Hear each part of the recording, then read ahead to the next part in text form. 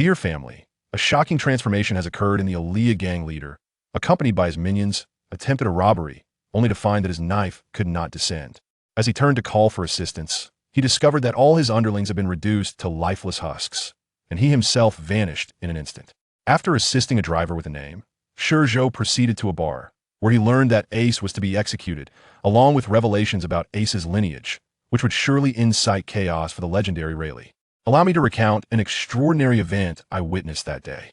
In that dark and dilapidated alley, a gang leader, having just sighed in relief, attempted to call his subordinates for a bottle of water, yet despite his persistent calls, none responded. He sensed something amiss. Why was the alley so eerily silent, akin to a graveyard? Upon turning around, I was nearly rendered speechless. His subordinates stood rigid, transformed into desiccated corpses, as if something had drained their essence in an instant. The leader's mouth gaped wide enough to accommodate a fist, and his heart skipped a beat. Then, right before my eyes, he deflated like a punctured balloon, ultimately becoming yet another lifeless shell.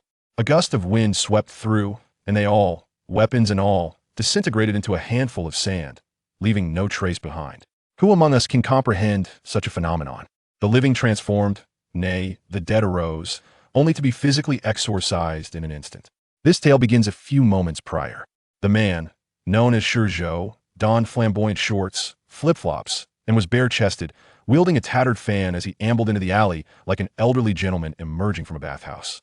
Awaiting him was a group of thugs, clad in eclectic attire, their weapons brandished, poised to ambush this unsuspecting prey. The ringleader bellowed at ShiZhou, "Hey, stop right there." However, ShiZhou merely continued on, unperturbed, as if contemplating his dinner choice. This infuriated the gang, and the leader brandished a massive machete, nearly half his height, aiming it at ShiZhou's back and cursing, "You little brat, I only intended to rob you. But if you seek death, so be it."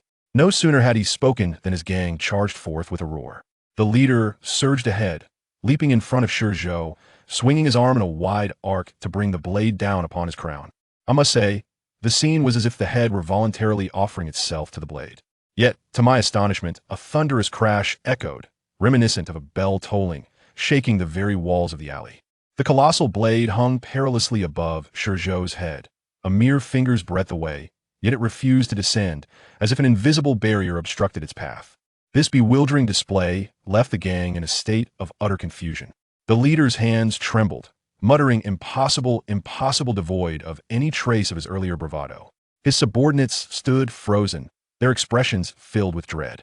This was not a robbery, it was as if they had encountered an impenetrable wall, nay, a confrontation with a colossal beast. The leader, displaying a clever demeanor, swiftly sheathed his weapon and retreated to the side, bowing at a precise 90 degrees, beads of sweat cascading down like raindrops, exuding a respect akin to that of a five-star hotel attendant. The younger subordinates, emulating their superior, shrank back, creating a clear path. It was then that ShiZhou leisurely lifted his head, allowing me to finally discern his features. He was quite handsome, yet his gaze was particularly vacant, reminiscent of someone just awakening from slumber. He traversed through the group without casting a single glance their way, as if they were mere refuse. Once he departed, the leader dared to exhale, collapsing onto the ground, drenched as though he had just emerged from water. Subsequently, the initial scene unfolded where he attempted to call his subordinates, only to find himself facing utter desolation. They had all vanished, leaving him to evaporate alongside them. Meanwhile, upon exiting the alley, a bubbling flying fish vehicle descended from the skies, landing steadily before him. With a nonchalant grace, he stepped onto the air as if it were a staircase. The driver, named Keisai, appeared quite familiar with him and greeted, "Mr. ShiZhou, heading home?" As ShiZhou entered the vehicle, his previously vacant expression transformed into one of clarity, his entire demeanor exuding confidence. He regarded the driver, Keisai, remarking, "If memory serves me right, today is your wife's birthday, is it not? Why aren't you at home celebrating with her?" Keisai chuckled, lifting a gift in hand.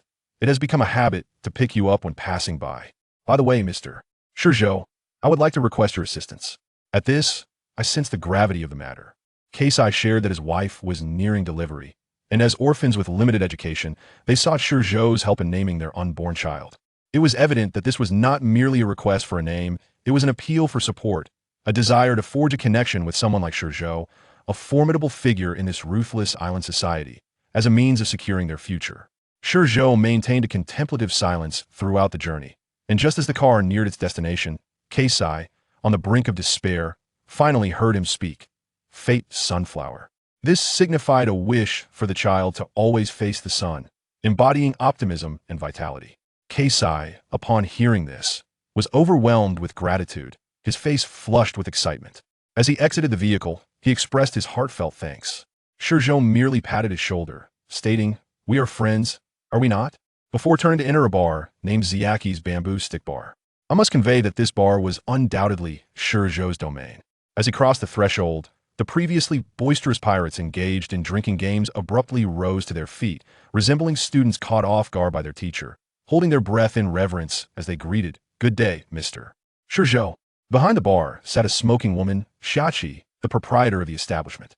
Upon spotting ShiZhou, she exhibited no surprise, tossing a bottle of liquor toward him from behind the counter. He caught it and took a hearty swig, the two engaging in casual conversation.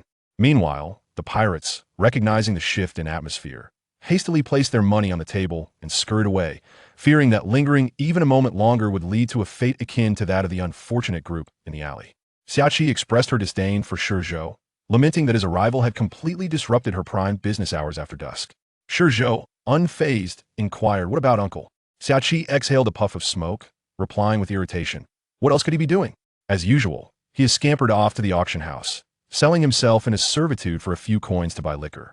ShiZhou, accustomed to this, couldn't help but make a sarcastic remark about the auction house owner, a fellow named Don Quixote da Flamingo, jesting that his flamboyant pink feathers resembled not a phoenix, but a turkey. While they conversed, Xiachi's expression darkened as she pushed the newspaper in front of her towards him. I leaned in to take a look and was astounded to find the front page emblazoned with bold red headlines. The Navy to publicly execute Fire Fist Ace, captain of the Whitebeard Pirates, 2nd Division at Marineford. This revelation was nothing short of explosive.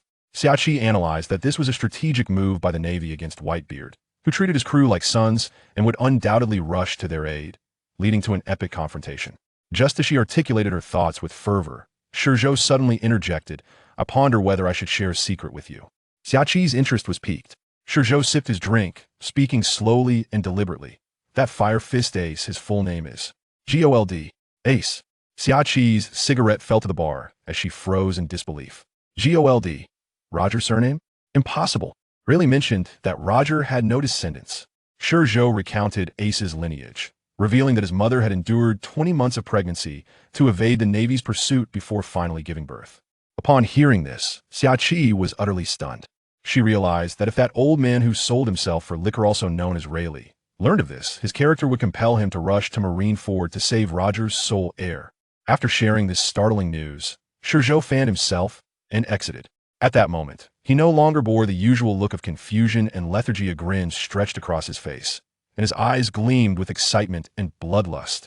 He must have been thinking, "Old man, you've always prevented me from causing trouble, but this time for Roger's son, you have no choice but to let me go." He had been waiting for this opportunity, one that would allow him to unleash chaos upon the world. Early the next morning, the bar door creaked open, revealing an old man with a head of white hair, wearing glasses and slippers, unsteadily entering while clutching a bottle of liquor. I tell you, the moment this old man stepped inside, he was immediately overwhelmed by the smoke. The air was so thick it was more opaque than my wallet in 2025. He pinched his nose and stumbled over to push open a window, allowing the smoke to billow out like a dam bursting. Once the interior was clear enough to see, Rayleigh plopped down at the bar, fixing his gaze on Xiachi's bloodshot eyes, and bluntly asked, "Speak up. You've pulled an all-nighter. What's happened? Did something occur with Amazon Lily?" Xiachi weakly lifted her eyelids, cursing ShiZhou, who was still asleep, 1,000 times in her heart. This troublesome matter was truly exasperating. With a swift motion, she pushed the newspaper on the table forcefully towards Rayleigh. "Take a look for yourself." Rayleigh picked it up and glanced at the front page headline, "The Public Execution of Fire Fist Ace." He merely raised an eyebrow. After all, he was a retired veteran, and a clash between the Navy and the Four Emperors was an inevitable occurrence. He set the newspaper down and silently regarded Xiachi, his gaze unmistakably conveying, "Is that all? This is indeed significant, but it hardly warrants your sleepless nights." Xiachi took a deep drag from her cigarette, crushing the butt into the already overflowing ashtray with force. Then, she recounted the astonishing revelation that ShiZhou had shared the previous day. Ace is the biological son of Roger. Having spoken her piece, She yawned and ascended the stairs to catch up on her sleep, perfectly shifting the burden and concealing her contributions. Let me tell you, Rayleigh. At that moment, there he sat, the CPU having overheated. Ace, being the son of Roger, was a matter he had to address. However, the real issue was not Ace, but that little lunatic ShiZhou, who could understand, after raising this child for so many years, that he was not merely a person, but a walking disaster. Typically, he kept him under strict control with agreements, but if he were ever to seize the opportunity to set sail, it would not be to rescue anyone. It would be to deliver a minor shock to the world. Rayleigh, feeling agitated, raked his fingers through his hair, suddenly stood up cursing, and stormed out of the bar. It was beyond his control. Let destruction come swiftly. Old Roger once said, "Do not obstruct the path of the young." Well, now the path led directly to Marineford, a high-speed route where one calamity would follow another. He himself had a fiery temper. Upon reaching the door of ShiZhou's small room, he did not bother to knock, kicking the door open with a resounding bang. Upon entering, he noticed the knife hanging on the wall. Dark as a black hole, sunlight hit the blade, causing a flickering red glow reminiscent of golden skin effects. He paid no mind to the knife, striding directly to the bedside, lifting ShiZhou's blanket with a cold command. "Get up, you little brat." ShiZhou's morning grumpiness could ignite a nuclear bomb. He shot up and yelled, "Old man, are you out of your mind? You know I detest waking up early." Rayleigh did not even raise an eyebrow, leisurely taking a seat on the nearby chair, and casually remarked, "Why don't you mention that ShiZhou spent the entire night awake because of this?" ShiZhou instantly deflated, realizing that the old man was harboring his own anger. He irritably shook his head to clear his thoughts and shuffled out in his slippers. This fellow was not one to hesitate. He leapt from the bed directly to the cliff's edge, relieving himself amidst the magnificent landscape. Below, a hapless pirate passing by was so frightened he nearly lost his footing, yet he mustered the courage to shout, "Mr. ShiZhou, your rainbow today is truly high and far." Such a will to survive was commendable. ShiZhou paid him no mind, finished up, shook himself off, and returned to wash up as if nothing had happened. Cursing aside, he still entered the kitchen and soon emerged with 2 steaming bowls of knife-cut noodles. He was tough on the outside, yet soft-hearted on the inside. The two of them slurped their meals, feeling satisfied and collapsing into their chairs, utterly comfortable. Once satiated, Rayleigh began to address serious matters. "Speak up. How did you know Ace is Roger's son? Such information is not commonly circulated." ShiZhou poured himself a cup of tea, casually dropping a bombshell. "It's quite simple. For I hail from Bataraira Island." Rayleigh straightened up immediately. ShiZhou's gaze turned icy as he recounted how, at the age of 4, he witnessed the Navy conducting a massive purge. Who were they after? Roger's bloodline. What if they couldn't find them? Better to mistakenly kill 1,000 than let one escape. All the pregnant women and those who had just given birth were slaughtered without exception. My mother perished in that massacre. When ShiZhou recounted this, his expression was eerily calm, yet the surrounding atmosphere felt as if it were freezing over. He stared at Rayleigh, articulating each word. "Roger is the source of all this. I loathe him. But my true enemy is the world government, those inhumane beings." Rayleigh, upon hearing this, was rendered utterly speechless. What could he even say? Could he have intervened? This was a deep-seated vendetta, a blood feud. It would be a miracle if he didn't puncture the heavens in his fury. Thus it was settled. Before long, noon arrived, and the scene shifted to ShiZhou's bar, bustling with activity. The protagonists, the Straw Hat crew, made their dazzling entrance, merrily eating and drinking. ShiZhou strolled over from his small room. Upon entering, he saw Luffy enjoying his food, abruptly becoming agitated, his eyes locked on ShiZhou with a primal instinct that screamed danger. Far more threatening than Akiji. ShiZhou quickly patted Luffy on the shoulder, smoothing things over. It's all right. He is one of us. This is ShiZhou." No wonder he was Cap's grandson. His instincts were spot on. ShiZhou thought to herself before asking ShiZhou, "Whereas Rayleigh?" The old man had just awoken and was currently in the restroom. ShiZhou chuckled and nodded, diverting his gaze from Luffy to the small creature beside him. "Hi, little Ba. Long time no see." Little Ba paused for a moment before exuberantly waving all 8 arms. "You are ShiZhou? Wow, You've grown so much in 10 years. Luffy, recognizing a familiar face, immediately relaxed, grinning widely. Hi, I'm Luffy. I know you, Straw Hat Kid. ShiZhou chuckled, taking a seat at the bar. I read about that incident at Judicial Island. You certainly have guts. Luffy took this as a compliment, bursting into laughter. Beside them, Brook politely tipped his hat, while Chopper peeked out from behind the bar.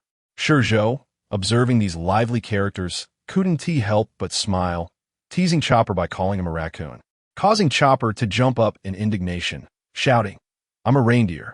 You jerk. The atmosphere in the bar grew joyous. Just then, Rayleigh yawned as he strolled in, quickly finalizing the coding deal. Given the favor of Shanks and that straw hat, it would be settled in 3 days. Once matters were resolved, Luffy and his carefree companions joyfully rode their bubble car, led by Little Ba and Cammy, off to revel in the world. With everyone gone, ShiZhou stood alone at the bar entrance, his smile gradually fading. He gazed up at the drifting bubbles in the sky, his expression complex. He knew that the celestial dragons would soon be descending from Mariewa. At the thought of the celestial dragons, he instinctively extended his right hand, feeling the remnants of their mark on his back through his shirt. Who could understand? Though the brand had long faded, the pain etched into his soul felt as fresh as if it had just occurred yesterday. His hand unconsciously clenched into a fist, a dangerous red glint appearing in his eyes. He turned to face the direction of Island 1, his heart torn. Should he go or not?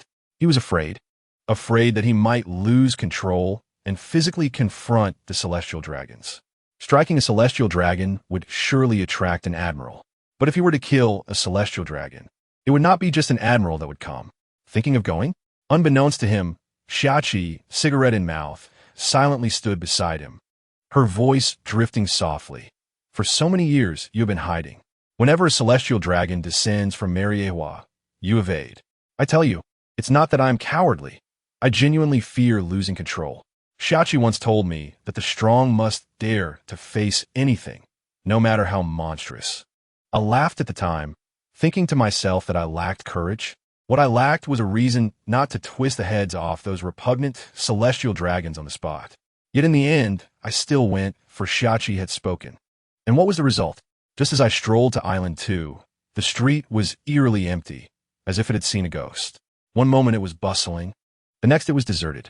I saw a fellow in a Flying Fish Company uniform, scrambling towards me, pursued by a group of masked figures, as if they were hounds of death.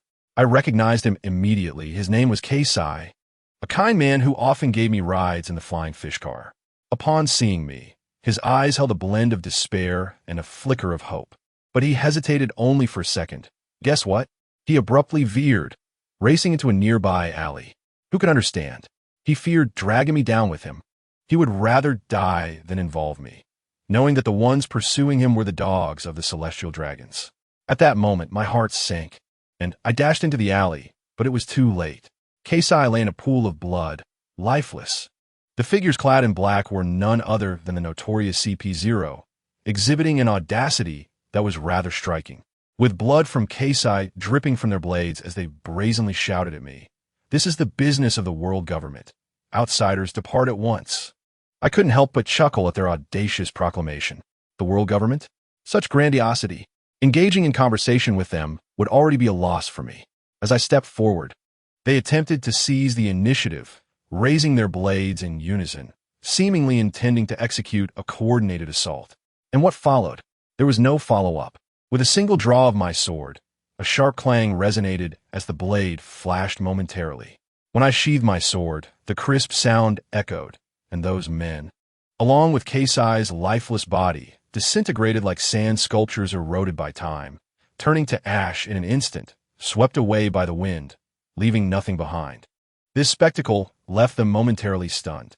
After dealing with that lot, my spirits plummeted. I had no desire to linger any longer and stealthily slipped into the population auction house on Island Number 1. The chaos within was deafening, a cacophony that pained my head. A glance revealed the likes of Luo and Kid, those so-called supernovas, as they watched the unfolding events like spectators at a circus. Disinterested, I sought a vacant seat in the back and plopped down beside the individual known as Luo. He wielded a long sword, exuding an aura of coolness. I casually raised his hidden middle name, D, and to my amusement, he instantly bristled, hand poised on his sword hilt, his demeanor shifting to that of a wary hedgehog. Lowering his voice to inquire about my identity. Was I affiliated with the world government or a minion of Doflamingo? I reclined against the sofa, lazily assuring him, relax. My friend, I am merely a passerby. He regarded me with suspicion, as if I were a monster, claiming I emanated a more intimidating presence than Doflamingo himself. I mused over his perceptiveness, but chose to ignore his apprehension, my gaze firmly fixed on the front row, where several celestial dragons, adorned in bubble helmets and resembling astronauts, sat. That singular glance sent a jolt through my mind, transporting me back to that abominable, blood-soaked arena.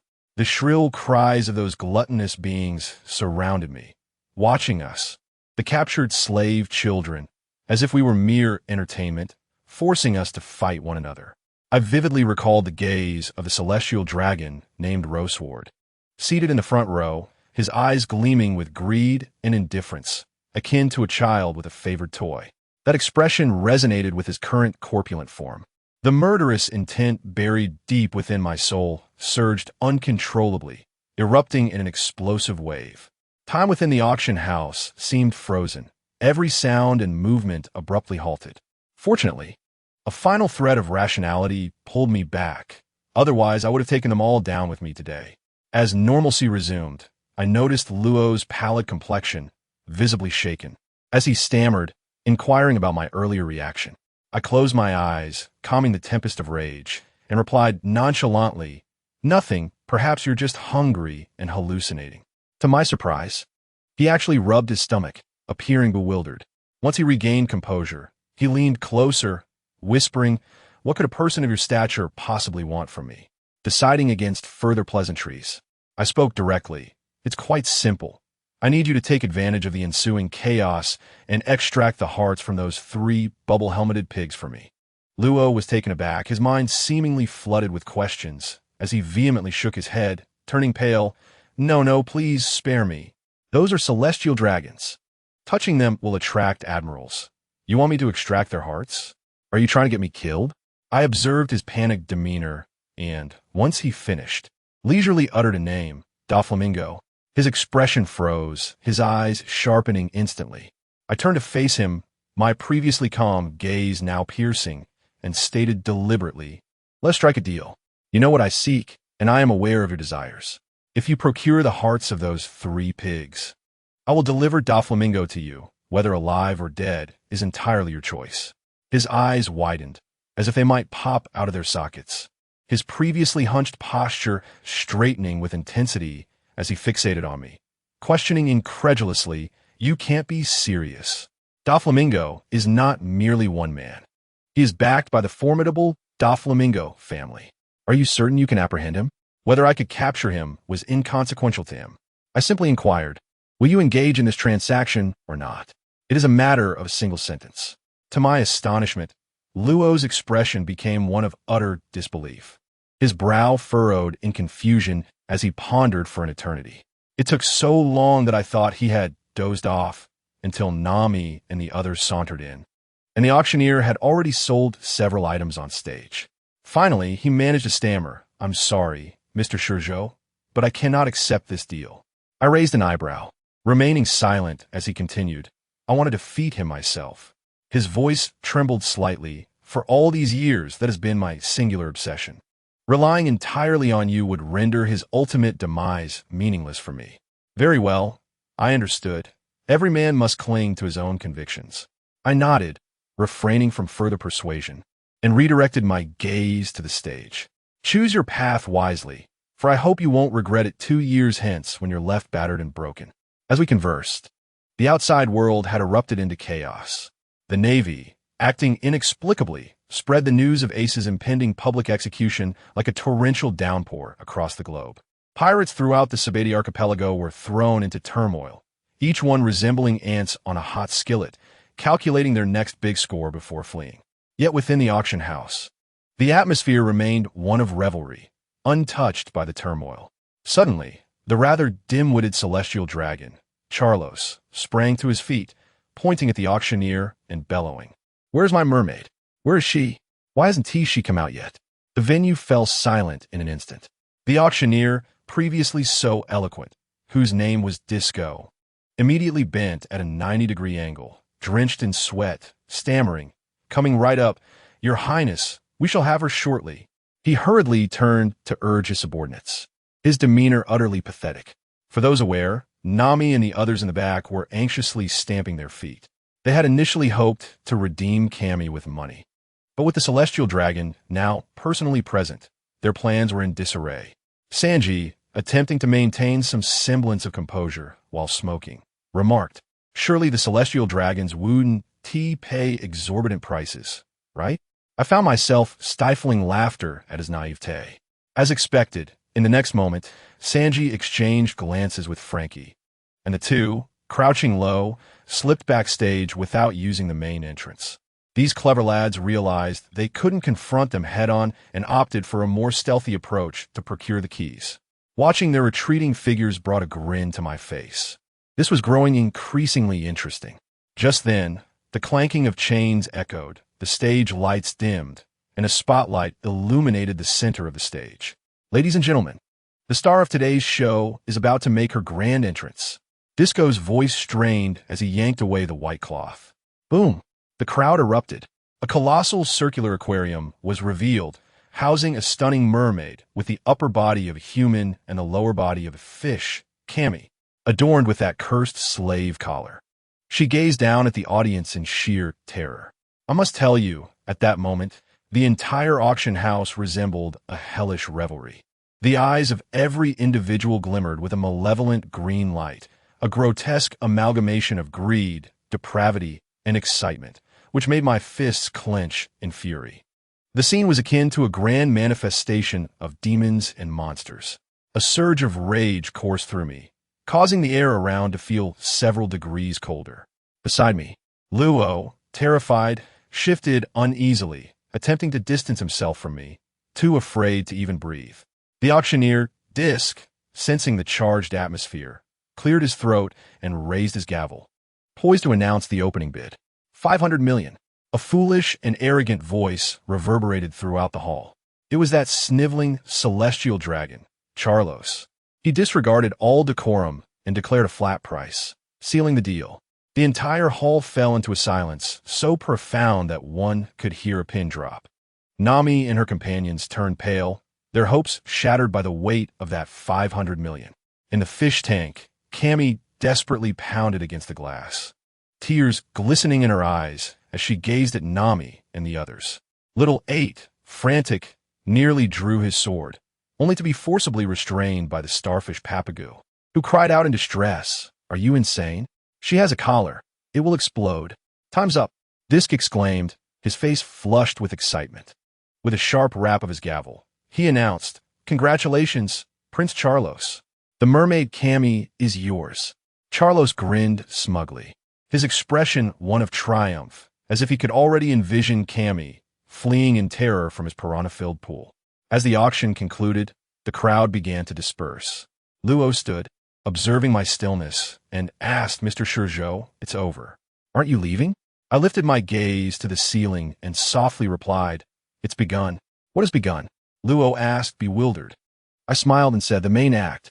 I assure you, this grand spectacle has only just commenced." No sooner had I spoken than a prolonged, chilling scream echoed from afar. Following, there was a thunderous crash as the auction house's doors were violently obliterated from the outside. Clouds of dust billowed forth, knocking several unfortunate souls who were preparing to leave off their feet. Luffy, Nami, and the others instantly recognized the source of the commotion. As the dust settled, Luffy emerged from the wreckage, engaged in a heated debate with a man riding a flying fish, exclaiming, "What are you doing? Couldn't you land more gracefully?" Ah, what a character! Truly, Luffy exemplified a disregard for the situation at hand. Luo, upon recognizing the newcomer, nearly dropped his jaw in disbelief and turned to me in shock. "Mr. ShiZhou, did you know the straw hat would come?" I nodded, yet my gaze remained fixed on the silhouette of the celestial dragon Charlos, my lips curling into a mad grin. The show is underway.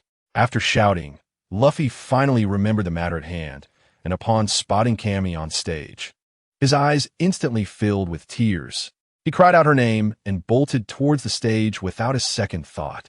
Little 8, terrified, rushed to intercept him, but in his haste, all 6's arms became visible. This inadvertently stirred a hornet's nest, as the crowd, upon seeing a fishman, screamed and hurled objects at Little 8, cursing him as a monster. In the midst of this chaos, the reckless Charlos reemerged, brandishing his small golden gun at Little 8's back, firing a shot. Allow me to share a secret. At that moment, my fingers subtly twitched, causing the bullet to veer off course, striking Little 8 in the shoulder instead of fatal blow. Nonetheless, he let out a pained scream and collapsed at Luffy's feet. Luffy halted, gazing down at Little 8, who lay in a pool of blood, and his expression transformed, devoid of any trace of mirth. On the steps, the oblivious Charlos continued to boast, "I've struck gold. A free slave." Little 8 clutched Luffy's ankle, enduring excruciating pain as he implored, "Don't act rashly, Straw Hat. You promised me you wouldn't harm a celestial dragon." But who was he facing? Luffy. This man had never subscribed to the notion of standing idly by while his comrades suffered. Seeing Little 8 still lingering, Charlos grew increasingly annoyed, raising his gun once more. In that fleeting moment, Luffy abruptly lifted his head, his gaze resembling that of a ravenous beast. Charlos was momentarily stunned by Luffy's stare, then erupted in fury. "What kind of look is that? You filthy lowlife." Without a moment's hesitation, he fired 3 shots at the advancing Luffy. What transpired next? Luffy appeared as if he were under a spell, effortlessly swaying his body to dodge every bullet. Amidst the shocked gasps of the crowd, he strode up to Charlos, and, with a single powerful punch, struck that foolish face. With a resounding crack, the celestial dragon's ridiculous glass headpiece shattered. The force of the blow caved in Charlos's face, sending him flying like a kite severed from its string, crashing into a distant seat, his eyes rolling back as he fainted. A profound silence enveloped the hall. Every person present was left with a singular thought. How dare he? The auction house transformed into a veritable hell's cape, with screams and cries erupting as everyone frantically fled. Meanwhile, I remained composed, seated as though I were watching a film. Luo returned to his seat, his gaze toward me no longer one of curiosity, but of reverence. He leaned closer and whispered, "Mr. ShiZhou, why does it feel as if you anticipated everything that has transpired here?" I turned to him with a smile. "What? Regretting your choices?" He shook his head, speaking with sincerity. "No regrets. Merely a sense of loss, knowing there was a shortcut, yet I chose the most arduous path." He looked at me, self-deprecatingly asking, "Am I foolish?" I pondered for a moment and replied, "No, not foolish. Just a tad naive." Luo hesitated, then nodded with a wry smile, choosing to remain silent. Meanwhile, Kid's group, demonstrating a modicum of intelligence, witnessed Luffy's dramatic confrontation with the celestial dragon and wasted no time blending with the throng to escape, fearing entanglement in the chaos. After all, confronting a Marine admiral for someone unrelated was sheer madness. They moved swiftly, on the verge of breaking free from the tumultuous scene. However, at that very moment, Kid, leading the pack, suddenly changed color, his feet seemingly rooted to the ground. "What is wrong, Kid?" Killer inquired, confused. Kid did not turn around, his voice trembling slightly. "I have an odd feeling." "What kind of feeling?" "I sense that if we take another step forward, something terrible will occur." I must tell you, this feeling was not new. I had sensed it in the auction hall, a chill running down my spine, initially dismissing it as mere paranoia. Yet now, that sensation was akin to a full-blown alarm. Upon hearing my words, Killer turned pale, both of us immobilized as if under a spell. Yet the others paid no heed, rushing out of the auction hall like a flock of startled birds, scattering in every direction. We stood there, watching as the first wave of people transformed into the last, frozen on the steps, only to realize nothing happened. Exchanging bewildered glances with Killer, we pondered whether we had truly been overly sensitive. Just then, a stunning spectacle unfolded before us, sending my mind into a tailspin. Imagine the sensation. One moment you bask in the sun, and the next, you find yourself airdropped onto the icy tundra of Antarctica, a chill racing up from your feet to the crown of your head. What did we witness? Allow me to describe it. In that instant, everyone who had just fled, froze as if time had stopped. Then, akin to a malfunctioning television signal, they began to vanish. They did not run away, nor did they hide. They transformed directly from human forms into piles of ash, which then dissipated in a mist, until even the mist evaporated, carried away by the wind. Family, who understands this? 1,000 people, just like that, vanished before my eyes with a mere click, devoid of any special effects, akin to an eraser wiping away pencil marks, leaving no trace. What on earth is this supernatural phenomenon? My heart, once fearless, now raced like a motor. My instincts were not misleading. What lay ahead was not a path, but the very entrance to hell. Yet, the eerie atmosphere in the auction hall warned me that turning back might lead to an even swifter demise. Gila's voice trembled as he asked what we should do. What could I do? I felt equally despondent. Such unimaginable occurrences are the most terrifying. If you told me there stood an emperor ahead, I would charge forward without a second thought. But this? Ghosts? Gritting my teeth, I slapped Gila's shoulder with determination and shouted, "Let us charge out." There was no other choice. It was a gamble. I propelled myself forward like a cannonball, and without hesitation, Gila followed closely behind, trusting me implicitly. While we battled against this unseen force outside, the conflict within the auction hall was nearing its conclusion. Doflamingo had not deployed any formidable opponents. Just a handful of Disc S men were hardly enough to challenge Luffy and his crew. That celestial dragon, Roswald, was nothing more than a loudmouth, leading a band of knights who crumbled before Zoro like paper. The pig was still squealing, urging the butler to contact the Navy, requesting the arrival of an admiral. Upon hearing the word admiral, Roswald perked up, turned to ShiZhou, and said, "I'm leaving now. Farewell." Then, without looking back, he strode out with his large white bear. Beibao, let me tell you, Rose is quite astute. He wanted to gauge Luffy's limits. If Luffy could escape from an admiral, he would immediately send a friend request to ally with him against Doflamingo. However, the moment Rose stepped outside, he was stunned. It was eerily quiet, unsettlingly so. Logically, with over 1,000 people fleeing and the celestial dragon being attacked, the Navy should have surrounded the area. Yet now, outside, aside from a few familiar faces, seemingly kid subordinates standing in a daze, there was not a single soul. Looking further, he spotted Gila and me lying on the ground like lifeless dogs, our chests heaving, but clearly in poor condition. Rose's first thought was, no way. Has the admiral already come?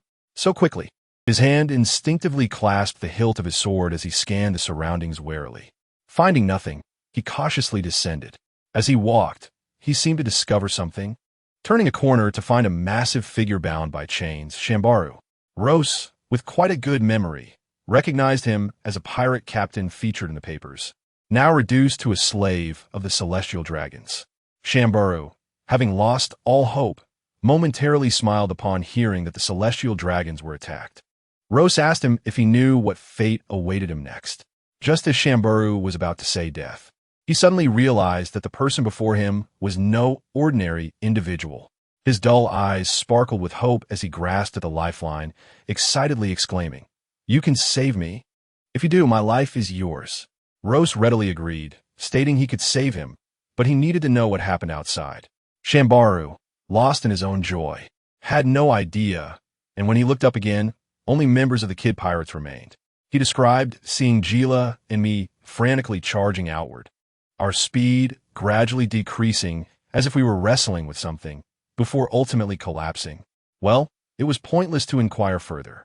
However, Rose was truly impressive. His surgical fruit was essentially a key to unlock any constraint.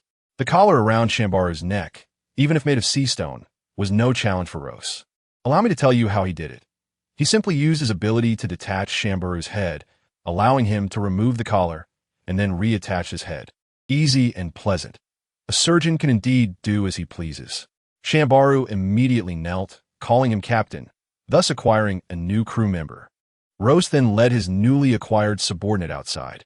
As he passed by us, the day's crew members, seeing Rose and his crew unscathed, instantly felt the eerie force dissipate. Hope surged within them, and they bolted outside, their speed akin to racing on fire wheels. Yet reality was cruel. While Gila and I managed to charge out, it was due to my sudden surge of power, combining Conqueror's hockey with a hidden strength at the cost of now lying incapacitated. They had no such capabilities. As Rose walked on, sensing silence behind him, he turned around. To his dismay, the same scene unfolded again. The crew members, once lively, now seemed to have aged thousands of years, instantly crumbling into nothingness. At this moment, Rose's expression shifted entirely. He abruptly gazed toward the auction hall, recalling ShiZhou's earlier significant glance, and his heart sank. It dawned on him that it was not the Navy that had arrived. Rather, every person who had exited the auction hall had perished. "Are you a demon?" Rose likely screamed internally, but he dared not voice it. Although lacking evidence, only one suspect remained, the man named ShiZhou. He tightened his grip on the sword hilt, wordlessly turned, and hastened away. Since ShiZhou spared them, he could not afford to meddle in this matter. Turning back, he shouted at Bei Bao and the others who remained frozen.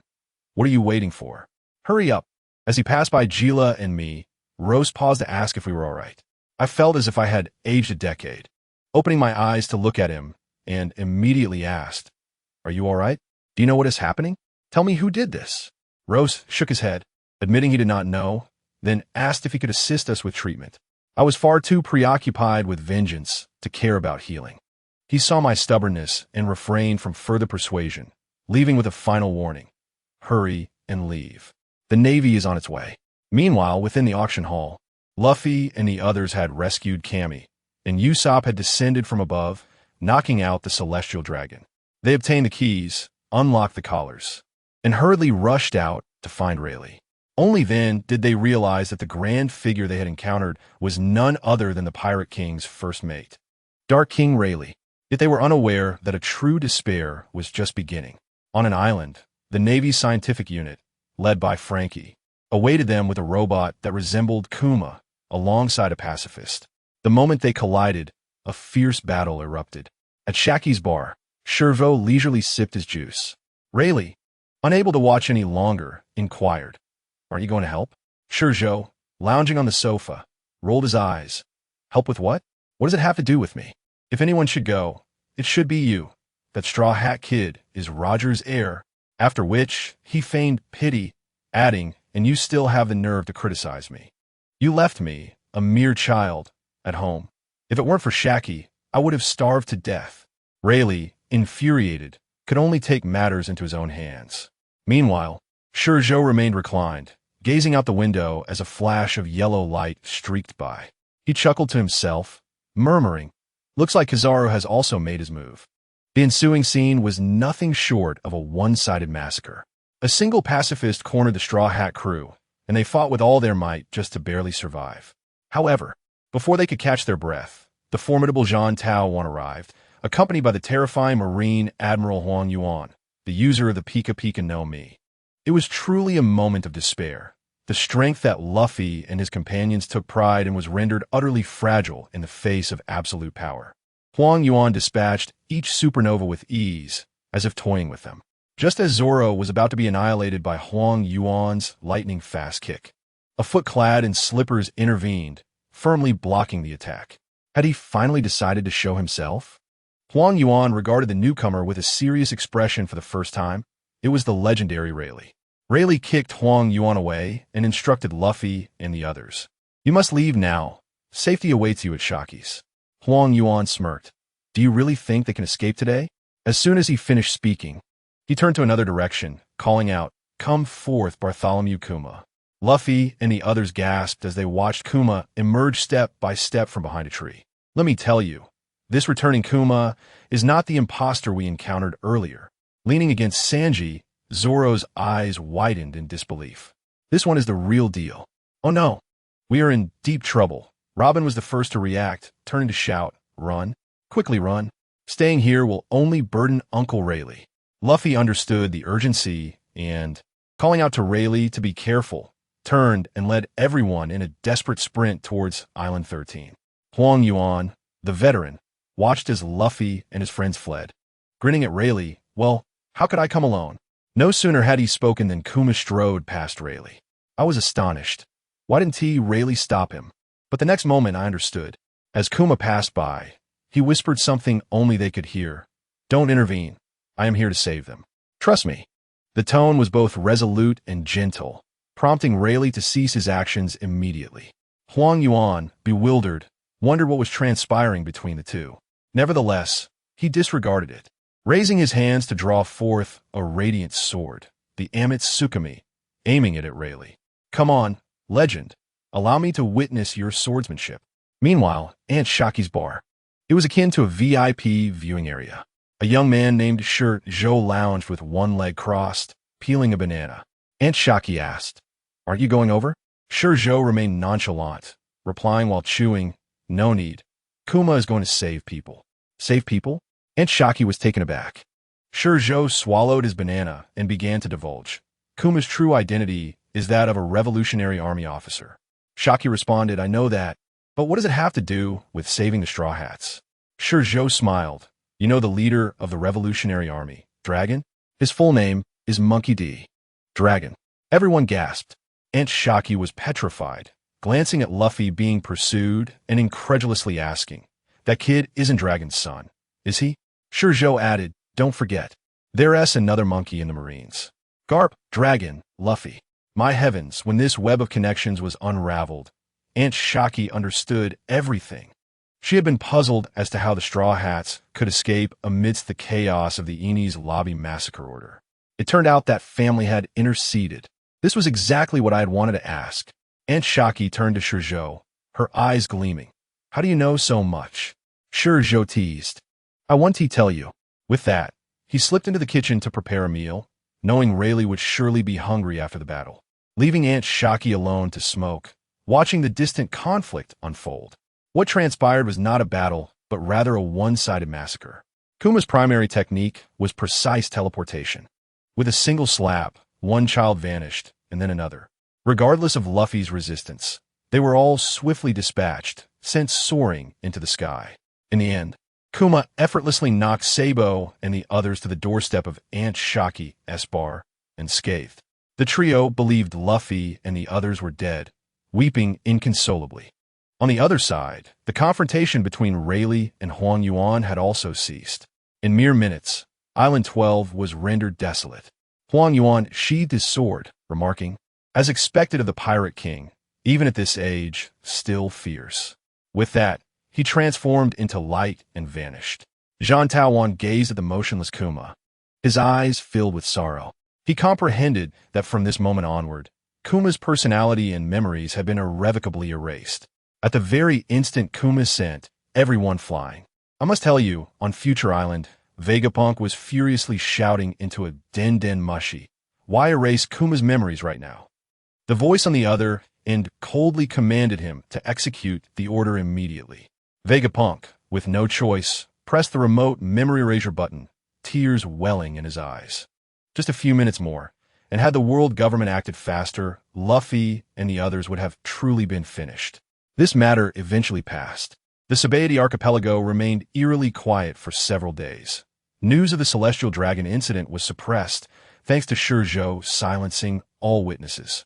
However, Luffy's bounty was raised, skyrocketing to 450 million. Flashing to the Holy Land, Mariehua, the Gorosei were in conference. Before them lay a bounty notice, astonishingly. A 10-year-old child with a bounty of 1 billion. The child's eyes were as dark as black holes, indicating he was no ordinary foe.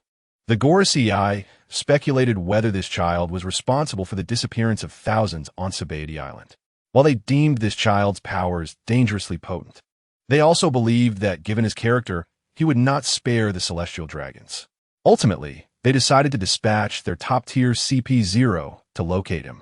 The conversation then shifted to the war with Whitebeard, brimming with confidence that the combined forces of the Marines elite and the 7 warlords were unbeatable. Meanwhile, at Marine headquarters, Admiral Sengoku received the report and, in a fit of rage, smashed his cup and water jug. Yet, once he calmed down, he felt a strange sense of relief. Why? Because he knew Ace was Garp's grandson, and so was Luffy. If both grandsons were captured, he shuddered to think what Garp would do, now that Luffy had escaped. Although the Marines had lost face, it was certainly preferable to confronting a furious Marine hero. Time swiftly moved to July 12th, the day of Ace's public execution. The eyes of the world focused on Marine headquarters at Marineford. Outside Aunt Shaki's bar, a crowd had gathered, all there to watch the live broadcast. Inside the bar, Rayleigh sipped his drink. ShiZhou was preening in front of a mirror, and Aunt Shaki turned to them, asking, "Aren't you two leaving?" ShiZhou, utterly calm, pointed to the clock. "The execution is at 2 in the afternoon. It's only 10 now. Why go so early? Are we expecting lunch from the Marines?" Aunt Shaki was at a loss for words, feeling particularly talkative that day, reminiscing about the time she found ShiZhou 13 years ago, battered and resembling a monster. The atmosphere felt heavy, as if she were preparing for a farewell, fearing they might not return. ShiZhou said nothing, merely tying his long hair into a ponytail. Sunlight illuminating his face, creating a poignant mood. Simultaneously, in the Marine Headquarters Admiral's office, Garp appeared as if he had lost his soul, slumped on the sofa in silence, neglecting even his favorite senbei. Sengoku felt a pang of sorrow. He and Garp were lifelong brothers. He knew that had Blackbeard not exposed Ace's identity as Roger's son to the world, the Marines would not have needed to create such a spectacle. This was a conspiracy, forcing him to act. As the clock struck 12, Sengoku rose and patted Garp on the shoulder. "Stay here today. I'll handle things outside." With that, he stepped out. The three admirals were waiting outside, with Akiji casting a worried glance at the office door. Just as they were about to depart, a panting informant rushed in front of Sengoku. "Urgent report. News from Sabedi Archipelago. Rayleigh and that kid ShiZhou have vanished." Sengoku's head spun, overwhelmed with urgency. At this critical juncture, unexpectedly Lili made his escape. Huang Yun eagerly volunteered. "Shall I go take care of it?" However, Zhang Guo promptly declined, asserting, "No need. None of you three can leave. With both Aidua and Kongfa having vanished, we cannot afford to lose anyone from our main force today." I must say, Zhang Guo was undoubtedly anxious, feeling as though he might burst with urgency. Yet at this point in the battle, there was no option but to press on with determination. Just as those words left his lips, an elderly man with a head full of purple hair stepped forward. Who could this be? It was none other than the former Marine instructor, Kongfa. Every single admiral present had once referred to him as their teacher. Yet, this man had become somewhat unhinged in recent years. Once renowned for sparing the notorious villains, now he was a staunch extremist, intent on eliminating anyone in his path. Zhang Guo pondered. With the three admirals immobilized, sending a vice admiral would merely be delivering a meal to Li. "Very well, old comrade, it's your turn." Desperate times call for desperate measures. Meanwhile, Lili and I had set sail on a small boat. To my astonishment, this old man had no sails. Instead, he bellowed into the sea, summoning a sea cow to serve as our vessel. I was utterly dumbfounded. As Lili pointed a direction, the sea cow, terrified, shook its head vigorously, unwilling to venture into the ominous waters ahead. With a fierce glare from Li, the conqueror's haki unleashed, and the creature, realizing its fate, knelt and began to pull the boat, moving slower than a snail. Just then, the ocean erupted in chaos. The surface of the sea began to tremble violently as tidal waves surged one after another. Lili and I exchanged glances, understanding immediately that Bahujik had made his move. The destructive force was unimaginable. Behind Banfandoa, Joafa was stationed with his two students, a beautiful woman named Bin and a flamboyant young man called Binju, waiting for the opportune moment. They too were alarmed by the tidal waves and wished to assist at the front line, but Afara firmly commanded them to remain, stating, "My orders are to intercept Li. We could now see Zafa's warship approaching." My excitement surged. I licked my lips as the familiar scent of blood wafted through the air. Exhilarating. I turned to Li and suggested, "Old man, this gatekeeper is obstructing our path. Shall I deal with him?" To my surprise, Li replied, "Go ahead. I'll handle the Fa." I was taken aback. Was this old man truly willing to let me venture forth alone? He earnestly advised me to show restraint, saying I had developed more humanity and should kill fewer. I chuckled inwardly, for who could understand that to me, this world was merely a vast open-world game. where the fate of NPCs mattered little. Of course, I kept this to myself. I embraced him, wishing him well. Without hesitation, I leapt into the sea, gliding atop the boiling waves towards the battlefield. On Zai's end, he didn't spare me a glance, his focus unwavering. His students drew their weapons, eager to stop me, but were halted by his command. His eyes were fixed solely on Lily. He raised his sea-stone mechanical arm towards Lily's small vessel, grinning maniacally. A crushing impact ensued. A colossal beam of yellow light shot forth, illuminating the sky. Thus, the two ancient titans of the old era clashed. The scene shifted back to the front line. The tidal waves summoned by Bahujuk surged ominously, threatening to eclipse the entire Marine headquarters. In this dire moment, ShiZhou made his move. Launching himself into the air, he spread his arms, invoking the Ice Age. With a thunderous crack, the entire bay, along with the monstrous waves, was instantaneously transformed into a vast ice rink. This was precisely what Bahujuk had been waiting for. He aimed to compel ShiZhou into action, effectively converting naval warfare into land combat. Now, the Marines had lost their geographical advantage. The crew of Bahujuk abandoned their ships, charging forth with fierce cries. The Marines leaped down from their encirclement to engage in battle, and the two sides collided in a chaotic melee. The true battle atop the summit had officially commenced. Amidst the bloodshed, the most striking figure, Yin, finally made his move. He had remained statue-like since the conflict began, but now he drew forth his enormous black blade, Yith. Even Dofeng'er was taken aback, exclaiming, "Hey, are you serious?" Yin's gaze was fixated on Bahujuk aboard the Pinkara Hao, coldly declaring, "I simply wish to ascertain how far I am from the world's strongest man."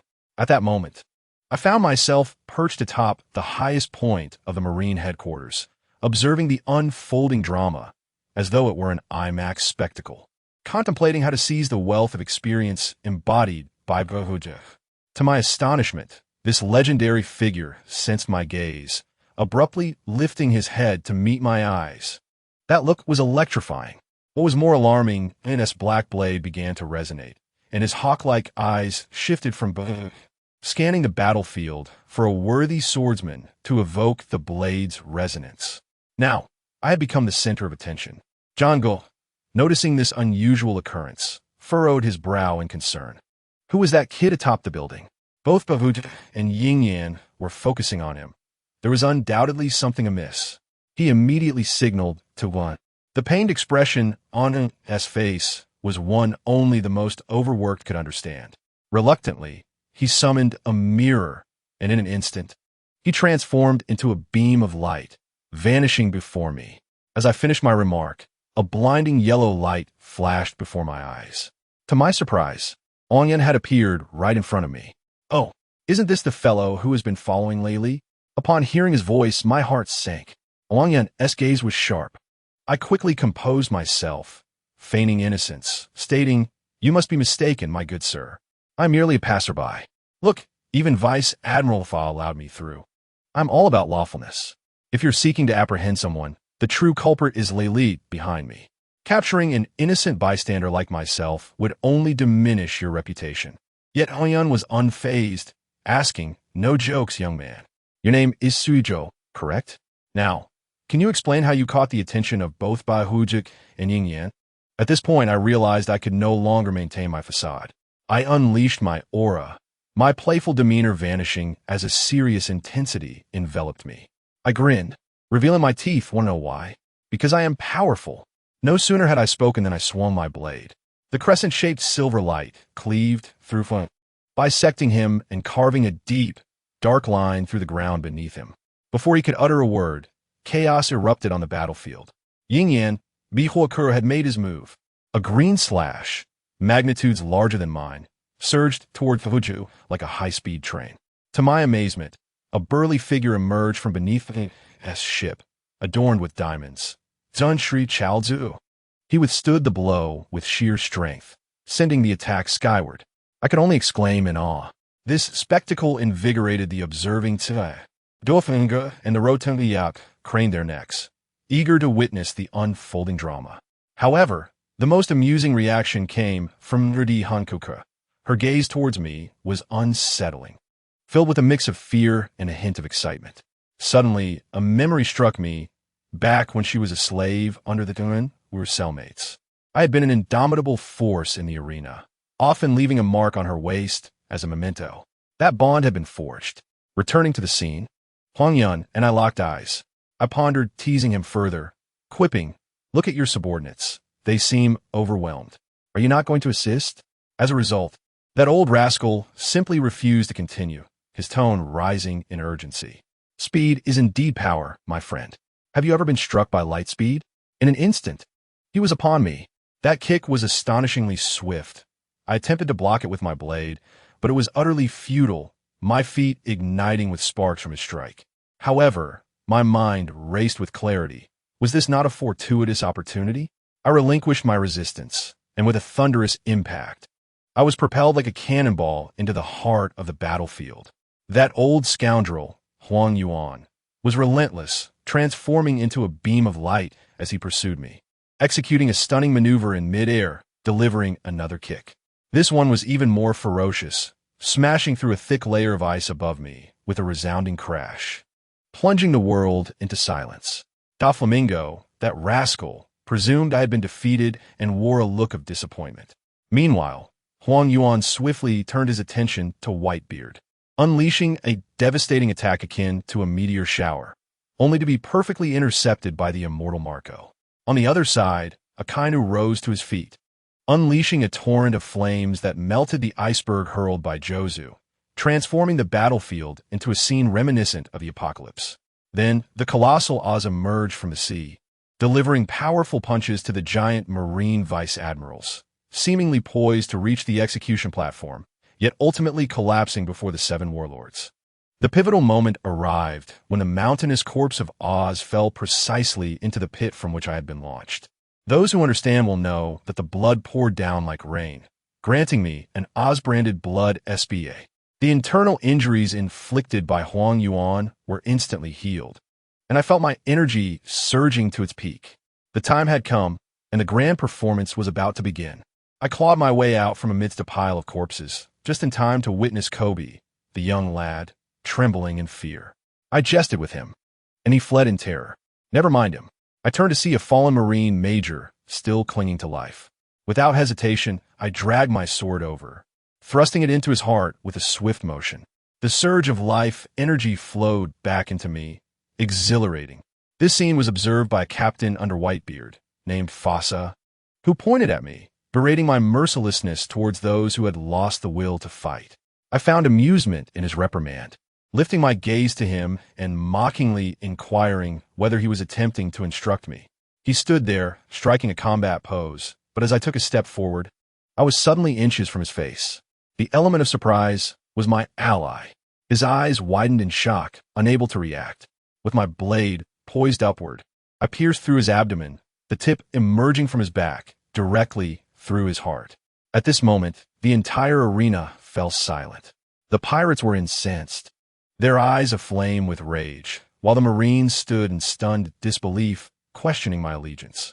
Capitalizing on Marco's distraction, Huang Yuan sent him flying with a forceful kick. Doflamingo, nearby, laughed maniacally, exclaiming how amusing the spectacle was. Whitebeard, at the ship's bow, wore an expression darker than coal, his fists clenched tightly. Just as the atmosphere reached its most bizarre crescendo, a thunderous shout echoed from the heavens. I knew the protagonist had finally arrived. Ace Escall halted the battlefield for a fleeting second. Yet, truth be told, before his descent, the more explosive scene had been orchestrated by my brother, ShiZhou. Allow me to recount. Just moments ago, before Whitebeard and his crew, he had pressed the blade's tip against the chest of the captain of the 15th Division. ShiZhou raised his gaze slightly, addressing the Captain Fossa with a smile, inquiring, "Are you prepared?" Fossa, bewildered, was rendered immobile, the blade poised against his heart, knowing that even the slightest movement could lead to his demise. Yet, he displayed a courageous demeanor, glaring defiantly at my brother, asserting, "You won't escape retribution from my father." Unperturbed, ShiZhou ignored his bravado and asked, "Are you done?" Upon receiving a nod of acquiescence, he declared, "Then it's time for you to journey to your destined end." No sooner had the words left his lips than the blade was swiftly withdrawn. The scene was utterly surreal. No screams, no blood gushing forth. The blade emerged pristine, as if it had never pierced flesh, but rather a wooden post. Yet, at the moment the blade was withdrawn, Fasa's form accelerated as if fast-forwarded, his robust physique withering in an instant. His body hunched as he reached the end of his life, collapsing into a desiccated husk with a resounding thud. What spectacle my brother had conjured! A death without bloodshed, fast-forwarding one's existence. Even more astonishing, his previously white temples reverted to black at the moment of Fasa's demise. The captain's subordinates, witnessing their leader's transformation into a dried corpse, went into a frenzy, their eyes bloodshot as they charged forward with weapons raised. Those who understand will recognize this as a mere offering of heads. My brother, unperturbed, with a flash of his blade, dispatched them with such swiftness that no one could discern his movements.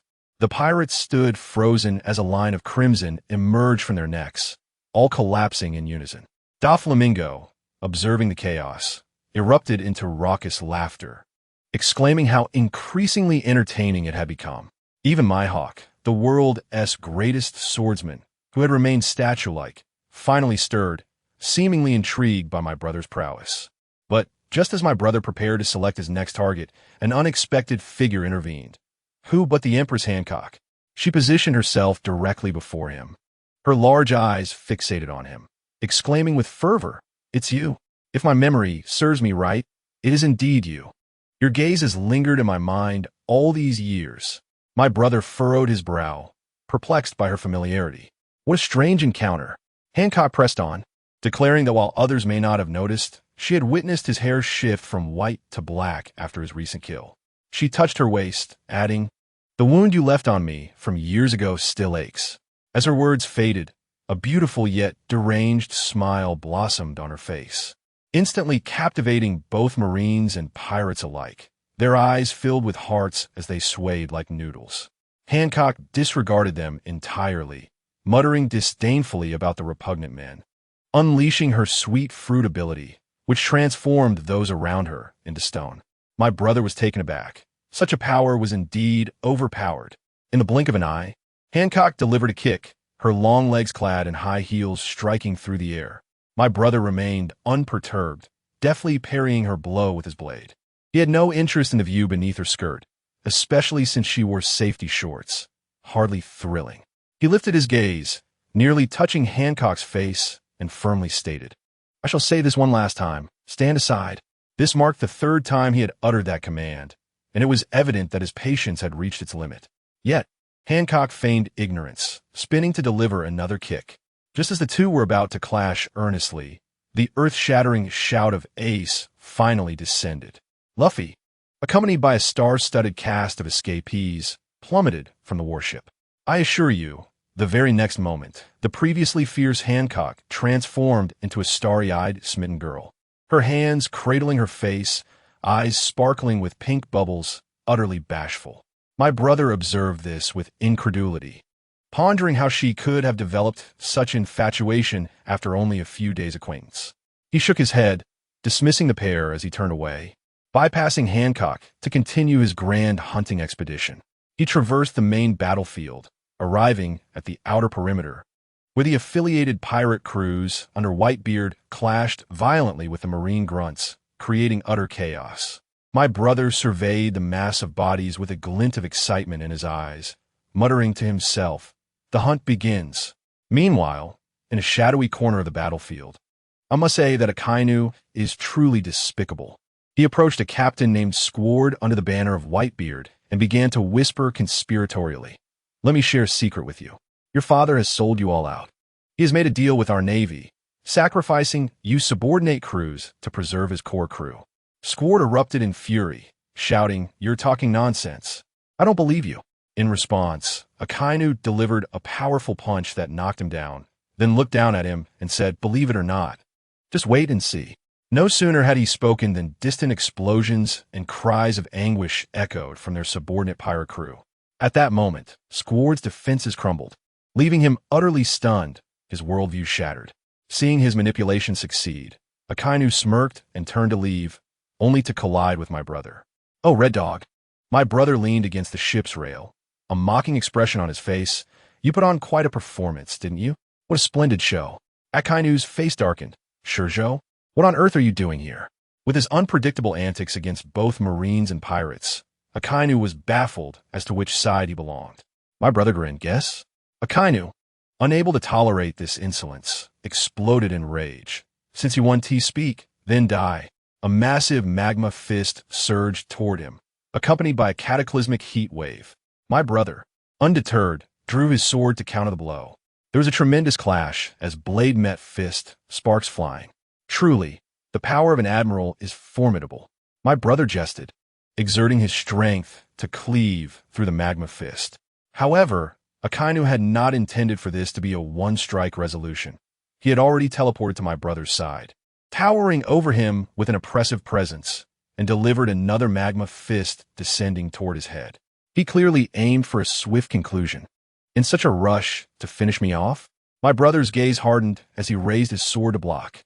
Another deafening impact echoed, though he managed to defend himself. The ice beneath him could not withstand the force. With a crack, the ice shattered, and my brother, along with his sword, was forcefully driven into the icy depths by Akainu's blow. Seeing his attack succeed, Akainu showed no interest in confirming the kill, for he had more pressing plans and turned to leave without a backward glance. As the mist of steam dissipated, my brother emerged from the gaping hole. Wiping the blood from the corner of his mouth, weariness etched on his face. He sighed, utterly disillusioned. He had initially thought the Marineford War would be a gathering of skilled warriors, a celestial battle where he could reap the rewards of powerful combatants to elevate his own might. Yet, after his extensive exploration, he discovered that those capable of using haki could be counted on one hand, a far cry from the extravagant buffet of elite fighters he had envisioned. This situation was one of heightened expectations leading to profound disappointment. While he was still brooding, a pirate rushed over, nearly tumbling in his haste, shouting, "Hey, why are you just standing there? Run! Those bear-like creatures are coming for us." They were merely herding sheep. I tell you, the Navy's scheming was as loud as thunder. They aimed to drive all pirates into their encirclement. Meanwhile, at the execution platform, Sengoku's face was turning a deep shade of crimson with rage. Originally, there were plans for a clear, global broadcast of the execution, but instead, the camera zoomed in on the comical face of Buggy, who was clowning around. Sengoku's composure shattered as he pointed an accusatory finger at the Marines below, bellowing, "I told you to cut the signal. What is this nonsense? How can we fight with such ridiculous images going out?" A young Marine, trembling with fear, saluted, "Report, Marshal.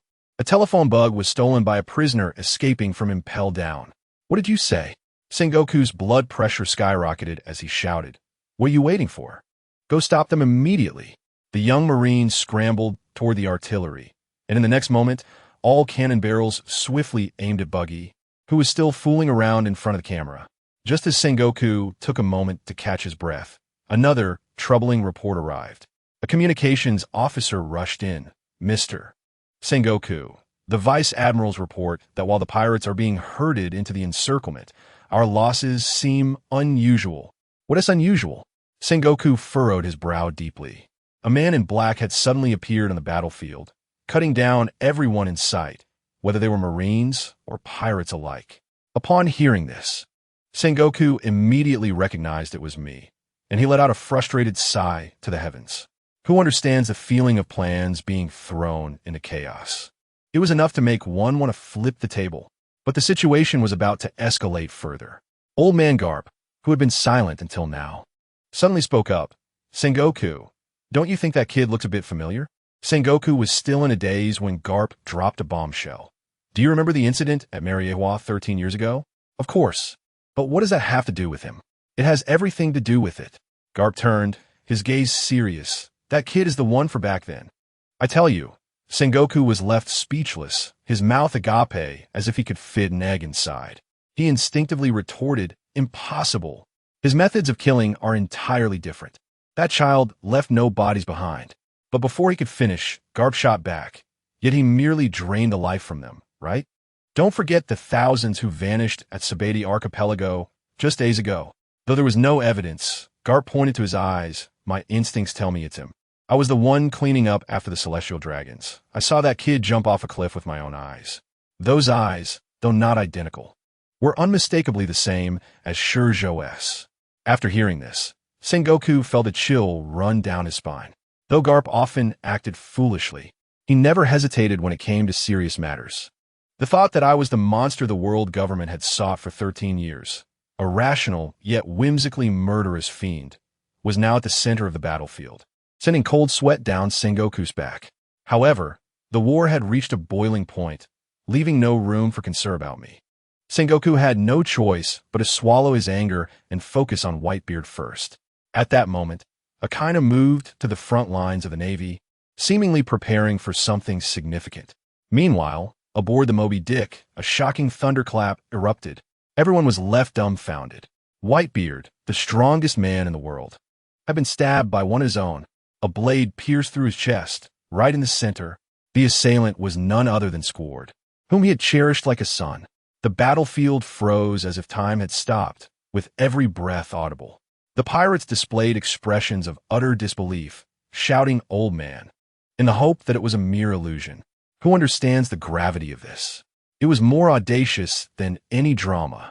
On the execution platform, Sengoku and Garp exchanged glances, fully aware of the implications. Though Akainu was fierce, he was no fool. This was a truly underhanded tactic. Seeing the opportunity, Sengoku shouted, "Kuzan!"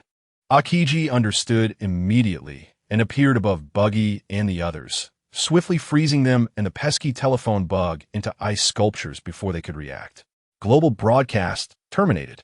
Following that, the sound of massive gears turning echoed as Sengoku ordered, "Initiate the encirclement." On the battlefield, Crocodile was losing his composure, pointing at Whitebeard and cursing. "How pathetic, Whitebeard! To be stabbed by a mere subordinate of yours. I refuse to be defeated by such a coward." Upon hearing this, Marco's heart sank as he observed the state of his father. He realized Whitebeard's condition was worse than he had anticipated. Otherwise, with his observation hockey, how could he have failed to evade such a blade? Yet, Whitebeard merely shook his head, signaling Marco not to worry. Then, much to everyone's astonishment, he embraced Squard, the one who had betrayed him, as if to comfort him before death. What an impressive scene it was. I stood by, filled with reverence. If I were him, I would consider it a defeat if I did not scatter the ashes of that traitor. Then, the true spectacle began. Baihuzi released Squard, his expression impassive as he grasped the hilt of his sword, drawing it from his chest and discarding it carelessly. His countenance was so grim it seemed capable of dripping water, resembling a lion thoroughly provoked. He stepped forward, fists clenched, and struck the air on either side with two mighty blows. With a thunderous sound, the space around us fractured like glass in an instant. Following this, the colossal icebergs flanking the harbor crumbled in response. The entirety of Marineford trembled violently, observing Baihuzi's imposing figure.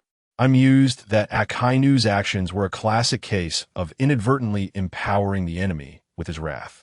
The Navy had retreated to the towering enclosure, and I found little interest in engaging with the pawns below. With a light push from my toes, I effortlessly leaped up.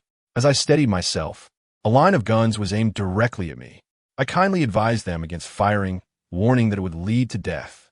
Yet, one fellow clad in a brigadier's uniform, undeterred, bellowed, "Do not heed him. For justice, fire." The gunfire erupted like a torrential downpour directed at me. Then, silence enveloped the world. I tell you, within a radius of several dozen meters around me, time came to a halt. All the bullets suspended in midair. As I walked, I deftly swiped the bullets aside as if parting a beaded curtain, muttering, "Honestly, I told you not to shoot, yet you insisted on courting death. Now look where you are." The brigadier, Slox, remained composed due to his formidable presence. He watched intently as I approached, with each step causing strands of my hair and my temples to turn white, only to revert to their dark hue with the next. What he failed to notice was that with each step I took, the Navy soldiers around me, frozen in time, visibly aged. In the midst of his horrified gaze, a dark blade pierced through his heart without warning. How could this be? He could not fathom it as he met his end, believing me still far away. I withdrew the blade, shaking my head. As it left his body, Slox resembled a withered vegetable, instantly shriveling into a lifeless husk. I stepped forward and vanished from sight. At the moment of my disappearance, time resumed its flow. The bullets continued their trajectory, colliding and igniting into a shower of sparks. The Navy, upon awakening, found themselves transformed into middle-aged men and the elderly. Upon seeing their commander's corpse, they cried out in terror, "Pirates are invading." This news rapidly ascended the ranks until it reached Sengoku, whose eye began to twitch upon hearing it.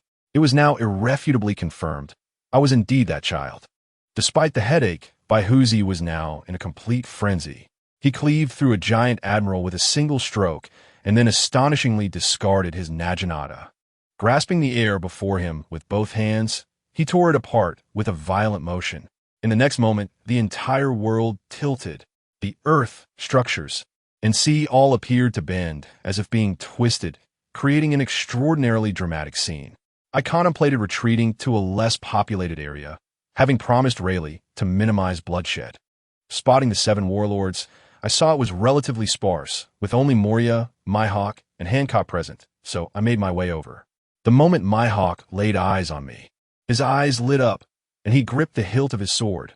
"What is your name?" "ShiZhou. ShiZhou. I shall remember that. Let us duel." I met his gaze. This is not the right time. After some consideration, he released his grip. "Indeed, it is not. So later?" "Very well," I replied succinctly. Meanwhile, Moria, resembling a bulbous garlic bulb, interjected in a mocking tone. Are you two going to fight?" "A life-and-death battle would be splendid. I have my eyes on your bodies." Both Mihawk and I chose to ignore him. Yet, this fool, lacking awareness, stealthily shifted his shadow towards me, attempting to steal it. I turned my head, casting a glance. "Do you wish to perish?" That gaze seemed to provoke him, and he erupted. "Even you, an unknown nobody, look down upon me?" He roared, and his shadow transformed into a spear, lunging towards me, seeking death. I swiftly evaded and retaliated with a strike. He intended to switch positions with his shadow to ambush me, but I anticipated his prediction. The blade turned, leaving him no time to react, and with a soft sound, the dark blade pierced through his corpulent form. Don Quixote da Flamingo appeared from nowhere, witnessing this scene, laughing maniacally. He. "Moria, you finally have your day." Moria, now unable to hear, stared down at the gaping hole in his chest, swaying as he propped himself up with his immense scissors, barely remaining upright. In the instant the sword withdrew, he felt he had lost something crucial. Darkness enveloped him. His breath ceased entirely. "My friends, I had effortlessly dispatched one of the 7 warlords." Hancock stood nearby, pale with fear, not daring to utter a sound. Mihawk, however, appeared exhilarated, regarding me as if I were a legendary sword. Just then, the Navy's enclosure fully ascended, unleashing a torrent of cannon fire. The pirates seemed cornered. Yet, the colossal form of oars blocked the path to the gallows, creating a staircase of flesh and blood. "Akainu, it is your turn." Sengoku's voice resonated from the execution platform. Akainu ascended to the iron wall, raising his hands high, his arms completely transformed into magma, relentlessly launching massive molten fists skyward as if they were cannonballs. Before long, countless fireballs emerged from the clouds, trailing flames like a meteor shower descending upon the entire enclosure. The ice surface melted instantly, transforming into scalding steam. The pirates found no solid ground to stand on, their screams echoing through the air, reminiscent of the apocalypse. I observed Baihuzi refraining from intervening, understanding that he had truly reached his limit, with no strength left to spare.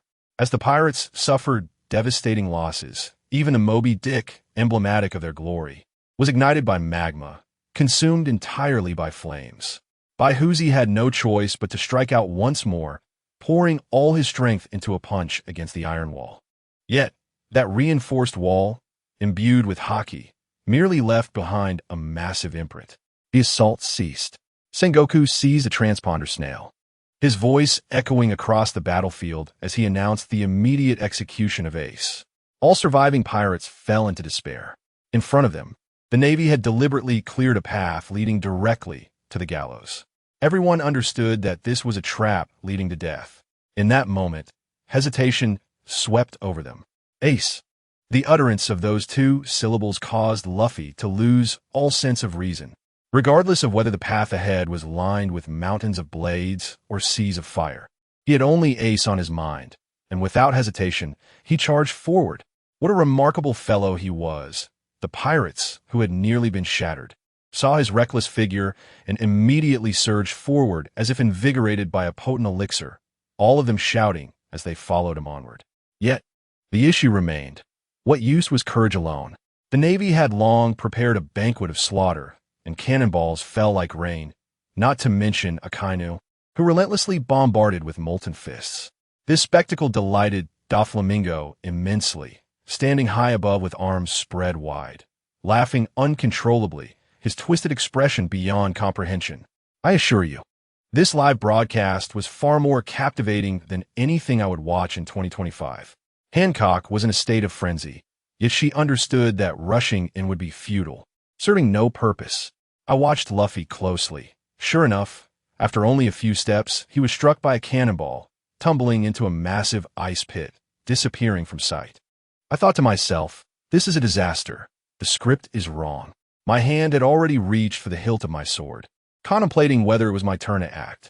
As the situation unfolded, it was the figure known as Yin who spoke first, advising me not to act recklessly. He warned that 3 formidable adversaries were present. Zhangguo, Carp, and even Baihuzi had refrained from rushing in.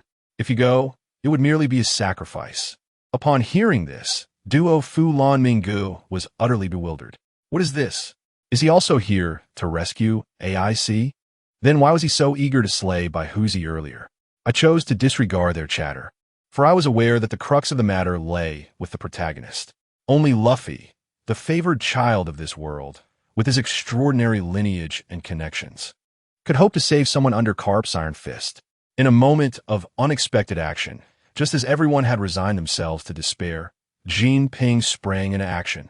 With a deft move, he executed a sea flow over-the-shoulder throw, enveloping Luffy in seawater and launching him like a human cannonball directly into the midst of the encirclement, landing right before the 3 admirals. I must say, his entrance was nothing short of spectacular. Unfazed by the 3 admirals, he exuded an undeniable coolness. However, while his demeanor was indeed impressive, his skills fell short. No sooner had he struck a pose than he was sent flying by a kick from Huang Yuan. Seeing this, Baihuzi recognized an opportunity and immediately commanded his crew to break through. Zhangguo, realizing the urgency of the situation, shouted at the executioners, "Act now." The 2 executioners, moving like machines, raised their blades to strike at AIC's neck. In that fleeting moment, it felt as though the world had come to a standstill, hearts racing in collective dread.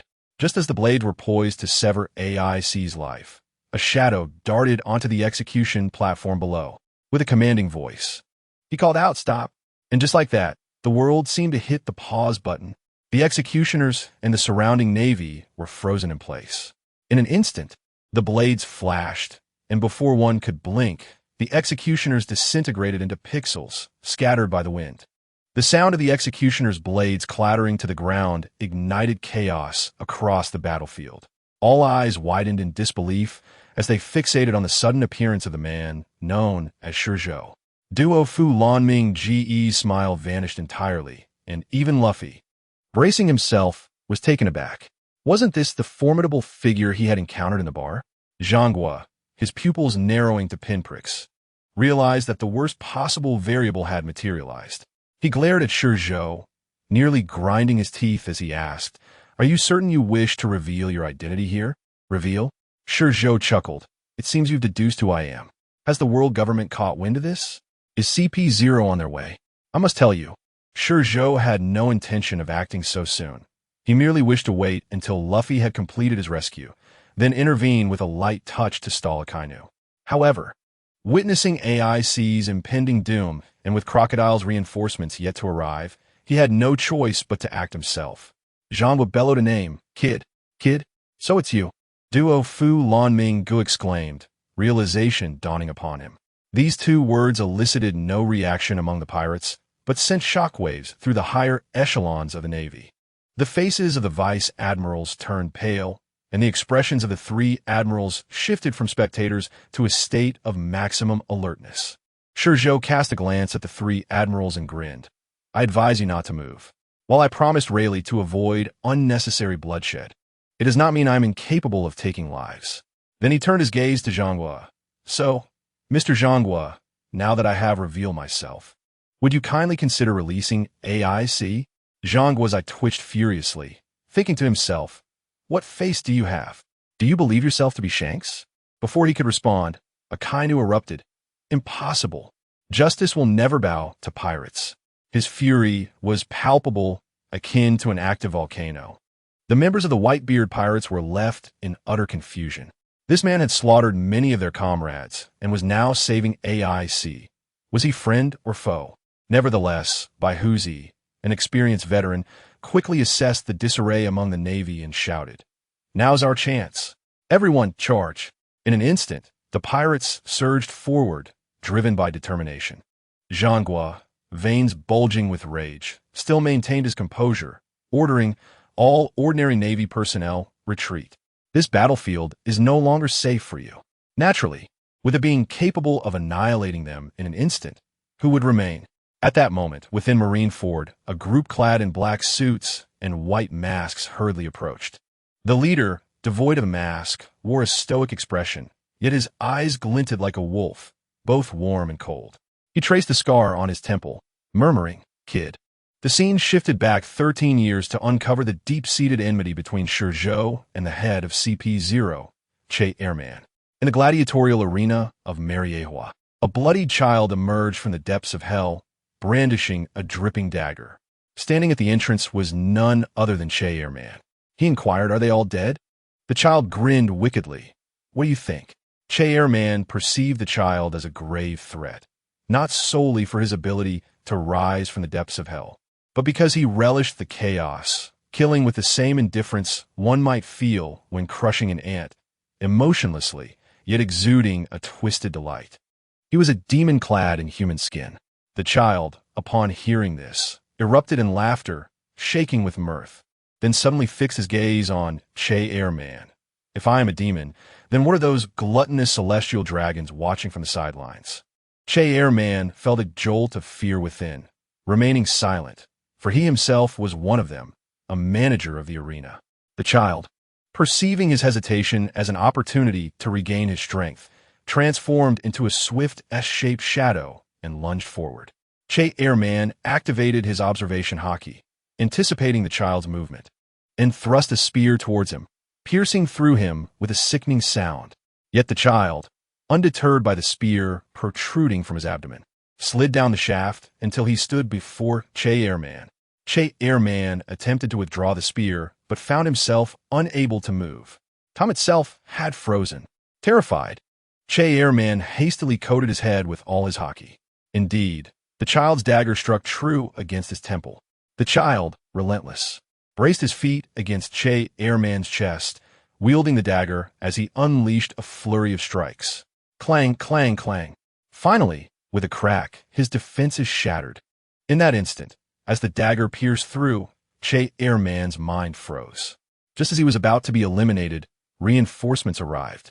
The child sighed, releasing his grip, clutching his intestines, and dove into the den of the celestial dragons, siphoning their life force to restore himself. The following day, Mariehua returned to calm, yet behind the scenes, several nests of celestial dragons had perished, inciting the Elder's fury to near breaking point. Che Airman bore the brunt of the blame and vowed never to return to the Holy Land until he had captured the child. Thus began a relentless pursuit lasting 13 years. Now, on the execution platform, Che Airman finally faced ShiZhou. He recognized him immediately, the eyes, the aura, unmistakable even in ashes. Duo Fu Lan Minggu resumed his sinister laughter, akin to a lunatic. Luffy, undeterred by the chaos, regained his composure and charged forth with a wild cry. Baihuzi raised his weapon, issuing a final command for an all-out assault. The battlefield descended into utter chaos. Huang Yuan, in an unexpected twist, kicked Luffy directly into Baihuzi's path, akin to a divine intervention. Observing ShiZhou, he seemed oblivious to the presence of the CP0 agents beside him, greeting Che Airman with a casual, "Ah, long time no see," with a playful smile. He pointed at Che Airman's temple. "You have a remarkable fate, being the first to escape after I had murderous intent." Che Airman, tracing his scar, chuckled. "A rare smile after 13 long years. I do not wish to be that first. Having searched for you for so long, on one hand, to dispel my fear, and on the other, revealing a bloodthirsty grin, of course, I want to continue our unfinished battle. This time, I intend to kill you." ShiZhou nodded. "Oh, and yet you claim not to be a masochist. You still wish to play games with me?" In the following moment, it seemed as though a memory struck him, and he suddenly looked up to ask my name. I must say, the manner in which he spoke was utterly pretentious, after so many years of acquaintance. One ought to leave a name in my heart after death, right? At that moment, I felt an urge to slap him.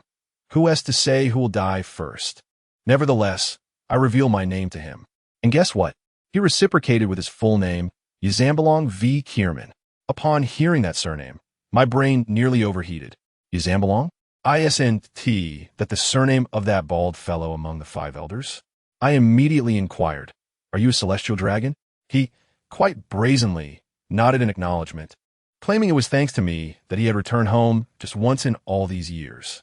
I found it amusing and retorted, "You have a home, yet you don't return, and you blame me? Who understands family, right? This is a masterclass in shifting blame." I declared that I had initially intended to leave him intact, but given that he was a celestial dragon, it seemed more environmentally friendly to let him evaporate. Upon hearing this, his expression remained unchanged as he asked, "Are you finished?" I replied, "Yes. I tell you, the moment those 2 words hit the air, our gazes locked, and the atmosphere exploded. With a crack, a red-black lightning bolt erupted between us, the sheer force of it silencing even the old man with a white beard, who was engaged in a brawl nearby. All the experts present were astounded, exclaiming, "What? A clash of Haoshiku?" Kierman was also taken aback, probably pondering why he, born with Haoshiku, should share that trait with me.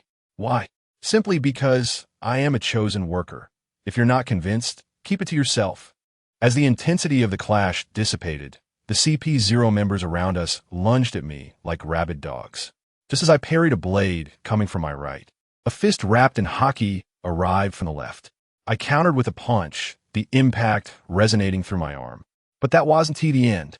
The CP0 captain behind me, named Muma, let out a roar and transformed into a beast resembling a bull with black horns. He charged at me, intent on crushing me.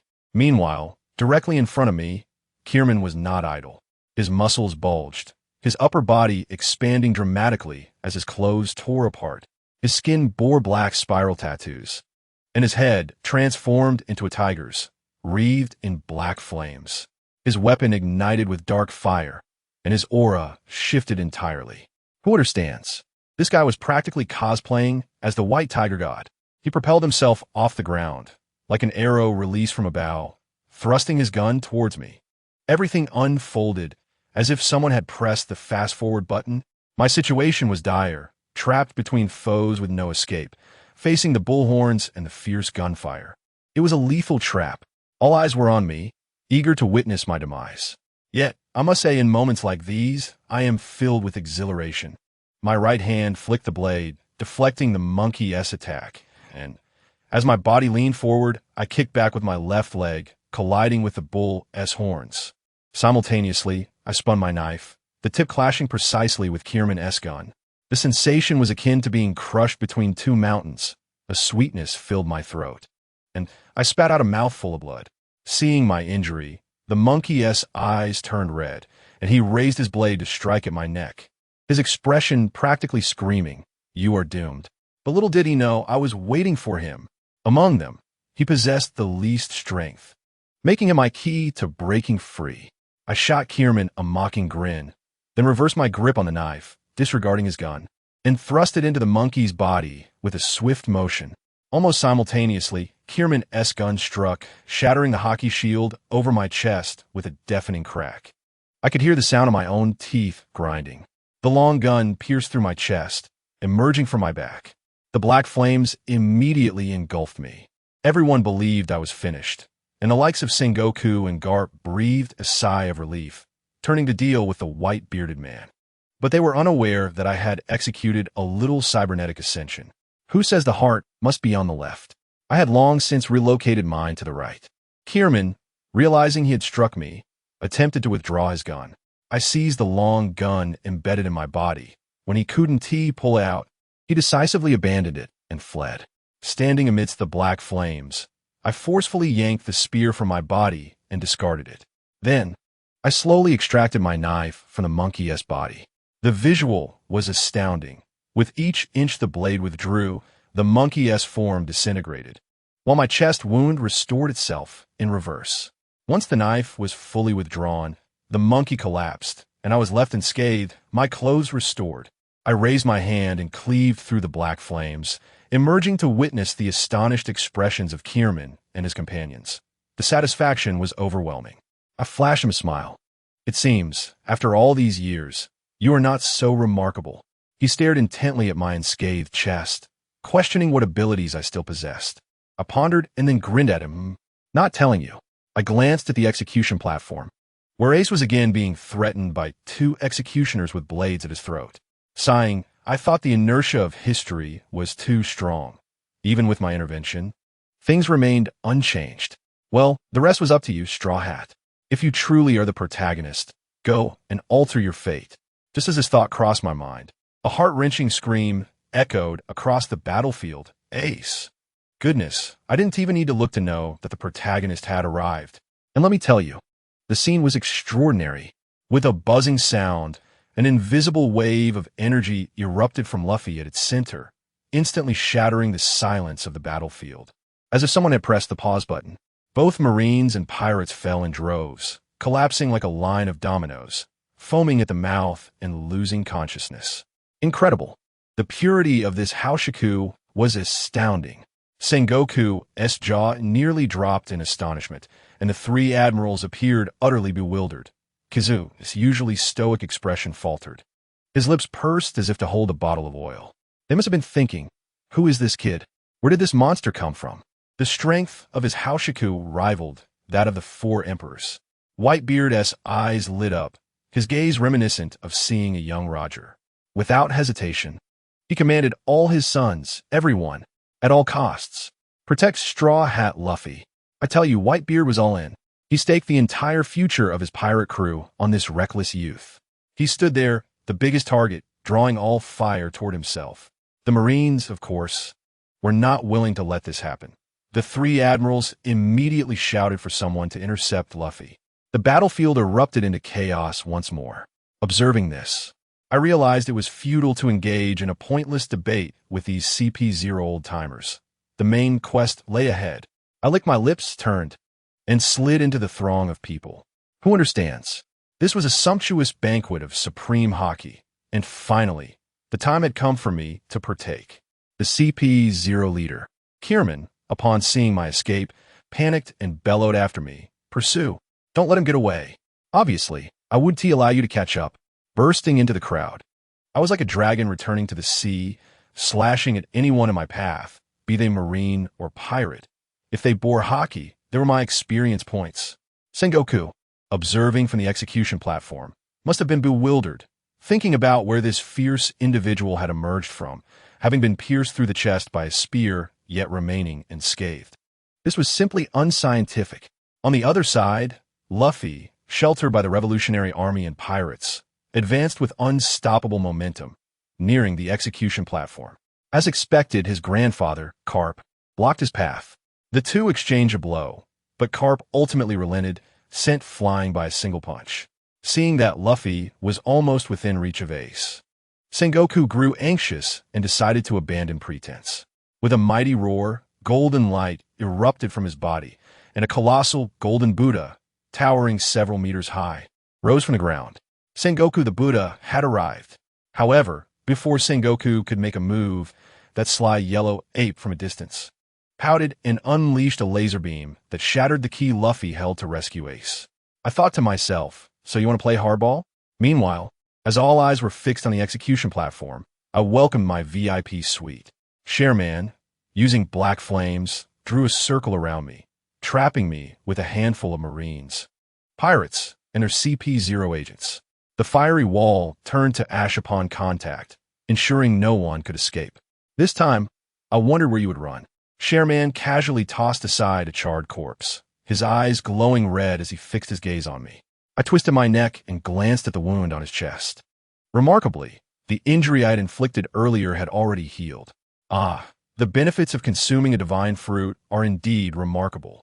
I chuckled, my mythical Zoan-type, capable of wielding fire and siphoning life force to rejuvenate himself. Quite the cunning trickster. His black flames were lethal, capable of devouring vitality, healing wounds, and restoring stamina. A veritable perpetual motion machine. He wished to measure himself against me. A glimmer of mockery flickered in my eyes. Alas, you consume life force, dear brother, while I consume time. Our pursuits are not on the same path. The trapped Marines and pirates soon realized these two were monsters. They temporarily ceased fire, their weapons now aimed squarely at us. I couldn't help but laugh. Did they still aspire to be the opportunists? They needed my approval to even qualify as ingredients. One Marine attempted a sneak attack from behind. Without turning, I slightly arched my body to evade the blade, and with a swift motion, I plunged my dagger into another Marine beside me. Drawing the blade, I spun around, and in a flash of steel, the Marine who had tried to ambush me found a crimson line appearing across his neck. The entire sequence flowed seamlessly, so swift that they scarcely had time to react. If they insisted on stepping out of their roles as mere supplies, I could only oblige them. I unleashed my turn, the blade swirling around me, crafting a silver storm. By the time I stood before Shareman once more, no one behind me remained alive. All were frozen in place, not a single wound visible on their bodies. I did not look at Shareman, but instead tilted my head back into light and took a deep breath. How exhilarating! With this breath, the corpses behind me collapsed as if all moisture had been instantly drained from them, rapidly shriveling into dust, ultimately vanishing from this world. The visual impact left the two CP0 agents across from me dumbstruck, undoubtedly thinking, what manner of being is this? This is no human. This is a demon. Sherman's face turned ashen. You have grown stronger again. He finally grasped that my killings were not acts of madness, but rather a path to empowerment. You risked your life to come here solely for this? I ignored him. Of course, in the Marineford War, amidst so many masters of hockey, this was a once-in-a-lifetime leveling ground. Shareman, his mind racing, shouted to his subordinates, "Quick! Notify Sengoku. Tell him Whitebeard can be let go, but this child must die today. It is an order from the world government. If he dares to let him go, he can forget about being a marshal." A CP0 agent named Brown Bear received the command and turned to rush out. Want to escape? I chuckled, my gaze passing over Shareman to land on the bear's back, my eyes glinting as if gazing upon a freshly cooked delicacy.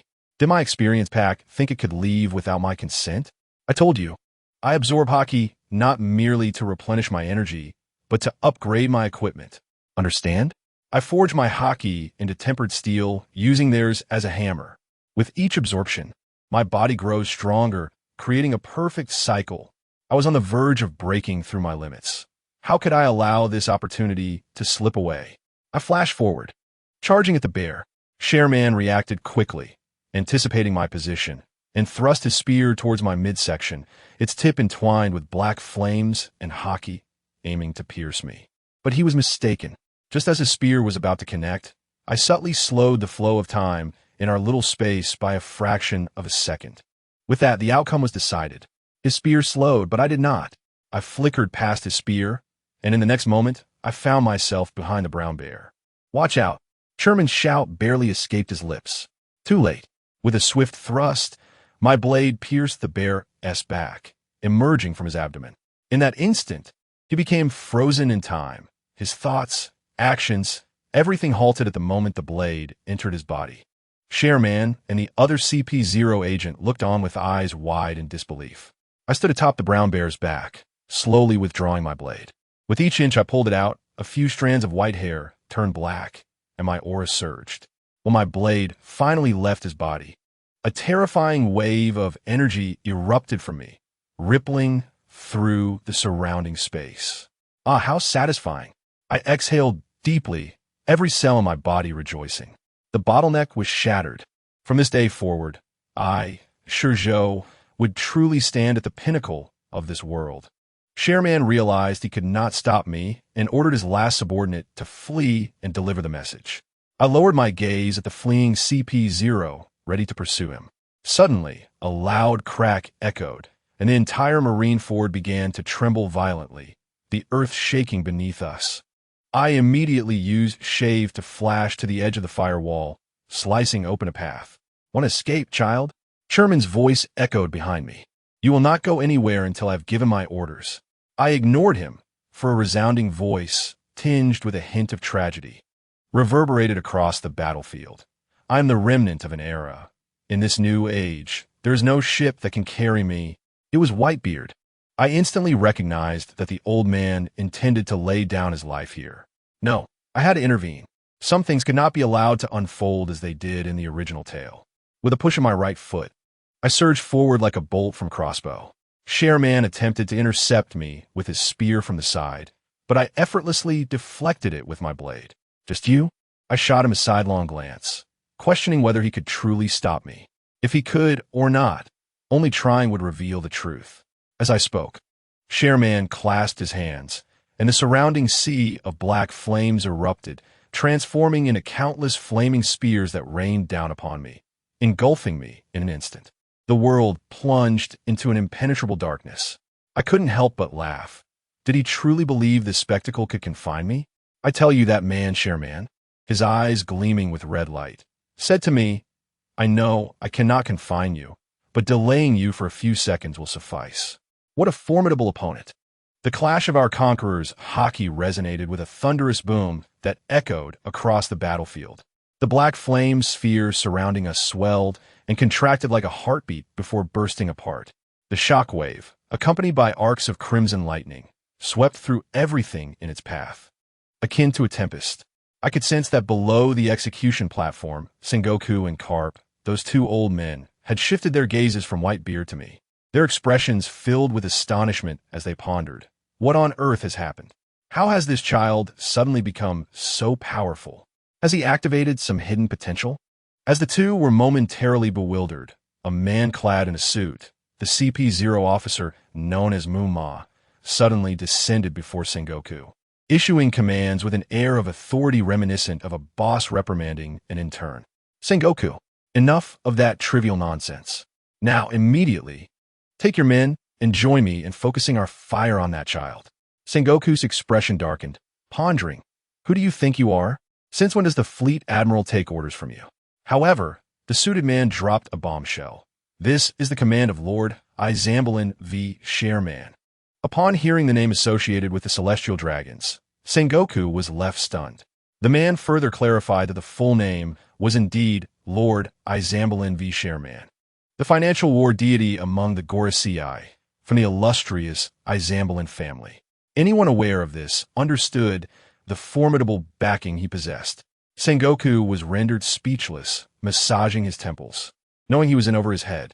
Meanwhile, the CP0 agent began boasting about his prowess, detailing how formidable he was, leaving Sengoku and Garp in a state of grim contemplation. They realized, no wonder this child was indiscriminately wreaking havoc. He intended to obliterate the entire battlefield. Just as Sengoku hesitated on whether to mobilize the admirals, I must tell you, a heavyweight had arrived. On the other side, Ace had just been rescued, and Akainu, with an insatiable need for provocation, claimed that Whitebeard was a failure. What happened next? Ace, akin to a spirited creature, turned and charged straight at Akainu. At that moment, I was dumbfounded. "Brother, did you forget your father and your crew perished?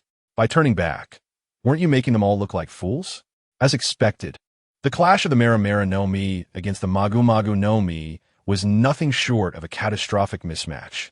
One punch, and Ace was sent flying, his arm rendered useless. To make matters worse, Luffy was also reaching his limit and collapsed. Akainu seized the moment, declaring, "Today, the son of the Pirate King and the Revolutionary Dragon must be taken down." A magma-infused fist was hurled toward Luffy's face. In this critical moment, Ace leaped forward, attempting to shield him with his own body. But I intervened. With a resounding clang, I blocked Akainu's punch with my blade. I couldn't help but exclaim, "You foolish boy. If you wish to die, don't do it here. With this act, you are dishonoring Whitebeard's sacrifice and treating everyone as fools." Luffy, displaying remarkable awareness, leaned on Ace's shoulder to express his gratitude. I urged them to flee quickly, as the forthcoming battle was mine to face. Naturally, Akainu was unwilling to let this slide, revealing my bounty of 1 billion. I casually adjusted my hair and informed him, "That is a relic of the past. I am now known as ShiZhou." Before I could finish my statement, Shareman had arrived, transforming into a colossal black tiger, radiating an overwhelming aura. Yet, once he reverted to human form, his gaze towards me was filled with trepidation. I assure you, he was frightened, because my blade did not merely sever flesh, it siphoned his lifespan. How could he not be alarmed? He immediately ordered Akainu to withdraw the navy and encircle him. Akainu's volatile temperament could not tolerate this, and he was on the verge of a violent outburst. Seizing the opportunity, I urged Ace to flee, ensuring Luffy would not follow him into peril. Ace, finally heeding my advice, albeit reluctantly, turned to escape. I made no effort to stop Akainu from pursuing. And guess who arrived next?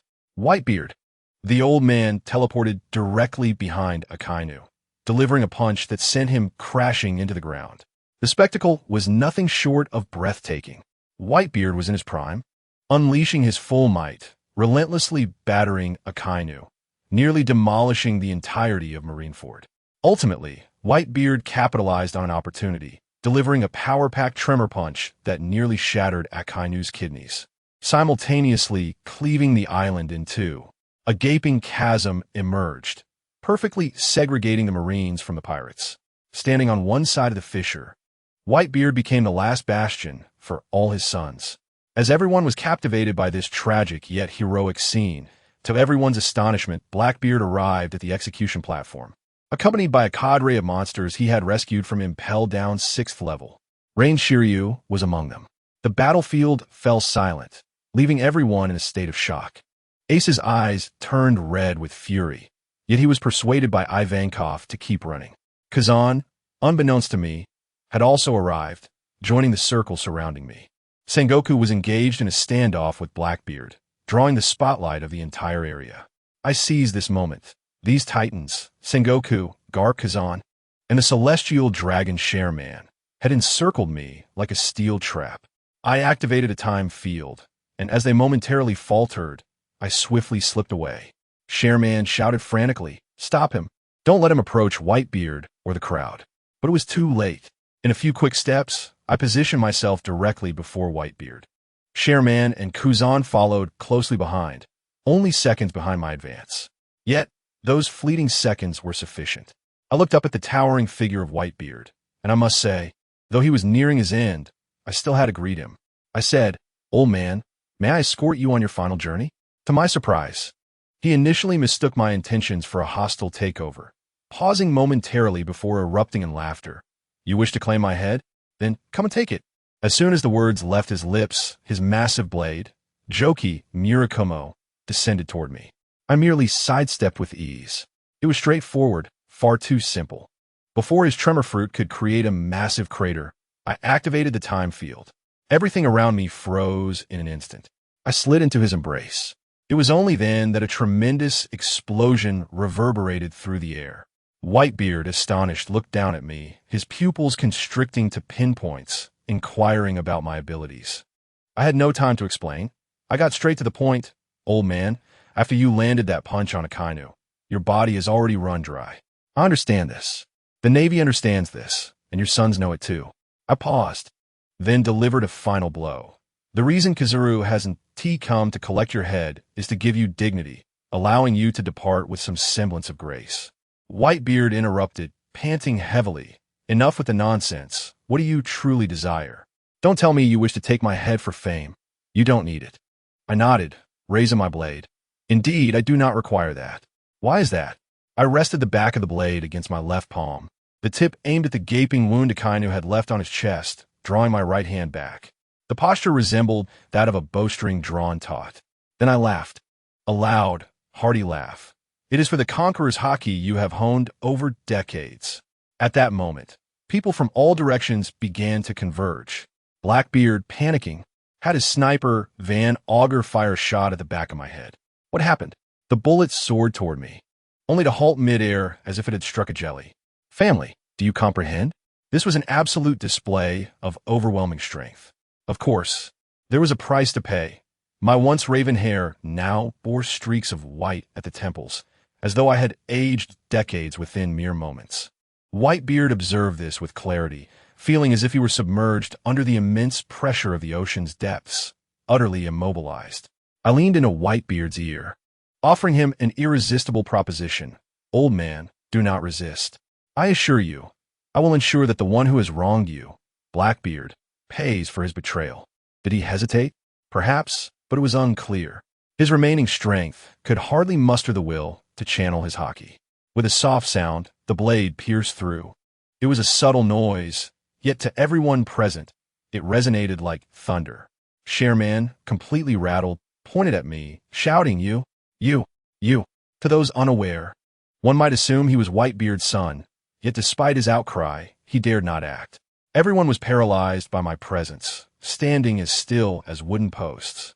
Kizura maintained his languid demeanor, observing the scene with a hint of admiration. What a terrifying little brat. He remained oblivious, merely enjoying the spectacle. However, the situation was different for Zhangguo. His face had turned pale, and it seemed that his heart had already sunk. He immediately issued orders for all naval forces to retreat and pursue the fleeing pirates, as he intended to handle matters personally. The Blackbeard crew rushed in but dared not approach too closely. His beady eyes were fixed on me while he hypocritically shouted, "Ha ha ha, old man. I intended to escort you personally, but it seems a mere child has taken my place." Whitebeard raised his gaze to him, a murderous aura emanating from his eyes, as he declared, "Teach, you alone are unworthy to be my son." At that moment, the crew members of Whitebeard, who had just boarded the ship, unexpectedly surged back, standing defiantly across the fissure, their eyes ablaze. Marco transformed, flapping his phoenix wings, preparing to charge forward. Whitebeard, aware that time was short, even bowed his head to beseech me, "Grant me a few words." I, a person who prides myself on keeping promises, acquiesced. Whitebeard inhaled deeply and shouted at his sons, issuing his final command as captain. No one is allowed to come near. He then turned to Blackbeard and unleashed a torrent of words. "Teach, you and Roger's ilk are absolutely not worthy of my legacy." Finally, the climactic moment arrived. He summoned every ounce of strength and shouted to the world through the mysterious phone bug of Buggy, "One Piece truly exists." This proclamation sent shockwaves throughout the world. Zhangguo turned ashen. "You scoundrel." After that resounding declaration, Whitebeard stood still, utterly spent. The era of a great hero had come to an end. I withdrew my blade, my thoughts a tempest of frustration. What a loss! I had hoped to absorb his overwhelming aura and ascend, but instead, I gained merely a trifle, akin to receiving a token of appreciation from a blind box. For such meager rewards, I had leapt from the shadows into the limelight, becoming a target for all. This maneuver had cost me dearly. The pirates lamented, Ace weeping profusely, consumed by guilt. Marco and Vista glared at both me and Blackbeard, their eyes clearly indicating that they would etch our faces into their DNA for future vengeance. Blackbeard's crew, unable to contain their impatience, shouted at me, "Get out of the way." I casually dug at my ear and glanced at them sideways. "Are you addressing me? My mood is rather foul right now. Do not provoke me." The muscular man known as Beijis, nicknamed Champion, had the shortest fuse and charged first, cracking his neck as he declared he wanted to test my strength. I readied myself. He launched an elbow strike with tremendous force, but I effortlessly intercepted it with one hand holding my blade. I flashed him a wicked smile. "Are you prepared?" He hesitated. "What? Prepare to meet your end?" Before he could react, I countered with a downward slash, cleaving him in two.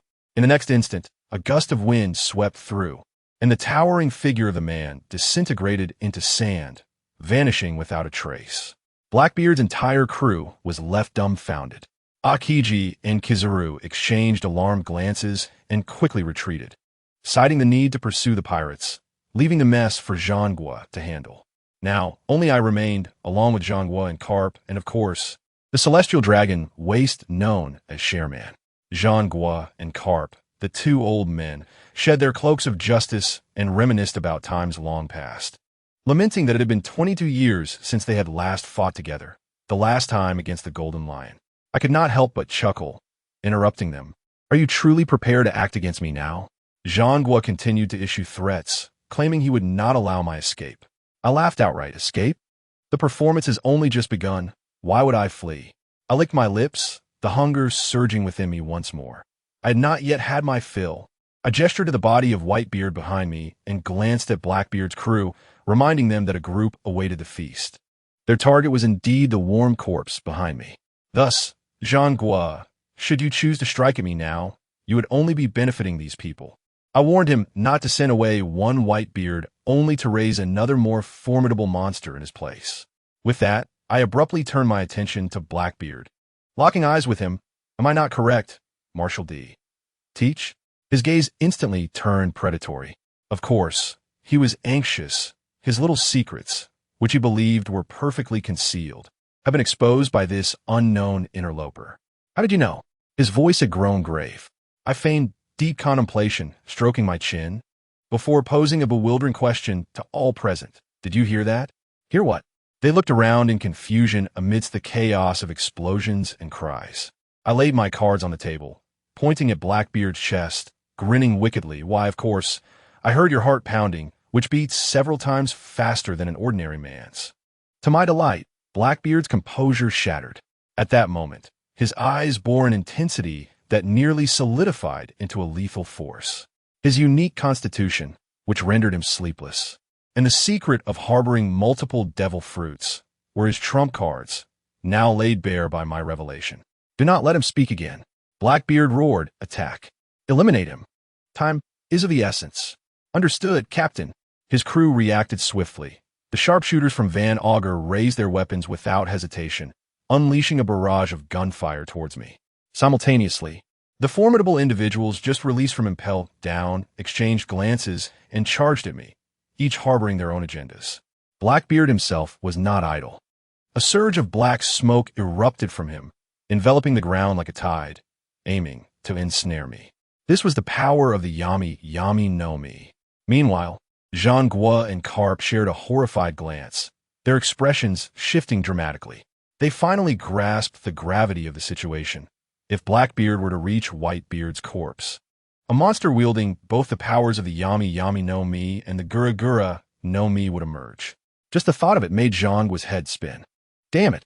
The old man likely regretted his decision to send Akiji and Kizaru to chase down the remnants. The true threat lay before them. As they pondered their predicament, I had already engaged with Blackbeard's crew. Despite their recent release from prison and not being at their peak, their combined strength was indeed troublesome. The cigar-chomping Shiryu of the Rain was the first to reach me. He was no ordinary foe, a swordsman of equal caliber to Magellan, drawing his blade with bloodlust. A true embodiment of a ruthless killer. I countered with a swift strike, and the clash resonated, our arms moving in a blur, creating a storm of silver and crimson, a whirlwind of blades. Others were unable to intervene. As all eyes turned to watch, a thunderous explosion erupted as the swirl of blades detonated. Shiryu bit down on his cigar, his gaze fixated on my blade, his face paling. A black blade. It dawned on me. He recognized the origins of my sword, his jealousy nearly spilling over. To a swordsman, a black blade was the ultimate aspiration. His mind was likely consumed with thoughts of how to defeat me and claim my sword for himself. Make your move, he bellowed, urgency in his voice, rallying his comrades. In that moment, the battlefield surged with action. A woman adorned with bizarre makeup and 9 foxtails, Katarina Devon, stealthily circled behind me, her sword poised to strike at my nape. To my left stood the imposing Basque shot, known as the Great Barrel, who unleashed a massive burst of flames from his mouth. To my right, the Tyrant King swung his fist, resembling a drill, hurtling towards me. To make matters worse, I found myself ensnared by Blackbeard's secretive trap beneath my feet. I was completely surrounded, with no escape in any direction. It felt like an inescapable web, a perfect setup for my demise. In that fleeting moment, I could vividly imagine Blackbeard's grotesque face, laughing with unrestrained arrogance. Then, with a thunderous boom, I was engulfed by a tremendous explosion. True to form, Blackbeard's signature cackling echoed throughout the arena. His arrogance knew no bounds. As he presumed victory without even glancing at the outcome, already celebrating with champagne. Yet he was still too young. Amidst the smoke, I unleashed a brief moment of time suspension. With a swift slash, a sharp gleam of my blade tore through the haze, striking Blackbeard squarely in the chest. The scoundrel collapsed, rolling on the ground and howling in agony. "It hurts. It hurts, you bastard." The hilarity of his cries was akin to that of a slaughtered pig. His crew stood in shock, while ShiZhou hurriedly positioned himself in front of me. Katerina Devon wore a face of disbelief, her gaze fixed upon me, her pupils wide with astonishment. "Impossible. I distinctly felt my sword penetrate your body." I flicked the blood from my blade and, peering through the crowd, flashed her a grin. "Who told you that being struck guarantees injury?" Indeed, I was unscathed. The only toll was a few more strands of gray in my hair, my aura seemingly mature by years. Yet, that minor cost was worth the blow I dealt to Blackbeard. Blackbeard, his face darkened, rose from the ground, no longer daring to underestimate me. Realizing that it would not be easy to subdue me with just his crew, he shifted his strategy, instructing his subordinates. "Hold him off. Once I succeed, it will be this fellow's end." With that, he actually turned to approach the corpse of Whitebeard amidst the chaos. The crew who emerged from Impel down wore expressions that were nothing short of nuanced, each with their own ulterior motives. Nevertheless, enticed by Blackbeard's grand vision, they hesitantly encircled me once more, seeking to delay me further. At that moment, Sengoku could no longer remain passive. He could not allow Blackbeard to realize his plan. With a sudden whoosh, the old man propelled himself skyward like a cannonball, his body rapidly expanding mid-air, transforming into a resplendent golden Buddha. Goodness! That colossal form cast a vast shadow upon the ground. "Sengoku!" I looked up to see a gigantic golden hand descending from the heavens. It was akin to the palm of the Buddha. Before the hand could make contact, a formidable shockwave swept across the battlefield, accompanied by the faint echoes of mantras and the chime of bells. Boom! The immense pressure and impact caused the ground to fracture, as Blackbeard's crew was sent flying like dumplings, each one spewing blood in their chaotic ascent. And I stood calmly at the epicenter of the shockwave. Not only was I unharmed, but even the edges of my clothing remained undisturbed. After all, I could even pause time. What was a mere shockwave to me? Sengoku was astute, knowing to reserve his haki for my confrontation. So this move was purely for indiscriminate crowd control, simultaneously expressing his stance. No one shall have it easy today. Thus, the scene devolved into utter chaos.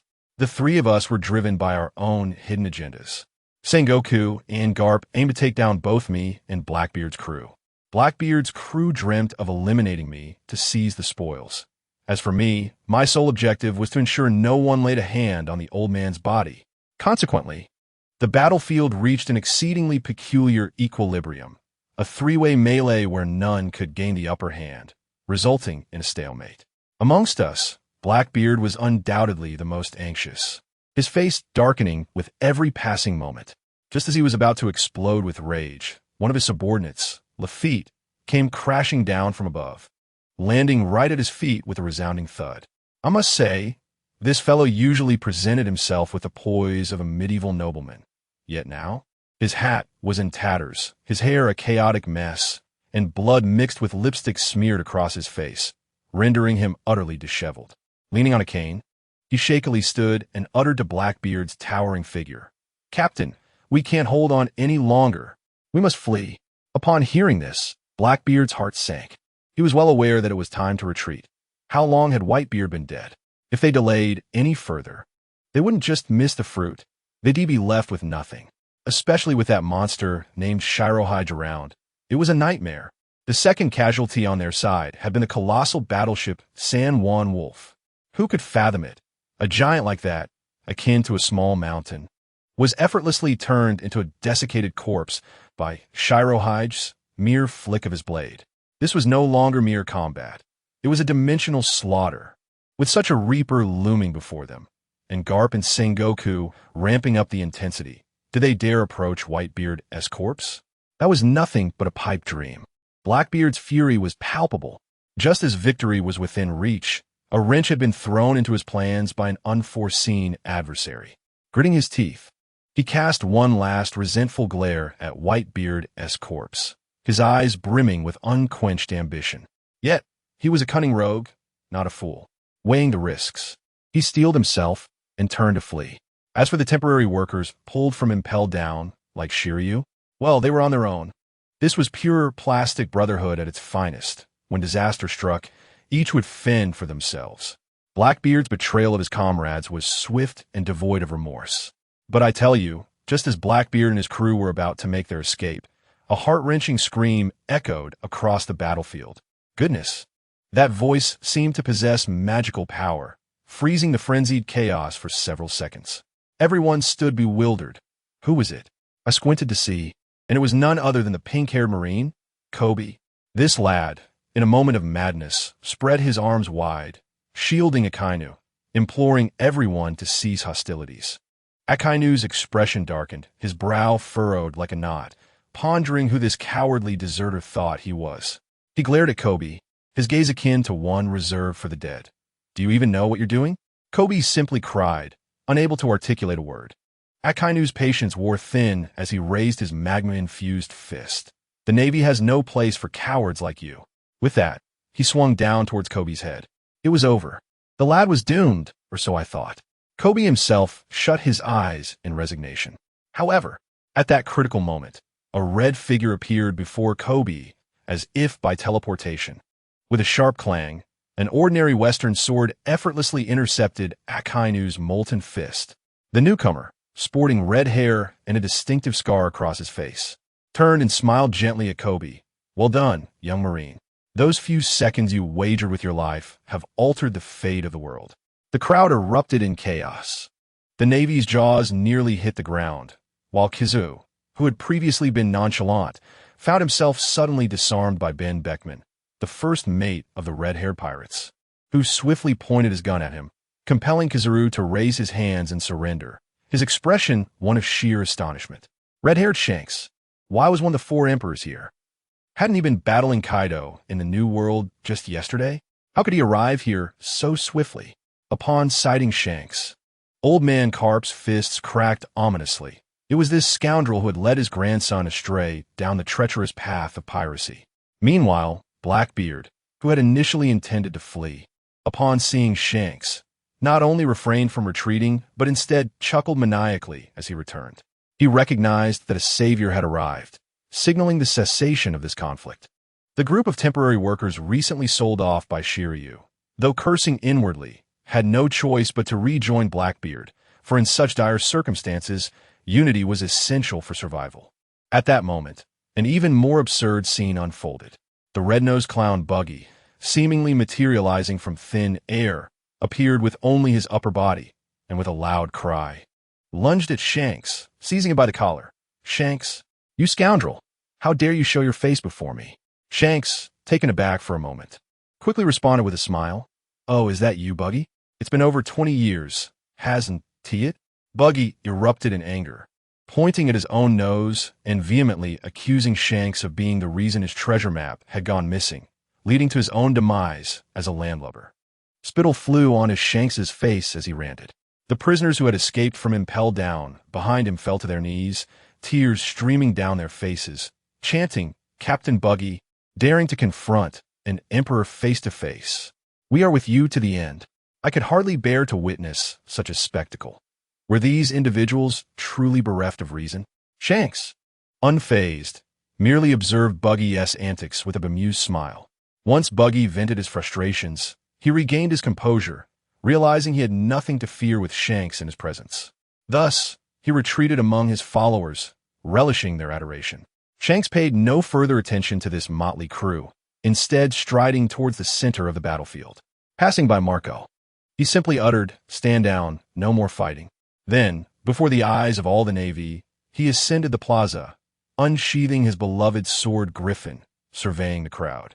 His voice, though not loud, resonated clearly in every ear. "If anyone feels unsatisfied, then come forth. The red-hair pirates are prepared to engage to the bitter end." What an imposing presence. What sheer audacity. The crowd fell silent. Not a soul dared to respond. Shanks's gaze ultimately landed on Blackbeard. "Teach, what do you say to my proposal?" Blackbeard, forcing a smile, replied with mockery, "Huh, you remain as domineering as ever, Shanks. I wonder if your eye still pains you?" Though his words were tough, he understood that now was not the time to engage with the red-haired crew. After a brief exchange of glances, Blackbeard ultimately relented, grunting, "We're leaving." He turned away, casting one last venomous glare at ShiZhou, his murderous intent palpable. With Blackbeard dealt with, Shanks turned to Sengoku. "Ladies and gentlemen present, I ask for your understanding. Allow us to take care of Whitebeard's affairs." This provoked immediate dissent from the Navy, questioning the justification for such a request. However, after a prolonged silence, Admiral Sengoku finally spoke. "If it is you, red-haired, then I shall grant your request. All responsibilities shall rest solely upon my shoulders." A promise made. Sengoku's words signified that this tumultuous battle, which had shaken the world, had at last reached its conclusion. A sigh of relief swept through the battlefield. At that moment, ShiZhou, who had remained silent, lazily interjected, "Oh, since everything is settled, does this mean I can leave?" As soon as he finished speaking, the atmosphere became charged with tension. Carp, Sengoku, and the three returning admirals, all radiating formidable energy, immediately fixed their gazes upon ShiZhou. The head of CP0, Chairman, stepped forward, addressing Shanks with cold authority. "Shanks, while Whitebeard's men may depart, this individual cannot leave today." He pointed at ShiZhou, delivering a bombshell revelation. His name is ShiZhou, and 13 years ago, he committed unforgivable crimes at Mariewa. The Gorosei issued a direct order to capture him at all costs. The most wanted criminal. His threat level surpasses that of Fisher Tiger. This pronouncement left even Shanks in shock, his eyes betraying disbelief as he regarded ShiZhou. The expression on Red-Haired's face resembled that of a man who had encountered a ghost. His mind raced. 13 years ago, the individual before him, ShiZhou, was merely a child who had slain celestial dragons. One absurd jest. He could not fathom it. He believed that under no circumstances would the world government spare ShiZhou, even if the Gorosei personally intervened. What now? Should he save him or let him be? Red-Haired found himself ensnared in the greatest dilemma of his life. And guess what happened next? ShiZhou showed no gratitude, swaggering as if he owned the street. Grinning at Shanks, "Hey, Red-Haired, stop pondering. I'm not with Whitebeard and his crew." Red-Haired was taken aback, "Huh?" ShiZhou raised his chin, gesturing towards Marco and the others who had just landed. "Go ahead. Ask that pineapple-headed fellow if they want to save me or if they prefer to slice me up right here." Upon hearing this, Red-Haired quickly turned to look at Marco. Marco's eyes burned with a fierce intensity, as if he wished to swallow ShiZhou whole. He was a lunatic. He had killed many of our brothers, and ultimately, even our father met his end at his hands. This revelation rendered Red-Haired speechless. It became clear. He was not an ally, but the ultimate harbinger of chaos. Without a second thought, Red-Haired cast a complex glance at ShiZhou, then swiftly gathered Whitebeard and Ace's bodies with Marco and departed without a backward glance. This murky water was best left untraveled. As Red-Haired departed, the Navy swiftly retreated, the injured soldiers hastily withdrawing. The scene was remarkable. Akainu, Akiji, and Kazu, the three admirals, emerged in unison, joined by Sengoku, Carp, and the head of CP0. A formidable circle encircling ShiZhou. This assembly was nothing short of explosive in 2025. Upon witnessing this formidable display, ShiZhou instead found amusement. "Seriously, sir? Do you really need such an elaborate setup to deal with someone as trivial as me?" The admiral, the hero, and the trio of admirals all together. Are you Navy folks really so lacking in pride? Sengoku adjusted his glasses, golden light radiating from him. Enough chatter. Choose, resist, or surrender. In truth, Sengoku felt apprehensive. Marineford was on the verge of collapse, and further conflict could lead to its destruction.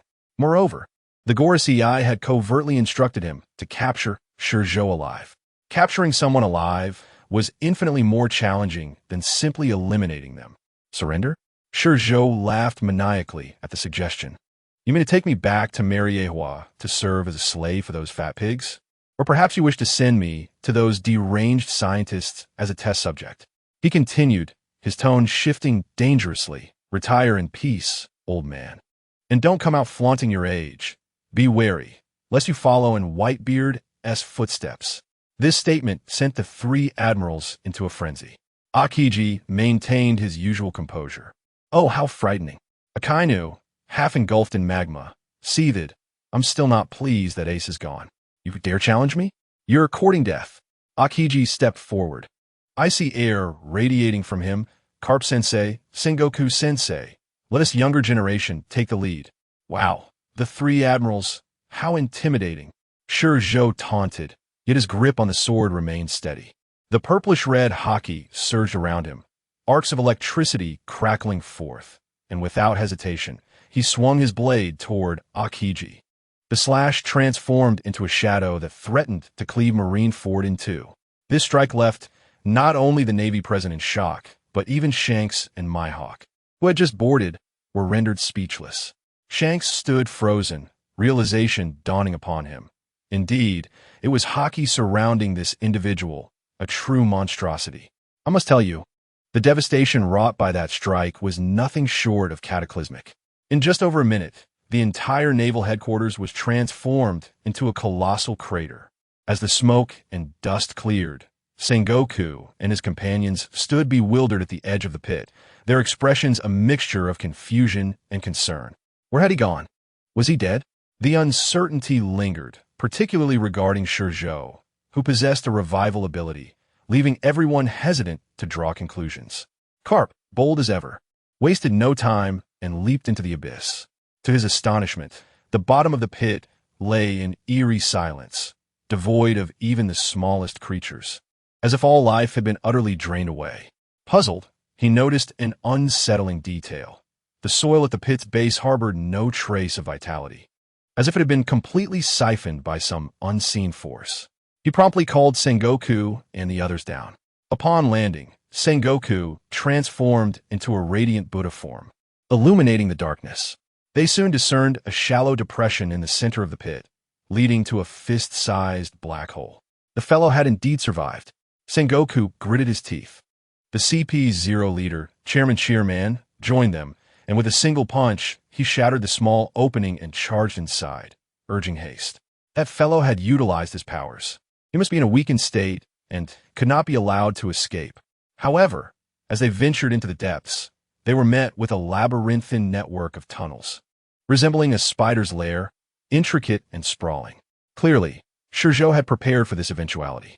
Carp, inspecting the earth, noted its freshness, confirming that ShiZhou had indeed excavated it in advance. The CP-0 leader, incensed, struck a wall in frustration, causing a collapse that nearly buried his own men. Such folly was truly remarkable. After a considerable struggle, Carp emerged, dust-covered yet optimistic. No worries, he proclaimed. He is a power user, vulnerable to seawater. As long as we surround the entire Marineford, he is as good as trapped.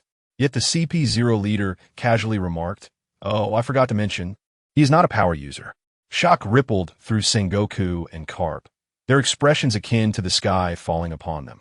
Not a power user, yet possessing a bizarre revival ability? How could they possibly capture him? It was akin to confronting a glitch in the system. Meanwhile, our protagonist, ShiZhou, had transformed into a withered old man, inching forward like a desiccated caterpillar within the dark, narrow tunnel. Cursing under his breath, he lamented the dire situation he found himself in. Had he not left a contingency plan, deliberately allowing those old-timers to blast him underground, he would surely have met his end. "Oh, my head!" he groaned, recalling Karp's fearsome blow that nearly cracked his skull open. Here he was, facing a gaping pit. Those seasoned veterans truly knew their trade, surrounding him like a well-coordinated team in a professional league, leaving him no respite. By the time the fourth attacker struck, his defenses had crumbled, culminating in Karp and Akainu delivering the final blows. Had he not calculated the opportunity to evade underground, he would have been utterly defeated. In the oppressive darkness of the tunnel, ShiZhou's thoughts spiraled. What if I could control that near-death state at will? I would be the god of time, draining life from whomever displeased me, utterly invincible. Yet that power is akin to a drug, dangerously intoxicating. I fear becoming ensnared, losing my humanity and becoming a mere emotionless stone. Despite his madness and disregard for the world, he still wished to remain human. The more weakened he felt, the louder a voice buzzed in his mind, warning him against listening to it. Uncertain how long he crawled in that forsaken place, he finally glimpsed light and found himself in an expansive underwater cavern. Lying on the ground, he marveled at the fantastical deep-sea creatures gliding above, momentarily entranced. Just as exhaustion threatened to immobilize him, salvation arrived.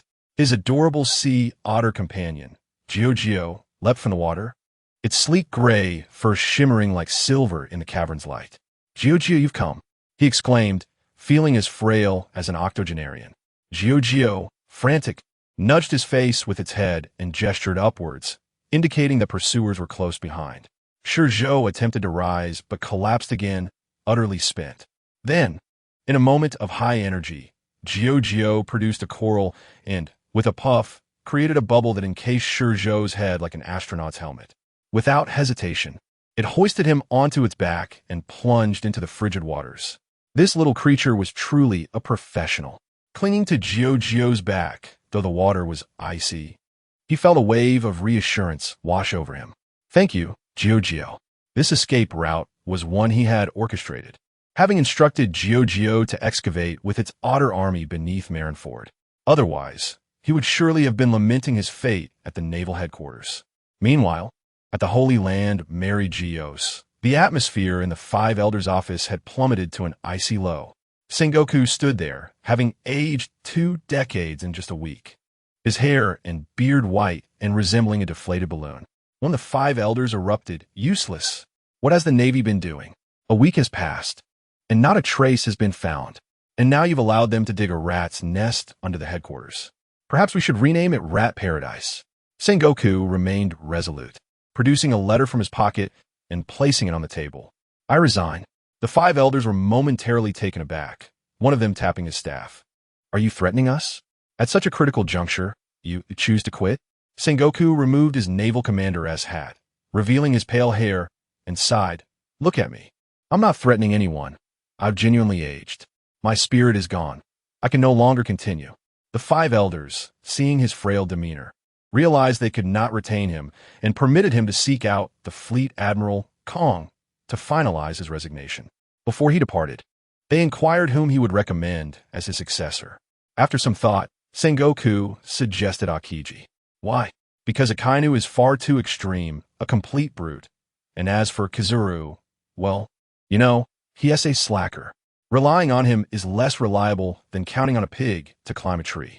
Yet, as Sengoku exited that oppressive meeting room, he sighed in relief. Just outside, he encountered Karp, who was leaning against the wall, letter in hand, grinning broadly. Sengoku, you're a step behind. I too have resigned. The 2 old men chuckled like children, only to be interrupted by Kong's furious voice from the office. What are you laughing about? Act your age and consider where you are. Zhanghua gazed at Karp's long-lost relaxed smile, his heart a tumult of emotions. They were both acutely aware that even upon resignation, the world government would never grant them true freedom, for they harbored too many secrets. At most, they would merely relocate to a different place to enjoy retirement, perhaps even serve as instructors for new recruits. However, the relief of shedding a burden they had shouldered for a lifetime was undeniably profound. Time passed swiftly, and 3 weeks had elapsed since the war at the summit. The Navy had long ceased to seek my whereabouts, with Zhanghua and Karp now retired. Akainu and Akiji had retreated to a desolate island to engage in a duel for the position of fleet admiral. The navy was left in disarray, a headless chicken, and had neither the time nor the inclination to pursue me. Yet that celestial dragon, Xie Airman, had completely lost his composure, vowing never to return to Marineford until he had captured me. This time he had wised up, bringing along a cadre of CP0 captains instead of those petty underlings who had previously sought my head. Additionally, the Gorosei had dispatched a new partner to accompany him. At this moment, on the boundless sea, a warship adorned with the flag of the world government plunged headlong into a tempest.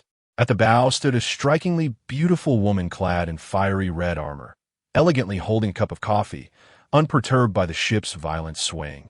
As steady as a seasoned sailor, she took a sip of her coffee, her crimson lips contrasting starkly with the red liquid, exuding an alluring yet dangerous aura. With a languid tone, she addressed Xie Airman, who had been lost in thought since boarding. "Hey, Xie Airman, after all this chatter, is that kid named ShiZhou really as formidable as you claim?" Xie Airman appeared oblivious, continuing his reverie. The woman's patience evidently waned. She slammed her coffee cup onto the table, the sound piercing through the storm. "I'm asking you a question." The crisp clatter resonated distinctly even amidst the raging winds. "You must know I came here to assist you." A shadow passed over her face, reminiscent of the impending storm, suddenly darkening. "I was perfectly fine in the North Sea. Had it not been for Lord Green's summons, I wouldn't have bothered to chase after this ShiZhou. Yet here we are, and you haven't uttered a single word since we met. Have you forgotten the fear I instilled in you over these 13 years? As she spoke, an overwhelming aura radiated from her, causing the tempest to seem almost tame in comparison. The sea beneath the ship appeared to bow submissively, as if afraid to provoke the woman's displeasure. If anything remained unchanged, it was the clouds above. The clouds, instead of calming, seemed to grow even more tumultuous, as if provoked by her presence. "All right, my lady sister, enough of this." Xie Airman turned, casting a reluctant glance at the woman. "It's not that I'm ignoring you. I'm merely lost in thought." How fickle women can be. Upon hearing Xie Airman finally speak, the woman's frown vanished, and she returned to her previous elegance, lifting her coffee cup once more. With her expression restored, the atmosphere returned to its former state, as if the earlier tension had merely been a figment of the imagination. The woman's name was Jialuo Lili, just a year older than Xie Airman. They had grown up together and later joined the Knights of God, making their bond akin to that of childhood sweethearts.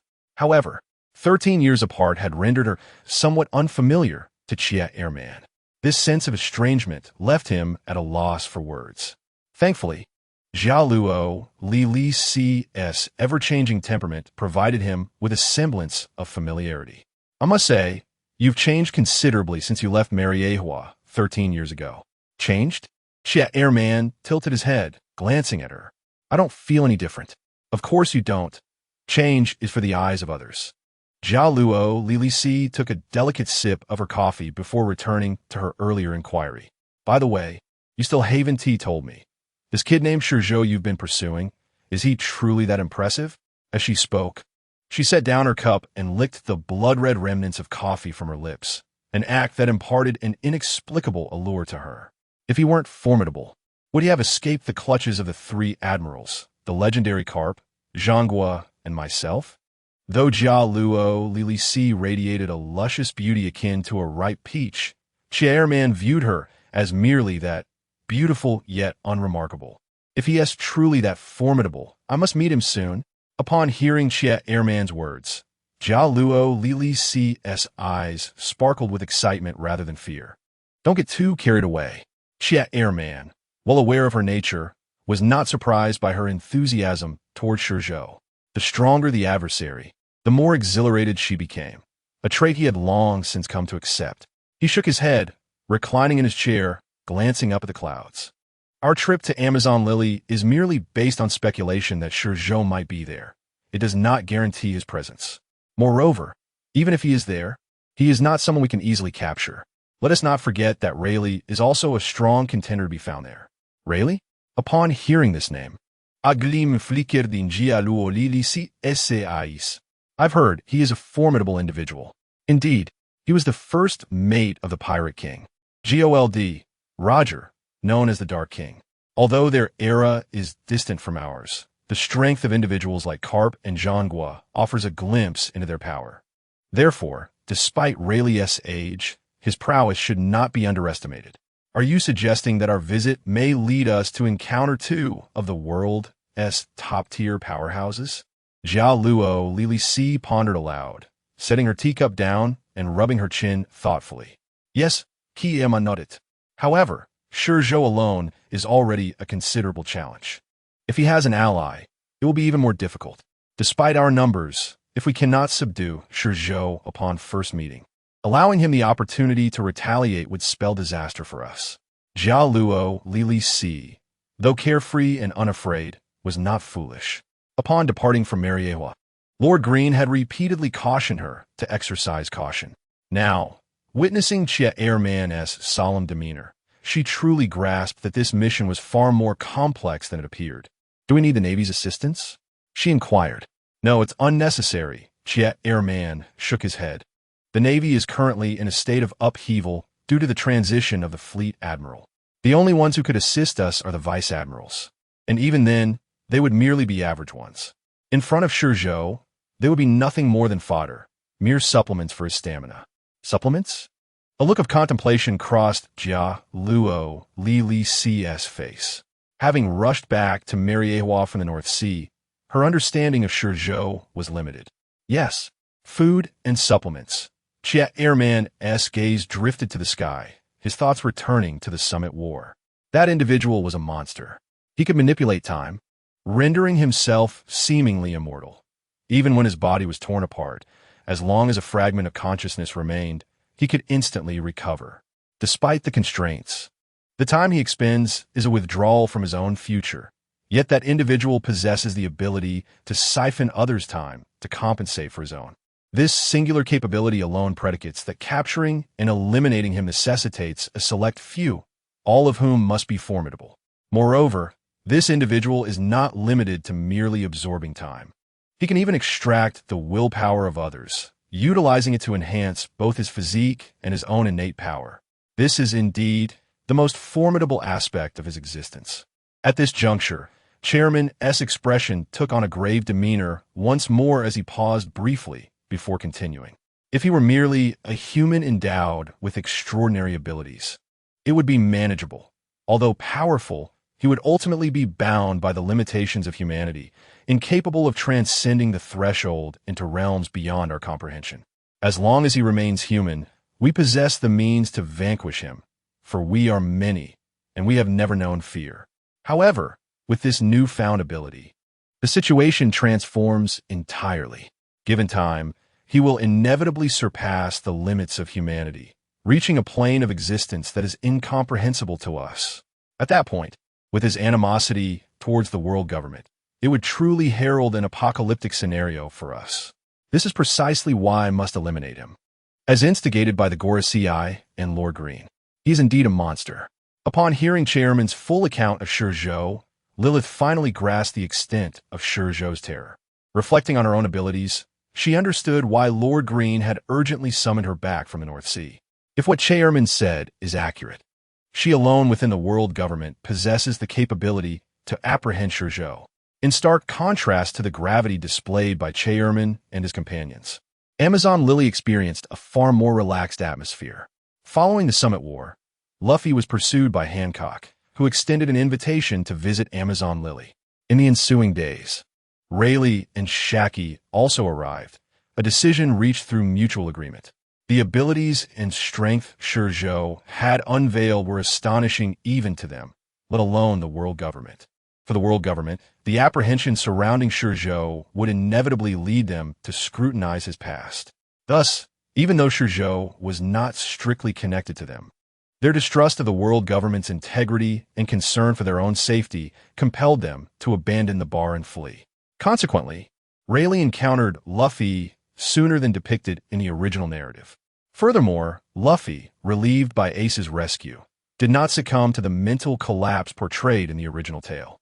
Although his body remained on the brink of death, Under Law's exceptional medical expertise, he swiftly regained vitality within a matter of days. Upon meeting Rayleigh, Luffy, as anticipated, sought to reunite with his comrades. Yet, after the war and witnessing the vast chasm separating him from the true apex of power in the world, he ultimately resolved to heed Rayleigh's counsel and remain there to train for 2 years. Subsequently, he recalled that his friends were scattered across the globe, undoubtedly anxious about his well-being. Thus, he felt compelled to return to the Marine headquarters to relay his decision. However, due to ShiZhou's influence, the waters surrounding the Marine headquarters were currently impassable. With navigation rendered impossible, approaching the headquarters was out of the question. The only target capable of creating a world-shattering headline at this juncture, aside from the Marine headquarters, remained elusive. Thus, a reluctant Luffy was left to wait. It was not until 3 weeks later that he learned from Shaki that the Marines' blockade had been lifted. Unable to contain his eagerness, he implored Rayleigh and Shaki to escort him to convey the news to his friends. Rayleigh acquiesced, but Shaki chose not to accompany them. Whether this separation is fortuitous or detrimental, we can only await the passage of time to reveal the truth. On the other side, there exists a diminutive, uninhabited island nestled within the doldrums and the Grand Line. Though modest in size, it is adorned with lush greenery and vibrant flora. Towering mountains, cascading waterfalls, and serene lakes abound, creating an idyllic paradise, a veritable utopia.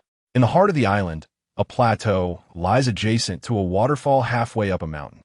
The platform is resplendent with flowers, their blood-red petals arranged in orderly clusters, resembling a delicate embroidery ball. As the breeze sweeps through, countless petals sway, releasing a fragrant aroma while producing a soft, rustling sound. Amidst this floral expanse, a quaint pavilion emerges, seemingly out of place, yet harmoniously situated. Suddenly, the door of the small structure creaked open, shattering the tranquility of the flower-laden surroundings. At that moment, an elderly man with a mane of white hair, appearing quite frail yet impeccably attired, slowly stepped outside. He inhaled deeply, savoring the scent of the blossoms, then hunched over, clasping his hands behind his back as he meandered into the floral sea. As the old man departed, a bipedal otter, donned in clothing, emerged with an air of sophistication. Like the old man, he too inhaled deeply before hastening to walk alongside him. "How long have I slept?" His voice was gentle, yet carried an age-worn rasp. 5 days, the otter inquired, extending a paw toward ShiZhou. Nodding, ShiZhou responded with a warm smile. Not too shabby. At least it was not the 1 or 2 months I had anticipated. The path culminated in a gazebo perched on the precipice of a sheer cliff, offering a breathtaking view that evoked the sensation of floating among the clouds. For those of a timid disposition, merely standing there would induce trepidation. As the clouds hovered tantalizingly close, just beneath the gazebo. Nevertheless, neither ShiZhou nor the otter seemed to regard the height with any concern. Entering the gazebo, the otter exhibited a sense of ownership, taking a seat on a stone bench. He gestured toward a platter of fruits and barbecued meat on the stone table, softly beckoning to ShiZhou seated opposite him. "Ha, I truly am hungry." ShiZhou chuckled, unabashedly reaching for the barbecued meat and taking a hearty bite. The otter, observing ShiZhou, displayed a human-like expression of anticipation. "Thank you, ShiZhou." After swallowing the morsel, ShiZhou extended his right hand, offering a thumbs up to ShiZhou. "Delicious. You've truly outdone yourself." Continuing to savor another bite, he remarked, "You are fully capable of venturing out on your own. This barbecue is on par with mine." Laughter erupted from ShiZhou, and in response, ShiZhou wore a blend of satisfaction and pride. He grinned widely, seizing a fruit resembling a large kiwi, biting into it unpeeled, akin to an apple. The crunch echoed as juice flooded his mouth, prompting him to squint in delight. After a satisfying meal, ShiZhou produced a teacup and a teapot, first brewing a cup of tea for ShiZhou before preparing a cup of coffee for herself. Comfortably leaning against the pillar of the pavilion, she sipped her drink while squinting her eyes, relishing this rare moment of leisure. ShiZhou lifted his teacup, rose to his feet, and moved to the edge of the pavilion, gazing at the horizon. There, The half-moon rose majestically from the juncture of clouds and sea, and he found himself momentarily entranced. Such beauty, in his previous life, he had never had the opportunity to appreciate. Although he had lived a seemingly leisurely existence, he was but a tool for others, unable to truly navigate that world as a normal person would. In his idle hours, he was left with no choice but to engage in physical training or indulge in novels, films, and animations. This was precisely why he possessed such profound understanding of this world. One might observe the characters in television dramas, who seemed to revel in the vibrant nightlife when shrouded in darkness, and mistakenly believe it to be reality. In truth, the authentic dark world is often one of profound solitude. It is only through extreme isolation that one can cultivate a heart capable of dancing on the precipice of death. As for familial bonds, love, and friendship, these notions are mere trifles to those who have truly ventured into the shadows, for one is most aware of their own circumstances. Should such sentiments exist, they would signify an unsuitability for darkness and herald a nearness to demise. Raising his hand, ShiZhou gently exhaled over the teacup, before bringing it to his lips for a delicate sip. This world differed vastly from his past existence. In that life, distinctions between light and dark were starkly defined. The world, dominated by the ordinary, exhibited minimal individual variance and adhered to its own set of rules. Thus, it manifested predominantly in shades of white. In contrast, this world was marked by a chaotic interplay of individual strengths, rendering it a realm devoid of clear demarcations between light and dark, leaning heavily toward the latter. To be candid, ShiZhou found a sense of affinity here. In his previous life, he felt akin to a fish ensnared in a net, constrained in every endeavor and profoundly uncomfortable. Yet here, he experienced a liberating absence of restraint. He could pursue any ambition he desired. Initially, his aspirations were entirely different from his current state of mind. Upon his arrival, he was merely an ordinary individual. As an orphan in his previous life, the experience of maternal love in this world naturally invoked a sense of attachment. Once one develops such bonds, their actions become shackled. Thus, his early thoughts revolve around growing up, training diligently, and ensuring he could protect those he cherished. Ideally, he envisioned joining the Navy, for it represented a stable profession, in stark contrast to the perilous and unpredictable life of a pirate. However, life seldom unfolds as one desires, often veering in the opposite direction at breakneck speed. At the tender age of 4, he encountered the most sinister aspects of this world. This darkness struck him like a blinding flash, shattering any idyllic illusions he harbored about his new surroundings. Moreover, following his transition to orphanhood, he truly witnessed the depths of human malice, and evil magnitudes greater than anything he had encountered previously. While he had been an orphan in his past life, the world had leaned toward the light. He had been taken in by an orphanage at a young age, thus experiencing solitude without significant harm or suffering. In this world, however, the experience was starkly different. After becoming an orphan, the pervasive indifference of humanity created a profound rift between him and this realm. He was even sold to human traffickers by someone who had watched him grow up. Though he eventually escaped, his youth, lack of support, and absence of strength led him perilously close to death. Eventually, he fell once more into the hands of traffickers, ultimately being sold to the celestial dragons. Entering a true hell, he named this island Bayan, inspired by the vibrant red sea of flowers behind him. Lowering his hand, ShiZhou refrained from looking back. He raised his gaze once more to the moon, now fully risen above the sea. The sky transformed into a tapestry of orange and silver, bifurcating the ocean into turbulent waves on one side and a tranquil lake on the other. ShiZhou widened her eyes, curiously regarding ShiZhou's silhouette. "Do you have any news from the old man and the others?" During his time in Marineford, ShiZhou had scarcely found the opportunity to bid farewell to Rayleigh. In truth, he had miscalculated and acted impulsively. He had presumed that even if he could not reach the pinnacle of human potential, he would be close.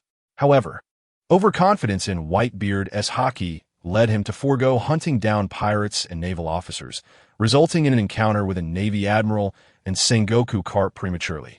His original plan had been to accumulate enough power during the Marineford War to become a figure beyond the reach of the world government and the Navy. He indeed achieved part of his objective, instilling a sense of caution in the world government and the Navy, or indeed the entire world. However, in terms of strength, the situation was somewhat awkward. One or two admirals would certainly not be able to contend with him now, although his power was on par with theirs. The unique nature of his abilities suggested that his potential far surpassed that of the admirals.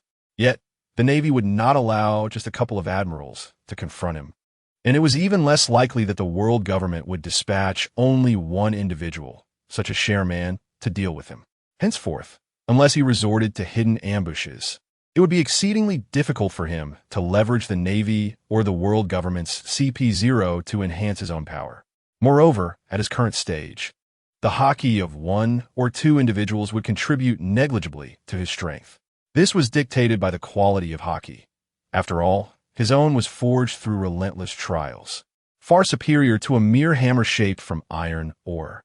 To refine oneself, one must employ steel of equal caliber or adhere to the principle of perseverance akin to water eroding stone. Consequently, unless the numbers surpassed a certain threshold, he would find it immensely challenging to continue his advancement. In seeking another opportunity akin to the Marineford War, a convergence of numerous hockey masters, he pondered whether any place, aside from a Navy headquarters or Mary Geos, could offer such a scenario. The New World. ShiZhou's gaze, transcending the moon, seemed to traverse time and space, landing in the heart of the world's greatest vortex. The realm of One Piece, as depicted in the anime, followed Luffy and his crew, and the islands they traversed comprised only a mere fraction of a new world. The New World differed significantly from the first half of the Grand Line, where pirate factions prioritized territorial control. Apart from Whitebeard and the other emperors, there existed a multitude of pirates who defied their authority, aspiring to usurp their positions one day. These individuals rejected submission. Yet due to the abundance of resources and strategically significant territories in the New World, they had long been divided among the emperors, relegating them to various pirate enclaves. These towns, reminiscent of Blackbeard's Hakanosu 2 years hence, housed a multitude of pirates. Isn't this precisely the fire and hammer that ShiZhou requires? With this thought, a slight smirk appeared at the corners of ShiZhou's mouth, revealing a hint of cruelty on his face. However, before venturing into the New World, he must first ascertain the old man's situation. He harbors no concern regarding the battle between the old man and ZFA. Yet, he is somewhat apprehensive about the developments following the conclusion of the Marineford War. After all, his strength has yet to reach a level that would instill fear in the world government, preventing them from taking action against Rayleigh, especially with Xiachi in the mix. This is a source of slight regret for him at present. He does not lament participating in the Marineford War, but rather regrets his obsession with Whitebeard. Had it not been for honoring Whitebeard's final journey, he could have undoubtedly eliminated many more powerful hockey users. Alas, reflecting on such matters now is futile, and ShiZhou can only let out a sigh. At that moment, Qiuqiu approached ShiZhou, holding a cup of coffee. She gently patted his shoulder with her left hand and chirped, "Did you not find it?" ShiZhou turned his head to glance at Qiuqiu before returning his gaze to the teacup, taking a delicate sip. It is perhaps for the best that he has not found it. It seems they are aware of the gravity of the situation and departed immediately after the war concluded. He truly feels a bit guilty towards them. As he lowered his right hand, ShiZhou's pupils dilated slightly. The old man and Xiachi should currently be at Amazon Lily. Daughter Island lies deep within the calm belt, a place generally unknown and inaccessible to ordinary individuals. Although Xiachi was once the queen of Amazon Lily, she has not returned there even once over the years. Therefore, ShiZhou has never been to Nine Snake Island, and if he were to attempt to go there now, he would have no sense of direction. After all, the calm belt is not a mere creek. It is the vast ocean. To expect him to find a small island amidst the boundless sea without any guidance is nothing short of folly. Thus, even if he knows the whereabouts of the old man and Xiachi, he cannot reach them. In reality, as long as he is aware that they are not in the Chambered Islands, ShiZhou can rest easy. As the ancient saying goes, the less one possesses, the more one yearns for it, and the more one cares about it. Initially, ShiZhou did not comprehend these words, as he was merely an orphan. However, after coming to this world, he came to understand. From the outset, he experienced a motherly love that he had never known in his previous life. Although this love was stripped away by the world government, it remained deeply buried within the depths of his soul. After enduring many experiences, he encountered Rayleigh and Xiaoqi, and under their attentive care over time, he unknowingly shifted that deep-seated yearning for familial affection onto them. Although he noticed it from the beginning, he did not flee. Instead, he enjoyed it wholeheartedly. This, in turn, cultivated a sense of attachment for him in this world. Once one develops attachments, they inevitably become vulnerable.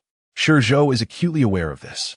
In his previous life, he witnessed many individuals ensnared by various ties, ultimately being exploited for their last shred of value by the true lords of the dark world, only to be discarded and cast into hell. He was the blade that dealt with such individuals. As a blade, though he lacks the right to know the pasts of his prey, the more he kills, the more he gradually uncovers truths, and the more he discovers, the clearer things become. Although there are many downsides, the truth remains.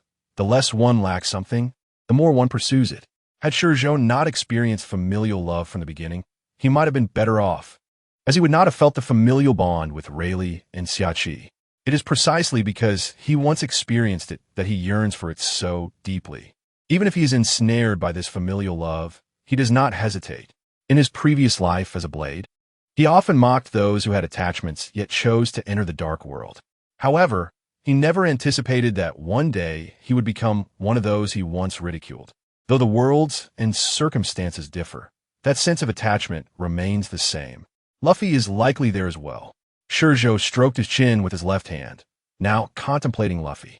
After rescuing Ace, he had not kept track of Luffy. At that time, Luffy was in a dire state, relying on unwavering will and Ivankov's devil fruit powers to save Ace at the cost of his own life.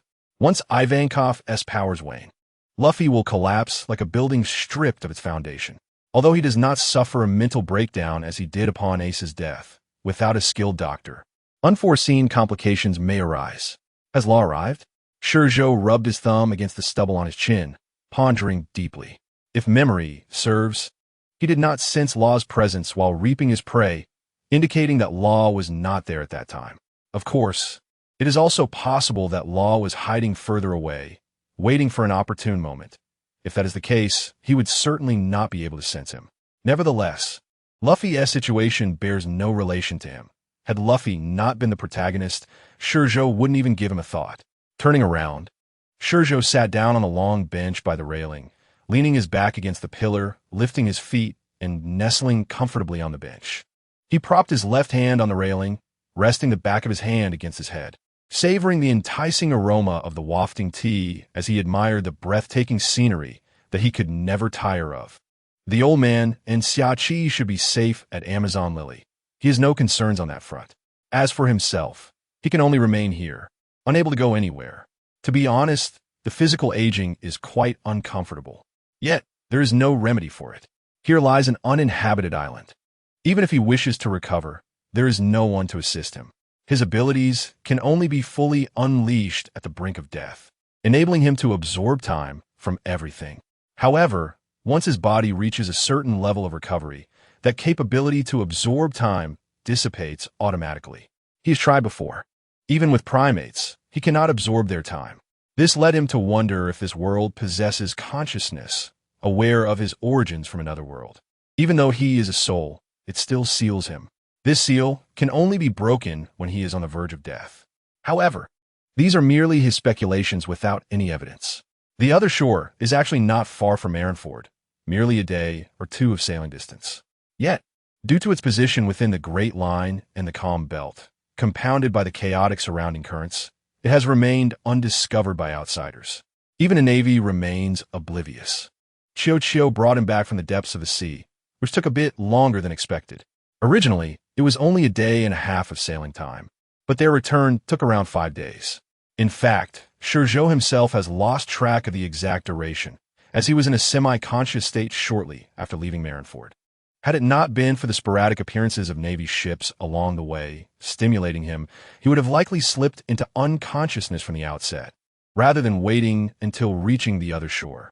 The Navy and the world government have completely sealed off this entire sea in search of him, which is why ShiZhou cannot leave now. Given his current state, should he venture out and encounter the Navy and that fellow, Chairman, it is uncertain whether he would manage to escape, but it is undeniably true that his situation would not be favorable. Furthermore, there exists the potential of exposing Bayan and revealing ShiZhou.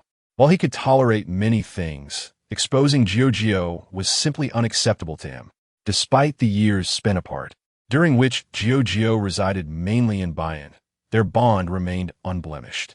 In this world, he had but a few relatives he could trust entirely, and he would not permit anyone to harm them. At the moment when ShiZhou was quietly savoring his leisure time in Bayan, 3 weeks had elapsed since the peak of the war.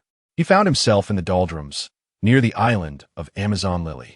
The departure of Rayleigh and Luffy had no impact on the island. It remained as steadfast and tranquil as the sea itself.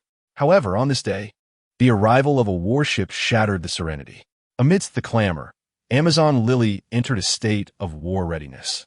At the forefront stood Hancock, flanked by her 2 sisters, gazing gravely at the approaching warship from the open ground of the port. The vessel was modest in size, yet the flag it bore, along with its imposing presence reminiscent of an ancient behemoth, instilled a deep silence across Amazon Lily. The world government, Sister, Tion, Boa Sandersonia, and Boa Marigold huddled closer to Hancock, their once formidable stature now seemingly diminished, exuding an aura of vulnerability.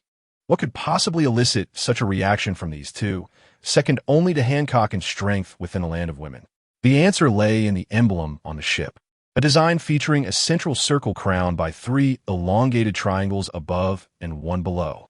From a distance, it resembled the footprint of a colossal creature. It was this very emblem that rendered the Boa sisters in such a state of alarm. On this island, aside from Japa, the former king of the land of women, Guluo Li Sa, none were privy to the sisters' past experiences. In ignorance, they could not fathom why the emblem evoked such an extreme response, bordering on fear. Hancock reached out to pat her sisters reassuringly, signaling them to remain calm. She then stepped onto the soft grass and called out to the now anchored warship, her voice resonating with authority. World government, you are trespassing on the territory of the Shichibukai. What brings you here? Oh, the Shichibukai, is it? At that moment, a striking woman clad in red armor, her hair tied in a high ponytail matching the hue of her armor, emerged from the unseen deck of the ship, leaning against the ship's railing.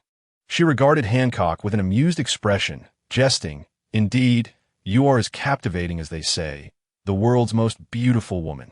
Not just men, even I find myself compelled to take you under my wing." Lilith was inherently a woman of great allure, and the armor she wore only accentuated her martial prowess. Enough with the jesting, Hancock replied, her eyes narrowing slightly. "If your purpose here is merely to flatter me, I accept your compliment, and you may take your leave. After all, Amazon Lily does not welcome outsiders." "Outsiders?" Lilith chuckled softly. "Do you think I am here for trivialities, Boa Hancock?" With her laughter dissipating, Lilith's gaze turned cold as she looked down at Hancock. "And who do you think you are? A mere Shichibukai? Do you truly believe I would regard you with any significance?" Her tone and demeanor alerted Hancock to the gravity of the situation. Lilith's presence was likely not a mere coincidence or a casual visit. The Shichibukai, indeed, held little weight within the world government. Hancock countered, "Yet you still require us to stabilize the situation in these waters, do you not?" "Presumptuous," Lilith sneered, casting a dismissive glance at Hancock before redirecting her attention to the depths of the island. She had little interest in debating with Hancock. Her desire to engage was solely influenced by Hancock's reputation as the world's most beautiful woman. "Is there no one here?" Lilith furrowed her brow. Her observation hockey fully activated, yet she sensed no formidable presence on the island, aside from Hancock, of course. "Chairman, did you not mention that Rayleigh was here?" "Indeed, he is here." Chairman stepped forward, aligning himself with Lilith, his gaze fixed not on the heart of the island, but towards the port gate. There stood a woman draped in a blue coat adorned with spider motifs, elegantly smoking a cigarette while leaning against a pillar. "Shucky, come out," ShiZhou called out loudly. Lilith had never encountered Shucky and was unaware of her aura, but ShiZhou was different. Following the incident involving the celestial dragons in Sabaody Archipelago, he had investigated everyone on the island. At that time, ShiZhou had conveniently been in Bayan, eluding his notice. Had it not been for fate, ShiZhou might have been caught in ShiZhou's search. Otherwise, given ShiZhou's strength, he might have struggled against ShiZhou. Should he have faltered, escape would have been his only option, and participation in the Peak War would have been thwarted. Consequently, ShiZhou's ascent in power would have been delayed further. Yet, this world offers no room for hypotheticals. Since events had unfolded, no opportunity for change remained. Even if ShiZhou were to regret his actions later, it could not alter the reality that ShiZhou had become a significant threat to the world government. Rayleigh, Shucky. The names uttered by ShiZhou and Lilith startled Hancock. After her shock subsided, anxiety took its place. In her mind, the only reason for their arrival concerning Rayleigh must be Luffy, for within this realm, Luffy was the only one with a bounty on his head. As for herself, being a Shichibukai, her own bounty was a matter of the past.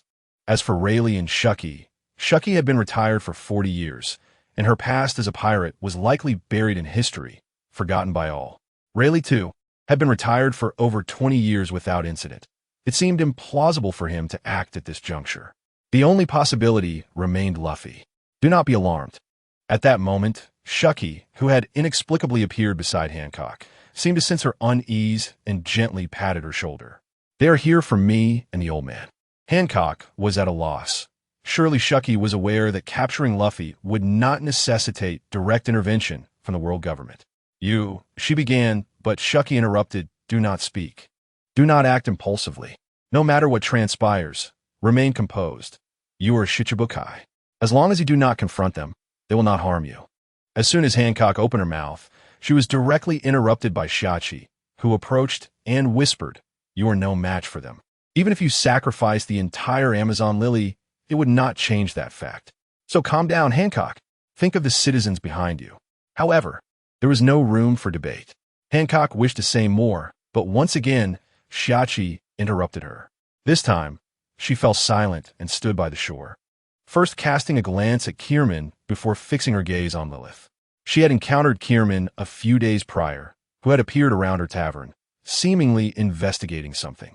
At that time, she had not paid much attention, believing Kierman to be there merely due to the incident involving the celestial dragons.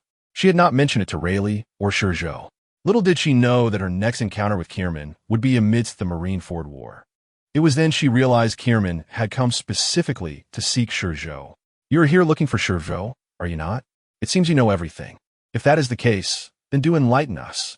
Lilith looked down at Shachi, her tone leaving no room for dispute. "Where has that fellow disappeared to? Searching for child?" Hancock stared at Shachi's back, her eyes filled with confusion and a hint of complexity. At that moment, countless questions swirled in her mind. Her curiosity about Shachi's relationship with the child, why the child had participated in the Marineford War, and even whether the child had, like herself, escaped Mariewa during the incident 13 years ago. This chapter is not yet complete. Please turn to the next page to continue reading the thrilling content. However, despite the multitude of queries, now was not the time to voice them. They remained trapped within her heart, unable to escape. To be honest, while you wish to know his whereabouts, I'm equally curious. Shachi raised her right hand and took a deep drag from her cigarette, then shrugged in resignation. I had always thought he had been buried in Marineford. Lowering her hand, Shachi peered through the smoke and sincerely stated, "Truth be told, you may have mistaken the wrong person this time. Although he has lived beside me, to me, he is merely a neighbor. I might be slightly concerned about a neighbor's fate, but to say that we share a deep bond would be an exaggeration. Donotist, Shaki." Kierman fixed his gaze on Shachi, speaking gravely. "Do you think we are here for no reason? We may not know the nature of your relationship with ShiZhou, but we are aware of your connection to Rayleigh and Rayleigh's connection to ShiZhou. Do not assume we are ignorant. If we were unaware, would we be here?" At this point, Kierman paused before continuing. "Am I correct in what I say? The the former king of Amazon Lily, the past captain of the Kuja pirates, a notorious pirate once pursued by Carp, who subsequently vanished from the world, Black Widow ShiZhou. What? This woman was our former king, our former captain? Clearly, Kierman's words stirred a tempest of astonishment at the port. The younger generation of the Amazon Lily stared at ShiZhou in disbelief, unaware of her past. However, many elders displayed expressions of nostalgia. It was evident that not only Hancock and the elder Zhao were aware of ShiZhou's identity, but many veterans of the Kuja pirates also knew. Yet, even so, that did not imply much. In response to Kierman's revelation of her past, ShiZhou neither nodded nor shook her head, but instead calmly regarded Lilith. I have been retired for 40 years, and the Kuja pirates are sanctioned by the world government as one of the 7 warlords of the sea. Strictly speaking, I am now merely an elderly woman. To be honest, we came here in search of that old rascal Rayleigh. Kierman gazed at ShiZhou and began to speak slowly. But who asked you to have ties with both Rayleigh and ShiZhou? Thus, we must trouble you to accompany us. Is this how your world government conducts its affairs? Just then, Hancock could no longer contain herself. She stepped forward, looking at Kierman, and said in a deep voice, "Is this how you indiscriminately capture people, without reason?" Lilith regarded Hancock with interest, her lips curling into a sardonic smile. "Do not be so presumptuous. Warlord, do you truly not know who we are?" Hancock stared at Lilith, and suddenly, her heart skipped a beat as if a realization struck her. Her expression changed dramatically, and her body instinctively took 2 steps back, feeling unsteady. Had it not been for Salome, her massive python companion, who was always by her side, her current state would have been evident to all members of the Kuja pirates. Revealing her vulnerable side to her crew and subjects was something she had always strived to avoid. Therefore, with Salami's support at her back, she forced herself to stand tall and lowered her head, concealing her expression from everyone. She should have anticipated this, after all. The emblem representing the celestial dragons could not easily appear in this world. Its emergence often signified the arrival of the celestial dragons. She had previously neglected this line of thought due to her subconscious resistance, choosing to overlook it. Yet, with Lilith's deliberate reminder, her thoughts returned to the right track. "It seems you have come to understand our identity." Lilith was not surprised by Hancock's reaction upon deducing her identity. After all, she had witnessed such reactions many times before. However, she had not expected Hancock to be anything but an ordinary civilian. Her reaction was more deeply rooted in the shadows cast by the celestial dragons during her years in hell. Shifting her gaze away from Hancock, Lilith displayed a hint of impatience. "Let's go. ShiZhou, if you do not wish for us to take action, it would be best for you to come along willingly." As her words fell, she turned and gradually vanished from the view of the crowd. ShiZhou, as anticipated, did not hesitate.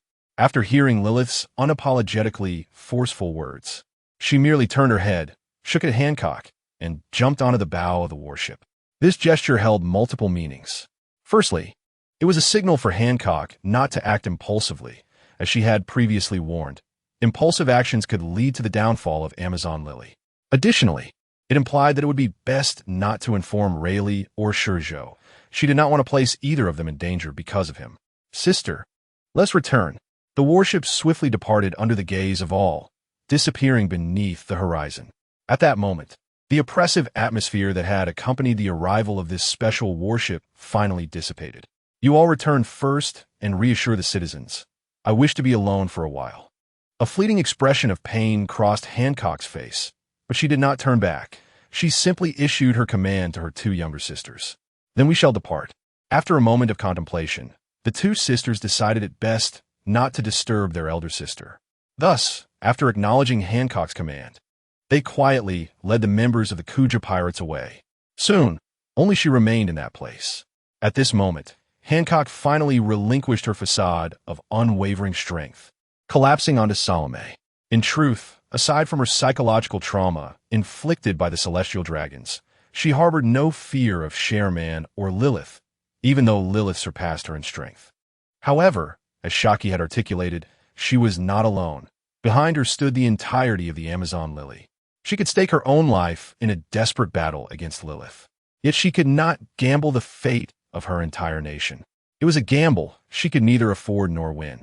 Thus, she felt an overwhelming hatred for herself as she watched her savior being taken away, loathing her own impotence and questioning why she could not be as formidable as ShiZhou. Despite her relentless training over the years, her strength had stagnated, failing to reach the pinnacle of the world. She clenched her fists tightly until her nails pierced her skin, blood streaming from her hands, and it was only when the pain registered in her mind that she awakened from her stupor. Subsequently, she gazed blankly at the sea, her dark pupils flickering with inscrutable thoughts. Do you even realize what it means to take me away like this? On the deck of the warship, Shaki exhibited no semblance of a prisoner. Rather, she sat in a chair, smoking and leisurely brewing tea, as if she and Lilith belonged to the same echelon. Oh, what does it signify? Lilith glanced at Shaki, slowly setting down her coffee cup, a faint smile gracing her lips. Since you hold such apprehension towards ShiZhou, to the point of resorting to hostage-taking, have you truly grasped his essence and character? We certainly understand his character, but what of it? A glimmer of reminiscence crossed Sherman's eyes as he momentarily envisioned ShiZhou's cold, indifferent gaze. That fellow indeed possessed a chilling detachment.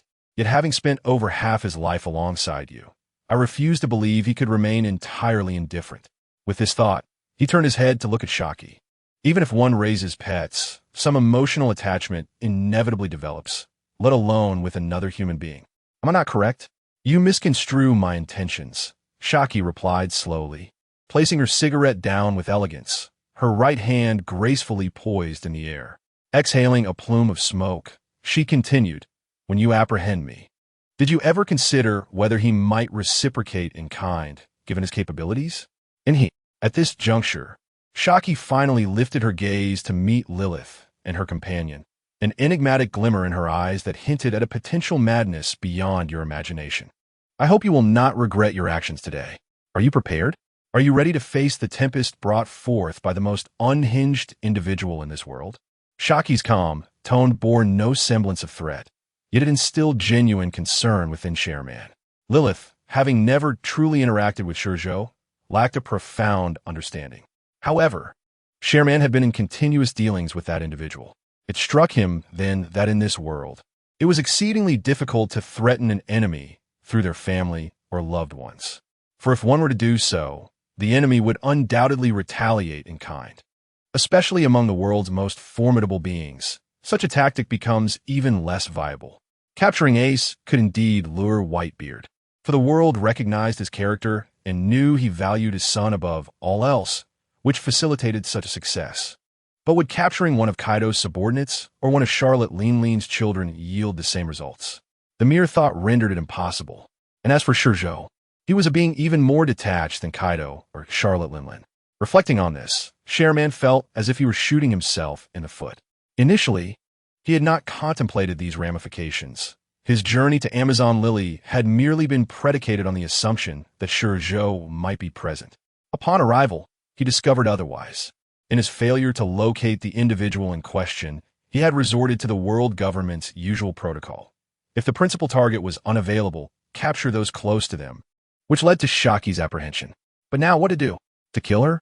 Such a foolish act would only serve to further incite ShiZhou's wrath, yielding no benefit. To release her?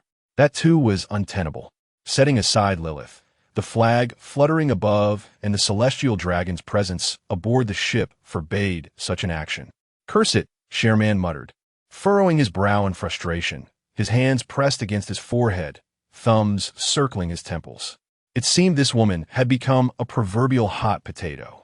Moreover, as she had pointed out, he had to remain cautious of ShiZhou's potential volatility. One must understand, this individual did not regard others as human. The Navy, the naval bases scattered throughout the world. Who could predict where he might strike? Additionally, one had to be wary of the Sabiti Archipelago, the Celestial Dragons, and the CP0 organizations dispersed across various nations.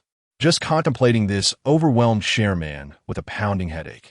Had they not detained Shaki, he believed ShiZhou's pride would have prevented him from launching an attack on those of lower standing. However, now, what has happened, Sherman? As Sherman mused, Lilith's position and identity, coupled with her lifetime devoid of setbacks and her lack of familiarity with ShiZhou, rendered it impossible for her to conceive such thoughts. She found Shaki's words utterly perplexing. What seemed a threat to her ears sounded more like impotent rage, serving only to invite ridicule. Shareman lifted his gaze to Lilith, parting his lips as if to speak, but found himself at a loss for words. Nothing. With nothing further to say, he could only utter that. Should he express, "I feel uneasy, we should release this woman"? It would be tantamount to empowering others at the expense of his own reputation. Let be known, he was a celestial dragon, one of the 20 members of the Knights of God. Although his strength did not rank among the top 3, he was nonetheless positioned 4th. To utter such words would be a disgrace to the world government, to the celestial dragons, and to the Knights of God, for he represented the pinnacle of power and authority within this world. In this realm, the winds never ceased, particularly along the Grand Line. Without it, there would be no grand, sweeping epic of the seas. On the other shore, a gentle breeze stirred the bright moon, caressing the morning sun, heralding a beautiful day that began anew with the morning dew. Just as dawn broke, ShiZhou made his way to the edge of a cliff on the island, stooping slightly with a fishing rod in hand. Wearing a straw hat, a floral shirt, and matching shorts, his appearance was not that of a formidable world-class power feared by the world government, but rather that of an ordinary civilian, an elderly man, a fisherman. As the moon sank beneath the horizon, the tide began to rise, presenting an opportune moment for fishing. Once settled, ShiZhou grasped the fishing rod with both hands, raised it above his head, then swung it back with force before casting it forward. With a swift whoosh, the reel of the rod unleashed a torrent of line, flowing forth like water from an open dam. As the fishing hook, laden with a lead weight, plunged into the tumultuous sea, ShiZhou grasped the fishing rod with his right hand while his left hand securely held the reel's handle. He gently twisted it until the fishing line became taut, then slowly bent his knees and settled onto the cold, unforgiving stone. The bait he employed was the wild boar liver that ShiZhou had brought back the previous day. These wild boars, robust and stout, possessed livers that were the preferred delicacy of the carnivorous fish in this aquatic domain. Having returned to the opposite shore nearly 3 weeks ago, ShiZhou was in good spirits today and eager to indulge in his passion for fishing. Just as he crossed his legs, before ShiZhou could fully relax, the rod in his hand suddenly dipped. At that moment, the small bell attached to the rod rang out urgently. Without a moment's hesitation, ShiZhou sprang to his feet, gripping the rod tightly and pulling it upward with force. He then swiftly turned the handle with his left hand, rapidly reeling in the line. Thus, time flowed swiftly between his actions of pulling and reeling. As dawn broke, ShiZhou's fishing endeavors reached their climax. Bathed in the piercing golden light that illuminated the world, he gripped the fishing rod with both hands and heaved it upward with determination. A large fish, its body pitch black yet shimmering with golden hues due to the morning light and sea water, was yanked onto the shore by ShiZhou. Simultaneously, as if drawn by the scent, a standing otter emerged from the thicket behind him. This otter, resembling a human, not only walked upright, but donned attire identical to ShiZhou's, complete with a straw hat and sandals that matched perfectly. ShiZhou exited the underbrush just in time to witness the entire spectacle of ShiZhou reeling in the fish. It raised its hands above its head, shielding its eyes, and gazed at the resplendent fish glistening in the morning light, swallowing hard. Then, quickening its pace, it ascended the cliff and stood beside ShiZhou. "Chiu," it exclaimed, pointing at the fish that flopped energetically on the smooth stone surface while hastily lowering its backpack. "Well, what luck! I didn't expect today would yield such quick results." ShiZhou, fixated on the writhing fish, approached and delivered a swift blow to its head. Standing up and catching his breath, he proudly remarked to Chiu, "This black sea bream will suffice for our breakfast." In the world of One Piece, which boasts an oceanic expanse surpassing that of his previous life, the variety and size of fish here are indeed greater. For instance, the black sea bream that ShiZhou had just knocked unconscious would have measured a mere 30 centimeters in his former world. Yet in this realm, it reached an astonishing length of 5 meters. Moreover, this was not even the largest black sea bream ShiZhou had ever caught. The two busied themselves under the morning light until the sun fully emerged from the horizon, at which point they meticulously prepared the large fish, placing it upon the grill. They relaxed in the warm sunlight, sipping tea and coffee. ShiZhou had not joined ShiZhou to assist with fishing. Instead, it had prepared the charcoal and grill. Over the years, ShiZhou had assimilated into ShiZhou's ways, not only mimicking human behavior, but also adopting human dietary preferences. Being an otter by nature, it had developed a particular fondness for fish, especially black sea bream. The fish, marinated with ShiZhou's unique blend of seasonings and grilled over charcoal, then brushed with gleaming coconut oil, was a sight to behold, evoking salivation. Once tasted, it revealed a delightful contrast of crispy exterior and tender, succulent flesh, reaching the pinnacle of flavor. Consequently, every time ShiZhou went fishing, ShiZhou was the most enthusiastic companion. ShiZhou, have there been any updates from the outside world?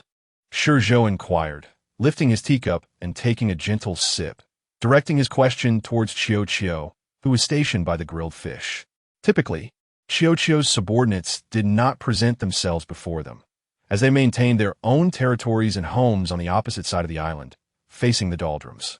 Although sea kings occasionally passed through that area, the abundance of fish being driven out by the sea kings ensured a steady supply of food, leaving the otters free from famine. Of course, they had to remain vigilant against the sea kings that pursued the fish. After all, those creatures cared not whether one hailed from the land. Any incursion into the sea marked one as their prey. Before ShiZhou's arrival, the otters had long engaged in a battle of wits with the sea kings. Due to the vast disparity in individual strength, despite an ample food supply, the population of their tribe had never increased significantly. Perhaps this is nature's wisdom, preventing any creature from becoming overwhelmingly dominant over the vast seas, with the exception of humanity. Since ShiZhou's arrival, however, with ShiZhou's rise, the otter population had flourished. The sea kings, once nightmares for the otters, now became their sustenance.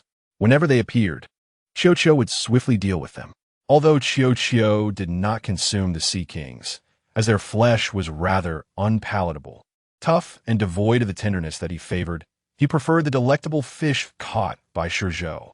With the threat of sea kings diminished, the otters thrived as if liberated from their natural predators, gradually expanding their numbers on the opposite side of the island. Now, the otters had completely established dominance over that area.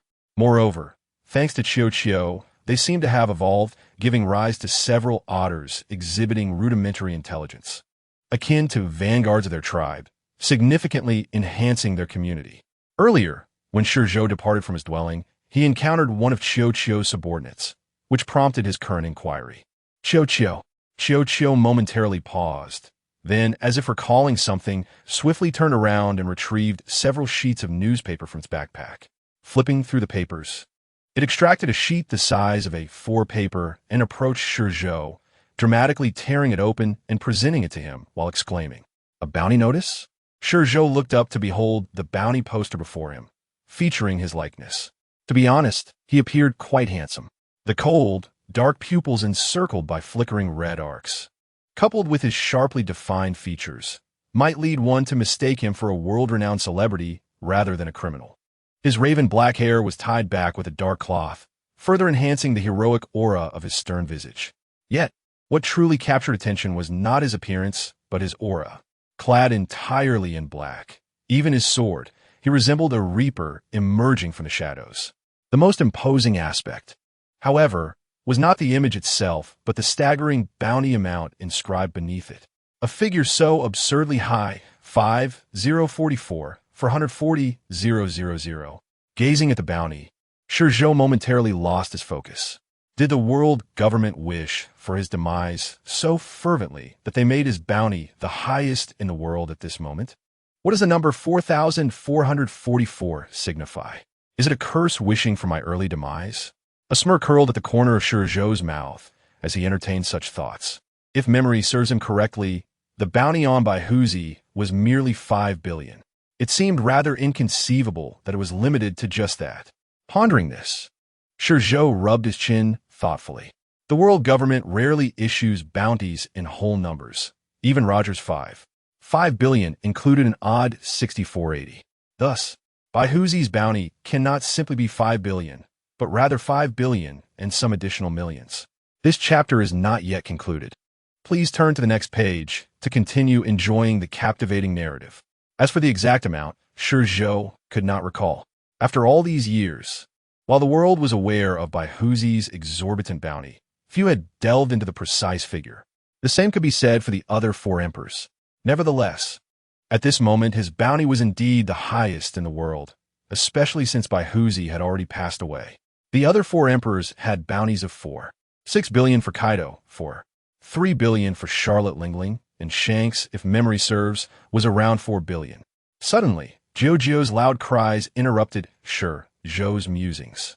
He looked up, meeting Jiuzhou's worried gaze, and chuckled. It's nothing to fret about. You know my capabilities all too well.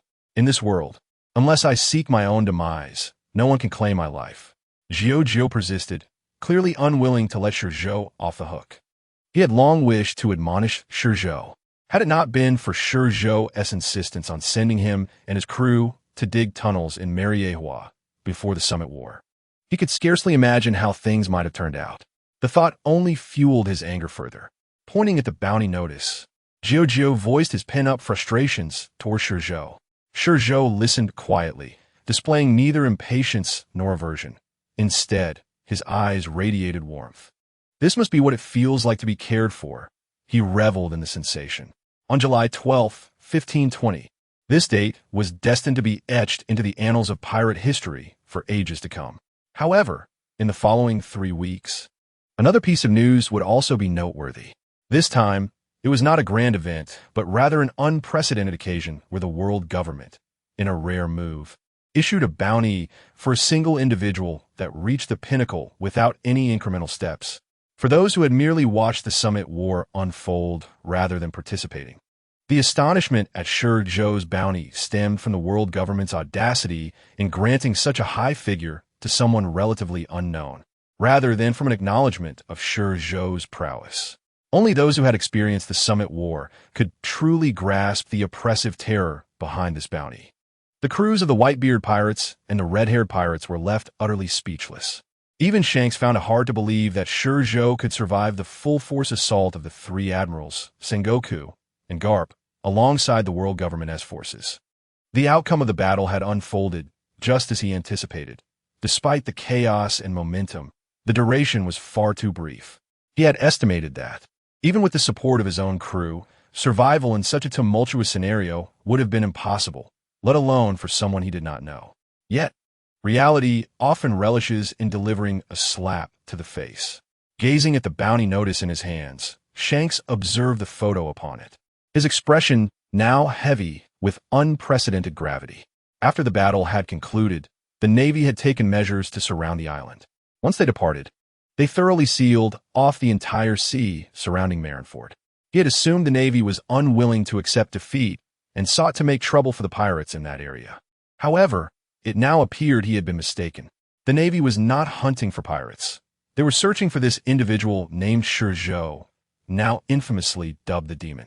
What could it be about this fellow that instilled such trepidation in the world government, bestowing him a bounty merely 56 million berry shy of Baihuzi's? Alas, what a tumultuous season this was. Shanks sighed, casting ShiZhou's bounty notice aside before reaching for a bottle of liquor and taking a hearty swig. The current state of affairs in the New World had grown chaotic due to Baihuzi's demise and the antics of Blackbeard's crew. The mere thought of ShiZhou entering the fray sent a wave of discomfort through him. However, this discomfort was fleeting.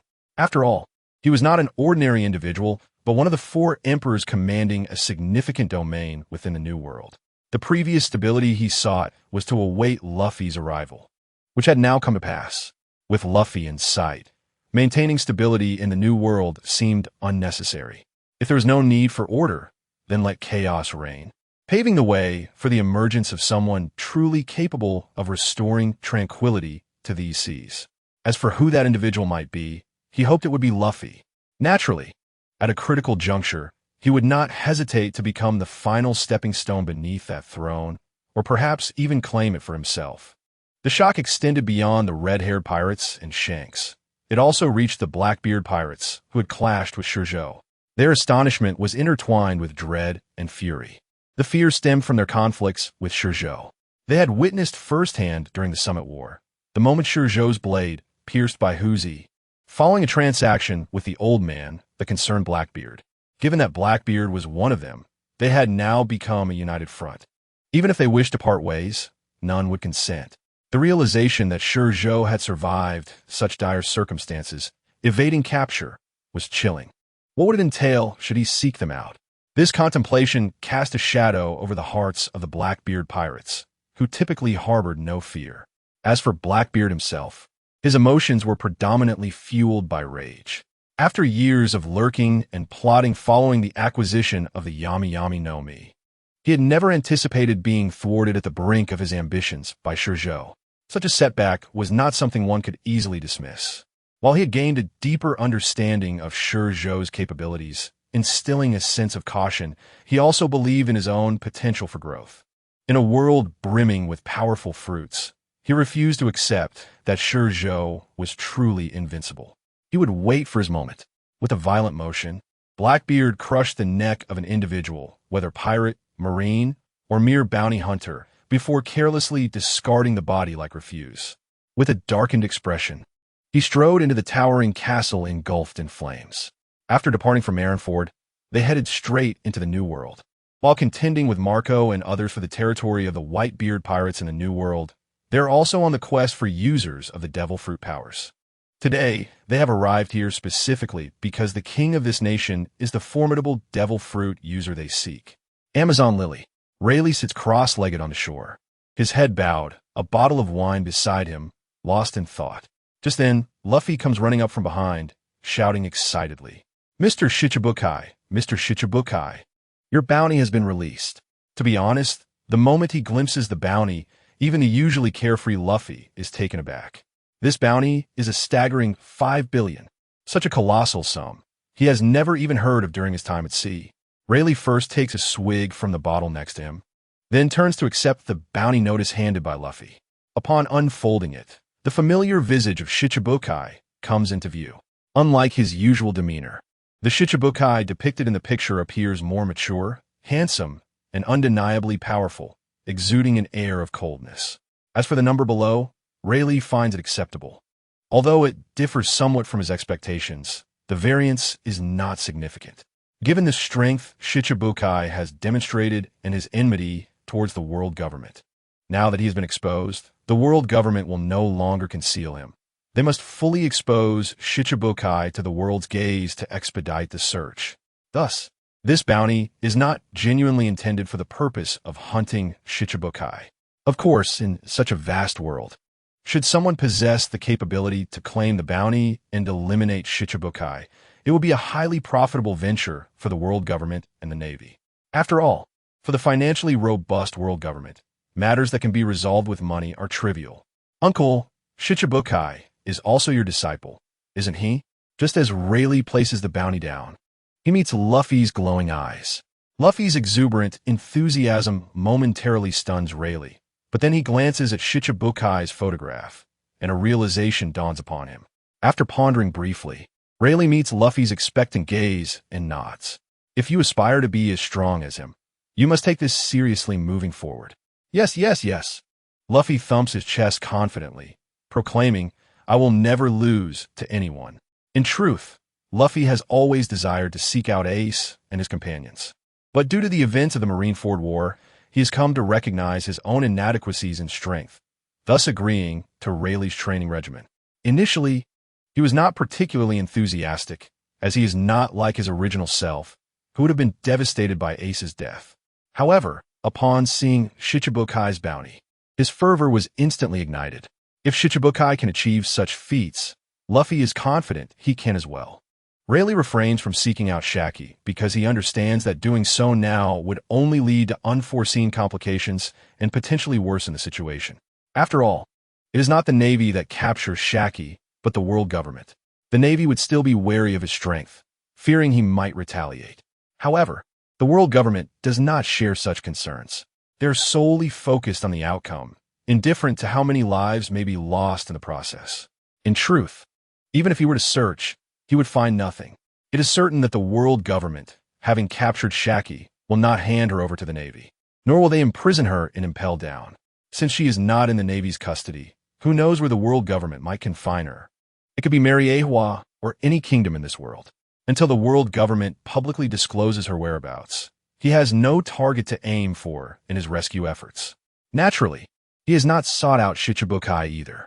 He is fully aware of Shichibukai's location. After all, he has visited the other shore and met with Chu-Chu. The world government's capture of Shaki was merely a fortuitous occurrence, not a deliberate act. They came here specifically to find Shichibukai, and it was merely by chance that he and Luffy went to the Navy headquarters, allowing the world government to seize Shaki instead. Based on his understanding of the world government, they will not take any action against Shaki until they locate Shichibukai. If they were to kill Shaki, they would lose their leverage over Shichibukai entirely. Therefore, it is better for Shichibukai to remain unaware of this news for as long as possible. After all, although Shichibukai's strength has been refined during the Marineford War, he has not yet reached a level where he can disregard the world government entirely. During this time, Rayleigh firmly believes that Shichibukai will devise a means to further augment his strength. He is uncertain how Shichibukai's abilities function, but from Marineford War, it can be inferred that he likely absorbs the haki of others to train himself. Since he requires haki, the most suitable target is indeed the New World, as it harbors a plethora of haki users who could become his prey. Just as Rayleigh anticipated, Shichibukai is currently preparing to venture into the New World. This moment occurs 1 week after he has seen his bounty notice. It is not that he does not wish to leave immediately. Rather, the waters have only just been fully unsealed. The other shore, in a natural harbor, a 20-meter-long, 6-meter-wide small sailboat is moored. Nearby, a group of otters is methodically transporting supplies up the shore. Not far from the cliffside, Shichibukai and Chu-Chu are engaged in a heated discussion, with Chu-Chu's loud protests contrasting with Shichibukai's calm reassurances. I'm going to kill someone this time, and since it involves murder, there will undoubtedly be dangers. If I let you accompany me, what if something goes awry? Chu-Chu. Before Shichibukai can finish, Chu-Chu interrupts loudly, raising a hand to emphatically thump his chest twice. The gesture seems to convey, I am not a weakling. I can't assist you. Chu-Chu is indeed not a weakling. His size is comparable to that of an average human. However, it depends on whom he is compared to. The individuals Shichibukai will face in the New World are not mere small fry, and unless unforeseen circumstances arise, he will undoubtedly attract the attention of the world government. When that time comes, he will not be facing trivial adversaries, but formidable foes like Admiral Akainu. In the eyes of Akainu and others, Chu-Chu is merely an ordinary otter, easily squashed at will. Should Shichibukai find himself overwhelmed and inadvertently expose Chu-Chu, it would become a regrettable chapter in his life. However, it is clear that his perspective will not find favor with Chu-Chu. Why has Chu-Chu devoted so many years of effort? On one hand, it is certainly to establish his position within his tribe and lead them to greatness. But on the other hand, it is also for Shichibukai. Now, he believes his strength is sufficient for venturing out to sea and capable of aiding Shichibukai. Thus, he pays no heed to Shichibukai's counsel. Seeing Chu-Chu's determination, Shichibukai contemplates for a moment before ultimately conceding and agreeing. After all, Chu-Chu's strength can no longer be confined to this island. Even if Shichibukai were to forbid him, he would eventually be overwhelmed by his own ambitions and leave one day. If that is the case, it is better for him to accompany Shichibukai from the outset. Though following him may bring troubles, it also minimizes many unnecessary dangers. The age of Jiujio, among humans, is akin to that of a child still in the throes of growth. Their encounter marks a decade, a time when curiosity burgeons with an insatiable fervor. Boundless and uncontainable, any attempts to impose restrictions only serve to deepen his inner resistance, fueling a heart that is gradually leaning toward rebellion. ShiZhou is determined to preserve the hard-won tranquility of Jiujio's character, fearing it might revert to a wild beast. After all, this world is far from benevolent. If darkness must be faced, it is better to do so under his guidance, allowing him to lead ShiZhou into the depths of obscurity. All right, I concede, ShiZhou remarked, smoothing down the tousled hair atop ShiZhou's head, then playfully gripping his face and urging, "Come on, smile for me. Isn't it a privilege to accompany me?"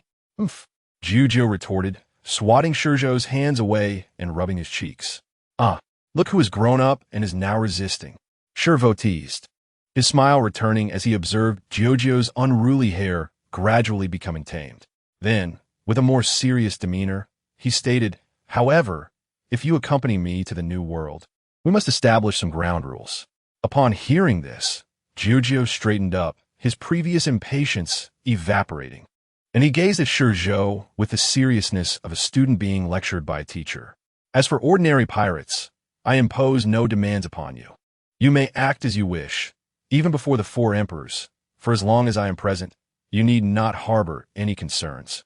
However, should we encounter the Marines or the world government, you must immediately take refuge in the sea, even if pirates are aware of his high bounty. Opportunities for collaboration are scarce, and ShiZhou will not afford them such chances. In the new world, unless the four emperors unite, no one can impede him." ShiZhou's words elicited a loud proclamation from ShiZhou, who began to negotiate terms. "Yes, killing is permitted." ShiZhou, "Yes, engaging in duels with strong adversaries is allowed." ShiZhou, "Yes, drinking is permissible." At this, ShiZhou paused, his surprise evident as he quickly interjected, "That won't do. Weren't you only drinking coffee? Why the sudden desire for alcohol?" ShiZhou, "A man cannot always drink what is suited for girls. Where did that notion originate?" ShiZhou scrutinized ShiZhou for a moment, awaiting an expression of embarrassment before he spoke again. "Very well. It appears you have truly matured. On the open sea, drinking is not a vice." With ShiZhou's consent, ShiZhou straightened his posture, a look of delight illuminating his face. It seemed that a thought had crossed his mind, for as he lowered his head, he extended his tongue to lick the corner of his mouth. Clearly, he had likely indulged in alcohol before, just not in ShiZhou's presence. For ordinary pirates, the Grand Line is akin to hell. The weather here is capricious and ferocious, often conjuring towering waves. Typically, pirates venturing towards the Sabati archipelago lose over half their crew to the merciless elements. With ill fortune, they may all be consumed by nature, their dreams buried in the depths, never to see the light of day. Yet for the strong, this hell is merely a challenge. No matter how fierce the storm, they can navigate it with their strength and courage. For ShiZhou and ShiZhou, it is even less of a concern. Both are not devil fruit users, and their prowess and swimming skills are more than sufficient. Thus, what others perceive as the hellish Grand Line becomes, for them, merely a slightly turbulent pond for their enjoyment. After departing from the shore, the Black Pearl, under ShiZhou's command, sped toward the Sabati archipelago. The Black Pearl is their small vessel, a name chosen on a whim by ShiZhou due to a lack of better options. After all, this name is a relic of his past, is it not? Upon breaching the storm zone, ShiZhou called out excitedly, "ShiZhou! We finally see people again." On the ship's deck, ShiZhou reclined in a lounge chair, leisurely passing the time with a storybook to alleviate the tedium of the journey. ShiZhou, having seldom ventured far from the shore, was fervently enthusiastic about sailing. ShiZhou had once shared this fervor, but as voyages multiplied, his enthusiasm waned, yielding to a tranquil demeanor. After prolonged periods at sea, he sometimes found himself irritable. In this boundless expanse, where only sea and sky prevail, two vessels crossing paths is a rarity unless one party waits at a specific route. It is akin to encountering an old acquaintance in a foreign land. In the distance, pirates sailing in the same direction as them spotted the Black Pearl, their faces alight with joy. However, their elation was mingled with excitement and greed. "Captain, we've spotted a small, unflagged sailboat. It could be a merchant vessel from the nearby waters. Should we approach?" The pirate speaking bore a fearsome visage, yet he bent low, eagerly addressing a more robust pirate, one who could be described as colossal. Galileo Mondo reclined upon an immense sofa, enjoying the massage from two lovely maidens, momentarily failing to comprehend his subordinate's words. "What did you say?" We've spotted a small, unflagged sailboat. Galileo Mondo blinked, suddenly alert, shoving the two beauties aside as he sat up, his gaze locked onto his subordinate. You say we found a ship? Yes. Kodo nodded, peering at the captain, whose height surpassed his own, with eyes gleaming. It seems to be a merchant vessel, as only merchants sail without flags. He licked his lips with greed as he continued. We are on the cusp of reaching the Sabaody archipelago, rumored to house the finest auction house in the Grand Line. Moreover, as the final island before the New World, it gathers treasures from around the globe, offering anything one could desire. If we acquire the goods from this merchant ship, combined with the spoils we've pillaged thus far, we might procure the devil fruit you have long coveted, Captain. Let's go and investigate. Galileo Mondo rose, seizing a massive axe from beside him, hoisting it overhead before resting it on his shoulder, leading the way out of the cabin. Once outside, he took the telescope from his subordinate, scrutinizing the black pearl with utmost care before issuing the command to approach. Galileo Mondo was no fool, rushing blindly at the sight of a ship. He had strength, certainly, but also possessed wisdom. It is vital to remember that this sea is not solely inhabited by pirates and marines. Countless bounty hunters also seek their heads.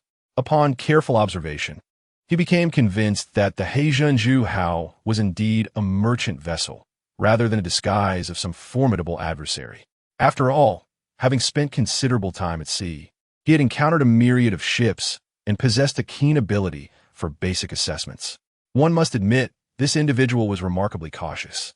It was just as Galileo Mengduo had surmised. The ShiZhou had originally belonged to a trading company.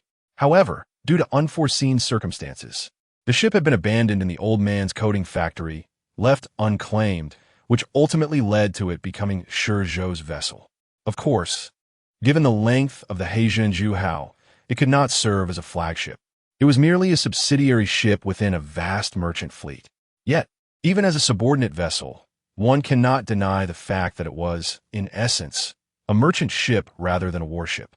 Intriguingly, as he observed the opposing vessel drawing closer without any action on his part, a glimmer of interest flickered across ShiZhou's aged visage. I hope you have sufficient manpower. For a month, he had maintained his elderly form.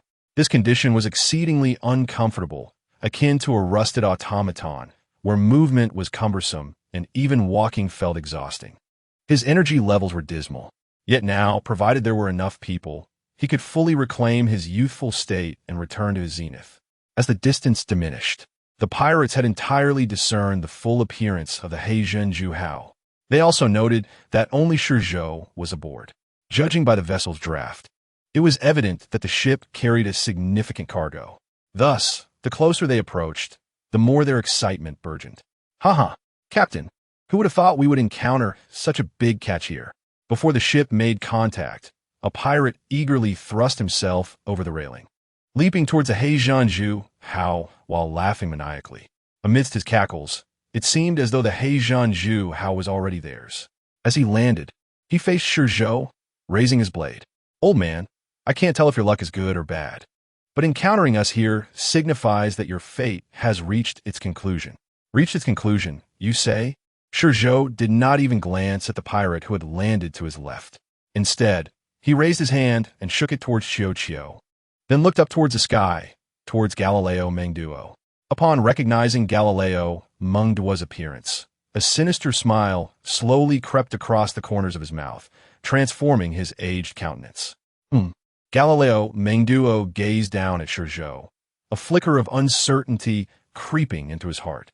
He had dispatched numerous elderly men like ShiZhou, each meeting their end with a single swing of his axe, unable even to utter a cry of despair. Wait. Upon meeting ShiZhou's icy gaze, he realized something was amiss, and his heartbeat began to slow. No, it cannot be.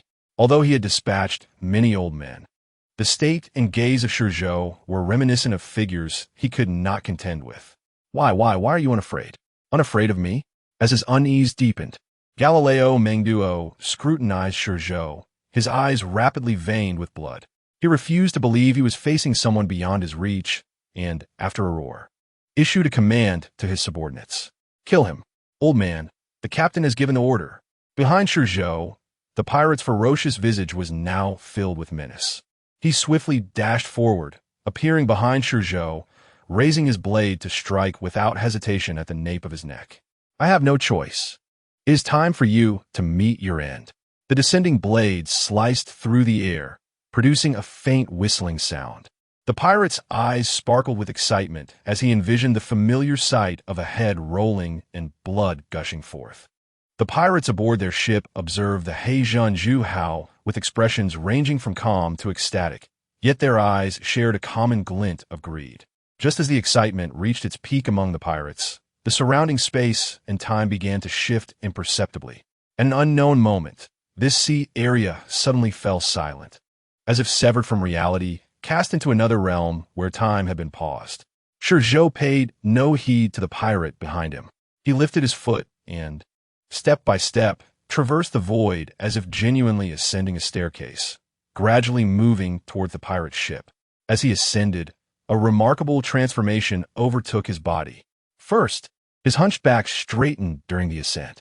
Then his form expanded as if a sun-dried salted fish had been tossed into water. His hair, too, transitioned from a lifeless pallor to a shade of gray. By the time ShiZhou set foot upon the railing of the pirate's ship, his once feeble frame had regained its vigor, no longer resembling a man on the brink of the grave.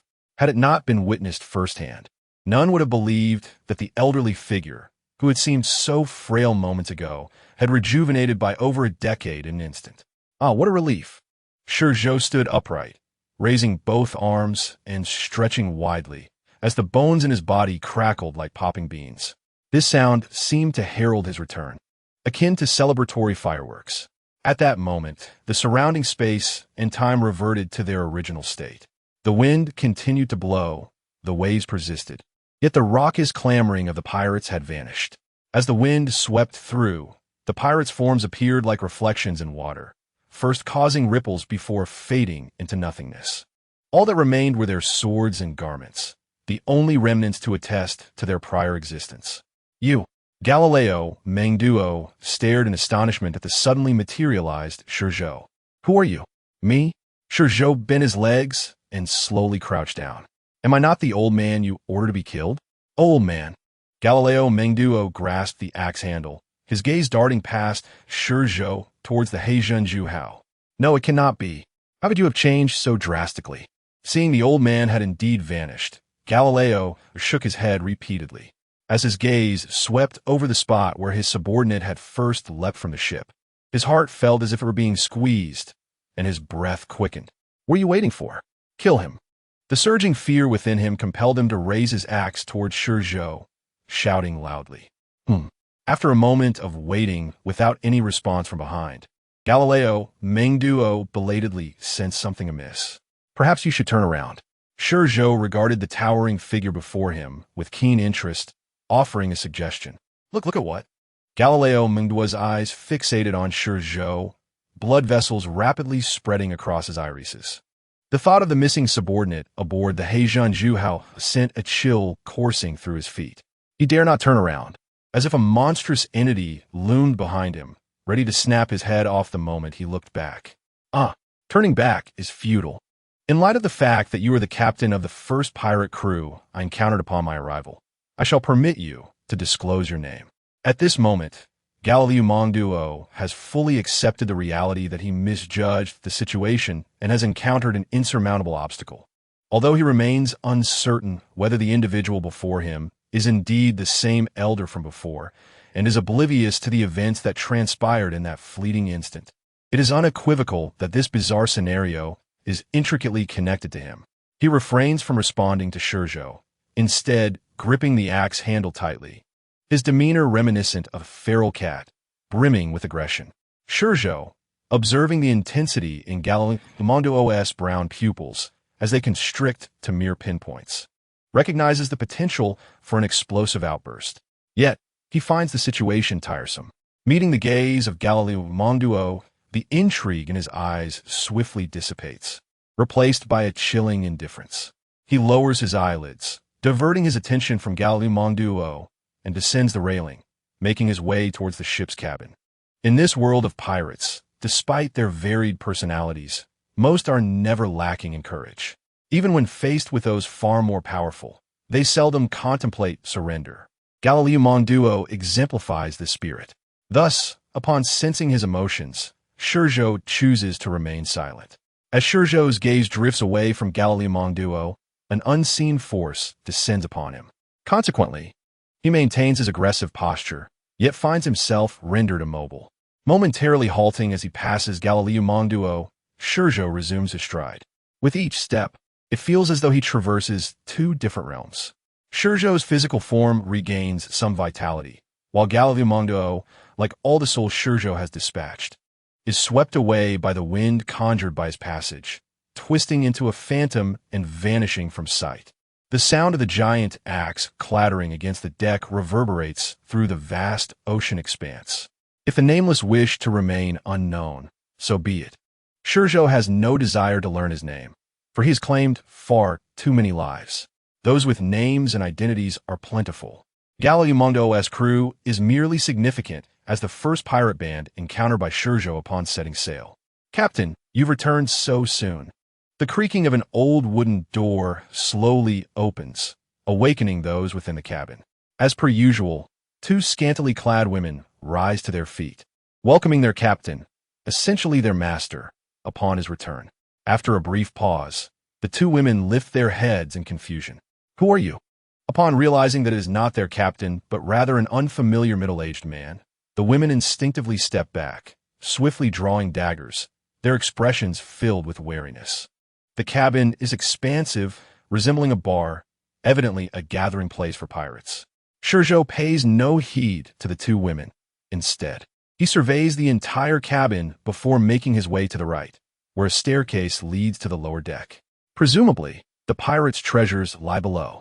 Having dispatched the pirates, it is only fitting that he thoroughly cleanses their hoard as well. ShiZhou is not so malevolent as to forsake propriety. He believes in paying for meals and goods. Once he has completely vanished into the cabin, the two women exhale in relief, exchanging glances before hastily fleeing outside. Upon exiting the cabin, the sight of scattered clothes and weapons, yet no people, leaves them bewildered, their bodies frozen. The unknown is a profoundly terrifying phenomenon. In this moment, though the sea breeze is warm, it feels like a chilling gust from the poles, cutting through their very beings. If this state remains unbroken, it is likely they would crumble under the weight of their fear. Just then, a water otter clad in a floral shirt, with a sword sheath at its waist, leaps from the ship's edge and lands gracefully on the deck. The sudden appearance of the creature shatters the impending despair of the two women, drawing their attention. You, what are you?" The water otter, responding to their gaze, curiously gestures to itself, as if questioning, "Is it me you speak of?" "Yes, it is you." The woman on the left, perhaps recognizing the otter as merely an animal, inadvertently raises her tone, adopting an air of superiority. "You beast! Have you seen our Captain Monduo?" "Beast." Both the otter and ShiZhou recoil at the term. While the otter expresses confusion, ShiZhou's reaction is far more pronounced. He sets down the gold coins in his hand, lifting his gaze towards the women. His eyes, narrowed and penetrating, seem to pierce through the thick deck above, landing directly on the woman who spoke. Without a moment's hesitation, a glimmer of murderous intent flashes within his eyes. After this motion, he bends down, cheerfully collecting the gold coins. ShiZhou possesses little fondness for paper currency, as it lacks the gratifying luster of gold. As he steps out of the cabin once more, a substantial bundle now adorns his back. The pirates, diligent in their nefarious deeds, have accumulated vast treasures along their path of destruction. ShiZhou estimates their worth conservatively at over 60 to 70 million. While this may not seem substantial, it is reasonable given the size of the crew and the number of individuals they sustain. After all, why do pirates loot? It is for consumption and revelry.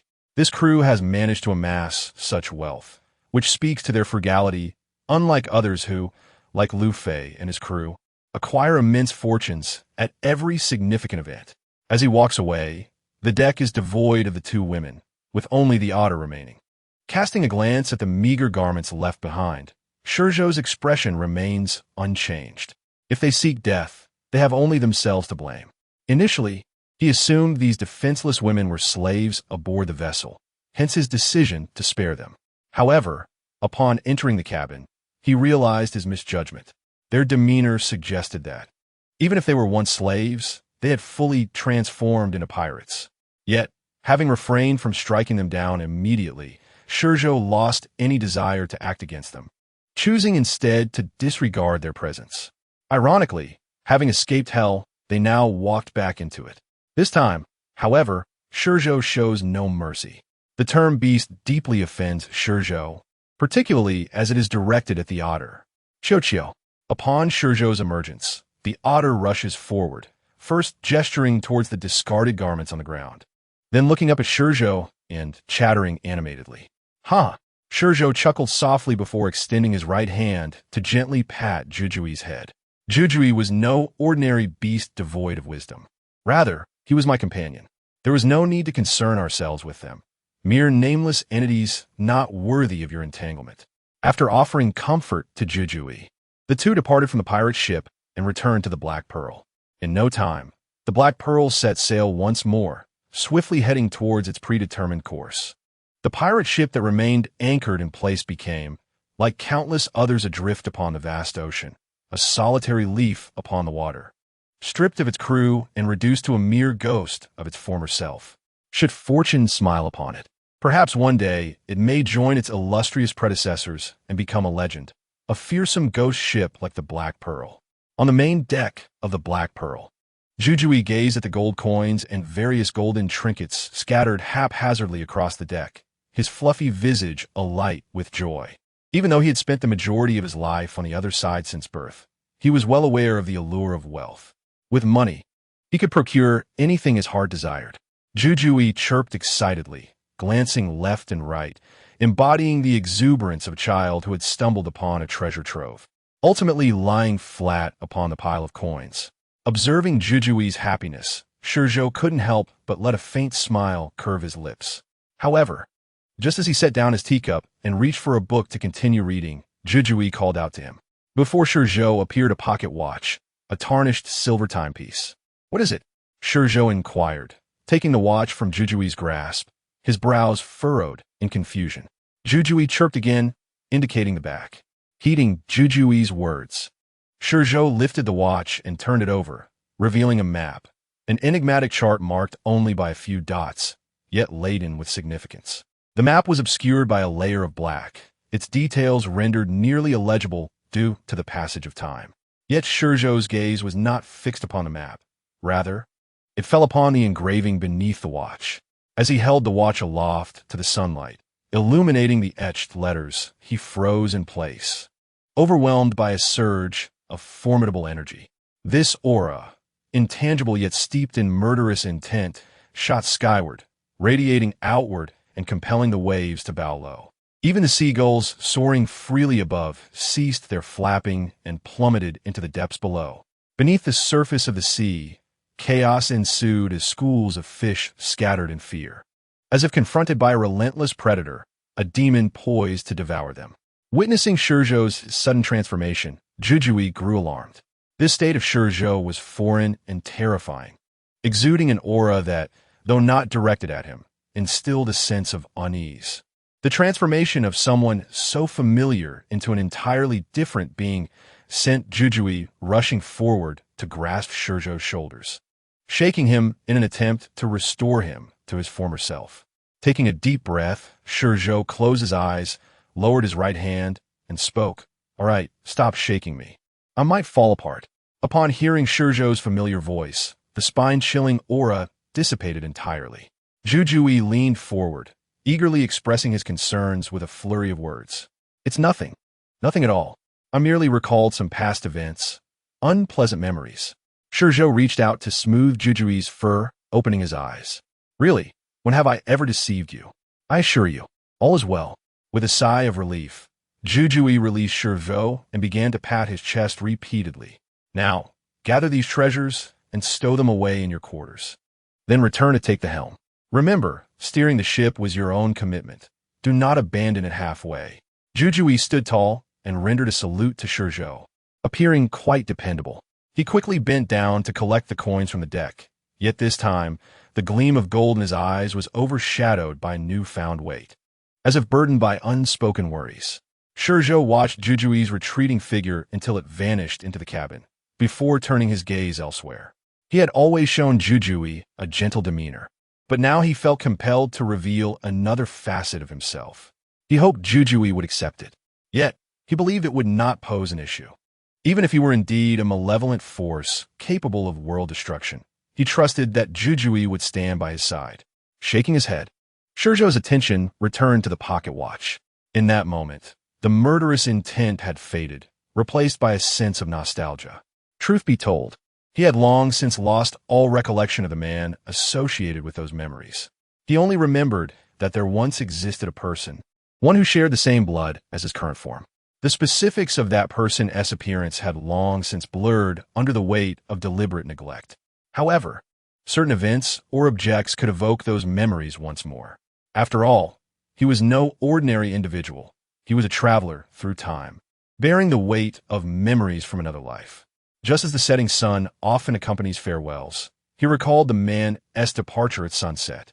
When he ran to the shore, what remained was not only the orange-hued sky, but also a vague silhouette and a distant ship.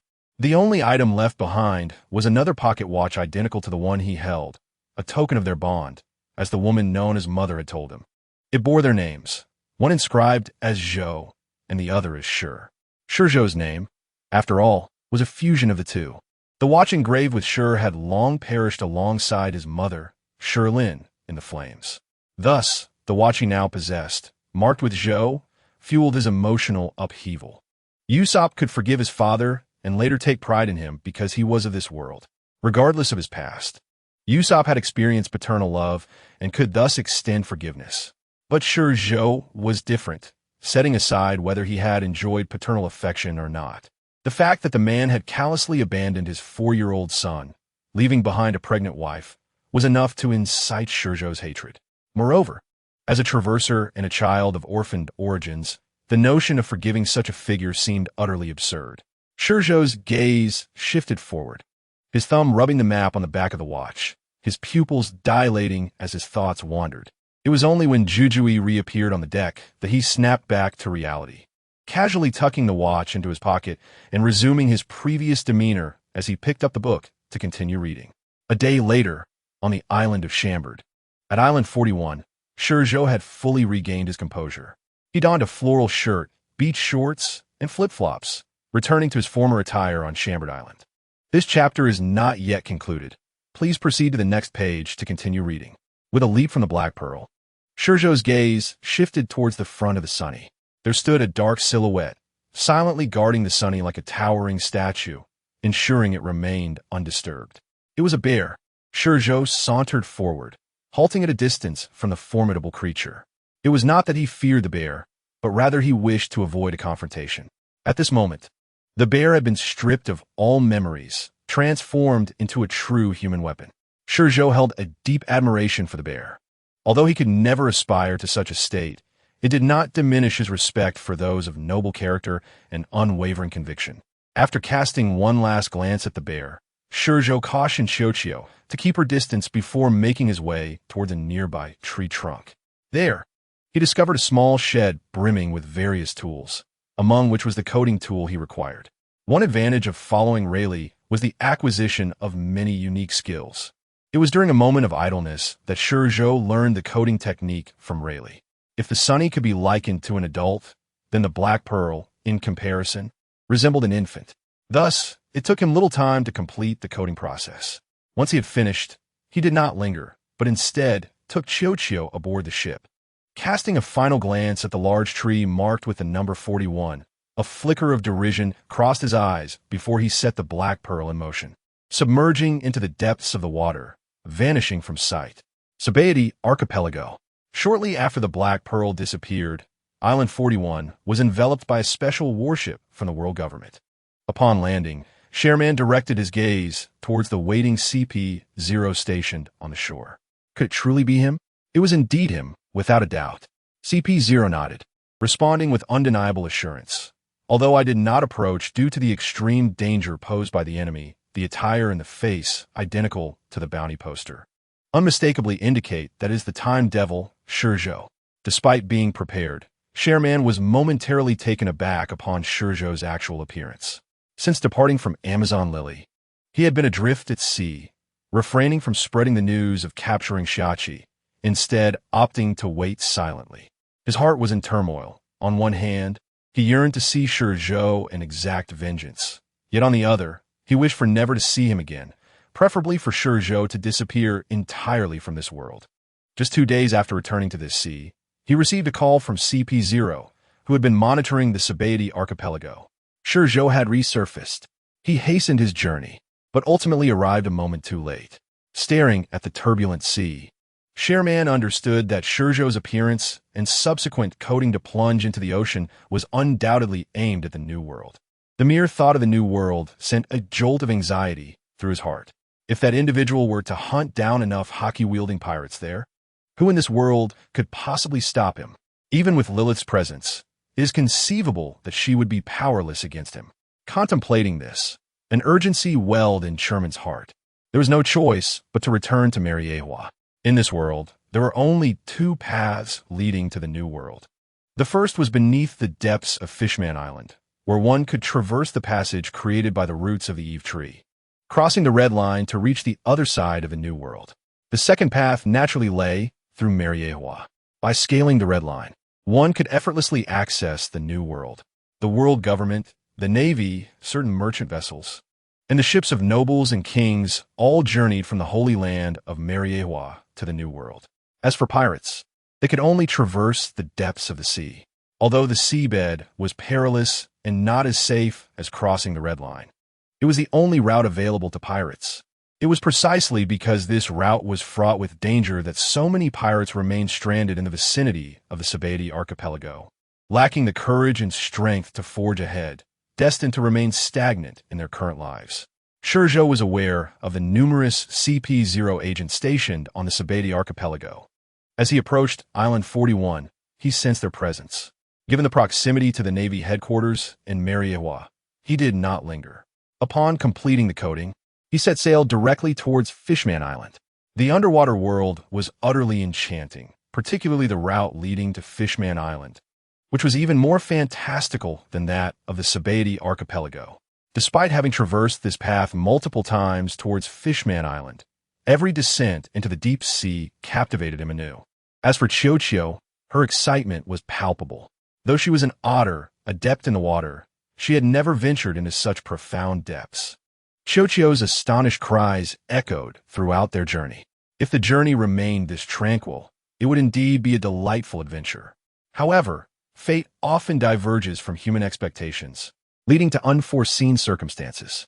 For ordinary individuals, such surprises may manifest as regrets, dangers, or even death. Yet for the strong, these surprises become the true scenery of their journey. At this moment, ShiZhou and ShiZhou encountered an extraordinary sight. Beyond the swiftly descending silvery currents, 2 colossal creatures glimmering with silver light swirled around the water flow as if they had discovered a toy, following the black pearl deeper into the abyss. Any average pirate would likely be gripped with fear at the sight of these 2 sea kings, whose mere heads dwarfed many large sailing vessels. The oppressive presence of their massive forms would instill dread in anyone who beheld them in the depths of the sea. Yet, among those present, ShiZhou and ShiZhou remained unfazed. Being near the edge of the windless zone and having battled numerous sea kings, ShiZhou was astonished yet unafraid, brimming with a restless eagerness for battle. However, considering the depths of the sea, he suppressed his desire for confrontation and chose instead to admire the captivating spectacle of the silvery dragons dancing through the waters. Naturally, this encounter would not last long. After accompanying ShiZhou for a while, the 2 silver dragons departed from the current, vanishing into the vast, dark depths of the ocean. Sea kings, particularly the larger ones, act primarily on instinct. However, in a strict sense, many are indeed intelligent beings. The accumulation of countless years has endowed them with a wealth of knowledge. If not for the constraints of their physical forms, the intellect of many sea kings could rival that of true humans. Dear Master, there is still more to this chapter. Please proceed to the next page to continue reading, as the best is yet to come. Before us, the two silver dragons treat the black pearl as a mere toy. Yet they have also discerned that the individuals aboard are not to be trifled with. Although they cannot sense any aura from ShiZhou, who appears frail and diminutive, resembling a mere shrimp in the vast ocean, their primal instincts caution them against provoking him. Thus, after a brief, playful encounter, they wisely depart. However, among the Sea Kings, wisdom is not universal. Shortly after the silver dragons left, ShiZhou and ShiZhou encountered another Sea King, a creature of the same species as a shark, whose bloodthirsty presence could be sensed from a distance. Merely by its aura, it seemed even more formidable than the two silver dragons. Yet, upon approaching, it became evident that its imposing presence was merely superficial. In terms of size, it was significantly smaller than the silver dragons. Its entire body no larger than the head of one of them. Classified as a medium-sized sea king, it could still easily devour the black pearl in one gulp. When faced with the monstrous, bloodthirsty maw, ShiZhou merely shot a glare, causing the creature to close its mouth in fear and flee in haste. What renders this path perilous? On one hand, it is the rapidly descending currents, and on the other, the lurking sea kings. The silver dragons are relatively benign, treating the ship as a plaything without intent to attack. Conversely, the previous shark-like sea king would not exhibit such restraint. It would pounce like a rabid dog upon sighting its prey. Each year, a significant portion of pirate vessels passing through this region meet calamity due to such sea kings. As one descends deeper, light diminishes. Upon reaching a certain threshold, one plunges into utter darkness. If one were to invert the sea's surface, the black pearl would now be enveloped within the clouds. In this pitch-black expanse, the only sounds that resonate are the roars of unknown sea beasts, rendering it the most treacherous segment of the journey. Fortunately, ShiZhou and ShiZhou's fortune held, as they emerged unscathed from the inky abyss. No, it is the sea beasts that were fortunate. In this comparison, the true power rests with ShiZhou. As the black pearl emerged from the darkness, it was greeted by an ethereal spectacle. The surroundings were no longer shrouded in darkness, but rather illuminated with a warm glow. Contrary to popular belief, the depths of the ocean teemed with life and vibrancy. The light here, unlike the blinding rays of the sun or the cool glow of the moon, shimmered like starlight, dim yet resilient. Many creatures in this marine realm possess bioluminescence, twinkling from afar. Being immersed in this environment felt akin to stepping into a genuine starlit sky. ShiZhou, having never witnessed such a surreal sight, stood awestruck, her eyes wide with wonder. Upon regaining her composure, she was overwhelmed with satisfaction and exhilaration. Here, the black pearl ceased its descent and, guided by the currents, gradually approached a vast cavern. The fabled Fishman Island lies not at the ocean floor, but within a cavern directly beneath the red earth continent. These caverns were not excavated by the fishmen. Rather, they were created by the roots of the sun tree Eve. Over time, these roots withered and decayed, leaving behind the pathways we now traverse. Upon passing through the cavern, one finds themselves in a grand underground chamber, illuminated as brightly as day. Had one not known they were in the depths of the ocean, they might easily believe they had returned to the surface, basking in sunlight, for the warmth of the light here is akin to that of the sun. If one were to look closely, they could even glimpse clouds, visible only above ground, within the expansive circular bubbles. Overall, this place is destined to be an unforgettable experience for first-time visitors. At the forefront of the double-layered, semicircular shield of Fishman Island, a door connects the island to the outside world. At this moment, two shrimp-headed fishmen armed with tridents stand vigilantly at the entrance.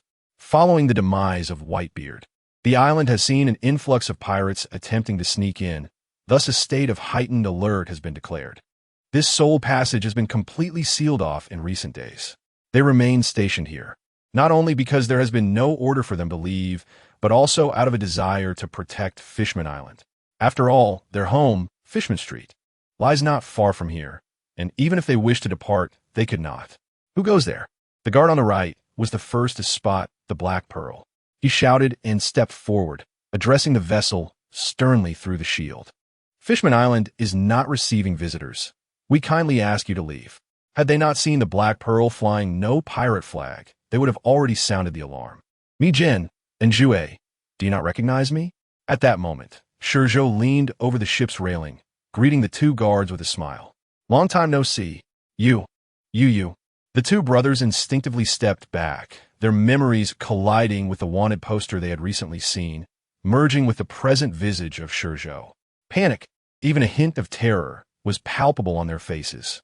Despite having encountered ShiZhou numerous times before, and despite his courteous demeanor on every occasion, today was different. This young man, once an enigmatic figure of uncertain strength, had now become a notorious criminal with a bounty surpassing all others in the world. Furthermore, the recent troubles on Fishman Island stemmed from the very hands that had slain Whitebeard. Realizing this, the brothers looked at ShiZhou with a tinge of animosity. It seems you do not welcome me, ShiZhou mused, stroking his chin thoughtfully.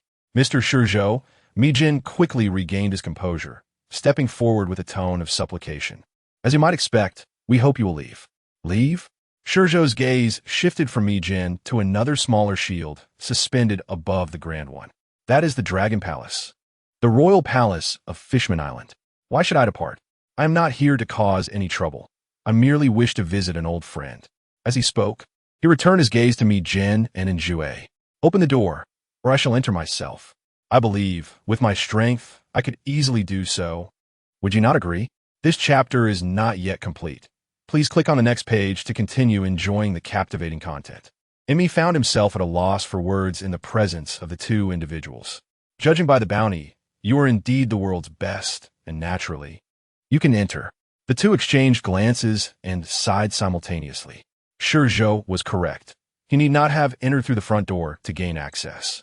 His choice of entrance indicated that he adhered to the customs of Fishman Island.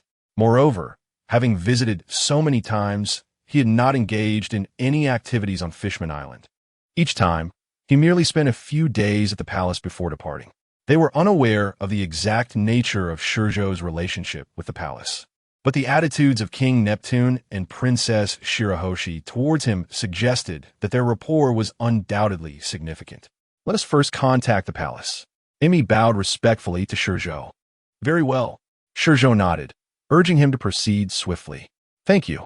Straightening up, he acknowledged the silent Zhou with a nod and walked directly to the side of the passage.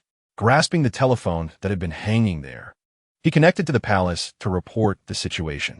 Moments later, he reappeared in the passage.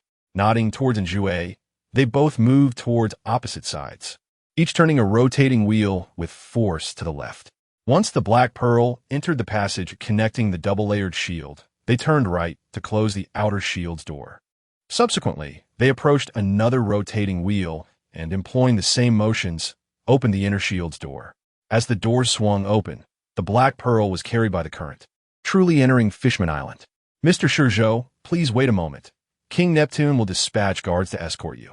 Noticing the perplexing expression in ShiZhou's gaze, Emmy promptly bowed to clarify. Do not misunderstand. They are here to lead you to the palace. His Majesty the King is delighted by your arrival.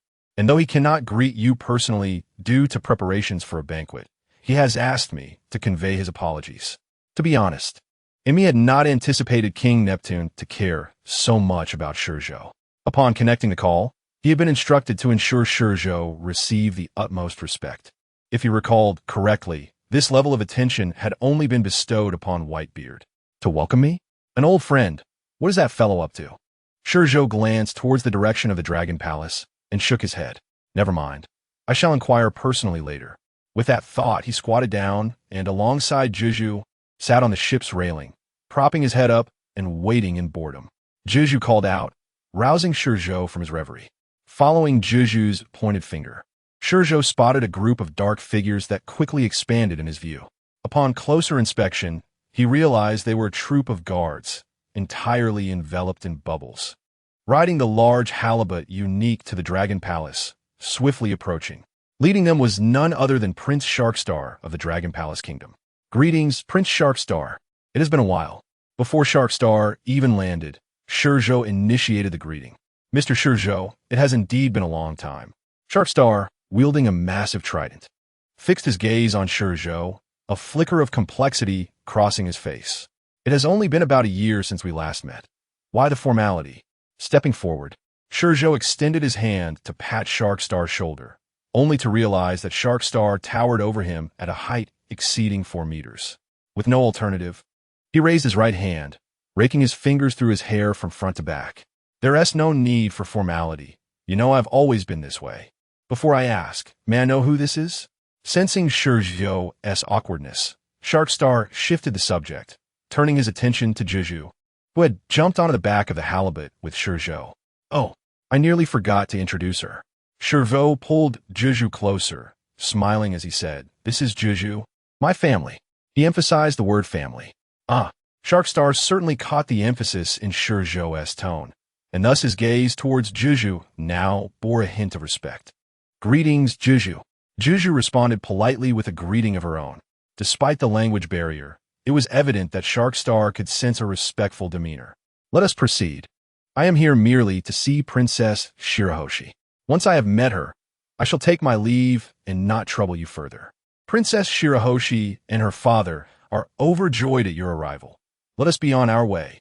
With that, Sharkstar lightly tapped his fishtail on the halibut's back. The halibut, instantly understanding his command, turned slowly towards the direction of the Dragon Palace. Meanwhile, on the ground, Emi and Njue, who had been bowing the entire time, straightened up only after the halibut had drifted away. Phew! Both exhaled simultaneously, reaching up in unison to wipe the sweat from their foreheads.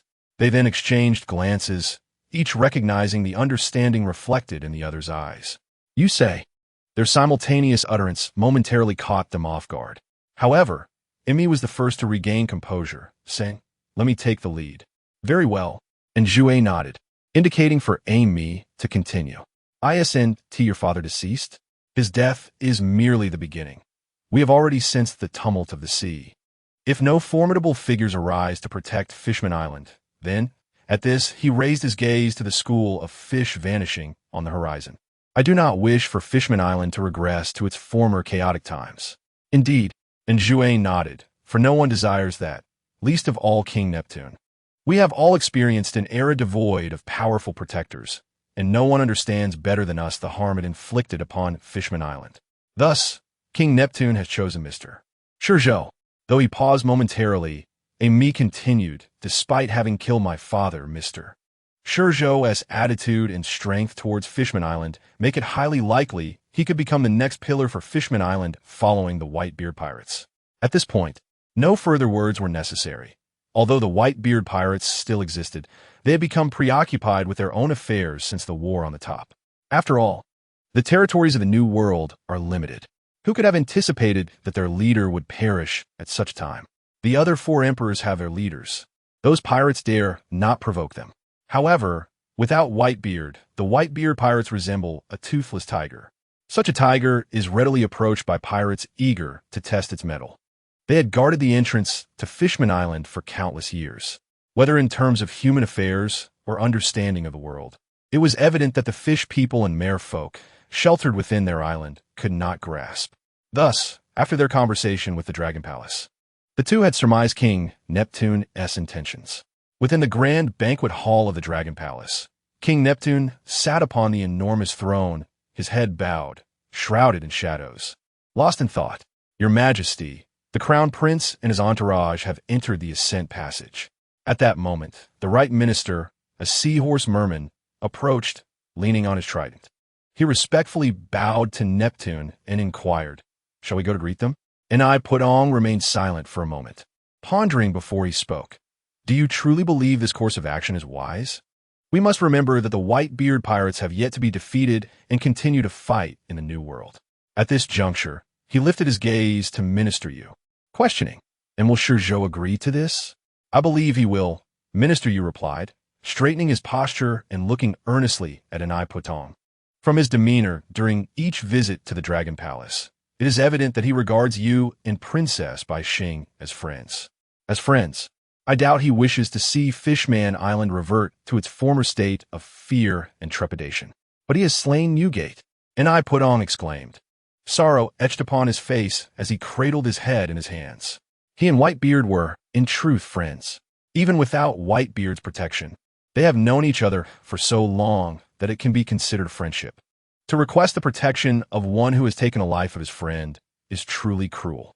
Your Majesty, Minister Yu stepped forward, his voice firm. Do not forget your status. You are the king of Fishman Island. As a ruler, one cannot act solely on emotion. We owe a great deal to the Whitebeard pirates and Edward Newgate, but over the years, we have paid our fair share. In essence, their protection of us is a transaction for which we have compensated them. You need not sacrifice yourself for the sake of friendship. I understand, I truly do, yet it remains unsatisfactory. And Putong had sat upon the throne for many years, no longer the impetuous youth he once was. He understood all too well the truth in Minister Yu's words, and it was precisely this understanding that brought him pain. He felt utterly powerless as a king, unable to protect his citizens, his wife, or his daughter. Many times he had cursed himself for lacking strength. If only he were more powerful. He would not fear anyone or rely upon anyone. With strength, he could safeguard his people, his wife, and his daughter. Yet, despite possessing everything else, he lacked strength. At times, he contemplated relinquishing the throne, but whom could he trust with the welfare of this nation and its 5 million inhabitants?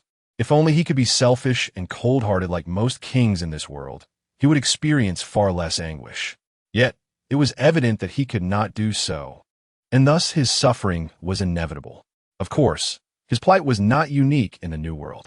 In the first half of the Grand Line, nations could rely on their own security forces and the stationed navy branches on various islands to combat pirates, thereby maintaining a semblance of peace and stability. However, the New World was different. On one hand, the navy here was exceedingly weak, with only a handful of military bases that could hardly attend to the myriad of nations. On the other hand, this region was the ultimate destination for pirates, attracting all those with ambition and power. Their presence made it impossible for this sea to thrive. These kings could not depend on the world government or the navy. Although many nations were members of the world government, they were often compelled to collaborate with pirates and the 4 emperors in hopes of attaining a fleeting sense of tranquility. Among them, few like Putong genuinely prioritized the welfare of their people. A significant portion of them allied with pirates not solely for the security of their citizens, but primarily to maintain their own positions on the throne and indulge in a life of luxury that others could scarcely imagine. Ah, is that not our little crybaby? ShiZhou exclaimed as he emerged from the rising waterway, spotting Bai Xing. You are the crybaby. Clearly, ShiZhou's initial words sparked a moment of playful pride in Bai Xing, who straightened her posture and declared, "It has been nearly a year since we last met. I have grown and will no longer cry." "Oh, is that so?" ShiZhou chuckled while gazing up at Bai Xing. Of course.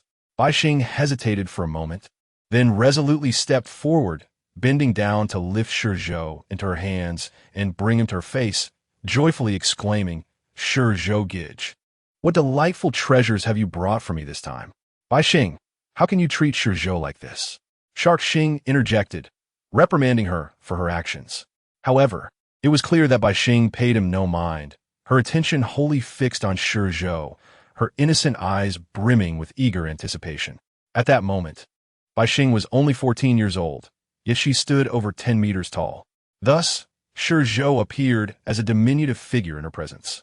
Even when cradled in her palms, he was nearly level with her head.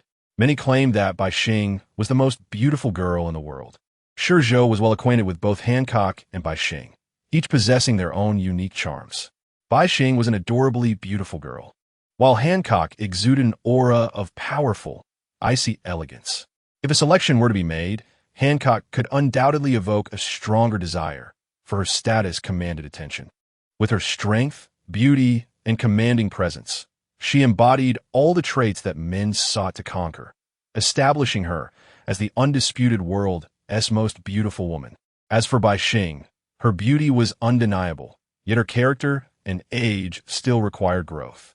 It was reasonable to believe she would be a formidable contender for the title of the world's most beautiful woman in the future, but for now, Hancock held that distinction. Even ShiZhou found himself leaning toward Hancock, for it was often said that in the face of sensuality, cuteness pales in comparison. In response to Bai Xing's eager gaze, ShiZhou smiled and nodded. "That is splendid." Bai Xing cheered, then turned her attention to the space behind ShiZhou. Is that it? Is simply adorable. Without waiting for ShiZhou to speak, Bai Xing set him aside and eagerly scooped up ShiZhou, cradling the creature in her arms. ShiZhou felt as if he had plunged into water, overwhelmed by discomfort. He flailed about, desperate to cry out. But Bai Xing held him too tightly for him to open his mouth. To humans, Bai Xing was undoubtedly a beauty, and her current treatment of him would likely be irresistible to any human. Yet he was not human. Thus, regardless of Bai Xing's beauty, he perceived her merely as a fish. Had he not been aware of ShiZhou's acquaintance with Bai Xing, he might have exploded with frustration. He was no toy. Why should he be subjected to such treatment? All right, Bai Xing. As if sensing ShiZhou's impending outburst, ShiZhou called out to Bai Xing. What is it? ShiZhou Gij? Bai Xing lifted her head to meet ShiZhou's gaze, her eyes filled with confusion. He is my family, named ShiZhou, not a gift for you. Upon hearing ShiZhou's words, Bai Xing momentarily froze, only to quickly lift her hand and cradle ShiZhou in her palm, as if something had dawned upon her. The realization that ShiZhou was not merely a toy left her speechless, causing her to stutter in her apology. I am so sorry, ShiZhou and Darren. Observing Bai Xing's expression, which was on the verge of tears, ShiZhou found himself utterly bewildered. Initially intending to express his displeasure, he suddenly found himself devoid of a target for his frustration, leaving him momentarily at a loss for words. Alas, there was little he could do, for he had come here with ShiZhou. Gazing at Bai Xing, ShiZhou lazily waved his hand, adopting an expression of forgiveness. In truth, ShiZhou was not older than Bai Xing, but due to his personality and gender, he felt a sense of maturity, as if he were the elder brother. Thank you, thank you. Upon receiving ShiZhou's forgiveness, the tears that threatened to spill from Bai Xing's eyes seemed to miraculously recede.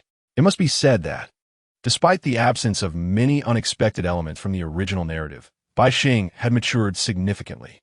Although her nature remained timid and tearful, she radiated a newfound brightness compared to her original portrayal.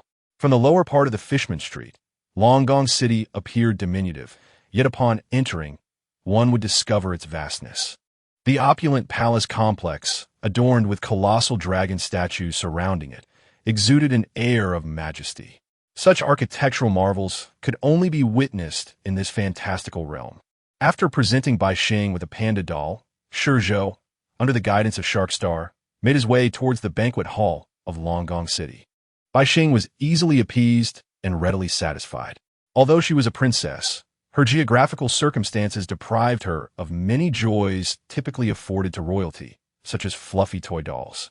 In the surface world, these toys were commonplace, easily obtainable by many families, even those of modest means.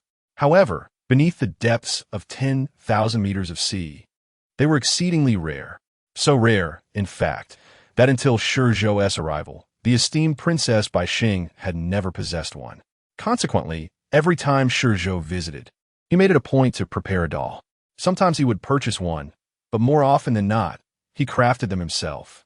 For instance, the enormous panda toy cradled in Bai Xing's arms was one he had made during his leisure time on the other side.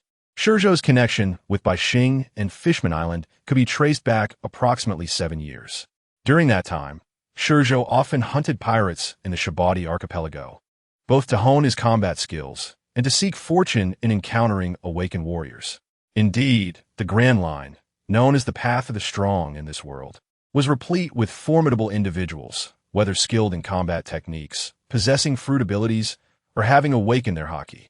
Although the number of those who could awaken haki was scant in the earlier stages, the sheer population made up for it, especially since the Shabadi archipelago was the final island leading to the New World. Over the years, ShiZhou had encountered numerous such individuals. He vividly recalled that it was in pursuit of a pirate who had awakened his haki that he found himself on Fishman Island. By what seemed to be mere coincidence, after slaying that pirate, he unexpectedly encountered Vander Decken 9, whom he recognized instantly, not due to his unappealing appearance or peculiar traits, but rather because of the colossal creature that accompanied him. If memory served him correctly, Vander Decken 9 was an ability user of the target fruit, which had ensnared Bai Xing in the Hardshell Tower for a decade, until Luffy's arrival liberated her. ShiZhou harbored a deep disdain for that man, and upon encountering his brazen demeanor, he could not tolerate the unjustified aggression directed at him simply because he was human. Though he was not as formidable as he was now, he was no one Vanderdecken 9 could provoke with impunity. Unsurprisingly, ShiZhou dispatched him to the depths of hell with a few swift strokes.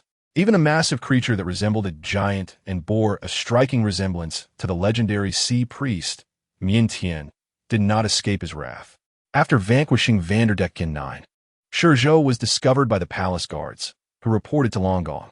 When the palace learned that Vanderdecken 9, who had been a thorn in Bai Xing's side, had been slain, they did not retaliate against ShiZhou, but rather warmly invited him to a banquet. Thus, ShiZhou became acquainted with Bai Xing. In the following days, as he frequently pursued pirates, he often traversed between Fishman Island and the Shabadi archipelago, gradually solidifying his friendship with Bai Xing and forging a profound connection with Fishman Island. It was uncertain whether it was due to his act of saving Bai Xing or his habit of bringing her gifts and sharing tales of the outside world that fostered her strong reliance on him. This unexpected bond, akin to that of siblings, was something ShiZhou did not resist. Perhaps having dwelled in darkness for too long, he yearned for the light. Much like Xiaqi, Rayleigh, and Zhujuan, he welcomed the beauty this world had to offer. Another reason for his fondness for Fishman Island was that 13 years prior, his departure from Mary Geos was largely attributed to Tiger. "Father, look, Brother ShiZhou sent me this. It's so adorable." A short distance from the banquet hall, Bai Xing could hardly contain her excitement as she rushed to Neptune, proudly showcasing the panda doll. Neptune momentarily faltered at the sight of Bai Xing's joy. Each time ShiZhou visited, her happiness was palpable, a joy he had only witnessed in one other person, his wife, Queen Odoheim. Bai Xing genuinely regarded ShiZhou as family. Yet, little did she know that the person she considered family was, at that moment, the most wanted criminal in the world. With a sigh in his heart, Neptune affectionately nodded at Bai Xing, a smile gracing his lips. "Since it is a gift, take good care of it." "Yes, I will," Bai Xing eagerly promised, clutching the toy tightly. "Your Majesty Neptune, it has been quite some time." "Indeed, it has been a long while, Mr. ShiZhou." Neptune's gaze, filled with complexity, fell upon ShiZhou as he emerged from behind Bai Xing, and he warmly invited ShiZhou into the banquet hall. "Please, knowing of your arrival, I specifically instructed the chef to prepare the most luxurious delicacies of Longgong just for you." "Oh, is that so?" ShiZhou smiled subtly at Neptune, following his lead into the hall. As they walked, ShiZhou remarked, "Having visited so many times, I thought I had sampled all the culinary delights here. Surely, Your Majesty, you wouldn't have any special dishes hidden away?" "Indeed, there are many special dishes. Today, I shall present them all at once. I hope you enjoy." Standing at the center of the banquet hall, Neptune, in a somewhat ingratiating manner, began to introduce the array of exquisite dishes lined along the long table. Pointing to the exquisite cake placed prominently on the dining table, Neptune paused momentarily, a flicker of nostalgia flashing in his eyes, before he began his introduction. "This cake represents the culmination of our Fishman Island's craftsmanship, even earning praise from the noble celestial dragons. 8 years ago, when Hoshi was merely 6 years old, a celestial dragon visited Fishman Island, and it was this very individual whose presence indirectly led to Odoheim's demise. Consequently, Neptune harbors a profound disdain for that celestial dragon. Although Odoheim's death had no direct connection to the celestial dragon, being solely the result of human pirates, had the celestial dragon not come, Odoheim would not have found the impetus to forge a friendly relationship with humans, which ultimately led to her assassination. Of course, this is merely his own perspective. Seeking various reasons for one's misfortunes is a trait of the weak. Yet he cannot help but dwell on it, for the deceased was his beloved wife. The banquet was a resounding success.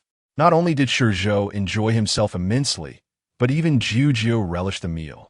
After satisfying their appetites, ShiZhou and Neptune discreetly retreated to a side hall. Here, Neptune seemed to shed his earlier facade.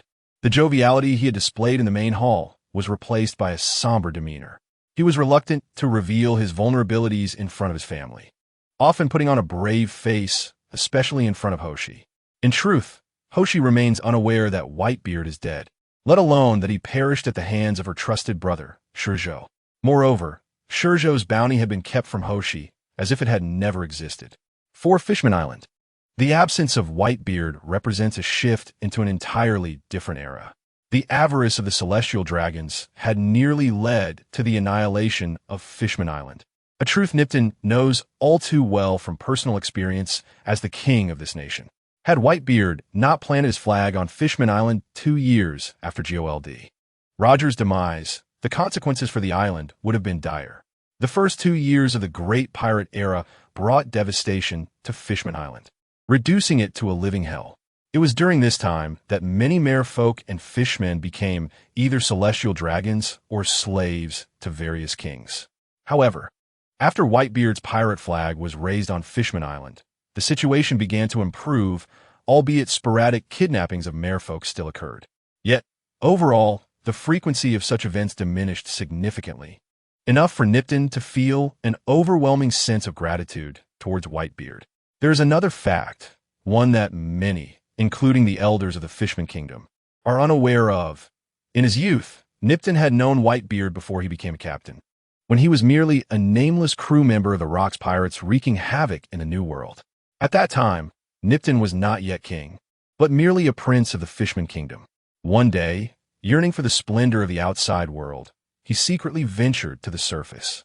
Fate, in its inexplicable manner, led him to encounter Whitebeard during this period. He assisted Whitebeard, and thus, they forged a friendship. This entire saga complicates Nipton's feelings towards ShiZhou to the extent that he finds it difficult to articulate his thoughts. If only ShiZhou had not been the one to kill Whitebeard during the Marineford War, then he would be free of the burdensome concerns and inner turmoil he currently grapples with. Your Majesty, may I inquire about the purpose behind today's elaborate preparations? ShiZhou reclined comfortably on the sofa, lifting his teacup and taking a gentle sip. The conflict on Nipton's face was evident. He could foresee the troubles that Fishman Island would soon confront. However, the act of killing Whitebeard had been a premeditated decision. Despite the unsatisfactory outcome, he felt no regret. After all, life is akin to driving. One cannot perpetually gaze into the rearview mirror, for that could lead to calamity. Only by focusing on the road ahead can one truly reach their desired destination. Life unfolds in such a manner. The past is unchangeable, and only by looking forward can one genuinely advance into the future. Regarding Whitebeard, he admired his selflessness towards family and his courage in confronting the Navy. Yet he felt no pity. After all, Whitebeard died in battle, fighting for his family. In a sense, he had already found his peace in death. Even without ShiZhou, Whitebeard would have remained tethered to Marineford, and without ShiZhou's intervention, he would have met an even grimmer fate. Moreover, in death, he would have lost the Gura no Mi to Blackbeard. Did that man agree, or did he not? ShiZhou set down his teacup, a flicker of inscrutability passing through his dark, misty eyes. When the blade pierced Whitebeard's body, he had made a promise. Yet, he remained uncertain whether Whitebeard had consented at that moment. To claim that Whitebeard did not agree would be misleading.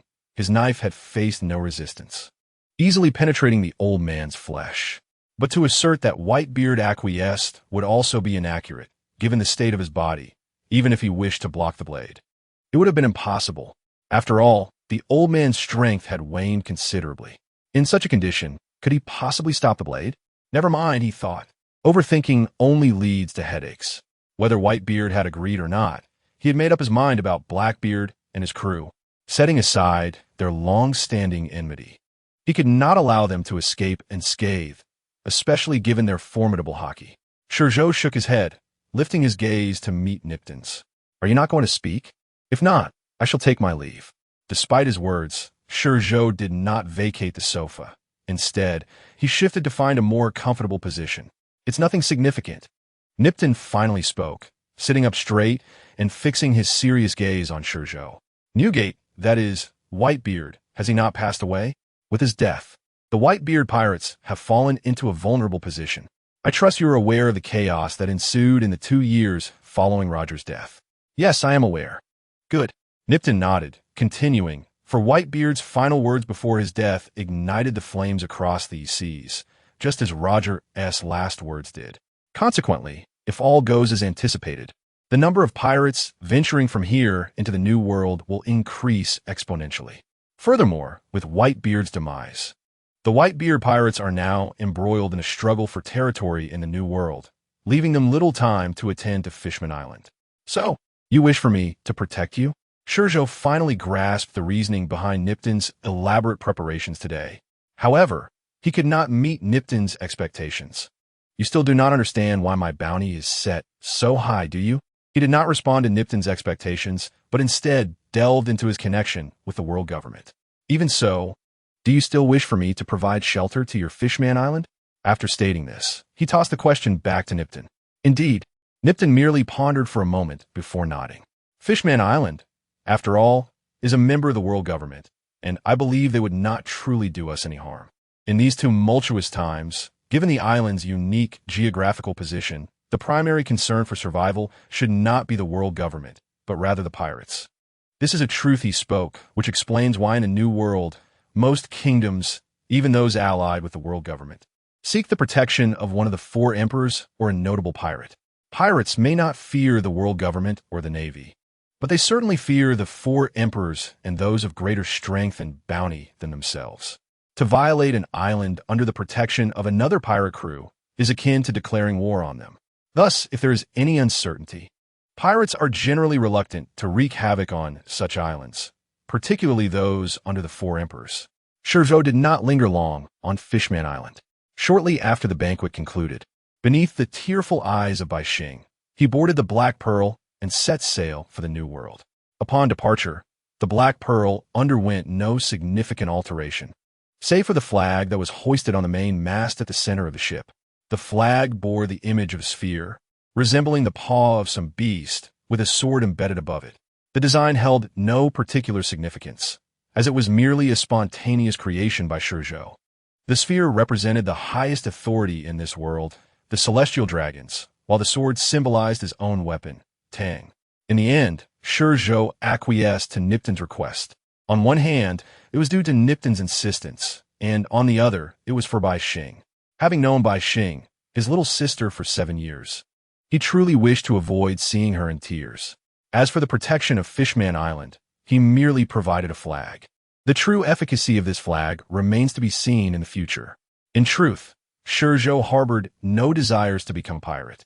His venture into the sea was solely to enhance his strength, with the aim of hunting powerful conquerors. Who these conquerors were mattered little to him. Were it not for the fact that the Navy, aside from its headquarters, could not gather so many formidable conquerors, he might not have ventured into the New World, but instead sought the Navy. Certainly, compared to slaying the virtuous, eliminating the wicked is not a particularly difficult choice to make. After all, the New World is rife with powerful conquerors. If he refrained from taking action, it would truly be an affront to justice. Moreover, there was another matter. Upon departing Fishman Island, he had conferred with Nipton, advising him to refrain from hoisting his flag just yet. Although he was renowned, this newly conceived flag bore no notoriety. He instructed Nipton to exercise patience, asserting that once he had established the flag's reputation in the New World, it would not be too late for Nipton to raise it then. Thus, the Black Pearl swiftly exited the cave housing Fishman Island, plunging once more into the enduring darkness. The Grand Line is essentially a lengthy maritime expanse divided by the doldrums, a tumultuous sea filled with the most ferocious waters, the rarest fish, and the most diverse merchandise, where the world's strongest individuals congregate. Over countless years, the convergence of these powerful figures has birthed an inexhaustible array of legends and fortunes. The more individuals there are, the more legends and wealth proliferate. In such a compounding scenario, it inevitably reaches a climax, culminating in an eruption. This pinnacle coincided precisely with Roger becoming the world's first pirate king. To pirates, Roger's ascension to the title of Pirate King implied that he must have acquired the boundless treasures of legend. However, upon attaining the title, he scarcely enjoyed it before meeting his demise. Thus, those countless treasures could not have been easily squandered, giving rise to the era of great pirates. After all, the profession of piracy was fundamentally born from greed. As individuals from across the seas converged upon the Grand Line, enduring prolonged trials, tribulations, and opportunities, They would eventually arrive at Sabiti Archipelago, only to be thwarted by the miraculous landmass that divides the world, the Red Line. The Red Line stands like a divine wall, not only obstructing humanity, but also the ocean, the winds, and the currents, effectively bisecting the planet. On the other side of this towering barrier lies the ultimate course of the Grand Line, the New World. If the first half of the Grand Line serves merely as a filter for the strong, providing a training ground for newcomers, then the New World can be regarded as the true battleground. Exiting the training ground merely grants one a ticket to the battlefield.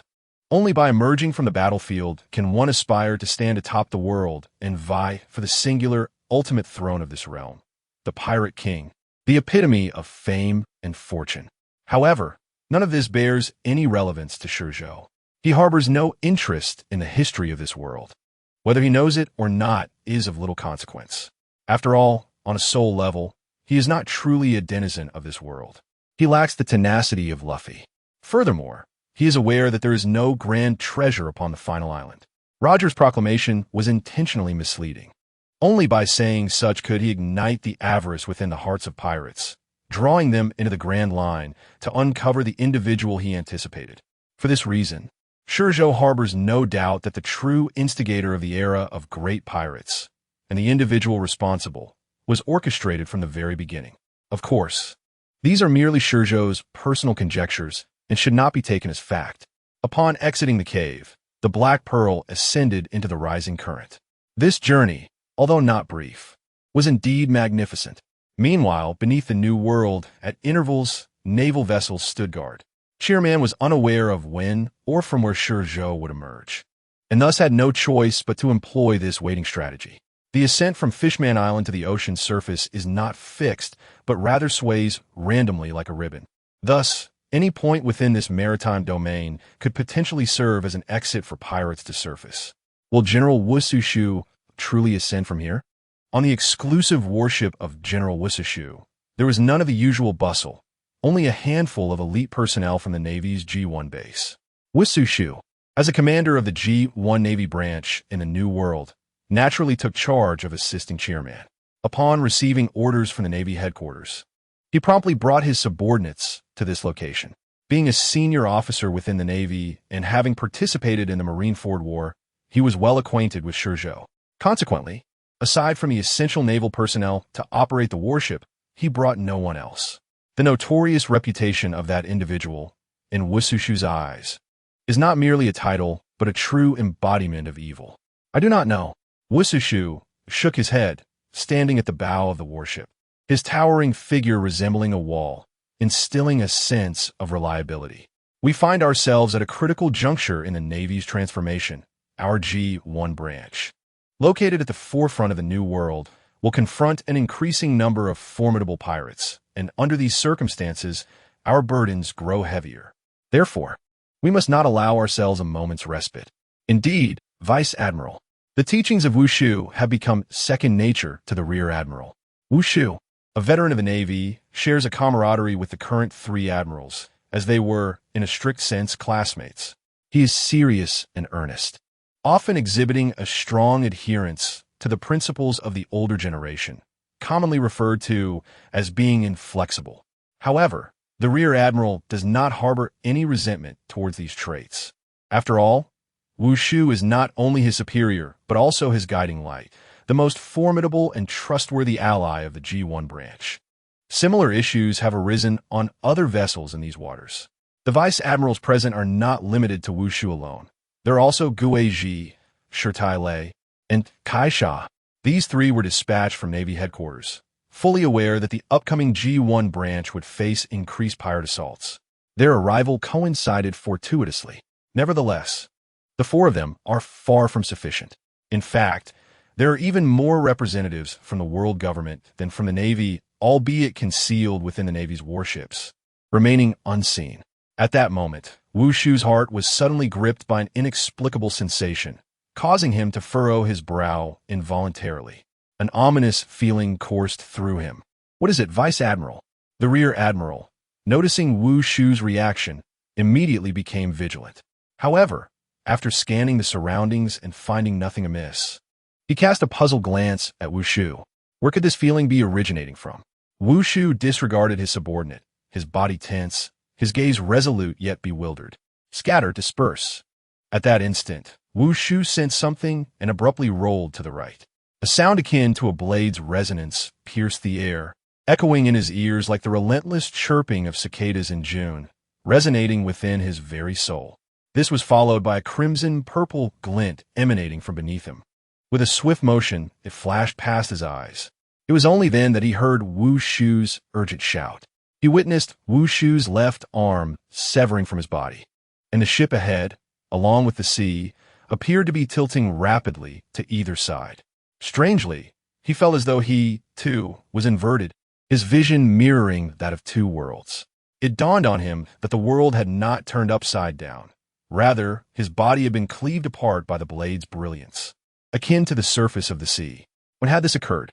Darkness gradually enveloped him, yet the rear admiral remained lost in contemplation. Was that the sound of the blade?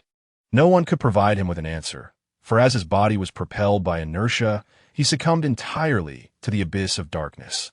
Moments earlier, deep within the ocean, ShiZhou, aboard the Black Pearl, had just entered a sunlit area when he detected a presence above. Ascending several dozen meters, he discerned the unmistakable aura of the Navy. Truly, their specter lingers unyieldingly. He recalled the CP-0 discovered at the Sabeti archipelago and realized that the waters above had likely been sealed off by the Navy and the world government. If they're so eager to meet me, let it be as they wish. The shadows of the deep sea made ShiZhou's black eyes resemble genuine black holes, ready to devour the very essence of one's soul. He signaled to Chiu to retreat, then took several steps to the bow of the ship. Unbeknownst to him, his sword had been drawn from his right waist and now rested in his left hand. Lifting his gaze, he peered through the obstruction of the water toward the hull of the warship, though still several dozen meters from the surface. And the warship appeared as merely a shadow adrift in the waves. It did not deter him from unleashing his blade. Bending slightly, ShiZhou inclined his body to the left, raising the scabbard with his left hand, while his right hand grasped the hilt. The domineering energy within him surged forth like a torrent unleashed from a dam, flooding into the scabbard. Simultaneously, the space around ShiZhou fractured like a shattered mirror, enveloped by countless bolts of lightning. The lightning manifested as irregular fissures extending outward, momentarily transforming the entire expanse of ocean surrounding the Black Pearl into a forbidden zone for living beings. At the moment when the accumulated domineering energy reached its zenith within the scabbard, he drew his sword and slashed. With a resounding clang, the unleashed energy burst forth violently as the blade emerged, erupting like a volcanic explosion, coalescing into a crescent-shaped crimson strike that cleaved through the endless sea, silently arriving beneath the warship. Without hesitation, it severed the vessel above the surface, vanishing into the sky. Simultaneously, on the ocean's surface, a roar reverberated throughout the entire maritime expanse following the passage of the blade's light.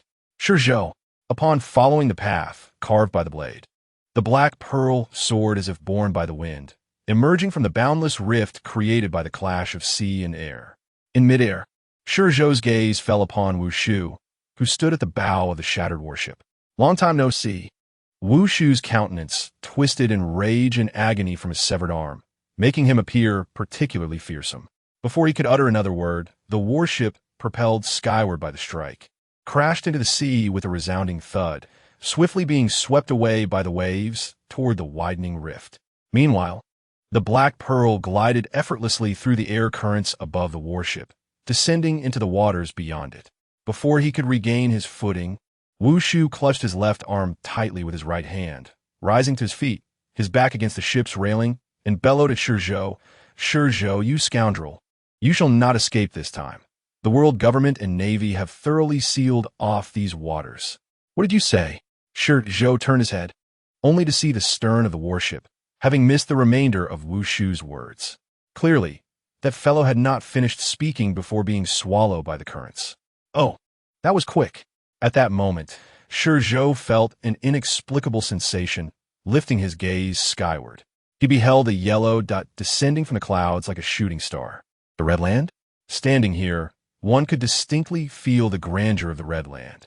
The towering crimson cliffs, reaching into the clouds, evoke a sense of oppression akin to witnessing the sun in the vastness of space. The visual weight they impart is truly unparalleled. Thankfully, this is neither the four seas nor the opposite side of the Red Land. The current of water does not flow toward the Red Land. Otherwise, many pirates emerging from here would be swept away by the currents, crashing against the cliffs and ultimately buried at their base, becoming eternal witnesses to this colossal wall. The ocean is the most fearsome yet the most embracing entity in this world.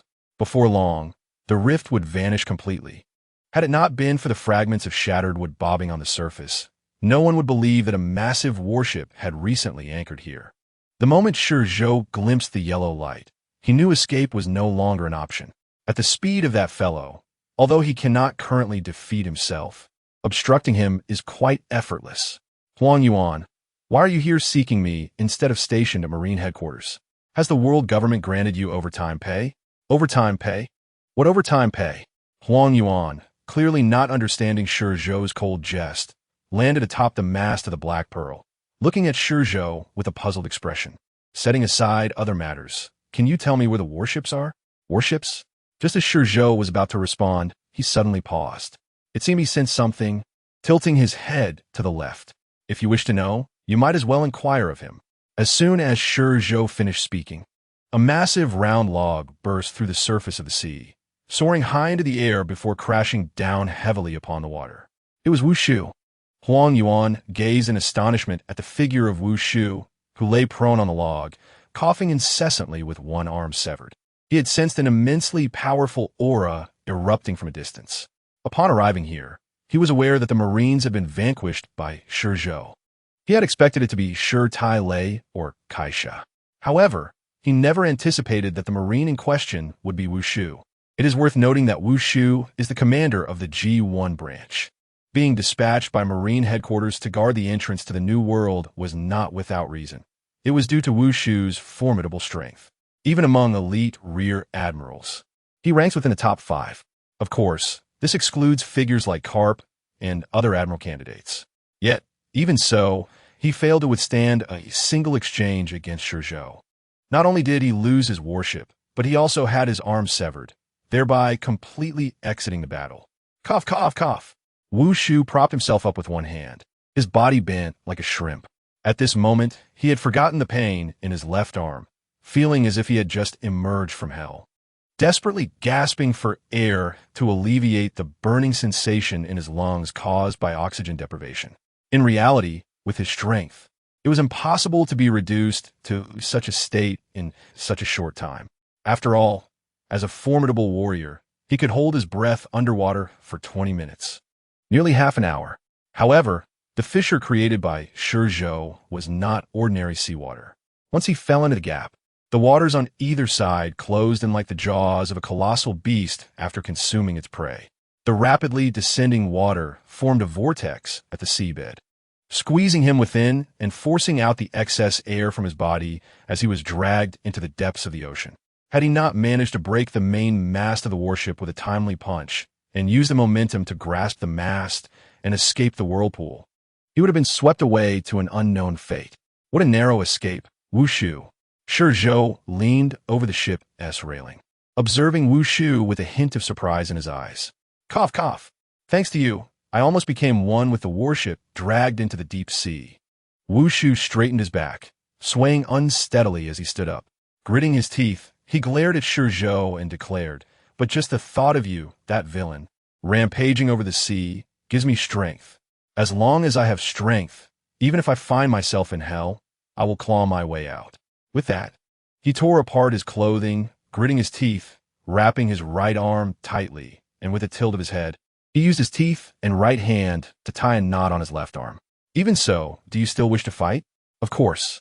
Wu Shu tilted his head to the right, spitting out blood, and for the first time, grasped the hilt of his sword. For him, this battle felt inexplicably strange. After all, even he himself did not anticipate that ShiZhou could deliver such a strike across the ocean. In the War of Top Mountain, ShiZhou had been utilizing his temporal abilities in battle. This had been true previously, And it was even more so now. The adversaries he faced earlier were too weak, easily dispatched by a single strike, while the later opponents were too strong, forcing him into a passive position after delivering just one blow. Thus, although Wushu and other rear admirals recognized ShiZhou as a swordsman wielding a black blade, they had not had much interaction and thus instinctively underestimated ShiZhou's swordsmanship. However, upon closer examination, it became clear that ShiZhou's blade was not merely for decoration. Rather, it was a testament to his extraordinary prowess against formidable foes, which had remained unexpressed until now. After all, ShiZhou had been under Rayleigh's tutelage for many years, and Rayleigh is a veritable grand swordsman. In truth, knowing this does little good. After all, in this world, there are few true grand swordsmen capable of cleaving the sea, let alone one who has not revealed such power as ShiZhou. You too are a swordsman. Fixating on Wushu, ShiZhou slowly straightened his posture and, with a swift motion, drew his sword from its sheath. Since you seek death, allow me to deliver the final blow with a swordsman's strike. As he spoke, he swiftly raised his sword, cutting from right to left without hesitation toward Wushu. ShiZhou's ordinary strike was colorless, yet under the distortion of light, it appeared silvery white. At that moment, due to the hockey, it resembled pure water infiltrated by black ink, transforming into a gray-silver hue. Clang! However, before the gray-silver strike could expand, a yellow figure appeared before ShiZhou. Ah, have you forgotten that I am still here? Utilizing his devil fruit ability to form the Tenzoku Yumi sword, Huang Yuan blocked ShiZhou's black blade, lifting his head and gazing at ShiZhou with eyes that shimmered like gold, fixed intently upon him. Marineford allowed you to escape due to our negligence, but now, we shall not let you flee again. At that moment, a massive warship unexpectedly appeared behind ShiZhou. Upon closer inspection, it was indeed the vessel of Che Ermin. The one speaking was none other than Che Ermin himself. Oh, is that so? A slight smirk graced ShiZhou's lips as he leaped backward, landing on the deck and turning to glance behind him.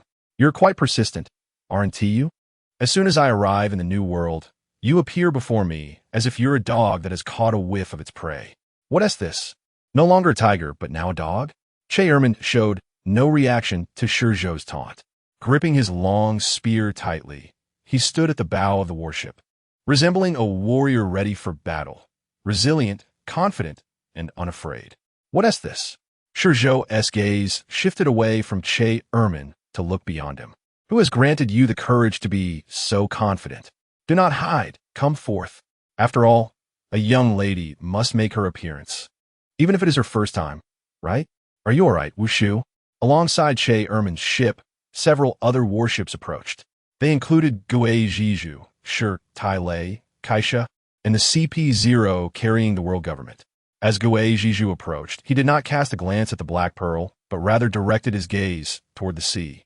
Without waiting for the ship to draw near, he stepped upon the air, propelling himself toward Wushu. As soon as he landed on the log, he reached out to support Wushu, his expression revealing a hint of concern. The state of Wushu was far from favorable. Upon arriving on the log, Gazizi realized that he had lost an arm. I'm fine. Wushu waved his hand dismissively, freeing himself from Gazizi's support, gritting his teeth as he gazed at ShiZhou's retreating figure. Speaking in a grave tone, you must surround him quickly. We cannot allow this scoundrel to escape again. Rest assured, since the world government has dispatched that individual, they are intent on avoiding any mishaps. With her assistance, ShiZhou will be trapped this time, even if he were to sprout wings. Let's hope so. Observing Gazizi's confidence, Wushu opened his mouth, but refrained from uttering any dispiriting words. As a high-ranking official of the Navy, he was privy to many secrets of the world government. Yet it was only prior to today that he became aware of the existence of lilies.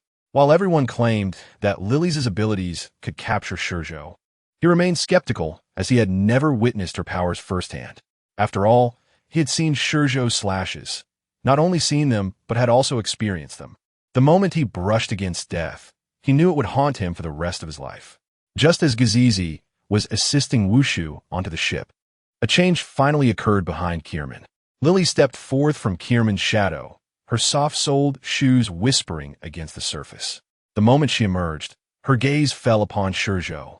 He appeared rather handsome at first glance, not delicate but not overly stoic either, possessing a hint of a wicked charm. However, it was ShiZhou's eyes that captivated her most. In those inky orbs, Lily's discerned no trace of extraneous emotion, as if she were peering into an abyss devoid of light. This pure blackness even gave her the impression that ShiZhou was not of this world. Beyond his eyes, Lily's was also intrigued by ShiZhou's age. In the vast ocean, it was a rarity for someone in their 20s to stand at the pinnacle of strength. As far as Lily's knew, only the young Xiankans could potentially be compared to ShiZhou at this moment. Yet, this was merely a possibility. She had neither met Xiankans, nor had she seen him in his 20s. ShiZhou, the Black Pearl, appeared beside ShiZhou at the instant Kierman and the others arrived. At that moment, ShiZhou, upon seeing Lily's, immediately bristled, entering a combat stance as if faced with danger. Once the battle begins, you must retreat into the sea. The moment Lily's emerged, ShiZhou sensed a tremendous threat, one he had not even felt in the presence of an admiral. Despite being unaware of the nature of Lily's abilities, preparing an escape route was prudent. He was not the type to fight to the bitter end, nor was he as impulsive as Lu Fei. Thus, when the time came for madness, he would not hesitate. However, when it was time to flee, he would not dither either. Why? ShiZhou's gaze carried a hint of confusion as it bore into ShiZhou. It's nothing. I might simply be unable to win. If you leave, I can fight seriously. But there's no but. Do not forget what you promised me when we departed the shore. All right. Hearing ShiZhou's words, ShiZhou reluctantly lowered its head and gradually retreated. Kierman and the others merely exchanged puzzled glances at ShiZhou's actions, not taking them seriously. After all, while ShiZhou's aura was remarkable, they merely regarded it as an ordinary creature with slightly enhanced strength. Had it not been for his proximity to ShiZhou, they might not have even spared a glance. Seeing ShiZhou comply with his request and move back, ShiZhou breathed a sigh of relief. This was precisely why he had initially preferred ShiZhou not to accompany him. Once two or more individuals of admiral caliber were present, it would be difficult to protect ShiZhou. For instance, this time, alongside Huang Yuan, Kierman, and the formidable woman who had just emerged, whose hair color and armor mirrored that of Saber, ShiZhou felt a sense of trepidation. May I ask a question before we begin? With no one else speaking, ShiZhou took the initiative. It seems you truly believe you have me cornered. As his words fell, he lifted his gaze, and within his dark pupils, a ripple of silver spread forth, as if a grain of dust had disturbed an abyss. Boom! Like a signal. Upon hearing the sound of something falling into the water behind him, ShiZhou swiftly shifted to the left, crouching slightly as his right hand grasped the hilt of his sword. In that instant, he resembled a sword poised to be drawn, or a volcano on the verge of eruption. The unique aura of Conqueror's Haki surged forth, intermingled with crimson lightning, enveloping the sky in an instant. Bang! Bang! Bang! On ShiZhou's warship, the sudden pressure caused a cacophony of bodies hitting the deck. Even the vice admirals bowed under this overwhelming force. He has grown stronger.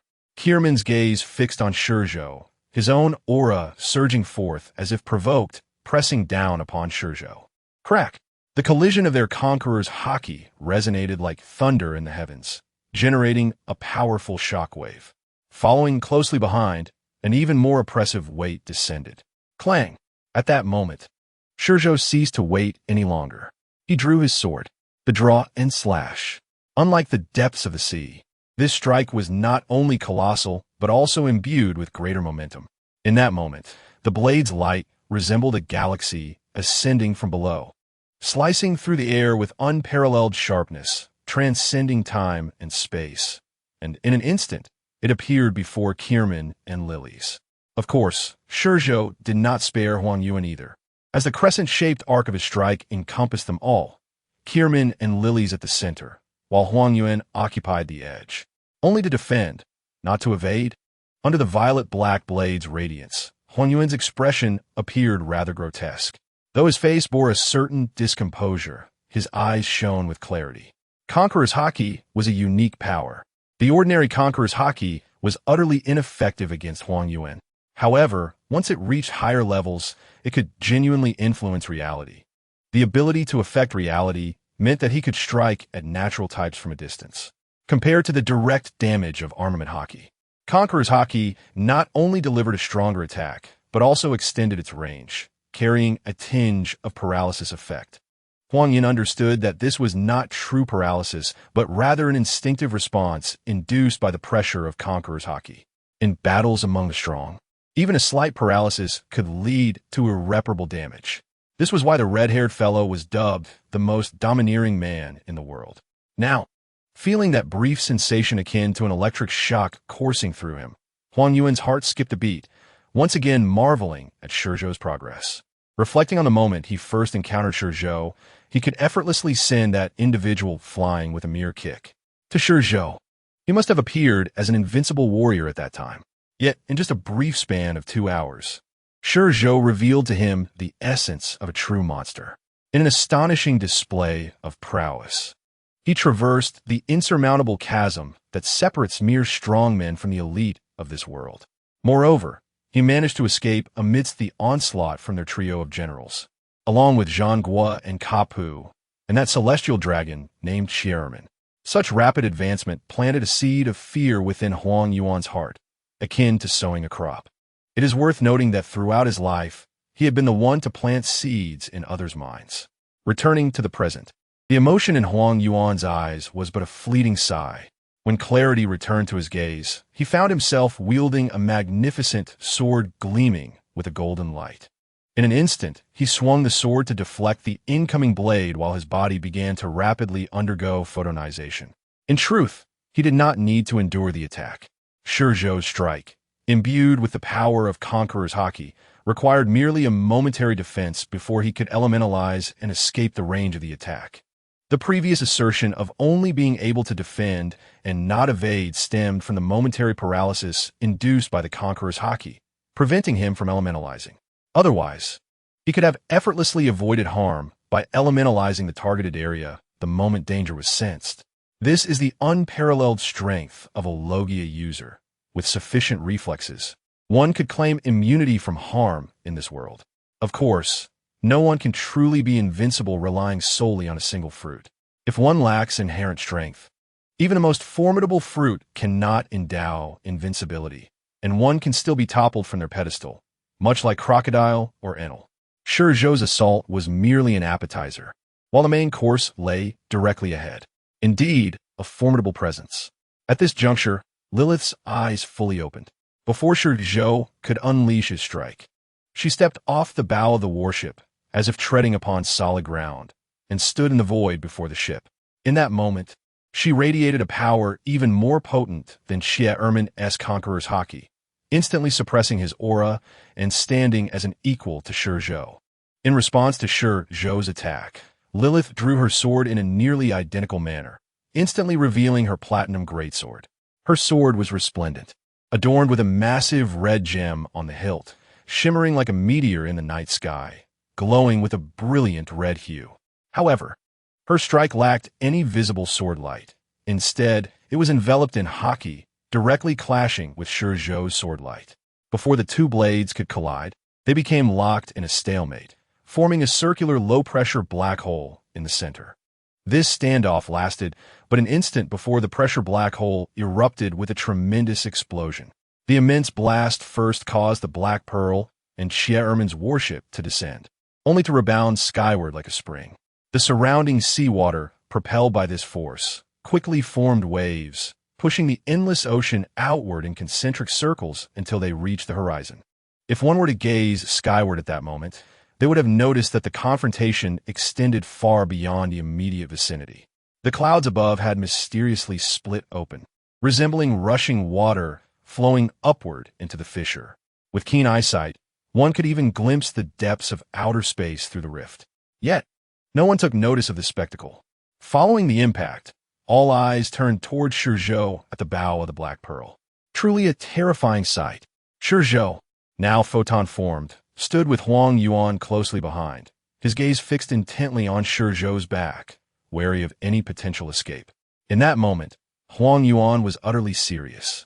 If he had been lackadaisical during the Marineford War, He could not afford such complacency now, for at this juncture, ShiZhou had attained the capability to inflict harm upon him, even to the point of death if he were not vigilant. This chapter is not yet concluded. Please turn to the next page to continue enjoying the thrilling content.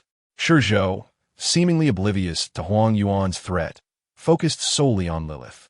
Space fruit? Or something else? Without prompting, Lilith provided the answer. She fixed her gaze upon ShiZhou, her eyes reflecting the unique arrogance of the celestial dragons, as if she were a deity delivering judgment upon a criminal. ShiZhou, let us not even mention the Marineford War. Think back to the sins you committed 13 years ago in Mariewa. Those are enough to condemn you to death tenfold. Only 10 times? A sly smile crept upon ShiZhou's lips, his expression exuding a wicked charm. The thought of those fat pigs' cries incited an uncontrollable excitement within him. Were it not for the revulsion, he might even entertain the notion of roasting them. At this juncture, an exhilarated expression manifested on his face. I almost forgot. You and that worthless individual behind you are also among the fat pigs. Tell me, should I slay you today, or roast you and consume you bit by bit? He indeed harbored thoughts of roasting celestial dragons in Mariewa. At that time, he was less of a man and more of a true demon, freshly clawing his way out of hell. Had he not encountered Rayleigh after leaving the holy land of Mariewa, but rather a pirate, perhaps the seas would now be teeming with tales of demons, extending far beyond the Sabati archipelago. More likely, however, he would have succumbed to madness, plunging into true hell and becoming another person. This person, while still him, was not the true him, who had long since vanished from this world. Child, even dreams must have their limits. Chia stepped forward, appearing atop the railing of the warship, still referring to ShiZhou as a child. After all, that name had once been his nightmare, a shadow that had haunted him for over a decade. Dreaming, you say? ShiZhou's gaze shifted from Lilith to Chia, then turned toward the other naval vessels. Did not even think about it, as if anticipating ShiZhou's thoughts.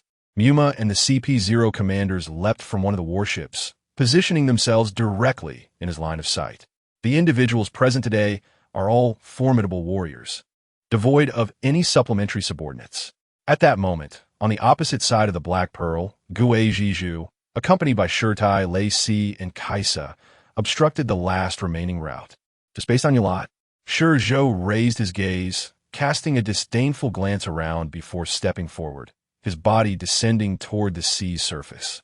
Yet, to the naval forces witnessing his actions, it was as if he were invisible, their expressions betraying a hint of mockery. No, he realized with the absence of opposition that escape over the sea was futile. Thud, as he had anticipated at the end of his descent, his feet landed upon an invisible barrier, akin to standing on the void itself, much like Lilith. The spatial blockade.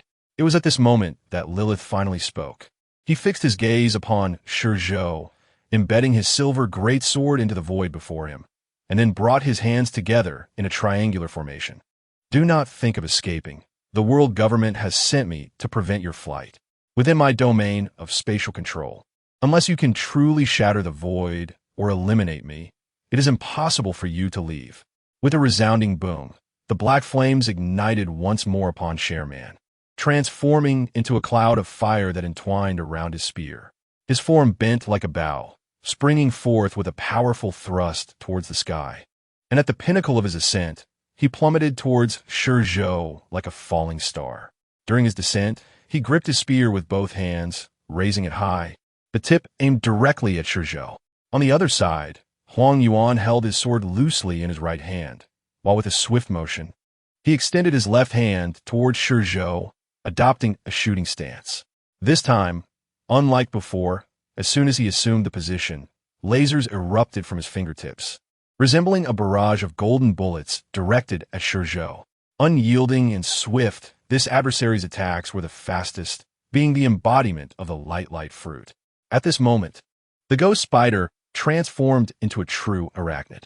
The hair on his back resembled spider legs, wielding 6 blades along with 2 in his hands, forming an 8-sword style. He tilted his body, the 8 blades converging, and with the inertia of his movement, he unleashed a whirlwind toward ShiZhou. Upon closer inspection, this was not merely a whirlwind, but 8 blades of light rotating in harmony, creating a strike reminiscent of a unicorn's horn. CP0 and the others refrained from long-range attacks, dispersing strategically around the area. In front of the Black Pearl, amidst the void surrounding them, ShiZhou's eyes, shadowed by his lowered eyelids, remained eerily calm, devoid of any emotional fluctuation, even in the face of an onslaught from all directions. At a certain moment, he abruptly pivoted, leaving behind an afterimage. Block. As if rehearsed, ShiZhou's sword met the incoming lasers from Huang Yuan just in time, slicing through the arranged beams of light.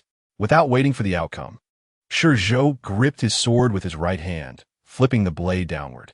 As it descended, he lifted his right leg backward. Then, akin to a soccer kick, at the precise moment the blade reached a certain point, he thrust his right foot forward, striking the back of the sword. Kick slice. The immense force propelled the blade upward, as if transcending time itself, appearing directly above ShiZhou's head. With a swift motion, it cleaved through the domineering aura at the tip of Sherman's spear, pressing against it. Boom! The collision of blade and spear sounded like thunder from the heavens, resulting in a violent explosion that bent ShiZhou's body downward. The overwhelming shockwave made his scalp feel as though it might be torn away. In contrast, Sherman found it relatively easy. He merely leaped backward, riding the explosive force to evade the impact. As for the Ghost Spider strike, it appeared almost laughable, being blown back by the residual force from ShiZhou and Sherman's clash, rendering it futile. You all retreat to the back. We shall handle this. Huang Yuan, transforming into light, emerged behind the Ghost Spider, patting him on the shoulder with a serious demeanor.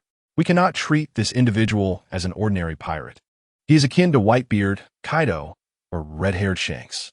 No, he is far more formidable than the 4 emperors.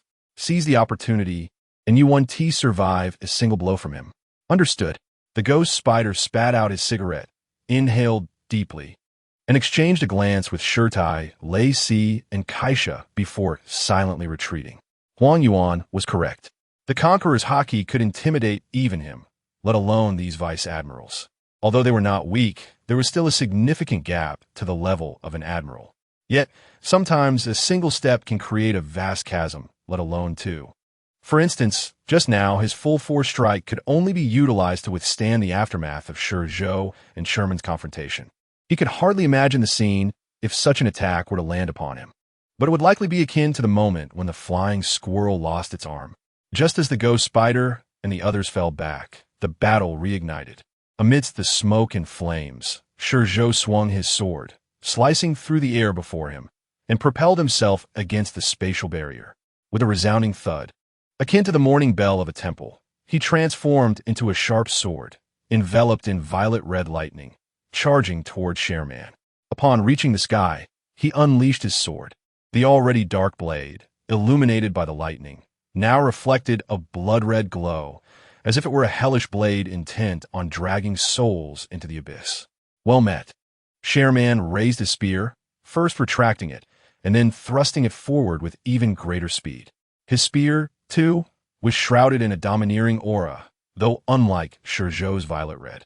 It was as dark as the flames enveloping him. While he could not wield the Conqueror's haki, his unparalleled strength granted by the Devil Fruit, combined with his peak mastery of armament haki, allowed him to briefly engage with ShiZhou. Moreover, ShiZhou's Conqueror's haki had no effect on him. Crack! The clash of blade and spear did not resonate with the sound of refined steel, but instead echoed like the rumble of thunder, accompanied by an unparalleled shockwave. The sky at this moment resembled the wrath of a thunder god, filled with flashes of lightning. The light emitted by the lightning replaced that of the sun, casting the entire space into a hue of violet red and black. As the two engaged, they instantly separated, only to collide again with even greater speed. Clang, clang, clang. This time, the clash produced the sound of refined steel. Yet all observers could see were 2 beams of light entangled in combat above, with no sight of the combatants themselves. A wheel battle? Slicing through Sherman, ShiZhou beheld Huang Yuan materialize before him, his lips twitching slightly. There is no need for such formalities in our battle. Victory itself is our greatest triumph. Huang Yuan, wielding the Amatsuke's sword, took Sherman's place. He and Shareman could not achieve the seamless coordination akin to that of Carp and Sengoku. Therefore, they could not engage simultaneously. After all, both their methods of attack and devil fruit abilities significantly impacted their allies. Fighting together would be less effective than a wheel battle. Besides, ShiZhou would not escape today. Here, he could not utilize his abilities to replenish his stamina. All they needed to do was exhaust this fellow's energy, and then he would be at their mercy. A wheel battle? It seems I cannot move. ShiZhou glanced towards Lilith, who maintained his triangular posture, having ceased movement after their initial exchange. Is it similar to the barrier fruit? No one responded to ShiZhou's query. Huang Yuan's answer came in the form of a golden greatsword. Clang, like a prophet. Although ShiZhou's gaze was fixed upon Lilith, his blade appeared before Huang Yuan's Amatsuke's sword. After parrying Huang Yuan's slash, he withdrew his gaze and earnestly engaged in battle with him. In truth, the use of Conqueror's Haki is an exceedingly exhausting method of attack, both physically and mentally. Therefore, it should only be employed as a trump card. Since it is a trump card, it should not be utilized routinely. If there are many people around and one is not concerned about physical and mental fatigue, one could theoretically manipulate time indefinitely, and ShiZhou could indeed initiate it without limit. Presently, he could use it infinitely as well. However, the consequence would be an accelerated aging process. No, he could not yield to these individuals. ShiZhou's eyes, under the glint of the clash, exhibited no reflection whatsoever. He raised his gaze to fixate on Huang Yuan, a peculiar smile creasing his lips. At that moment, instead of blocking Huang Yuan's slash, he unexpectedly opted to deflect it with his blade. With a resounding impact, his body was propelled skyward as if struck by a golf ball. Trying to escape? Alas, you shall not succeed. Huang Yuan looked up at ShiZhou, refraining from pursuit for the moment, instead taking a breath to regain composure. He was unaware of the upper limit of Lilith's spatial barrier. After all, this fruit had never manifested in this world, nor was it even depicted in the Devil Fruit Encyclopedia. Observing the confidence of Che, Ermin, and Lilith, it was reasonable to assume that its capabilities as a fruit exclusive to the world government surpassed his imagination. Thus, he felt no urgency. Since ShiZhou wished to test the limits of the spatial barrier, he could expend his stamina at will.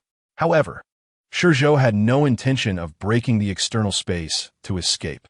The instant he made contact with the spatial barrier, he utilized his time abilities to assess it. This space was intrinsically connected to the vast world beyond. To shatter it, one must surpass the individual strength limits of this world to achieve true spatial rupture. Otherwise, escape would be impossible. Although ShiZhou possessed confidence in his abilities, he was not so self-assured as to believe he had transcended the world at this moment. He was, at most, at the level of an admiral. His physical strength had yet to surpass Kaido, so how could he possibly breach this space? Yet in this world, there are no invincible fruits or abilities. If this fruit were truly invincible, with the world government's overwhelming power, the world would have long been devoid of the four emperors and anyone daring to oppose them. Of course, it is also possible that their dominance is a deliberate allowance. After all, without darkness, what need would there be for these representatives of justice? Without tasks to perform, how could they control the world and compel nations to dutifully pay tribute? Upon reflection, the greatest flaw lies not in the external, but within, in Lilith herself. Once his body steadied in the air, ShiZhou turned to face Lilith. In that moment, he eclipsed the sun, becoming the most radiant star in the sky. The sun merely served as a halo behind him, accentuating his formidable presence. Huang Yuan and Che Ermin reacted instantaneously, both charging toward Lilith. However, it was too late. With a devilish smile directed at Huang Yuan and Che Ermin, ShiZhou, suspended in the sky, arched his body like a shrimp, gripping the hilt of his sword, poised to draw it. Even from a considerable distance, at that moment, Lilith appeared to ShiZhou as if she had truly transcended time and space, suddenly magnified, standing directly before him. Time slash. At this moment, the world fell into an eerie silence, a stillness so profound it was uncanny. Between heaven and earth, A single line emerged, a stark black line. One end originated from ShiZhou, while the other culminated precisely in front of Lilith. Strangely, both ends bore an image of ShiZhou. If the ShiZhou in the sky appeared as a youthful man in his 20s, then the ShiZhou before Lilith was markedly more mature. In that fleeting instant, ShiZhou traversed the length of the line, experiencing the entirety of life, crossing countless years to reach the next stage of existence. This line represented the remnants of his life's timeline. To invoke this technique, you are the first. The middle-aged ShiZhou, though devoid of wrinkles, found his once black hair transformed to white in that moment. Even his uniquely deep eyes became more profound and darker, resembling true black holes. He gazed at Lilith's breathtaking visage, his eyes devoid of any emotion, as cold as ever. Raising his sword, he acted without hesitation, aiming a lethal strike at Lilith's neck. At the instant of his movement, the world resumed its flow. Huang Yuan and Che Ermin continued their relentless advance toward Lilith, oblivious to the fact that ShiZhou had already positioned himself behind them. Danger! They remained unaware, yet Lilith had already sensed it. Although she could not move after activating the spatial barrier, she possessed acute insight into the entirety of this space. Thus, upon regaining her clarity, she immediately recognized that the ShiZhou above was merely an illusion, since her vision, memory, and perception were still tethered to the previous moment. Her reaction to the real ShiZhou now before her lagged significantly. Invisible and intangible, it felt akin to an illusion. Yet, her intuition, honed by observation, warned her of the imminent peril approaching her. Moreover, it was the greatest threat she had ever faced in her life. The fear of being engulfed by darkness loomed as a vortex swirling at her feet, rapidly ascending. In that critical moment, Lilith finally made her decision. As her body began to fade, she caught sight of the blade poised against her neck. In that instant, she also glimpsed the ShiZhou behind the blade, his chilling, penetrating pupils. On the deck of the warship, Lilith instinctively covered her neck with her hand, yet blood still seeped through the fissures between her fingers, swiftly staining her garments crimson. Ignoring the wound on her neck, though deep, it had not severed her carotid artery, rendering it merely a minor injury in her eyes. She gasped for breath, lifting her head to meet ShiZhou's icy gaze, her heart racing with trepidation. Just a hair's breadth away, she had nearly faced decapitation at the hands of this man before her. It was only at this moment that her heart began to race. This was the first time in many years that she had been so close to death. Had it not been for her body's instinctual response, which automatically gathered haki to mitigate most of the strike's force, and had her reflexes not been sufficiently swift, she would have already descended into the abyss. Was she attempting to freeze the external space-time with her own temporal essence, overlapping the time that should connect 2 points to achieve the effect of instantaneous movement? No. Lilith instinctively rejected this notion, recalling the previous uncanny sensation. It was not instantaneous movement, but rather time compression that had eluded her immediate detection. She herself could perform instantaneous movement and was thus well aware of its advantages and disadvantages. The advantages are numerous, yet the drawbacks are equally evident, regardless of the circumstances. Spatial fluctuations, or one might say ripples in the air, are unavoidable. This is something that the strong can easily perceive. Moreover, teleportation is exceedingly taxing on one's stamina. Therefore, under normal circumstances, when confronting an adversary of equal strength, it is seldom employed for combat. It serves primarily to evade attacks or distance one's self from the battlefield. Had it not been for the keen intuition honed over decades, ShiZhou would not have detected that bizarre attack. It was as if that individual wielding the blade was striking at her future. No, one might even say that this person had emerged from the future, which is why she could not sense them. You there? Huang Yuan and Kierman finally reacted, both turning in unison, their eyes wide with shock as they gazed at ShiZhou's retreating figure. When did that happen? Are you all right, Lilith? At this moment, Kierman noticed Lilith's injury. The astonishment in his eyes was quickly replaced by concern. Mifine. Lilith gripped her golden sword, holding it before her, her gaze fixed unwaveringly on ShiZhou. So your name is Lilith. ShiZhou finally spoke, his voice no longer youthful but tinged with a raspy quality. As if not only his age had advanced, but his very voice had aged alongside him. To be honest, I did not expect you to evade my strike. This was the truth of ShiZhou's thoughts. From his perspective, Lilith could not be very old. She appeared to be in her early 20s, perhaps even younger than himself. Given her age and strength, while ShiZhou was surprised, he found it quite reasonable. After all, if the world government held the most exceptional resources in this world and possessed the finest bloodlines, yet could not produce formidable warriors, it would be preposterous. In her 20s, while possessing considerable strength, she would undoubtedly lack the rich combat experience of seasoned veterans. As a celestial dragon, she had never faced hardship throughout her upbringing. Thus, ShiZhou's assumption that Lilith would be unable to evade his attack was well-founded.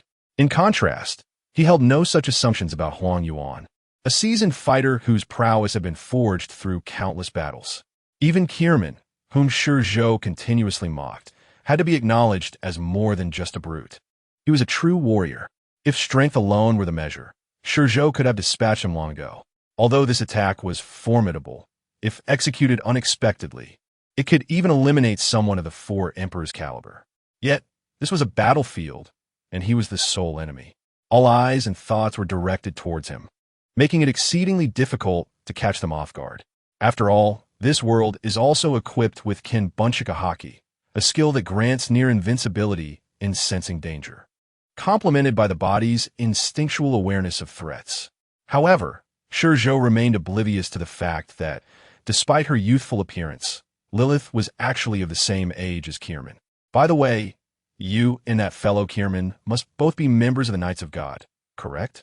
Lowering his blade, ShiZhou raised his left hand, stroking his chin thoughtfully before continuing. Let us not discuss Kierman. Our dealings began in the arena, and his strength is merely adequate. To join your Knights of God, he must have consumed a devil fruit, right? I must say you are indeed worthy of being the largest, strongest, and longest-standing organization in this world. The sheer number of devil fruits you possess exceeds the imagination of many. Just one fruit can forge a top-tier warrior. Of course, I do not mean to belittle you. At this point, ShiZhou turned to glance at Kierman. Your strength, while impressive, would be merely average without that devil fruit of uncertain lineage. You might not last a few rounds against me. After all, 13 years ago, you nearly perished at my hands. Kierman's face flushed with anger at ShiZhou's disparagement.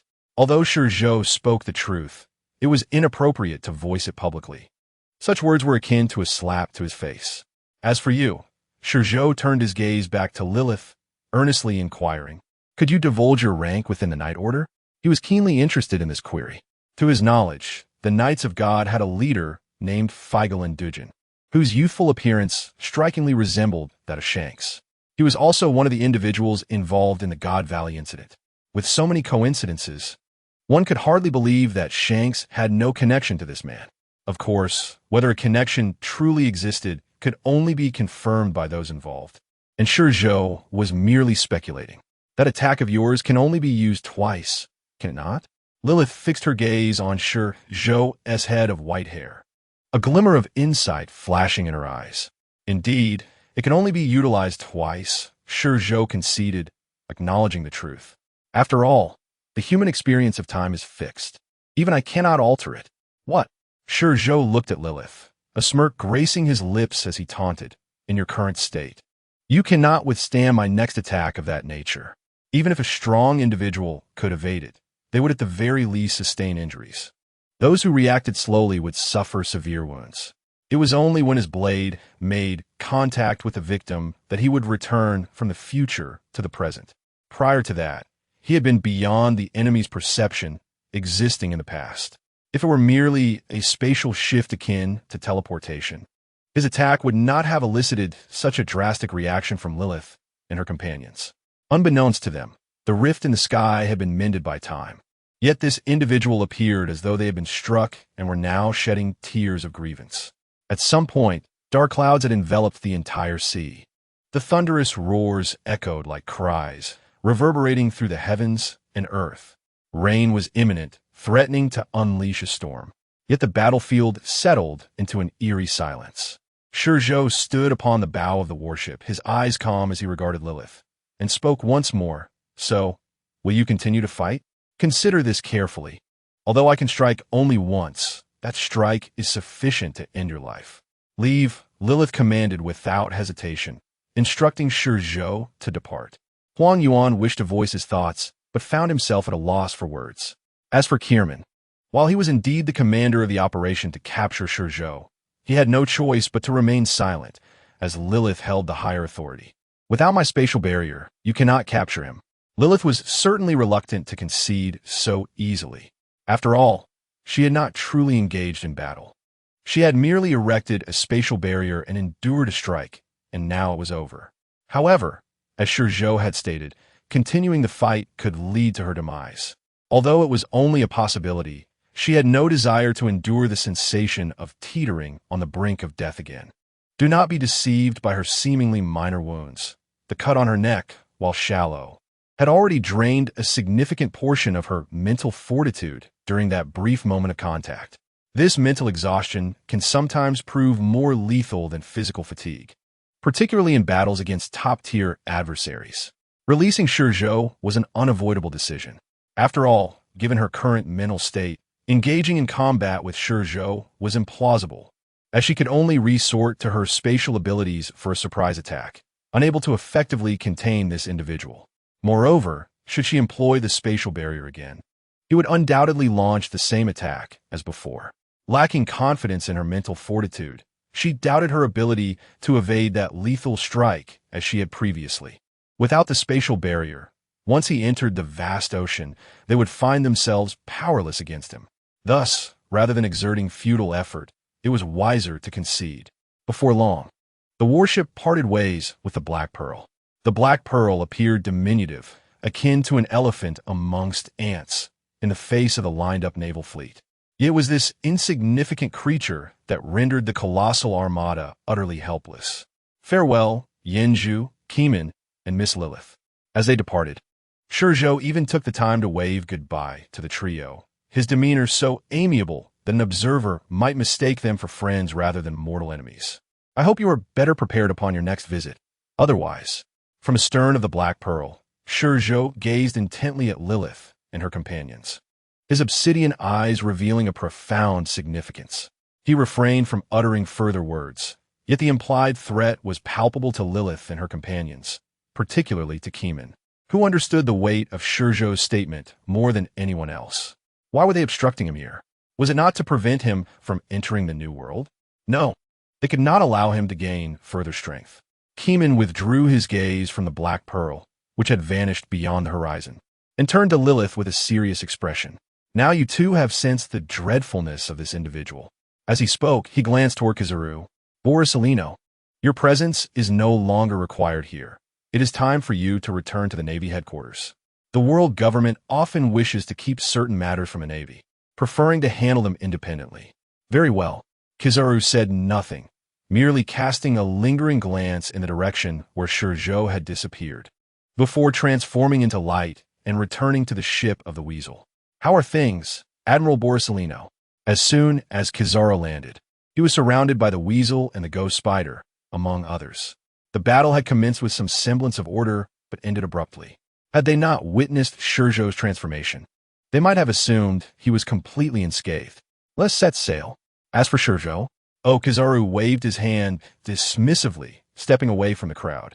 Since the world government allowed him to depart and has now entered the New World, he is no longer our concern. With that said, he paused, turning back to the Weasel and others with a smile. Do not overthink it. Our mission is simply to ensure that this sea does not descend into chaos. As for everything else, leave it to the world government. After all, that is their responsibility, is it not? With those words, he stepped into the cabin, disappearing from the deck. The admirals gazed at the dark doorway, momentarily at a loss for what to do. Let's return. It was the Ghost Spider who first regained his senses. That individual is clearly beyond our reach. Reflecting on how all their combined efforts had failed to even graze ShiZhou, having been thwarted by the battle at sea, the Ghost Spider felt a chill run through him. During the Marineford War, even with a multitude of powerful figures, they could not capture him. Today, the situation was even more dire. Despite adequate preparation, that individual had slipped away. It was not a mere escape. It was a mutual withdrawal, with neither side claiming victory. It must be noted that their side boasted 3 admiral-level figures, while the opposing side consisted of just 1 individual. This chapter is not yet concluded. Please click to the next page to continue reading the captivating content.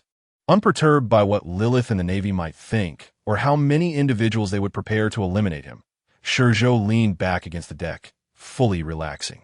Just then, a claw suddenly emerged from the right side of the ship. The claw grasped the railing and, with a powerful pull, hoisted the entire body into the air. With a swift 360-degree spin, it landed gracefully on the deck.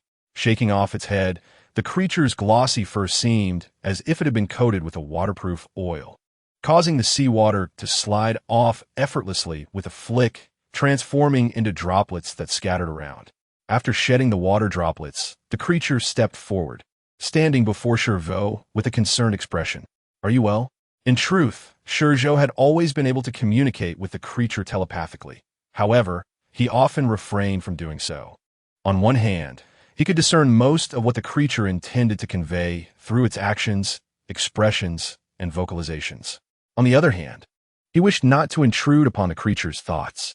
Additionally, the act of telepathic communication was not passive. It required active energy expenditure to enter the creature's mind without resistance, enabling such exchanges. "I am fine," ShiZhou replied gently to the creature, offering a warm smile. "The battle at Marineford was arduous, yet I have persevered. This minor expenditure is trivial." The creature, relieved, then shifted its gaze away from ShiZhou and peered at the rear of the ship. There, a storm had fully formed, the low-hanging clouds resembling boiling black water. From a distance, the horizon and sea appeared to meld seamlessly. Seemingly recalling something, the creature lowered its head and let out a swift call to ShiZhou before hastily moving toward the bow of the ship. "We must leave this place swiftly."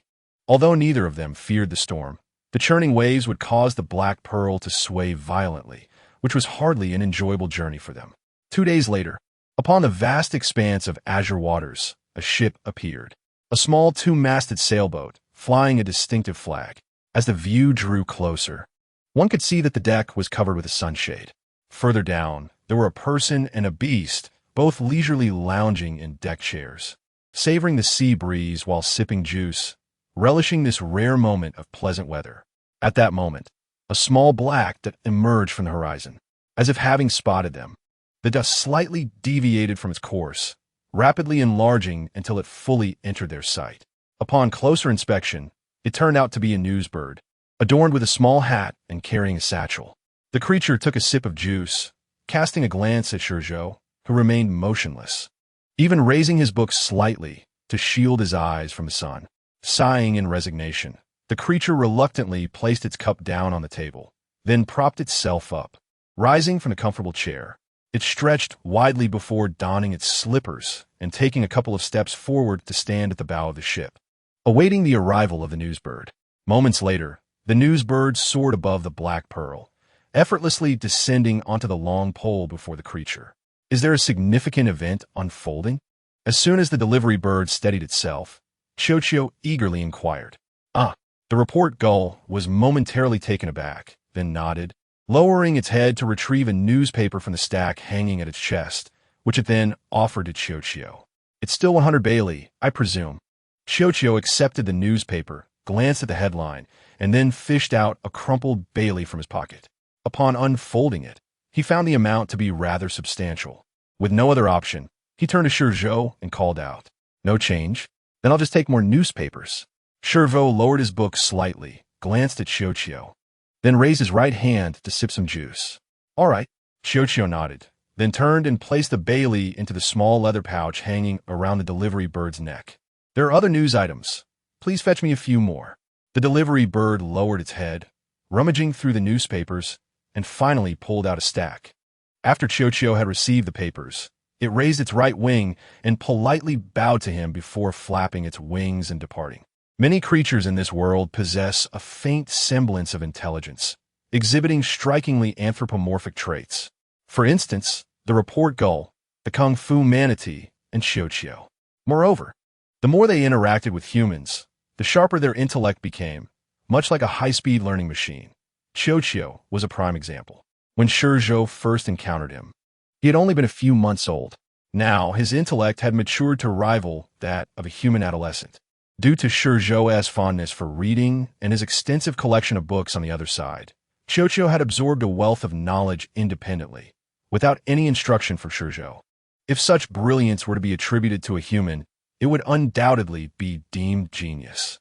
ShiZhou returned with around 10 newspapers, placing them on the tea table between the two. He stole a glance at ShiZhou before reclining once more in the lounge chair. Are there any newspapers about significant events? ShiZhou set down his book, echoing ShiZhou's earlier inquiry to the report gull. Indeed, ShiZhou extended his left hand, extracting the bottom newspaper from the pile and passing it to ShiZhou. Take a look. It's about the Navy. Oh, hearing this, ShiZhou's interest was piqued. He reached out to take the newspaper and unfolded it before him. The headline proclaimed, Admiral Akainu Sakazuki's first major action after assuming command. The tone was decidedly formal, unmistakably the work of the world government or the Navy's own editorial team. Below it, another significant headline read, World Conscription. This was indeed a major development. The instant he glimpsed the title, ShiZhou surmised that, as in the original narrative, Akainu would ultimately emerge victorious. However, he had not anticipated the swiftness of these events. If memory served correctly, it had only been a little over a month since the conclusion of the Marineford War. Furthermore, after the war, the Navy had sealed off the waters near Marineford, conducting searches for about 3 weeks. Thus, from the lifting of the blockade to now, in just over half a month, the Navy had progressed from Sengoku's resignation to Akainu's ascension. As for the battle between Akainu and Akiji, if it followed the original storyline, it would have taken approximately 10 days, making this timeline indeed rushed. The conscription campaign also appeared to have commenced much earlier than depicted in the original. If you recalled correctly, the original narrative did not specify a timeline. But Akainu's first order of business should have been relocating the Navy headquarters to the G1 branch in the New World. Only after the relocation was completed did the conscription begin. Now, with such haste, ShiZhou pondered for a moment and considered a possibility. Could it be that Akiji had already departed from the Navy? Surely not. From ShiZhou's understanding of Akiji, he did not seem the type to act so irresponsibly, even after losing the struggle for admiral. Yet, life is rife with unexpected turns. After all, the essence of humanity lies in its unpredictable nature. Should Akiji have indeed left the Navy, then Akainu's immediate focus on conscription would become comprehensible, as over a month had elapsed since the Marineford War. At this juncture, the ocean had also reached a resolution due to Whitebeard's final words. The chaos was not confined to the Grand Line, but even the Navy's rear was in disarray. Thus, for the already under-resourced Navy, this was akin to adding insult to injury.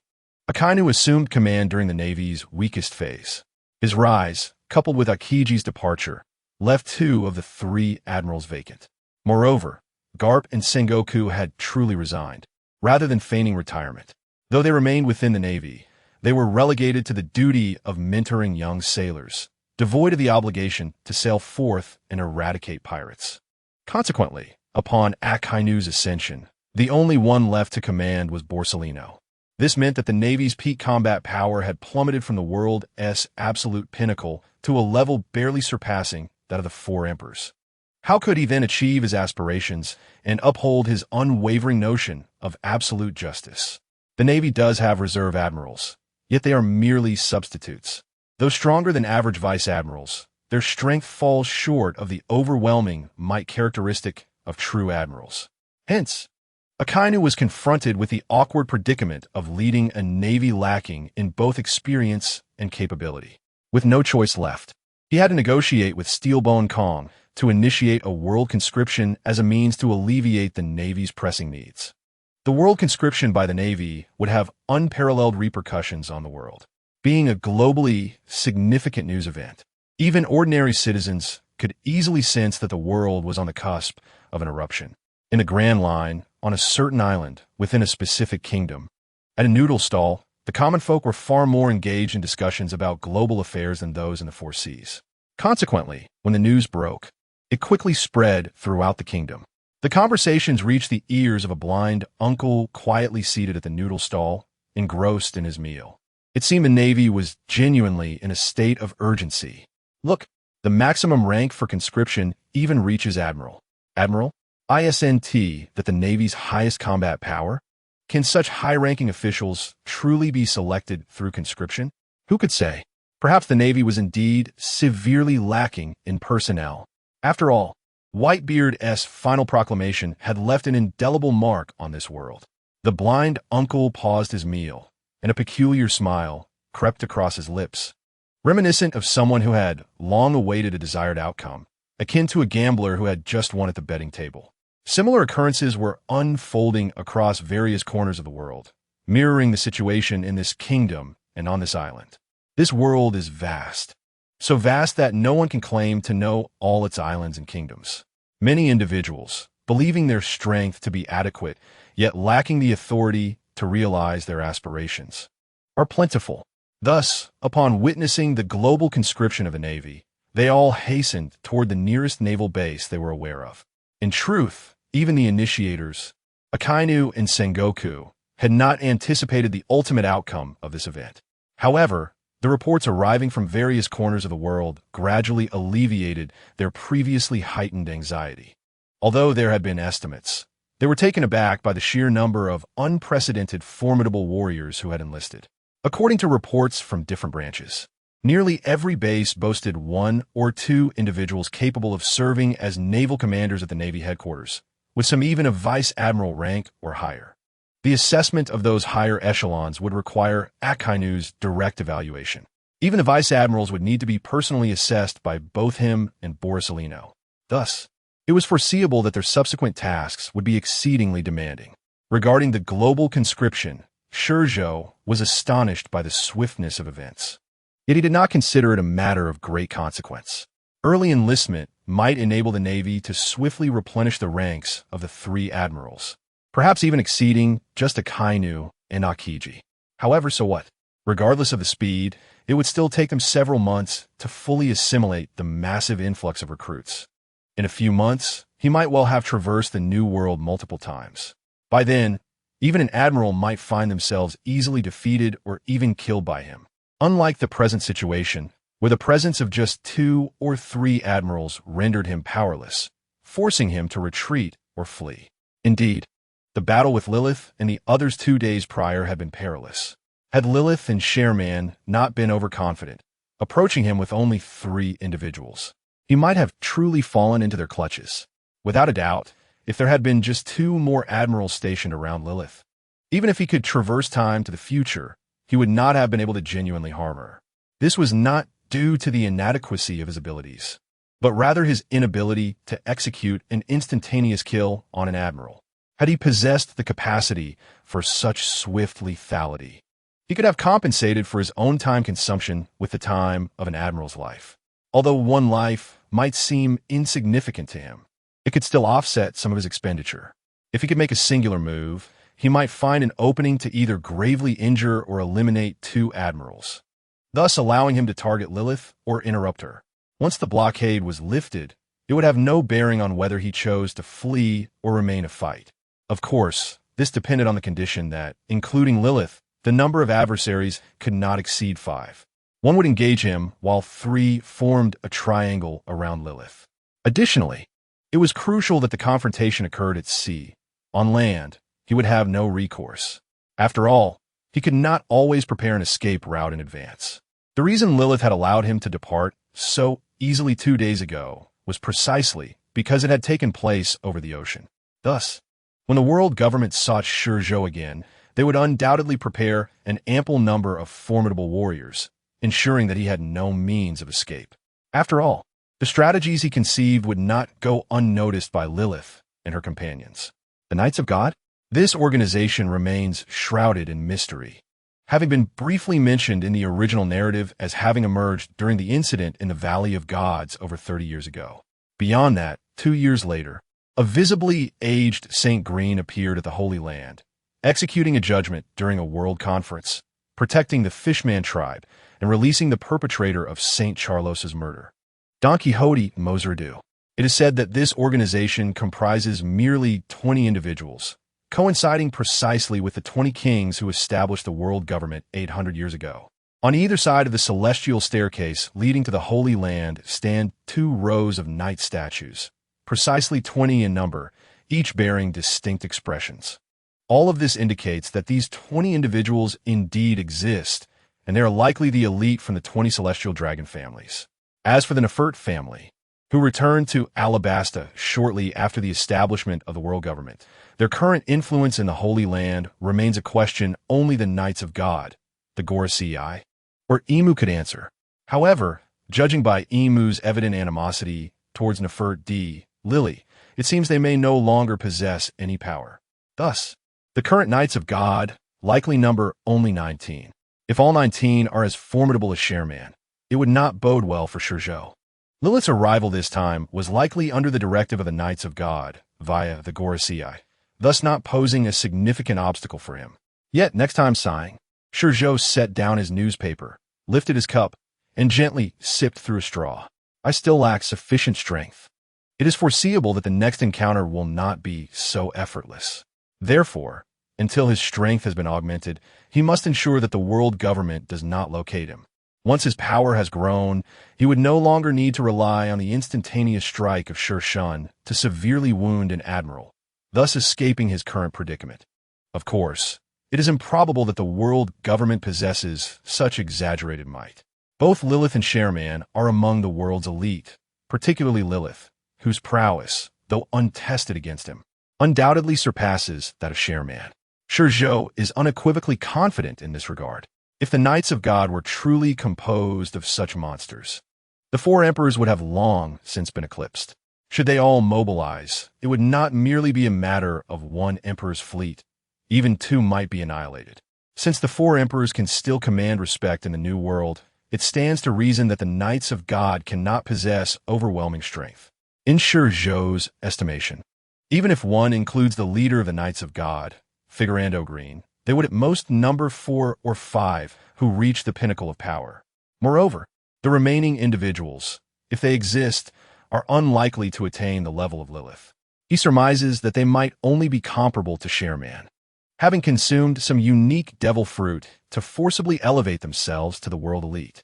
Nevertheless, even in such a scenario, if the Navy is excluded, the next time they seek him, it would likely involve 4 to 5 adversaries of admiral caliber. Furthermore, since the Knights of God represent the creme de la creme of the celestial dragon families, the other members cannot be deemed weaklings. Even if they do not reach the apex, they must be formidable warriors. After all, even through the use of devil fruits, they can easily produce powerful individuals in abundance. As exemplified by Lilith and Sherman. Lilith, without question, remains a top-tier powerhouse even without a fruit, while Sherman, devoid of his fruit, would be relegated to the ranks of the vice-admirals.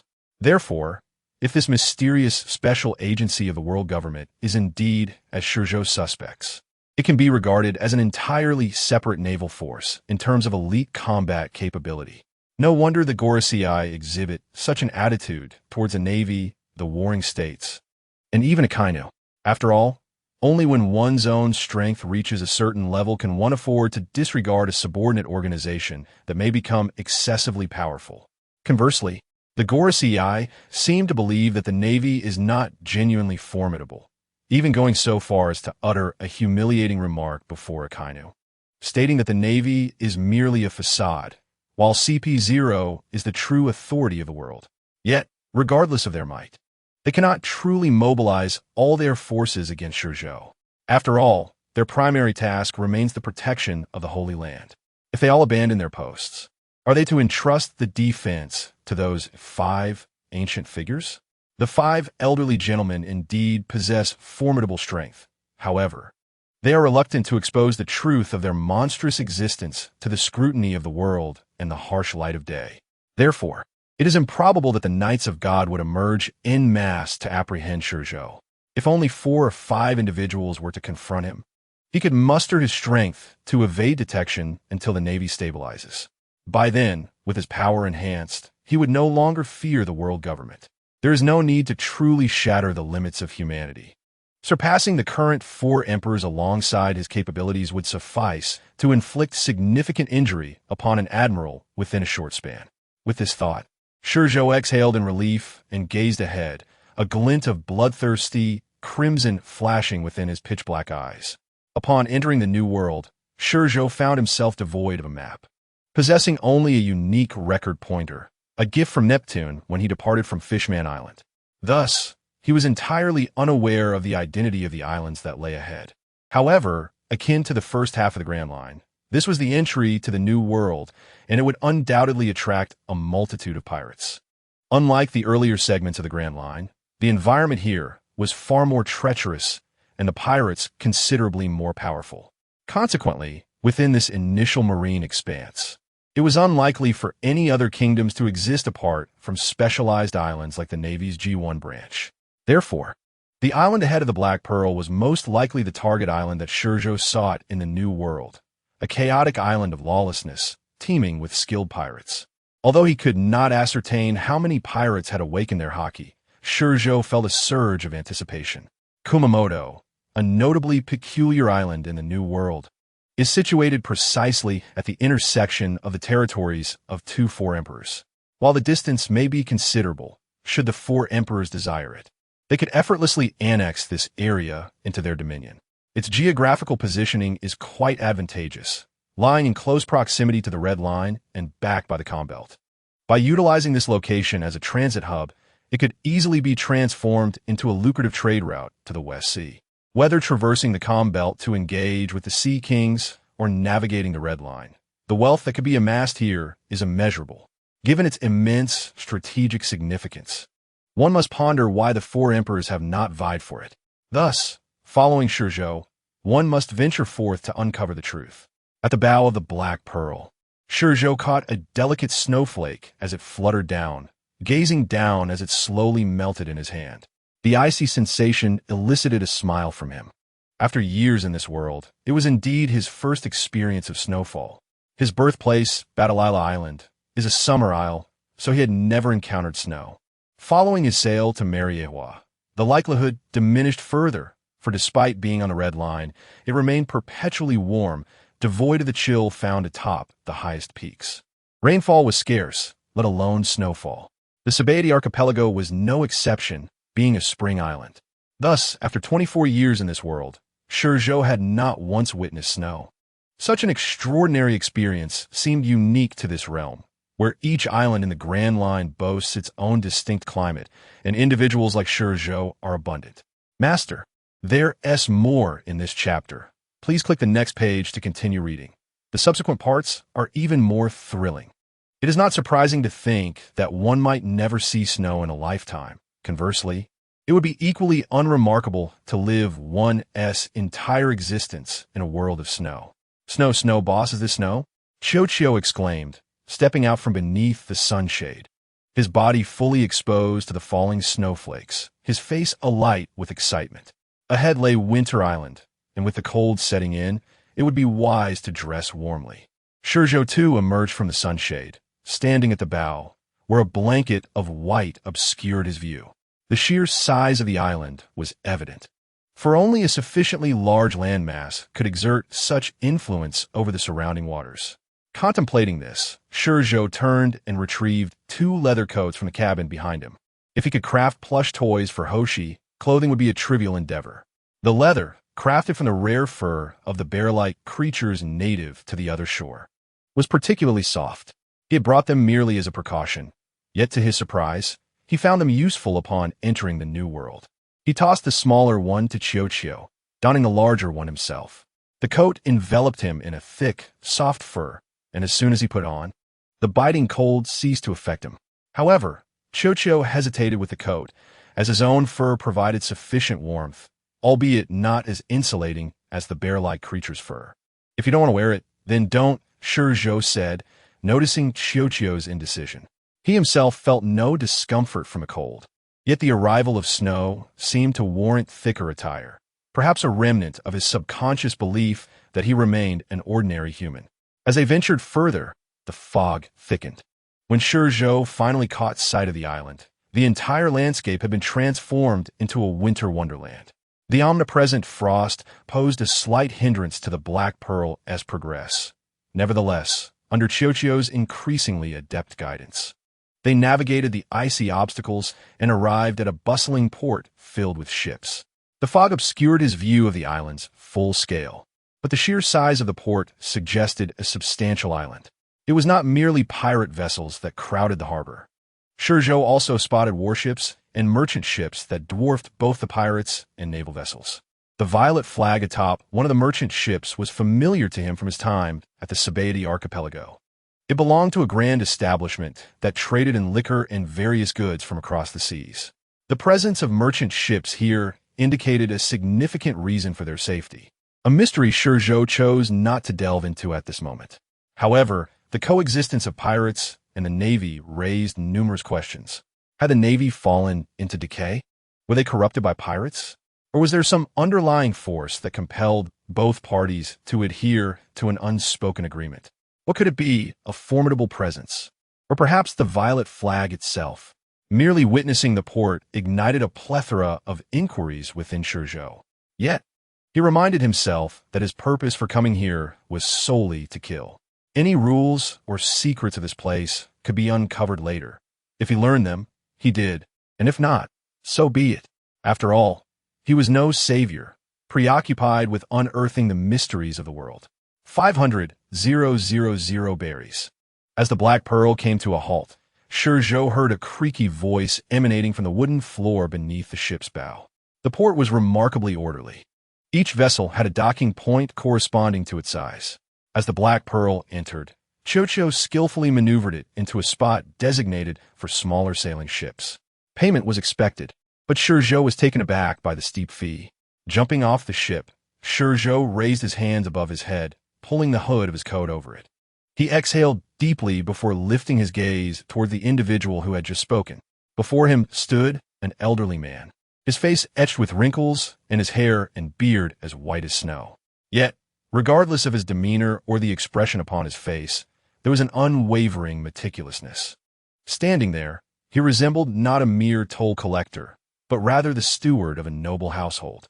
His suit was impeccably clean, devoid of any creases, and though his breath was frail with age, he exuded a profound steadiness cultivated through the passage of time.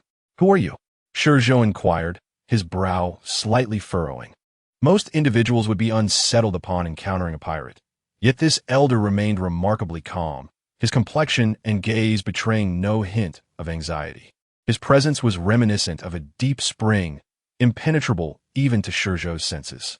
To persuade ShiZhou that this man was an ordinary old fellow would indeed be preposterous. "I am merely a toll collector at this harbor. Guests need not concern themselves," the elder said, casting a glance at ShiZhou before taking a breath, lowering his head, and raising a white handkerchief to cover his mouth as he coughed lightly. "Ahem. Payment, please." Behind him stood a modest wooden pavilion, scarcely a few square meters in size, devoid of a warming fireplace, yet curiously free of any remnants of snow upon the roof.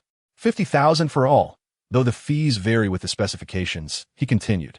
ShiZhou relaxed his brows, casting a deep look at the elder. Different specifications entailed different costs. The elder lowered the handkerchief and glanced at the Black Pearl, pausing briefly at the flag atop its mast before resuming. "This is the port for small sailing vessels, each docking at 50,000. As for those larger vessels over there, they cost 100,000 and 200,000 respectively. So expensive? How long can one stay for that?" ShiZhou queried. "A month," the elder replied, stepping back, his figure disappearing momentarily from the foyer before his aged voice echoed back. "Pay up. Without payment, you shall not enter this island." After ShiZhou settled the fee, the elder, adhering to protocol, offered a word of caution. "I advise you, on this island, you may engage in any activities, but there is one thing you must refrain from." "What is that?" ShiZhou asked, surprised. "Do not stir trouble." "What sort of rule is that?" ShiZhou's curiosity was piqued. "Is killing considered trouble?" "Not all. Then the scope of what constitutes trouble seems rather vast." When the elder reappeared before ShiZhou, he held a smoking pipe, taking a deep drag as smoke curled from his lips. There are 3 factions on this island. At this, he pointed towards a large sailing vessel adorned with a violet flag, the Violet Trade Guild. Then he gestured towards a warship, the Betrayer, John Longdo. Betrayer? ShiZhou's eyes widened with surprise. He had initially assumed the warship belonged to the Navy, but it was now evident that it was commanded by a high-ranking officer who had betrayed the Navy. He wondered who this naval officer was and the extent of his power. After all, one capable of claiming a mountain on this island must possess considerable strength. The elder did not feel obliged to answer ShiZhou's curiosities, ultimately directing his finger towards the island's rear. And there is also the lord of this place, Lord Ketuokimos. A solemn expression crossed the elder's face as he mentioned Ketuokimos. Lord Mose is the actual owner and administrator of this island. Thus, anyone engaging in activities here is required to pay him taxes. Administrator, ShiZhou mused, shifting his gaze back to the elder. So, you are his subordinate? Contrary to expectations. The elder shook his head. He raised his right hand, turning it to show ShiZhou the cuff of his sleeve, where a purple flower bloomed. Identical to the one ShiZhou had seen from afar on that massive sailing vessel at the Xiangbidi Islands. I am a member of the Violet Trade Guild. The elder's tone shifted, no longer steady, but imbued with a hint of pride. The Violet Trade Guild? ShiZhou's eyes scanned a vast harbor once more. So, this port also belongs to your guild? Indeed. The elder nodded, raising his hand for another puff of smoke. It is jointly constructed and managed by Lord Mose and our guild, which is why I insisted that without payment, you cannot set foot on the island. At this moment, the elder appeared somewhat impatient. By your appearance, you seem to be a newcomer. I have not seen your pirate flag before, and it appears you lack any notable reputation. As a newcomer, once you arrive on the island, keep a low profile. Be aware that there are not only the 3 lords, but countless formidable individuals here seeking refuge or for other reasons.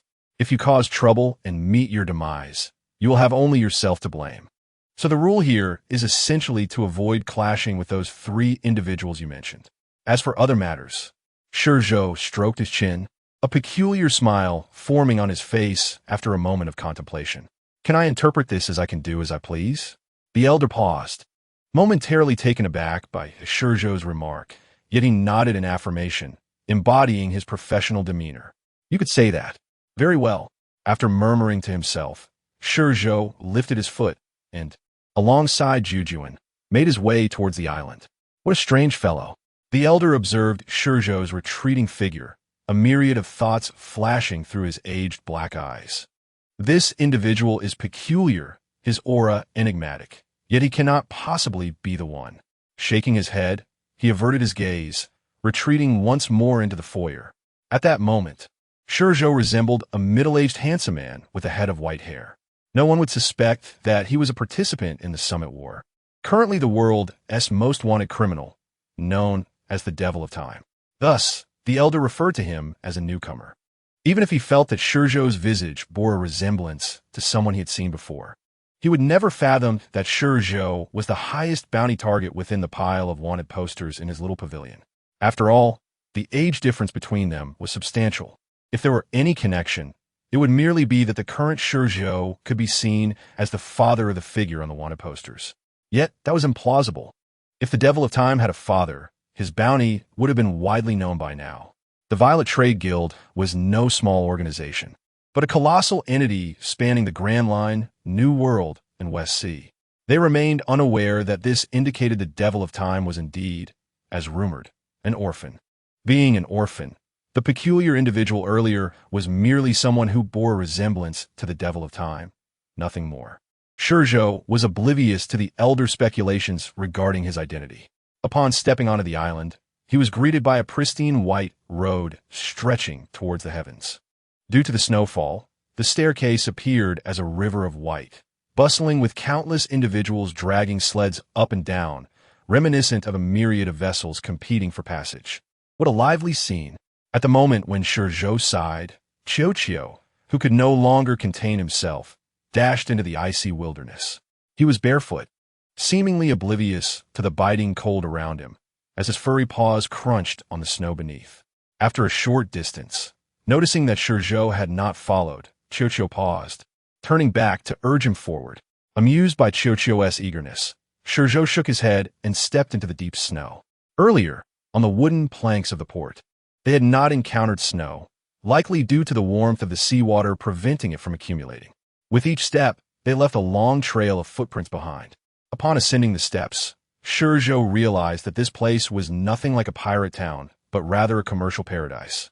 An array of goods filled the shops lining the streets, and the pirates bustling in and out had shed their maritime hostility, appearing as ordinary people instead. Even the streets were meticulously cleared of snow, maintaining a pristine cleanliness. Were it not for the blanket of white covering the landscape, ShiZhou could have easily mistaken this place for the Shangbodi Islands. However, just then, a piercing scream jolted ShiZhou back to reality. Following the sound, he fixed his gaze on a narrow alley not far from him. It seemed that beneath the polished surface, turmoil still lurked. Shaking his head, he turned to the eager ShiZhou and said, "I think I shall explore a bit. If you do not wish to join me, feel free to wander on your own." "Really?" ShiZhou paused, tilting his head toward ShiZhou, his eyes gleaming with excitement. "You heard what that old man said. As long as we avoid those three fellows, I believe you can handle anyone else.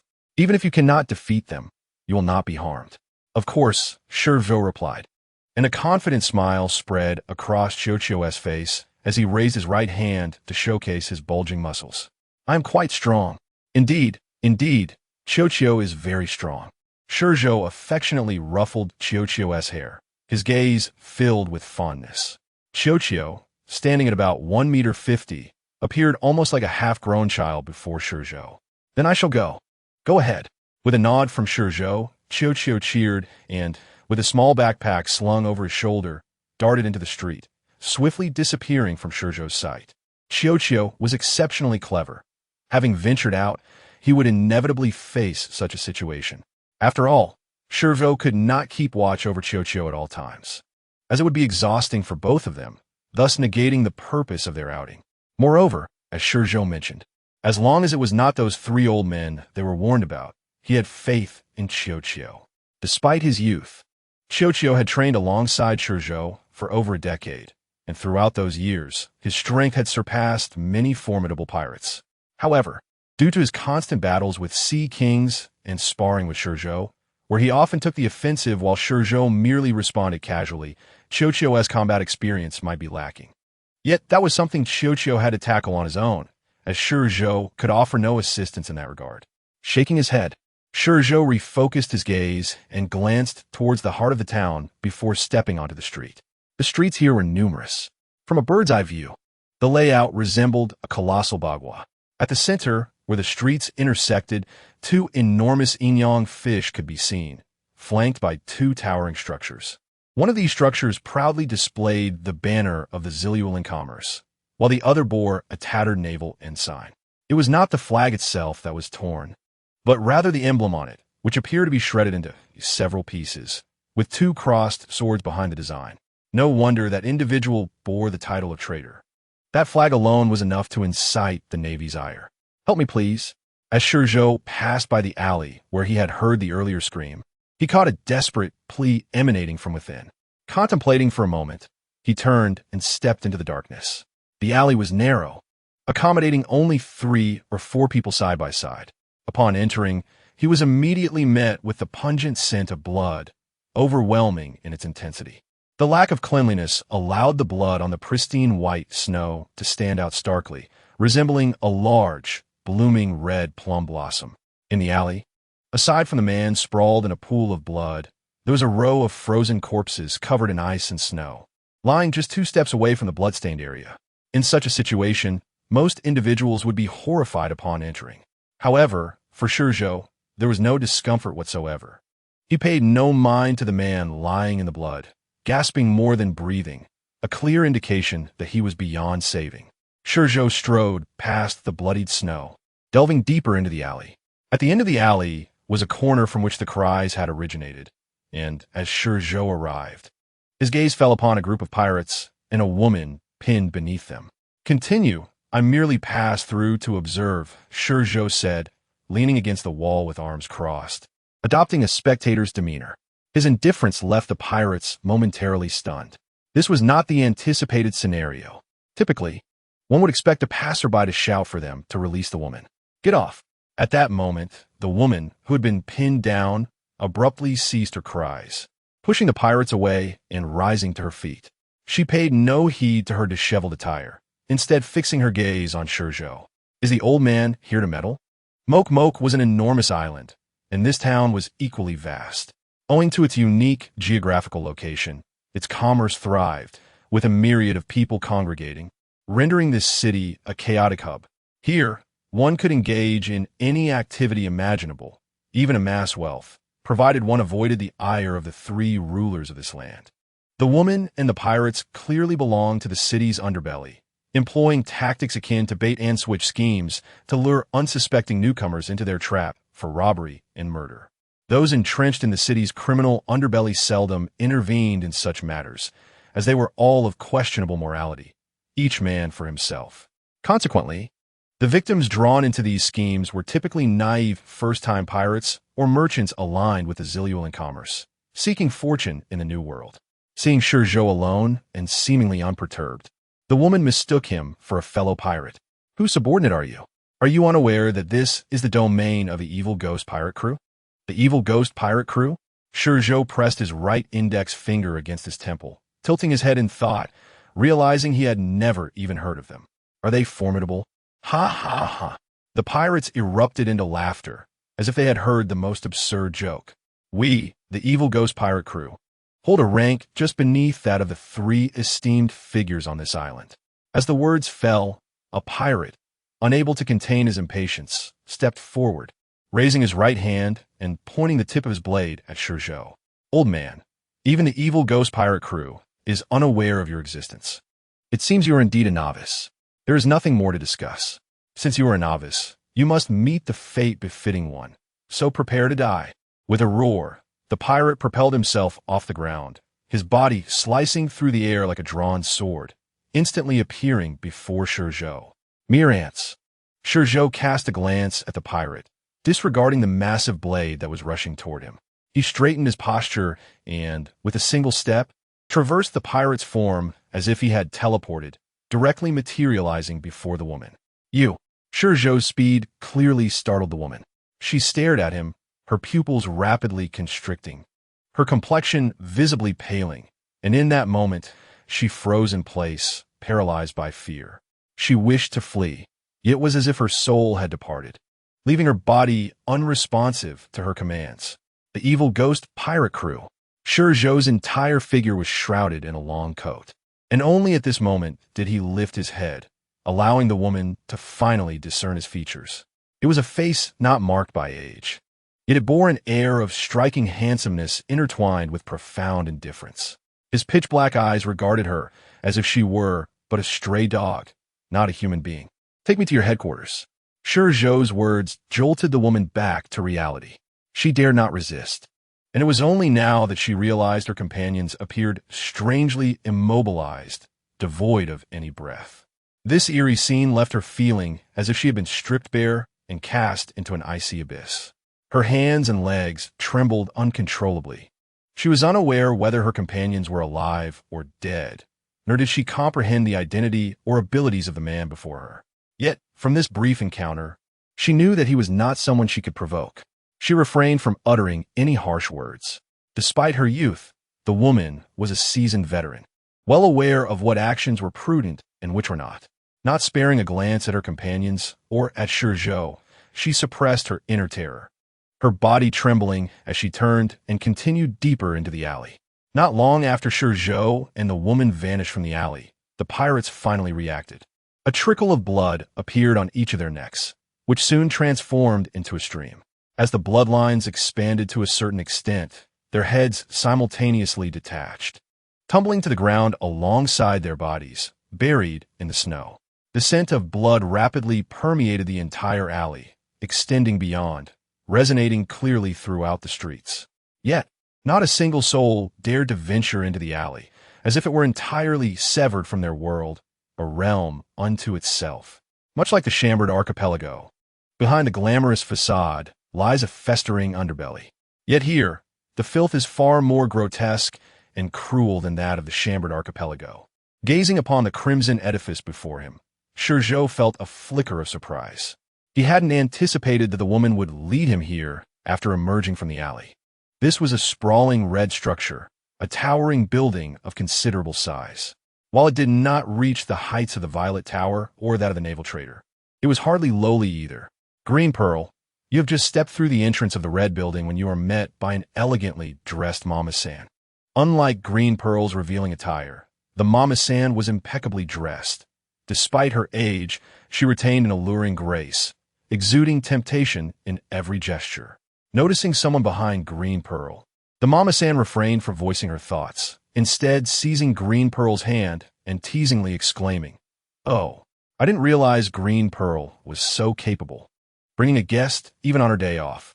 Green Pearl's hand felt icy, her body rigid, and even the smile on her face appeared forced, lacking beauty and instead tinged with a hint of fear. Clearly, she was not a mere guest. The Mama-san recognized the anomaly the moment she grasped Green Pearl's hand. Pulling her aside, she faced ShiZhou with an air of dignified inquiry. "Is the guest here to cause trouble or truly to support our business?" "Certainly, I am here to support your business." ShiZhou did not regard the Mama-san, nor did he pay heed to the curious onlookers around him. His gaze was fixed upon the hall, specifically the second floor. There, he sensed several formidable presences. If he was not mistaken, those were the individuals he sought. Wetting his lips, he advanced forward, taking a single step that brought him into the center of the hall, and with another step, he appeared in the corridor of the second floor. Bang! Without hesitation, he kicked down the door before him, entering the room amidst the astonished gazes of everyone within the hall and below. What was happening? The patrons in the first-floor hall were evidently startled by ShiZhou's actions. ShiZhou was unaware of his surroundings, yet the guests were acutely aware. Despite the establishment being a mere pleasure house, it served as the headquarters of the evil ghost pirate crew, a fact that sent shivers down the spines of those present. Furthermore, they were aware that the imposing figure, though powerful, would soon be hung from the tower, becoming yet another soul lost to the challenges posed by this place. Apart from the locals, the remaining patrons were either doing business here or pirates seeking supplies. As the locals fled, the others did not resist, but instead followed the crowd out of the premises. However, unlike the locals, they did not depart, but stood across from the red building, eager to witness the unfolding spectacle. They were curious to see just how far this newcomer, whose very presence radiated an air of trouble, would go. The second floor of the red building was vast. Rather than a mere guest room, it resembled a grand banquet hall. Within the hall sat 7 women, each possessing distinctive allure. They resembled celestial maidens descended to earth, adorned in sheer garments that hinted at their forms, each exuding an undeniable charm. Among them, the most enchanting was the woman lounging upon a sofa the size of a bed, elegantly holding a long pipe. If one were unaware of the true nature of this place, a man entering would surely believe he had stepped into paradise. Yet, unbeknownst to them, the other side of paradise was hell. Observing the intruder ShiZhou, the women's expressions remained unchanged, yet their gazes were tinged with unmistakable greed. What they were coveting, and what gave them such confidence, remained a mystery to ShiZhou. Does the guest wish for us sisters to personally attend to him? A woman clad in purple was the first to rise, her hips swaying gracefully as she approached ShiZhou step by step. Leaning forward, she coiled around him like a serpentine creature, her alluring crimson lips parting as she softly exhaled against his ear. "Dear guest, how do you find me?" Just as she believed she had ensnared ShiZhou's attention, a sudden sound of steel echoed through the room. In an instant, she felt a sharp pain in her chest. "You." The purple-clad beauty gazed at ShiZhou's profile in disbelief, her entire form hanging limply against his side. Without needing to look, she knew she had been pierced. "Seventh sister, you wretch." ShiZhou's movements were swift. After drawing his blade, it gleamed with a blinding light, vanishing from sight. By the time the sound reached the ears of the others in the room, the knife had already embedded itself in the purple beauty's body. The atmosphere grew heavy, losing the earlier sense of uncanny intrigue. The women stood, each unsheathing a dagger, their gazes toward ShiZhou filled with overwhelming hatred and murderous intent. The woman in red, who had been reclining on the sofa, paused her smoking as the knife pierced the purple beauty. "Who are you?" The red-clad woman stared intently at ShiZhou. Her earlier composure vanished. "You are not from the island. You are a newcomer today." Her tone was filled with certainty. Stepping forward, ShiZhou withdrew the knife, letting it dangle at his side. At that moment, the purple beauty disintegrated before their disbelieving eyes, leaving no trace behind as her garments fell to the ground. Comforting. After regaining his stance, ShiZhou exhaled deeply, his gaze sweeping over the other women in the room, devoid of any emotion, cold and detached. Like a demon risen from the depths of hell. "You are." The red-clad woman, noting ShiZhou's suddenly youthful visage, appeared to recall something. In a frantic motion, she rose from the sofa, retrieving a bounty notice, her eyes darting between the notice and ShiZhou's face. The more she looked, the heavier her heart felt. "No, it cannot be. How did you come to be here? Sister, what is the matter?" The orange-clad beauty caught the elder sister as she swayed, concern etched on her face. For years, the seven sisters had been formidable figures in the realm of motos. This chapter is not yet complete. Please turn to the next page to continue reading the captivating content. After aligning themselves with that esteemed individual, they had roamed this island with impunity, free to do as they pleased, as long as they did not provoke the ShiZhou Lawn Chamber of Commerce. Even the later trader could do nothing against them. Yet now, she saw a terror on her elder sister's face that she had never witnessed in all these years. What had caused such a transformation? Was it the death of seventh sister, or the bounty notice? As she gazed at the document in her elder sister's hand, the orange-clad beauty's pupils dilated in shock. "No, it cannot be." She lifted her head, mirroring the red-clad woman's expression of horror as she gazed at ShiZhou. Unlike the red and orange beauties, the remaining four women, upon witnessing the complete disappearance of the purple beauty, were propelled by instinct or perhaps the depth of sisterly bond. With a unified cry, they charged toward ShiZhou. Managing such an expansive entertainment establishment on this island could not have been achieved by inept individuals. Their speed was remarkable, encircling ShiZhou in an instant. Armed with blades enveloped in haki, they attacked from four distinct angles without hesitation. Focused solely on the red-clad beauty, ShiZhou did not glance at the four daggers aimed at him. While these women were formidable, it depended on whom they faced. Against an average strong opponent, they might have posed a challenge, but they confronted ShiZhou, a world-class powerhouse capable of evading assault from several admiral-level foes. The dance of blades resumed. "No." The red-clad beauty attempted to intervene, but her voice came too late. With a swift step, ShiZhou evaded the four women's assault. As he lowered his blade, their bodies froze midair as if time itself had halted. In that instant, ShiZhou's phantom vanished from their view. What did that happen? The four assailants finally regained their senses. Yet, it was too late. As rational thought returned, their heads severed from their bodies. They were prey for ShiZhou, not mere fodder for the outside world. Thus, their demise was not particularly tragic. At the moment their heads parted from their necks, consciousness faded into darkness, and their bodies became ethereal, disappearing entirely from this realm. Looking back at ShiZhou, one would find that his visage had grown even more youthful. The few strands of white hair, peeking from beneath his hood, transforming into a soft gray in an instant. A demon, you truly are a demon. Witnessing this horrifying scene unfold once more, the orange-clad beauty succumbed to despair. With a piercing cry, she propelled herself towards ShiZhou, her face contorted in grotesque rage, losing all semblance of beauty, transforming into a mindless beast. Her eyes, filled with terror and unbridled fury, suggested that it was this fury that drove her to such a reckless act. With a swift motion, the blade flashed again. The orange beauty followed in her sister's footsteps. However, in her moment of clarity, a look of relief crossed her face. ShiZhou had no interest in understanding why these women had managed to rise to such heights in a world rife with villains. He was equally uninterested in their tragic pasts, which had led them to exercise their newfound power in a more brutal manner against others. After eliminating the orange beauty, he stepped forward, arriving before his final target. "Please, do not kill me." Facing ShiZhou's icy, indifferent gaze, the red-clad woman shivered, her body recoiling as she pleaded desperately. In that moment, She was no longer the captain of a notorious pirate crew with a bounty exceeding 500 million berries, nor the well-known Red Mother on this island, but rather a vulnerable maiden oppressed by villains. Have you finished speaking? This was the first time ShiZhou spoke after entering the room, his voice calm, as if discussing the death of ants. And no. As she retreated, her foot caught on the sofa, causing her to tumble onto it.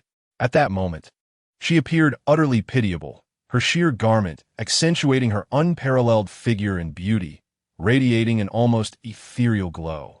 As long as you do not kill me, I will become yours, the crimson-clad girl said, lightly biting her lip, her eyes glistening as if on the verge of tears while gazing at ShiZhou, a blush adorning her cheeks. Is that so? ShiZhou replied, his gaze finally shifting towards her with a hint of intrigue. Yes. If you spare me, I shall be yours. At this point, she shifted her posture on the sofa, adopting a more alluring pose. Alas, ShiZhou shook his head, his eyes sweeping over her form. It must be said that this woman, whose name he did not even know, was indeed a stunning beauty.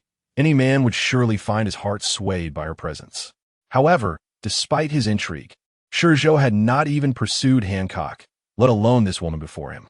With a slight exertion of his right hand, his gaze returned to its previous intensity. Do not. As if sensing the murderous intent surrounding her, the crimson girl's expression shifted dramatically, and she yelled, If you kill me, you will not escape this island. Do you understand? Just then, the gleam of a blade flashed one last time. The silver light enveloped the pitch-black knife, becoming the final hue in the girl's vision. She stared at ShiZhou, her pupils dilating rapidly, and after revealing a self-mocking smile, she followed in the footsteps of her sisters. Ding! ShiZhou cast a glance at the crimson girl before sheathing his sword. He then turned away, rubbing his temples, pondering what she had intended to say. Perhaps it had something to do with her protector? Sighing softly, he raised his leg and began to walk out, murmuring to himself, I was too hasty. I should have allowed her to reveal her protector before ending her life. As his words fell, his figure became an ethereal shadow, leaving behind only remnants of his presence, vanishing completely from the room within mere steps. The once paradisiacal hall now bore no trace of life. Were it not for the dark marks of the blade on the floor and ceiling, one would hardly believe a massacre had just transpired here. Have you heard? What? In a certain restaurant, the voices of two patrons drew the attention of the crowd. The master of the Red Mansion, the Cheat-Size sisters, had vanished, allegedly slain by a stranger. The speaker, a man with a bushy beard, astonished everyone in the establishment with his revelation. No way, they exclaimed. Let us put everything else aside. They're the evil ghost pirates. The combined bounty of the 7 sisters exceeds 1.5 billion. Who could possibly kill them? I have no idea. The bearded man shrugged, lowering his voice, his face alight with excitement. Everyone knows who stands behind them. If the Cheat-Size sisters are dead, what do you think will happen? As if struck by a realization, those who understood whom the bearded man referred to trembled in unison. What will happen? Naturally, that person will turn this island upside down. The Cheat-Size sisters have always been that person's cherished possession. A certain individual? In a secluded corner of the restaurant. ShiZhou paused upon hearing this, his expression contemplative. The ShiZhou was a merchant association. It should not be involved in such affairs. If it wasn't ShiZhou, it could only be the traitor from the Navy, John Longdo, or perhaps the enigmatic Ketuo Kimos. In ShiZhou's estimation, the most likely candidate was Ketuo Kimos. After all, John Longdo was merely a latecomer. Nevertheless, it mattered not who it was. They were all prey to ShiZhou. To continue his physical evolution, he must incessantly absorb the haki of others for training, and this process could not be interrupted. Thus, after his meal, he would have to seek out more prey. Otherwise, the 7 individuals he had just slain would be expended within his still warm body. At that point, he would have to warm up again. Such a scenario would render the training ineffective. After all, they were not wielders of supreme haki, merely akin to wrought iron that had just been heated red. This day was anything but ordinary for Ketuo Kimos. For on this very day, a lawless individual had arrived on the island. Within half a day, he had cut a swath through the entire isle, causing all but the ShiZhou Tower and the Trader's Tower to vanish without a trace. Initially, the pirates and rogues on the island regarded the situation with a sense of morbid curiosity. Had it not been for the disappearance of the evil ghost pirates at the onset, they might have merely considered it a topic of idle chatter. However, as more and more high-ranking members of various pirate crews vanished, panic ensued. It was clear that this was no ordinary individual. Moreover, with ShiZhou's increasingly youthful visage, his true identity began to circulate throughout the island before dusk fell. The staggering bounty of 400 berries loomed over the hearts of everyone on the island like a mountain. Yet, their concerns were utterly unfounded. As long as they did not provoke ShiZhou, he held no interest in these insignificant pirates. To kill them would be a waste of effort. It truly was him. The news had spread throughout the island, and the old man in the port, who charged fees, was well aware. In astonishment, he pulled out ShiZhou's wanted poster once more. His previously composed countenance could no longer maintain its facade, shifting like a kaleidoscope. I must leave. Yes, I need to leave quickly. The old man seemed to have had an epiphany, exiting the pavilion and heading towards the grand ship of the ShiZhou. The old man's name was ShiZhou Moscow, the current patriarch of the ShiZhou family. Why was he here collecting docking fees?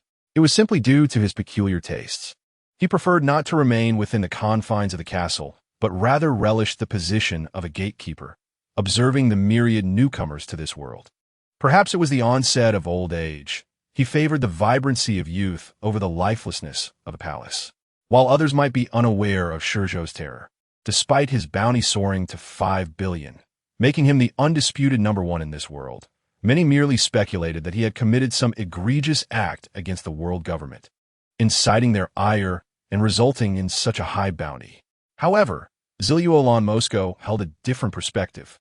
As a long-standing merchant association in this world, their family had gradually expanded from the West Sea to encompass the Grand Line and the New World, relying not on trivial cleverness. They had connections within the Navy.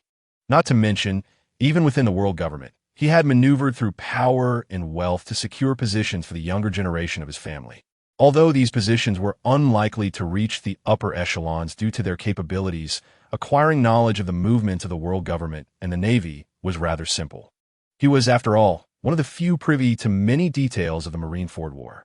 He also understood why the Navy and the world government had sealed off a vast expanse of sea surrounding Marineford.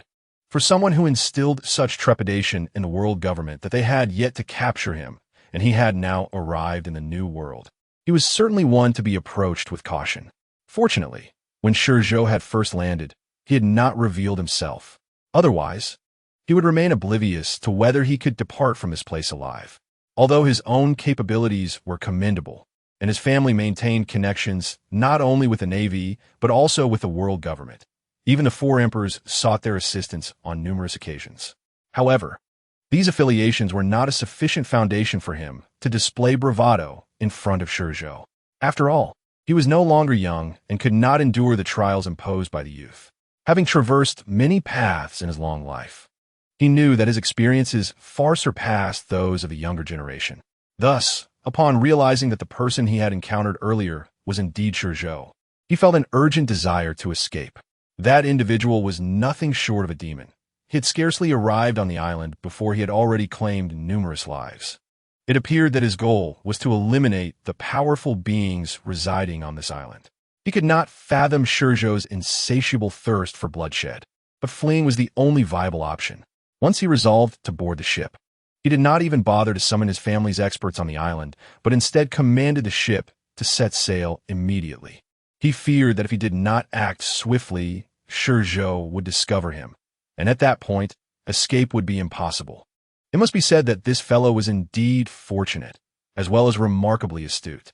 As he had anticipated, ShiZhou now stood at one of the points of the Inyang fish, precisely outside the Violet Tower. Who? The guard stationed at the entrance grew tense as they beheld the approaching figure of a young man cloaked in black. ShiZhou, our Violet Chamber of Commerce is not a pirate and has no entanglements with you. Gripping their weapons tightly, the guards fixed their gaze upon ShiZhou, their pupils constricting. In that fleeting moment, sweat had completely drenched their garments. Come out. ShiZhou paid no heed to the two guards, halting approximately 10 meters from the entrance. He lifted his gaze to the upper section of the towering structure, his eyes seemingly piercing through the glass embedded within, revealing the scene inside. "If you do not emerge, I shall enter." Throughout, ShiZhou's tone remained remarkably calm. Yet beneath this tranquility lay an unparalleled pressure. It was as if the speaker were not merely an individual, but a sovereign seated upon a throne. "Do not push your luck, ShiZhou." At that moment, a window within ShiZhou's line of sight was finally opened. An irate middle-aged man, adorned in noble attire, glared at ShiZhou with fury. "It truly is you." ShiZhou scrutinized the man's features, his gaze igniting like a fire within the depths of a dark abyss, instantly scorching the middle-aged man's eyes. Silently, a formidable killing intent swept through the entire tower, accompanied by an overwhelming aura. Bang! Bang! Bang! In an instant, the sound of heavy objects crashing to the ground echoed throughout. The middle-aged man, fixated on ShiZhou, felt the flames of anger within him transform into sheer terror. Conqueror's haki. Yet, in his moment of horror, ShiZhou made his move once more. Clang! At that instant, a crisp sound of a blade rang out, instantly overshadowing the thuds emanating from within the tower, akin to a melodious chime that resonated in the souls of all present. To outsiders, this sound was delightful, but for those within the tower, it was the harbinger of death. Without a moment's hesitation, even the middle-aged man adopted a defensive stance. However, ShiZhou had no intention of dispatching him so easily. The moment they assumed their defensive postures, a massive silver blade of light sliced through the entire tower. With a resounding whoosh, the tower was cleaved in two, akin to a cake, the upper half propelled skyward by the force of the blade. Once the upward momentum ceased, it plummeted back down, crashing onto the lower section of the tower. Amidst the thunderous roar, only a vast cloud of dust remained before ShiZhou. As the dust settled, several disheveled figures emerged before him, the leader being the very man who had been observing him from the tower's window. "Tell me your name." Fixing his gaze on the middle-aged man, ShiZhou inquired directly, without a hint of small talk. "Violet." The middle-aged man clenched his fists, his eyes fixed upon ShiZhou, veins bulging with anger. "Erluo. Erluo, is it?" ShiZhou replied. "You may not recall me, but I have always remembered your face." As ShiZhou regarded Erluo, his dark pupils betrayed an unmistakable murderous intent. In truth, he approached killing more like a butcher than a murderer, devoid of any malice, treating it as a mere formality. Even when confronting the admirals of the Navy or individuals like Lilith, he bore no murderous intent, only indifference. Engaging these adversaries was more about honing his skills, for he understood that once his strength escalated, slaying them would be as trivial as butchering livestock. A butcher has no malice when slaughtering pigs. It is simply an accepted norm. However, facing an enemy was an entirely different affair, as seen in his interactions with the celestial dragons. He could never conceal his murderous intent, nor did he wish to. "And you lot." Just then, ShiZhou's gaze shifted from Erluo to those behind him. "If I recall correctly, you were all pirates over a decade ago. Have you so swiftly washed your hands of that life due to your newfound alliance with the celestial dragons?" The individuals standing behind Erluo remained silent, their focus entirely on ShiZhou, their bodies tense, akin to beasts confronted by a predator, filled with both fear and a readiness to attack. "We do not know you, do we?" Erluo struggled to recall any connection he might have had with ShiZhou. "Did I not mention it? You undoubtedly do not remember me." The corners of ShiZhou's mouth curled into a slight smirk, laced with mockery. "After all, you are a thoroughly wicked individual. The multitude of sins you have committed throughout your life is immeasurable. How could you possibly recall a trivial matter from over a decade ago?" "Do not jest," Erluo bellowed in frustration. "If you intend to kill me, at least allow me to die with understanding." He was indeed certain that he did not recognize ShiZhou. However, ShiZhou's words left him vexed. Over a decade ago, he was not yet one of the overseas leaders of the Violet family. He was merely a human trafficker and pirate adrift at sea. As ShiZhou had suggested, he had committed countless misdeeds, and locating one specific incident connected to ShiZhou among them was an impossible task. "Boss, Battleira Island." At that moment, a figure resembling a butler beside Erluo gazed intently at ShiZhou, and furrowed his brow.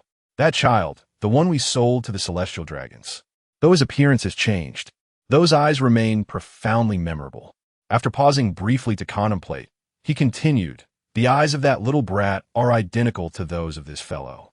With each word, his confidence grew, culminating in certainty.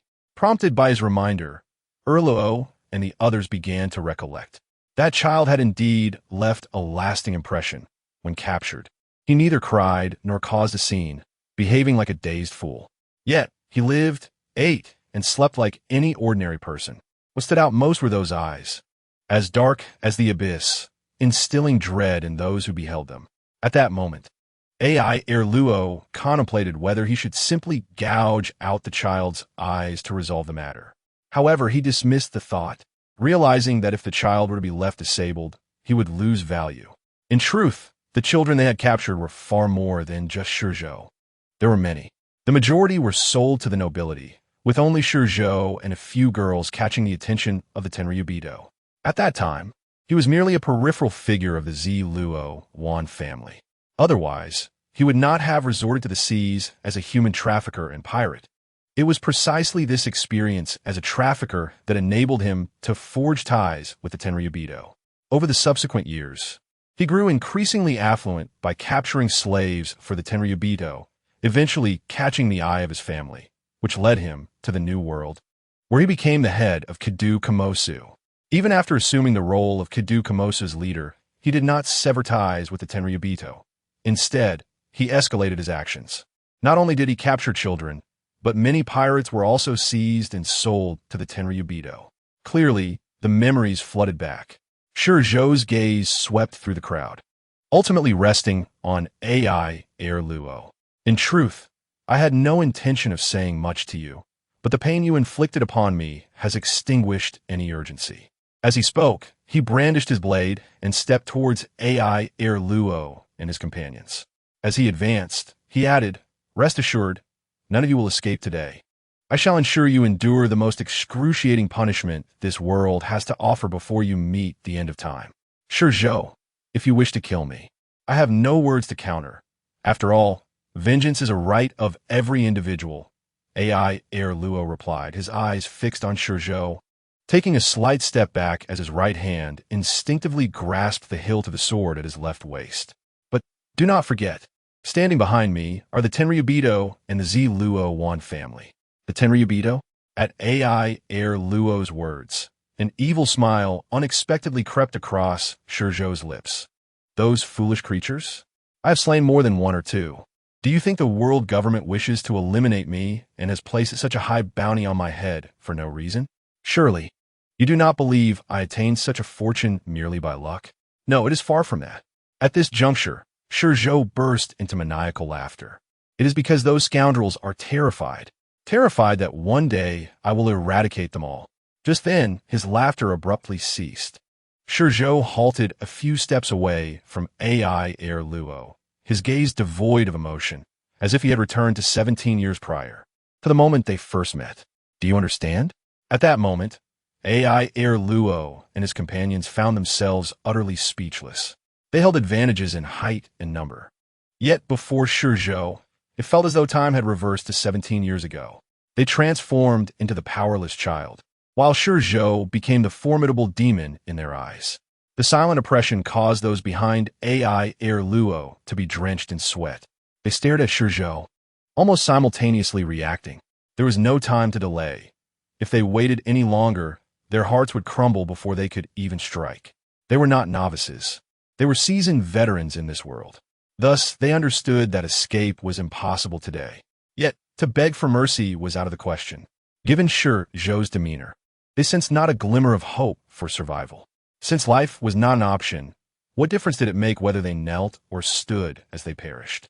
In a moment of unspoken understanding, the individuals behind AI Erluo surged forward, brandishing their weapons and launching an attack at ShiZhou.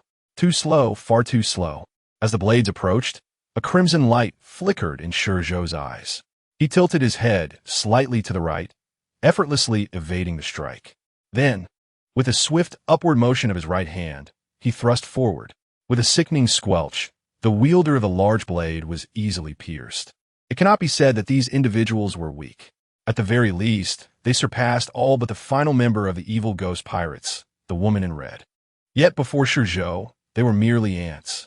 Although these ants were larger, requiring ShiZhou to dodge their attacks. Even the mightiest of ants could be crushed with a mere finger by a human. Thus, when ShiZhou truly stood before AI Luo, he exuded an aura devoid of any human essence. All who dared to attack him seemed frozen in place, their attacking stances intact, yet their beings were immobilized. As ShiZhou lowered his blade, it felt as though a gust of wind swept through the area. Then, before AI Luo's eyes, those who had charged at ShiZhou turned to ash, vanishing before the wind could carry them away. Had the ground not retained the familiar clothing and weapons, AI Luo would surely have believed it all to be a mere illusion. At this moment, AI Luo found himself at a loss for words. His heart raced like a high-speed engine. Had it not been for the muscles in his chest, he might have leapt from his body. In fact, upon first seeing ShiZhou, he had the impulse to flee. Yet ShiZhou denied him that opportunity, shattering the tower of their trading company with a single strike and obliterating any thought of escape. He was well aware of ShiZhou's might. Otherwise, he would not have been so cautious in facing him, given the staggering bounty of 50 billion placed upon ShiZhou by the world government, a sum beyond the imagination of ordinary individuals. However, despite ShiZhou's immense power, he had never anticipated it would reach such a level. His subordinates were all captains with bounties exceeding 100 million or 200 million. Their anonymity stemmed from the fact that their bounties had long been revoked by the world government. After all, they were now merchants, not pirates. Why could he and his crew instill confidence in their family? Why could they establish themselves on this island? It was not solely due to the backing of the Luo family, but also because of their own strength. Otherwise, in this realm teeming with formidable figures, they would have long been torn apart and devoured. Yet, despite being such a powerful group, when faced with ShiZhou, they merely served to waste a few moments of his time. Before he could even react, all his brothers had perished. What struck greater fear into him was ShiZhou's eerie ability to not even spare the corpses. Throughout his life, he had witnessed and slain countless individuals, yet never had he felt such an overwhelming impact as in this moment. Is this the reason the world government has placed such a high bounty on you? He managed to utter these words with great difficulty. Is this why you have the audacity to kill the Tenryubito?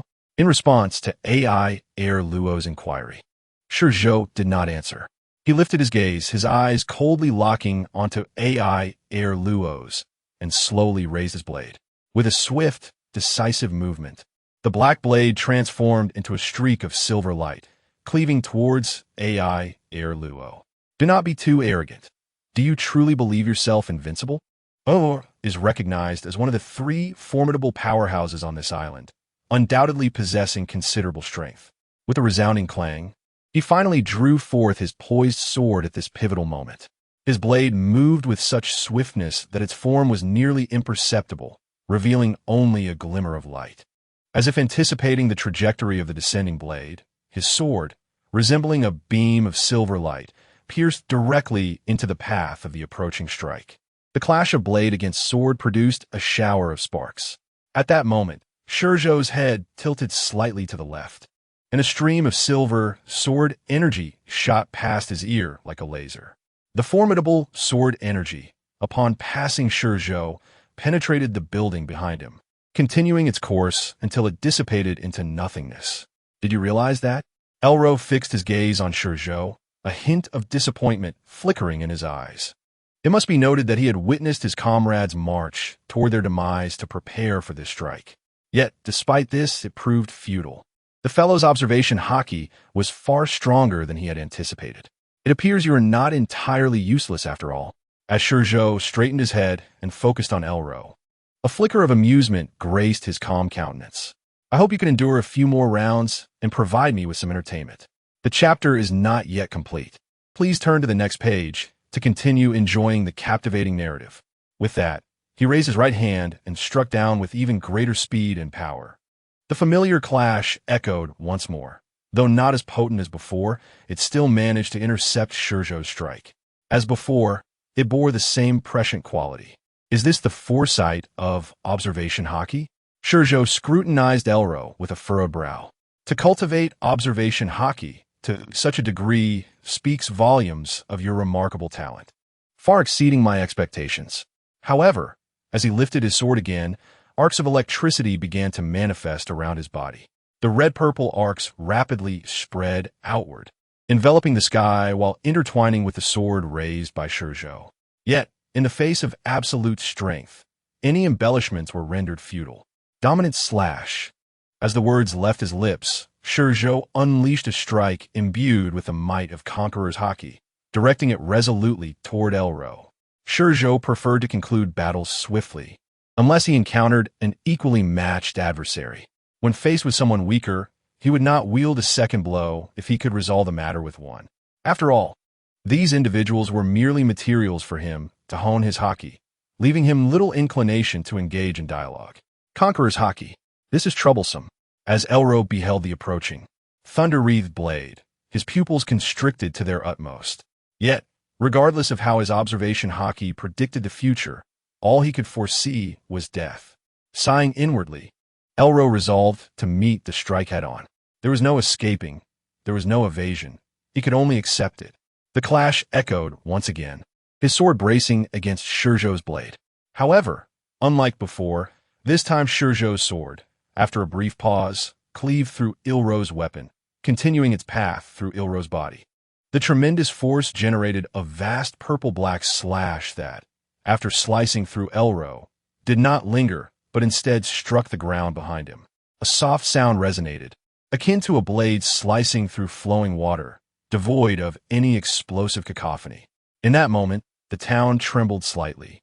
When the tremors subsided, it took a while before anyone arrived to investigate the situation. Yet, what greeted their eyes, apart from a gaping black scar resembling an abyss, were only the ruins of the collapsed Ziluan Tower.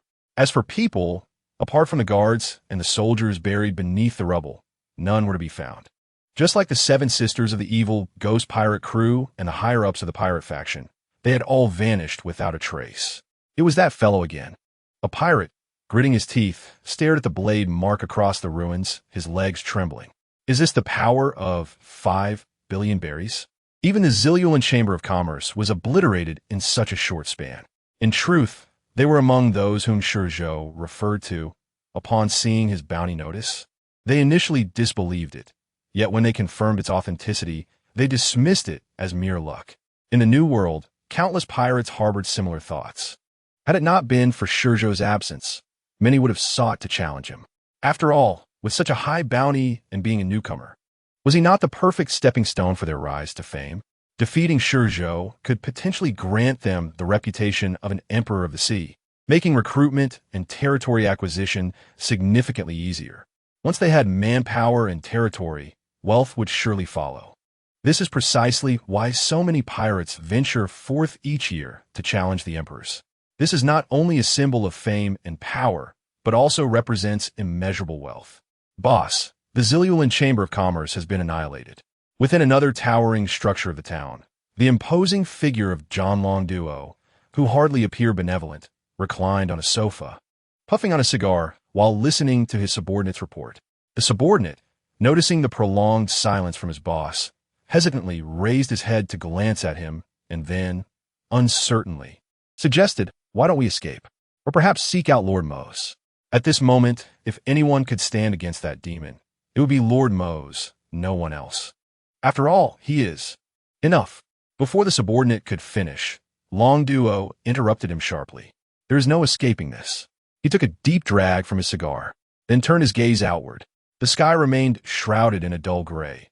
Having lingered on this island for so long, he had not seen the sun in ages. When had he arrived here? In his recollection, it seemed to have been 4 years ago. At that time, he was a rising star within the Navy, regarded by many as the future of the naval forces, with a path that appeared limitless and glorious. Yet all of this vanished following a certain mission. The Navy branded him a traitor, not only placing a bounty on his head, but also labeling him a betrayer. Few knew that he was, in fact, an undercover agent for the Navy. He had come here to ascertain the truth of the situation, facilitating the Navy's future establishment of a branch in the New World. However, it now seemed that everything must come to an end. Despite having distanced himself from the Navy for over 4 years and maintaining limited contact with his superiors. As a former high-ranking naval officer, he was acutely aware of the world government's bounties. ShiZhou's 5 billion bounty, in his view, was no mere stroke of luck. Furthermore, he had witnessed the events of the Marineford War in its entirety. Although the final scenes were obscured, the glimpses of ShiZhou in the early stages of that conflict revealed that his prowess could not merely be attributed to fortune. 5 billion. This signifies that ShiZhou, as an individual, can stand shoulder to shoulder with the 4 emperors in the eyes of the world government and the Navy. Would such a formidable figure come here and spare the strong? Therefore, upon learning of the annihilation of the Zilul and Shanghai, he had already prepared himself for death.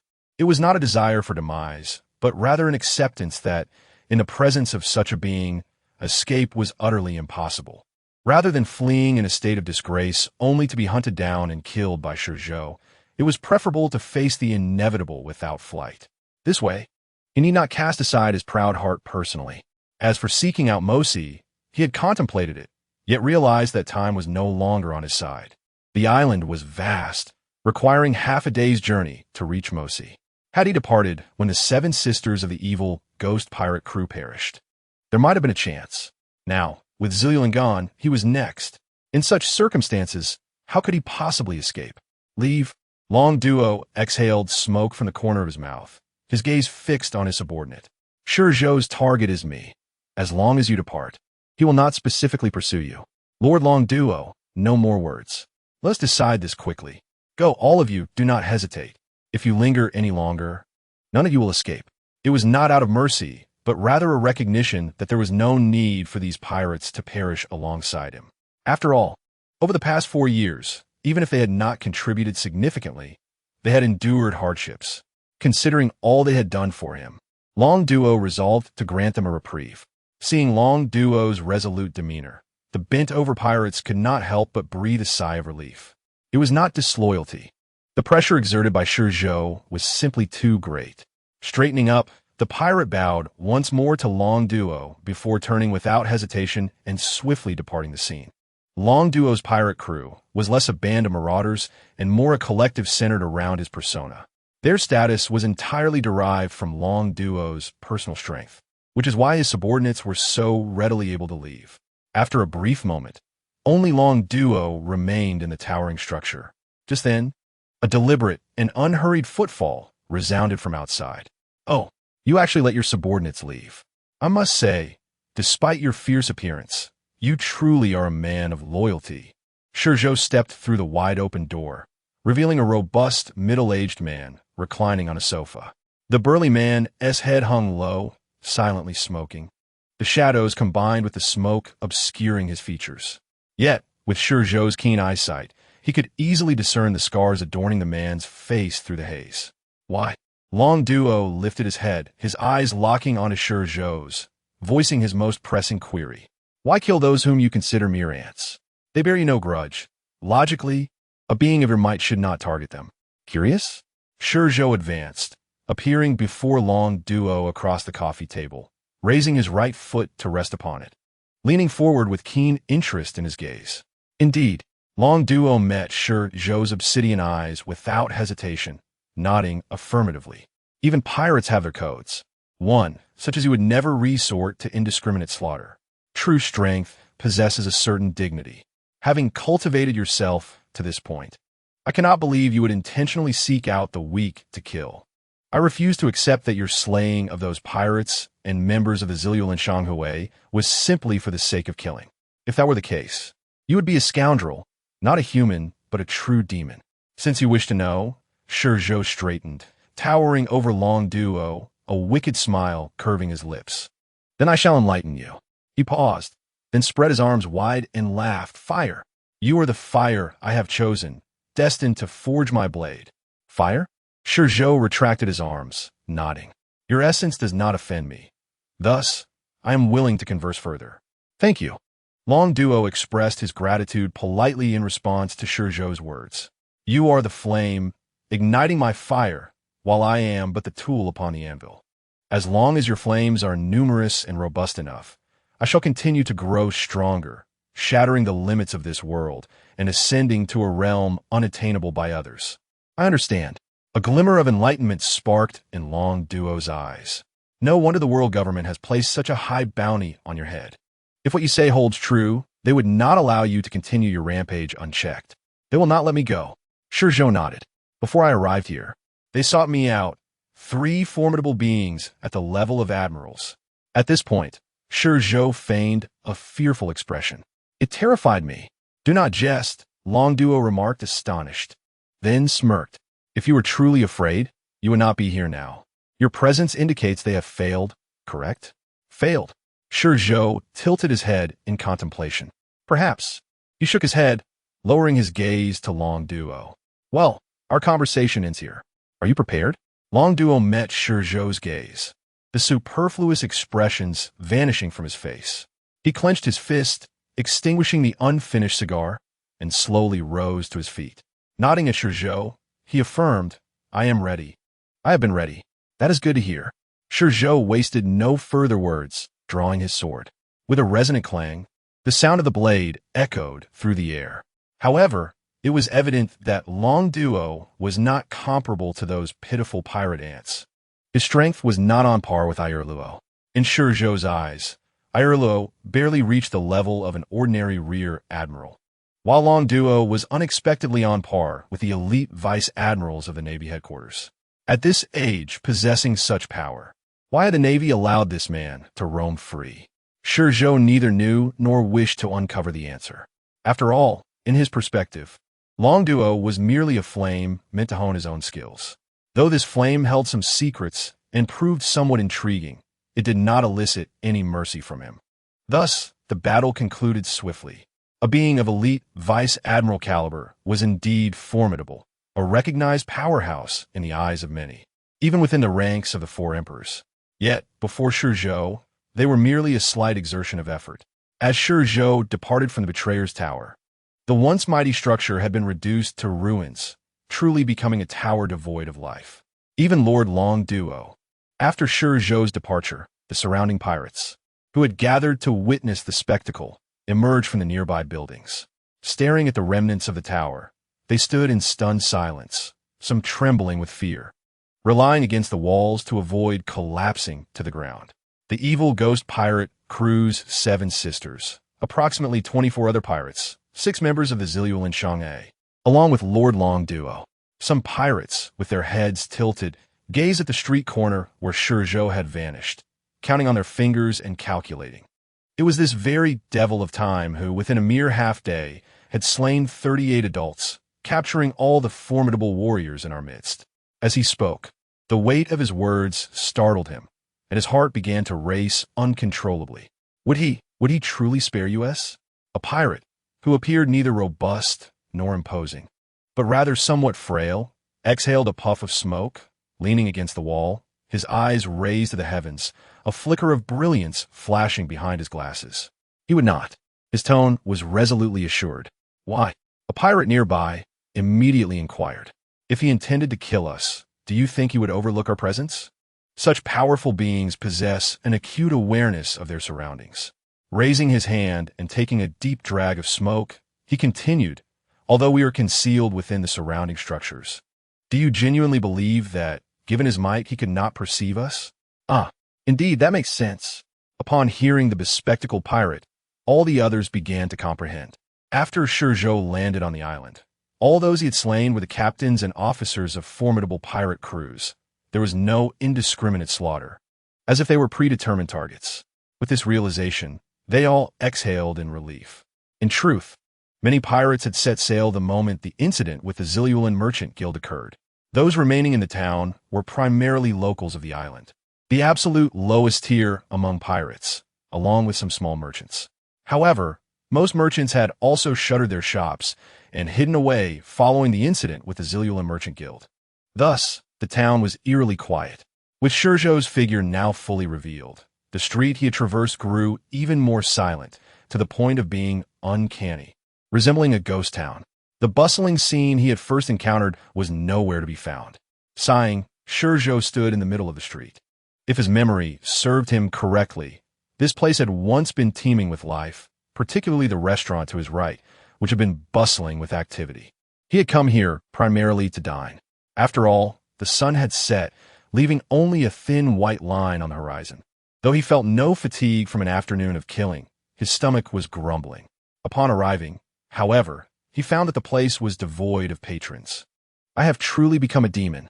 Shaking his head, ShiZhou withdrew his gaze from the restaurant's entrance, sensing that the individuals inside were trembling in fear, as if he might charge in at any moment to consume them.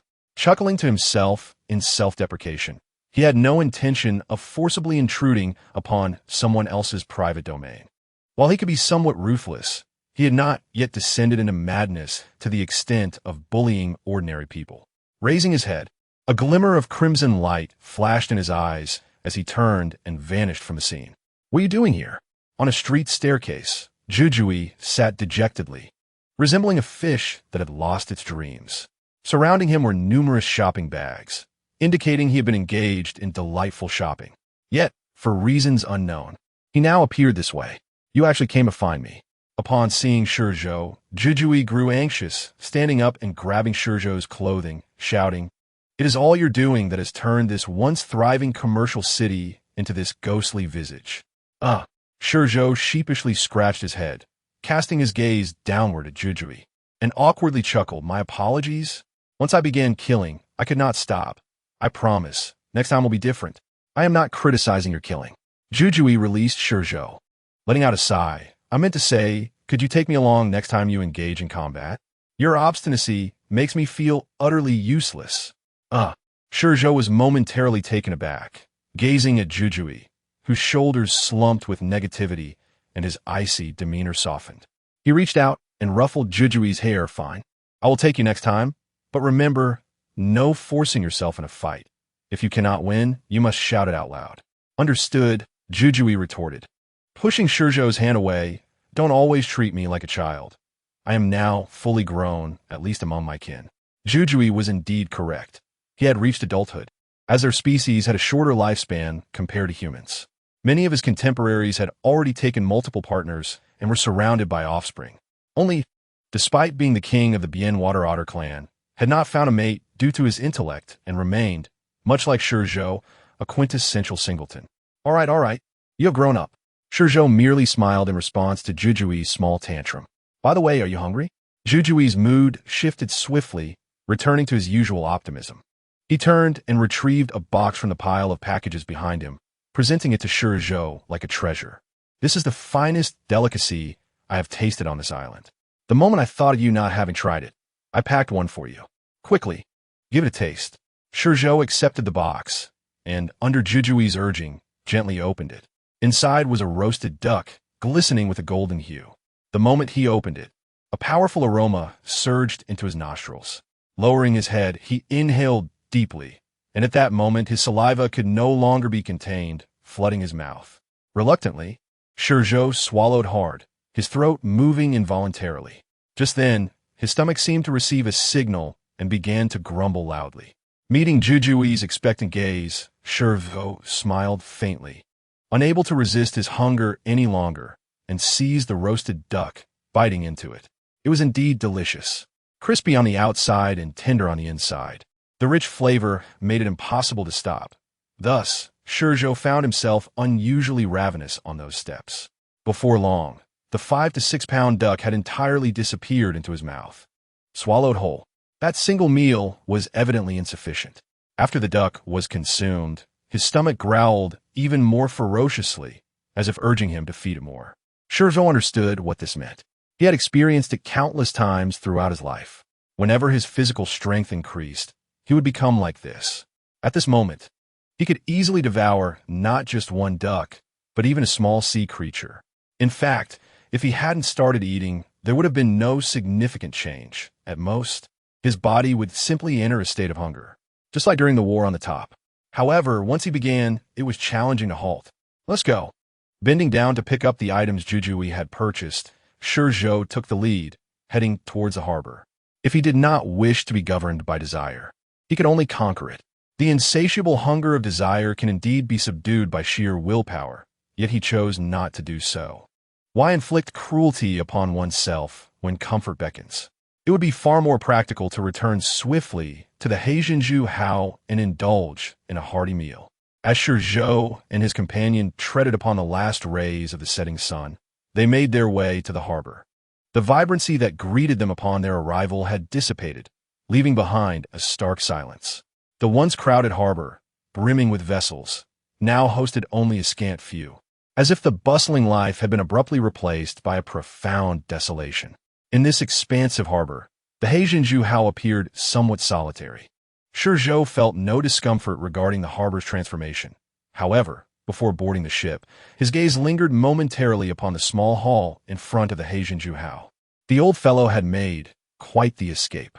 ShiZhou was unaware of the identity of this old man, yet based on strength alone, it was evident that the old man, although not having revealed much before him, likely held a position of greater significance than that of AI Luo. In truth, ShiZhou returned to the ShiZhou with another motive, to ascertain whether the old man was still present. Despite having lost the initial greed for the old man after encountering Baihu Zi, the fact that he belonged to the Zi Luo Lan family made him unable to relinquish thoughts of vengeance upon discovering that a member of this family had sold him to the celestial dragons. Although the Zi Luo Lan family was not as malevolent as AI Luo, merely a noble family engaged in commerce, ShiZhou remained ignorant of this nuance. What he understood was that it was indeed a member of the Zi Luo Lan family who had condemned him to years of suffering at the hands of the celestial dragons. The torment he endured was the fault of the celestial dragons, and, of course, the fault of the Zi Luo Lan family. Once ShiZhou identified an enemy, there was no rationale for mercy. If he had no intention of sparing the celestial dragons, how could he possibly show leniency to a mere merchant guild? Even if this guild were extraordinary, could it possibly compare to the celestial dragons? Thus, the old man from Zi Luo Lan Moscow was indeed fortunate. He had departed without hesitation at the first sign of danger, willingly abandoning the island's assets, thereby saving his own life. Yet, one could only wonder how long this second chance would sustain him. Perhaps he should be fortunate enough to never cross paths with ShiZhou again. As the last vestiges of white light vanished from the horizon, the world was engulfed in complete darkness. The city of Kuduo, Kumo-si, seemed to have fallen into a slumber, devoid of its usual illuminations and bustling noise. Were it not for the sporadic lights, twinkling like stars amidst the cold winds, an outsider might mistake the island, the city, for a ghost town. In stark contrast, the stronghold of Kuduo, Kumo-si, Mo-si-chung, remained unaffected. For pirates, the night merely signified the commencement of their nocturnal escapades. Thus, just across the mountain from Kuduo, Mo-si-chung was ablaze with lights and bustling with activity. Here, one could discover any manner of exhilarating pursuits. To call a city that never sleeps would not be an exaggeration. MOC was a man of exceptional business acumen. He entrusted the other side of the island to the Zi Luo Lan family, under the condition that they assist in establishing MOC Chung, splitting the island's tax revenues equally. This partnership had resulted in the remarkable transformation of Kuduo, Kumoc, within a mere decade. Although MOC Chung did not rival the size of Kuduo Ku, it was MOC's stronghold, hence it was not lacking in pirates. However, the number of pirates here paled in comparison to those in Kuduo Ku. Unlike Kuduo Ku, which sprawled across a flat plain, MOC was perched on the slopes of a hill, with its streets cascading and its architecture harmoniously arranged, resembling a mural embedded within the mountainside. Especially at night, when covered in ice and snow, it sparkled under the reflected light, illuminating the mountain and the sky. At the heart of the city, at its highest point, stood a resplendent castle, perhaps a testament to its owner's fondness for gold, for the entire structure was coated in a golden hue, a display of his power. However, contrary to the ostentation of the castle's exterior, MOC, though the king of Kuduo, Kumoc, was not the fearsome figure many imagined, but rather a genteel man of refined demeanor. At this moment, MOC sat behind a desk, his head bowed, obscured by the gentleman's hat he wore, rendering his expression and age indiscernible. Outside his desk, a middle-aged subordinate clad in a suit leaned in, reporting something. Whatever he said caused MOC's elegant hand, which had been stirring his coffee, to halt abruptly. "What did you say?" His voice was low and resonant, imbued with an innate authority that contrasted with his appearance. The subordinate trembled slightly, swallowing hard, and conveyed the news that had just reached from Ku Duo Ku. Lord Air Luo of the Z Luo Lawn Trading Company and Lord John Long Duo of the traitorous pirate crew had both been slain. His eyes filled with palpable fear, he dared to glance at MOC before quickly bowing his head again, recalling how the likes of Lord Chi E and others had met their end, as if they had never existed, vanishing without a trace. Have Air Luo and Long Duo truly disappeared? MOC lifted his coffee cup to his lips, but did not drink. Instead, he pondered intently, his eyes gleaming with insight. The assailants' initial killings of Air Luo and Long Duo could have been driven by revenge. Yet, it was evident that this individual had a specific target: the pirate captains and officers of Ku Duo Ku. A formidable force, perhaps? MOC sipped his coffee slowly before placing the cup down, turning his chair away from the subordinate. This speculation was something even he found difficult to believe. It seemed too far-fetched. Yet, the only common thread he could discern was this. Otherwise, could the individual truly be a madman? Before him lay a window, a grand floor-to-ceiling pane that offered a view over all of MOC Chung. Though there was a balcony, it did little to obstruct his sight. Gazing upon the gilded town, a flicker of ruthlessness flashed in MOC's eyes. "If you wish to destroy my kingdom, let us see if you possess the capability." In a sudden thought, he swiftly turned, setting down his coffee cup with purpose, and spoke sternly to his subordinate. "You go first to inform our people to prepare for battle, then notify the pirates on the island to gather at the palace. Otherwise, they must leave Ku Duo Ku MOC." "Understood," the subordinate responded loudly, then raised his head to ask, "Boss, should we seek assistance from Kaido and Big Mom?" As MOC's trusted confidant, though not among the strongest, he played a vital role akin to that of a chief steward, fully aware of many secrets surrounding Ku Duo Ku MOC. MOC stroked his chin in contemplation, then spoke again. "First, contact Onigashima and Tado Land, insisting they dispatch strong reinforcements. Otherwise, their share of future taxes will be forfeited." Thus, the secret of how Ku Duo Ku MOC, this island of commerce and piracy, managed to thrive in these waters became clear. On one hand, they were inherently powerful. On the other hand, they had relinquished half of their interests to the pirate crews of the Four Emperors. "All right, boss." The subordinate did not hesitate this time, straightened his back, and strode out of the room. Moments later, an utter silence enveloped the room. In the swivel chair, Mosi once again lifted his coffee. His usually calm and elegant countenance now darkened ominously beneath the swirling steam. Despite having the backing of the Four Emperors and his own formidable strength, Mosi felt an overwhelming pressure within. After all, ShiZhou's bounty was currently the highest in the world. However, to abandon this place was inconceivable. It was his foundation, his everything. To forsake this location would mean relinquishing his future and surrendering his long-held ambition to establish a true kingdom. Before arriving here, he had been a pirate, a legendary figure from a bygone era. It was only after growing weary of the endless drifting upon the seas that he chose to settle here, intending to lie low and disregard the tumult of the ocean. Yet he encountered Mosi Ko, under the old man's flowery words. His ambitions sprouted uncontrollably like wild grass in the spring, growing ever upwards without restraint. As the island, named after himself, flourished with the old man's diligent support, his inner desires could no longer be contained. Thus, he and Mosi Ku sought out Kaido and Charlotte Linlin to have them recognize the island's legitimacy in the New World. This was the only way to avoid conflict. After all, this was the New World, to prevent their island from becoming a lawless wasteland overrun by countless pirates. They needed the Four Emperors banner. Although his own reputation among pirates was not insignificant, it paled in comparison to the might of the Four Emperors. The shifting tides of time would not halt for any individual. His retreat during the rise of the Four Emperors was a consequence of the ocean's changes, which ultimately led to his abandonment by the era. When he re-emerged into this world, the pirates no longer recognized him, and thus his renown could not intimidate those reckless individuals. To establish a nation, mere acts of violence would not suffice. As for why he sought two allies instead of one, that was undoubtedly due to Mosi's insatiable ambition. Absent such ambition, he could have disregarded the Four Emperors altogether, even the pirates arriving here. Yet it was the ambition kindled by Mosi Ku that drove him to this state.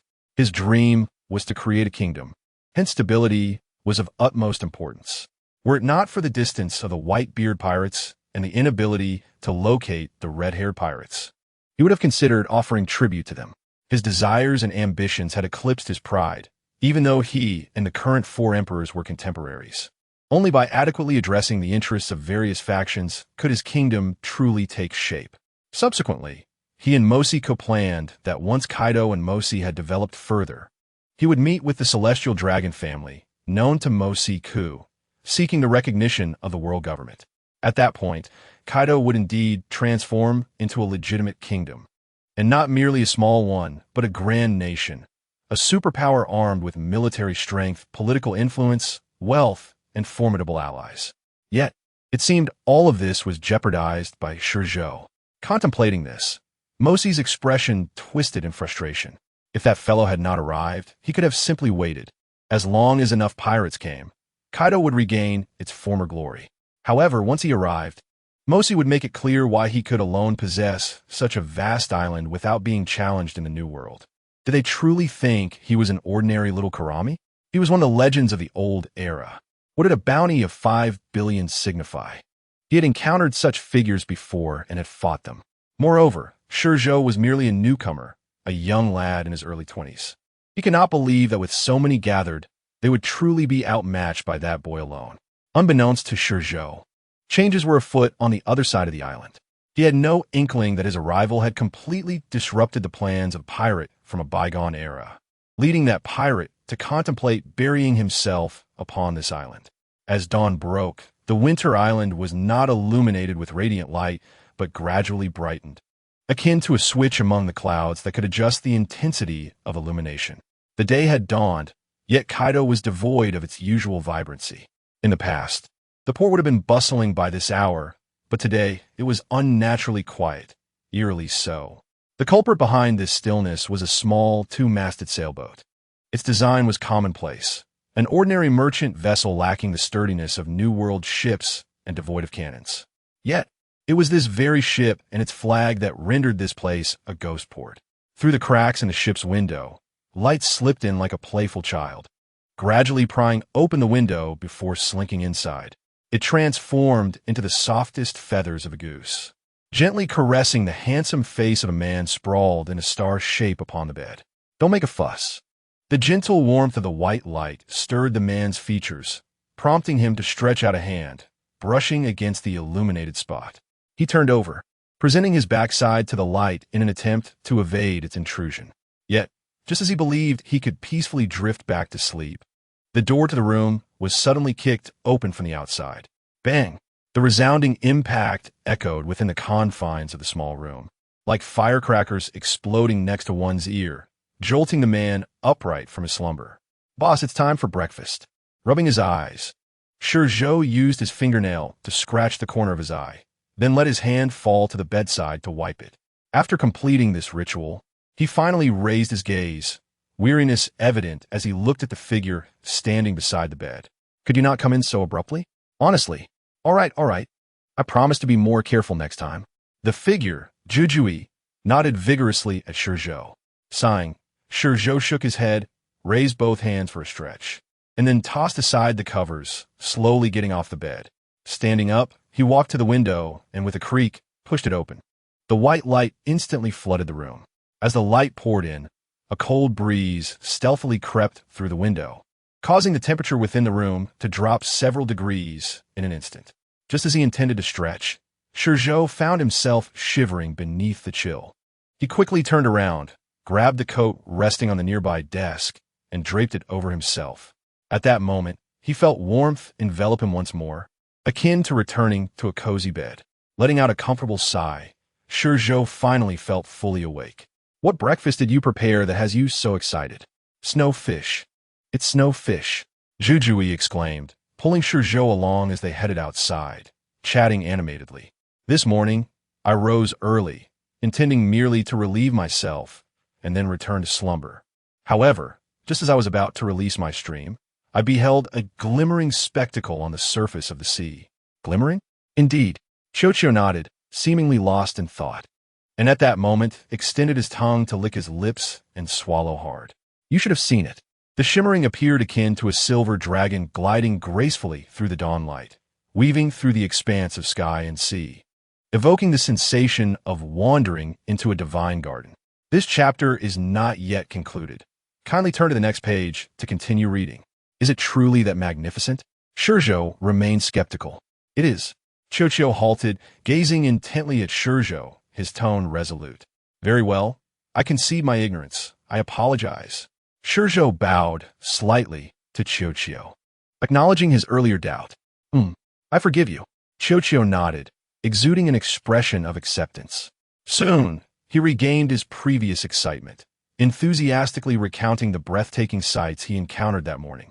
Upon exiting the cabin, following the direction indicated by ShiZhou indeed spotted a silver line. Yet, due to the considerable distance, he could not discern whether it was merely the horizon or a true shoal of snowfish forming a silver dragon. What about the grilled fish? ShiZhou withdrew his gaze and tilted his head toward ShiZhou in inquiry. Over there, at the bow of the ship. The entrance to the Black Pearl is located on the side of the vessel. ShiZhou was unsure of the reasoning behind such a design, but after enduring a lengthy voyage at sea, he began to appreciate its advantages. Firstly, it provided protection against the wind. Secondly, having the door on the side helps block the spray of the waves.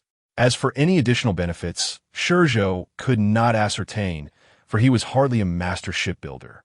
As ShiZhou followed ShiZhou to the bow, he was greeted by rows of sizzling, glistening white grilled fish, visibly exuding oil. Judging by their shape, they were indeed fish. However, this so-called snowfish, as named by ShiZhou, appeared excessively pale. Moreover, even as ShiZhou stood before them, he detected no enticing aroma. This struck him as rather peculiar. Nevertheless, compelled by ShiZhou's eager gaze, ShiZhou reached out and tore a piece of fish flesh from its back.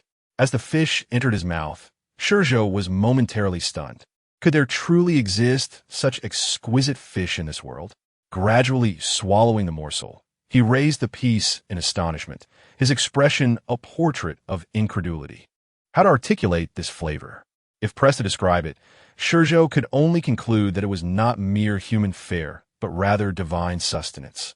Consuming such food excessively would extinguish one's passion for all other edibles, gradually ensnaring one in a perpetual longing for this singular delight until eternity. Casting another glance at the silver line on the horizon, a smile crept upon ShiZhou's lips. This world is indeed replete with joy. Were it not for the plethora of distasteful elements, it would truly be a wondrous realm worth yearning for. After enjoying a breakfast that ShiZhou and ShiZhou would remember for a lifetime, the two did not linger any longer, but promptly set sail. Life is a continual journey of exploring new experiences. Although they felt a greedy yearning for the snowfish, neither ShiZhou nor ShiZhou voiced a desire to pursue it. For regrets are the essence of life, especially with such elusive delicacies that can merely be cherished as memories. Not pursuing them is the greatest joy. On the other side of Keduo Kimo's lies another city. ShiZhou had gleaned a general understanding of it from various conversations overheard in the tavern the previous day.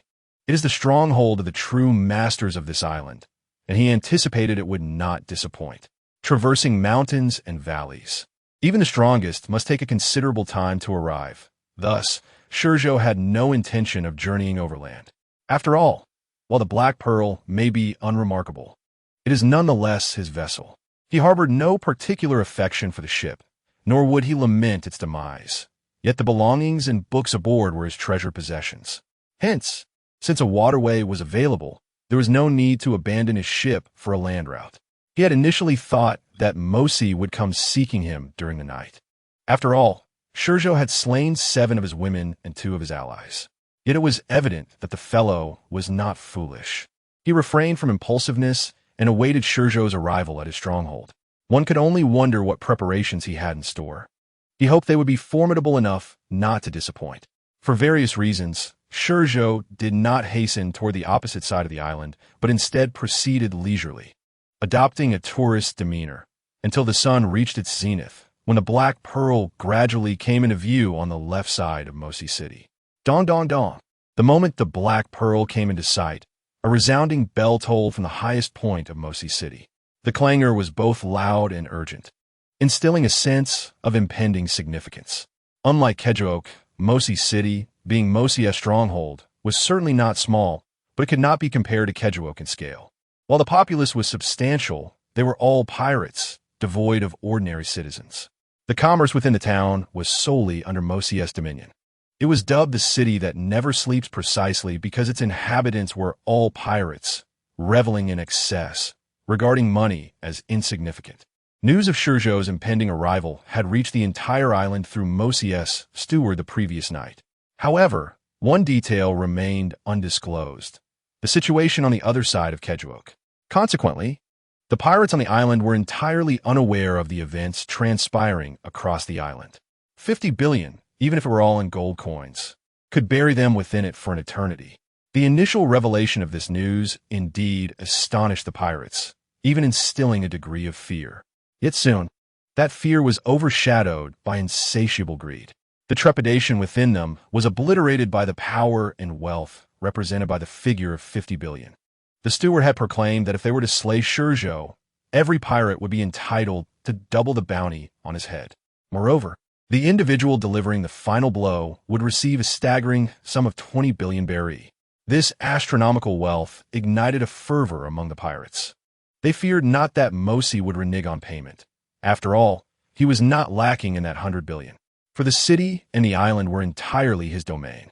Though he would have to share with the 4 emperors and the Violet Moscow, the remainder was beyond the imagination of ordinary folk. Sometimes, ale emboldens the heart, resembling a famous adage.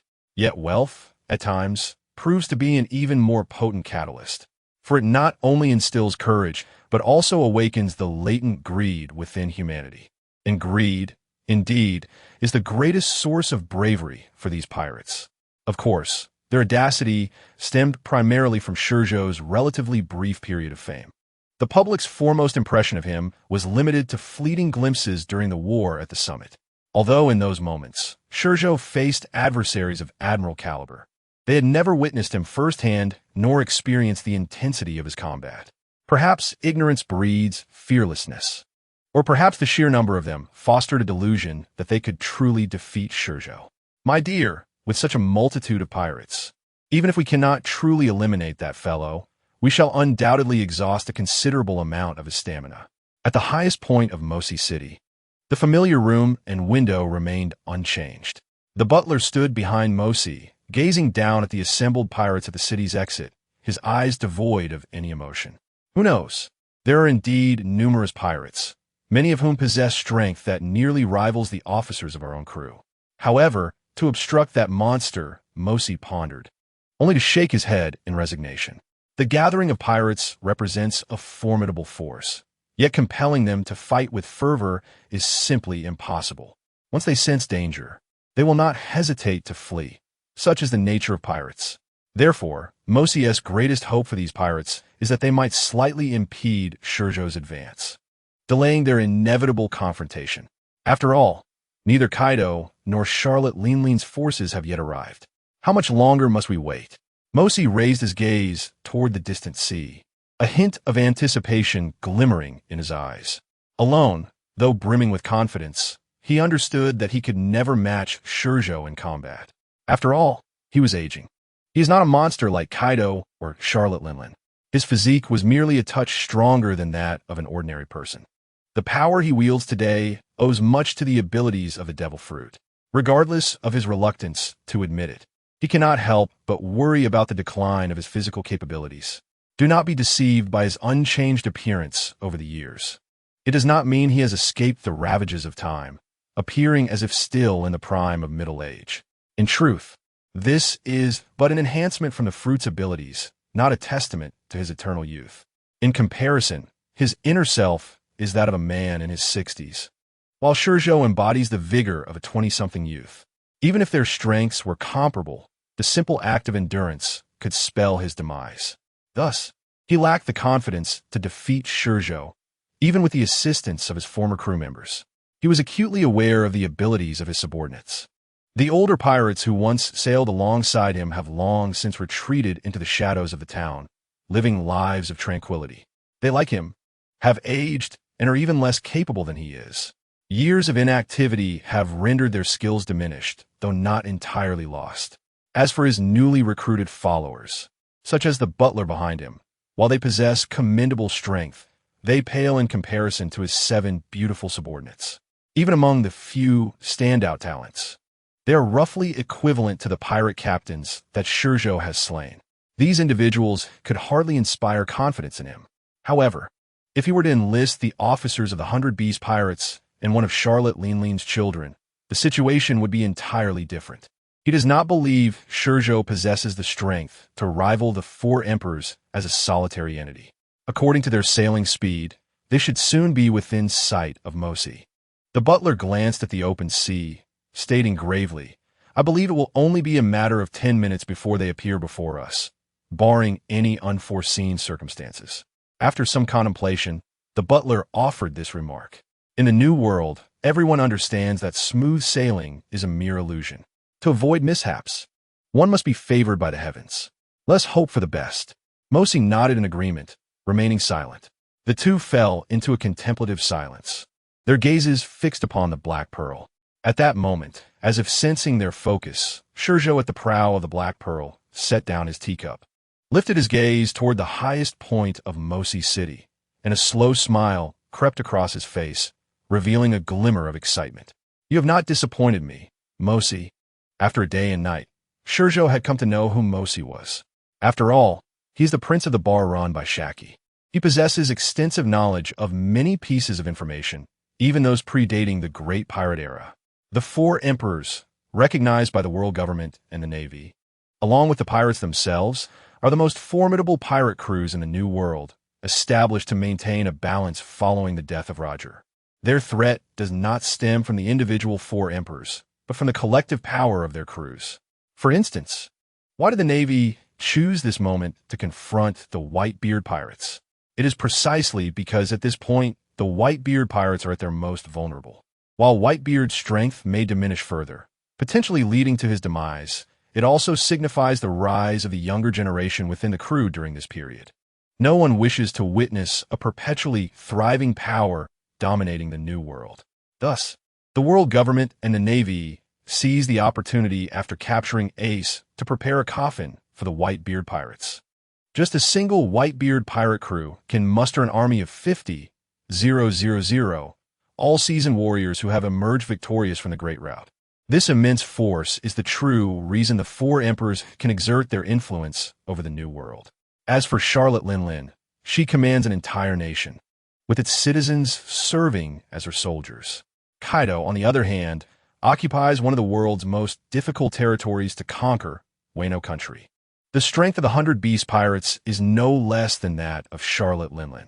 As for red-haired Shanks, do not be fooled into thinking that his crew merely roams the world without any power.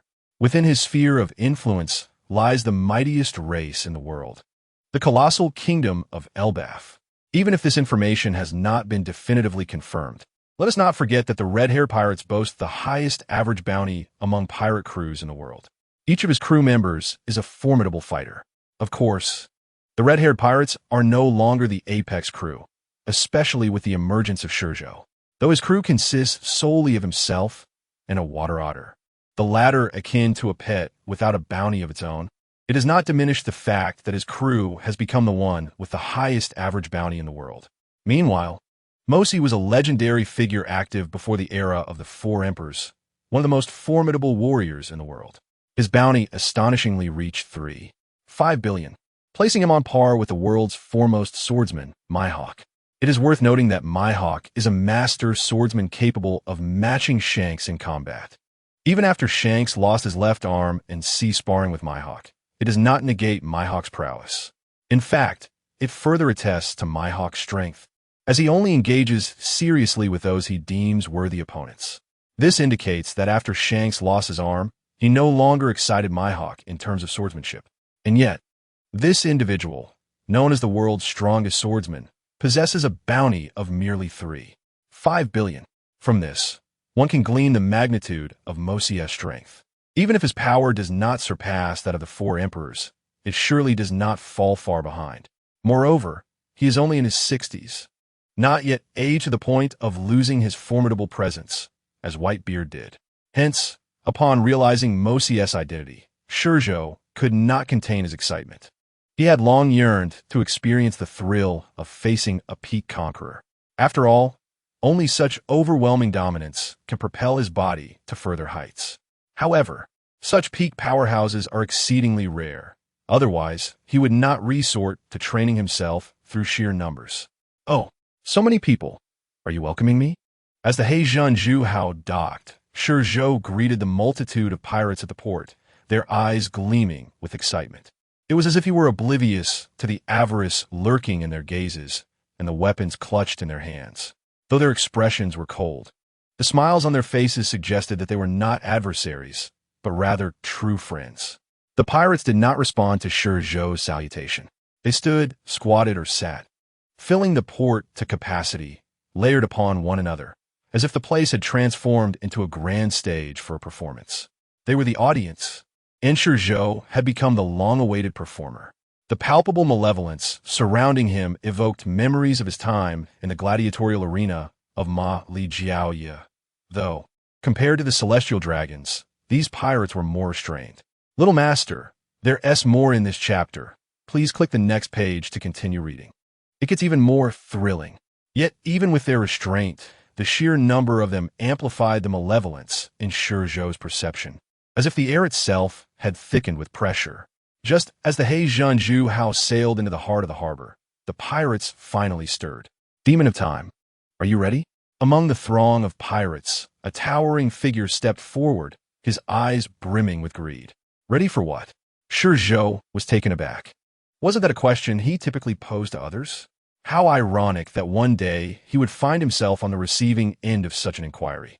Ready to die? The pirate licked his lips, gazing at ShiZhou as if he were a delectable dish. Your head is worth 10 billion. 10 billion? ShiZhou was bewildered. I thought my bounty was only 5 billion. Has it increased? This was a detail he was unaware of. Kill him, and we'll split the fortune. This pirate, clearly unable to contain his anticipation, allowed a roar and raised his cannon toward ShiZhou. Without a moment's hesitation, he pulled the trigger, and with a resounding bang, the cannonball soared through the air. With one leading the charge, the pirates surged into action, and in an instant, the harbor was engulfed by the cacophony of gunfire and clouds of smoke. The pirates seemed intent on burying ShiZhou beneath a barrage of artillery fire within the U-shaped harbor. Once the onslaught commenced, it would not cease until every bullet and cannonball had been expended. Is he dead? He must be. They reasoned among themselves. We number in the thousands. For the sake of wealth, none would hold back. At such close range, with so many bullets and shells, even a pile could bury him. After the thunderous barrage, the harbor fell eerily silent as if a pause button had been pressed. Aside from the howling sea breeze, only the heavy breaths of the pirates remained. Yet, as the smoke began to clear, what lay before them was not the anticipated sight. Gazing into the harbor, the pirates widened their eyes in disbelief. The greed and excitement in their pupils evaporated like snow in June. Swallowing hard, some pirates only then realized they were not facing a mere Shao Kalami, but a figure whose bounty had warranted the world government as 5 billion and MOCS 10 billion. As their fervor dissipated, the underlying fear gripped them like a drowning man clutching at a last straw, unwilling to relinquish it while desperately trying to pull the rescuer down into the abyss with him. What had transformed these pirates into such a state? Shifting their gaze to the harbor, an exceedingly bizarre scene unfolded. All the bullets and cannonballs had inexplicably halted above the ShiZhou, forming a dense cloud that obscured the sky overhead. Upon closer inspection, one could even discern the sparks from the friction of the projectiles and the distorted air rushing forward. It was as though time had frozen, or perhaps, within MOC's castle, several individuals had materialized in the room. They resembled ordinary elderly men who had just finished work, including a manager, a waiter, and a disheveled old man reeking of alcohol, unmistakably a beggar. They were former crew members of MOC's pirate crew. Upon learning of ShiZhou's impending arrival, they had come, even without MOC's summons. The space felt suspended. At that moment, two large sofas occupied the windowsill, where MOC's old crew members sat, overlooking the entirety of MOC City. The beggar set down his bottle, staring at the iron-black cloud hovering over the ShiZhou, the flush on his face rapidly fading. "Captain, this fellow's title includes sure. It must pertain to time stopping." Time indeed. Upon hearing the beggar's words, all present wore grave expressions. "Do not let others' confidence undermine our own," the manager proclaimed, loosening his tie to reveal his robust muscles. "Against ordinary pirates, he may be formidable, but to contend with us, he falls short. If he were truly that powerful, the Marineford War would not have yielded only such scant achievements." In the eyes of the world, ShiZhou's accomplishments during the Marineford War were primarily marked by the initial slaying of a Marine rear admiral and the captain of the Whitebeard pirates. What lingered in memory was the final blow delivered to Whitebeard himself. However, many pirates believed that at that time, Whitebeard was already at his wit's end. Even they, given the chance, could achieve the same feat. Thus, despite ShiZhou's defeat of Whitebeard, few regarded him as possessing strength comparable to that of Whitebeard. Were it not for the subsequent bounty placed on ShiZhou by the world government, his name would merely be that of a lucky lad. This was precisely why the seasoned pirates within the harbor did not fear ShiZhou's arrival. Instead, they felt exhilarated.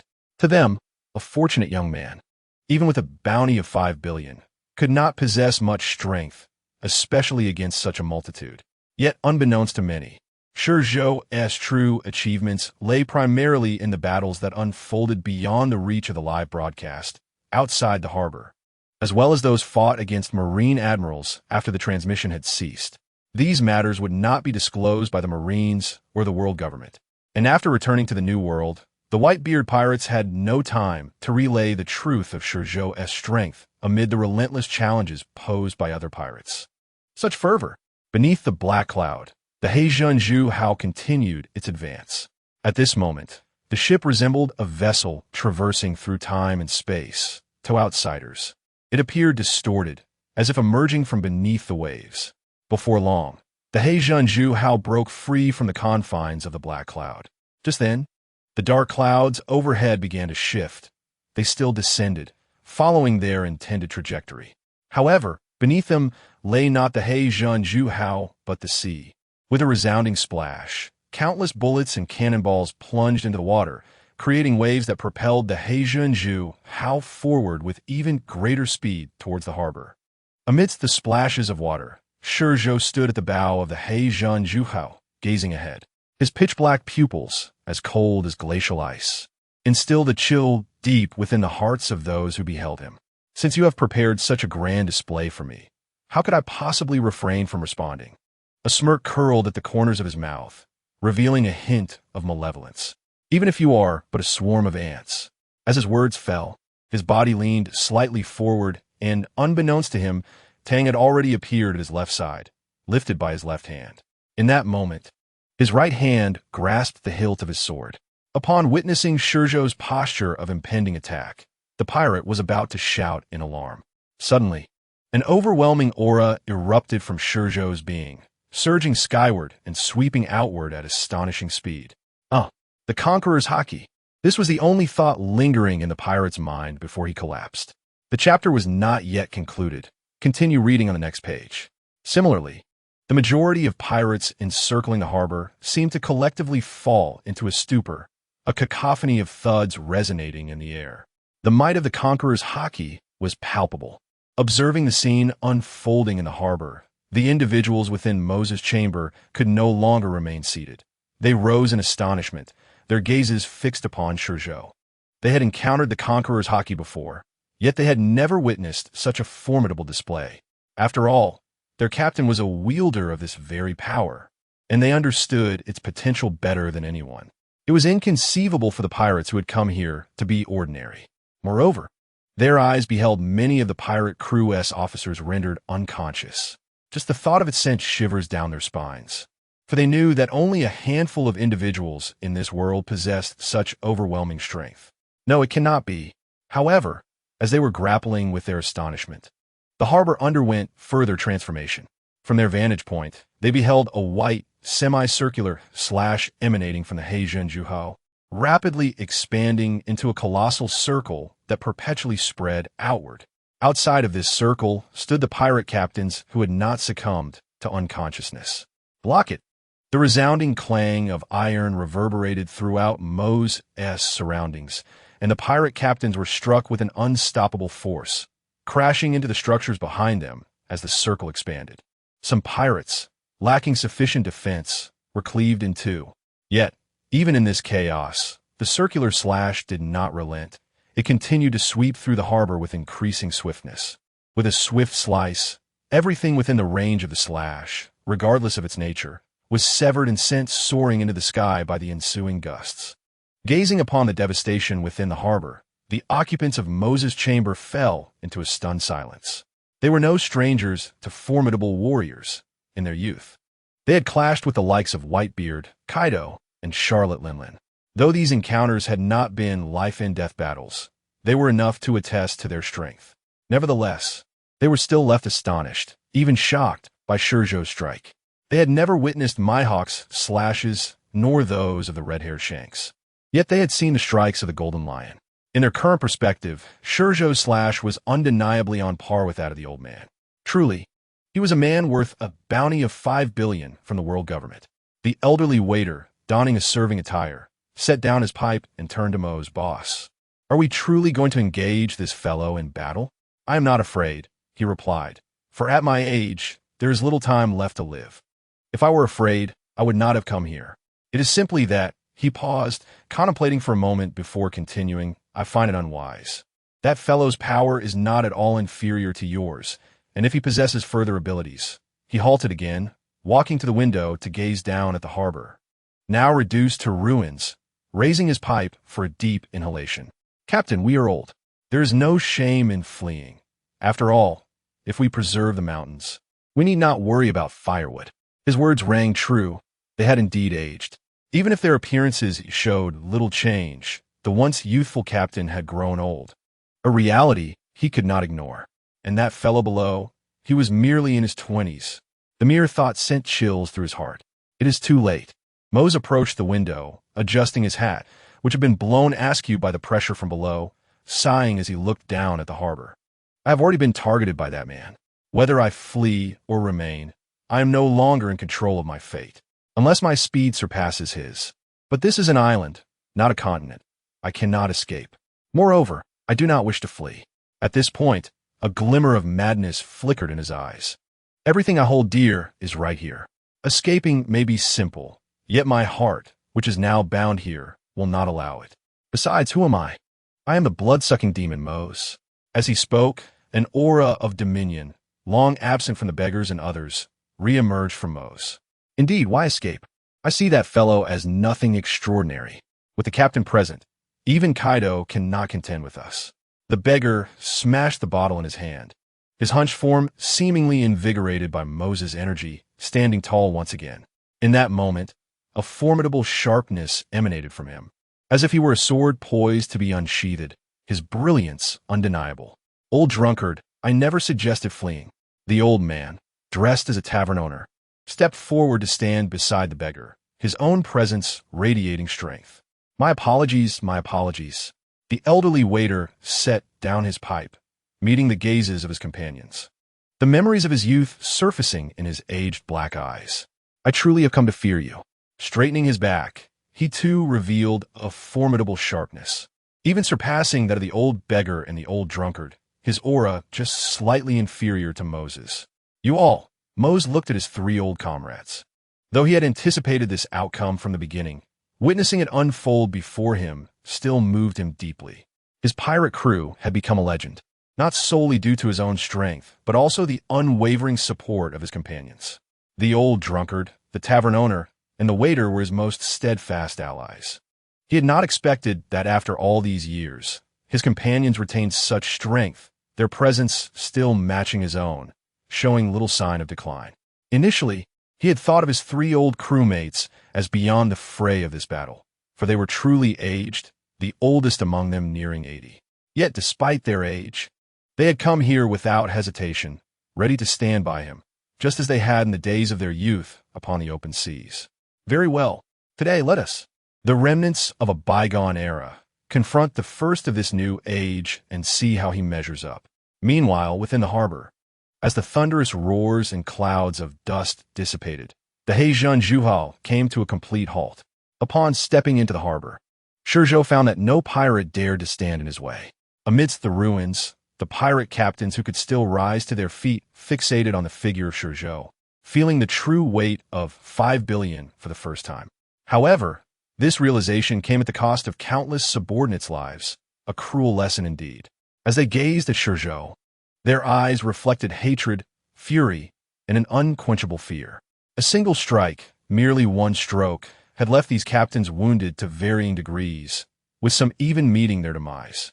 The curses and complaints they uttered could scarcely encapsulate the turmoil within their hearts.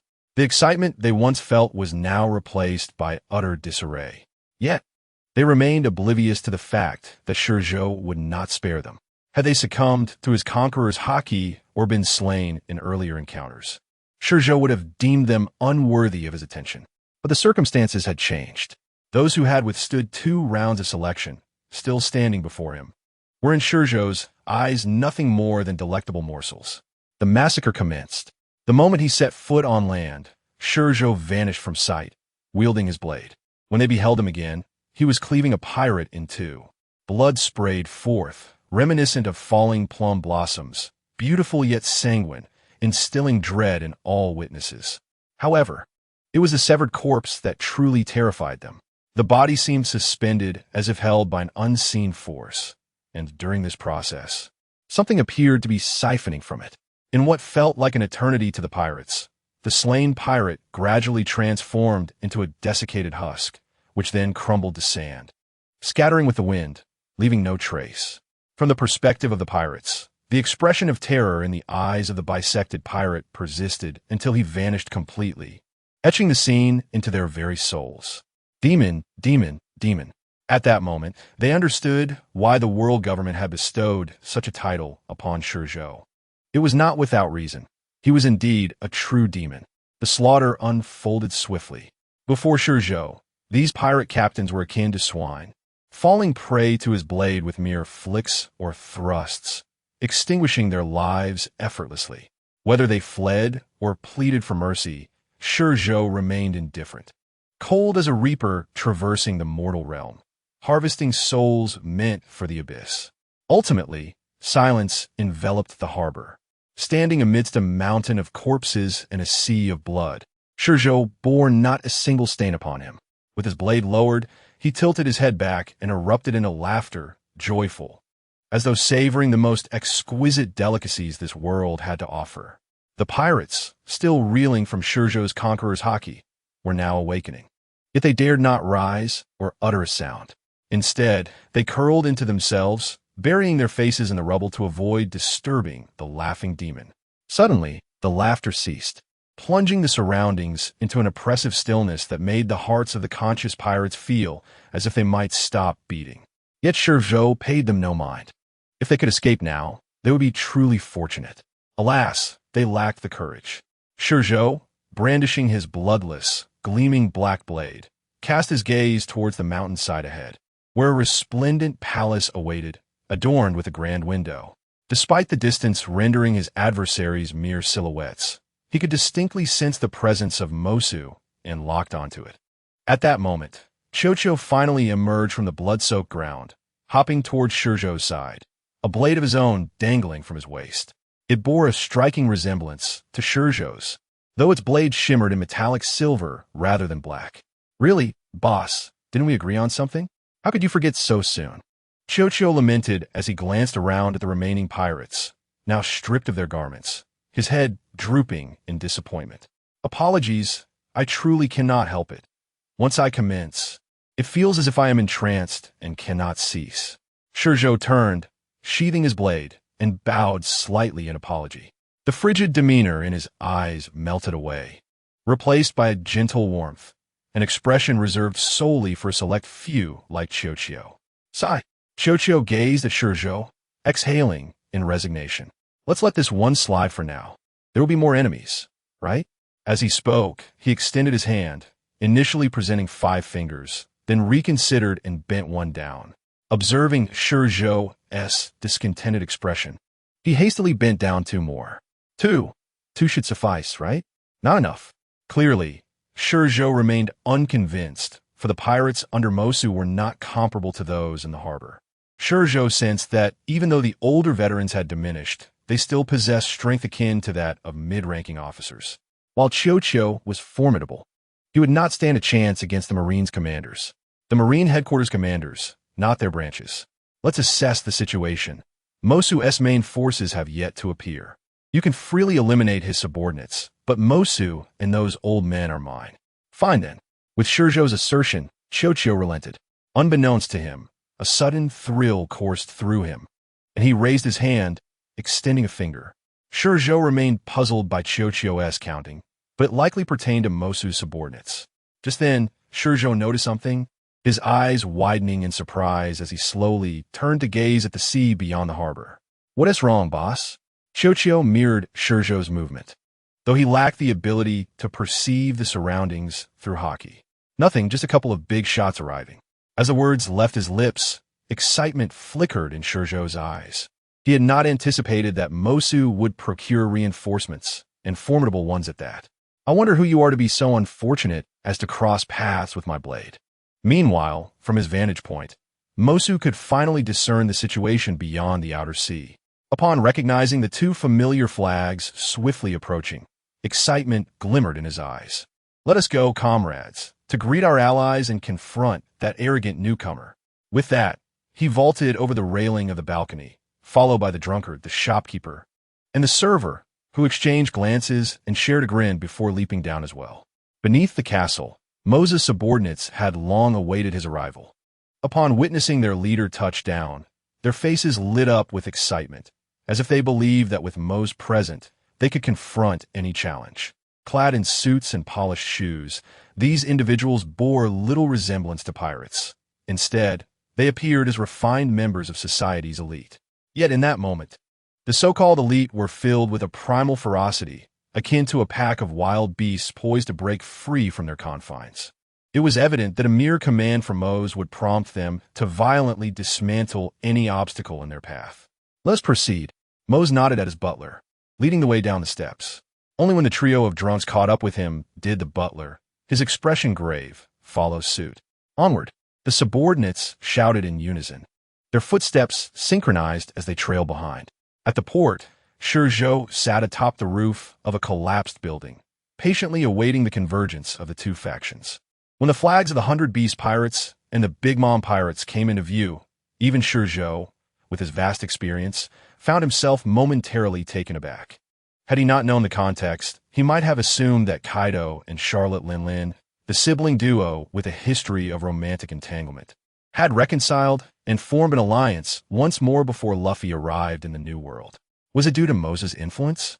He pondered the connection between Mo's and the Violet family, suspecting ties to the Celestial Dragons, leading him to believe that the arrivals might be agents of the world government. To his surprise, it was the 100 Beast Pirates and the Big Mom Pirates instead. Considering Kaido and Charlotte Linlin's temperaments, ShiZhou glanced towards Mo's palace, casting his gaze at the mountains veiled by clouds. What resources could Kaido and Charlotte Linlin possibly seek here? It was no wonder they were reluctant to let go. Lowering his head, ShiZhou exchanged a meaningful glance with the approaching Mo's. In the heart of the island, the terrain was not as outsiders imagined, stacked with mountains. Quite the contrary. From an aerial view, one would discern a peculiarly expansive basin amidst the endless mountains. A further descent of the gaze would reveal spiraling passages within the cliff walls of this basin. At intervals, there were dark openings, resembling gateways to hell amidst the snow-laden forests, so numerous that they appeared densely packed. Anyone with a fear of densely populated spaces would surely lose their sanity standing in the center of the basin, surveying the surroundings. Below ground, in stark contrast to the frigid exterior, the atmosphere was warm, a consequence of geothermal activity, creating a world entirely different from the outside. The sounds of wheels grinding against each other echoed through the man-made tunnels. A closer look revealed that this was a network of mines. Deep within these mines, countless humans toiled like beasts, imprisoned and relentlessly digging day in and day out. Over time, their eyes had dulled, devoid of any emotion. Their movements, however, were so meticulously honed that they possessed a certain aesthetic beauty. Following the tracks downward, one would find that the mine carts converged into a vast natural cavern below ground. Within this cavern, numerous individuals transferred the ore from the carts into crates, transporting them to the other side of the cavern. This was an underground port, possibly natural or man-made, but undeniably immense. Beyond the port lay an endless expanse of dark corridors, the destinations of which remained a mystery. Lord Mose, here is the total mineral yield for the month. For your review, a subordinate reported. In a corner of the port, Violet Mose, who had seemingly vanished, had actually circled around and entered from an unknown location. Had he managed to avoid Mose's notice? Now, Mose displayed none of the butler-esque demeanor he had donned upon his arrival on the island. Instead, he wore an opulent noble suit, reclining on a sofa like a regal lion, exuding an air of dominance. Not at all, the butler replied with a mocking bow. That fool has been so engrossed in his dreams of kingdom building that he has overlooked the island's true value, which lies not in the two towns but here. Very well. Mose picked up the report handed to him by the butler, scrutinizing it closely. He visited this place only once a month, or even less frequently. Thus he made a point to conduct thorough inspections each time. After all, the Violet family had ascended to its current status through immense effort. Upon discovering the island's uniqueness, he had long desired to claim it for himself, but due to his limited strength and influence, he sought out Mose, enticing him with visions of kingdom establishment. Meanwhile, he had been secretly transporting a multitude of slaves through a hidden waterway, systematically extracting the minerals like ants. His clientele included the 4 emperors, the 7 warlords, as well as the world government and the navy. The ores found here were vital for constructing weapons and ships, with the hardest minerals fetching exorbitant prices from the world government. Previously, he had been unaware of the purpose behind the world government's acquisition of these ores until he witnessed the peacekeepers during the Marineford War, which led to a sudden realization of the extraordinary value of these rare minerals, found only deep within the mines and difficult to extract. As a noble family, the Violet family engaged in trade with the world government, a transaction between peers. However, their dealings were inherently unequal, given the vast disparity in status. He feared not that the world government would withhold payment, but rather that they might seize his minerals. Thus, upon encountering ShiZhou, he had fled hastily, for there was another layer of urgency. He could not allow the world government to discover his presence here. The Violet family could conduct business without arousing suspicion from the world government, but if he were also present, it would raise questions. After departing, he did not venture far. Instead, he secretly returned here for his usual inspections. Kokoko Mose was so vast that even amidst the chaos outside, there were no signs of disturbance, leading him to believe that no one would uncover his secret. After reviewing the month's accounts, Mose signaled for the butler to leave. Once alone in the room, he finally relaxed completely. He reached for a cigar on his desk, clipped the end, and took a puff before igniting it. After lighting the cigar, he extinguished the lighter with a satisfying click. Taking a deep breath of smoke, he finally felt a sense of relief. That little brat was likely already in Mose's company by now. A smile curved on Mose's lips, revealing a hint of pleasure. Mose had always believed that Kaido and Charlotte Linlin were merely protecting this place out of respect for him. However, he would never suspect that all of this was the result of Moscow's mineral trade. The thought of Moscow's persistent arrogance made him want to laugh. This chapter is not over. Please turn to the next page to continue reading. That fellow is still fighting for his dreams. unaware that they are merely illusions woven by Moscow. In reality, Moscow has always regarded him as nothing more than a watchdog. It seems he must find another way. Lying on the sofa, Moscow stared vacantly at the ceiling. If Mosi were not aging, he believed there might still be a slight chance for him to escape from ShiZhou's grasp. However, it was evident that Mosi had grown old. The aged Mosi, much like the white-bearded warriors of the past, could not withstand the tide of the new era. The mere thought of ShiZhou darkened Moscow's expression. The losses inflicted by that fellow were not negligible at all. The Zilulan Chamber of Commerce had always been a source of income for the family. Though modest, it was still valuable. Moreover, the actions of that fellow in Kadokai would severely tarnish the reputation of the Zilulan Chamber of Commerce. Then there was Elro, who, despite the considerable distance in their bloodline, had genuinely contributed to the family. Thus, Moscow was quite concerned about Elro's demise. After all, if the family wished to continue its glorious legacy, it could only rely on the younger generation like Elro. Yet all of this had been destroyed by ShiZhou. Sighing, Moscow thought how wonderful it would be if the family could have a young talent like ShiZhou. He knew he was dreaming, but he couldn't help but think so. After all, ShiZhou was extraordinarily powerful. He was a force to be reckoned with, a combination of the warring states, Kakapu, the three great generals, and the world government. To think he could escape so easily sent shivers down Moscow's spine. Now, he simply hoped ShiZhou would finish his work swiftly and move on to another place, lest the world government discover this location. Would Moscow's hopes yield the desired outcome?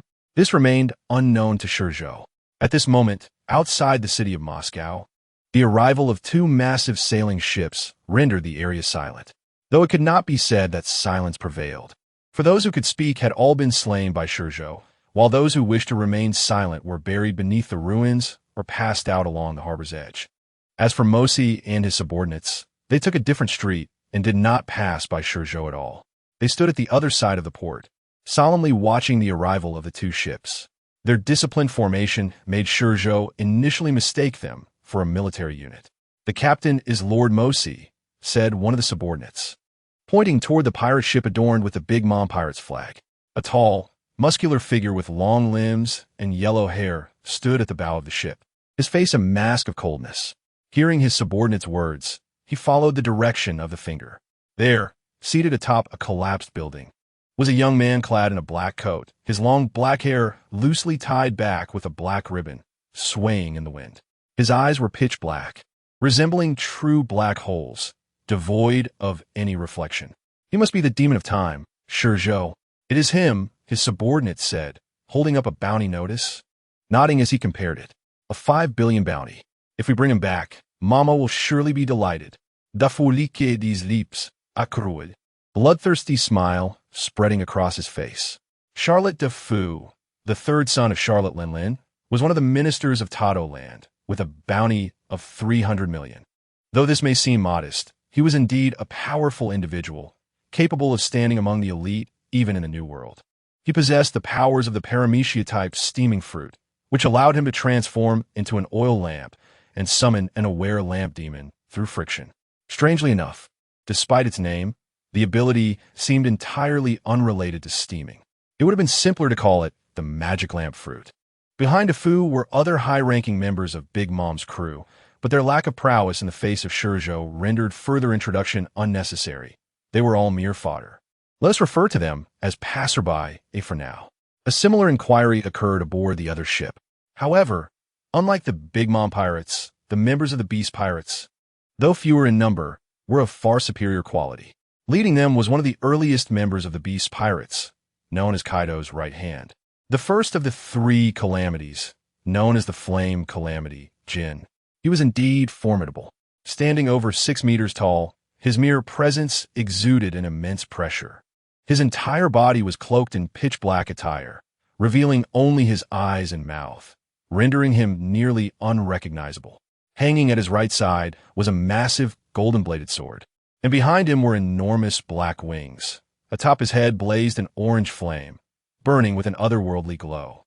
He appeared less like a human and more akin to a deity from ancient legends. Beside him stood another imposing figure, though only half Jin's height, measuring around 3 meters tall. His name was Suzuki, also known as Manzai Suzuki, one of the 6 true powers of the Beast Pirates. He had a bounty of 472 million berries. Beyond this point, there is little need for further elaboration, as they too were mere fodder, like those from Big Mom's crew. This contrast clearly illustrates the 2 pirate crews' differing levels of seriousness regarding this matter. Clearly, the Beast Pirates placed far greater importance on this location. Jin seemed oblivious to any anomalies. Suzuki did not glance at Mosi or ShiZhou, but instead gazed at the distant mountains. That old fellow had remained hidden for too long. From within his black helmet, Jin's deep voice resounded. The Ziluan Chamber of Commerce has numerous dealings in the New World, yet only here does he have complete control. He had refrained from coming here out of respect for Mosi, as they were old friends. However, this time he had taken the initiative to investigate. As his words fell, both their gazes returned to ShiZhou. Could he truly possess the strength warranting a 5 billion bounty? Suzuki's expression was grave, yet filled with doubt. It was uncertain, as this figure was set by the world government, but judging by Mosi's demeanor, he was likely more than he appeared. As he spoke, Jin's gaze shifted away from ShiZhou toward the left. To his surprise, Charlotte Linlin seemed to underestimate the situation by sending to Fu. Perhaps she had not realized. Suzuki shook his head, a peculiar smile gracing his lips. Isn't this fortuitous? Since we have discovered this place is now ours. The minerals of Wano country are indeed abundant, yet they are all rare minerals that pose challenges for forging, and their quantities are not as plentiful as the world believes. Consequently, the Beast Pirates import many of their minerals from external sources. Among these, the most significant channel is the Ziluan family. They had been monitoring this family for quite some time, gradually realizing that the ores seemed to originate from Kidokai Mosi. As Jian remarked, had it not been for Mosi's influence, they would have long since occupied this place. Yet Mosi mistakenly believes that all these accomplishments are attributed to him. That Kaidwa is providing protection here due to their business dealings. It is quite understandable for him to harbor such thoughts, for he is a noble, not a pirate, and thus lacks insight into the rules and ethics of piracy. At last, a worthy individual has arrived. ShiZhou gazed at Jian, and in the depths of his calm black eyes, a ripple stirred. According to his knowledge, this individual is the sole survivor of the Lunalia clan in this world. Their unique flames enable them to thrive in any environment, making them one of the most uniquely endowed races in existence. However, it is perhaps this very gifted lineage that has led to their tragic fate. Not only did they lose their homeland to others, but they were also annihilated. Yet, who can truly fathom the historical narrative? It is conceivable that the Lunalia clan was among the most nefarious races of their time. If that were the case, their extinction could only be deemed a consequence of their own actions. After all, those who claim divinity, or any race led by destiny, are unlikely to meet favorable ends. ShiZhou, while disinterested in such history, cannot help but possess an understanding of this world that surpasses that of ordinary individuals. Consequently, many times, he finds himself concocting myriad presumptuous speculations, akin to a feverish mind conjuring a series of memories. Are you ready? Just as the ship steadied, and Da Fu and Jian had yet to disembark, a chilling voice echoed through the port, emanating from ShiZhou. Observing the young man slowly rising from the dilapidated building, a sense of vigilance swept over everyone. For as ShiZhou stood, a chilling aura enveloped them all. Da Fu, Jian, and Samu had never encountered ShiZhou before. Thus their understanding of him was akin to that of the others. Naturally, they held a degree of disdain prior to their arrival. After all, who were they? They were the infamous emperors of the sea, commanding dominion over the New World. Yet now, gazing at ShiZhou, even Jian could no longer maintain his previous composure. ShiZhou, can you enlighten me as to the reason behind this? Mosi stepped forth from the crowd, lifting the brim of his hat to peer into ShiZhou's eyes, his aged gaze filled with confusion. He indeed had many questions. It was certain that he and ShiZhou had never crossed paths, thus ruling out vengeance. Furthermore, ShiZhou had only gained notoriety within the past month. If he sought to seize territory, there was no need for such bloodshed. He could simply confront Mosi, eliminate him, and effortlessly claim this island. Yet, this individual chose not to. Mossy was aware that Kedua had initially been ensnared by the seven sister subordinates. Could it be that this led to the slaughter of Kedua's entire pirate crew and even the upper echelons of the Zilualan Chamber of Commerce? Surely not. Could there truly exist such madness? Yet this individual was not satisfied. He sought Mossy, seemingly intent on exterminating all the inhabitants of this island before he would relent. Why? Ha ha ha. ShiZhou lifted his foot and stepped into the void before him, as if genuinely ascending a staircase, advancing step by step under the astonished gazes of Da Fu and the others. He walked and laughed, exclaiming, "What else could it be?" Pausing momentarily, he slowly drew his blade, lifting his gaze to survey all those whom he wished to remember. His eyes, akin to blades, sliced through the established order, rendering those under his scrutiny profoundly uneasy. Yet they remained motionless, eager to discern ShiZhou's forthcoming words. His gaze ultimately settled upon Mossy. In contrast to Jian, Mossy exuded a far more formidable presence. Jian's strength was multifaceted, encompassing racial gifts, fruit abilities, and swordsmanship. However, Mossy was different.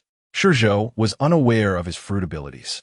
Yet, judging solely from his aura, it was evident that his haki was likely the strongest among those present. Fixating on Mossy, ShiZhou extended his tongue to moisten his lips, then suddenly broke into a wide grin, laughing heartily. What else could it be? Of course, you are the stepping stones to my advancement, the materials and sustenance I require. Sustenance? Mossy furrowed his brow, fixating on ShiZhou's maniacal laughter. He was certain that ShiZhou spoke no falsehood. He truly viewed them as food. But why? As the image of ShiZhou's earlier slaughter flashed through his mind, Mossy's expression shifted abruptly. Were there similarities between the individuals ShiZhou had slain in Kedua and those here? Haki. It was Haki. Suddenly raising his head, Mossy's tone turned grave as he bellowed. You can augment yourself using the haki of others. Oh, have you just realized it? But is it not too late now? For you shall all perish here today. Do not be too arrogant, little brat.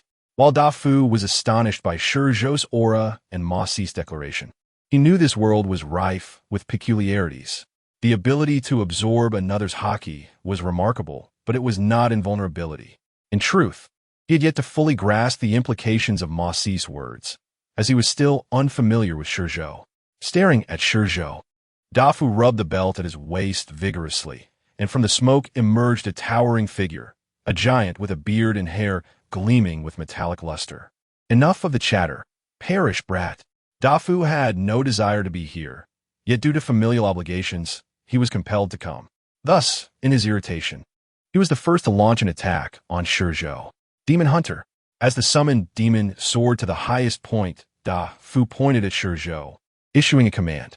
The demon, upon receiving the order, opened its eyes, momentarily stunned. Yet once it recognized ShiZhou, the murderous intent within its gaze was laid bare.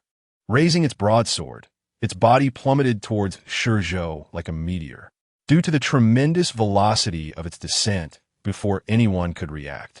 The demon had already positioned itself directly above ShiZhou. The broadsword in its grasp glowed faintly red as it descended with explosive speed. The demon fixed its gaze upon ShiZhou, hesitating not for an instant, and swung its blade downward. Given the demon's colossal size, the sword was equally enormous. And before it even drew near, the pressure generated by its descent caused the area around ShiZhou to empty. Gazing upward at the demon, a cold glimmer flickered in ShiZhou's icy eyes. Get lost. The command was not loud, yet it resonated throughout the entire port in an instant. At that moment, the demon's rapid descent and the swing of its blade inexplicably froze mid-air. Bang! Bang! Bang! Just then, a series of thuds echoed from Da Fu's ship and Jian's vessel. Red-haired, both Jian and Samu simultaneously uttered the title of Xiangkasi. Such a degree of conqueror's haki undoubtedly justified a bounty of 5 billion. Exchanging glances, they both recognized the gravity reflected in each other's eyes. The potency of conqueror's haki reaching such a level assuredly indicated strength of no ordinary measure. In other words, Their arrival this time was not merely to dominate the weak, but to confront a far graver dilemma, whether to flee or not. This situation was akin to setting sail, only to encounter the formidable red-haired pirates. Should they charge in a certain doom or turn and escape?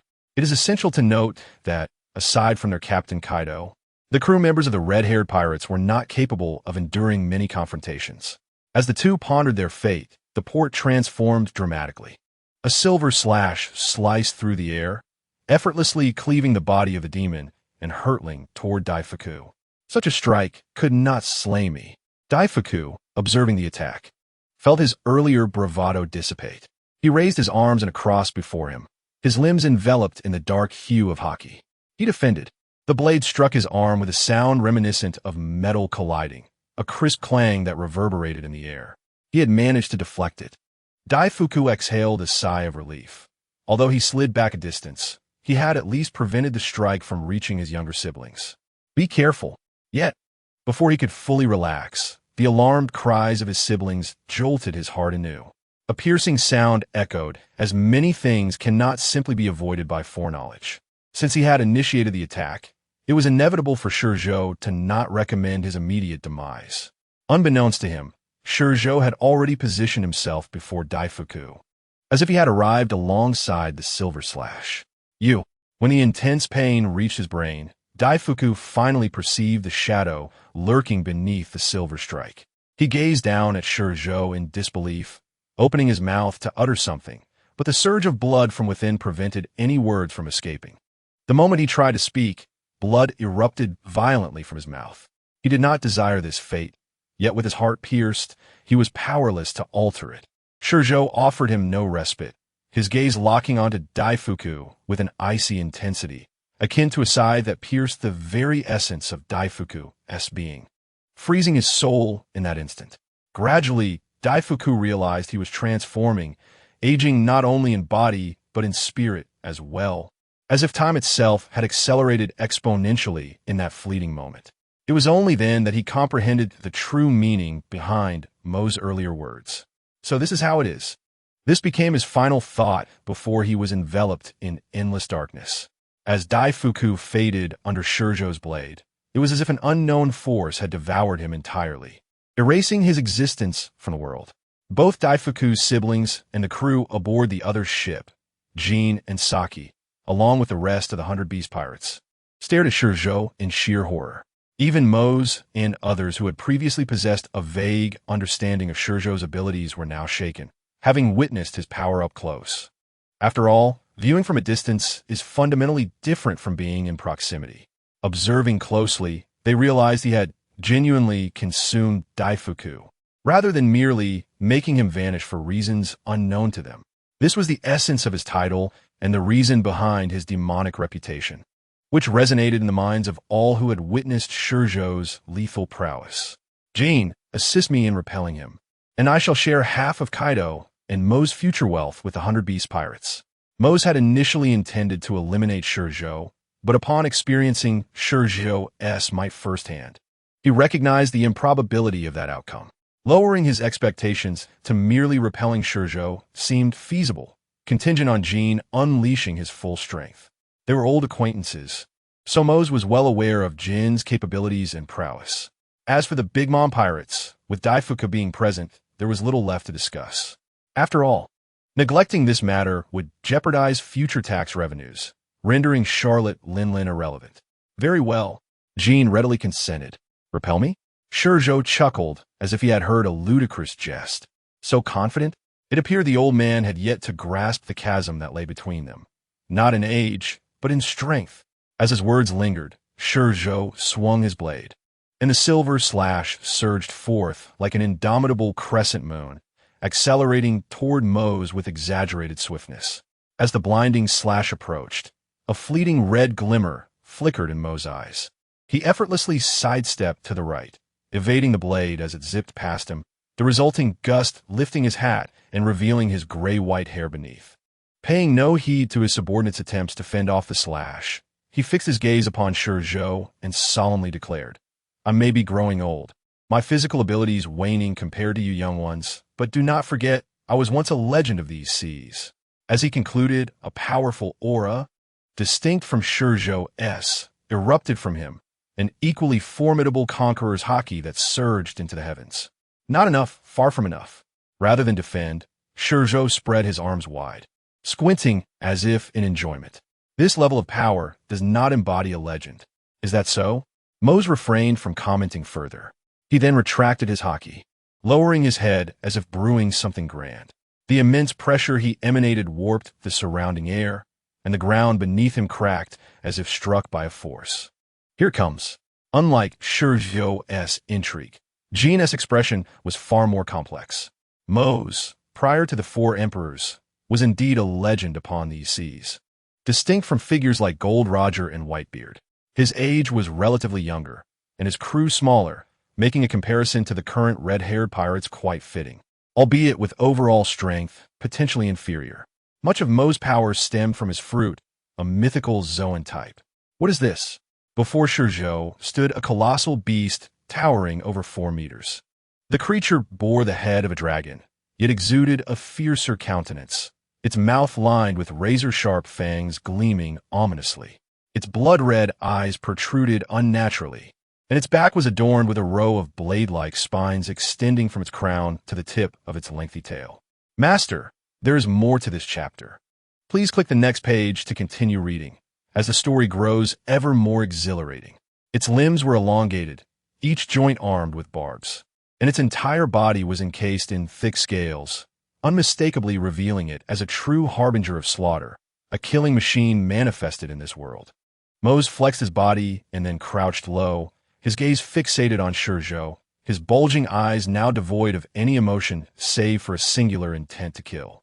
Little brat, I have not wielded this body in over a decade, and I must admit, you are formidable, yet I am not to be underestimated. Lowering his hands, his sharp fingers glimmered like 5 indomitable daggers as they effortlessly etched black lines into the earth. Attack, kill him. With a low growl, his body shot forth like a bullet from a chamber, leaving a deep crater in the ground, as if teleporting, directly appearing before ShiZhou. Zulfast. A hint of astonishment flickered across ShiZhou's face. Bang! Yet before he could react, a colossal claw descended from the right, striking him down as effortlessly as swatting a fly. ShiZhou had only enough time to activate his armed haki on his left shoulder before being sent flying by the slap. In truth, it was his own carelessness and overconfidence that led to this outcome. Ever since entering the new world, his heart had swelled with an inflated sense of invulnerability, devoid of any fear. Another reason was his ignorance of Moses' fruit ability. After all, who could truly know the capabilities of an unfamiliar monster? Jin was ready for battle the moment Mose made his move. As he had anticipated, Mose indeed brought ShiZhou towards him, grasping the katana, which had become entirely engulfed in flames. Jin's eyes fixated intently on ShiZhou's back. Now was the moment. Fire Dragon Emperor, aware that his strength was inferior to ShiZhou's, Jin unleashed his ultimate technique right from the start. Flames, compressed to their utmost potential, coalesced into a dragon and shot forth like a razor-sharp sword toward ShiZhou. Truly adept at seizing opportunities. Sensing the searing heat approaching from behind, ShiZhou was momentarily reminded of Akainu. Though their powers might differ, the danger was unmistakably the same. Casting a glance at the harbor, ShiZhou realized he had multiple ways to evade the impact of the fire dragon behind him, yet he chose to withstand it head-on. Bang!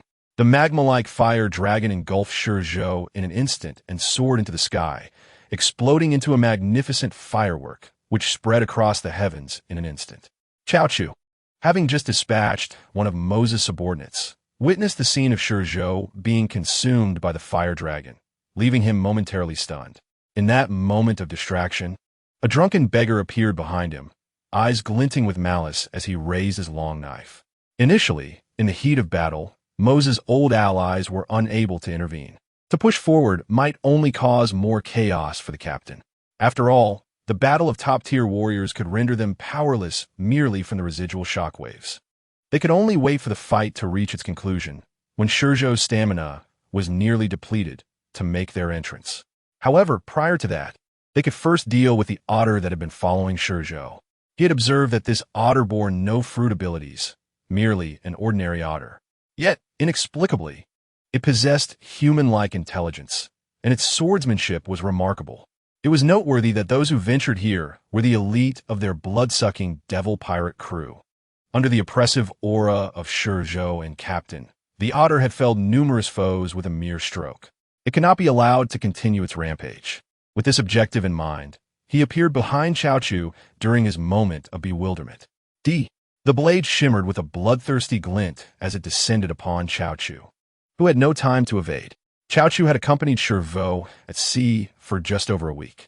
Before reaching Sabeti Archipelago, he had been able to slay minions, but since entering the New World, he had not engaged in combat. Thus, his experience in battle could be deemed non-existent. Kinbunchika Haki was a power cultivated through constant exposure to danger, allowing one to gradually adapt and develop strength. The incessant threats surrounding one would compel a change in perception of the environment. Upon reaching a certain point, true awakening of Kinbunchika Haki occurred, enabling one to genuinely sense from whence danger emanated. Logically speaking, Qiaoqiu, being an animal, should possess an instinctual awareness of danger that humans do not. This instinct would enable them to awaken Kinbunchika Haki with greater ease. However, Qiaoqiu had yet to awaken it. Even when ShiZhou cast him into the calm belt, he remained oblivious. Perhaps this ability was exclusive to humans. After all, only the human brain possesses such uniqueness, where merely a fraction of its capacity can dominate the world. As Jean and Moses' gazes remained fixed upon the sky, Qiaoqiu panicked in response to the imminent threat. Just as the old drunkard raised his knife, grinning sinisterly, ShiZhou unexpectedly materialized behind Qiaoqiu. In that instant, he was no longer youthful, but had transformed into a middle-aged man. Sigh. ShiZhou breathed out a deep sigh. At this moment, he existed in the future, unseen by anyone else. This was akin to the blade that had injured Lilith, wielding the same ability. He had compressed the time it took to traverse the distance from the sky to Qiaoqiu, thus creating two versions of himself. One lingered amidst the fireworks in the sky, a remnant of the past, yet also his true form. The other stood behind Qiaoqiu, representing his future self. Though this distance had taken but a fleeting moment for him, crossing over had consumed half his life. This marked the second time he had sighed for Qiaoqiu. Indeed, Qiaoqiu's strength was formidable, and in the early stages of the Grand Line, ShiZhou could have confidently allowed him to venture forth. Yet this was a new world. Furthermore, Qiaoqiu lacked Kinbunchika Haki, and a moment of inattention could lead him into peril. It seemed necessary to procure a devil fruit for him. ShiZhou contemplated which fruit would best suit Qiaoqiu, and naturally, it would be Chopper's Hito no Mi. However, he hesitated to take action against Chopper.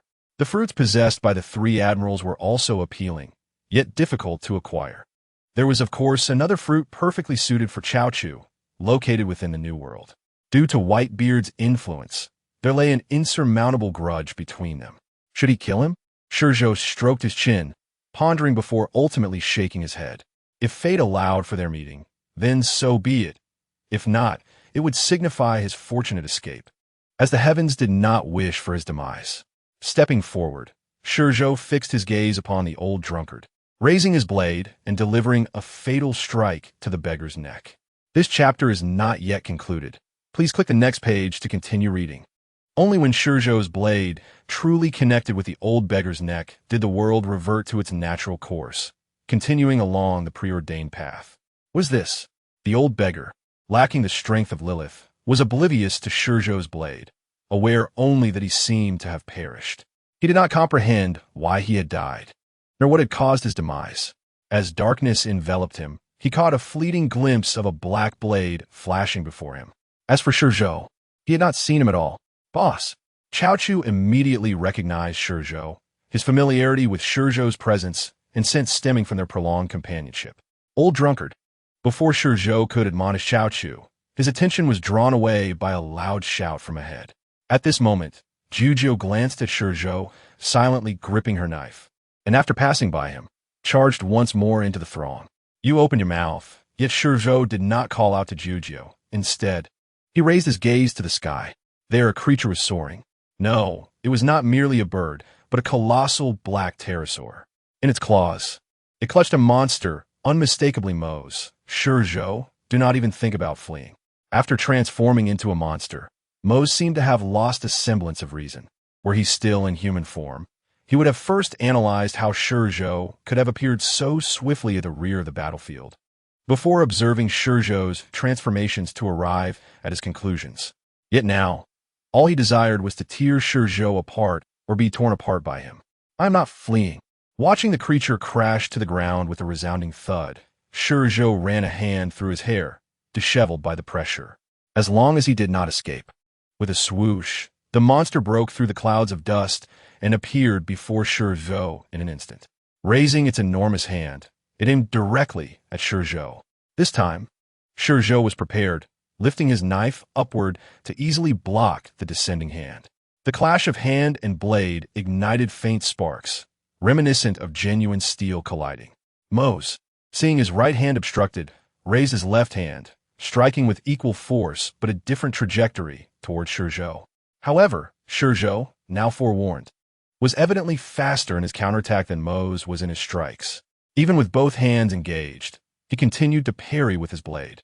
The sounds of iron meeting iron resonated throughout the area, accompanied by waves of shock that rolled like ocean tides. At that moment, no one dared to approach the battle site, keeping a safe distance to avoid being ensnared in the fray. Even Jean, hovering in the sky, found no opportunity to intervene, for the speed of their confrontation was far too rapid for him to insert himself. Just then, a shift occurred in the battlefield. A shadow shot out with incredible speed, shattering all structures in its path before crashing into the mountainside with a tremendous boom. The force was so immense it felt as if the mountain itself might topple, causing those at the port to experience a tremor akin to an earthquake. Jean, as the crash echoed, Moses' hoarse shout emerged from the dust. A golden opportunity. Jean, airborne, recognized the moment as well. Gripping his blade tightly above his head, he fixed his gaze upon the site of impact, seemingly channeling all his strength into the weapon he wielded. A fireball erupted skyward, transforming his blade into a colossal flaming sword, several meters in length.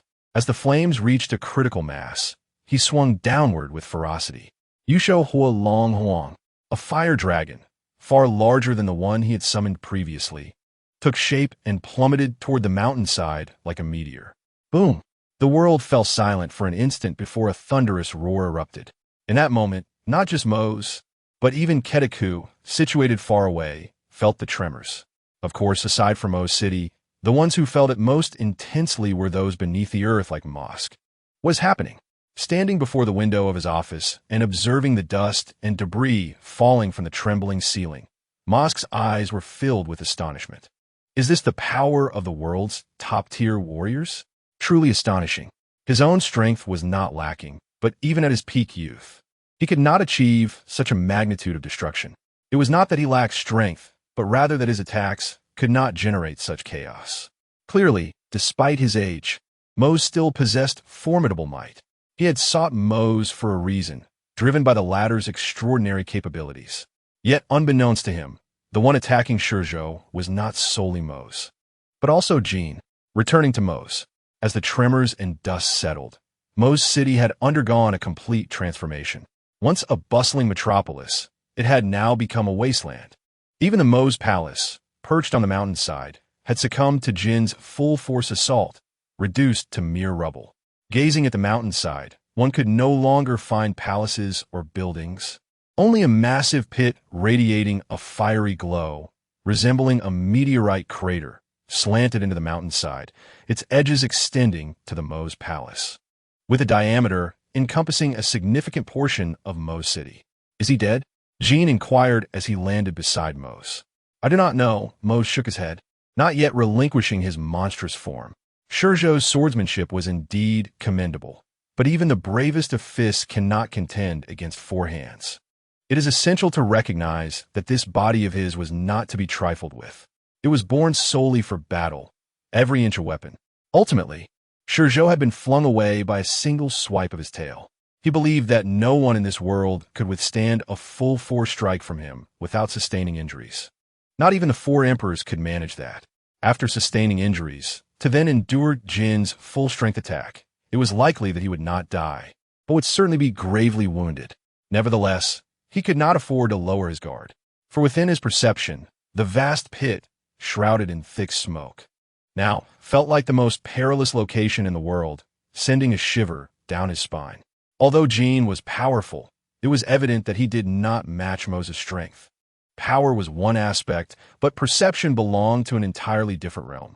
It was likely that Mose, in his current form, had heightened his senses. Yet his instincts were not wrong. ShiZhou had indeed sustained serious injuries, but for him, they were merely minor wounds. Cough, cough, cough. In the center of the pit, a figure was embedded within the walls, glowing red from the flames. Despite the extreme temperatures, it seemed to have no effect on the figure. Aside from a heat, rendering his clothes scorching, it appears that one must not be overly arrogant or reckless. Even I desire companions. Moses' power is undeniably formidable, especially with that unknown devil fruit that has elevated his speed and strength to their zenith. Coupled with his haki, while its quantity may not rival that of his youthful peak, its quality remains intact. When combined, one could argue that he stands on par with an admiral.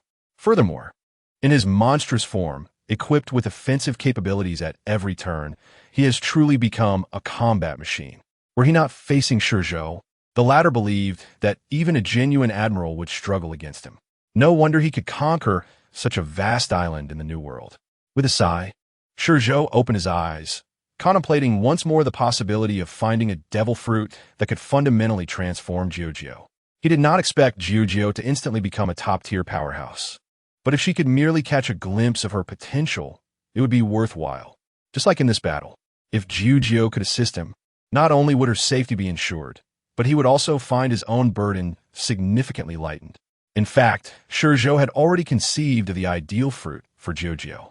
However, due to the considerable distance and the uncertainty of the whereabouts of that individual, this thought remained buried within his heart for the time being.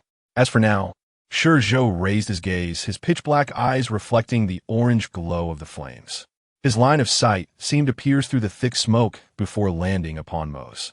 The immense shock waves from the battle had caused many pirates to gradually awaken amidst the tremors of the ground. Those who emerged from the ruins knew not what had transpired, yet the desolation surrounding them made them acutely aware of the terror of the conflict. Following the gaze of Moses' subordinates, they climbed to higher ground, looking towards the mountain wall. What lay there? At that moment, they suddenly perceived that the world around them seemed transformed. It had come to a standstill. Yet, they felt as if they were experiencing a rapid passage of time, as if the world had halted while they continued to move. What was this? They could not discern their own changes, but their souls were aware. After all, it was not merely the body that underwent transformation, but the soul as well. It was an invisible sensation that nonetheless conveyed a profound awareness of experiencing some form of horror, leaving them deeply unsettled. It was not merely discomfort, for until they were wholly drawn into darkness, into hell, their ordeal lasted but a fleeting moment. This moment, however, caused all who remained in the port to feel as if they had been struck by some unseen stimulus, every hair on their bodies standing on end. Though invisible, they could distinctly sense the presence of a terrifying being observing them.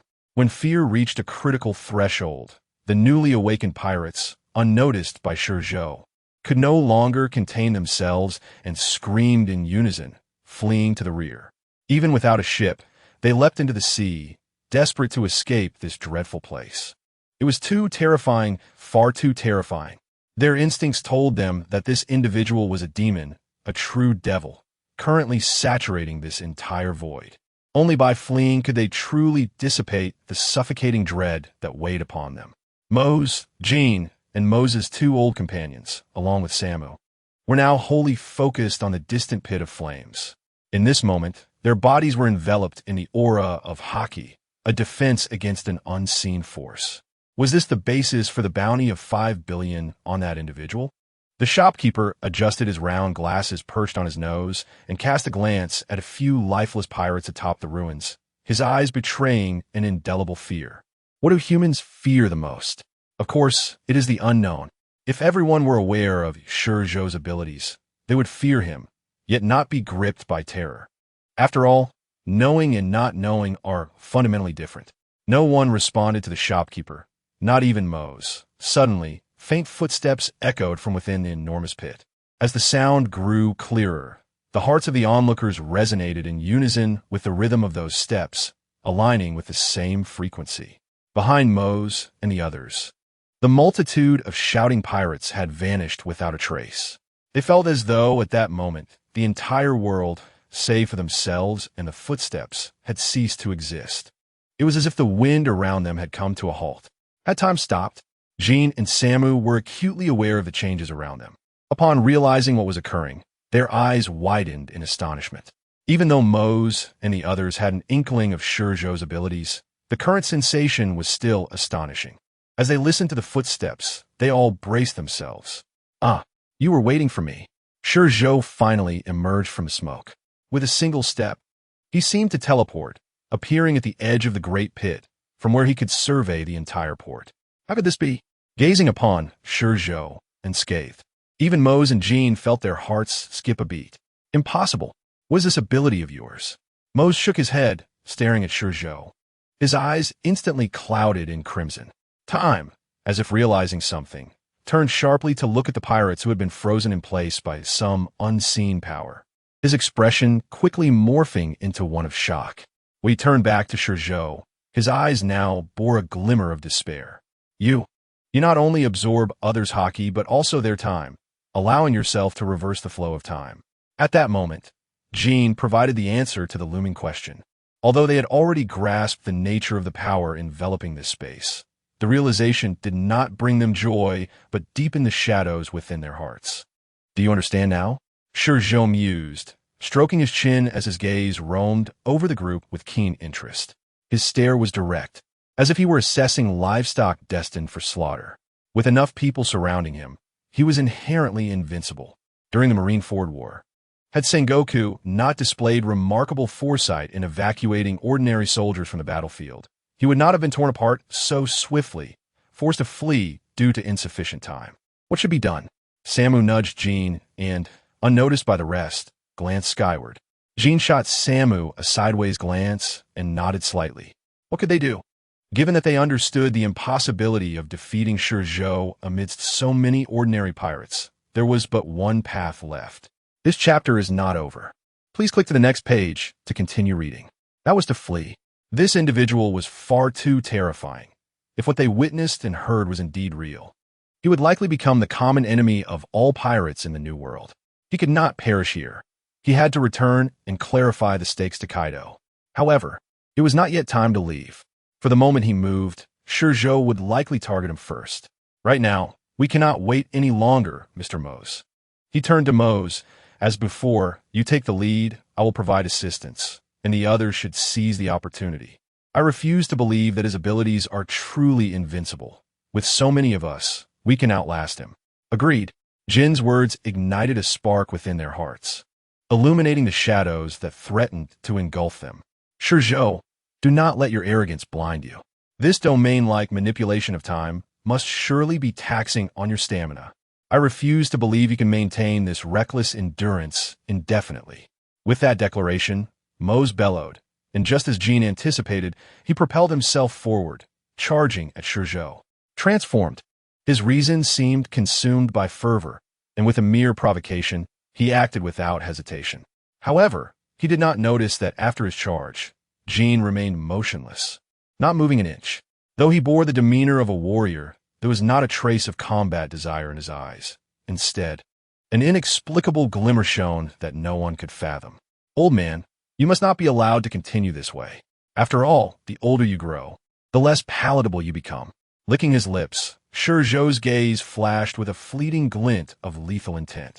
He brandished his blade and stepped forward, as if he truly commanded time itself, appearing directly before Mo's at breakneck speed. At that moment, the world was genuinely frozen, trapped in the past. Suspended in the instant, ShiZhou took his stride. Gazing at the creature before him, ShiZhou hesitated not. He channeled his willpower, the essence of his Haushika haki, into the blade of Tang. The already dark blade shimmered with a layer of violet, adorned with arcs of electricity. The sound of the blade, ringing, was crisp, shattering the confines of time and space. resonating with a clarity that sent shivers through the soul. When did this happen? Only when the flow of the world returned to normal. Before ShiZhou did Mose awaken from the agony gripping his neck. Yet, before him stood no trace of ShiZhou. Were it not for the blade at his throat, he would surely believe it was an illusion. His formidable physique, coupled with the instinct for danger bestowed by his fruit ability, allowed him to react the moment the blade grazed his neck, enveloping it with his haki. However, it was of no avail. After all, he was not Lilith. Despite possessing the strength of a general, decades of combat experience, and the defensive capabilities granted by his fruit, it was insufficient before ShiZhou. For ShiZhou was no longer the same as just days prior.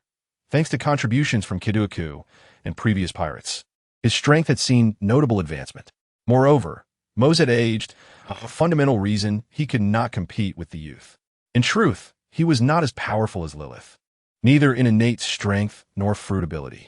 While Lilith could escape his blade, he could not. The sound of haki fracturing reverberated throughout Mose's mind, akin to a whisper piercing his very soul, causing it to tremble in unison with the advancing blade. No, I cannot die. I have yet to fulfill my ambitions. How could I perish here? Yet, regardless of his thoughts, the blade had irrevocably pierced his body. In that moment, Mose felt as though he had ascended to paradise, or perhaps descended into hell. He sensed himself liberated from the confines of his corporeal form, suspended in the air. At that instant, he beheld ShiZhou before him, a specter caught between reality and the future, existing in the interstice of time. The blade served as the bridge connecting the present and the future, allowing him to witness it in reality. As for his current state, it was perhaps the soul's emergence in the face of impending death. It was as if sensing something. ShiZhou's apparition gradually focused, fully emerging from the future into the present. However, at that moment, ShiZhou's visage no longer appeared youthful, but had returned to the middle-aged form Mose had previously encountered. Only then did Mose comprehend why this individual had transformed into a middle-aged appearance. So you had employed such an ability all along. Are you ready? ShiZhou seemed to gaze directly into Mose's being as he fixed his cold eyes upon him. Ready for what? The instinctive response left Mose momentarily stunned. Naturally, ready to embark upon the culmination of your destined fate. A smirk curled at the corners of ShiZhou's mouth, revealing a hint of malevolence. In the next moment, Mose's body in reality began to wither beneath the blade. As his physical form deteriorated, Mose's soul appeared to age concurrently, as if experiencing the same passage of time. When ShiZhou's blade finally withdrew from Mose's throat, his consciousness plunged into darkness. In essence, he had met his demise, erased from this world by ShiZhou. Although this entire sequence seemed prolonged, in reality, from the moment ShiZhou's blade made contact with Mose's neck to its departure, it transpired in an instant. A crack. At that moment, the space resonated with a thunderous roar. To Jean and the others, a flash of purple-black light swept across Mose's throat, then ascended at a breathtaking speed, slicing through the air above them before vanishing into the abyss of the sky. When did this occur? Though in his line of sight, ShiZhou remained at the edge of the massive pit. The blade's trajectory revealed that ShiZhou had already positioned himself before Mose, and in that fleeting moment had ended Mose's life. Flee. A powerful instinct, coupled with a soul-piercing sense of danger, compelled Jean to make the most prudent choice. He disregarded Samu, flapping his wings and soaring skyward, propelled by the very light of ShiZhou's blade. Although Samu had anticipated Jin's departure, the reality of it evoked a twinge of disappointment. Yet he understood that for them to escape together was nothing more than a fleeting fantasy. Jin's ability to fly could indeed allow him to carry Samu away, but the speed would never match that of this moment. Should they both fail to escape, despair would truly ensue. This was undeniably correct. Thus, the instant ShiZhou eliminated Mose, his gaze shifted towards Jean. However, this fellow had flown too swiftly, almost in tandem with the strike. Pursuing him now would prove challenging. Moreover, Mose's haki still lingered within ShiZhou's body, leaving him with little inclination to concern himself with Jean. It must be noted that Mose was indeed a legendary figure of old. This chapter has yet to conclude. Please click to the next page to continue enjoying the captivating content. The quality of his haki was merely a notch below that of Whitebeard. Yet, that single notch was not a reflection of his lack of effort, for it was determined by the innate gifts of the body. Unlike the loss incurred in slaying Whitebeard, ShiZhou could be said to have gained significantly from dispatching Mose. It was right not to linger with the old man, though Mose stood alone. The enhancement ShiZhou reaped from him could rival the cumulative gains from all the pirates he had defeated over the past 2 days. No, it should be even greater. Contemplating this, a look of delight surfaced on ShiZhou's face. He exhaled deeply. Stepping forward, his body passed seamlessly through Moses' form. Despite the old man still appearing to stand there, he had entirely become ethereal, a mere remnant of a shadow. As ShiZhou advanced, the air around him distorted. Thus, when ShiZhou positioned himself behind Mose, to onlookers, Moses' form appeared akin to a reflection in water, vanishing from sight after an exquisite distortion. Given that this individual had transformed into a monster, even his clothing lay in tatters. Therefore, his departure was remarkably clean, leaving not a shred of fabric behind. How swiftly he fled. Gazing skyward, a flicker of regret crossed ShiZhou's eyes. Jin's escape was yet another consequence of his own oversight. Had he directed that strike towards Jin and then returned to deal with Mose, none would have escaped from this place. However, the regret was but a fleeting moment. After all, he never anticipated that this fellow would react with such swiftness. It was evident that the moment he spotted him, he intended to flee. Lowering his head, ShiZhou cast his gaze towards Mo's old companions and the others, licking his lips without a hint of hesitation as he charged toward them. Although the main course had been entirely consumed, a few side dishes remained, which he could not afford to overlook.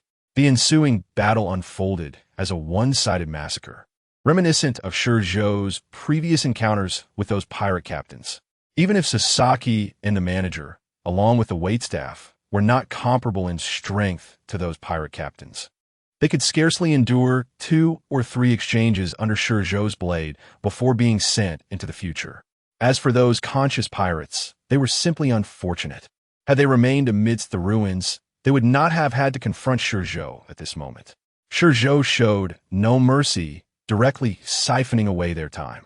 After all, the act of slaying Moc had cost him a considerable amount of time as well. Had it not? There was nothing to be done. Misfortune had befallen them.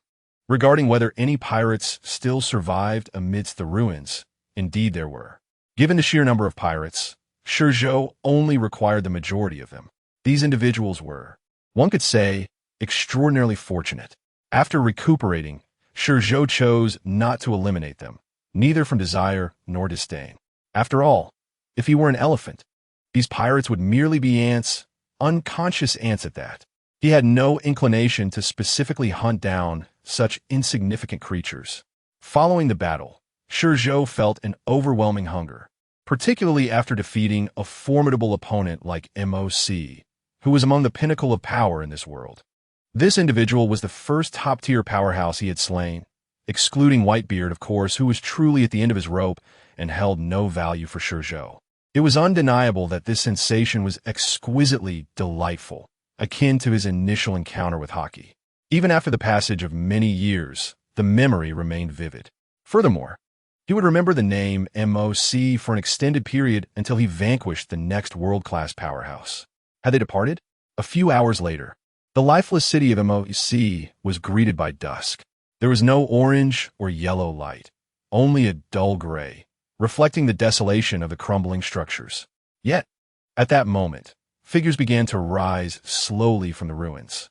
Many pirates had regained consciousness long before the battle concluded. Although they were unaware of the events transpiring outside, they did not dare venture forth. It was not until now that they began to rise from the debris alongside their fellow pirates. As they surveyed the world, now entirely in ruins, with only themselves remaining, they wept. Their tears were of joy, relief at surviving the calamity, and regret for their earlier foolishness in confronting ShiZhou. Suddenly, a dragon's roar reverberated from the horizon. As the pirates looked up towards the source of the sound, their eyes filled with terror once more. In the clouds where the sea met the sky, a colossal dragon's shadow writhed. The dragon approached swiftly, descending over MOC's location. Another roar echoed, this time resonating throughout the entire expanse. When they looked up, they beheld a massive azure dragon emerging rapidly from the clouds. The mere presence of the dragon exerted such pressure that the pirates were compelled to bend low, with some collapsing to the ground, desperately attempting to burrow back into the ruins. The dragon paid no heed to these fortunate survivors, instead circling above MOC's last battleground as if searching for something. Ultimately, it settled at the site of the final confrontation, its gaze falling upon the scattered garments and weapons belonging to Sasaki, revealing a glint of cold light in its eyes. ShiZhou, you have truly impressed me. I shall remember you. At that moment, another shadow burst forth from the clouds. This figure, flapping its wings, soon arrived beside the dragon. Like the dragon, it too focused its gaze on Sasaki's belongings, its expression reflecting confirmation of its suspicions. After several hours, given his prowess, the likelihood of Sasaki surviving was slimmer than finding a needle in a haystack. Was that individual truly so formidable? Jean hovered in the air, his eyes fixed on the distant crater that had extinguished. A grave expression filled his gaze, more powerful than I had imagined. Though I arrived too late to witness the initial slaughter of the pirates, I did hear MOC's analysis of him. From this analysis, it became evident that his slaying of pirates was purposeful. Purposeful? Jean nodded, affirming MOC mentioned that he killed pirates for their haki. However, lacking context, I could not discern the intent behind targeting those with haki. Moreover, as he spoke, even Jin's resolute demeanor faltered slightly, a flicker of fear appearing in his eyes. What else? The dragon cast a glance at Jean, then circled in the air before landing, transforming into a colossal figure over 7 meters tall. He bore long whisker-like hair, and his eyes were dark and intense. His upper garments were stretched taut by explosive muscles, left open below the abdomen, revealing an X-shaped scar on his right side. A massive rope was tied around his waist, from which hung a gigantic gourd bearing the character for heaven. Brandishing an enormous spiked club, the ground trembled beneath him, as though a true demon had emerged into the world. He was Kaido, the captain of the Beast Pirates, now one of the 4 emperors of the New World. At this moment, aside from ShiZhou, he was the individual with the highest bounty in this world. Striding forward, Kaido positioned himself where MOC had vanished. Even in the absence of any visible presence, he recognized the powerful slash etched into the structures behind him, indicating that someone had delivered a formidable strike. MOC must have perished here. Jean approached Kaido from behind, standing to his right, affirming that this final strike solidified his resolve to flee. What kind of power could evoke such fear in you? Time? Kaido was taken aback. Jean nodded, turning to Kaido with a serious demeanor, stating, that final strike by that individual went unnoticed by both MOC and myself. I firmly believe that no one in this world could have detected it. Pausing momentarily, a glimmer of reminiscence passed through his eyes before he continued, just like something from another dimension, devoid of any spatial fluctuations or presence, only detectable at the moment the blade meets its target. It was this very strike that claimed MOC's life.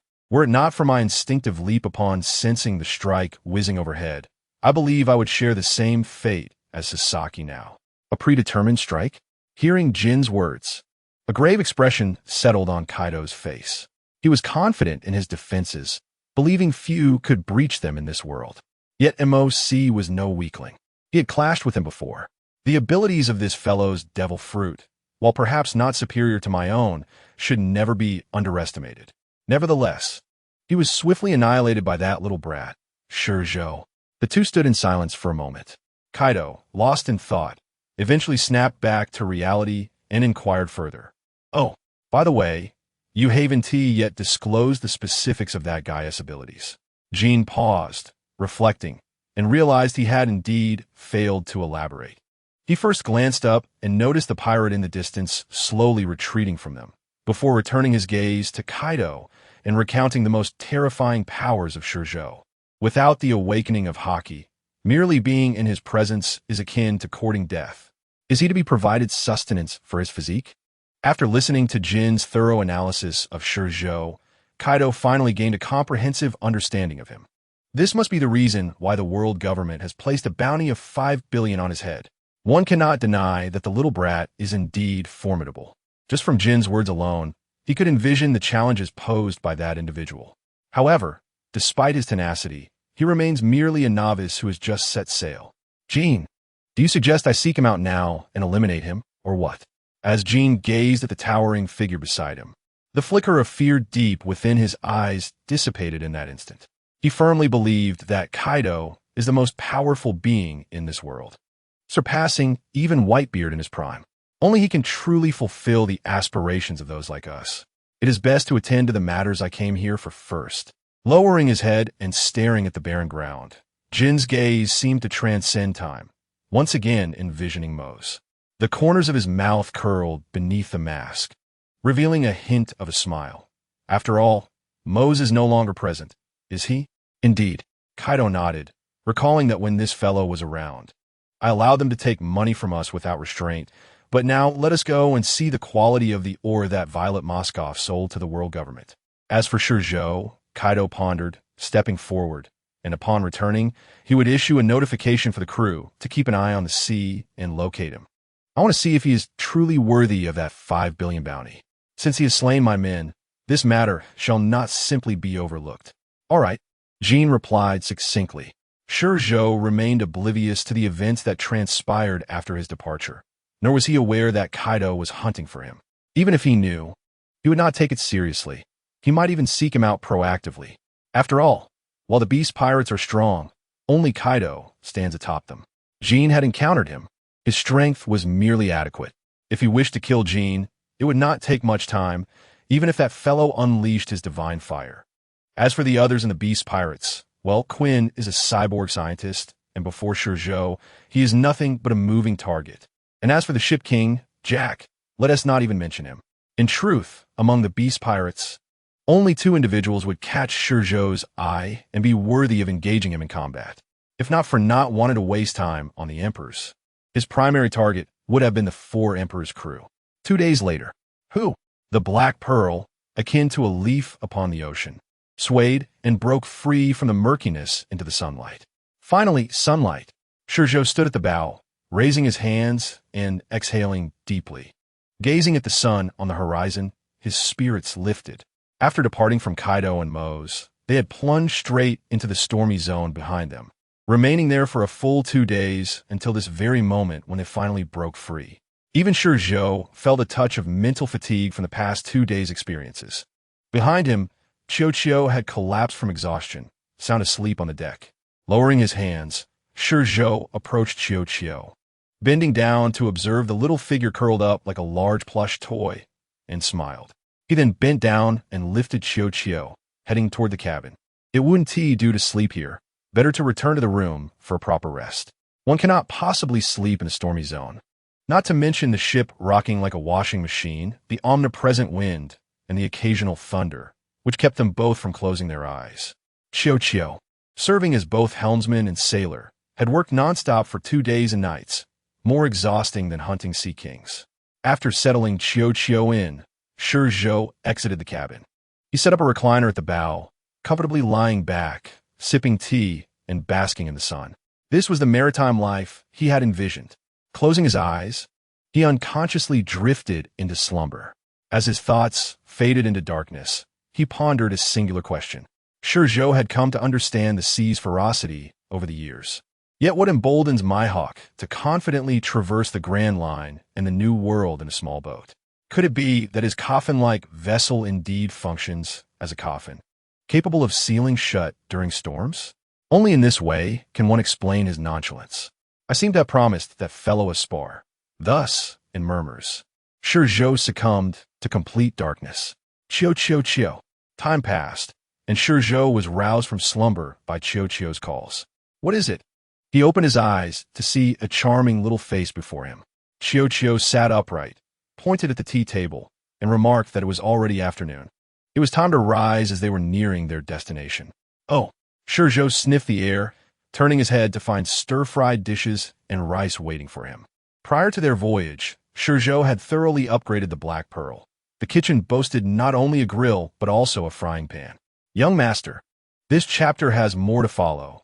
Please click the next page to continue reading. It gets even more exciting. Rice is quite scarce in the Grand Line, with most staples being flour-based. However, ShiZhou had a penchant for rice and ensured he stocked ample supplies aboard, despite its high price.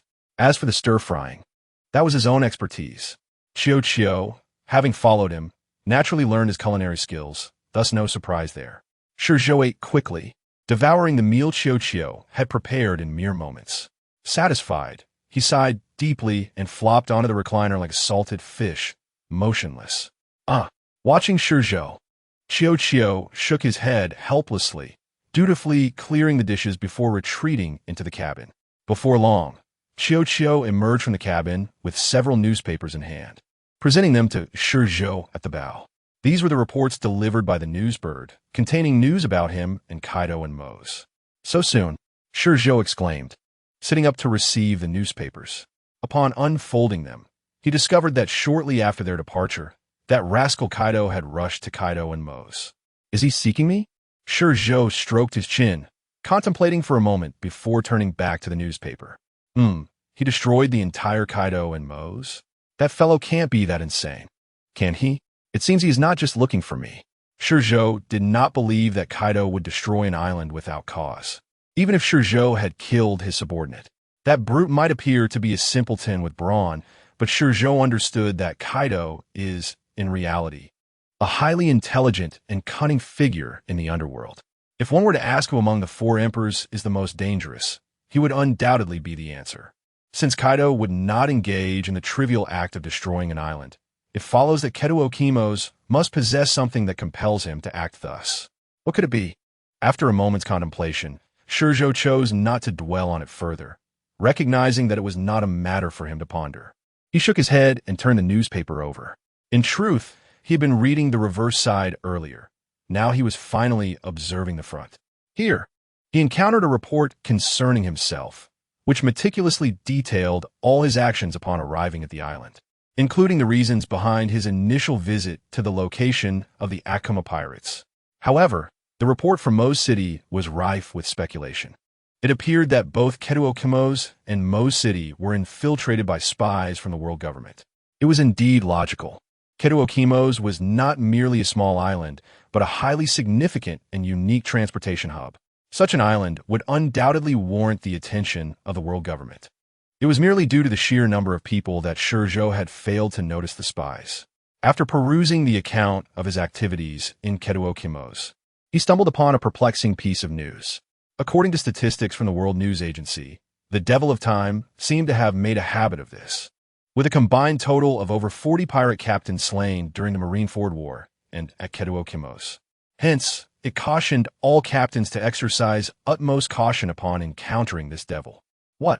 Gazing at the newspaper, a flurry of question marks floated above ShiZhou's head. He was quite certain that this passage could not have been penned by Morgans. That avian character, given Morgan's nature, he would thrive on sensational news, and disseminating the identity of a target among the pirate community would serve him no benefit, and could potentially offend him, an unwise trade-off. Afraid? Or simply? ShiZhou shook his head, setting down the newspaper, a sly smile unconsciously gracing his lips. Even so, you remain powerless to hinder us. The pirates will heed not your warnings. At most, those lacking confidence will flee upon sighting my flag. Yet those emboldened will undoubtedly charge forth. After all, did they not come to the New World in pursuit of the heads of the highest bounty? Who else would venture into these treacherous seas? To merely drink in the winds and endure the storms? Nevertheless, lifting his teacup, ShiZhou took a delicate sip. It seems we have truly made a name for ourselves. It does indeed bear some significance. After all, pirates are not fools. If the world government has explicitly issued such a warning, can they truly be so reckless as to seek their own demise? Setting aside the Marineford War, it is worth noting that merely in Ketuo Kimose, the bounties of the numerous pirate crews exceed a staggering 100 billion, not to mention the legendary pirate Ketuo Kimose, whose bounty has reached 35 billion. Furthermore, one must consider the formidable Big Mom pirates alongside her siblings, as well as the Beast pirates led by Sasaki, and their respective crews. With so many adversaries, even Yonko fleets could be annihilated entirely by ShiZhou alone. What else could this be but the actions of a devil? Thus, this report solidified ShiZhou's reputation, establishing the credibility of his 50 billion bounty. It also instilled a newfound recognition among the pirates of the New World that ShiZhou might indeed possess strength rivaling that of the Yonko, even as a solitary figure. Many, however, could not comprehend why the conclusion of the report bore such a cautionary note. This had never occurred previously, yet those aware of ShiZhou's capabilities understood the reason. For instance, the Navy, Kaido, and others. In Dressrosa, at the highest point of the palace, Don Quixote Doflamingo tossed aside the newspaper he had been holding and approached the window, gazing skyward, before throwing his arms wide and laughing maniacally. You, my friend, truly inspire envy. The world government, who would have imagined that someone could render you so helpless? Resorting to such disgraceful measures? Kill, kill. May you wreak havoc throughout the new world, turning this world upside down. I eagerly await the day you return to the Holy Land, dragging those high and mighty pigs from their pens and slaughtering them clean. It was evident that the newspaper recently delivered brought great joy to Doflamingo. Upon finishing his exclamation, a rare blush appeared on his face, excitement radiating from him and filling the entire room. In stark contrast to Doflamingo's exuberance over the events reported, Blackbeard found himself once again seething with rage upon viewing the newspaper. Lacking the white-beard fruit, his strength was commendable, yet he could not dominate Marco and the others. To say he could overpower them would be an understatement. With Ace still alive, the Blackbeard pirates were at a disadvantage in their ongoing conflict. After all, Ace, regardless of his flaws, was the captain of the 2nd Division of the Whitebeard pirates, and following the Marineford War, he had matured remarkably, displaying newfound composure. Furthermore, his strength had visibly increased over the past month. While he may not surpass Marco, he certainly lived up to his title as 2nd Division Captain. This chapter is not yet concluded.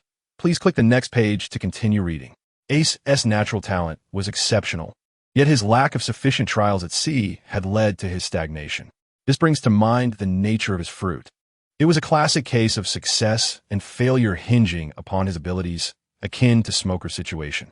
While Smoker was undoubtedly a genius during his time at the Navy Academy, the overwhelming power of his devil fruit had allowed him to grow complacent, neglecting the cultivation of hockey. Had he not encountered Luffy, he would have remained forever in Logtown, serving as its gatekeeper. Ace's situation mirrored this. Due to the scarcity of hockey awakenings in the first half of the Grand Line, his Maramara, Nomi, was virtually unbeatable. He entered the New World with overwhelming force, encountering no setbacks. Subsequently, he directly approached Whitebeard. Although he faced defeat, Whitebeard refrained from killing him. Instead, he adopted him as a son, granting him the position of captain of the 2nd Division. Given such experiences, it would be miraculous for him to see significant growth. Had he traversed his journey as Luffy had, constantly teetering on the brink of life and death, his abilities would undoubtedly have flourished beyond their current state. It is important to remember that he is the son of Roger and, moreover, 2 years older than Luffy. Reflecting upon Luffy 2 years hence, and comparing him to Ace, now reveals the vast disparity in their growth. However, it is not too late. After all, he is only 19, an age crucial for physical development. Provided he experiences enough trials, there is still a chance for him to catch up. The Blackbeard pirates are, in many ways, his natural trial ground. Yet, it remains uncertain whether he can truly shoulder the legacy of the Whitebeard pirates and restore them to their former glory atop the world. ShiZhou, however, held no interest in the world's transformations. Gazing at the resplendent crimson wall before him, ShiZhou narrowed his eyes, a smirk of derision gracing his lips. Little did you expect my return to this place, to the first segment of the Grand Line. Indeed, after enduring the trials of Kitamomo's, ShiZhou, after a brief moment of contemplation, resolved to first seek out fruits for Jiujiao. Only by ensuring Jiujiao's safety to a certain degree could he act without reservations. Having taken Jiujiao to heart, he must not leave even the slightest chance for regret. He had just managed to return to the realm of the living and had no desire to descend into hell once more to become a true demon. At that moment, ShiZhou suddenly turned his head to the right. What is this? His eyes gleamed with interest as if he had encountered something captivating. ShiZhou, turn right. He called back to ShiZhou in the cockpit, his gaze fixated on the right. Stroking his chin, a sinister expression gradually spread across his face. Since fate had brought them together, he would use this opportunity for an experiment. ShiZhou was unaware of why that individual had only now arrived in the new world. But since they crossed paths, it could only be deemed unfortunate for him. Simultaneously, a ship unexpectedly emerged in the open waters not far from the Black Pearl. "Captain, we've finally made it out," exclaimed the crew. "Is this the new world?" All aboard the pirate ship were exhilarated, akin to embarking on their maiden voyage. At the bow of the ship stood a diminutive man, resembling a member of the mafia, clad in a pinstripe suit, a black cowboy hat perched atop his head, and a green scarf around his neck, puffing on a cigar amid swirling smoke. While a flicker of excitement danced in his eyes, a greater sense of composure prevailed. "Captain!" Suddenly, a panicked voice echoed from the lookout tower. "What's happening, Eddie? You aren't scared to the point of soiling yourself by the lurking sea monsters, are you?" A pirate jested, glancing up at the lookout, which only spurred more laughter among the crew. Yet Eddie ignored the banter, letting out another piercing scream. The urgency of his voice rang out like an alarm bell. "Stop joking around. It's ShiZhou, the demon of time." The laughter abruptly ceased, as if someone had choked them, replaced by a profound dread. They had witnessed the entirety of the Marineford War at Sabeti Archipelago. And after the live broadcast was abruptly cut off, they had journeyed to Marine headquarters alongside other supernovas, thus grasping the terror that ShiZhou inspired. Moreover, they had recently come across the sensational news that had swept the world, recounting how he ruthlessly obliterated dozens of pirate crews single-handedly, a topic of fervent discussion among them. "Stop joking, Eddie. Tell me you're just pulling my leg." The pirates gazed incredulously at the lookout. Without hesitation, Eddie pointed toward the right and shouted, "Over there!" The crew collectively turned to the right, and indeed, amidst the distorted air, a small sailboat was gradually approaching them. Had they only gazed upon its exterior, they would never have recognized it as the vessel of the world's most wanted criminal at that moment. No one would have imagined that such a prominent figure as ShiZhou would travel aboard such an ordinary little boat. However, they had just departed from Fishman Island, and the emblem depicted in the newspaper, resembling a sword piercing the sun, was all too familiar. "What do we do, Captain?" The pirate standing behind Capone Beach at the bow no longer bore the excitement of before. His lips trembled as he gazed at the captain's silhouette, the fear in his eyes nearly spilling over. Despite their crew, the fire tank pirates, being among this year's supernovas, and the captain's bounty reaching an astonishing 138 million, they were merely a bit more formidable in the first half of the Grand Line. Yet, before the man who was soon to arrive, they were but larger ants. After all, this was the same man who had single-handedly vanquished dozens of pirate crews whose bounties exceeded their captains. Had it not been for the events of the past few days, while they would have acknowledged ShiZhou's strength, they would not have felt such trepidation at this moment. However, they were now acutely aware. Prepare for battle. Taking a deep breath, Capone Beach's beady eyes flashed with a glint of determination. His resolve far surpassed that of his subordinates. Even if that fellow was the demon of time, they were on the sea. As long as they could sink his ship, they could escape. If you wish to live, act now. Yes, yes. The pirates snapped back to reality and swiftly sprang into action. In no time, their ship transformed into a mobile fortress of war under the crew's adept maneuvering. The vessel positioned itself across the sea, numerous portholes flung open, and from within these openings, dark cannon muzzles aimed menacingly at the swiftly approaching Black Pearl. Capone Beach stood at the edge of the ship, his gaze fixed intently on the young man with black hair standing at the bow of the Black Pearl, who likewise returned his gaze. "Mr. ShiZhou, may I inquire what brings you to me? We have no grievances. You cannot truly be the pirate captain as reported in the papers, can you?" He chuckled nervously, attempting to soften the atmosphere. "Is that amusing?" ShiZhou fixed his gaze on Capone Beach, a smile gracing his lips, yet his eyes remained cold as ice. The chill radiating from his gaze caused Capone Beach's smile to freeze in place. He had intended to cloak his fear with light-hearted banter, but it became evident that ShiZhou was indeed here for him. Recalling the ominous warnings from the world government conveyed through the newspapers, his heart sank into despair. Should ShiZhou truly wish to take his life, escape was not an option. This was not a lack of confidence, but rather a recognition of his own limitations. After all, he was one of the few who had witnessed ShiZhou confront the three admirals, Sengoku and Garp, and emerge unscathed, subsequently receiving an astronomical bounty of 5 billion from the world government. Such a formidable individual was not one to be trifled with. Should you wish to kill me? As Capone Beach turned his gaze back to ShiZhou, his eyes were now bloodshot, and he shouted, "You must first withstand the onslaught of countless cannonballs. Fire! Eliminate him!"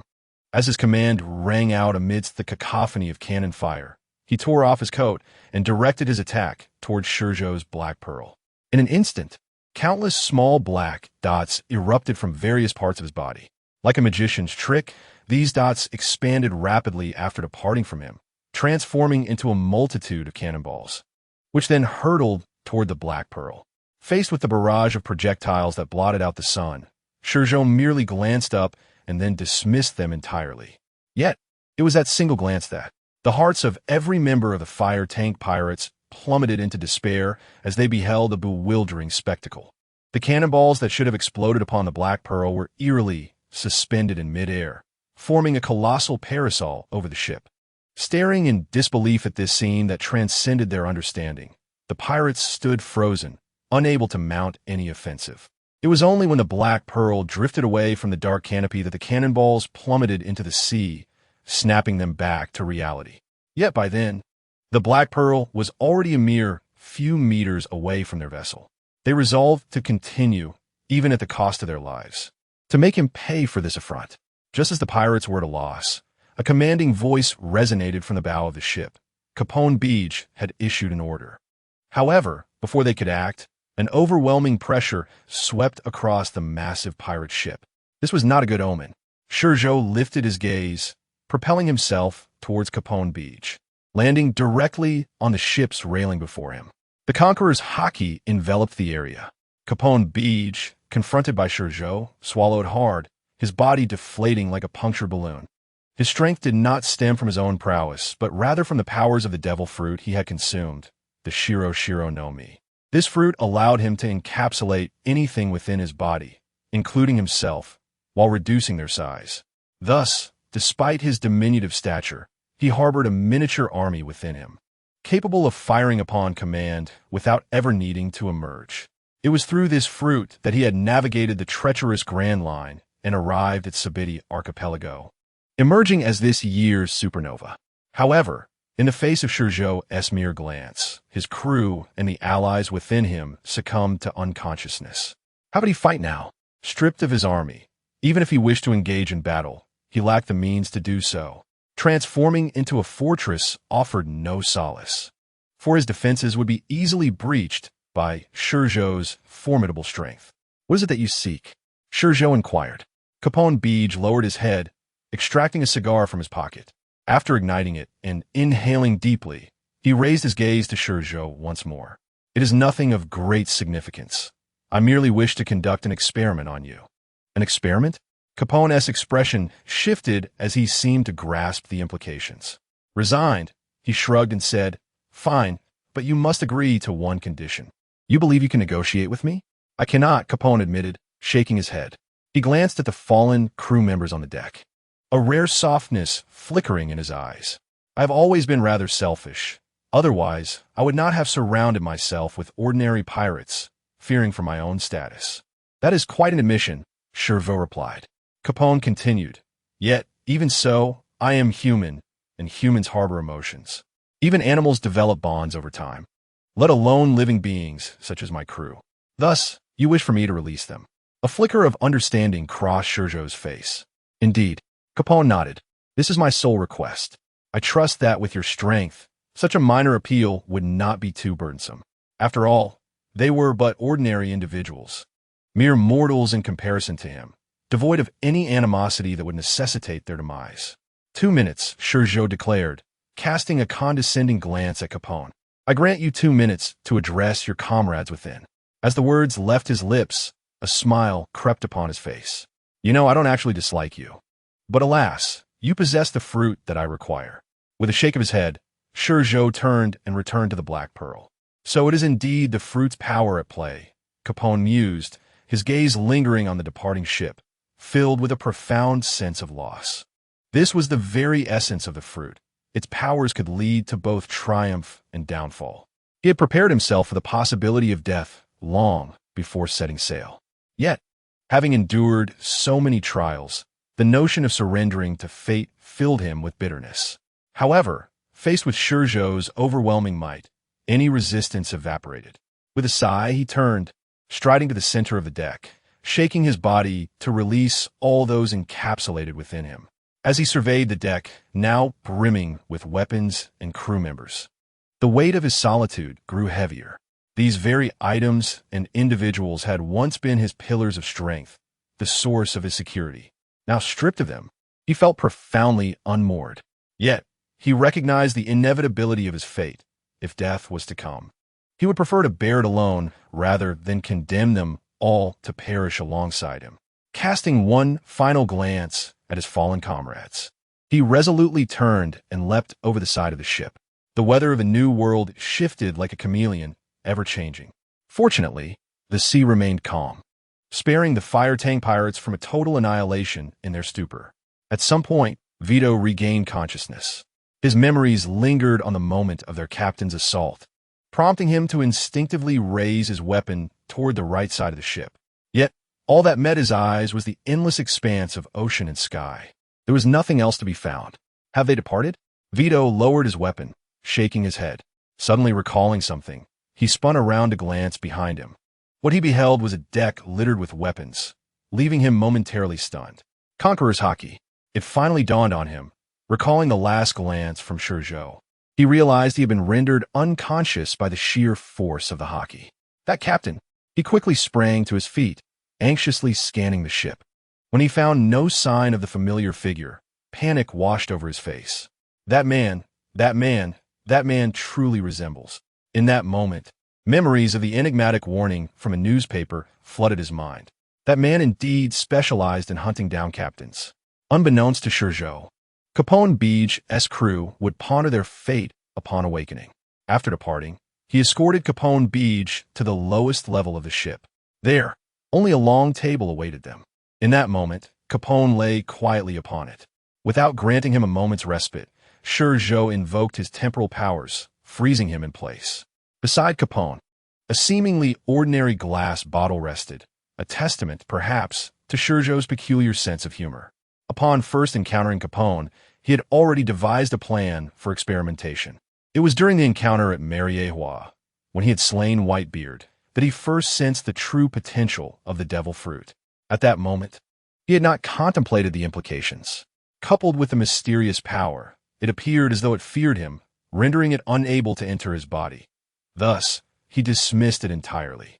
In this vast world, there exists a plethora of devil fruits, yet only a scant few endure through time.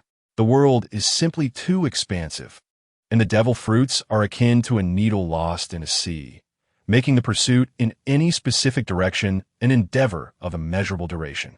Just like Blackbeard, had that individual not been the fated child, he would never have encountered the desired Yami Yami no Mi. Nonetheless, even he had to wait decades within the Whitebeard pirates. Hence, to avoid the passage of time, the most prudent approach would be to seek out those who have consumed the fruits. If he could extract the power of the devil fruit from a person, it would expedite the growth of ShiZhou immensely. Boss, do you want me to utilize this fellow's abilities? ShiZhou gazed at Capone Beach with disdain.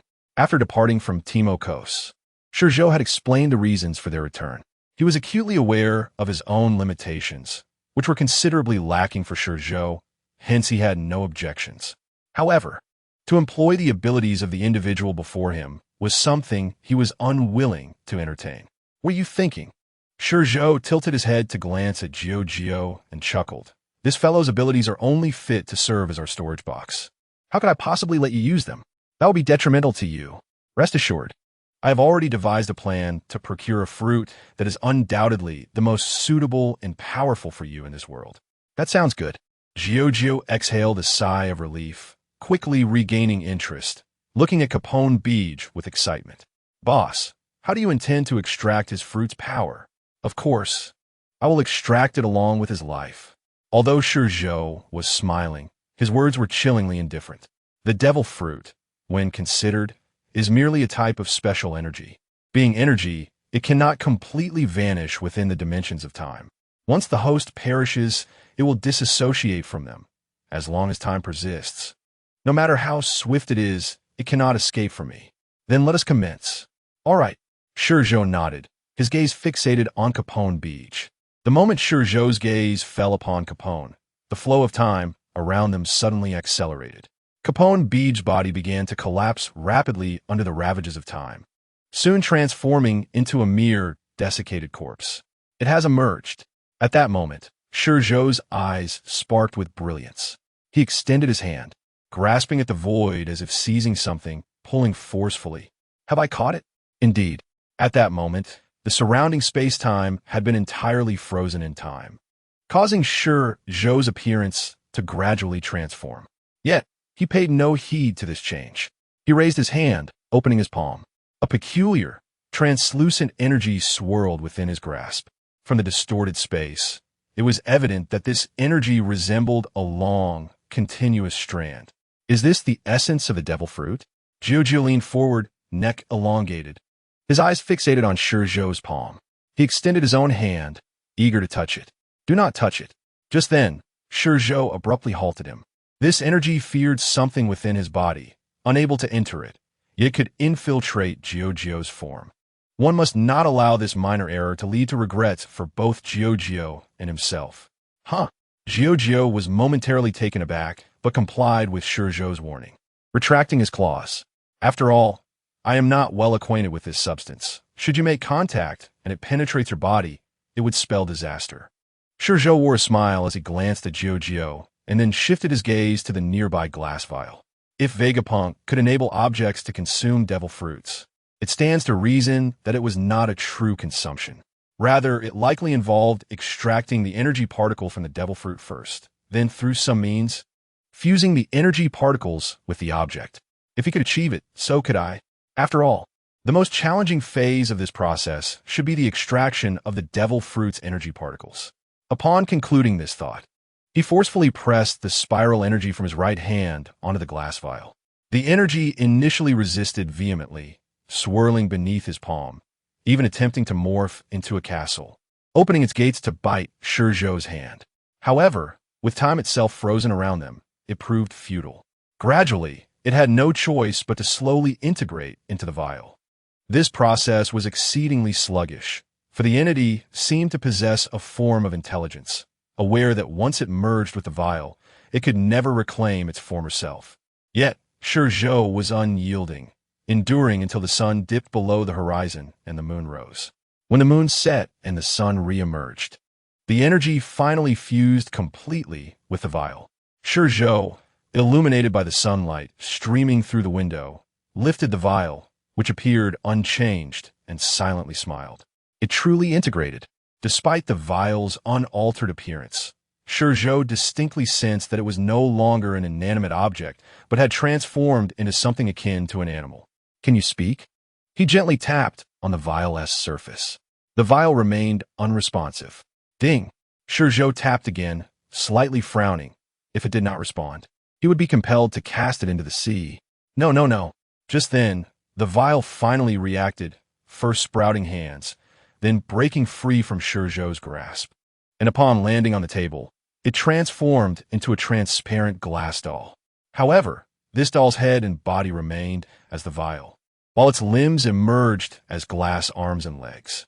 It appeared dazzling and utterly fantastical. What is this? Upon awakening, ShiZhou immediately sought out ShiZhou. Gazing at the doll, which resembled a gentleman reclining on the coffee table, sipping through a straw, ShiZhou was filled with curiosity. Hello, I'm Jing. Oh, hello. Seeing the doll display such politeness, ShiZhou hastily introduced himself, I am ShiZhou. Oh, greetings, ShiZhou. We shall be partners from now on. The boss says you are his closest companion. Of course. ShiZhou puffed out his chest and declared, I have been with the boss since childhood. Is that so? Jing set down the straw. Intrigued, could you share your past with me? You see, I have no recollection of my own past, and your history would perfectly fill that void. Sure. ShiZhou plopped down onto the other side of the coffee table, picked up his designated teacup, sipped delicately, and then earnestly began to converse with Jing. ShiZhou glanced at ShiZhou with a smile before redirecting his gaze towards the distant red Earth continent. He had not anticipated that the vial would possess such intelligence following its fusion with the devil fruit energy. Not only understanding how to communicate with him, but also engaging with ShiZhou. At this moment, ShiZhou was unaware of the reasons behind it and could only attribute it to the unique abilities of the Chongbao Gua Shi itself. After all, this fruit had encountered numerous humans, possessing intelligence that was quite reasonable. This was a good thing. ShiZhou had been lonely, and now with Jing as a companion, he would have another playmate. Given ShiZhou's age, it was clear that he could not engage in overly childish antics to entertain ShiZhou, whereas Jing was different. According to ShiZhou's observations, despite possessing high intelligence, Jing's age seemed to be roughly similar to that of ShiZhou, perhaps around 10 years old. Next, it was time to seek out Maihawk. The thought of Maihawk brought to mind another individual, Luo Yisilong, known for his green, algae-like hair and his moniker as a genius. This fellow was indeed quite an intriguing character. ShiZhou was not particularly adept at naming, as evidenced by the straightforwardness of his techniques. The names of ShiZhou and Jing also reflected this simplicity. ShiZhou was named after the sound it made, while Jing was inspired by the way it sparkled in the sunlight like a diamond. In contrast, Zoro's names were elaborate, such as 3,000 Troublesome Winds and 3,000 Worlds, each one longer and more impressive than the last. Moreover, this individual's strength seemed to rise in tandem with the grandeur of his names. This must be what they call a naming expert. Meanwhile, on the island of Klai Kana, shrouded in thick fog in the first half of the Grand Line, Zoro, sword in hand, was engaged in battle with baboons known for their mimicry of humans when he suddenly let out a loud sneeze. Watch out behind you, idiot! In that moment of distraction, he heard Perona's voice and instinctively lowered his head. At that instant, a flash of blades sliced through the air just above his neck. Phew, that was close. Straightening up, Zoro dared not lose focus again and resumed his serious battle with the baboons. Individually, the baboons were not formidable, but they executed coordinated attacks, one after another. Even Zoro found it challenging to win every encounter. Furthermore, these baboons were rapidly improving, as if their growth was boundless. Thus, every battle with them yielded significant gains, which was likely why Maihawk had him train alongside them. Without the baboons, his only opponent would be Maihawk. While that would still enhance his swordsmanship experience, it would not be nearly as rapid. Recalling the despair at Sabaody Archipelago and the efforts of his companions after receiving news of Luffy, Zoro felt invigorated. 2 years. Just 2 years. He was determined to undergo a transformation and would never again face the kind of insurmountable despair. With this thought, it was as if his sword became swifter, reflecting his fervent will. Time, the most equitable yet merciless force in this world, treats everyone equally.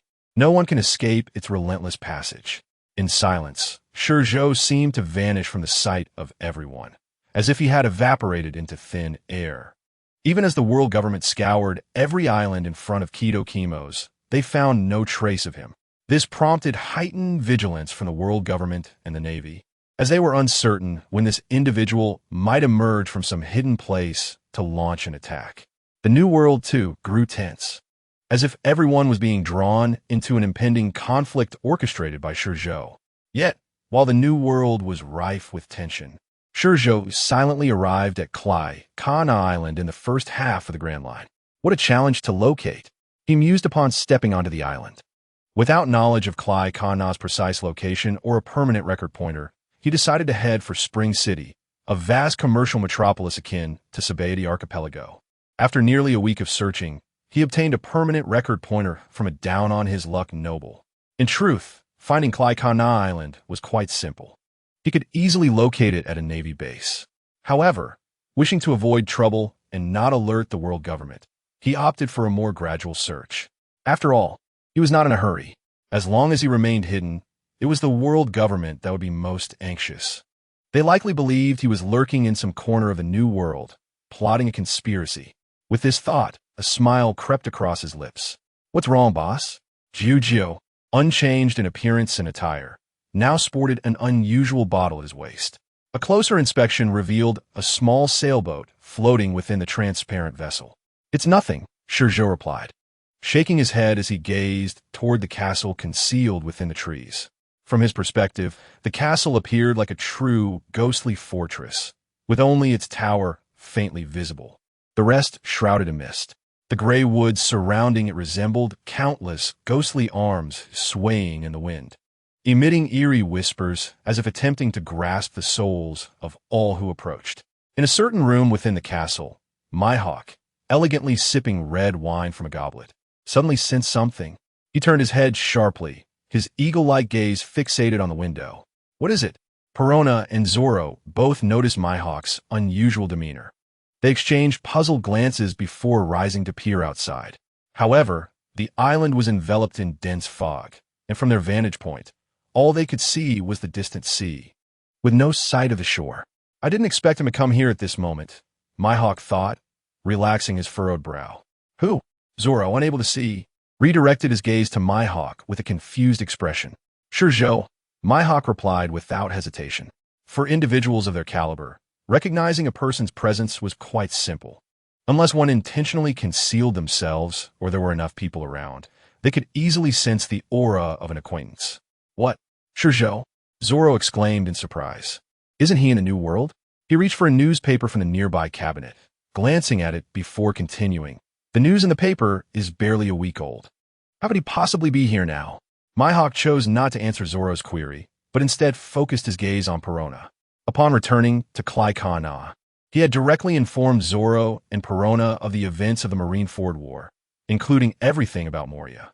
"Don't even think about seeking revenge. It's impossible. That guy is a true demon, and even I may not be able to defeat him. Despite Mihawk's cold exterior, he is, in truth, a gentle soul at heart." He could not bear to see Perona throw her life away, which prompted him to utter the words above. "I understand." Perona lifted her gaze to Mihawk for a fleeting moment, then collapsed into the chair as if all her vitality had drained away. "I merely felt a momentary discomfort upon hearing his name. That man is incredibly powerful. I am not foolish. I know that Moria is dead. We all know it. Yet, I cannot shake off this feeling of discontent."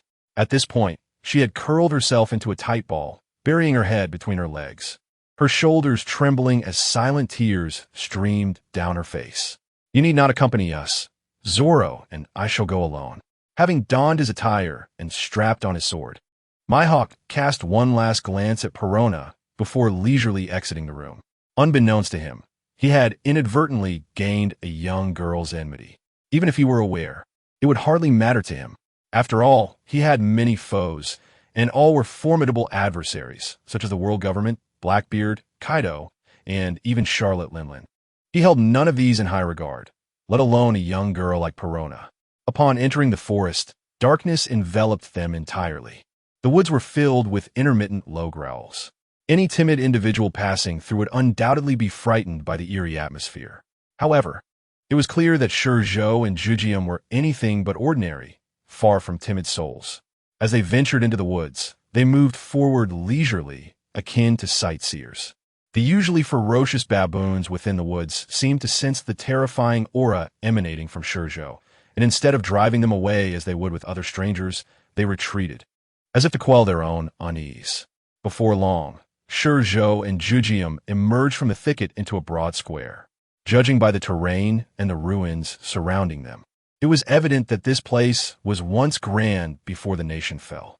"Ah, are you here to welcome us?" After surveying the area, ShiZhou's gaze finally settled on Mihawk and Zoro. "Mr. ShiZhou, it has been a while." "Indeed."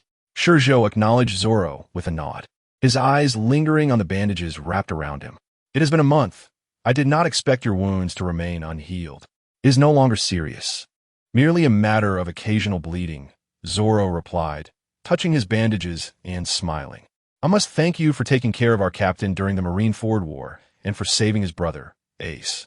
Oh, you need not mention it. We are friends. Are we not? ShiZhou stepped forward and helped the bent Zoro to his feet. Moreover, it was merely a trivial matter for me. If thanks are to be given, it would be more appropriate to express it to the old man. At this point, he released his grip and jested. Had it not been for the old man, I would not have been able to attend the Marineford War. His statement held truth. As long as Rayleigh did not permit it, he could not leave the Sabati archipelago. This was an agreement made between him and Rayleigh from the very beginning. Old man? Zoro paused. Then, as if recalling something, a look of realization crossed his face. You mean Uncle Rayleigh? Indeed. ShiZhou nodded. I believe Luffy is currently training with the old man. Do you know where he is? The sudden mention of Luffy filled Zoro with excitement. Indeed. Rest assured, he is quite safe.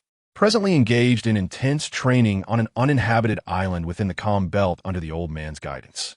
You must also strive for improvement when he returns in 2 years.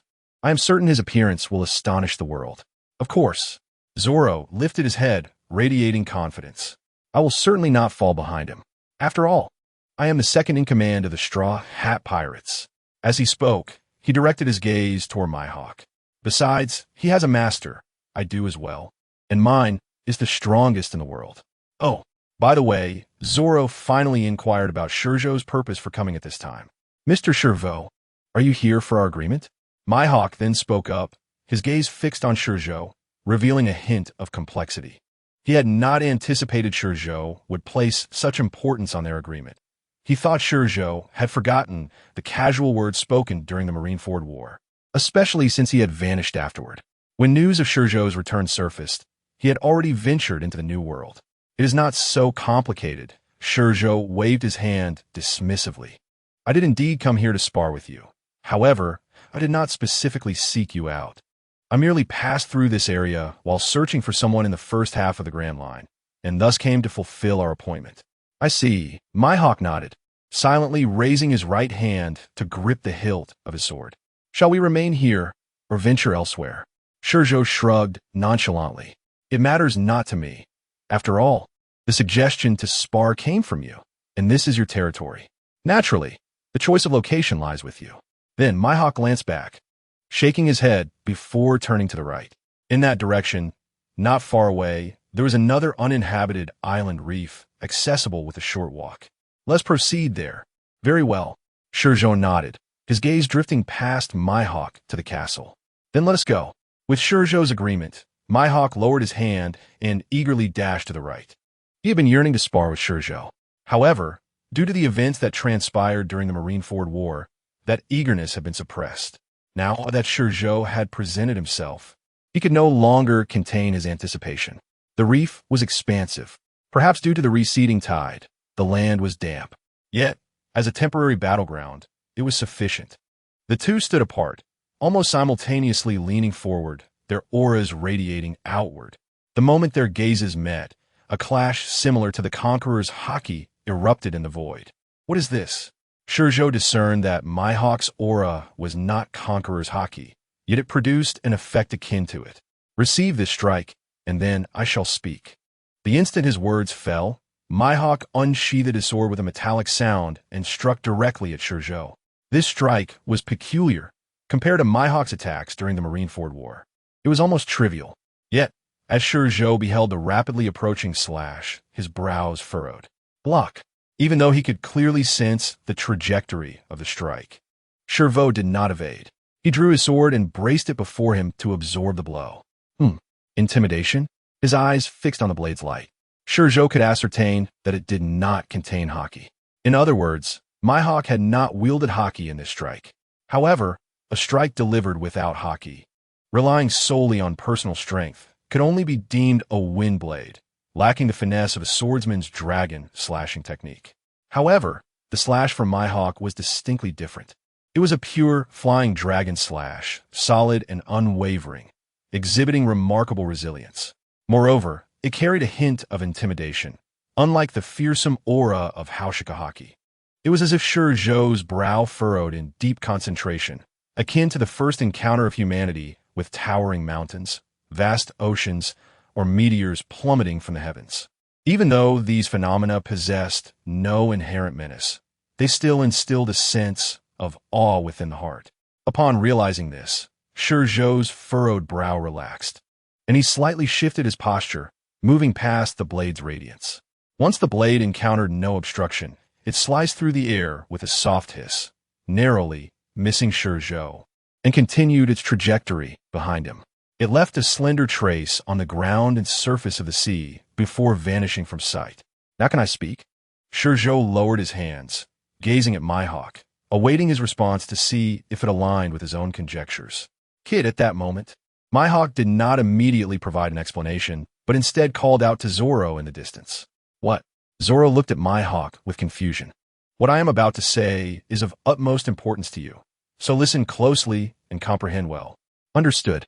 Mihawk clearly intended to impart his swordsmanship on sight, causing Zoro's expression to turn serious in an instant. Indeed, Mihawk nodded before turning his attention back to ShiZhou. Swordmasters, due to their unique training methods, are categorized into various tiers. You're aware of this, correct? Are you not merely stating the obvious? ShiZhou pouted. If I were unaware, would you have sought me out for a spar? Patience. I must also teach my disciple, mustn't I? Mihawk shook his head before continuing earnestly. In my view, swordmasters are primarily divided into two stages.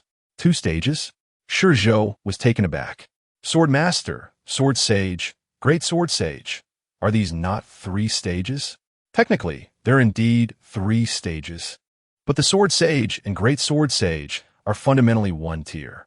The distinction arises solely from the greater strength of the Great Sword Sage. I see. ShiZhou nodded, indicating his understanding. Please proceed. Mihawk cleared his throat and continued. My classification actually diverges from that of this world. To me, there are only 2 levels of swordmasters. The first is what you refer to as Sword Sage. In my perspective, swordmasters beneath the Sword Sage are merely novices accumulating experience in swordsmanship. Given time, most individuals in this world could achieve that. Indeed, ShiZhou pondered for a moment, nodding in agreement with Mihawk's assertion. And what are the other level? This is the crux of what I am about to discuss, Mihawk stated, prompting both ShiZhou and Zoro to become attentive. The Sword Sage embodies the essence of the Swordmaster's will, achieving the ability to sense the breath of all things, thus enabling them to cut through anything. However, while this tier possesses will, it lacks true power. As he spoke, he raised his sword once more and slashed to the side. This time, his strike was significantly slower. The descent of the blade resembled a mountain looming above, slow yet palpable, allowing both ShiZhou and Zoro to feel the weight of the descending blade. With a soft hiss, the slash was executed. Did you feel that? Mihawk directed his gaze toward Zoro. Momentum. Zoro lowered his head, contemplating for a moment before lifting it again, his eyes shining brightly like 2 glowing bulbs. Yes, precisely, momentum. Mihawk's lips curled slightly upward before he turned to face ShiZhou. When a swordmaster's will is sufficiently robust, it crystallizes into momentum. Moreover, this momentum can manifest in various forms, depending on your intent and training objectives. Now I understand. ShiZhou nodded, indicating his comprehension. Is that why you regard Zoro with such unique perspective? Indeed. Mihawk glanced at Zoro once more. While many sword masters exist in this world, there are few who possess the ability to comprehend momentum. Zoro is, in fact, merely the second individual I have encountered in this world capable of such understanding after my own realization. The second? ShiZhou stroked his chin, pondering momentarily before speaking. The first you refer to cannot possibly be Shanks, can it? Indeed, Mihawk affirmed with a nod. It was through my battles with him that I gradually grasped the power of momentum. Well then, as soon as his words fell, Mihawk suddenly raised his sword. The tip aimed at ShiZhou, his eagle-like eyes revealing an intense danger. I have said all I needed to say. Now, let's engage in a fierce battle.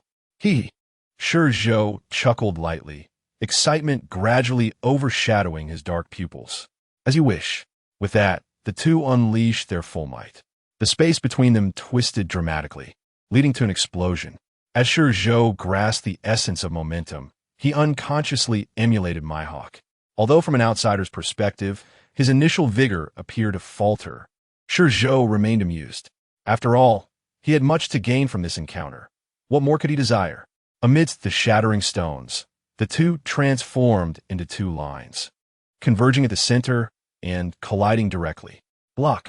The clash of steel resonated like the screams of the battlefield, laden with peril, as sparks flew and an unparalleled shockwave radiated outward. With both combatants fully unleashed, the scale of their confrontation was immense. From Zoro's vantage point, he could only perceive two lines swirling amidst the dust and debris, with human figures faintly visible only at the moment of impact. Is this the true prowess of the world's top-tier warriors? Zoro retreated repeatedly until he found himself back on Kelikana Island, feeling somewhat relieved. Standing there, looking ahead, he noticed the nearby reef appeared as if crushed by an unseen force, sinking several centimeters. Even the surrounding waters seemed to recoil from the clash between the two, swirling back in the opposite direction. Periodically, slashes erupted from the center of their battle, and wherever they landed on the sea surface, they formed unfathomable fissures. Ascending into the sky, they would slice through the thick, overhanging clouds, creating vast openings. Were it not for the oppressive density of the clouds, the mere exchange of strikes between the two would have surely allowed sunlight to grace this area once more. Observing the earth-shattering spectacle of their clash, Zoro tightened his grip, his eyes filled with determination alongside excitement. If you can achieve this, then I too shall succeed. Just wait. One day, I will seek you out to fulfill our shared aspirations. In stark contrast to Zoro's fervor, Chiu had not ventured onto the reef. Instead, he found a flat stone by the island's edge and leisurely set up a lounge chair and barbecue grill.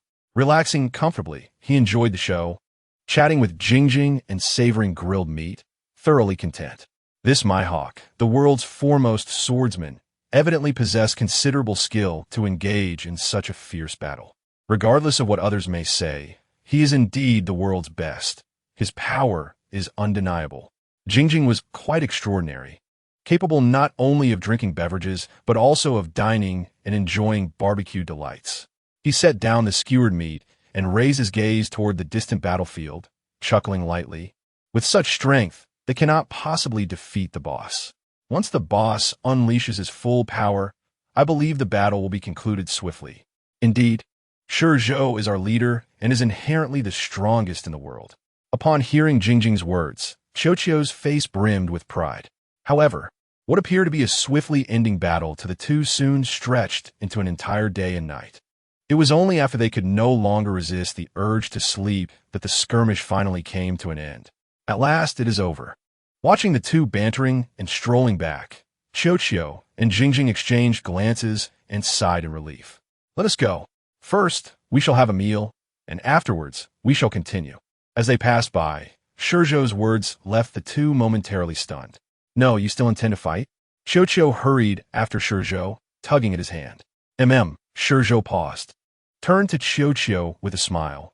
The gains this time are substantial.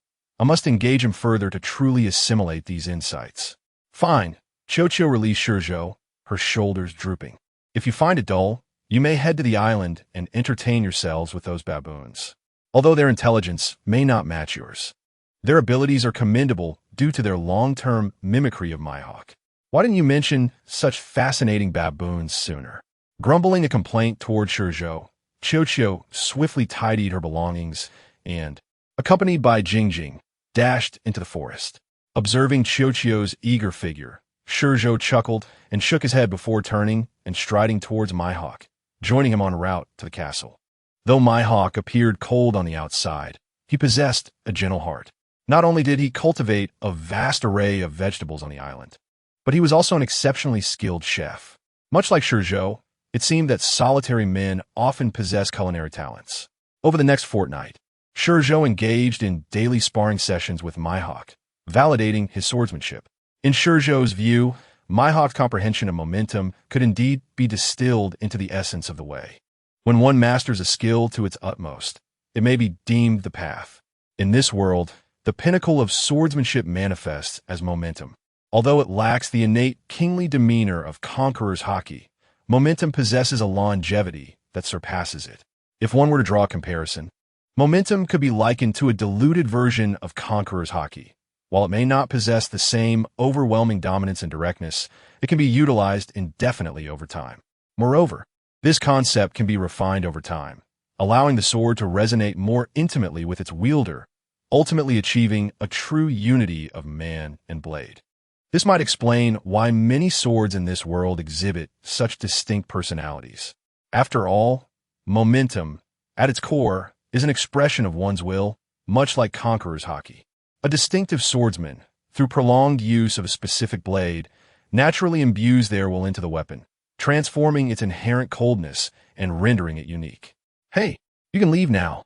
In the castle, at the dining area where Mihawk typically enjoyed his meals and read the news, all the inhabitants of the island had gathered. Mihawk gazed at the young man leisurely seated in his chair, partaking in his food and drink as if he were the master of the place, his lips twitching in disbelief. After just 2 weeks, you wish to chase me away? ShiZhou set down his knife and fork, gesturing for Perona, who was clad in a maid's outfit, to refill his glass. Then he looked at Mihawk, exclaiming, "How petty! Is it merely a matter of having eaten a bit of your food and drunk a bit of your wine? I could pay for them, you know." Mihawk, despite his usual composure, found himself speechless in response to ShiZhou's words. "Is that merely a bit? I had prepared enough food for half a year, and you devoured it all in just 2 weeks, not to mention the wine." Glimpsing the goblet in ShiZhou's hand, a flicker of pain crossed Mihawk's eyes. "This was hard-earned wine, collected from all over the world, and now you've wasted it." At the opposite end of the table, Zoro buried his head in his plate, fearing that raising it would reveal his suppressed laughter at the situation. "If you hadn't denied me the drink, now it all goes to ShiZhou." Hith. Sighing, ShiZhou stood at the stern of the Black Pearl, gazing at the deserted beach, and sighed heavily. "Is it really just about food and wine? Have they truly decided to turn me away over such trivial matters?" Grumbling to himself, he turned away, his expression instantly returning to normal. In truth, through their 2 weeks of sparring, he and Mihawk had become friends. The reason for his departure was not solely the wine. A larger concern was the expanding search radius of the world government. Mihawk wished to keep the island undisturbed, thus both had tacitly agreed to part ways that day. The world government, staring at the vast ocean ahead, a glint of coldness flashed in ShiZhou's eyes. "There is no rush." Lowering his head, he concealed that glint deep within his dark pupils. Then a smile crept upon his lips. What a bountiful harvest! His swordsmanship had always been formidable, and under Mihawk's tutelage, it had ascended to new heights. Now, his swordplay alone could withstand ordinary adversaries. Chuckling softly, ShiZhou strode to the bow of the ship, reclined in a deck chair, and picked up a book, immersing himself in its pages. "Next, I shall diligently seek out Chiyo's fruit. I hope that fellow is still around." Momentarily lost in thought, ShiZhou set the book down and gazed up at the sky, lost in contemplation. Still no news? At the G1 branch of the Navy, in the office of the base commander, the space had been completely transformed into a working hub for the world government. The imposing figure of Shareman loomed outside the floor-to-ceiling window, resembling a mountain that blocked most of the light. No, behind him, Muma and others stood rigidly to either side, while a masked CP0 agent bowed, reporting, "We have thoroughly searched all the islands along the route after Kodokomos, even within the territories of the 4 emperors. Although we suffered some losses, we have yet to obtain any trace of ShiZhou. You are truly useless." Shareman turned, his fierce gaze directed at the CP0 agent. "The government invests so much annually in you, yet you cannot even locate a single individual. What good are you?" The bowing CP0 agent offered no rebuttal to Shareman's words. In truth, most of CP0's strength was concentrated in the East Blue within those kingdoms, while the Grand Line was generally the Navy's responsibility. However, Shareman, being a celestial dragon and his immediate superior, held sway over the situation. Whatever the superior decreed became the truth. Lord Shareman, at that moment, Muma, Chairman's longtime subordinate, spoke up. "Is there something on your mind?"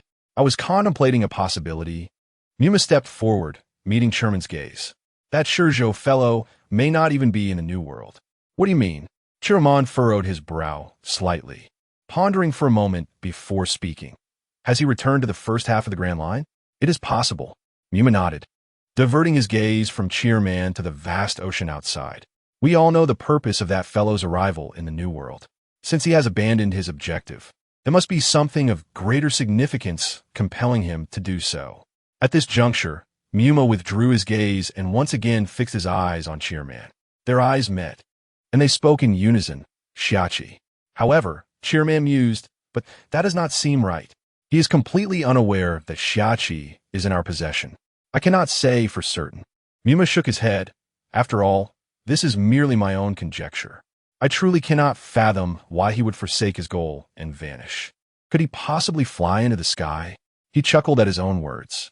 It is improbable. The Sky Islands, while shrouded in many secrets, hold no value for him.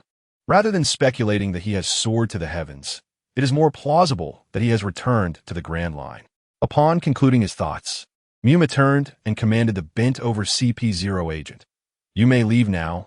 Inquire with those monitoring Amazon Lily if they have seen any other ships heading to the Calm Belt or to Jiushi Island during this time.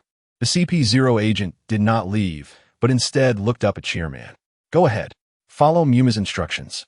Oh, by the way, at that moment, Cheerman suddenly exclaimed, order all personnel in the Paradise to mobilize every ounce of their strength. Even if they must turn the Paradise upside down, they must locate him. Yes, Lord Cheerman. The CP0 agent bowed deeply and swiftly exited the room. Once the room fell into complete silence, Cheerman turned to face the sea, his pupils dilating and thoughts swirling. The matter concerning ShiZhou had now escalated to the highest priority for the world government.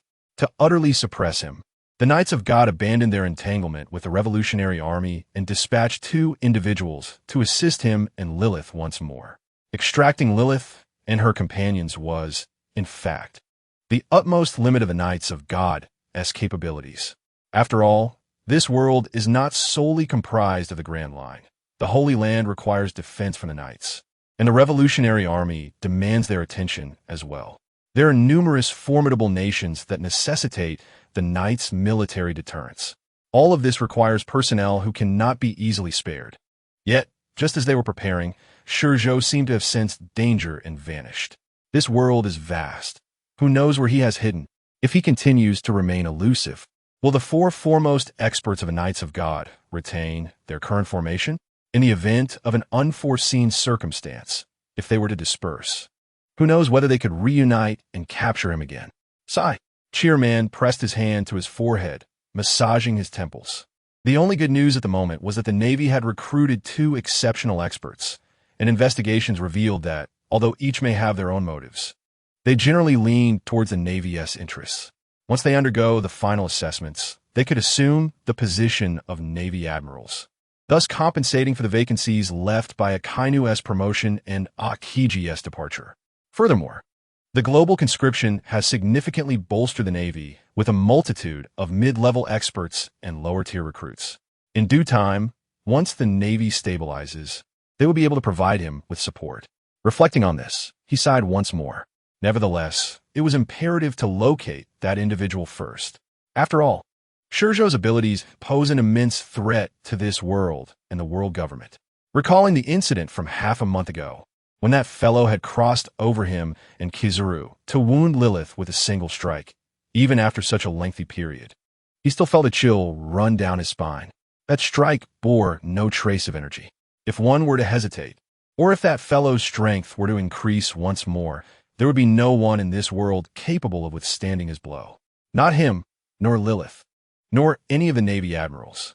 This was precisely why they were in such a hurry. ShiZhou remained oblivious to the extensive efforts the world government had expended in pursuit of him. At last, ShiZhou set down the permanent record pointer in his hand and lifted his gaze toward the distant horizon, where a small black dot floated upon the sea, a smile gracing his lips. The permanent record pointer was a gift from my hawk, who, during his idle moments, roamed the Grand Line, thus amassing a collection of record pointers. Upon learning of ShiZhou's destination, he casually rummaged through his collection and produced a permanent record pointer. I am truly grateful to him. ShiZhou placed the record pointer down and picked up a teacup, smiling. Without the permanent record pointer, he would have had to navigate from island to island, a process that would not only consume time, but also risk detection by the world government. Now, however, he had arrived at his destination directly. Once he secures the ShiZhou fruit, there will be no place in this world that remains inaccessible to them. Gaia Island, a rather ordinary pirate island in the first half of the Grand Line. Viewed from above, the island bears a resemblance to a skull missing its head and face. The island features only one town, Magic Valley Town, which is devoid of civilians, filled instead with pirates. ShiZhou did not venture into Magic Valley Town, but rather made his way to the opposite side of the island, where a half-ruined house stood by the sea. "Excuse me, sir, have you seen a fellow crackling with electricity?" Mont-Blanc Cricket had not set sail that day. In fact, since hearing the legendary bell that supposedly signified the Golden Island, he had not ventured out to sea. Lifting his head, he fixed his gaze upon the black-haired youth standing at the ship's edge, and Mont-Blanc Cricket's expression soured dramatically, akin to a spilled dye vat.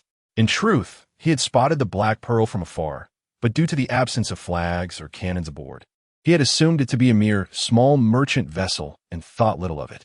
However, after swallowing hard, Mont-Blanc Cricket took a deep breath of smoke, trembling hands withdrawing the cigarette from his mouth as he feigned composure, saying, "I have not seen the electric fellow, but I have indeed encountered a peculiar ship."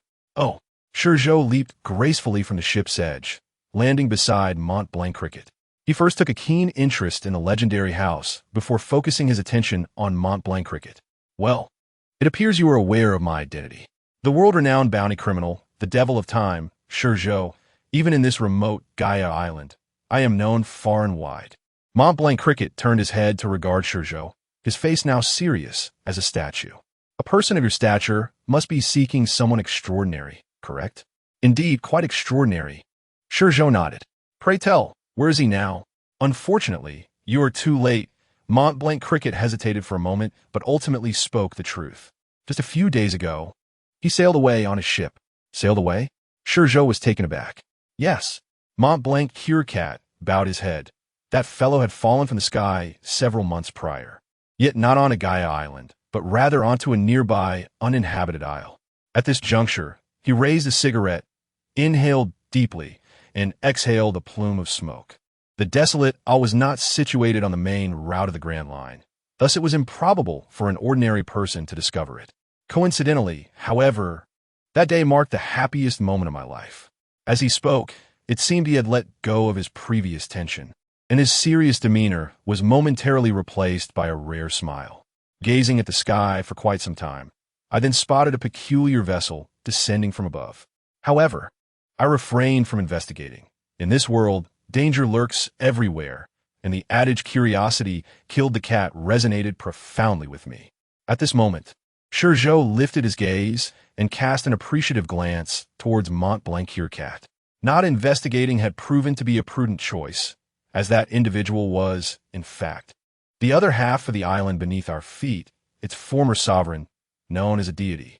ShiZhou's words evidently surpassed Mont-Blanc Cricut's comprehension, rendering him momentarily dumbfounded.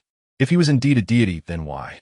At this point, Mont-Blanc Cricket suddenly recalled Luffy. He abruptly raised his head, looked at ShiZhou, and questioned with uncertainty, Is it Luffy?" ShiZhou directly confirmed Mont-Blanc Cricut's suspicion, revealing that the fellow had been defeated by Luffy. "So, Mr. ShiZhou knows Luffy and the others?" To some extent, ShiZhou nodded in acknowledgement. As the conversation progressed, Mont-Blanc Cricket completely relaxed. Knowing Luffy, he surmised that he could not be a senseless killer. It appeared that the news in the newspapers could not be wholly trusted, much like Luffy and his companions. Relaxed, Mont-Blanc Cricket slumped into the lounge chair behind him. He discarded the cigarette, but then picked up the teapot, gesturing for ShiZhou to take a seat. Once ShiZhou and Jijin were settled, he retrieved 2 cups from beneath the coffee table and filled them for both ShiZhou and Jijin. "Mr. ShiZhou, is Luffy and the others doing well?" Having watched the Marineford War, he knew that the footage of Luffy was scarce, leaving him uncertain about how Luffy and the others had fared during the conflict. "No worries. They are all safe, quietly training on their respective islands." "That is a relief." Mont-Blanc Cricket sighed deeply. To be honest, I was quite terrified when I saw Luffy during the Marineford War. Oh, by the way, I also spotted you during a live broadcast, he added. Really? Indeed. Mont-Blanc Curecat nodded, his eyes filled with anticipation as he asked, Mr. ShiZhou, could you share with me the stories of the skies? He lifted his gaze to the heavens, his eyes brimming with yearning. Although he had learned of the existence of Sky Island through the bell, he still longed to hear, with his own ears, the tale of that to which he had dedicated his life. Certainly, ShiZhou replied, lifting his teacup and taking a gentle sip before beginning to recount the stories of Sky Island, all from the perspectives of Luffy and his companions, as he himself had never truly visited the island. Only at this moment did Mont-Blanc Curecat comprehend the arduous trials that Luffy and the others had endured to ring the golden bell and fulfill their promise. Thus, by the conclusion of the narrative, all that remained in his heart was gratitude for Luffy and his companions. Well then, we have finished our tea and the story. It is time for us to take our leave. Farewell. ShiZhou stood, waved at Mont-Blanc Curecat, and without granting him a chance to respond, vanished in an instant aboard the Black Pearl. Zhuji nodded at Mont-Blanc Curecat, propelled herself off the ground, and similarly jumped onto the ship. Goodbye. Observing the now empty chair beside him, Mont-Blanc Curecat paused in surprise before quickly rising and waving his hand towards the Black Pearl. Although startled by ShiZhou's sudden appearance, he was ultimately grateful for the information he had longed to learn. ShiZhou and Zhuji did not emerge from the ship. Upon boarding, ShiZhou directly settled into his exclusive lounge chair, while Zhuji intuitively made her way to the cockpit. Before long, the Black Pearl set sail once more, this time not towards the opposite side of the island, but towards the vast expanse of the ocean. Captain, that fellow has been gone for several days. Should we pursue him? Zhuji inquired after adjusting the course, moving to the bow of the ship. Yes, let us pursue. ShiZhou set aside his book, gazing skyward with a sigh. He mused that he should have lingered with Mihawk for a shorter duration. According to the intelligence he had received, Enel had been defeated by Luffy and subsequently fell into the White Sea.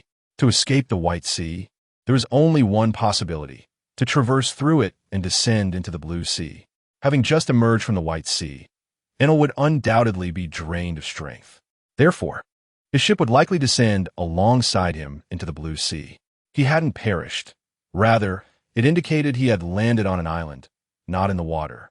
Consequently, through various deductions, it was most probable he had found refuge on Gaia Island. While a person might sustain themselves from a fall onto land, their vessel would surely be shattered.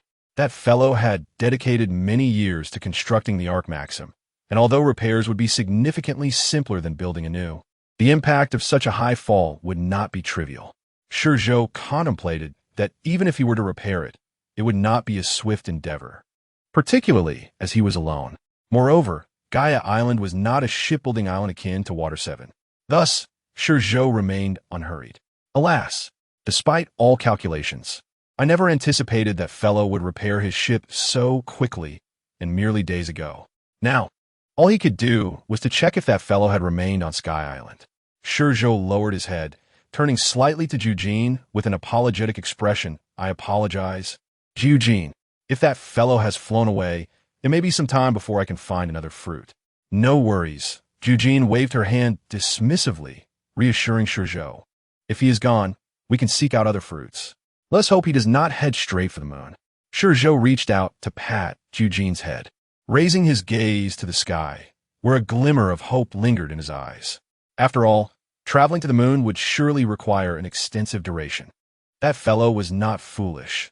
He would undoubtedly prepare provisions before embarking. If he hadn't come to Gaia Island, but instead departed directly, it was likely he had stocked up on supplies on Sky Island. Sky Island, White Sea. At a certain moment, beneath the surface of the White Sea, a black shadow suddenly erupted, shooting forth like a cannonball. Floating in midair, ShiZhou exhaled a cloud of white mist. Is this the White Sea, thousands of meters above? Casting a glance around, ShiZhou's gaze fell upon the distant slide. That must be the passage to Angel Island. Though the scenery here is remarkably breathtaking, ShiZhou did not pause for admiration. With a swift push from his legs into the void behind him, he propelled his entire body forward at a speed akin to that of an arrow released from a bow. Now was not the time to savor the beauty around him. After all, Enelu had already been on the move for 2 days. If he did not hasten, he would surely miss that fellow, leading to inevitable regret. Finding a fruit that harmonized with ShiZhou was no simple task. In truth, ShiZhou lacked the ability to fly.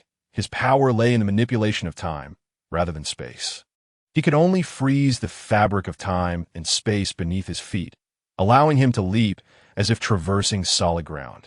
This method, while depleting his own time, conserved his physical strength. Utilizing the moonwalk to ascend 10,000 meters would exhaust even a formidable warrior like him. However, freezing time and space made the ascent as effortless as climbing a mountain.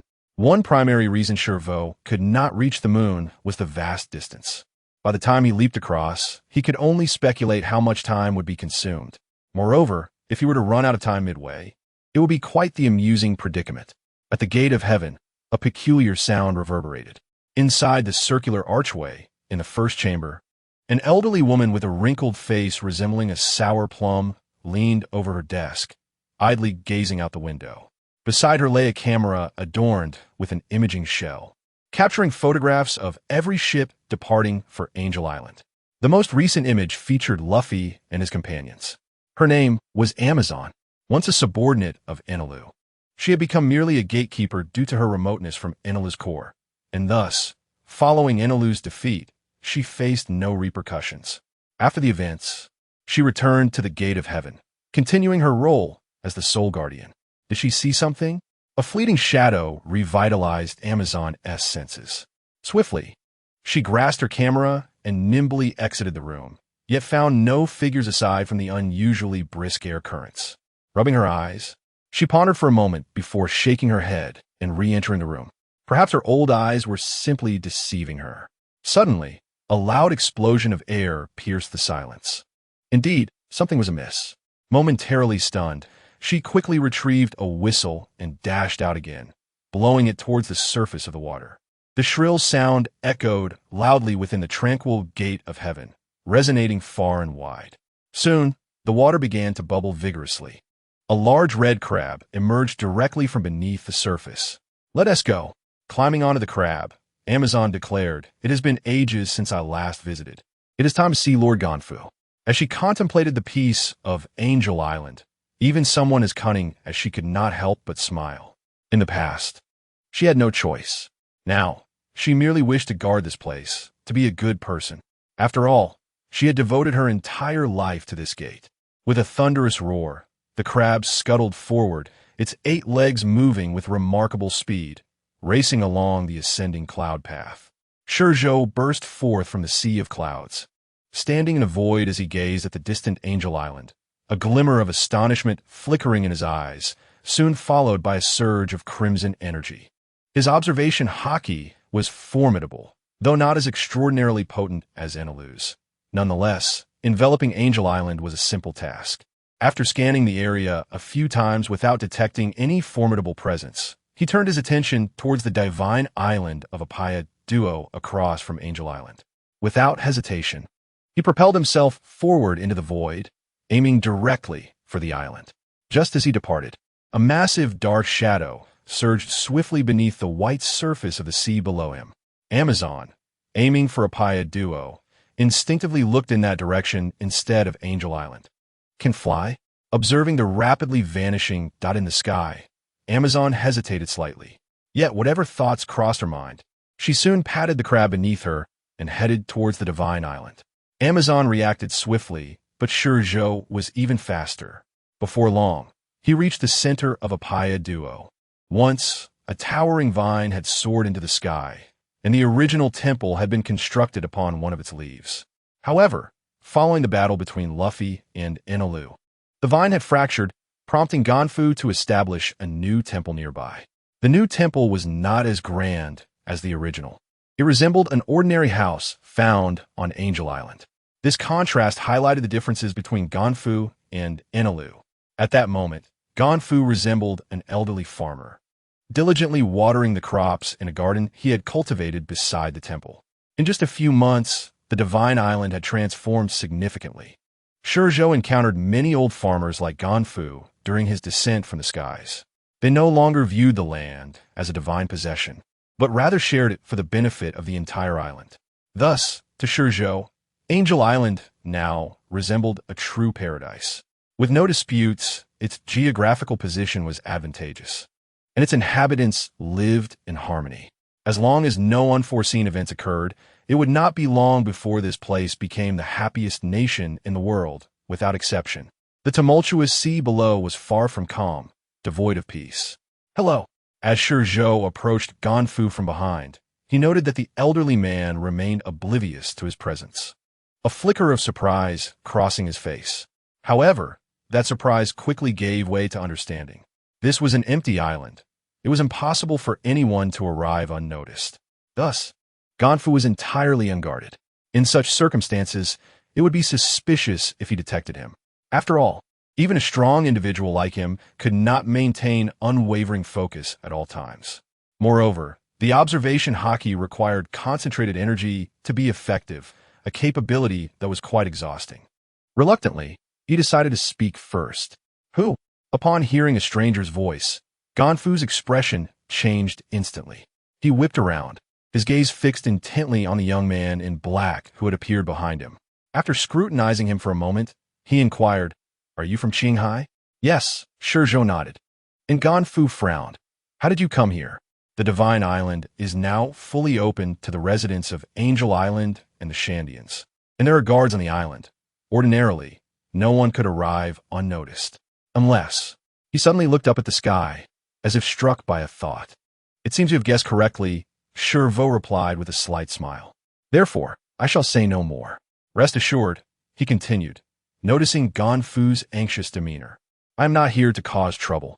I merely seek to inquire about someone."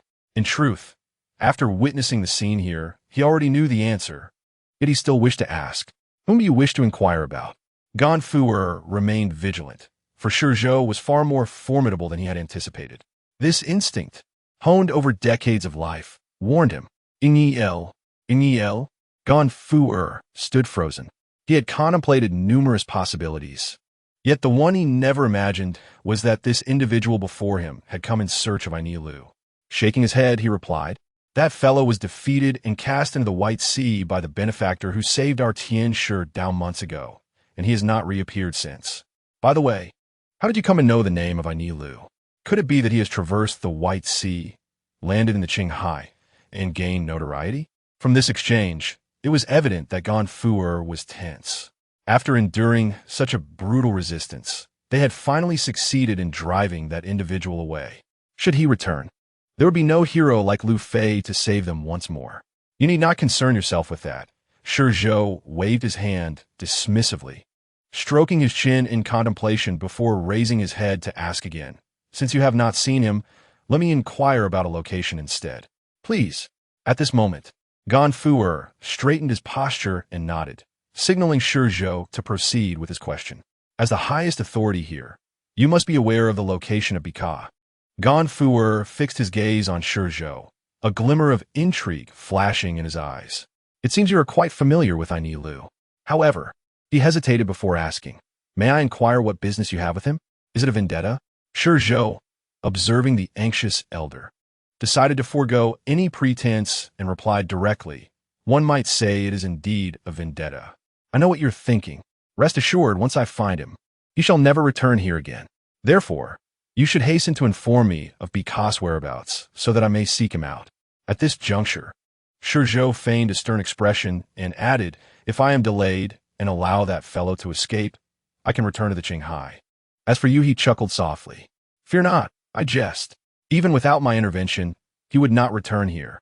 I am quite certain of that. Thus, you need not bear such immense pressure. Moreover, I consider Lu Fei to be a friend, and the information regarding Lu was relayed to me not because he is renowned in the Qinghai, but rather through Lu Fei himself." In this moment, ShiZhou spun a benevolent falsehood. He did not wish to disrupt the hard-won peace of this place with unsettling news about Lu, allowing them to live under the constant strain of his potential return. Though ShiZhou's demeanor was often cold, and he could be ruthless, he was not wholly devoid of humanity. He was indeed a man, capable of feeling love, hate, greed, and appreciation for beauty. At this moment, he admired ShiZhou greatly, hence he saw no need for excessive words. Not long after ShiZhou departed, Ganfu found himself surrounded by his subordinates.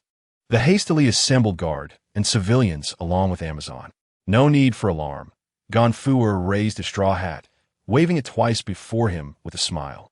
The newcomer is a friend of Lu Fei, who came merely to hear about the affairs here and to take a look.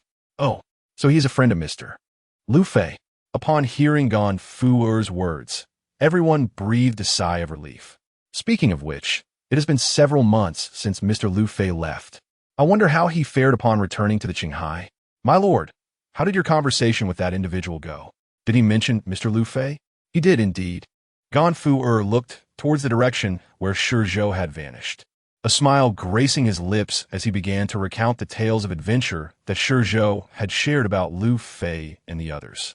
These stories, embellished by ShiZhou, portrayed challenges that were not as arduous as they had been in reality, leaning instead towards a more favorable narrative.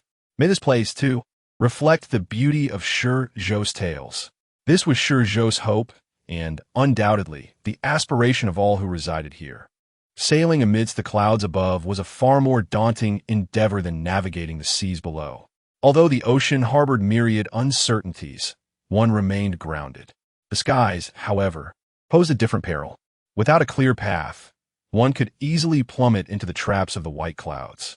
Moreover, the aquatic creatures here were of colossal proportions. There were no small fish. Thus, should one fall into a trap, it would be exceedingly difficult to regain ascendancy, often leading to a descent into the depths of the White Sea from such heights. Those fortunate, like Aini Lu, might land on solid ground, while the less fortunate would be consumed by the ocean, their remains lost to the abyss. Of course, the dangers extended beyond this. After all, they were in the sky, devoid of any guiding compass. The only means to discern direction lay in the sun and the stars that twinkled in the night sky. Ganfu was aware of the location of Bika, yet he refrained from stating it outright, instead providing ShiZhou with a star chart. As ShiZhou gazed upon the star chart, he did not focus on the direction Bika was indicated to be, but rather stared blankly at the upper right corner. What troubles you, Captain? By this time, the moon hung high, shrouding the world in darkness.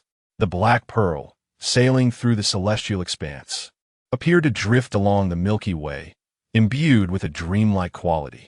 The ship's bow was illuminated by a lantern that, though dim, effortlessly brightened the entire area beneath the canopy. Hey, Captain, I feel like I've seen this place before. It seems familiar. Following ShiZhou's gaze, Qiuqiu also sensed something awry. After a moment of contemplation, his eyes lit up, and he rushed into the cabin. In no time, when he returned to the bow, he held a pocket watch in his hand. This resembles the back of this pocket watch perfectly. Although ShiZhou had carelessly tossed aside the pocket watch that had initially left him astounded, Qiuqiu understood that the more indifferent ShiZhou acted, the more significant it truly was to him. Was it mere coincidence? ShiZhou took the pocket watch Qiuqiu had handed him, gently rubbing its side before flipping it over. His gaze darted between the upper right corner of the star chart and the back of the pocket watch. Even ShiZhou found himself questioning whether this was an extraordinary coincidence. The pocket watch was obtained from the first pirate crew they encountered after departing shore. While the star chart appeared to be of considerable antiquity, these two items were hardly comparable in terms of significance. Furthermore, ShiZhou distinctly recalled that the back of his mother's watch bore no star chart. This indicated that the star chart engraved on the back of the pocket watch was not originally present, but was added by that man, for some reason, after setting sail. The man in his memories always wore a look of discontent, indulging in alcohol and neglecting his family. It is evident that the man did not marry my mother out of affection. Previously, I had given this little thought, as his presence lingered faintly in my memories. However, upon reflection, numerous suspicions arise. Firstly, this man has no source of income, while my mother has been a homemaker since my birth. How then? Could he possess sufficient funds to buy alcohol and support our household? Moreover, raising the pocket watch, ShiZhou began to scrutinize it earnestly for the first time. Its craftsmanship was exquisite. Even after many years, the mechanical gears continued to turn, resembling a perpetual motion machine. Such artistry and material were far beyond the reach of ordinary individuals. Indeed, not even many nobles could lay claim to something so remarkable. What manner of man would possess such a watch, let alone two, both of which were custom-made with inscriptions easily recognizable to the discerning eye? It is impossible to conceal from ShiZhou that he harbors no affection for my mother. The dynamics of their relationship and the intimacy they shared post my birth reveal his lack of love. Yet, why would he go to the trouble of commissioning a pocket watch engraved with my mother's name? This chapter is not yet concluded. Please turn to the next page for more captivating content. ShiZhou could not fathom the reasoning. Thus, he shook his head and buried these thoughts deep within. The star map serves merely as a guide to direction, not as an actual map. Consequently, ShiZhou cannot discern the true destination indicated by the star map on the back of the watch. This was also why he had initially dismissed the significance of the watch. After all, who could ascertain the meaning and direction of a few scattered points? However, with the star map provided by Ganfuer, he need only follow its orientation to locate Baika. Using Baika as a coordinate, he could uncover the endpoint indicated by the star map on the watch's reverse. This realization filled ShiZhou with an overwhelming sense of unreality. The seemingly coincidental appearance of the watch was one matter, but the star map? Two unrelated objects connected in such a manner that he found himself in possession of both was hard for him to accept.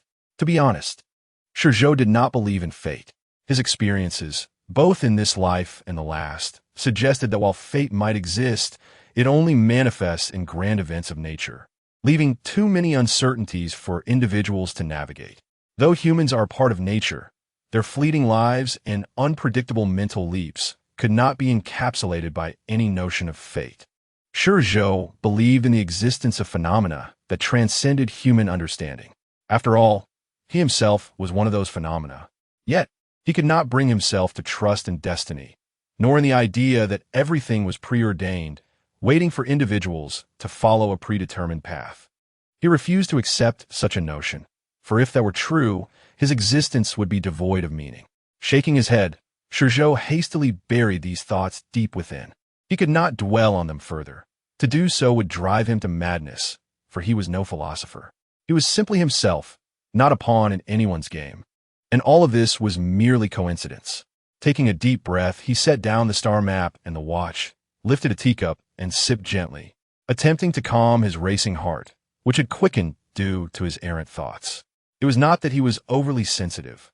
Rather, everything felt as if an unseen hand was guiding him along this path. In a remote corner of the world, within a secluded maritime region adjacent to the calm zone, a place shrouded in perpetual fog and removed from major shipping lanes has become a human taboo. No one who entered had ever returned, earning it the moniker of the Devil's Sea. Contrary to external perceptions, the center of the swirling fog was not a void, but rather a vast expanse of land. If one were to compare, it might rival the largest islands in this world. Thus, the place is not referred to as an island, but as Siyuan Rifangzhou. The origin of this name remains a mystery, with no traces found in the ancient records of even the mightiest nations. Isolated from the world, this land exhibits an entirely different culture, with architecture and attire that exude a profound antiquity. Merely standing here evokes the sensation of stepping into a bygone era. At the heart of the continent stands a towering mountain, seemingly cleaved in two by some unseen force. Atop this mountain lies a grand city, within which, in the royal palace, laughter akin to a clear spring can be heard from a particular chamber. Fate has begun to turn. My dear brother, I have finally found you. The speaker, a young woman of about 18, possesses an almost flawless countenance and an extraordinary aura, radiating an innate regal demeanor. She reclines languidly on a sofa by the floor-to-ceiling window, revealing her elegant neck and exquisitely contoured back. Her long, silken hair cascades effortlessly behind her, smooth and lustrous. As she gazes dreamily at the outside world, a slight smile graces her lips, creating an image reminiscent of an ethereal painting, a breathtaking portrait of a celestial maiden. On the coffee table before her rests a translucent white jade basin, understated yet remarkably elegant. While devoid of water, The basin is enveloped in a swirling mist that seems to conceal fleeting images, obscured by the density of the fog and the perpetual motion within. These images flash by momentarily, akin to a fleeting vision. Beside the white jade basin lies a pocket watch. From an external perspective, it appears ordinary. Its presence here signifies its uniqueness. The watch bears the marks of flames, as if it had been scorched, leaving traces of its fiery ordeal. A closer inspection reveals inscriptions along the watch's rim, identical to the name of this continent. Returning to ShiZhou's perspective, after a night of sailing, they finally arrived at their destination, guided by the star map.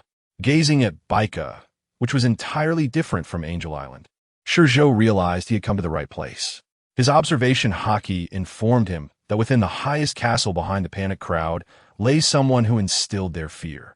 It was not difficult to conjecture who that person might be. ShiZhou instructed Jing to store the boat and Qiu within himself before attaching Jing to his right waist. Then he stepped onto Baika. Upon reaching the island, he was immediately noticed by the inhabitants nearby. The people here differed from those of Angel Island. They appeared as if they had just endured a catastrophic event, their expressions blank and their eyes reflecting a sense of numbness. ShiZhou chose to disregard them and vanished from sight with a single step. The speaker gazed intently at the spot where ShiZhou had vanished, lost in thought for a prolonged moment, as clarity gradually replaced the numbness in his eyes. Could it be? Even if you hailed from Qinghai, you would certainly not be his match. Shaking his head, he slowly lowered it, the clarity in his gaze once again supplanted by a veil of numbness. Ainalu had returned 3 days prior, aboard a flying vessel, and under the fearful stares of the onlookers, had injured the chieftain and seized the grandest castle on the island. Baika possessed a unique characteristic that distinguished it from Angel Island. If one were to draw a comparison between Angel Island and the islands of Qinghai, one could liken Angel Island to a nation, with the divine being akin to its king. Conversely, Baika represented a tribe. Thus, the highest authority here was the chieftain. They remained oblivious to the fact that after Ainalu's return, no one knew when he would depart again, leading them to despair within just a few days. In the hearts of the Baika people, that man was akin to a demon.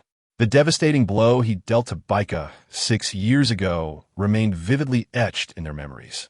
Upon entering Baika, ShiZhou observed that nearly all the structures were newly erected. The few ancient edifices bore the scars of past lightning strikes. ShiZhou moved swiftly, and given the compact size of Baika, he almost instantaneously reached the center of the island. The castle was modest in size, yet the expansive square behind it was vast. Standing atop the castle's pinnacle, one could observe numerous Baika individuals, adorned with small wings, gradually transporting supplies towards Ainalu's Ark of Prophecy.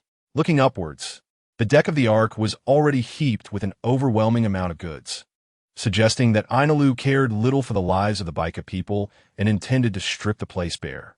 If ShiZhou had arrived even a day later, that man would likely have departed.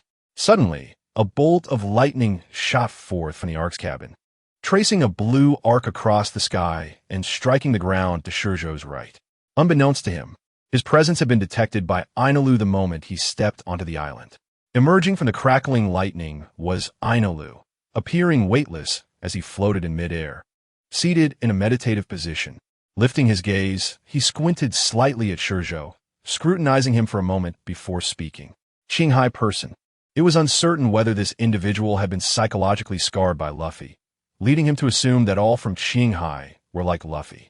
After falling into the sea, he hadn't sought assistance, and now, upon encountering ShiZhou, he exhibited neither the arrogance nor disdain befitting a deity, but rather a hint of wariness.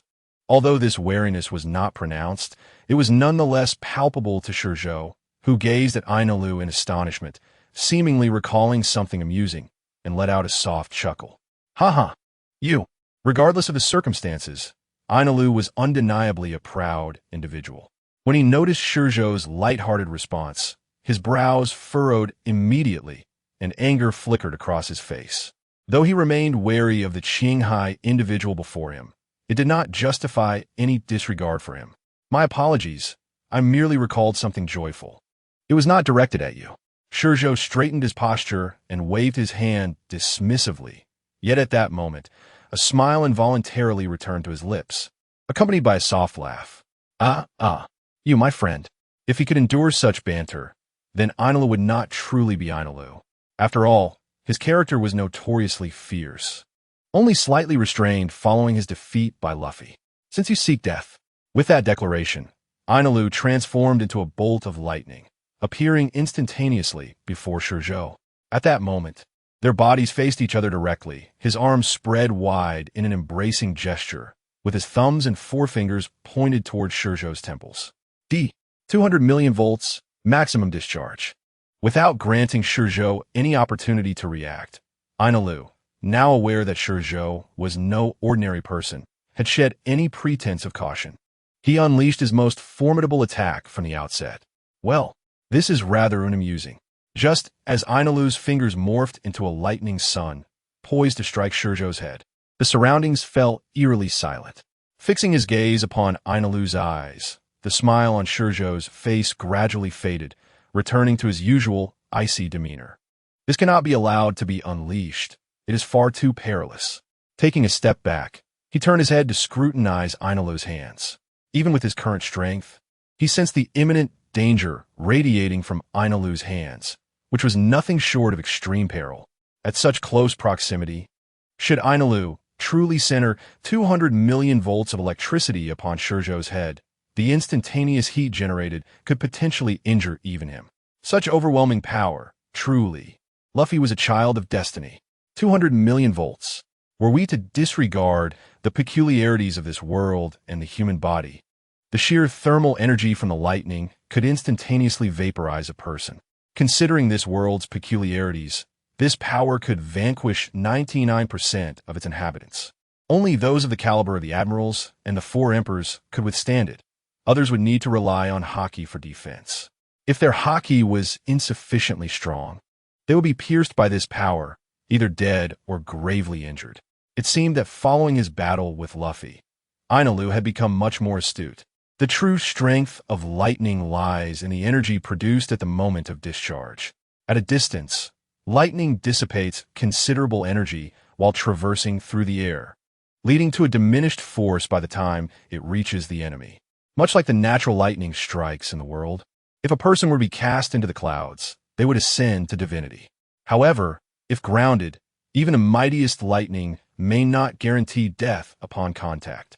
Thus, Ainalu's most formidable technique was not the thunderous beast summoned by the four drums behind him, nor the colossal lightning golem formed from aggregated lightning.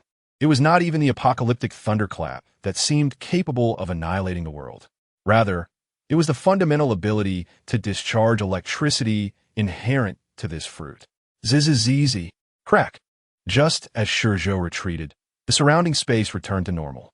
Before him, the void between Ainalu's hands transformed into a massive orb of lightning, the explosive energy distorting that small patch of space. Not merely air, but the true void itself. The spherical lightning, resembling a jellyfish with tendrils, began to emanate arcs of electricity in all directions, instantly transforming the area into an ocean of lightning, a forbidden realm for humanity. Whom was Ainalu battling? How could the commotion begin with such intensity? The range of lightning transmission was vast, easily observable throughout Baika. Yet, no one felt any joy. Countless uprisings had made it clear that Ainalu was indeed a god, and anyone who dared to challenge him would surely face defeat. They were acutely aware that they might also be caught in the crossfire. Thus, all who beheld the lightning scurried like headless ants, desperately seeking cover, hoping to avoid injury from Ainalu's tempestuous bolts. Originally intending to engage in playful banter, ShiZhou now lowered his head, surveying the frantic crowd in the square, and chuckled softly while shaking his head. You? Ainalu was still in a state of shock. When the lightning sun erupted between his hands, only then did he realize that ShiZhou had vanished. His line of sight and the perception of his heart network had remained fixated on ShiZhou all along. How could this be possible? Even if it were a genuine spatial shift, there should have been fluctuations, and any fluctuations would have been detectable. Yet this fellow exhibited no such disturbance. It was as if he had never been between Ainalu's hands but was instead positioned where he currently stood. An illusion? Raising his gaze, ShiZhou locked his eyes onto Annie Lu's and said, "Stop guessing. You cannot fathom the truth." At that moment, Annie Lu suddenly turned to look behind him, and upon encountering ShiZhou's obsidian eyes, his heart felt as though it would cease beating. When did this happen? Ignoring Annie Lu, ShiZhou's right hand seized his neck, his palm enveloped in armed hockey like unbreakable shackles, gripping with immense force. The overwhelming strength caused Annie Lu's neck to compress inward, making it impossible for him to breathe, while his face contorted grotesquely in tandem with his neck. Crash! Yet the ordeal was far from over. At that instant, ShiZhou abruptly lifted his right leg, driving his knee forward with tremendous force. This immense power struck Annie Lu's back, and with a crack, it shattered his spine, causing his body to bend unnaturally as it lifted off the ground. Excruciating pain instantaneously surged to Annie Lu's brain. However, with his neck held firmly by ShiZhou's hand, he could emit no sound. The agony triggered a protective mechanism in his oxygen-deprived brain, rendering him unconscious. In this world, perhaps only ShiZhou could subdue Annie Lu so swiftly. "Stop!" ShiZhou shouted, holding the limp Annie Lu aloft. His booming voice reverberated throughout the entirety of Baika. Those in the square who had yet to find cover instinctively looked up at the sound. Upon witnessing the scene atop the castle, they were left utterly dumbfounded. "No way! Is that Annie Lu?"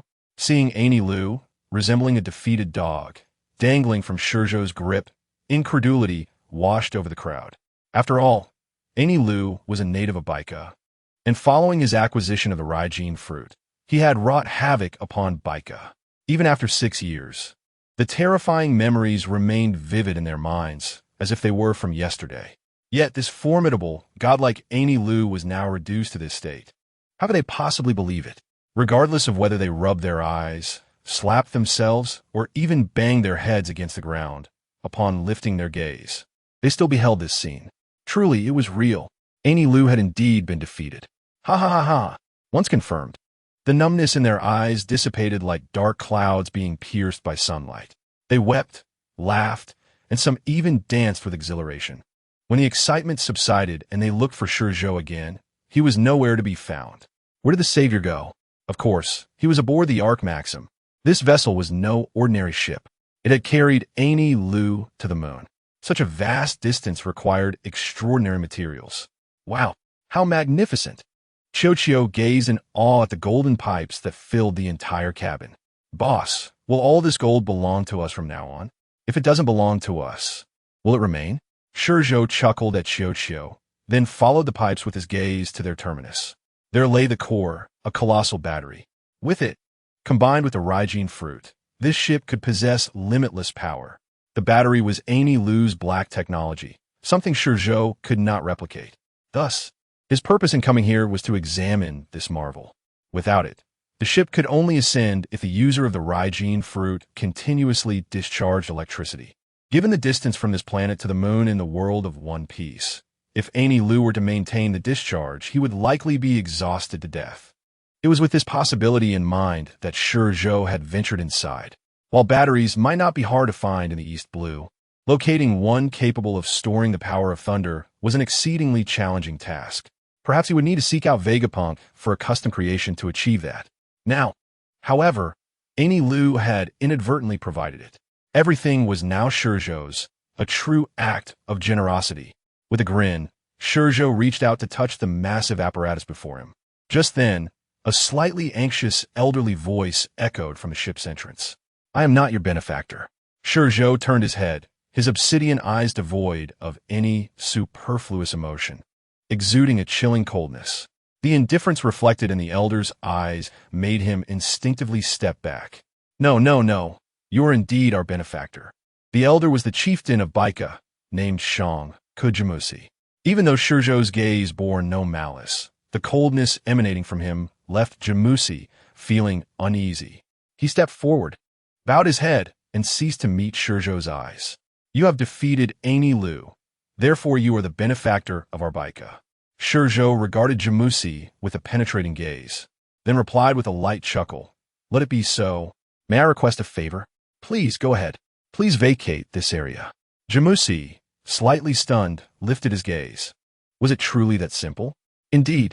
ShiZhou nodded, stepped closer, and patted Jimusi's shoulder. I require this square for the next few days, so please do not disturb me. Is that agreeable? Yes, yes, Jimusi nodded repeatedly. If that is the case, you may leave. Very well. As Jimusi departed, he cast a lingering glance at the gold that adorned the ship's interior, a glimmer of insatiable greed flickering in his eyes.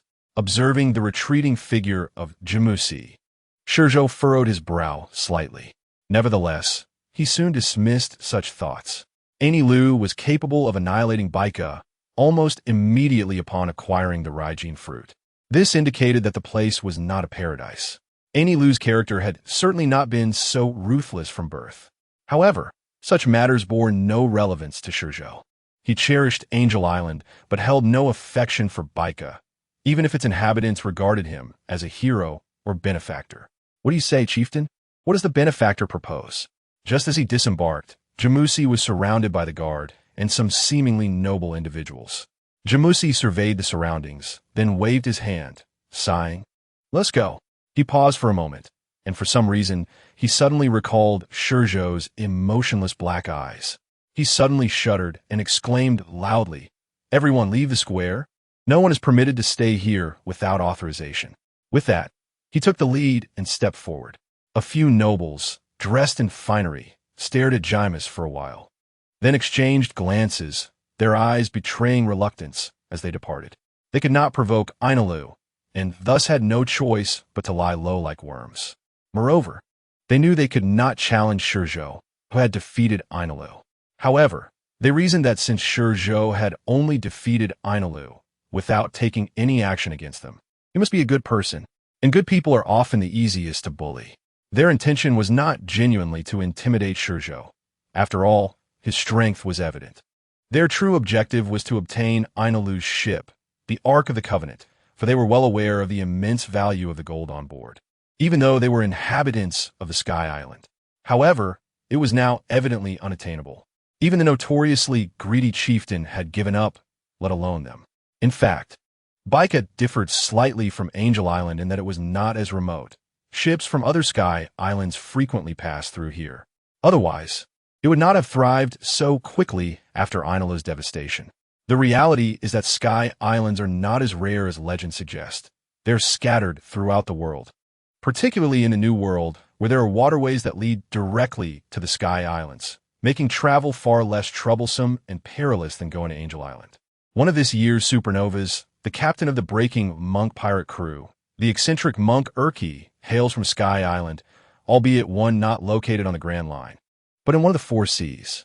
It is likely in the West Sea, as there exists a route known as the Western Sky Pinnacle that leads directly to numerous Sky Islands before entering the Grand Line. Once the people of Baika had left, ShiZhou and Jujui approached the deck of the Ark of the Covenant. He casually selected a few boxes as makeshift test platforms. After signaling Jingjing to release Aini Lu, ShiZhou's gaze fell upon Jujui, who was already reclining on a box. Are you ready? Jujui replied excitedly. Although he would become a landlubber, the thought of being endowed with one of the most powerful fruit abilities in the world filled him with anticipation.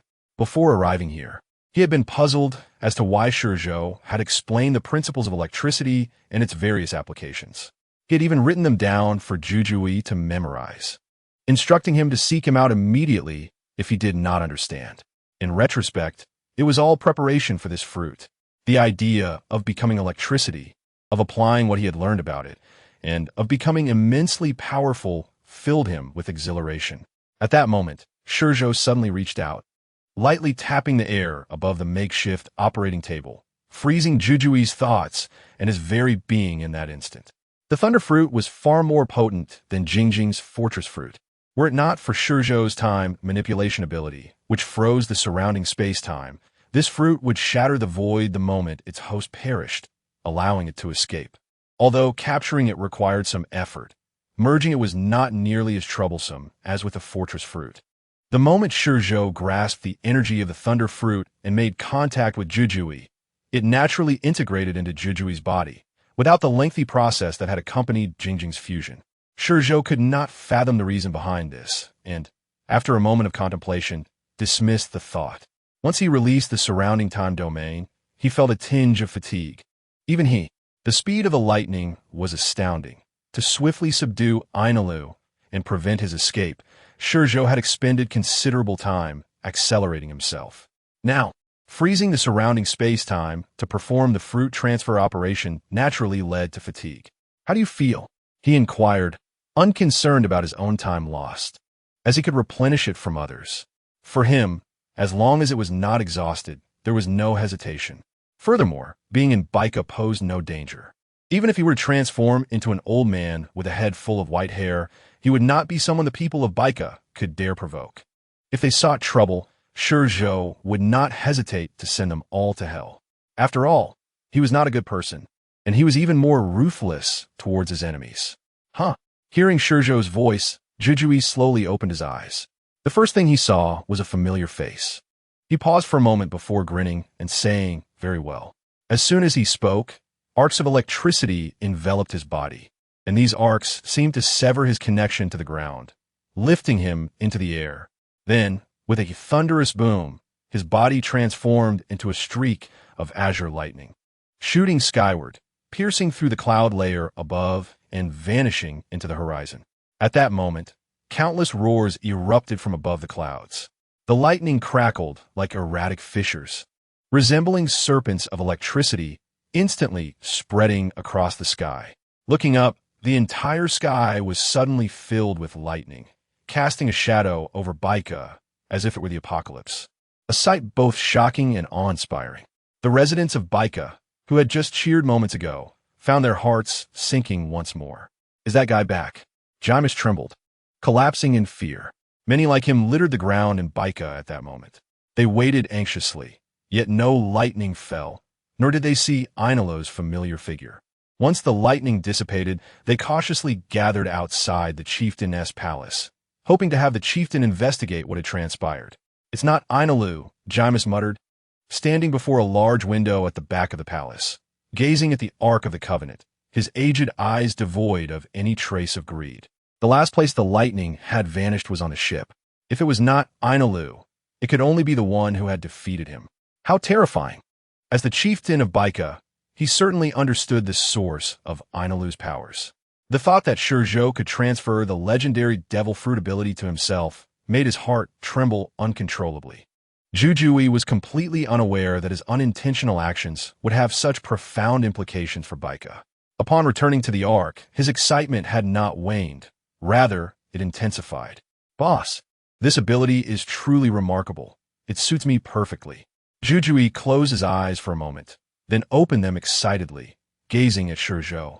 "Even without awakening Ken Bunchikahaki, I can feel the sounds of the entire island.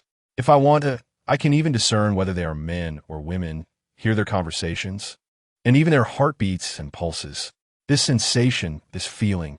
Suddenly, he spread his arms wide and exclaimed, "It feels like being an omnipotent god."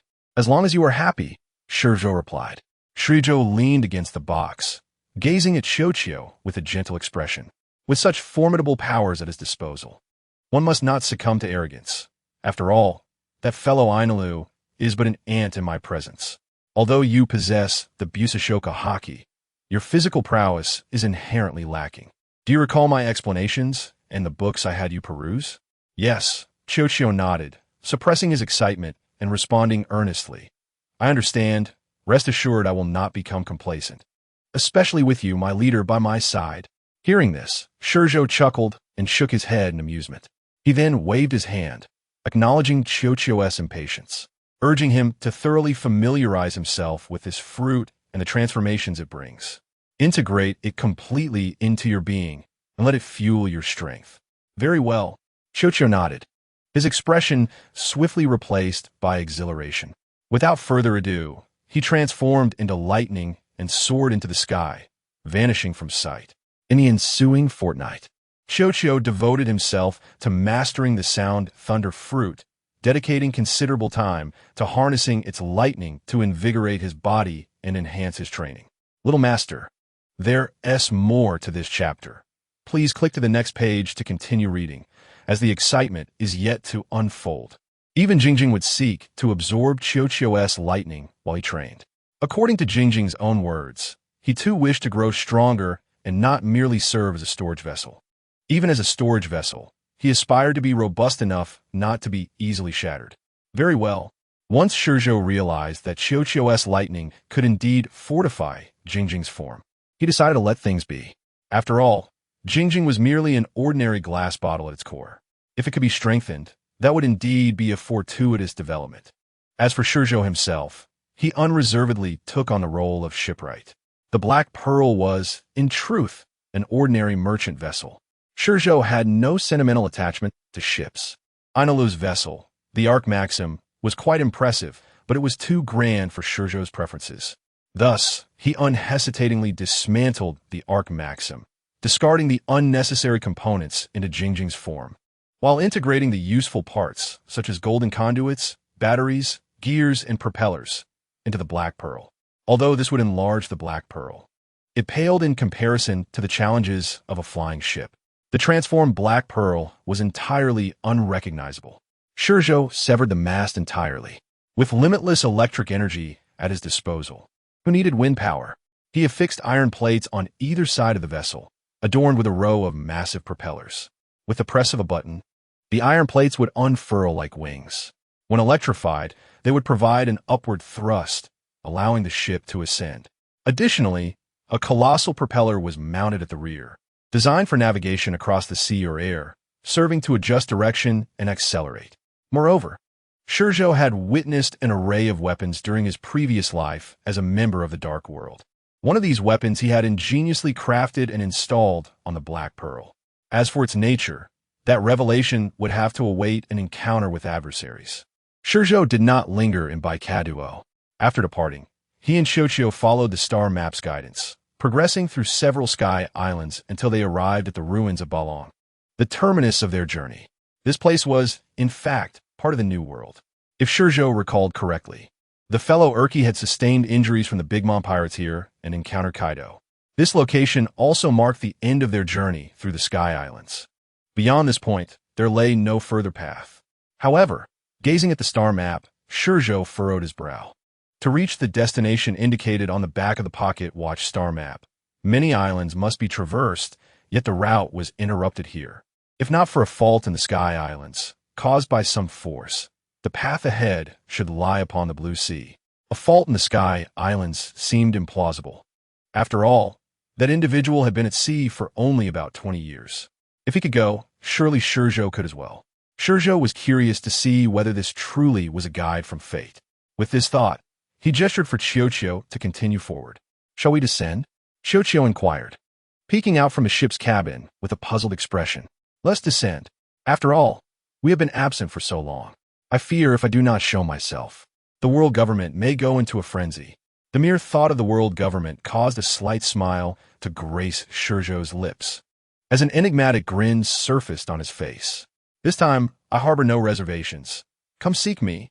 When we meet again, I shall surprise you." Qiuqiu retracted his head and, with a glint of excitement on his face, gazed at the control panel. After such a lengthy modification of the Black Pearl, he had yet to experience its flight. Lifting his gaze, Qiuqiu focused ahead. Under his command, the Black Pearl showed no signs of halting. Even though there were signposts indicating paths on both sides of the white clouds, Qiuqiu did not veer off course, instead barreling straight through the edge of the island clouds. Were they courting disaster? As the terminus of the Sky Islands, it also served as a starting point. Here, there are not only descending passages but also ascending ones. Observing the Black Pearl disregard the indications and breach the boundaries of the island clouds, disappearing from view, all present at the island's edge displayed expressions of astonishment. Those who reached this place were no ordinary folk. They had encountered many pirates, yet this reckless disregard for life was a first for them. However, the Black Pearl did not plummet as they had anticipated. At the moment of bursting through the island clouds, Qiuqiu pressed a button. The wooden panels on either side of the ship swiftly glided apart like a rolling curtain, revealing the steel wings within. With a series of clicks, the wings unfurled. Countless circuits illuminated the iron wings like electrified fluorescent tubes. The instant they powered up, a buzzing sound emanated forth. The massive propellers generated a tremendous gust of wind, abruptly decelerating the free-falling Black Pearl, ultimately bringing it to a standstill in midair. ShiZhou, as if gifted with a grand toy, displayed uncontainable excitement. Gripping the steering wheel with both hands, he yanked it upward. The Black Pearl, now suspended in the air, shot forward with a swift whoosh, akin to a sword drawn from its sheath. This is exhilarating. Ha ha ha. Piloting the Black Pearl, ShiZhou swayed the controls, executing acrobatic maneuvers in the sky as though he were piloting a real aircraft, leaving a trail of laughter that echoed far and wide. Suddenly, a sharp sound of shattering glass echoed from an office within the G1 branch. No, it should now be referred to as the Marine headquarters. After more than a month of selection and screening, the world recruitment of the Marines had recently concluded, followed closely by the news of the new Admiral, Sakazuki, commanding the relocation of the Marine headquarters to the New World, specifically to the G1 branch. The original G1 branch, in turn, was transferred to Marineford, swapping places with the Marine headquarters. This process is expected to last about a week. It has only just commenced, and, as such, the base is in a state of considerable busyness. Are you all truly incompetent? Over a month has passed, yet there is still no news. Chairman sat cross-legged on the sofa, leaning forward, resembling a furious lion. Before him, kneeling on the floor, was a figure cloaked entirely in black, a member of CP0. Swallowing nervously, this unnamed CP0 agent cautiously lifted his gaze to Chairman, only to lower it again. It is not that there is no news. If there is news, why do you not share it? Our operatives in Chuanji City have discovered an unusual individual who may very well be him. Chuanji City? Chairman inhaled deeply, suppressing his growing agitation. The more elusive ShiZhou became, the more his inner turmoil intensified. That individual had become a thorn lodged in his throat, choking the world government. If not extracted, who knows when it might erupt, dragging the world government down to ruin. Has that fellow truly gone to paradise? Speak. Chairman lifted a cigar from the ashtray, placing it between his lips and taking a deep puff. Through the smoke curling from his mouth, his gaze fell upon the CP0 agent. When did this happen? Beads of sweat dripped into the CP0 agent's eyes, yet he dared not wipe them away. Although he was the captain of a CP0 squad, the disparity in status before him rendered him unable to meet Chairman's gaze. My lord, there is more to this chapter. Please click the next page to continue reading. It gets even more thrilling. A month ago, to call you all incompetent is merely to flatter you. Wasn't he that just 2 days after that fellow had vanished? Chairman set down the cigar and inquired, what happened next? The CP0 agent swallowed again. And then he should have gone to Kelaikina Island. Kelaikina Island? A flicker of confusion crossed Chairman's face. Where is that? As a celestial dragon, he had been searching the world for ShiZhou since leaving Mary Geos, showing no interest in the 7 warlords, and thus he was unaware of this locale. It is the stronghold of the world's greatest swordsman, Mihawk, known as Hawkeye. At that moment, a voice, aged and weathered, echoed from outside the floor-to-ceiling window, providing an answer. An old man, leading a white goat, ambled into the room from the corridor outside. After more than 2 months, Sengoku appeared to have been drained of vitality, suddenly aging significantly. His once black hair was now entirely white, and even his robust physique had succumbed to a stoop, transforming him into a frail old man. What brings you here? Chairman stared at Sengoku, somewhat astonished. The retired elder, with nothing to occupy his time, merely wished to hear where that fellow currently resides. Sengoku's gaze swept around the room before he plopped down on the doorframe, smiling at Chairman. If you wish to listen, then listen. Chairman gave Sengoku a deep look, then withdrew the cigar from his mouth, his attention returning to the CP0 agent. What happened next? Our operatives went to Kelaikina Island and inquired with Mihawk. However, he did not acknowledge it. He merely stated that over a month ago, indeed, someone had visited him. Yet it was not ShiZhou, but simply a swordsman, a challenger. At this point, the CP0 agent shook his head, clearly lying, but due to the other's identity and strength, we could not take any action against him. Ultimately, we had no choice but to return. Has the trail ended here? Chairman pondered for a moment before continuing. Can we deduce how long ago that individual left Kelikina Island? Approximately half a month ago. So long? Anger once again surfaced on Chairman's face. This implies that when we last discussed, that fellow was still at Kelikina Island? Quite possibly. Despite the overwhelming pressure bearing down on him, the CP0 agent managed to respond. Based on the traces of combat on Kelikina Island, it indeed appears to have been half a month ago. The fact that we have not found that individual in such a long time suggests only one possibility.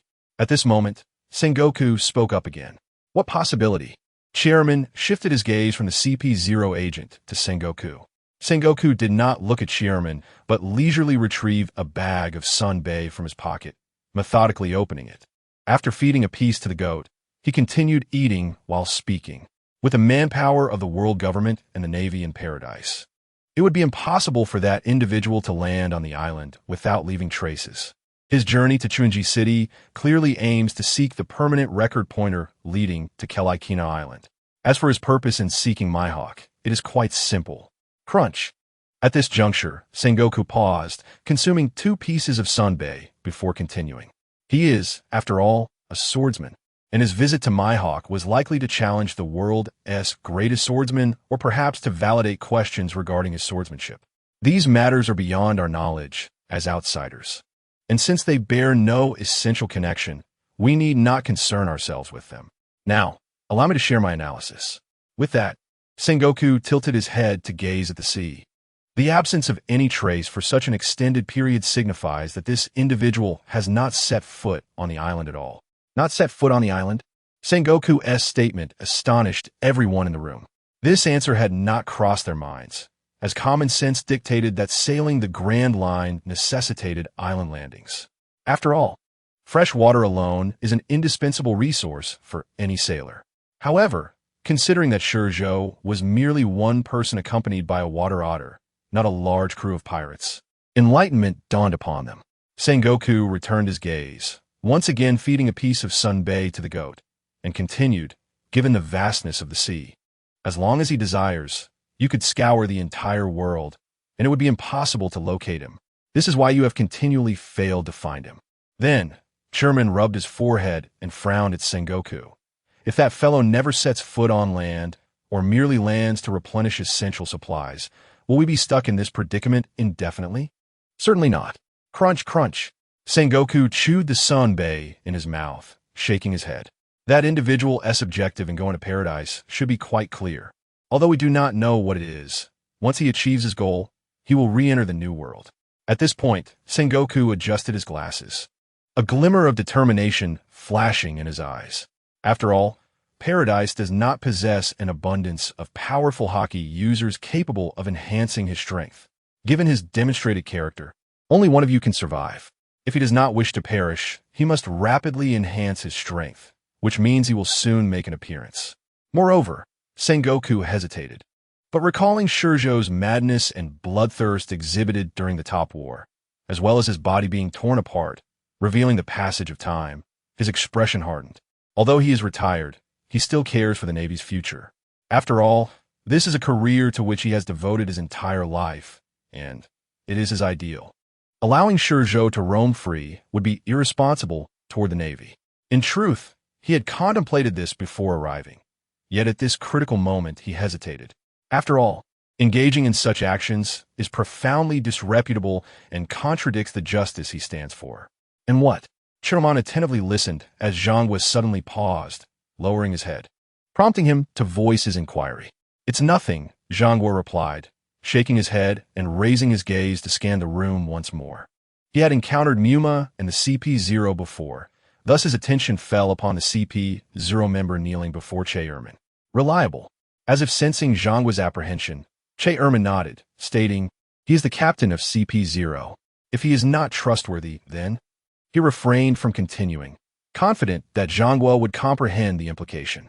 After all, while the Navy's overall combat prowess was formidable in the eyes of the world government, they placed their utmost trust in the CP organization they had meticulously nurtured. Now, allow me to elaborate on my plan. Subsequently, Zhangwa delineated a comprehensive strategy aimed at eliminating ShiZhou within the confines of the room. Naturally, this was predicated on the assumption that ShiZhou retained some semblance of humanity and cared for others. Zhangwa was uncertain whether this course of action was appropriate. Little Master, there is more to this chapter. Please click the next page to continue reading. The subsequent parts are even more thrilling. If ShiZhou truly lacked humanity, it would spell catastrophic consequences for the Navy. After all, a demon unbound by any limitations, devoid of weaknesses, and harboring animosity towards the Navy would pose an exponentially escalating threat. However, to truly vanquish this individual, this was the only feasible approach. As time progressed, the task would only grow more arduous. Indeed, once ShiZhou had amassed a sufficient body count, the prospect of eliminating him would be more daunting than scaling the heavens. It was not self-deprecation on Zhangwa's part. It was simply the truth. The potential of fruit energy could awaken, while hockey could be perpetually enhanced through physical conditioning. The capabilities of that individual ensured that, given time and ample hockey nourishment, he would inevitably ascend to become the world's preeminent power, an unparalleled entity beyond comparison. Will you come? After articulating the plan, Zhangwa exited the room, traversing the open corridor of the high-rise, his eyes betraying a glimmer of uncertainty. His understanding of ShiZhou was limited. Most of the intelligence he had gathered emerged only after the conclusion of the Marineford War, sourced from the chaotic remnants of the Chambord archipelago. From the accounts of ruffians and pirates, ShiZhou appeared to be nothing short of a soulless demon. Yet, in his interactions with Xiaoqi and Rayleigh, he exhibited a remarkable amiability, devoid of any semblance of bloodthirstiness. Two contrasting personas, two divergent lives. Wouldn't you agree? Zhangwa paused, gripping the railing with both hands, his gaze fixed upon the sea, his expression shifting as if lost in thought. One thing was certain. Zhangwa's heart was undoubtedly in turmoil. New World, Luoji Island. The island was modest in size, yet remarkably conspicuous against the backdrop of the vast, solitary ocean.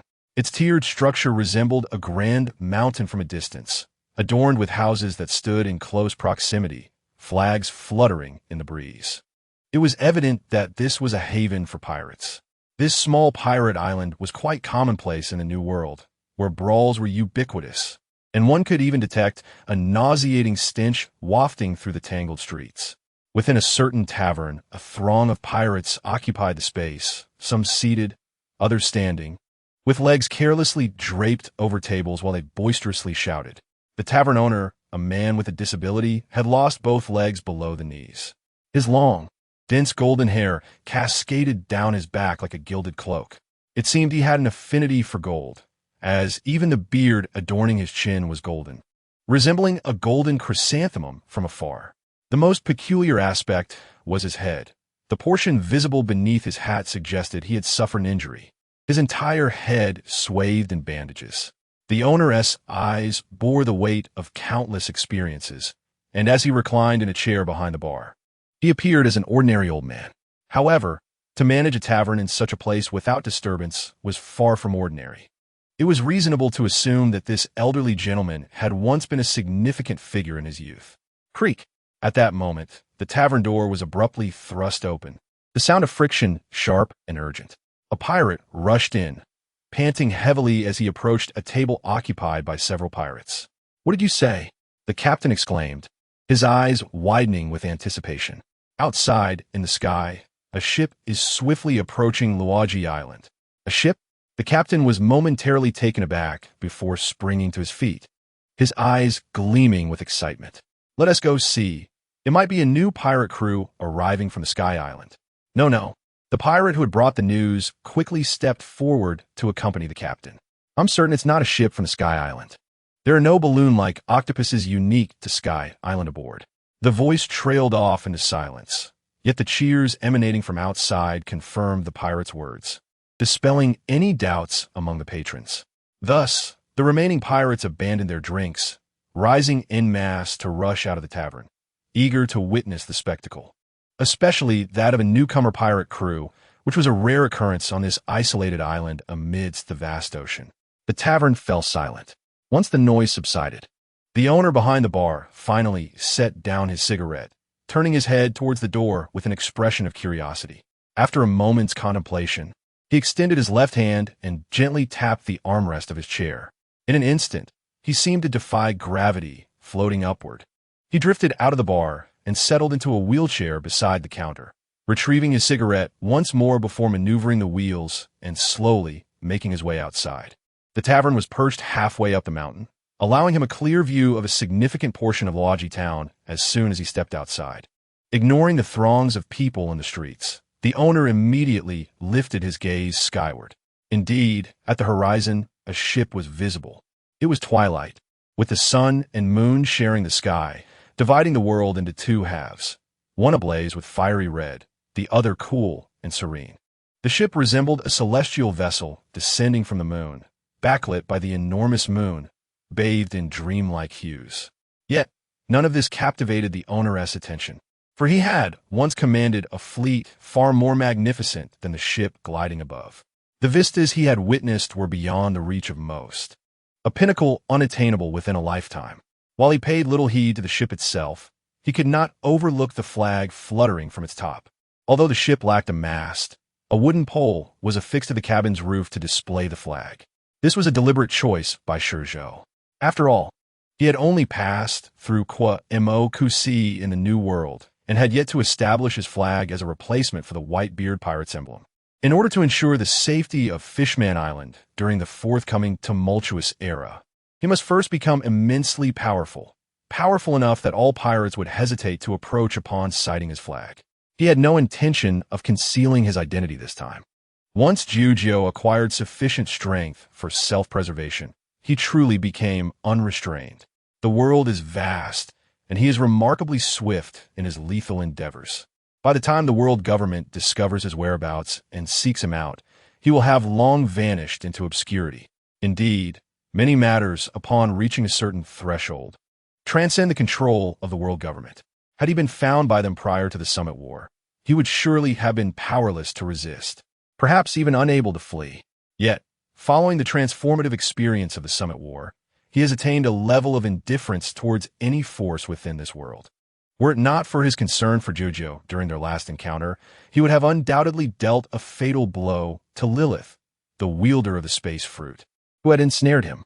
After all, in the vastness of the sea, with Lilith out of the picture, no one could capture him.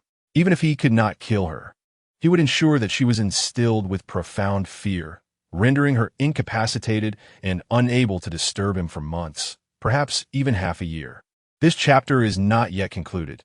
Please turn to the next page to continue enjoying the captivating content. Did you hear that? At the bow of the Black Pearl, ShiZhou gazed down upon the entirety of Rogi Island, his ears attuned to the myriad sounds emanating from below, akin to an enchanting symphony that entranced him to the point of half closing his eyes and spreading his arms wide, inhaling deeply. "Boss," he heard ShiZhou's voice, perplexed as he noticed ShiZhou had appeared beside him. "What is it?" "Nothing," ShiZhou replied, shaking his head while adjusting his cowboy hat. "It just seems like you're becoming increasingly perverse." "Perverse?" ShiZhou tilted his head in contemplation before responding earnestly. "Perhaps I was always this way. You simply hadn't seen enough of it before. Is that so?" "Indeed." A wicked smile crept across ShiZhou's lips. "How long has it been since you left the shore with me?" "Boss," at this moment he stepped forward, his ink-black pupils surveying the countless pirates below with an icy demeanor, devoid of any emotion. "I am inherently indifferent and bloodthirsty. In this world, aside from a few of you, I care for no one else. Even if the world were to perish, I would remain unfazed. However, it is precisely because of you that I am restrained from my bloodlust. Otherwise, I would become even more terrifying and perverse." With that, ShiZhou suddenly turned to face ShiZhou, speaking earnestly. "Therefore, you must protect yourself. If anything were to happen to you, I cannot fathom what I would become." "Understood." ShiZhou regarded ShiZhou for a moment before nonchalantly waving his hand. "You're so chatty." Though he said this as he looked down, a faint smile appeared at the corner of his mouth, and his eyes narrowed slightly. "I'm just like you, boss." For ShiZhou is undoubtedly the closest person in this world. The brotherly and paternal care he receives is something he can never get enough of. He is indifferent to the world's affairs. His only concern is ShiZhou, at least for now. As for the future, that will come when he has a wife and children to think of. Suddenly, the pirates realized something was amiss. No, it's not a newcomer. It's the demon of time, ShiZhou. As the Black Pearl soared above Rogi Island, the pirates finally discerned the flag fluttering atop the vessel. It was a crimson banner emblazoned with a spherical imprint resembling a footprint, with a blade thrusting through it, piercing the sphere entirely. From a distance, it appeared as though a colossal beast's foot had been impaled into the red earth. The pirates did not comprehend the flag's meaning, yet they were all too familiar with it. After all, the incident at Ketuokimo's only transpired a little over a month ago. Run, the captain, who had previously alerted the tavern, now felt his heart plummet upon seeing the flag. Trembling, he gazed at his captain, his voice quaking. That guy is a captain who specializes in hunting pirate crews. Can we escape? The captain disregarded his warning, though he too felt fear. He understood that fleeing before a flying ship was a fool's errand. Similar sentiments were echoed throughout the island. As the Black Pearl descended to a certain height, the pirates unusually united, converging on the sole pathway leading to the island's pinnacle. 12 pirate crews gathered. ShiZhou surveyed the diverse expressions of the pirates in the square, his gaze sweeping over the 12 robust figures at the forefront of the pirate crew. He observed them not as individuals, but as one might regard pigs trapped in a pen. ShiZhou, we bear no grudge against you. Could you enlighten us on the source of your malevolence? Despite ShiZhou's appearance differing significantly from the wanted posters, appearing much older, they recognized him from his silhouette, the flag, and the otter accompanying him. ShiZhou, too, inexplicably found himself with a bounty after Ketuokimo's, and not a meager one at that, 50 million. In a new world, this bounty was insignificant, much like the pirates below. Aside from those 12 captains, there were over 20 other pirates whose bounties surpassed this amount. Yet, it is crucial to note that ShiZhou had not yet revealed his true capabilities in this world. Oh, no, that's incorrect. He did display his strength at Ketuokimo's, but that was against Mo's underlings, all of whom ShiZhou subsequently eliminated. Thus, it is unlikely anyone knows of ShiZhou's true power. Nevertheless, the world government still issued such a high bounty on him. This was one reason the pirates recognized him. You are a pirate, yet not just any pirate. As ShiZhou remained silent, the pirate captain pressed on. You killed Whitebeard, and your bounty is soared to 5,444,000,000. Enough to take his place atop the Four Emperors' throne. Why then target us, mere minnows with bounties in the millions? ShiZhou stroked his chin, his gaze fixed on the increasingly animated pirate captain, nodding thoughtfully. You speak the truth. Indeed, the pirate captain's eyes sparkled with newfound hope at ShiZhou's acknowledgement. As long as you have a plan, we will undoubtedly support you without hesitation. Speak, and I, Guidao Cologne, along with the Guidao pirate crew, pledge to become your first subordinate crew. With that declaration, he knelt before ShiZhou, performing a knightly gesture of fealty. Seeing their captain's action, the pirates behind Cologne followed suit, kneeling in unison. Cologne's words and actions ignited a fire of ambition among the other pirate captains, revealing a new possibility that could inadvertently help them realize their own aspirations. ShiZhou has always been a solitary figure, accompanied only by a single otter with a bounty of 50 million. Although they are merely 2 in number, their strength is more than sufficient to vie for the vacant position left by Whitebeard. After all, it was ShiZhou who dispatched him. Logically, he is indeed the one with the greatest opportunity to inherit Whitebeard's influence. Now, by submitting to ShiZhou, they could instantaneously elevate their status, becoming one of the 4 emperors. This notion, once it took root, swiftly filled their hearts. Ambition, once it enters the new world, is inescapable. However, the vastness of a new world is such that countless pirate crews arrive each year, either through the trials of the paradise or by sheer luck. Despite the chaos and the absence of peace, the survival of the fittest leaves little room for pirates to replenish their ranks. Yet, some fortunate souls manage to navigate through this brutal maelstrom. By this point, however, The passage of time and countless battles have extinguished the ambitions of most pirates. They gather on various islands, reveling in the plunder of merchant ships and toying with newcomers. Having completely forgotten the dreams and aspirations that once accompanied their entry into the New World. The emergence of ShiZhou, along with the actions and dialogues of the Ghostblade, ignites their long-buried ambitions and dreams like a spark in the darkness. Although these aspirations have morphed into a reliance on others, it is still preferable to languish like a salted fish here, seeking pleasure. One must understand that pirates like them are ubiquitous in the New World. They are fortunate to encounter ShiZhou, who possesses strength but no established power. Thus, without hesitation, they collectively made what they believed to be the most prudent decision. Zhu Gang Lai and the Great Pig Pirate Crew are willing to become your second subordinate pirate crew. Mose George and the Commission Pirate Crew are willing to become your third subordinate pirate crew. Kiki Komodo and the Moto Pirate Crew are willing to become your 12th subordinate pirate crew.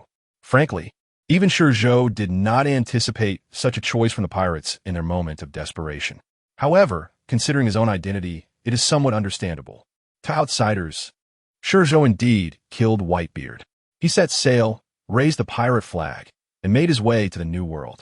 To claim he lacks ambition or purpose would be met with disbelief. Currently, the most accessible territory in the New World is undoubtedly that of the Whitebeard pirate crew, which has become a veritable slaughterhouse. Any pirate still harboring ambitions has already flocked there. By seizing an island, they could plant their flag in the New World and establish a true foothold, radiating outward to expand their influence while fulfilling their ambitions. The New World is vast and unchanging, with the number of islands remaining constant. Hence, the most direct manifestation of a pirate's establishment here lies in how many islands they occupy. Like the Four Emperors, each has claimed some of the largest islands in the New World, with countless others flying their flags in submission to them. This is precisely why the Four Emperors wield such significant influence in the New World. Alas, ShiZhou shook his head, casting his gaze away from the kneeling pirates to another direction. Unfortunately, he is not a pirate of this world, harboring no ambition to claim territory or dominate the world. Raising the pirate flag was merely for Fishman Island. Therefore, the excitement of these individuals is nothing more than a futile endeavor, akin to playing a lute to a cow. Moreover, ShiZhou's true intention lies with them, their bodies, their will, their future. Old man, I never expected to find you here at your advanced age. Rather than resting and awaiting your encasement, you come out to watch the commotion, more than the pirates kneeling before him. ShiZhou's interest lay with the golden-haired old man sitting in a wheelchair outside the bar. Ha ha ha! The golden-haired old man fixed his gaze on ShiZhou and suddenly burst into laughter. I know you. ShiZhou's lips curled into a slight smile, acknowledging that more people are recognizing him, and he does not mind one more. Indeed, the old man nodded, removing the cigarette from his lips to exhale a large cloud of smoke. You're not here to seek me out, are you? It is understandable that he would think so. After all, this young man, in both gaze and tone, conveys that he is familiar with him. It is not that the old man underestimates himself. In this world, there are many who would covet his head, not fewer than the legendary pirates. After all, he himself is one of the legends. No, however, unexpectedly, ShiZhou shook his head at this moment. He then turned his head, his gaze once again falling upon the Ghostblade and others. My true target is actually these individuals. Why? Both the Ghostblade and the golden-haired old man inquired simultaneously, though their tones differed. The Ghostblade's voice was laced with palpable fear and anger, lamenting, "How can you still want to kill me when I am in such a state? Is there no justice, no pirate's code?" Meanwhile, the golden-haired old man expressed surprise. ShiZhou ignored the Ghostblade, instead turning to the golden-haired elder with a light chuckle. "Ha, their thoughts may be well-meaning, but my ambition is not to become one of the Four Emperors, nor to chase after the Pirate King that haunts your dreams. Let the reckless rascals contend for the title of pirate. As for me, I simply wish to look down upon them." The golden-haired elder could clearly sense that ShiZhou was not speaking falsely. Yet, it was precisely because of this honesty that his emotions surged dramatically. Do not be so arrogant. Young man, which pirate in this world sets sail without aiming for that position? Do you merely venture out to play? No, for some reason. The golden-haired elder suddenly lost his composure, sitting upright with his golden hair flowing wildly, resembling a furious lion. He fixed his gaze on ShiZhou, and an overwhelming aura erupted from him, sweeping through the entire square like a tempest. In an instant, the raucous square fell silent, followed by the sound of numerous bodies collapsing. Conqueror's Haki? The Ghost Blade and others felt the pressure weighing upon their minds, glancing back at their fallen comrades, and collectively swallowed hard. They could never have anticipated that this golden-haired elder, who had not been in Rogi Island for long, would be an awakened sovereign of Conqueror's Haki. It is worth noting that even in the New World, those pirates possessing Conqueror's Haki are exceedingly rare, making them formidable leaders. This old man, merely an ordinary bar owner. How could this be? In truth, while this Conqueror's Haki may not be as powerful as that of those who have clashed with ShiZhou, it still astonished him slightly. For the old man is none other than Shiki, a legendary pirate who, decades ago, was on par with Whitebeard and Roger. Due to his head of golden hair resembling the mane of a lion, he earned the moniker Golden Lion. Furthermore, having consumed the Moku Moku no Mi, which grants the ability to defy gravity and allow any object it touches to float, including islands, the pirate crew he established is aptly named the Flying Pirate Crew. He is the captain of the Flying Pirate Crew, the admiral of the Golden Lion Pirate Fleet, and is also referred to as the Sky Pirate. Encountering the Golden Lion here is indeed quite unexpected for ShiZhou. Moreover, Shiki's current appearance and attire starkly contrast with his character. ShiZhou believes that even if he were to be defeated again, Shiki would not stoop to being a mere tavern owner here. After all, his ambitions have always been grand. However, this is Shiki's personal affair, and ShiZhou does not wish to dwell on it, as the old man could very well have lost his spirit after being defeated by a rookie pirate. While he is indifferent to the reasons behind the old man's concealment, he is intrigued by the fact that Shiki can still evoke Haki. Gazing at Shiki's head, a glimmer of understanding dawns upon ShiZhou. Is this the reason for the absence of the helm? But who are you? At that moment, Gui Dao suddenly interjected, interrupting ShiZhou's contemplation. This fellow now seemed to embody the representative of the 12 pirate crews. Little brat. The golden-haired elder paid no heed to Gui Dao, his gaze fixed solely upon ShiZhou. Though I am aged, I refuse to allow you to belittle the Pirate King. This chapter is not yet complete. Please click to the next page to continue enjoying the thrilling content. It is essential to recognize that the very existence of this sea awaits the emergence of the one destined for that position. Only they can truly be called king. ShiZhou shook his head slightly, dismissing such thoughts. Yes. He lifted his half-closed eyes, nodding repeatedly at the elder, affirming his words. However, suddenly, ShiZhou halted his movements, taking a step forward, and with a resounding hum, an overwhelming aura, far more potent than the elder's, surged from him. Crack! The intensity of this aura not only suppressed the elder's presence instantaneously, but also unleashed an abundance of red lightning in the air, born from its sheer power.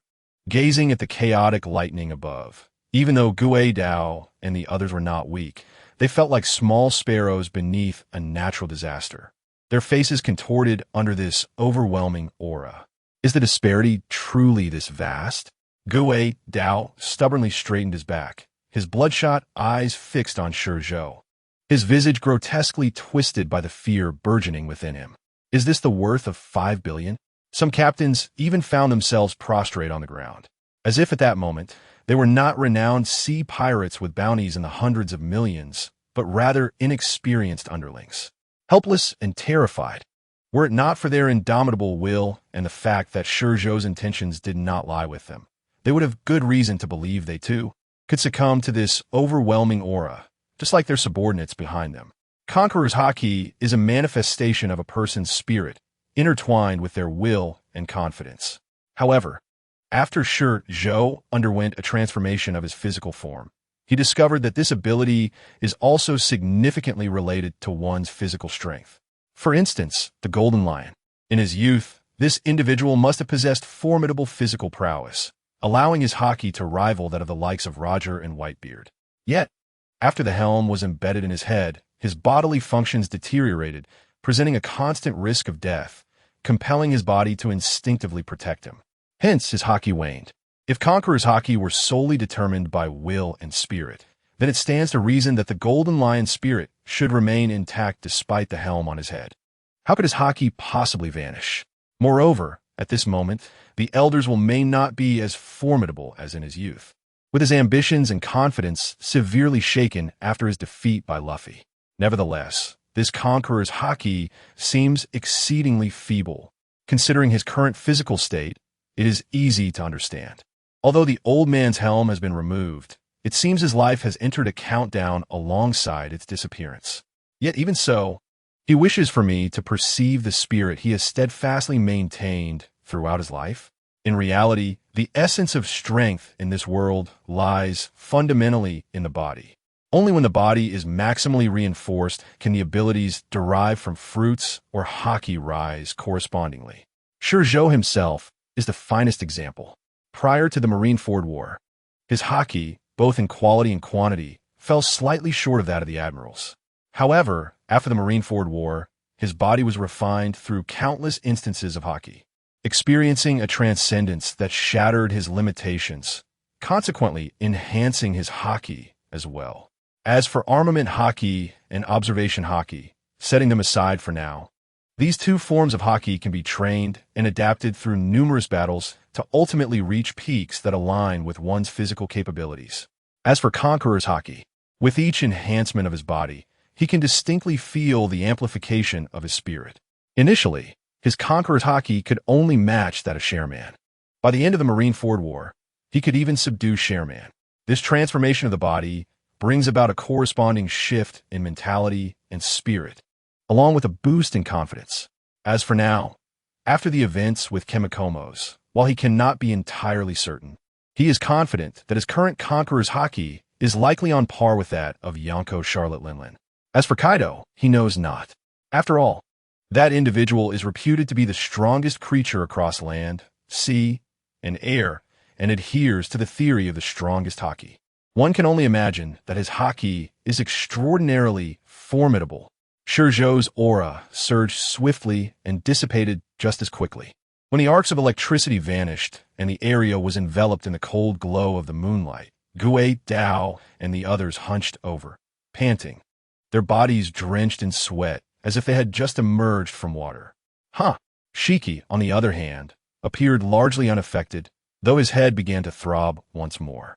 With the onset of pain, his mental acuity faltered at that moment. Furthermore, upon closer inspection, one could observe that the white bandages beneath his hood had inexplicably turned entirely red. Blood had even soaked the bandages, forming droplets that cascaded onto his golden hair, resembling clusters of crimson plum blossoms, strikingly conspicuous. Shiki is acutely aware of the changes in his body, more than anyone else, yet he remains indifferent. His gaze is fixed unwaveringly on ShiZhou, and suddenly, at a certain moment, he breaks into a wide grin. Ha ha ha, little brat, I, Golden Lion Shiki, acknowledge you. In this vast sea, as long as you possess sufficient strength, you can be as arrogant as you wish, and no one can do anything to you. As his words fell, his body seemed to lose strength, collapsing back into his wheelchair, and at that moment, even the once bright glimmer in his eyes dimmed. He, of course, yearns to soar into the skies once more, to become the revered and feared sky pirate. However, the helm atop his head, though inadvertently knocked off by the final punch of the Straw Hat Boy, had its moment of significance, marking the scale of his existence. Moreover, being captured by the Navy and imprisoned once more and impelled down, although he eventually escaped due to the antics of that rascal Luffy, his life was no longer permitted the luxury of ambition. The prior surge of his spirit did not stem from a desire to relinquish life, but rather, it was ignited by this young lad named ShiZhou, who recognized him and dared to touch the prideful boundaries he had long established. As a former legend, he felt compelled to provide this boy with a reason to remember him, even if it meant his demise. What need was there for this? ShiZhou shook his head, stepping forward and crossing the ship's railing, his feet treading upon the void. each step a flicker, each stride an illusion, until he stood before the golden lion. "Old man, I offer you a true opportunity to know me." At that moment, ShiZhou was rendered utterly speechless. Perhaps in the next instant, the last glimmer in his eyes would extinguish. Yet he still mustered the final vestiges of his spirit, turning his head to gaze at the pirates. ShiZhou intended to make himself known, and that required action. He was eager to see how this young lad could possess a bounty that exceeded his own, even approaching that of Whitebeard. "Are you ready?" The young master. There is more to this chapter. Please click the next page to continue reading. The excitement only grows. Silence enveloped the scene. No one responded to ShiZhou. The members of Ghost Blade had drawn their weapons, resembling startled hedgehogs, warily fixated on ShiZhou. Their subordinates lay entirely unconscious, incapable of even responding. "Not answering, are we?" ShiZhou raised his head. His obsidian eyes, dark as ink, appeared even more ominous under the moonlight, akin to a true black hole from which not even a sliver of light could escape. "Very well, if you choose silence. Then prepare to journey to the end of your time." With that declaration, ShiZhou abruptly swiped his hand to the right, as if erasing a chalkboard. Without a sound, the members of Ghost Blade felt a shiver run down their spines, their haki instinctively enveloping their bodies in haste. In their perception, the surrounding time and space seemed to be gripped by an invisible hand, intent on erasing them from this world like the markings on a chalkboard. As if struck by a thought, they slowly turned their heads, mechanically, inch by inch, to look behind them. The sight before them caused their pupils to constrict to the utmost degree, their bodies trembling uncontrollably. Before them lay a scene that could only be described as surreal.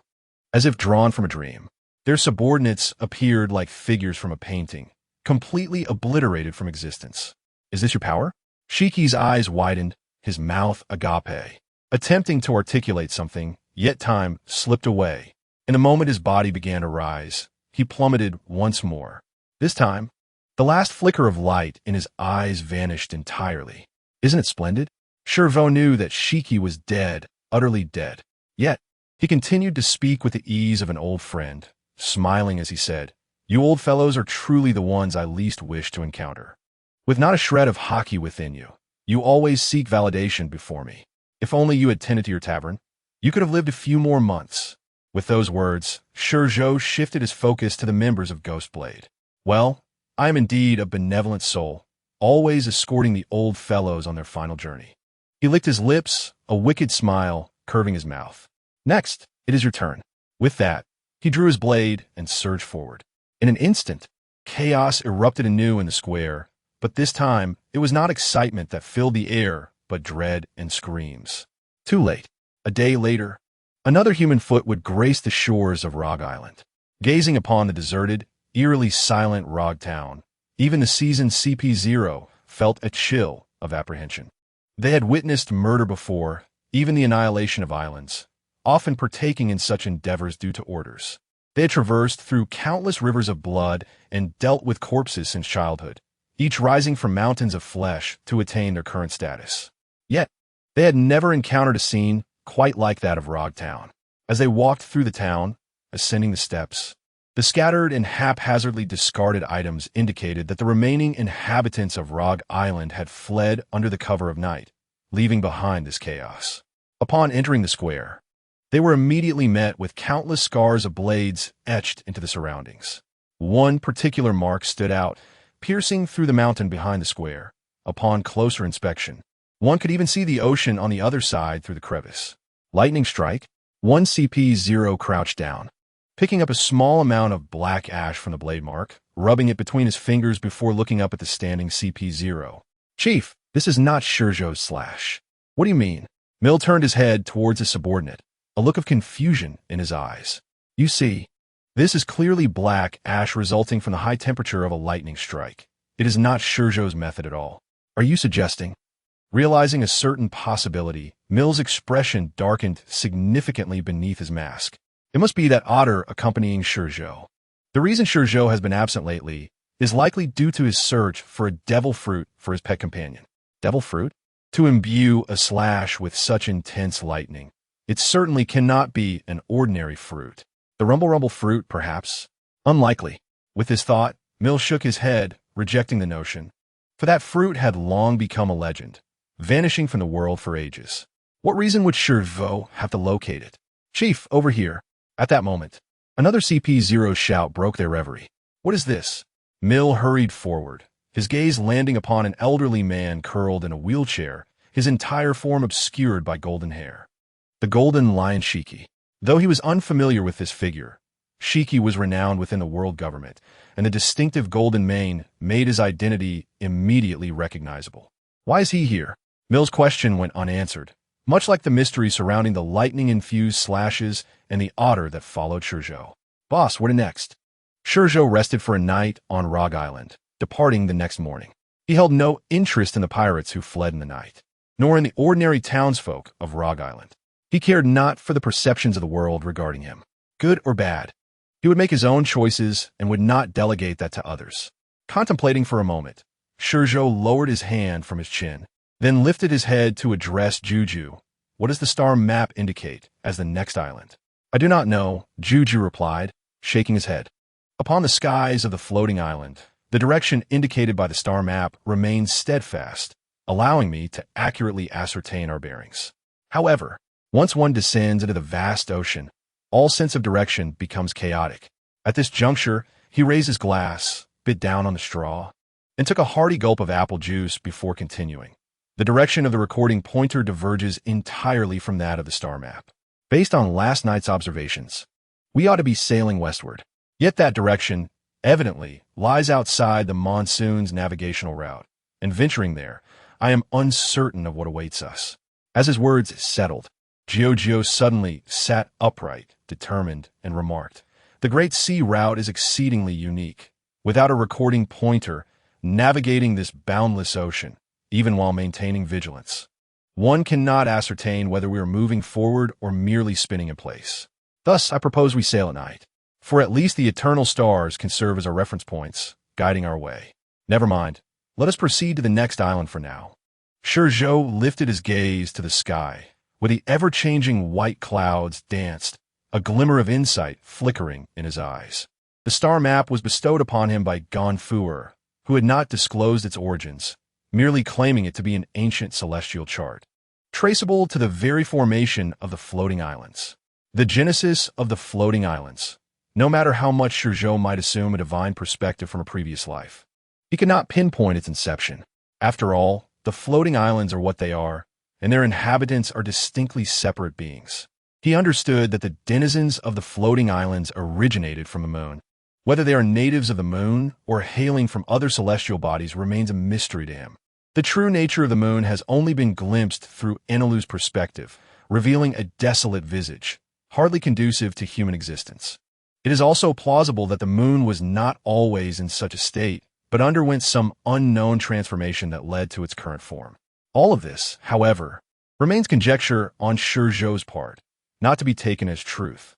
Yet, he firmly believes that one day, all that shrouds him in mystery will be unveiled.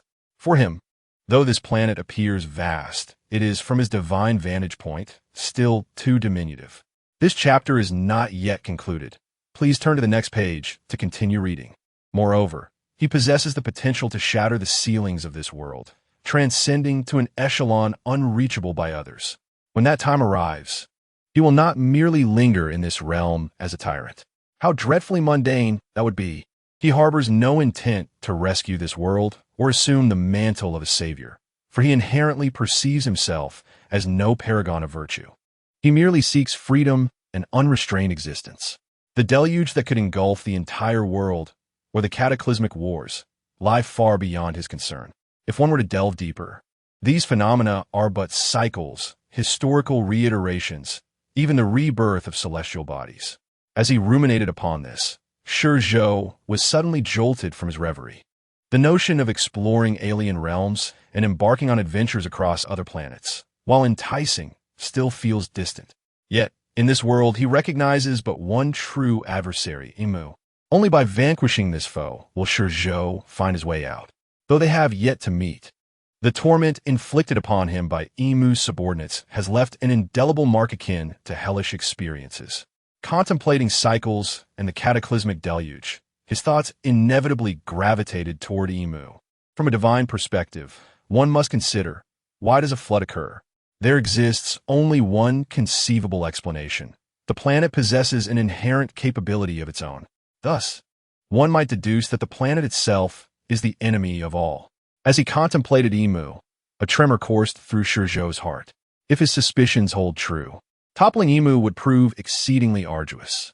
Of course, it is also possible that he is merely overthinking. Are you prepared? Beneath the dim sky, a rustling sound arose, not the wind, but the patter of raindrops upon rooftops. Meanwhile, on the streets flanked by gray-bricked walls, two shadows lurked in a corner, one stout, the other slender. If they remained silent, one would hardly suspect the presence of individuals here. Just then, a series of footsteps echoed from afar, growing ever closer. In this desolate town, akin to a ghostly realm, the sounds carried far and wide. Boss, are the people here insane? Why would anyone seek to kill us? Beneath the umbrella, ShiZhou gazed ahead at the street, bemusedly remarking, do they not realize the chasm that separates us? Or perhaps they are devoid of fear altogether. Who can say? ShiZhou, holding the umbrella, advanced slowly, step by step. The sound of raindrops upon the umbrella resonated in his ears like a melodic symphony, causing the corners of his mouth to unconsciously curl upwards. Engage. Just then, two figures sprang up from the rooftop to his right. Shrouded in black raincoats, their faces remained obscured. Yet their oceanic blue eyes shone brightly like lanterns against the dim sky. ShiZhou, that 5 billion head of yours is mine. With those words, the stout figure pressed a button in his grasp. Boom! A tremendous explosion erupted beneath ShiZhou and his companion, flames and smoke rising to engulf them instantly. Hey! The lean figure's eyes sparkled with excitement, surveying the engulfed street, heedless of the approaching tempest, and grinned widely. Let us go.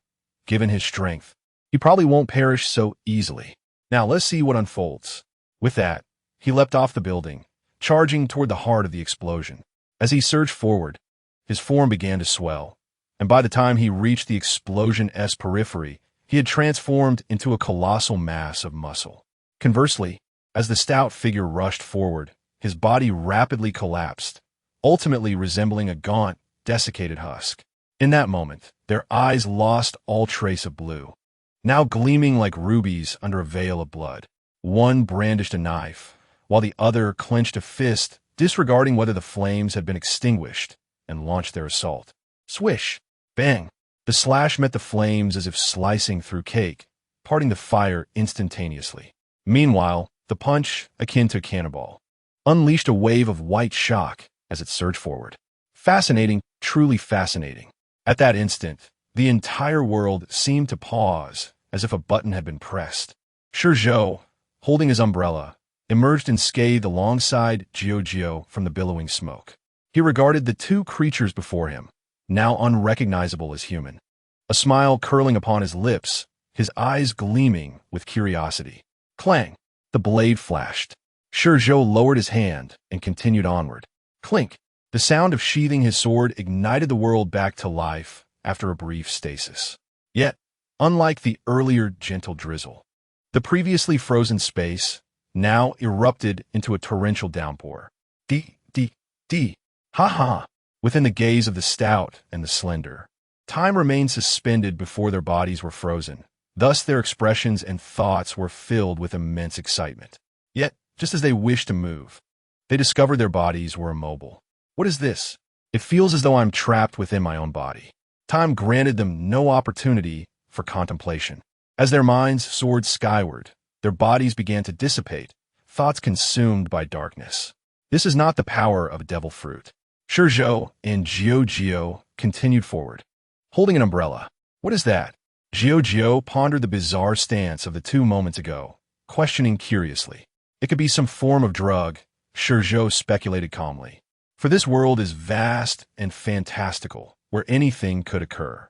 Indeed, hearing ShiZhou's words, ShiZhou nodded, dismissing her doubts and gazing up at the towering mountains beyond the town. Time and again, they return to trouble us. He must be there. As the words fell, ShiZhou extended her tongue, licking her lips and mimicking ShiZhou's demeanor with a mischievous smile. What audacity! They truly seek their own demise.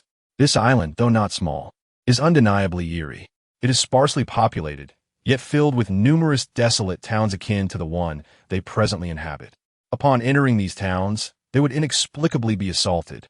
Poison, bombardments, gunfire, traps, no methods were spared. Moreover, judging by their attire, these assailants were neither pirates nor soldiers. Why is that? Is it truly for their heads? Though the bounty of 5 billion is enticing, one must possess the strength and the life to claim it. Additionally, there's a peculiar aspect. The attackers seem devoid of fear or trepidation, filled only with courage and fervor. Big brother, little Sakura is so hungry. At that moment, a small girl, around 4 or 5 years old, timidly emerged from the left street corner, standing before the two. Can you spare some food for little Sakura? Upon finishing her plea, she lifted her face, gazing at ShiZhou with pitiful eyes. Her dirt-streaked visage bore a pair of eyes as clear as a pristine lake. What a scoundrel! ShiZhou gazed down at the little girl, momentarily taken aback, then slowly knelt, placing a hand on her head and gently combing her hair. Suddenly, the girl's eyes were veiled in crimson, her innocence transforming into ferocity. In tandem, her body swelled, pushing against ShiZhou's right hand, and a gleaming dagger appeared in her now formidable grip. Without the slightest hesitation, she lunged toward ShiZhou. The pitiable demeanor just moments ago seemed to vanish entirely. Now, her appearance was drastically altered, her voice hoarse and shrill, piercing the ears like a sharp blade, inducing a throbbing in the mind. Thud! The dagger struck ShiZhou's chest with immense force, resonating with a hollow sound that echoed far and wide, reminiscent of a morning bell. Yet, it carried an unusual emotion. What could it be? It is sorrow. It must be painful. ShiZhou lowered his head, his gaze fixed upon the transformed girl. With his right hand, he grasped her head, eyes as dark as the abyss, edges shimmering with a cold light, akin to the frigid expanse behind him. Fear not. I shall send you away shortly, and soon I will ensure the one who wrought this upon you meets her fate as well. Clang! Unbeknownst to him, Tang appeared at ShiZhou's left hand, swiftly drawing his blade, slicing from left to right, and with a soft hiss, severing the girl's neck. Ugh! The girl struggled momentarily, then her hands fell limp, her body sliding backward, crashing onto the rain-soaked stone ground. Blood gushed forth like spilled ink, seeping from her neck, mixing with the rainwater, staining the entire surface a deep crimson. ShiZhou stepped forward, placing the girl's now lifeless head back on her neck, which had reverted to its original state, her once pure pupils now clouded with a dullness.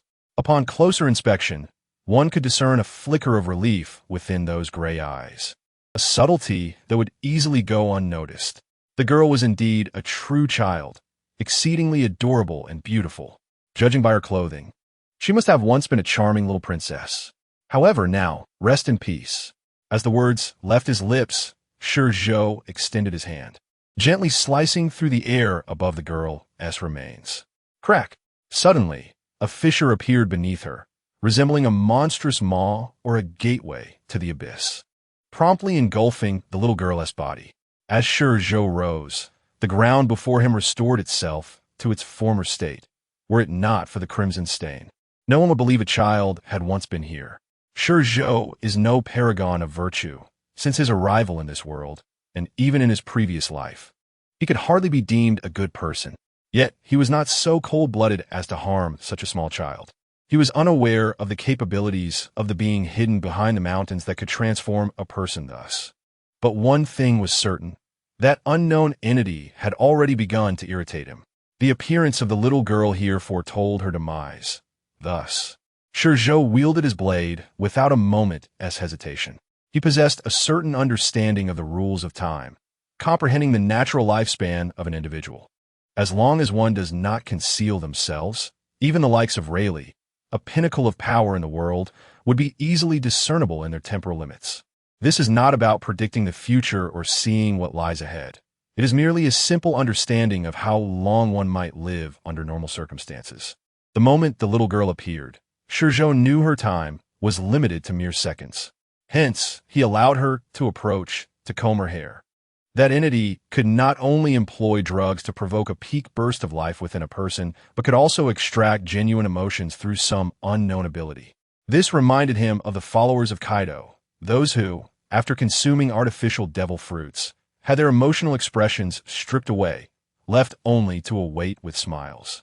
Yet clearly, the being here was far superior to those who had failed in consuming artificial devil fruits. The emotions extracted were authentic, not mere external displays. Having been in this place, ShiZhou and ShiZhou had encountered 7 or 8 assaults. Throughout these encounters, ShiZhou noted a commonality. Each assailant possessed a fearless demeanor, devoid of fear or dread. Even absent of calmness, behaving like wild beasts, exhibiting extreme bloodlust and savagery. Even when faced with ShiZhou and aware of his bounty, they remained unflinching. "Let us depart." ShiZhou extended his hand, retrieving the umbrella that had been suspended in the void while he drew his blade, once more shielding himself from the chilling descent of rain. "All right." Following the appearance of the little girl, ShiZhou fell silent. Yet within those once jade-like eyes, there now glimmered an unprecedented hue of crimson. "I loathe this place." He hastened to walk alongside ShiZhou, guided by the directions of the record pointer. This area was ostensibly the kingdom of Bam. It was rumored that pirates were virtually non-existent here, with the entire island devoted to their king, engaging in the business of hunting pirates. However, I was taken aback when ShiZhou accepted the word ShiZhou was about to utter, surprised that their method of hunting pirates was indeed such. ShiZhou nodded in agreement, asserting that normal combat, regardless of how excessive, was to be expected when dealing with foes, as one could employ any means necessary. Yet, it was evident that the situation here was far from ordinary. Whether it was the foolish assailants or that earlier little girl, they resembled emotionless puppets, executing commands or perhaps foreseeing their targets, greedily consuming their own lives. As ShiZhou reached this point, he paused momentarily before lifting his feet to follow ShiZhou up the steps leading to the mountain's summit. Merely self-destruction. Self-destruction? ShiZhou thought of the little girl and nodded, noting your keen observation. They indeed appear to be engaging in self-destruction. If they can kill us, that is splendid. If not, it serves as liberation. But what of those who do not wish to self-destruct? ShiZhou hesitated, slightly raising his umbrella to gaze at the mountain peak, letting out a soft laugh. This chapter is not yet complete. Please turn to the next page to continue enjoying the thrilling content. I suppose it lies just beyond the other side of the mountain. The mountain itself was not tall, yet the steps seemed endless. ShiZhou did not keep track of time, but it seemed they had been climbing for a few minutes. However, they appeared to be making no progress. When he raised his umbrella again to look toward the summit, he was astonished to find the distance unchanged from the beginning. Something is amiss. ShiZhou halted, abruptly turning to glance behind him. To his dismay, there was no town in sight. Only a staircase suspended in the void, stretching endlessly, resembling a path leading to the world's end, to hell itself. Turning his gaze upward, he found the mountain unchanged, the peak still the peak. And even a massive stone door, intricately carved from blue stone at the staircase's end, appeared identical to the initial sight. ShiZhou possessed keen eyesight. If he was not mistaken, the statues on the pillars should now be animated. Though devoid of breath, mere puppets, the hostility reflected in their eyes permeated the entire space. "Be cautious." ShiZhou tilted his head and patted ShiZhou's shoulder. This eerie staircase seemed to meld with the very fabric of space, eluding even a formidable warrior like him. Perhaps ShiZhou had grown too complacent. After departing from the Xiangwudi archipelago, he had mistakenly believed he was invulnerable, thus lowering his guard.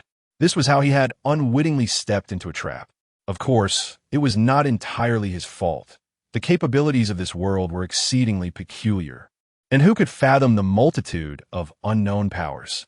Can you guess if he will arrive before us? Behind the grand door lay a vast plaza. The plaza was immense, its floor adorned with unknown patterns, resembling a colossal magic circle when viewed from above. At its center stood a small pavilion, strikingly disproportionate to the grandeur of the plaza. Within the pavilion sat 3 figures in a meditative posture, while behind the pavilion knelt countless worshippers. though their heads were bowed. The fervor emanating from them was reminiscent of the most devout followers venerating their deity. I surmise he cannot ascend. The three figures were distinct, yet upon closer inspection, one could discern subtle similarities among them. The initial speaker was the elderly man in the center, his face marked by sinister tattoos. The one now speaking was the lean fellow on the left, younger than the man in the middle. The next to speak was the hefty figure on the right, who sat like a mountain. The staircase reflects your abilities, so it is clear you assume he cannot ascend. Their tone was imbued with arrogance, as if ShiZhou's bounty of 5 billion was utterly inconsequential in their eyes. Esteemed gentlemen, I advise you to exercise caution. Just then, a tall figure clad in black and wearing a mask emerged behind the trio. The figure stood upright like a bamboo stalk. Lord Kierman instructed that you merely detain him until they arrive. That will be the moment to unleash the ambush. Understood, understood. You are quite tedious. The hefty man set down a limb akin to a human leg and cast a sidelong glance at the figure in black. I merely remind you all to avoid errors that might disrupt the plans of Lords Kierman and Lilith. The figure in black regarded the hefty man with an unimposing demeanor, unperturbed by the man's intimidating presence. He represented not an individual, but the world government, and thus felt no fear of these formidable beings. Moreover, he mentioned both Kierman and Lilith. With their backing, even the most audacious of individuals would hesitate to act recklessly. Dull. The hefty man scrutinized the figure in black before returning his gaze, lifting the leg once more to continue eating. His sharp teeth crushed even the bones, devouring an entire leg with ease. The figure in black exhaled quietly in relief once the hefty man's attention diverted. The trio before him were none other than the kings of the Bam Kingdom. The elder in the center was named Bam Lundeafu, publicly recognized as the king and the leader among the three, yet secretly a scientist for the world government. The pills he concocted could significantly enhance human explosive power, albeit at the cost of life. Nevertheless, for many kingdoms and the world government, such a weapon was remarkable. After all, for numerous nations, the population was akin to weeds on a mountain. Once cut, they would soon regrow. The lean man on the left was named Bamnardi, the second in command among the three and also a king here. Unlike Bam Lundeafu, he was not affiliated with the world government, but was a seasoned bounty hunter. Naturally, due to his elder brother's influence, he collaborated extensively with the world government, akin to an assassin. As long as the world government provided payment, he would undertake any task he deemed fitting. As for the hefty man on the right, he was called Bam Lubot. This individual was a true monstrosity, as ferocious as a beast, with the world government oblivious to his limits. Despite his girth, he was undoubtedly the strongest among the trio, even without his devil fruit abilities. Like Bamnardi, he was also a bounty hunter and had dealings with the world government. All three possessed the powers of devil fruits. The eldest, Bam Lundeafu, had consumed the emotion fruit, allowing him to permanently extract the emotions of others, retaining only one or several to achieve his ends. This individual's pill is significantly related to his fruit ability. The second member, Bamnat, possesses the extension fruit, which allows him to infinitely elongate a certain terrain along with the surrounding space. Should anyone step into the trap he weaves, they would be utterly ensnared, unable to escape until they perish within, reduced to mere bones. The third member, Bamlubota, has consumed the power fruit, which enables him to amplify his strength geometrically, with a maximum increase of 100 times. If his inherent strength is sufficient, he could even sink an island with a single punch, truly a monster among monsters. The trio has remained concealed within the confines of Bamwangwa, leaving many matters shrouded in obscurity by the world government. Thus, even though they reside in the heart of the New World, they remain virtually unknown in the public eye. However, in the realm of darkness, the narrative shifts. The leader need not be addressed for now, as he is a clandestine scientist for the world government. As for the second and third members, their renown in the underworld is substantial. One is known as Kong Wang, while the other is referred to as Li Wang, true sovereigns of the dark realm. The identity of the man in black is also noteworthy. He is none other than Mill, the CP-0 captain who once appeared on Roji Island, searching for clues about the time ship. His journey involved traversing various islands before finally encountering the time vessel here. Navigation in the New World proves to be more complicated than anticipated. The time ship is indifferent to time, akin to a leisurely excursion. Thus, it took over half a month to reach this point, having only passed through 4 or 5 islands. The pirates are more dispersed than he imagined. While each island has a certain number of pirates, after departing from Roji Island, he did not slay a single pirate. The numbers were simply too few. Killing them would be a waste of time. Even the 12 pirate captains on Roji Island had only 5 who possessed haki. The others either relied on weaponry or possessed devil fruits. Had they not blocked his path in the square, he would not have felt compelled to eliminate them. Perhaps it was merely their misfortune. They were drawn by the spectacle and believed the sensational claims in the newspapers regarding the captain's demise. Otherwise, they would not have met their end. Upon reflection, this circumstance is understandable. Even among the vast forces of the Whitebeard pirates, only a few hundred have awakened haki. What chance do other pirate crews have of possessing haki experts? As for Kadwakamasi, it can only be attributed to ShiZhou's good fortune. This locale features a large island, a commercial hub, and a pirate haven. Further developed by the Zilua Lan Chamber of Commerce and the legend of the pirate Mosi, which has attracted numerous formidable individuals. Some spatial ability, perhaps. On the staircase, ShiZhou maximized his observation haki, yet this void appeared boundless, eluding detection of its limits. The entire world became severed from the moment he discerned it, leaving only him, ShiZhou, and the crystalline gem hanging from ShiZhou's waist. In essence, they had been exiled, separated from the original world by a spatial ability user. This principle bears some resemblance to the spatial barrier of that woman, Lily's. However, in comparison to Lily's barrier, this void is evidently less resilient. One must understand that Lily's spatial barrier functions as absolute defense. To breach it, one must genuinely possess the power to shatter the void within the world of One Piece.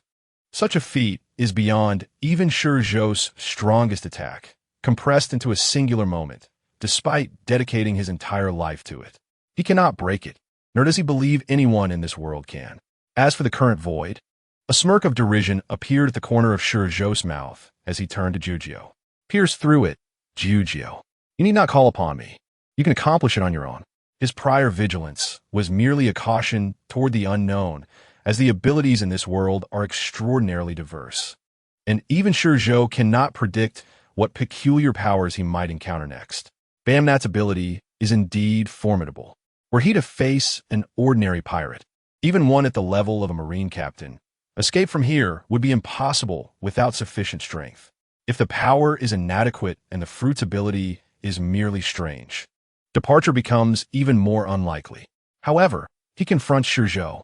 Moreover, ShiZhou, after assimilating the thunder fruit, has undergone a transformative change in strength.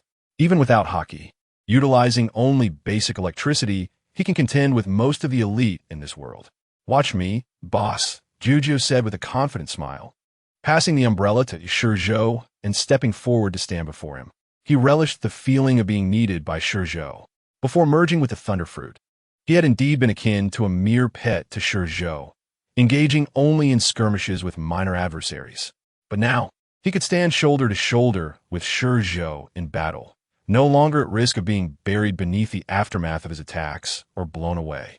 Given time, he believed that with the power of what ShiZhou deemed one of the strongest devil fruits in this world, he would truly ascend to greatness, forging a legend that belongs to him, to ShiZhou. With his right hand gripping the sword and his body leaning forward, ShiZhou assumed a standard draw pose. Unlike ShiZhou's preference for thrusts, ShiZhou evidently favored slashes. Although he had learned from ShiZhou and occasionally from Rayleigh, he gradually developed his unique style of attack. Compared to ShiZhou, he clearly favored broad, sweeping strikes. As he grasped the sword, numerous arcs of electricity manifested around ShiZhou. The arcs resembled headless serpents, enveloping the space he occupied. At a certain moment, when the power of lightning within the sheath became overwhelming, with a sharp sound, ShiZhou drew his sword. Draw lightning slash. The azure blade, encased in darkness, struck the steps before ShiZhou with tremendous force. No rocks were sent flying. The blade collided with the impenetrable wall of sound, causing the entire world to tremble and resonate with a deafening roar. "Open up!" ShiZhou shouted, his right arm swelling with power, his entire body standing rigid with electricity, resembling a veritable hedgehog. Crack! When his strength surpassed the limits of this space, a sound of shattering resonated from the tip of the blade. This sound acted like a fuse. Crack, crack, crack. Centered around this point, the void before ShiZhou fractured like a mirror. "It's opened." ShiZhou's eyes gleamed as he forcefully slashed to the right. With a swift motion, the void parted like a scroll, creating an opening. Wind. A fierce wind. The wind from the outside world surged in, akin to a dam bursting, flooding into this void. At that moment, the ground beneath the two suddenly gave way, as if the very heavens had shifted. When they regained their senses, the stairs remained before them, and at the end of their sight loomed the stone door. However, the statues upon the door had lost their vibrancy, now mere lifeless forms. The world around them, in stark contrast, sprang to life once more. They understood they had returned to reality. Gazing ahead at ShiZhou, they beheld a bottomless, jet-black gash, emitting sparks, firmly etched into the staircase like a dividing line, cleaving it in two. Meanwhile, within the plaza behind the giant door, in a small pavilion, Bamunit suddenly froze, and without warning, he violently spat out a mouthful of blood. His breath diminished rapidly, akin to a deflating balloon. Nevertheless, this fellow was no mere lackey. Despite the decline in his aura, it was not by a significant margin. This chapter is not over. Please turn to the next page to continue reading. After all, what ShiZhou had severed was the extended space created by his devil fruit abilities. Not him directly. He had been wounded by a backlash from his own powers.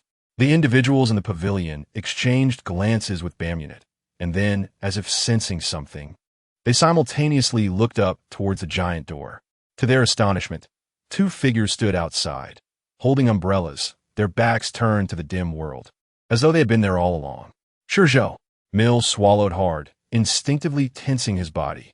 The Bam brothers may have been unaware of ShiZhou's terrifying reputation, but he was all too aware.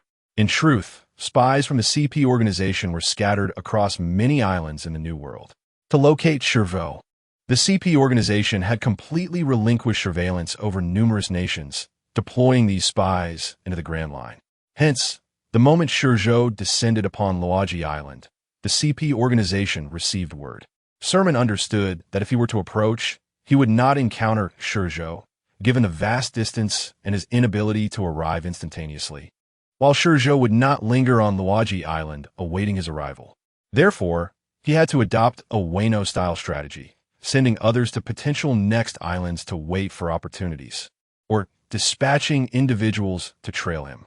His task was quite simple: to orchestrate a meeting between CP0 and ShiZhou, using Shachi as leverage, compelling ShiZhou to remain on a certain island until their decisive confrontation. Mill was exceptionally fortunate, having drawn the top prize, becoming one of the chosen to follow ShiZhou.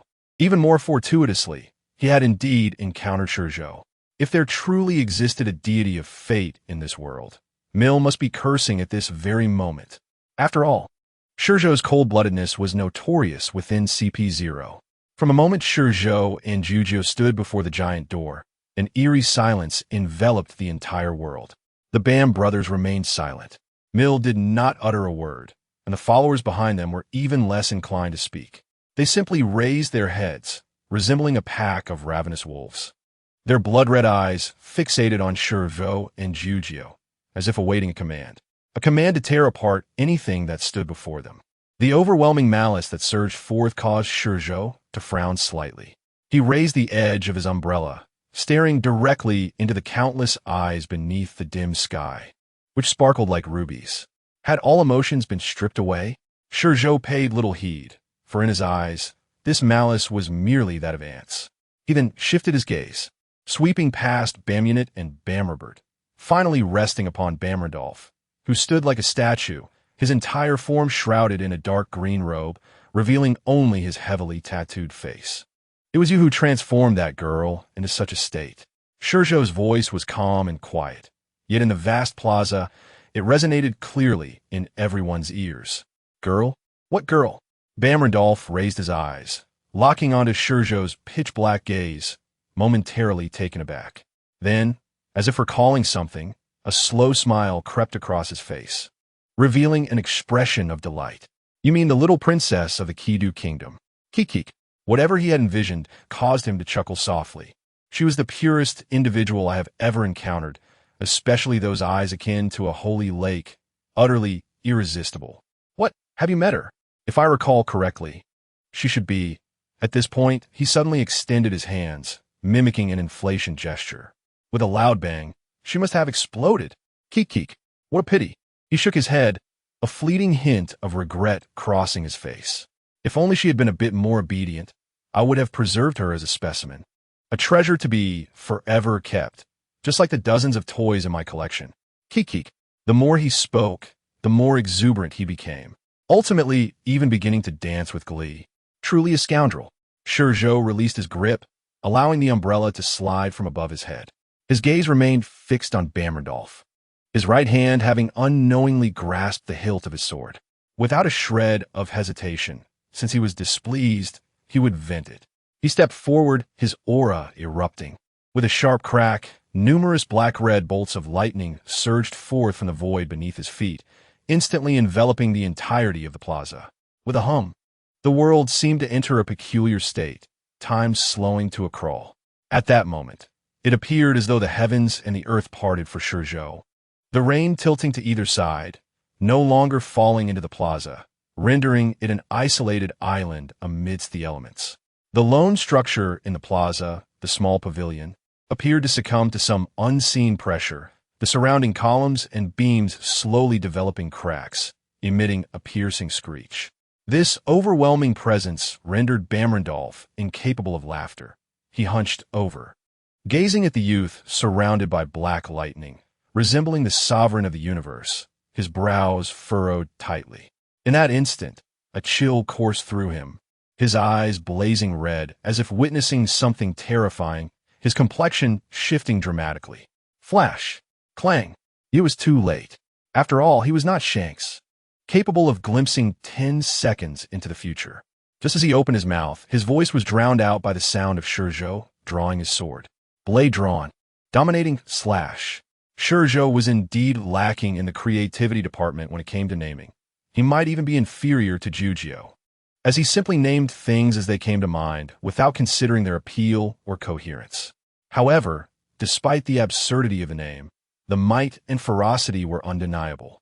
The immense black-red blade light slashed forward at an angle, as if intending to cleave the entire world in two.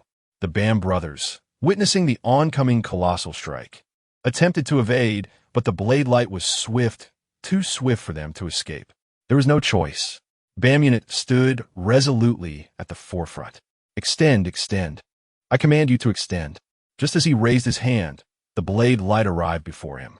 With a piercing sound, his proud spatial extension ability became a mere jest before ShiZhou's onslaught, collapsing instantaneously under the pressure.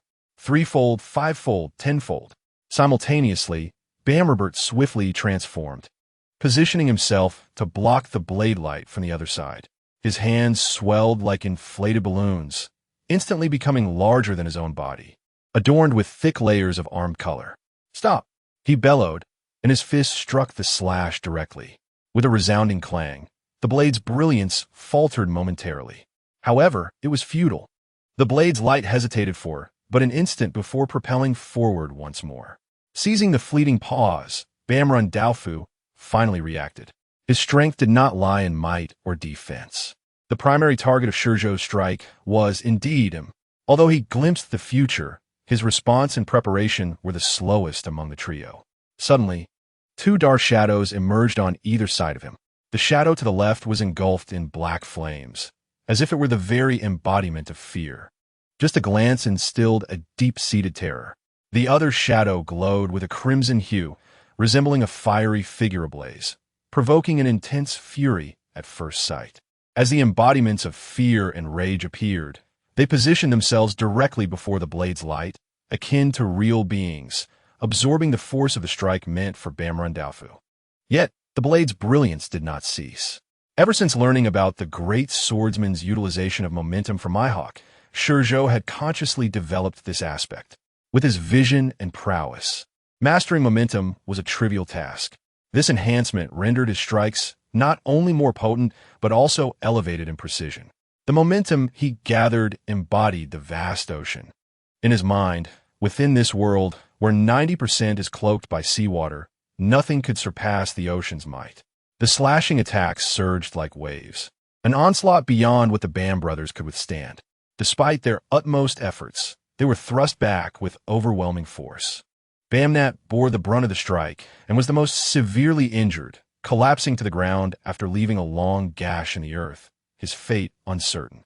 The other two were similarly propelled out of the square, with Bamrobert vanishing over the mountaintop, his whereabouts known only to him.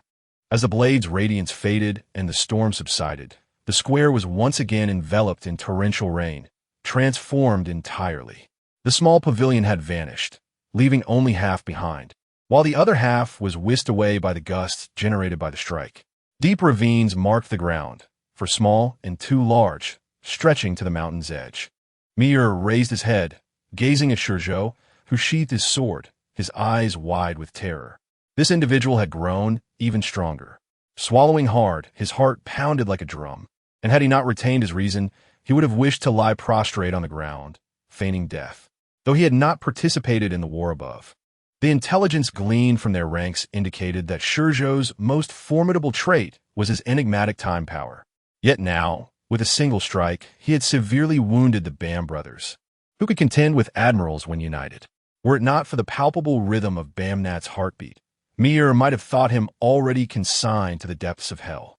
Such a terrifying power. Were it not for their differences, he might have mistaken the youth standing before him for the formidable Yonko, red-haired Shanks. No, this individual possessed a strength far surpassing what he knew of Shanks, particularly with the most daunting time power at his disposal. With this ability, he had twice escaped unscathed from the assaults of numerous world-class warriors. Suddenly, Bamnat slowly rose from the ground, his legs trembling, bent over, threatening to collapse. A wound traversing his body, blood oozing forth. The pain was excruciating. Ever since consuming the extension fruit, he could scarcely recall the last time he had sustained injury. Raising his gaze, Bamnat fixed his eyes on ShiZhou. "You are impressive, indeed, to have reached this level." With that, he suddenly extended his hand, gesturing forward. "Kill him." Those who had knelt behind the pavilion, unperturbed even beneath the blade's light, sprang to their feet, their ruby-like eyes fixated on ShiZhou. They roared in unison, charging at him like wild beasts. Stripped of fear, even those of lesser strength pressed on, none succumbing to ShiZhou's imposing haki. They resembled beasts devoid of excess emotion, each crushing a concealed pill within their mouths as they surged forward, their bodies swelling into monstrous figures of pure muscle.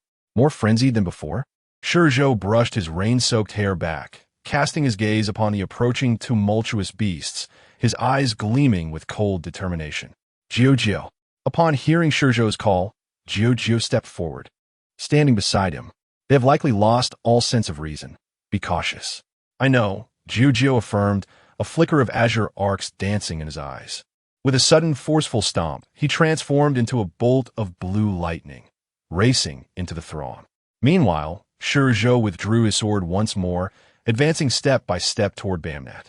He intended to spare none of the trio. From their earlier attempts to withstand his strike, he recognized that they were all adept at haki. "Big brother, third brother, come forth." Bamnat gasped for breath as he watched the youth approach through the sea of bodies, unable to withstand his weakening state any longer, collapsing to the ground. The pain ignited a fierce hatred within him, wishing for ShiZhou's swift demise. Patience, after all, that strike was indeed no trifling matter. At that moment, a deep, resonant voice echoed from the precipice of the ravine. A colossal hand suddenly grasped the edge of the cliff, and with a slight exertion, its owner leaped forth, crashing down behind Bamnat. The enormous shadow enveloped Bamnat entirely in darkness. Upon the giant's shoulder stood another figure, Bamrun Daofu. How painful! Bamrobert had transformed into a giant, radiating a feral aura. His essence surged forth, warping the air around him with the heat emanating from his body. A long gash adorned his massive hand, rapidly healing while blood poured forth. Clearly, he was unconcerned with this minor wound, his enormous red pupils fixated on ShiZhou, brimming with fury. "Big brother, attack. Let me utterly tear this fellow to shreds." Bamrun Daofu did not respond, but instead lowered his head, directing his gaze towards Bamunit. "Are you all right? You won't die." Bamunit tore off his shirt, tightly binding the wound on his chest with torn cloth. "This is not the time for healing. He will not spare us." We raised our heads, locking eyes with ShiZhou, and Bamunit gritted his teeth, stating, "Of course, we cannot let him go. Brother, let us go. Tear him apart and make him realize that we, the Bam brothers, are not to be defeated at his whim. Then let us proceed." After hearing Bamunit's words, Bamrun Daofu no longer hesitated. He leapt to the left, distancing himself from Bamrubo's shoulder. While still descending, he suddenly extended his right hand and slowly waved it towards ShiZhou. "Come fort." Emotional puppets, shred him to pieces. As his words fell, the ground around ShiZhou came alive, the magic circle brimming with crimson light. At that moment, 7 shadows, each exuding a distinct aura, emerged one by one from the illuminated magic circle. Among them were 2 familiar figures, fear and anger. Their presence was not as formidable as it had been upon their initial appearance. It was evident that withstanding ShiZhou's strike had taken a toll on them. The remaining 5 shadows were easily discernible, as they embodied singular emotions: joy, sorrow, love, malice, and desire. Together, they represented the 7 emotions of humanity. As the shadows materialized, they swiftly encircled ShiZhou, manifesting a unique aura that fervently stirred the emotions within him. However, ShiZhou was no ordinary individual. Neither his willpower nor the domineering presence within him could be matched by Bamrun Daofu's fruit abilities. Thus, with a slight effort, he freed himself from the oppressive atmosphere. Then, a crimson glow ignited in his eyes as he swung his blade slightly to the left. With a swift slash, he cleaved the shadow, representing malice, in 2. Yet before his blade could retract, the shadow instantaneously reformed and charged at him again. Not dead yet, ShiZhou furrowed his brows and sliced through another shadow. This time, he observed closely. Although these entities could regenerate infinitely, they evidently required energy akin to fear and anger from earlier. Nevertheless, this proved to be quite troublesome. With this thought, after severing another shadow, he suddenly glared fiercely at the one he had just cut.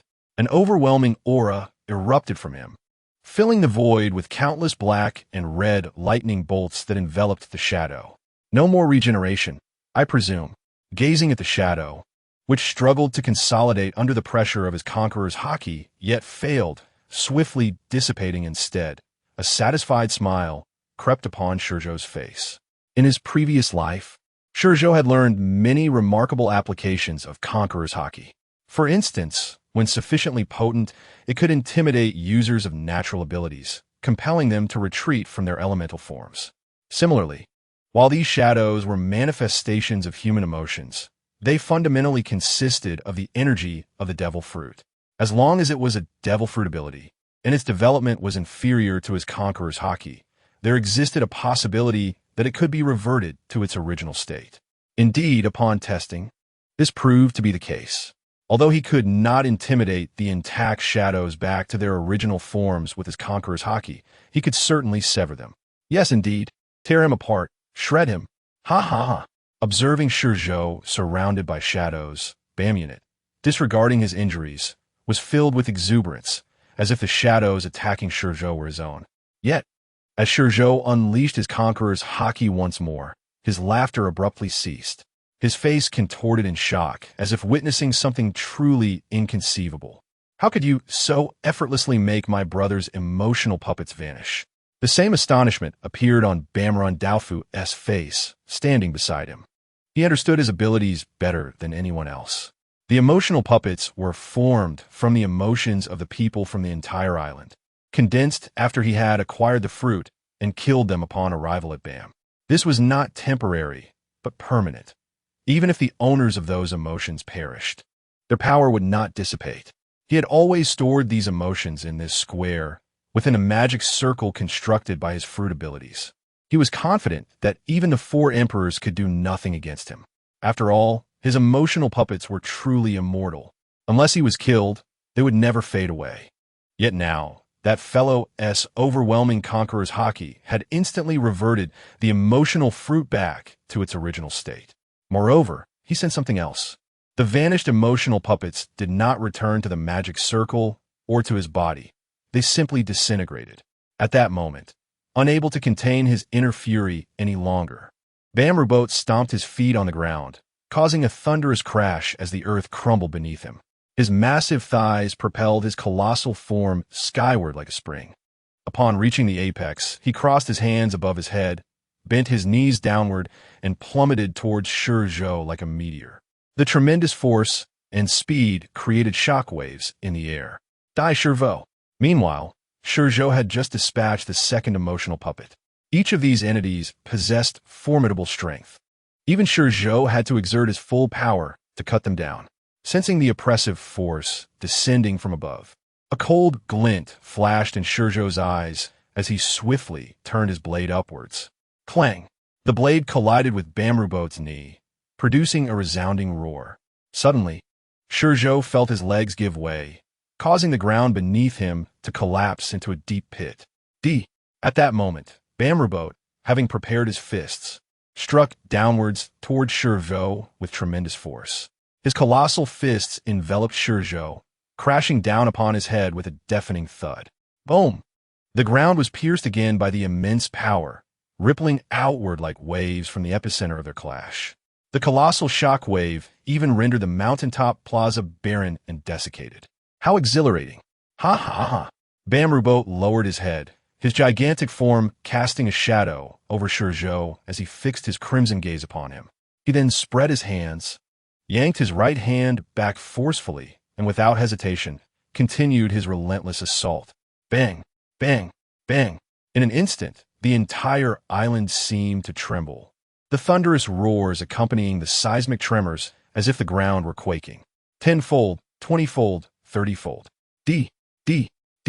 Bamrubote was completely consumed by rage, his hands blurring as they relentlessly hammered down upon ShiZhou, as if he aimed to obliterate both ShiZhou and this towering mountain, this very island, in one fell swoop. A violent shockwave surged forth in relentless waves, akin to the ceaseless rhythm of ocean tides, compelling all upon the platform to retreat. Even the Bermudan brothers, along with Meyer and the mindless, drug-fueled monstrosities, were no exception. ShiZhou hovered in midair, observing the frenzied beast unleashing its fists, devoid of any concern. Rather, his gaze was filled with mockery. While others may have been oblivious, he perceived with crystal clarity. Amidst the swirling dust, ShiZhou's figure had, unbeknownst to anyone, taken its place above the void behind Bamrubote. His form had swelled, his strength amplified, yet had his intellect crumbled? Within the haze, ShiZhou fixated on Bamrubote's nape, his eyes betraying no flicker of emotion, maintaining an air of indifference. Thus, with both hands grasping the blade, its tip pointed downward, he slowly raised it above his head. Then I shall send you to hell. Upon uttering these words, ShiZhou plummeted with great speed, piercing Bamrubote's nape with a soft thud. At that moment, Bamrubote, who had been relentlessly attacking, abruptly halted, as if transformed into a statue, his blood-red eyes regaining a semblance of reason.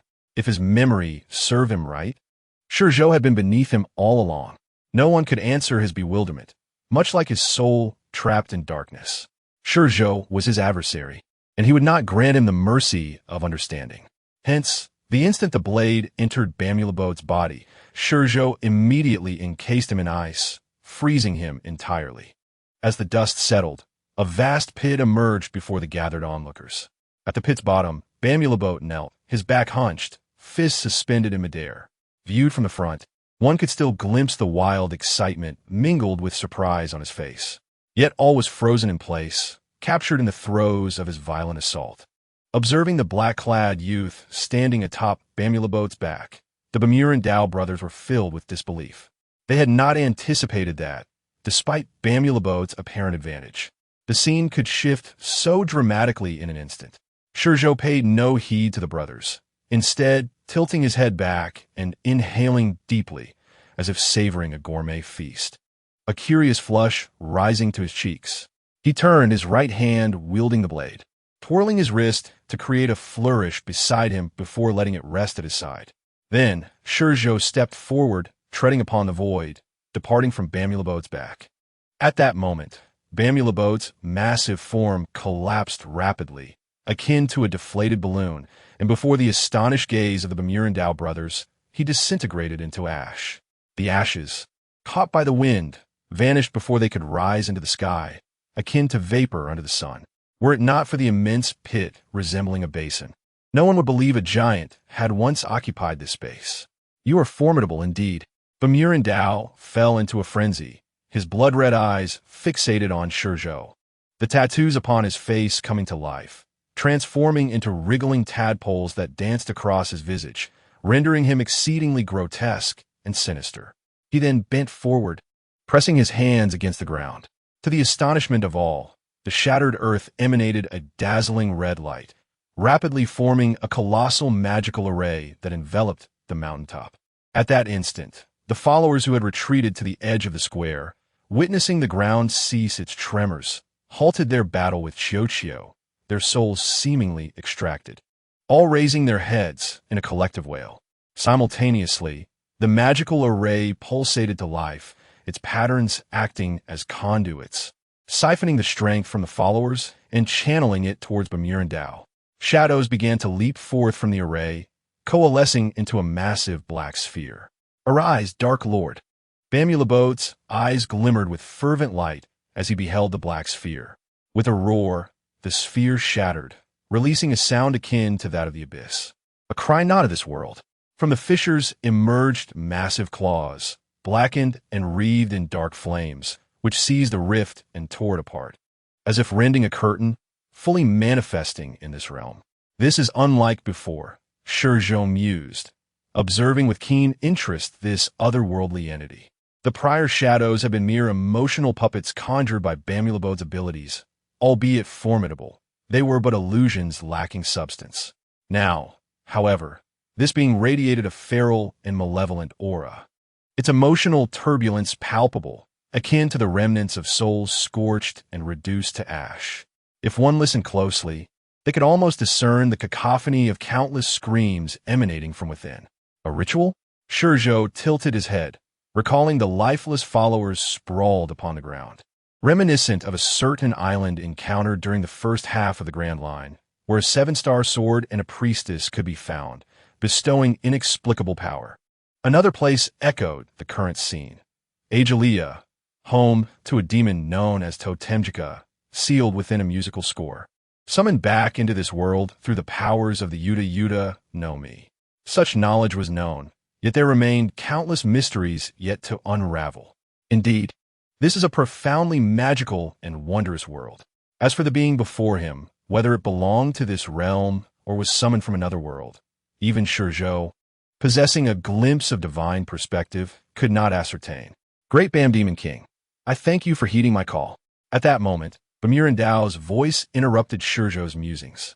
He gazed at the kneeling figure behind the entity known as Bam Demon King, a glimmer of intrigue flickering in his eyes. He refrained from striking, eager to discern what Bamurandao wished to convey, hoping to uncover secrets, for he held a modicum of fascination for these demon kings. "Kill him. My only demand is to exterminate him." Yet there were no secrets to be found. In that moment, Bamurandao resembled a desperate gambler who had lost everything, fixated solely on the desire to eliminate the one who had wrought his ruin. This chapter is not yet concluded. Please turn to the next page to continue reading. He abruptly straightened, his eyes locked onto ShiZhou, embodying a hellish demon, wholly consumed by madness and the thirst for vengeance. He spread his arms wide, a manic grin stretching across his face as he faced ShiZhou. "Big brother." As if sensing Randolph's intentions, Nat suddenly sprang to his feet, eager to rush towards Randolph. However, at that very moment, the demon King Bam pivoted abruptly, raising his colossal beastly paw. To ShiZhou's astonishment, with a resounding thud, he flattened Randolph into a mere pancake. Big brother. Nat's forward momentum halted abruptly, his legs trembling uncontrollably before he collapsed to the ground, spitting out a mouthful of blood. Why must it be like this? Nat suddenly lifted his bloodshot eyes, glaring fiercely at ShiZhou. If looks could kill, ShiZhou would have perished 1,000 times over in that instant. Suicide? ShiZhou chose to ignore Nat, redirecting his gaze back to the creature known as Bam. At the moment Bam obliterated Randolph, ShiZhou felt an unsettling wave of danger wash over him. He had been able to remain calm and observe, precisely because he had sensed no hint of peril until now. Had they not only sacrificed those followers, but also themselves? If you perish, what will happen to the unknown entity summoned from the energy of the devil fruit? Frankly, ShiZhou's curiosity grew ever more insatiable. At some point, the island where the kingdom of Bam resided was shrouded in darkness, the sky no longer weeping. Instead of clearing, it became increasingly ominous. The clouds hanging low as if they might descend upon the earth. The Bam Demon King, having just crushed Randolph, now emanated an aura reminiscent of Randolph himself. Upon glancing at his claw, there was no trace of Randolph left. Even the bloodstains on the ground had vanished, as if absorbed entirely into the Demon King's being. Suddenly, the Demon King began to undergo a violent transformation, an overwhelming force radiating from its body. Not the conqueror's haki, but a primal intimidation born of biological instinct, akin to the innate fear powerful beings instill in the weak. Its form resembled boiling water, swelling and bubbling outward. Throughout this metamorphosis, Randolph's essence persisted, fluctuating in intensity as though he were engaged in a fierce battle within the Demon King's body, vying for something of significance. The transformation was swift, and once it ceased, the Demon King had undergone a remarkable change, no longer resembling the demon that had first emerged. It retained its towering stature, yet its physique had morphed into a humanoid shape, its visage bearing a striking resemblance to Randolph's, albeit marked with more intricate patterns. Two black horns protruding from its head, and a swirling mass of dark smoke trailing behind it, rendering it akin to a deity. Yet, this divine entity lacked reason. Even after consuming its host, it was driven solely by a simplistic urge for destruction. What is this? Though Meyer remained in concealment, he observed Randolph's transformation with keen interest. His understanding of this world, the devil fruits, and Randolph himself rendered him unable to decipher the unfolding events. He could speculate, yet his astonishment left him questioning his own conjectures, not out of unwillingness, but out of fear. People often claim that demons reside within devil fruits, and the very names of these fruits are steeped in such lore. As a senior operative and high-ranking intelligence officer of the world's most formidable espionage agency, Meyer was privy to numerous secrets about the nature of the world. For instance, the existence of demons within devil fruits was a notion he had confirmed through analysis of the intelligence received, especially regarding zone-type devil fruits. It was increasingly evident that they contained a form of will. However, this will lacked cognition. It merged with the host's body without interference, only occasionally influencing the host personality. Of course, this was only true for shallow integrations. When the merging was profound enough, the effects would become distinctly pronounced, particularly after the fruit's powers awakened. If the host's will was not resolute, the will contained within the zone-type devil fruit would dominate, much like the beastly guards of the world's largest prison, impelled down. As for Paramecia and Logia types, based on the knowledge he had encountered, he had yet to discover anything significant.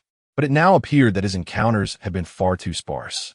To Meyer, Randolph's array of tactics seemed akin to offering himself as a sacrifice to the demon within the devil fruit. This individual's abilities had evidently awakened long ago. As a scientist, he must have discerned the will residing within the devil fruit, summoning forth such a demon through the sacrifices of countless individuals. His ambitions undoubtedly extended beyond merely eliminating ShiZhou. He sought to truly meld with the demon. Yet, from the standpoint of reality, it was clear that he had failed. ShiZhou, eliminate him, or we shall all perish, and this world will be destroyed. The emotion fruit was undeniably a formidable and malevolent fruit. Were it not for Bam Randolph's affiliations with the world government, His actions alone would warrant a bounty exceeding 1 billion. Presently, there was no room for grievances with ShiZhou. Should this demon escape from Bam Island to a densely populated territory, Meyer could scarcely fathom the consequences for the world. This creature had transcended humanity, evolving into a wholly different species, one capable of annihilating the world.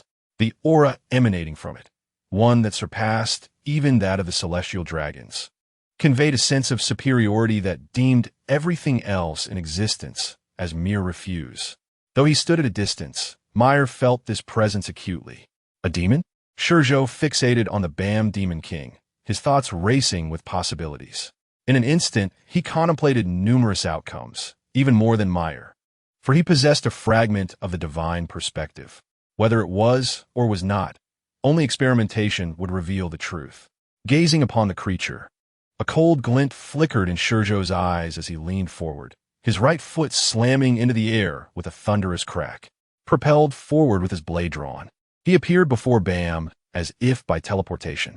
With his weapon raised, lightning crackled, enveloping the surface of the black blade in an electric embrace. He struck, targeting Bam's nape. ShiZhou swung his blade without hesitation. Yet Bam's reaction was swifter than ShiZhou could have anticipated. He executed a complete 180-degree turn, his head twisting to face his back. Moreover, his arms, seemingly disoriented, bent backward instead of forward, lifting to shield his nape. With a resounding clash, the blade met its mark, unleashing a wave of energy that rippled outward like ripples on water. Did he block it? ShiZhou's ebony hair whipped about in the gale, the violent shockwave narrowing his eyes to mere slits. He furrowed his brow, scrutinizing the point of impact. It felt as though there was an unseen force colliding between hand and blade, rather than the blade itself against flesh. Hockey! ShiZhou's eyes gleamed brightly, an inexplicable excitement surging through him. The formidable Bam San brothers, among whom the most powerful presence is undeniably that of the now-vanished Bam Lu Bote. However, a delightful surprise away. He never anticipated that Randolph's machinations would yield a top-tier master dominance. Although such a being is not easily dealt with, eliminating him would undoubtedly equate to vanquishing a world-class adversary. Moreover, this entity is exceedingly arrogant, devoid of human cunning. In battle, he assumes an air of superiority, as if he exists on a plane far removed from the other creatures of this world. ShiZhou, however, finds a certain charm in such foolishness. Although his earlier conjectures remain unproven, he is now impatient to savor the sumptuous feast that Randolph has prepared exclusively for him. With eager eyes fixed on Bam, ShiZhou flicks his right hand, using the momentum to raise his blade and strike at Bam from a different angle. This time, Bam does not react, yet ShiZhou's blade fails to penetrate. The creature's aura is so abundant, it seems to cover his entire form, as if aware that his reflexes cannot match ShiZhou's speed. In the flash of a blade, ShiZhou's body retreats slightly, and with a whoosh, he appears instantaneously above Bam's head. This will not do. If you waste your energy, how will I feast? Since the days of Whitebeard, ShiZhou has always sought to conclude battles swiftly, especially against those who wield such dominance. Although this power can be replenished through rest, ShiZhou has no time for recovery while engaged in murder. He aims to use this aura as a forge for his own flame and hammer, ensuring that his opponent does not exhaust their power in the midst of combat. Otherwise, hunting a blood-drained prey holds little significance for him, a hunter who requires only blood. Thus, he favors swift resolutions, preferring to solve matters with a single strike rather than a second. Roar! ShiZhou's disappearance ignites Bam's fury, though devoid of reason. It is instinctual. After merging with Randolph, Bam's intellect has clearly risen, albeit subtly at this moment. As ShiZhou reappears, Bam immediately swings its massive arm, striking at ShiZhou as one would swat a fly. Ignoring the incoming hand from the left, ShiZhou lowers his head, fixating on the space between Bam's brows. Unbeknownst to him, his grip on the blade has shifted from one hand to two. The gleaming tip of the blade suddenly crackles with arcs of electricity. Buzz! The entire sky collapses downwards, centering around ShiZhou. An overwhelming aura, intermingled with unparalleled thick black-red lightning, swiftly envelopes the mountaintop. These bolts of lightning, as if commanded by some force, begin to curve towards the center. From above, it resembles a colossal flower of black-red lightning, rapidly coalescing at Bam's position. In the air, 2 points form a line, with ShiZhou positioned precisely at the flower's apex. In Bam's emotionless eyes, a hint of panic surfaces, the embodiment of destruction, devoid of reason, seems to sense danger in this moment. It attempts to retract its arm, to defend itself, only to find the space around its body has transformed into a viscous mire, ensnaring its entire form. These obstacles seem trivial to Bam, yet they hinder its defensive maneuvers. At that moment, ShiZhou, gripping the blade entwined in black-red lightning, his gaze, piercing cold, descends upon Bam like a meteor. The extreme speed and sharpness cleave through any obstruction, leaving only a dark line in the air, appearing instantaneously at Bam's brow. You, a demon, must return to the world you belong to the realm of the dead. The other shore, ShiZhou suddenly bellows, thrusting the blade's tip directly into Bam's brow. Thud! A tremendous impact erupts, producing a deafening chime, accompanied by an unparalleled shockwave that sweeps across the mountaintop. Crack! At that moment, a faint sound of shattering resonates. Even if you are a demon, a true demon must perish before me. The veins on ShiZhou's arms writhe like serpents, continuously supplying him with strength. Roar! At last, Bam reacts, solidifying its unique power around itself, which finally dissipates. It realizes time is running out, and so it roars, a sound echoing from the abyss, from hell, yet also reminiscent of heaven, imbued with a peculiar magic that stirs the emotions, even evoking a sensation of one's very soul attempting to depart the body. Standing at the battlefield's edge, ShiZhou and me air fall into a daze under the force of this roar. However, this has little effect on the one Bam most wishes to thwart. In its final struggle, ShiZhou's eyes glint with insight. Afraid of my strike, you appear less formidable than those 5 old fellows. Yet, could it be that their immortality is not intrinsic, but rather a gift from that fellow? Imu, perish! ShiZhou steadies himself, thrusting his hands downward with renewed vigor. Now is not the time for contemplation. Bam's aura is exceedingly potent. Among all ShiZhou's opponents, only Cap could surpass it. Had Bam not been so cumbersome and lacking in agility, coupled with the possibility that the merging process remains incomplete, causing a slight delay in response, ShiZhou would have found it far more challenging to close the distance. Crack! As ShiZhou exerts additional force, the final barrier before him is finally pierced. He then positions his legs upon Bam's nose, bending down to thrust the blade fully into Bam's brow.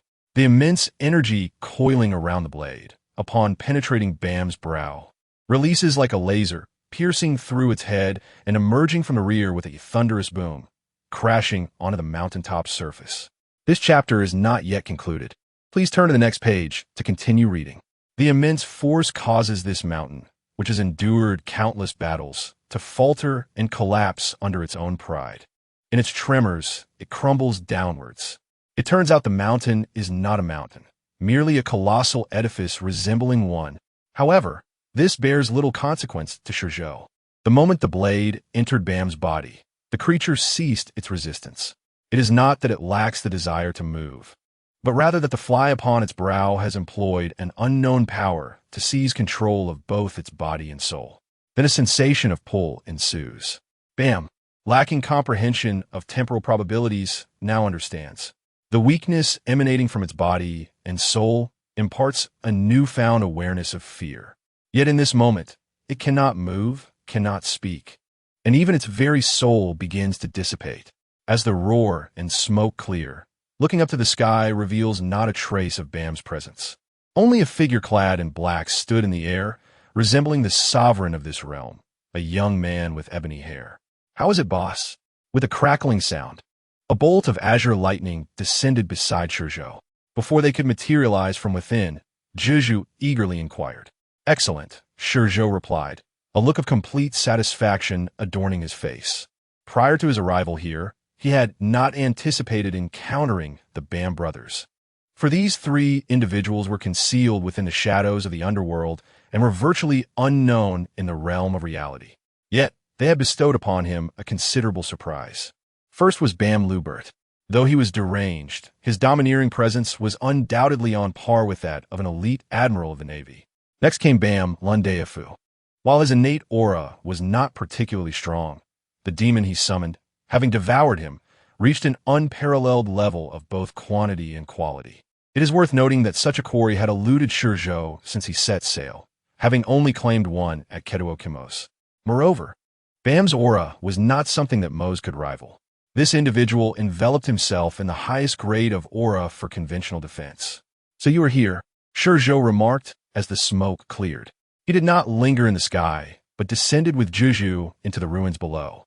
The surroundings indicated that beneath this mountain lay an expansive city of scientific research, filled with an array of instruments that ShiZhou had never before encountered. Additionally, amidst the ruins, he discovered numerous desiccated bones, reminiscent of the hellish graveyard beneath the Colosseum in the Holy Land of Merigios. ShiZhou had anticipated such sights and had witnessed even more grandiose and brutal scenes, thus he did not regard it with particular concern. Clearing away a fallen stone, ShiZhou and ShiZhou located the last of the Bam brothers, the one who had first engaged them, Bamnat. Had he encountered anyone else today, he might have truly escaped. Yet, fate had brought him face to face with ShiZhou. While ShiZhou himself could not detect individuals beneath the ground with his observation hockey, ShiZhou possessed the ability to do so. His extensive electromagnetic waves could identify those hidden within the ruins through diffraction, much like how a mobile phone signal operates. Although it could not directly penetrate stone, it could reflect off of it, allowing the electromagnetic waves to illuminate every crevice. Bamnat was not entirely buried beneath the opaque ruins. Rather, he was pinned beneath a large stone, surrounded by cracks. This predicament was swiftly uncovered by ShiZhou, although the sky remained dim. The sudden influx of light into the darkness caused Bamnat to instinctively squint. Upon opening his eyes and recognizing the person before him, his expression momentarily froze, followed by a flicker of understanding. It seemed that his elder brother had ultimately lost. No wonder the world government had expended such vast resources and energy to capture him. Oh, the money, though it amounts to 10 billion, is exceedingly difficult to earn. Coughing suddenly, he spat out a mouthful of blood. Despite the crimson streaming into his eyes, he continued to fixate on ShiZhou, as if trying to imprint his visage into another world. His condition was dire. Having withstood ShiZhou's full force strike, the gaping wound on his chest was exacerbated by the impact of the boulder, shattering his internal bones. In truth, he would not have needed ShiZhou and the others to seek him. Given time, he would have succumbed to his injuries, and that time was fleeting. After all, his internal bones had now entirely pierced through his organs. "You targeted me at the behest of the world government? What else could it be?" Nat's lips twitched, pain evident on his face. "Otherwise, given our brother's standing, what reason would we have to provoke someone like you, who has a bounty of 5 billion from the world government?" From Nat's tone, ShiZhou discerned a deep-seated animosity, not only towards him, but also towards the world government. The recollection of those who had initially come to assassinate him, only to seek their own demise, sparked a glimmer in his eyes. "Your elder brother is the master of this place, is he not?" With that, he cast his gaze around. "Such a vast experimental base, I find it hard to believe it was constructed solely by your own efforts." A cold smile suddenly crossed ShiZhou's face as he mused. "You are indeed agents of the world government, having taken their money and served as dogs for the celestial dragons. You ought to fulfill your duties. As you approach death, what significance does your resentment hold?" "What do you know?" Hearing ShiZhou's words, a surge of fury washed over Nat's face. Straining against the pain, he pushed himself up, defiantly raising his torso. "If it weren't for your speed, aided by my brother's medicine and my third brother, you would have perished long ago." Bloodied and battered, Nat appeared as a defiant child scorned by others. "Alas, you shall die," ShiZhou shrugged, devoid of any emotion, uttering the most merciless of declarations. "Moreover, you will be obliterated from this world entirely." "You." Just as Nat attempted to rise, a fresh wave of blood surged, choking him. In the throes of coughing, his arms could no longer bear his weight, trembling as he collapsed back into the dust. In that moment, the silence was palpable, save for Nat's labored breaths and occasional gasps of pain. Once he regained his composure, his tone had lost its previous vigor, rendered weak and feeble. Yet even so, he remained defiant. Do not get too cocky, little brat. We may have indeed failed, but we have also managed to drag you down with us. The perimeter of Bam Island is likely already sealed off by the world government. His voice suddenly surged with fervor, and in a moment of resurgence, he lifted his head once more. His grotesque visage, smeared with blood, rendered him a specter from the depths of hell. His eyes, now fully stained crimson, resembled the malevolent gaze of a demon. Just wait. The world government will not let you escape. I will be waiting below, ready to join my elder brother and third brother in tearing you apart. Have you finished? ShiZhou regarded Nat with an unwavering gaze, his dark pupils betraying no hint of emotion, remaining as cold as ever. It is over. You may now proceed to your destined end. With that, he unhesitatingly swung his blade towards Nat's neck. In an instant, the blade glinted and Nat's expression crystallized, the light in his eyes extinguishing in that very moment. I know whether I will descend into hell, but you may not have the chance to find out. ShiZhou sheathed his blade without hesitation, turning away as he stepped out of the pit. For I shall erase all that belongs to you, including your very soul, from this world entirely. In that fleeting moment, when ShiZhou pivoted, Nat's body collapsed like a cluster of sand devoid of cohesion. As ShiZhou's figure vanished from his place, even the sands that belonged to Nat swiftly disintegrated under the influence of an unknown force, ultimately disappearing without a trace. Thus, the infamous Bam brothers of the Dark World met their demise, slain in their stronghold, in the very nation that birthed and nurtured them. Just like the country they had destroyed, they were utterly erased from this world by ShiZhou, never to return, nor to be reborn. Even at this moment, ShiZhou remained unaware that Kierman and Lilies had ventured to Jiosha Island months prior to find him, capturing Xiaoqi in the process. It was only after he emerged from the ruins that he found Mir awaiting him. "You are still here. Have you not fled?" ShiZhou inquired, emerging from the debris alongside Jujio, once again raising the umbrella he had carried. The raindrops pattered against the canopy, reminiscent of a mournful melody, lamenting for this once thriving nation now utterly shattered. Lifting the edge of the umbrella, ShiZhou gazed in surprise at Mir, who stood soaked to the skin. "You cannot leave, nor do you dare?" Mir, with a grave expression, looked up at ShiZhou, his eyes reflecting a readiness to face death. "You will die." ShiZhou's lips curled into a cruel smile, a glimmer of malice flickering in his gaze. "I am aware." Mir nodded, "Yet I come bearing a mission, should I depart. You understand the consequences." He paused, casting a glance at ShiZhou that bore an inexplicable weight. "After all, you should be quite familiar with them, should you not?" "Indeed." ShiZhou replied with a slight nod. "Are you prepared then?" He would not show mercy. Although Mir exuded an aura akin to his past self, ShiZhou would not allow his emotions to sway him. Not nearly enough. The CP organization, despite being composed largely of orphans, had each stained their hands with the blood of countless lives due to the nature of their work. From the moment they entered this world, they were destined to traverse the shadows for eternity. Much like ShiZhou in his previous life, where living was scarcely different from being dead. Ultimately, one would either perish in the line of duty or at the hands of a companion, akin to soulless specters. He harbored no empathy for these wretches. "Stop." As ShiZhou's hand gripped the hilt of his sword, Mir abruptly interjected. "What is it?" ShiZhou raised his gaze, his brow furrowing in irritation. "Do you not wish to die?" No, Mir shook his head. "I am unlike those emotionless beasts. Long ago, I foresaw my future. After all, those of our kind have long been fated to meet their end. It is merely a matter of time." He chuckled lightly, attempting levity amidst the grim reality. "Forgive me. Allow me a moment to smoke." Observing ShiZhou's continued cold demeanor, Mir ceased his banter and swiftly retrieved a pack of cigarettes, placing one between his lips. Lighting it, he inhaled deeply, his gaze piercing through the haze of smoke as it returned to ShiZhou. "My mission is quite simple."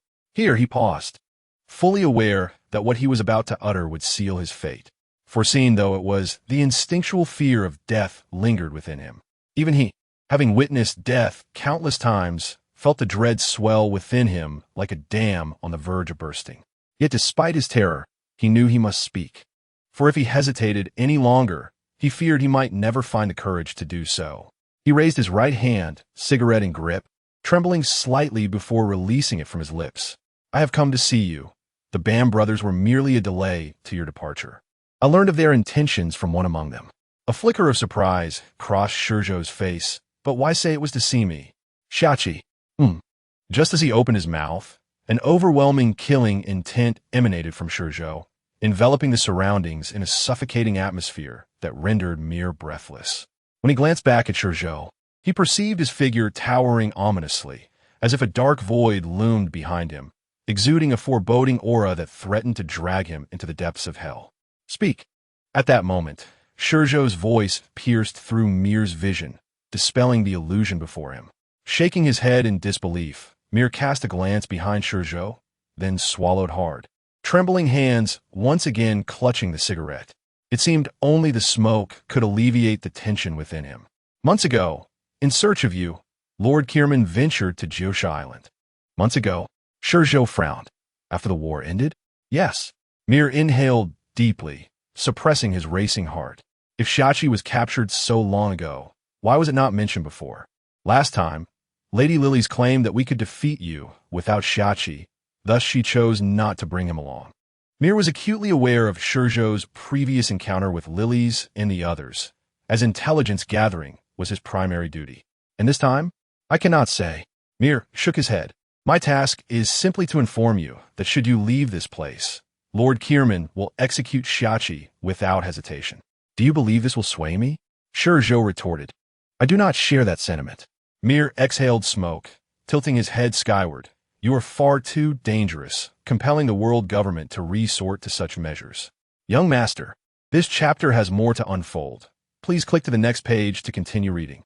The best is yet to come. In truth, we cannot ascertain whether you would remain on some island for that woman, awaiting Lord Kierman and his associates to surround you. After all, your temperament seems exceedingly vile. How could someone like you sacrifice themselves for someone with whom you've only shared a decade? With a sigh, he flicked his fingers, sending the cigarette but arcing through the air before landing in a puddle with a sizzle, extinguishing the flame. Well, my task is complete. With those words, he closed his eyes and spread his arms, as if truly unafraid and willing to embrace death. Clang! ShiZhou unsheathed his sword, instantaneously appearing before Mir. From the sudden heaviness in Mir's breath, ShiZhou discerned that his inner turmoil was far more turbulent than his outward calm suggested. But what of it? The blade flashed, and ShiZhou was now behind Mir. Ding! He sheathed his sword, relinquishing his right hand to catch the umbrella ShiZhou offered, then stepped forth toward the harbor from whence he came. You possess an uncanny ability to discern the weaknesses of others, and you have accurately identified mine. I shall await your next move. Should you fail to capture me, it would signify your impending doom. The voice of ShiZhou was soft, dissipating into the wind along the desolate street. It caressed the form of Mir, lifting him towards the heavens, beyond Bam, and towards the ocean. Only upon encountering a colossal warship, racing forward with great haste, did he come to a halt, subsequently vanishing from sight. The sky remained overcast, mirroring ShiZhou's somber mood. He was a rogue, indiscriminate in his hunting. Regardless of virtue or vice, he took lives without hesitation. Upon entering the New World, he ruthlessly slaughtered every pirate captain on the island of Kumoc, along with a majority of the lower-tier pirates. Were there good souls among them? Statistically, it was certain, albeit in scant numbers. Yet, ShiZhou paid no heed. Particularly in Moc Chung, he nearly exterminated the entire populace, sparing not even the innocents. Such a man, upon death, would surely descend into the depths of hell. This was undoubtedly the most profound curse harbored by those who fell beneath his blade. To those he favored, he feigned friendliness, yet beneath the surface, he remained indifferent, as if he were inherently detached from this world. Yet even he had his ties. As long as they existed, ShiZhou felt a sense of unity with the world, as opposed to being a wandering soul adrift in isolation. Wandering souls meet grim fates. They either descend into hell, transforming into demons, or lose their humanity, ascending to become aloof deities. ShiZhou wished neither to be a demon nor a god. He yearned to be a complete human, imbued with emotions and desires. Although he was somewhat extreme, malevolent, and cold-hearted, he was ultimately human. Amidst the rustling and crashing sounds, ShiZhou's deep voice emerged. The low tones of the chirping echoed back. When he journeyed to the Shambodi Islands in search of ShiZhou, he had encountered Xiachi several times. She was a kind-hearted elder, always providing him with an abundance of delicious food. Moreover, he knew that Xiachi was akin to family for ShiZhou, a maternal figure. Both were orphans, and thus, ShiZhou regarded Xiachi as a mother. Once they captured Xiachi, there would be no easy release, and we could not afford to act recklessly. After all, if we perished, Xiachi would not survive either. ShiZhou lifted his umbrella, standing at the precipice of a cliff behind the dilapidated dock town. Gazing at the hazy expanse of sky and earth, his tone calm. I cannot afford to seek death, even for Xiachi. Yet as he spoke, a surge of lethal intent erupted from his eyes.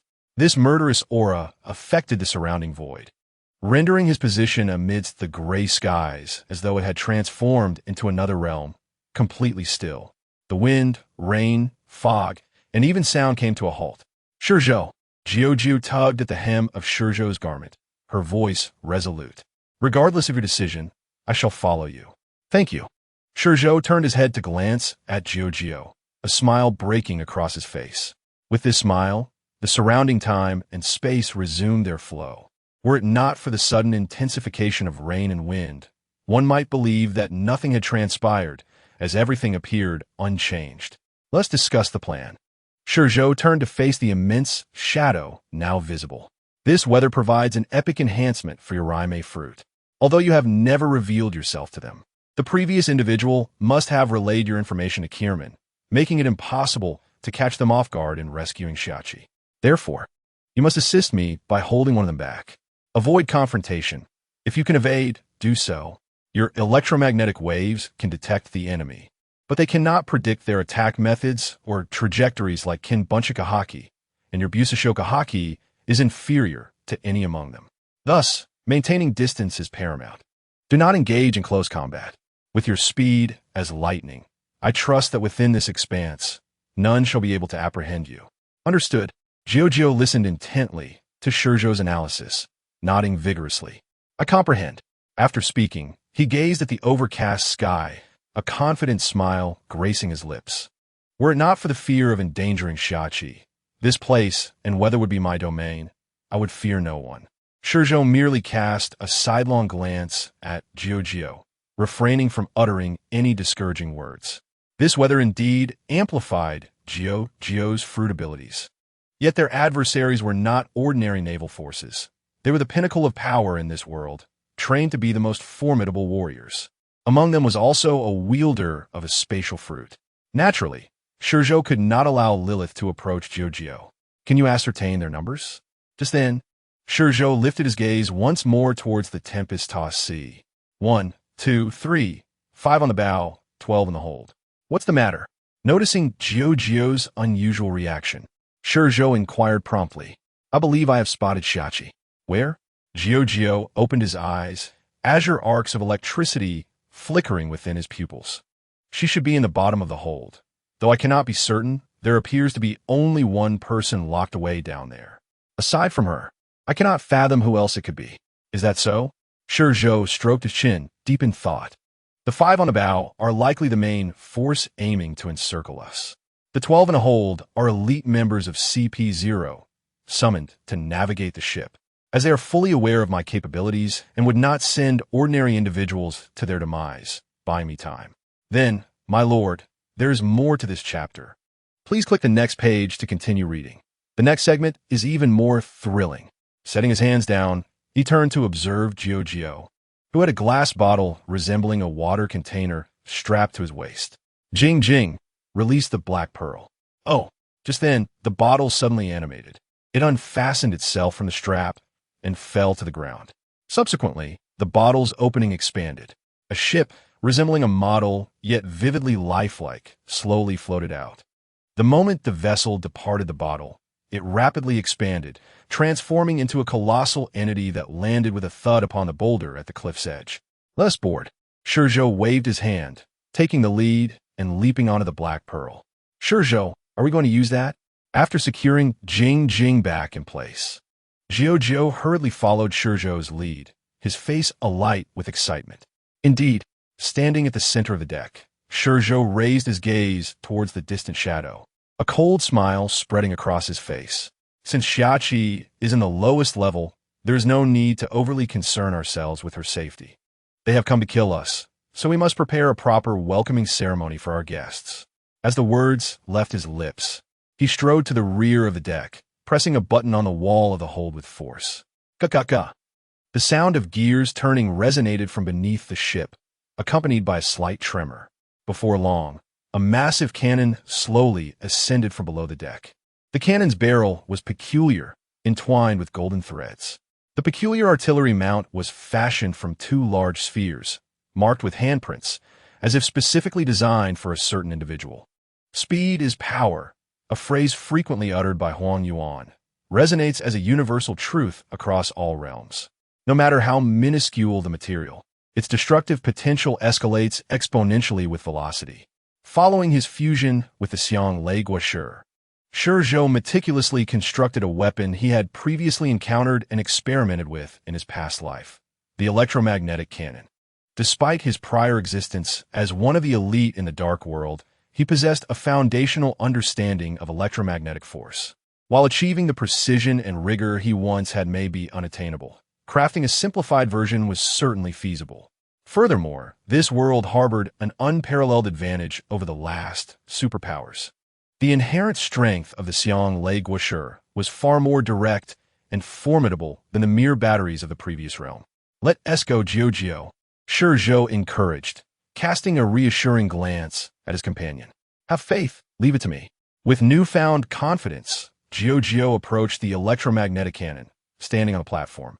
His gaze fixated on the two golden spheres before him, his eyes brimming with excitement. This was his first time utilizing such a device. According to ShiZhou, the maximum discharge generated a magnetic field capable of obliterating any vessel in existence. If the projectile were to be fired from above, given sufficient preparation time, it could even pierce through a small island. The projectile, being a tangible object rather than an abstract energy wave, could not be easily defended against. There was no reason for hesitation. Although the world government's ship loomed as a shadow on the horizon of the murky sea, such distance posed no challenge to those of their caliber. With both hands pressed against the golden spheres, Jiu's body was suddenly enveloped in a surge of azure arcs of electricity. The moment these arcs manifested, they escaped into the surrounding moisture, transforming the area surrounding the Black Pearl into a veritable ocean of blue lightning. With a staggering 200 million volts at maximum discharge, the Xiang Lei Guoshi seemed to have an upper limit in this world, matching that of Enel. Boom! At that moment, the dim sky erupted as if provoked, revealing a multitude of blinding white bolts of lightning. They descended like colossal dragons, converging above Jiu and striking down upon him. At this juncture, the Black Pearl had become a veritable sea of electricity. Even ShiZhou was compelled to harness the power of time to freeze himself, shielding against the encroaching lightning. Anticipating this eventuality, he had reinforced the ship's base with a long iron rod, retractable when not in use, akin to the spiral blades on either side. When deployed, it functioned like a lightning rod, deeply embedding itself into the ground upon landing. Jiu gathered the lightning in his hands while the natural lightning bypassed the ship and struck him, allowing ShiZhou to focus solely on his own safety, free from concern for the Black Pearl. As for Jing, his very form served as an excellent insulating material. Being composed of glass, akin to rubber, he was inherently non-conductive unless he willingly allowed it. This was precisely why Jiu kept him secured at his waist. The violent lightning transformed Jiu into a radiant sun of electricity, casting an extraordinarily brilliant light amidst the darkened sky. What was that? On the colossal warship of Chia Ermin, several individuals instinctively turned to look ahead.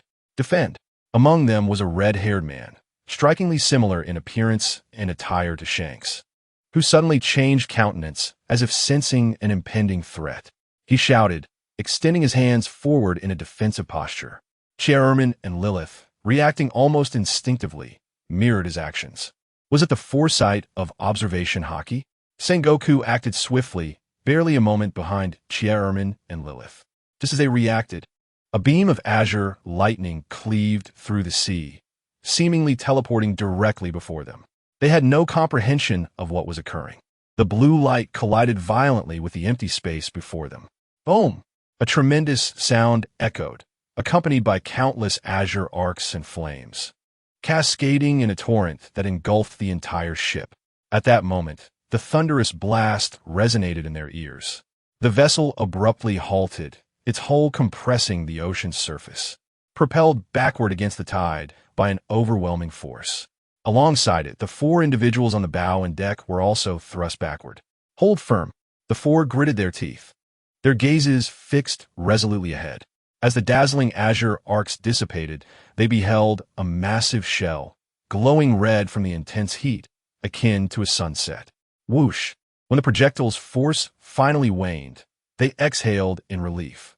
Yet, in that instant, their hearts raced in unison.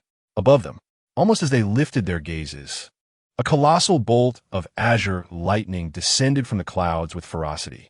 ShiZhou had no intention of waiting. He did not wish to engage the world government forces on land, even under the circumstances of them having taken hostages and holding the upper hand. After all, the unpredictability of land battles posed too many risks. Without proper preparation, being cornered would leave him with no avenue for escape. Unlike a protagonist, he was not a reckless youth who charged forth without thought, leaving his fate to chance. Instead, he was a meticulous strategist who acted only after careful consideration. Unless the world government dispatched overwhelming powerhouses like Karp, the sea remained ShiZhou's optimal battleground. With favorable conditions leaning in his favor, the outcome of victory could be significantly influenced. Moreover, speed was of the essence. Sinking the world government's vessel was paramount. As Shachi was not a devil fruit user, once she entered the sea, ShiZhou would have no qualms. Jiu could ascend into the sky, uncatchable without Huang Yuan. Meanwhile, ShiZhou could traverse the depths. At the ship's stern, while everyone was captivated by the formidable lightning strike conjured by Jiu's fusion with nature, ShiZhou had inconspicuously positioned himself atop the mast. Regardless of the ship's sway, he remained as one with the mast, displaying no trace of panic. There he stood. ShiZhou lowered his head, his ink-black eyes fixated on a certain spot on the deck. Upon arriving here, he could easily sense that familiar aura. With a swift motion, he drew his sword, executing a seamless strike. A crescent-shaped slash cleaved through the air, hurtling towards the ship with unparalleled speed. You shall not dismantle the vessel so effortlessly. Just then, a tall figure surged from the bow, blocking the path of the strike. This newcomer wore sunglasses, his deep green curls slightly disheveled, a cigarette dangling from his mouth, and a scowl on his face that suggested he was not to be trifled with, as if someone owed him money. With a swift motion, he countered the strike, raising his blade to intercept it just before it could land on the ship. However, he had clearly underestimated the force behind ShiZhou's attack. As a cracking sound resonated beneath him, the immense power coursed through his body and instantaneously transmitted to the deck below. If he did not respond, even if he managed to block the strike, the sheer force would send him crashing into the ship's hold, leading to the vessel's destruction nonetheless. Trouble, muttering to himself. Although the deck beneath him cracked, he remained unfazed, raising his gaze to ShiZhou and bellowing, "Such feeble strength cannot surpass my defenses." As his words fell, his feet swiftly transformed into tree trunks, merging with the deck, and his body rapidly expanded. With this transformation, his power seemed to swell, enabling him to push against ShiZhou's strike. Ultimately, the slash grazed his blade, redirected by his might, soaring toward the opposite side, slicing through the waves before vanishing. Lunyo, after executing the strike, ShiZhou remained motionless.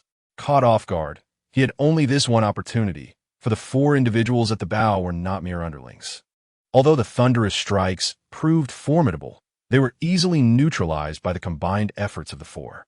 ShiZhou did not expect that, even at this juncture, he would dare to make the first move, unafraid of dragging Xia Qi down to the abyss alongside him. Kierman maintained his usual demeanor, enveloped in ominous black flames, standing on the deck with a disgruntled expression as he glared at ShiZhou. Last time you escaped, this time will be different. Lilith's figure emerged from behind Lunyo, accompanied by a subtle distortion in space. Her beauty remained intact, but she now bore a serious countenance, far removed from her previous languor. She had indeed been careless last time, but that would not be the case again. Mr. Zhanghua, I recall warning you to retire as you age. Why do you seek death alongside them? ShiZhou ignored Lilith and Kierman, instead directing his attention to Zhanghua. Zhanghua regarded ShiZhou, his eyes narrowing slightly behind his frog-like glasses, a glimmer of helplessness flickering within his pupils. Do you think I wish to be here?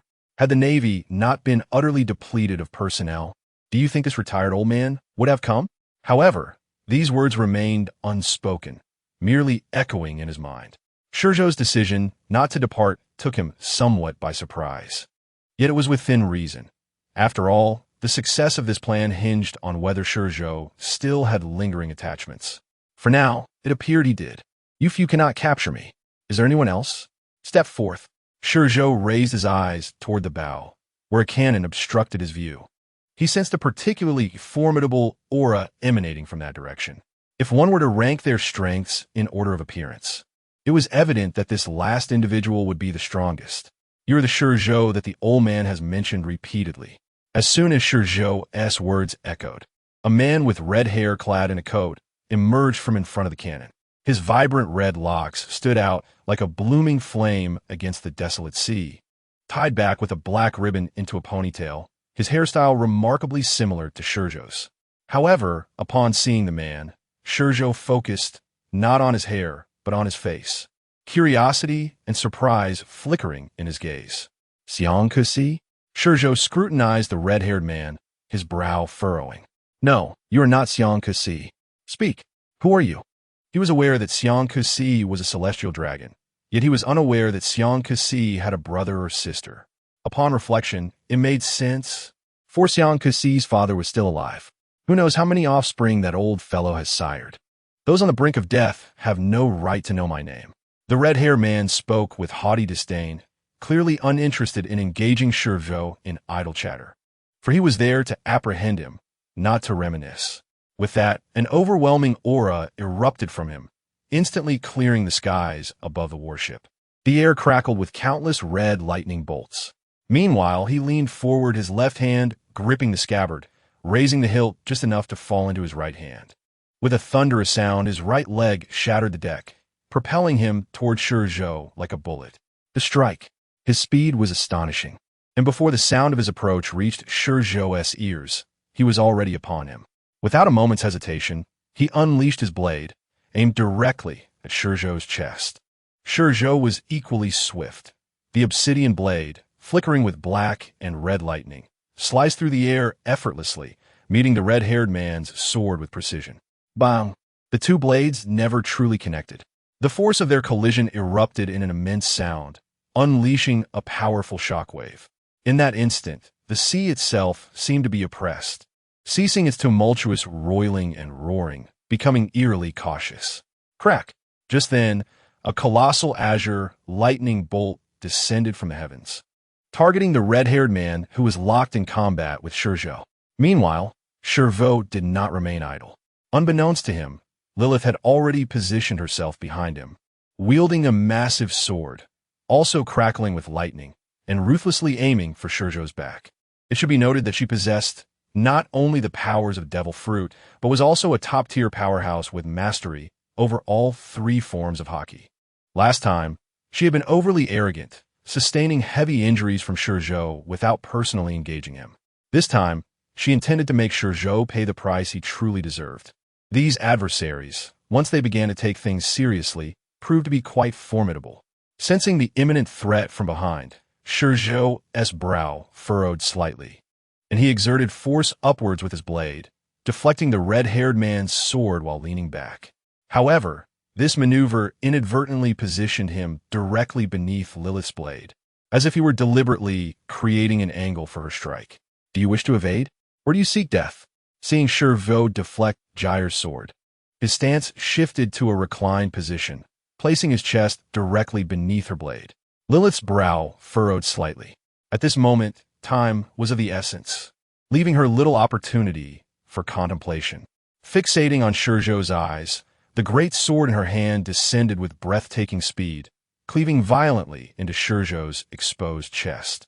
The resounding impact echoed like a colossal drum as the magnificent sword, entwined with thunder, struck with unparalleled force. ShiZhou's body recoiled, bending backward like a tennis ball struck by a racket, before plummeting swiftly downward. With a resounding crash, he grazed the ship's side, creating a depression in the sea surface and unleashing a massive wave that engulfed him in water. Gasping, he expelled a mouthful of blood as he was consumed by the sea.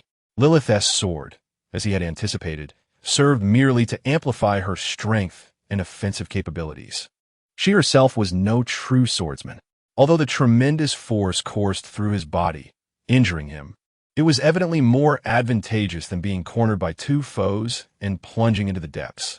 In fact, he had intended to play into their hands, aiming to land on the ship and shatter its structure. However, it was clear that Lilith had discerned his intentions and altered her attack accordingly. The figure resembling Shanks, upon engagement, revealed that his three-color hockey was no less formidable than ShiZhou's.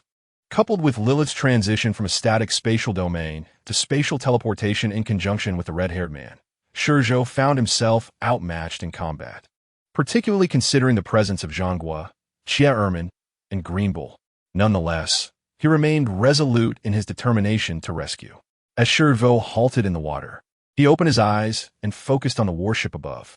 Time was of the essence.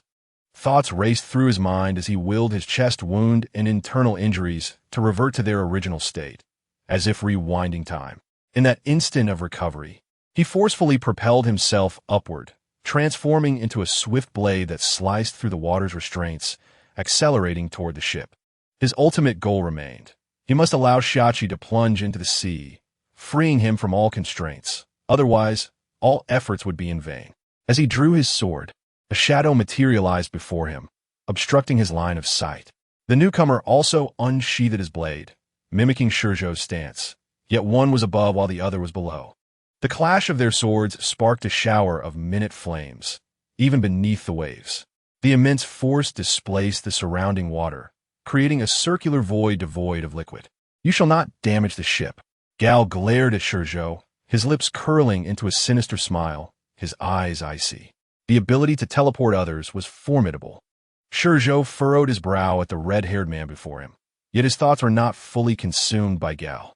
Lilith's powers had previously only displayed absolute defensive spatial capabilities and teleportation during their last encounter. This time, however, she had managed to bring this individual directly to his side, and within the ocean's depths. This indicated that the man was a genuine, akin to Shanks, powerless individual. This was troublesome. On the open sea, he feared no abilities, yet individuals like Carp and Shanks posed significant challenges. At that moment, the surrounding waters began to swirl and flow outward. What was happening? As he gazed at the descending warship above, surprise flickered across ShiZhou's face. However, now was not the time for contemplation. He forcefully deflected Gal's blade and began to retreat. "You shall not escape." Just then, upon noticing ShiZhou's attempt to flee, Mir rushed after him, blade in hand. With a mocking grin, he fixed his gaze on ShiZhou, his body darting forward like a swordfish, launching a direct assault. Clang, clang, clang. There was no escaping this. Mir's physical prowess and three-color hockey were comparable to ShiZhou's, and even their swordsmanship mirrored one another. Consequently, ShiZhou found it impossible to create distance and was compelled to engage in combat. However, he was oblivious to the fact that the surrounding waters had receded perilously low. As he stood on the ocean floor and surveyed his surroundings, the water barely submerged him. At this juncture, Mir ceased his assault, positioning his blade before ShiZhou in a mocking manner.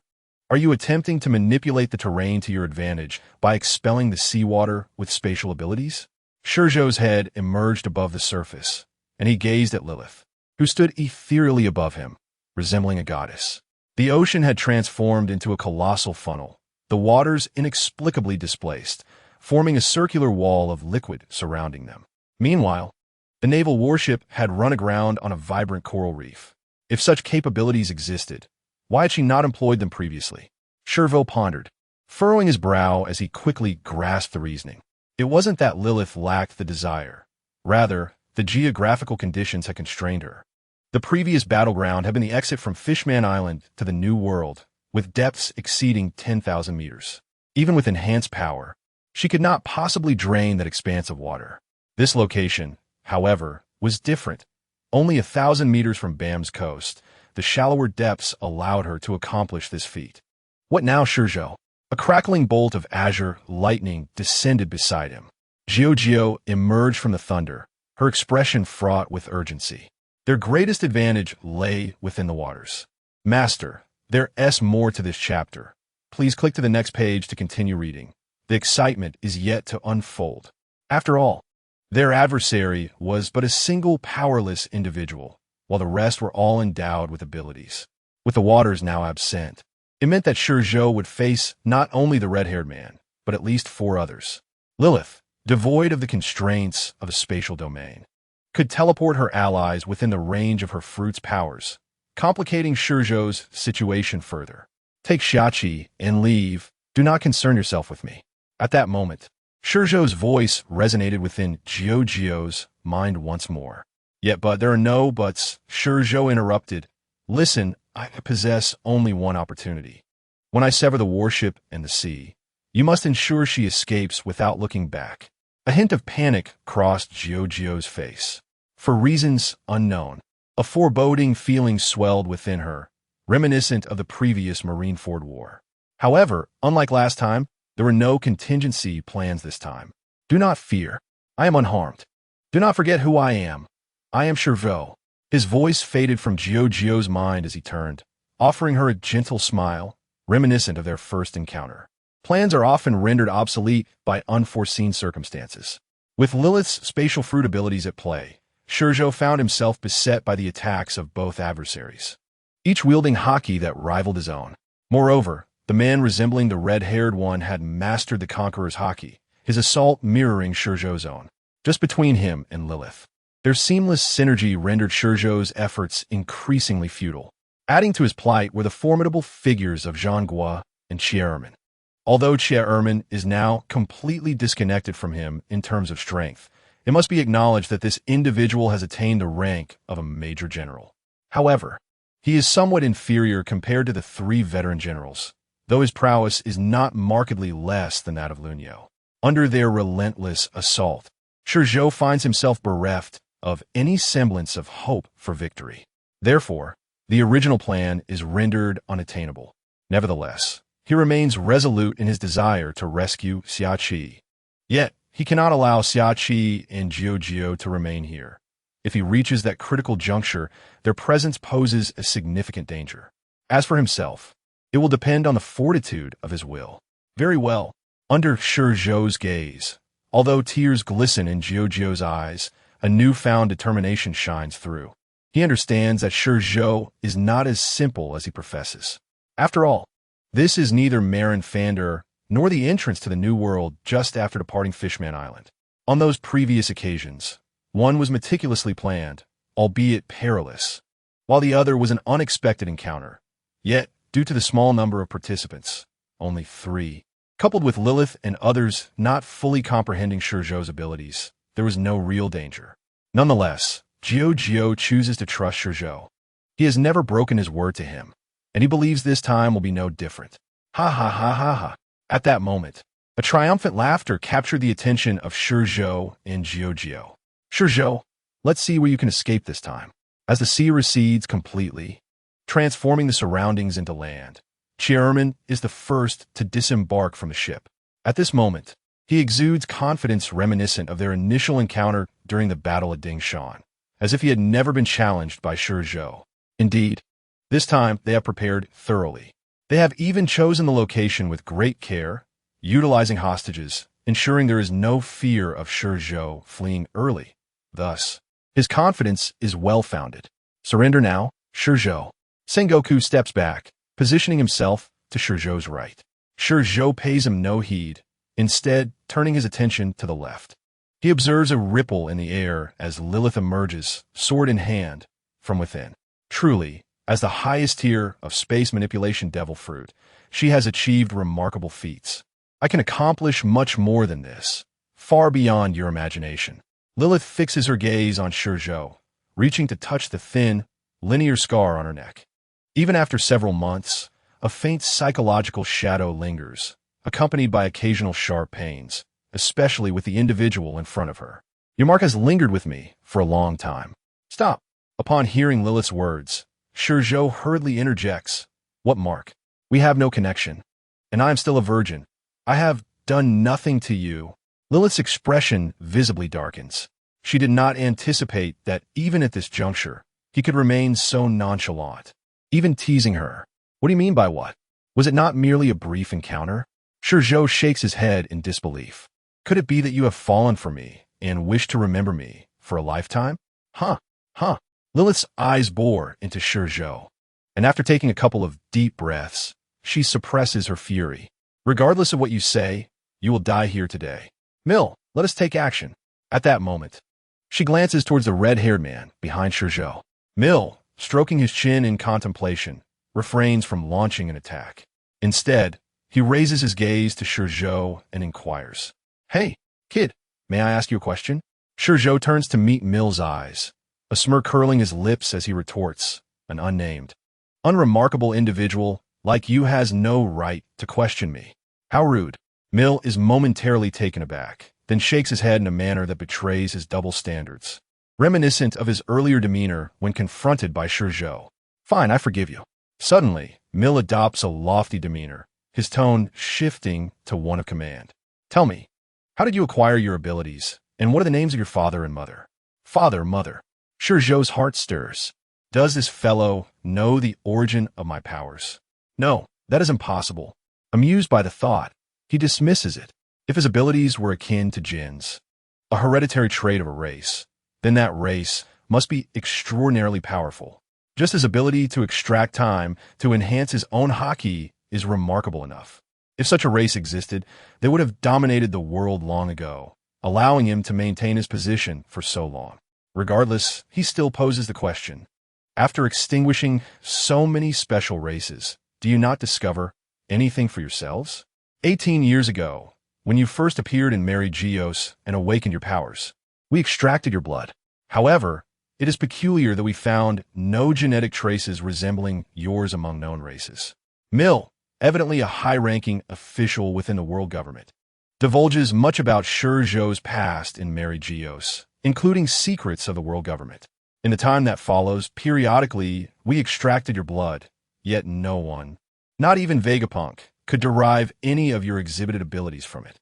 And then, a flicker of malice flashes in ShiZhou's eyes. Those years were not easy. He was forcibly taken to a laboratory, subjected to blood extraction, treated as a research subject, akin to fish on a chopping board, utterly powerless to resist. Of course, even if he wished to rebel, he was incapable.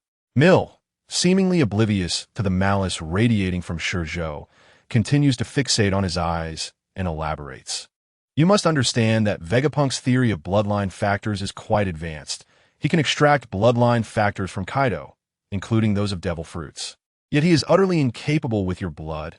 As if what? ShiZhou interjects, his curiosity piqued.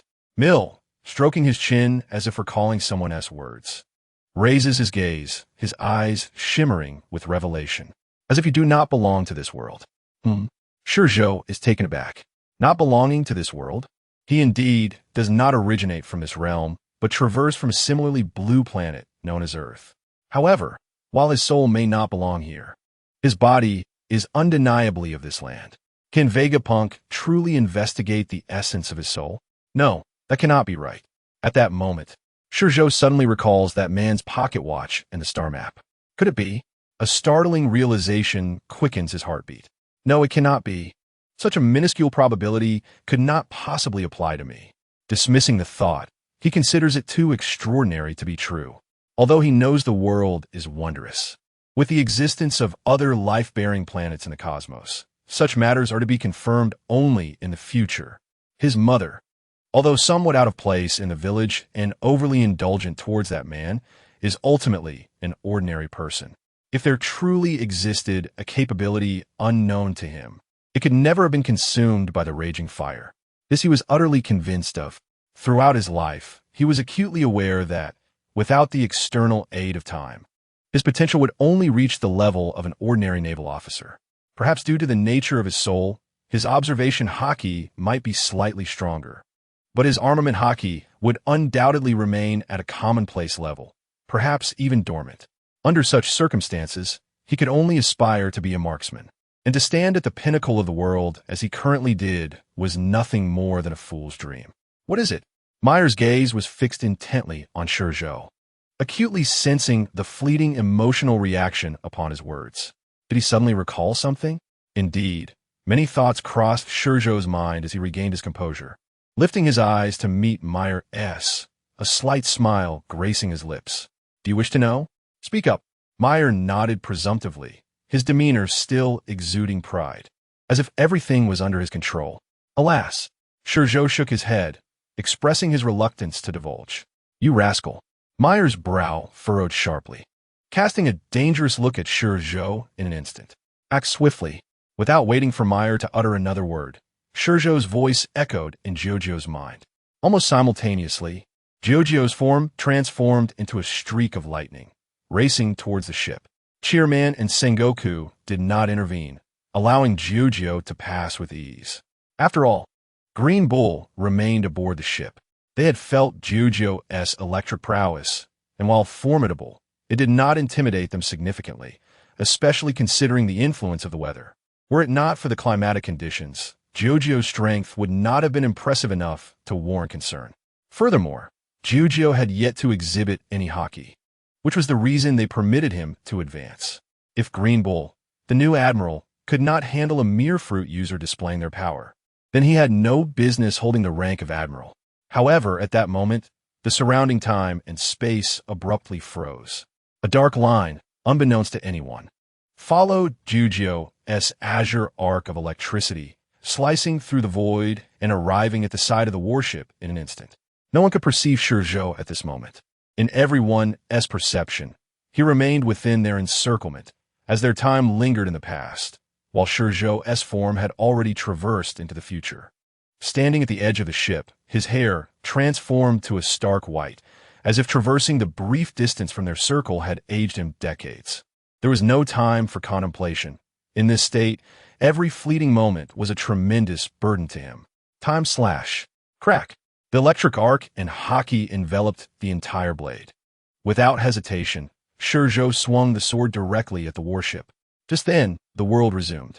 Oh no, by the ship's edge. Lilith, having previously experienced this, appeared calm on the surface as she faced ShiZhou again, yet her heart remained perpetually vigilant. Thus, the instant time resumed, she vanished from her location, not even glancing at ShiZhou, for she understood this was merely an afterimage. Although the aura was identical to ShiZhou's, it was but a remnant left in the past. Nevertheless, her reaction, though swift, was still delayed. With a sudden sound, the warship was cleaved in two by a colossal strike that had appeared out of nowhere. At this juncture, everyone finally comprehended the gravity of the situation. They turned their heads, in unison, towards the warship. Witnessing a flash of light from the sword that faded into the distance, the ship splitting apart due to the strike, and a gaping black fissure extending to the horizon, along with the seawall that had been severed by the blow. Before the crack of the warship, a figure, clad similarly to those within their encirclement, but exuding a drastically altered aura with white hair, emerged silently without any forewarning. Ziz! At that moment, Jiuzhou zipped past ShiZhou, instantly appearing within the fissure. Jiuzhou. Xiaoqing's hands and ankles were bound by black shackles, the chains extending to the edge of the fissure, severed directly by ShiZhou's strike.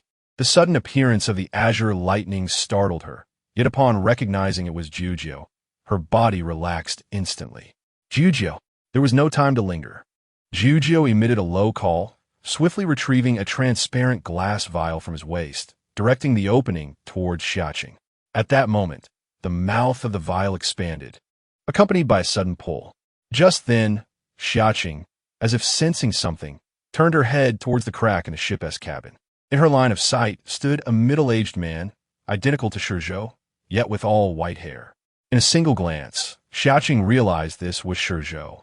At that moment, ShiZhou also lifted his gaze. Their eyes met briefly in the air, and after a nod, he turned his gaze upward.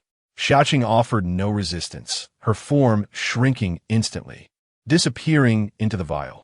The plan was a success. ShiZhou felt a slight easing of his tension, yet he understood that now was not the time for relaxation. He quickly reattached the crystal to his waist and transformed into lightning once more, soaring upwards. Once he left the ship, no one would be able to capture him. However, just as he burst out of the cabin, a ripple surged before him, and a massive sword cleaved towards him from the ripple, as if it had anticipated his emergence. It was that woman again. ShiZhou knew he was no match for the wielder of the great sword, for this was a true world-class powerhouse, one whom even ShiZhou found difficult to defeat. Clang! Just as he contemplated retreating back into the cabin to break through from another direction, a towering figure blocked his path. Having paid such a high price, you cannot be allowed to interfere. ShiZhou raised his blade to parry the great sword, his icy voice escaping his lips. Yet his gaze was not directed at Lilith, who emerged from the space, but rather at the lightning behind him. Move quickly. ShiZhou noticed ShiZhou's moment of hesitation and suddenly called out sharply, "Do not look back." Understood. Although ShiZhou's voice was not loud, it resonated instantly within ShiZhou's soul. Gazing at the imposing figure before him, tears welled in ShiZhou's eyes, albeit concealed by his current form of lightning. Without hesitation, he pressed close to ShiZhou and shot skyward. Like a turquoise arrow piercing the heavens, he swiftly connected with the sky and vanished into the gray clouds. Very well. At that moment, Meyer and the others returned to the ship, surrounding ShiZhou. They gazed at the azure lightning that had disappeared into the sky, their eyes ablaze with fury. Subsequently, they lowered their heads, fixing their stares upon the middle-aged ShiZhou who had landed on the shattered deck of the warship, shock replacing their anger. After all, only Lilith and Shearman had witnessed ShiZhou's earlier maneuver. As for the specifics of the sensation, only Lilith could comprehend. To sacrifice half of one's life to save her. It seems that woman holds a significant place in your heart. Lilies lifted her great sword and rested it upon her shoulder, her crimson hair dancing in the air, embodying the fierce spirit of a phoenix brimming with a desire to attack. How intriguing, she mused, gazing at ShiZhou with an expression of complete relaxation, her lips curling into a smile unbeknownst to her. Before coming to capture you, the one attack I dreaded most was your future assault that draws upon time itself. In truth, you could have struck with 2 blows. If you exert yourself, I am convinced you could easily slay anyone here, save for myself and Mier. As she spoke, a hint of derision crossed her features. Yet now, with merely 1 blade of time at your disposal, what can you accomplish? Before ShiZhou could respond, it was Lun Yo who first broke the silence, staring incredulously at ShiZhou. You claim he can easily kill me? What do you think? Lilies merely cast a fleeting glance at Lun Yo before disregarding him. Truth be told, she held a slight disdain for this new Marine admiral. His strength was akin to that of Che Erman, perhaps even inferior. After all, Che Erman's flames effectively countered his wood, and he possessed the conqueror's haki. It was merely a lack of personal charisma that rendered him weak. Sengoku, however, was far more astute. Though Lilies' words carried an undertone of disparagement, he paid it no mind, well aware of his own circumstances.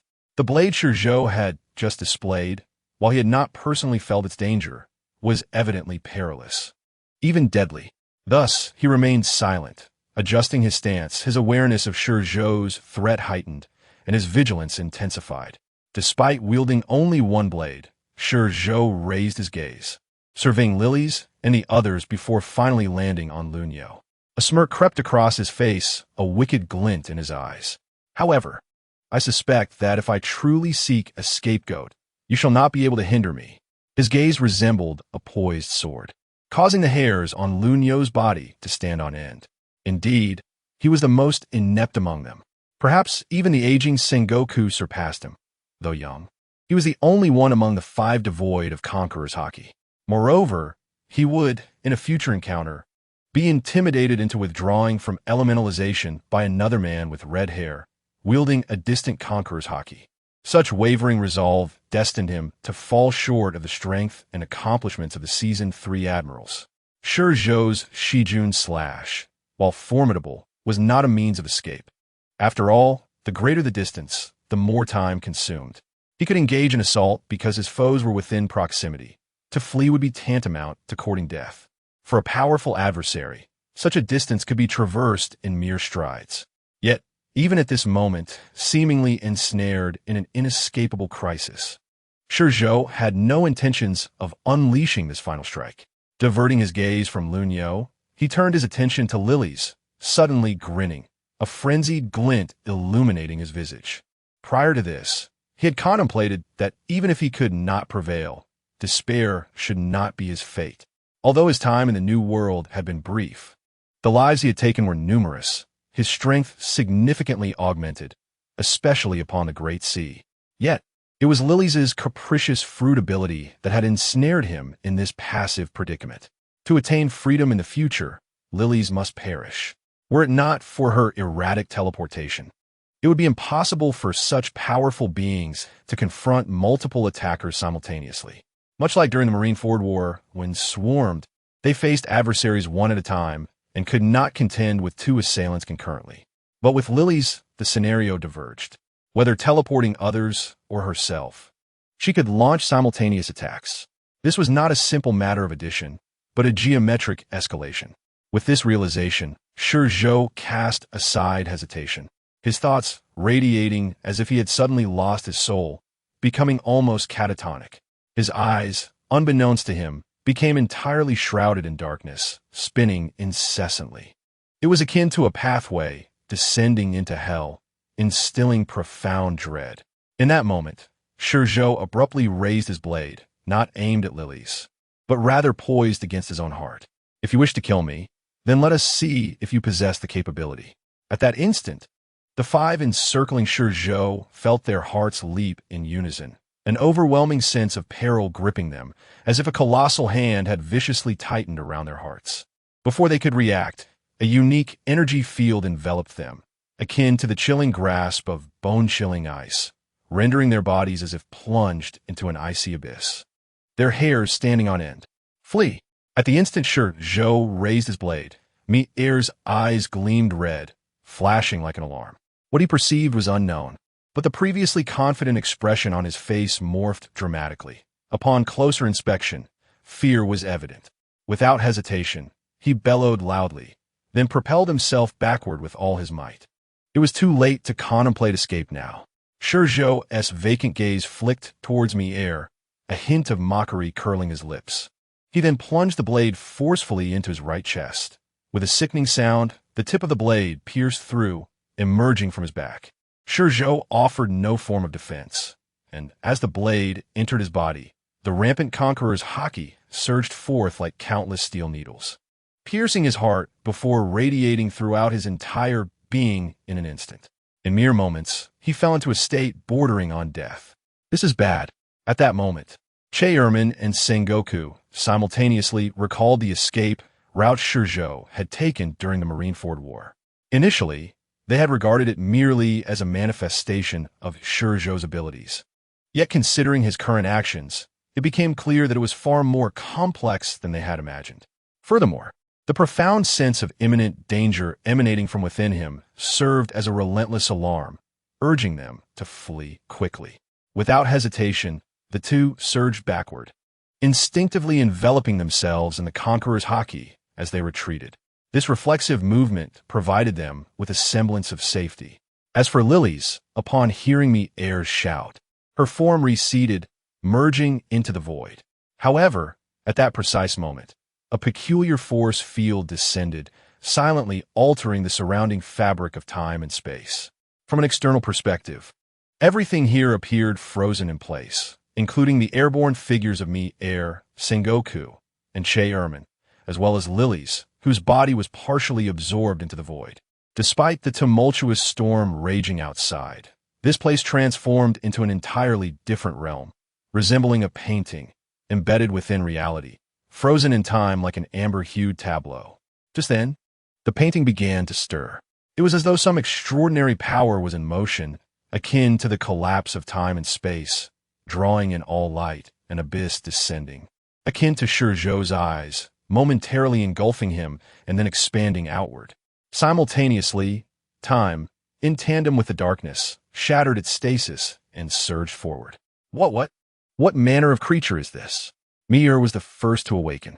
In his perspective, the darkness that could devour even light approached him silently and swiftly, akin to the gates of hell. Though devoid of grandeur, he instinctively sensed that he must not allow the darkness to consume him. In that moment, he resembled a fish swimming against the current, not to leap through the dragon gate, but to escape for his life. The essence within him was slipping away, yet he could not concern himself with it now. He forcefully kicked off the air with his legs, propelling his body like an arrow released from a bow, just as the darkness threatened to engulf him. Beside him, Zhangguo and Che-Erman, having been prepared, nearly awakened simultaneously with Mi-Er. Like Mi-Er, they disregarded everything else, exerting their utmost effort to flee. At this moment, they were not celestial dragons, nor former marine admirals, but ordinary individuals faced with dire peril, scrambling like two cornered dogs. Hurry, hurry, hurry!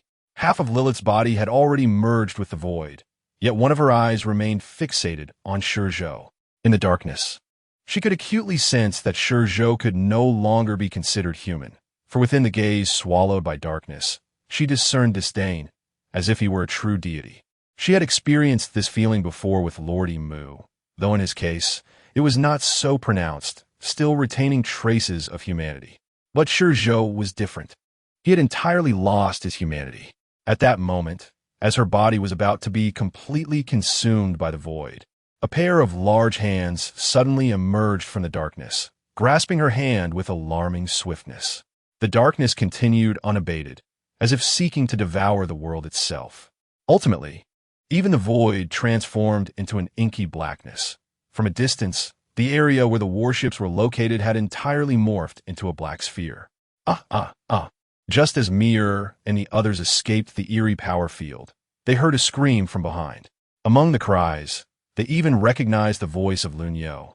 This fellow truly had no understanding of ShiZhou. Although he sensed danger, he did not flee as swiftly as Zhangguo and the others, thus falling directly into the abyss of darkness. However, just when they thought he would perish within this unknown entity, a wrinkled, exceedingly aged hand suddenly stretched forth from the darkness. Help, help, help me! In the shadows, an elderly face emerged, resembling a malevolent spirit just clawing its way up from hell, appearing faintly. He extended his hands from the darkness, thrashing about in desperation for survival. Huangmu. Lunyo's appearance had entirely transformed, yet Zhangguo immediately recognized him. Without hesitation, he quickly approached, reaching the edge of the dark area in just a few strides. Upon arriving, his body tensed. Should the darkness react even momentarily, he would retreat without a second thought. Fortunately, the darkness did not expand further. Bending down, he grasped Lunyo's hand and, with a slight exertion, pulled him out. Looking down, even Zhangguo, with his extensive experience, felt a surge of terror. Lunyo's once robust physique had now utterly collapsed, and even Zhangguo could distinctly sense the flickering flame of life within him. This was a manifestation of life nearing its end. As he lifted Lunyo, Zhangguo's expression turned grave, his gaze fixed upon the encroaching darkness, his aged face darkening as if it could drip with despair. If Huangmu had deteriorated to this extent, what are the other CP0 members? It was crucial to remember that aside from the 5 of them, there were still over 10 leaders and squad leaders from the CP0 organization present. All of them were, without exception, masters of hockey, with strengths comparable to that of a middle-ranking Marine admiral. Among them was even Mu Ma, a figure who could be regarded as an elite even among Marine admirals. With so many individuals, coupled with Huang Mu, he had no doubt that when ShiZhou reappeared before them, his power would undoubtedly escalate once more. However, he did not dwell on this thought. Instead, he quickly retreated with Huang Mu, wishing to distance himself from this ominous place. Who knows if this entity's range extends further? He did not wish to end up like Huang Mu. Though aged, he did not desire death. After all, he had made plans with Karp to travel together. Had it not been for his concern for the Navy on the island, alongside ShiZhou being the world government's most wanted criminal, he should have been enjoying a vacation like Karp, perhaps visiting the hometown of an old comrade, relishing the rare tranquility. Are you all right? With Huang Mu in tow, Zhang Guo reunited with Mir and the others, and his gaze immediately fell upon the left hand of Lilith, who had appeared mysteriously. It's nothing serious, Lilith shook her head, gritting her teeth as she spoke. I've merely lost one hand. At that moment, her left hand resembled a withered branch, as though drained by some force. Even her face bore an unfamiliar wrinkle at the corner of her eye. It was noteworthy that she was only in her 30s, the pinnacle of one's life. As long as you are unharmed. Huang Mu, what about you? Just then, everyone's gaze shifted to Lunyo. Huff, huff, huff. Lunyo did not respond to Zhang Guo, but lay on the ground, staring at the sky, gasping for air like a fish that had just flopped onto land, sunbaked and struggling for breath. Sorry. Suddenly, he spoke, his voice hoarse and laden with palpable fear. I fear I must withdraw. My body is already. At this point, tears welled up in his aged eyes. He had only just become a Marine admiral. He should have been brimming with vitality, yet now his aspirations and ideals had all turned to vapor. As the owner of this body, he understood better than anyone the dire state within. If it were merely a loss of vitality, with his sun-sin fruit ability, he could replenish it in an instant. But this time, it was evidently not a mere ebb of life force. Rather, it was the erosion of the time that belonged to his body. In other words, his current appearance reflected the visage of his old age. He had genuinely aged, not simply in physical functions. Take heart. Zhang Guo glanced down at Huang Mu, letting out a silent sigh. Then he averted his gaze, lifting his eyes to the distant black sphere, inquiring, what shall we do next? After a brief pause, seeing no one respond, he continued, our plan can be deemed flawless. Although there were some unforeseen circumstances due to the sound of the thunder fruit at the outset, it was not a significant issue. Even when Xiaoqi was rescued by that otter through unknown means, it did not greatly affect the overall situation. After all, we have too many people, and that fellow could not possibly escape. However, as he spoke, he paused, pushing up his glasses with a finger, a glimmer of resolve flashing in his eyes. Clearly, we have underestimated this fellow's tenacity and strength. No one could have anticipated that he possessed such a trump card. This power, akin to the time he commands, draws upon a heightened version of time and life itself. Had we not anticipated this and possessed sufficient strength, we might have all been ensnared within it. The mere thought of the green bull and the lamentable condition of Lilith's arm rendered the faces of all present quite grim. Even the lofty Meyer, who had always looked down upon ShiZhou, now regarded him with newfound respect. At that moment, Sengoku spoke again. It is important to note that there are over 10 masters of hockey aboard the ship, along with Araki. One must consider what he would become upon emerging from within. The answer to that question lies solely with ShiZhou. However, those present were not fools. They understood that ShiZhou would undoubtedly harness hockey to fortify himself. This time, he had been granted hockey masters of the rank of Rear Admiral, along with a general. With such an abundance of hockey amassed, who could fathom the extent of ShiZhou's potential? Furthermore, these individuals could compensate for the time he had lost. This implies that when ShiZhou reappears, he will manifest as an even more formidable entity than when they first encountered him. But is their assumption correct? In truth, it is not. As one gazes into the sphere, ShiZhou's condition appears exceedingly peculiar. The surrounding cries of anguish have completely vanished, and his body, unbeknownst to anyone, has been restored. Even his sword returned to its sheath. Logically, one would expect ShiZhou's bizarre stance to dissipate upon his escape from the brink of death. However, this instance feels markedly different. He has not reverted. Instead, he stands calmly in the void, resembling a statue, devoid of any emotional display, akin to a true deity. Deep within his heart, if one were to visualize it, they would discover that a portion of his consciousness, once akin to a starry sky, has inexplicably transformed into darkness. This darkness continues to spread outward, accompanied by whispers that, while unintelligible to any ear, exude an unparalleled allure. It seems that by merely heeding its call, one could attain invincibility in this realm, free from all worries. Suddenly, amidst the engulfing darkness, a pair of eyes emerged in the starry expanse. These eyes, resembling two black holes, are encircled by a ring of bright silver, reminiscent of the Milky Way. This marks ShiZhou's first voluntary descent into a near-death state. His first encounter with the awareness of his own consciousness, and the first realization that there exists something else within his consciousness. This entity appears, from ShiZhou's perspective, as a tumor affixed to his awareness. Though it has ceased to expand outward since his consciousness returned, ShiZhou understands that should it be given the opportunity, it would unhesitatingly consume him. Describing it as a tumor may not be entirely accurate. It resembles a second personality instead. He senses that because the two are fundamentally one, he cannot truly contend with it. This body, in a strict sense, also belongs to it. However, since ShiZhou's consciousness occupies the vast majority of this cognitive cosmos, he remains the one in control. Yet, after numerous encounters with death, the dark region has already claimed a significant portion of this space. If one were to calculate control based on area, it is likely that if given another opportunity, this other personality could indeed supplant him in this world. Should ShiZhou wish to retain control over his body, he must resolutely avoid finding himself in such precarious situations in the future. After all, who knows if this entity would allow ShiZhou to resurface once it takes over. The thought of being consumed by it is no laughing matter. Upon regaining his humanity, ShiZhou cursed vehemently. Today he discovered that he is, in fact, quite insane. If he is not mistaken, this entity is likely the original soul consciousness of this body. Having remained within his mind all this time, it has never undergone the trials of the world. Thus its awareness is primitive, so rudimentary that it lacks a sense of morality. Devoid of any emotions, driven solely by instinct.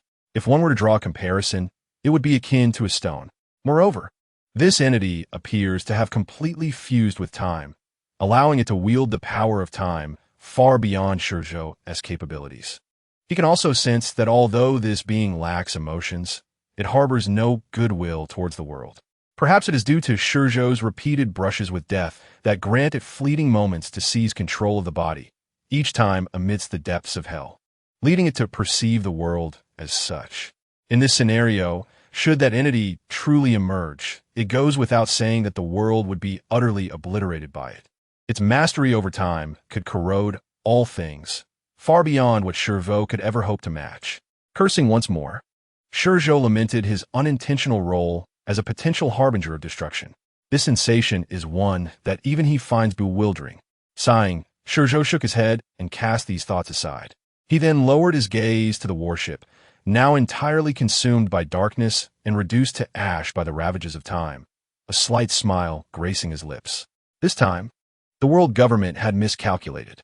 Had they not brought so many, even his own demise would have been far from this effortless.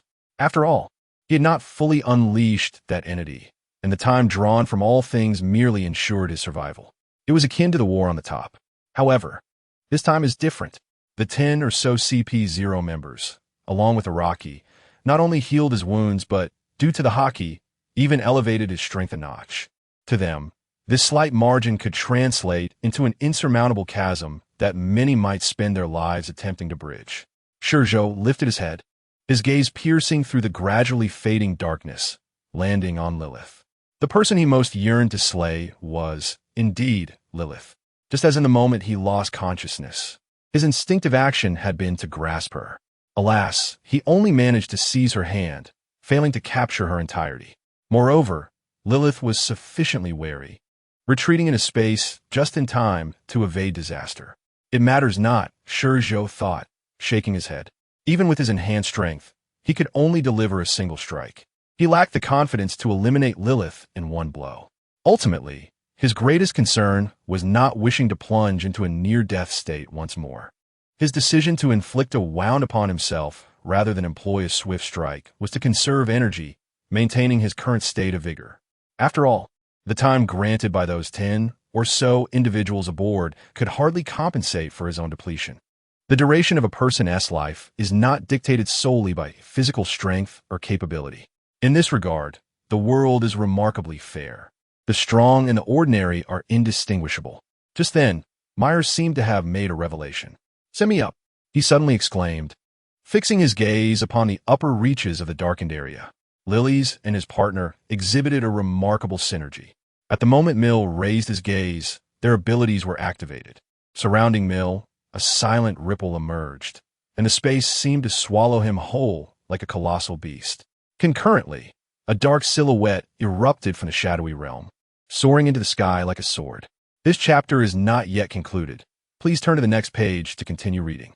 As he ascended, a cold glimmer flashed in ShiZhou's eyes. With a sharp sound, he swiftly drew his blade.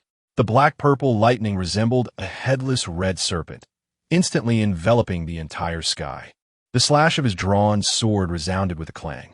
At that moment, above ShiZhou, a blade entwined with arcs of electricity emerged from the void, seemingly anticipating ShiZhou's path and positioning itself directly overhead. The two blades collided without actual contact, yet a dazzling light and countless black-red lightning bolts erupted in the air. ShiZhou sensed the spatial fluctuations behind him, and, once again, he muttered thoughtfully, his gaze fixed coldly upon Mill's eyes, devoid of human warmth. In that instant, the surrounding space-time became viscous, momentarily hindering Mill's movements. ShiZhou's strength, having been enhanced through prior absorption and training, had surpassed Mill's, albeit slightly. This brief pause allowed ShiZhou's blade to cleave through the energy sphere formed by the clash of their conqueror's haki, landing directly upon Mill's sword. The crisp sound of their impact, accompanied by sparks and unparalleled force, propelled Mill's body upward. Without hesitation, ShiZhou slightly crouched, freezing the space-time beneath him. Then, like a spring, he forcefully propelled himself into the sky. By that time, ShiZhou had already drawn forth Lily's magnificent greatsword from behind him. However, as she emerged from the void, ShiZhou had already vanished from that location.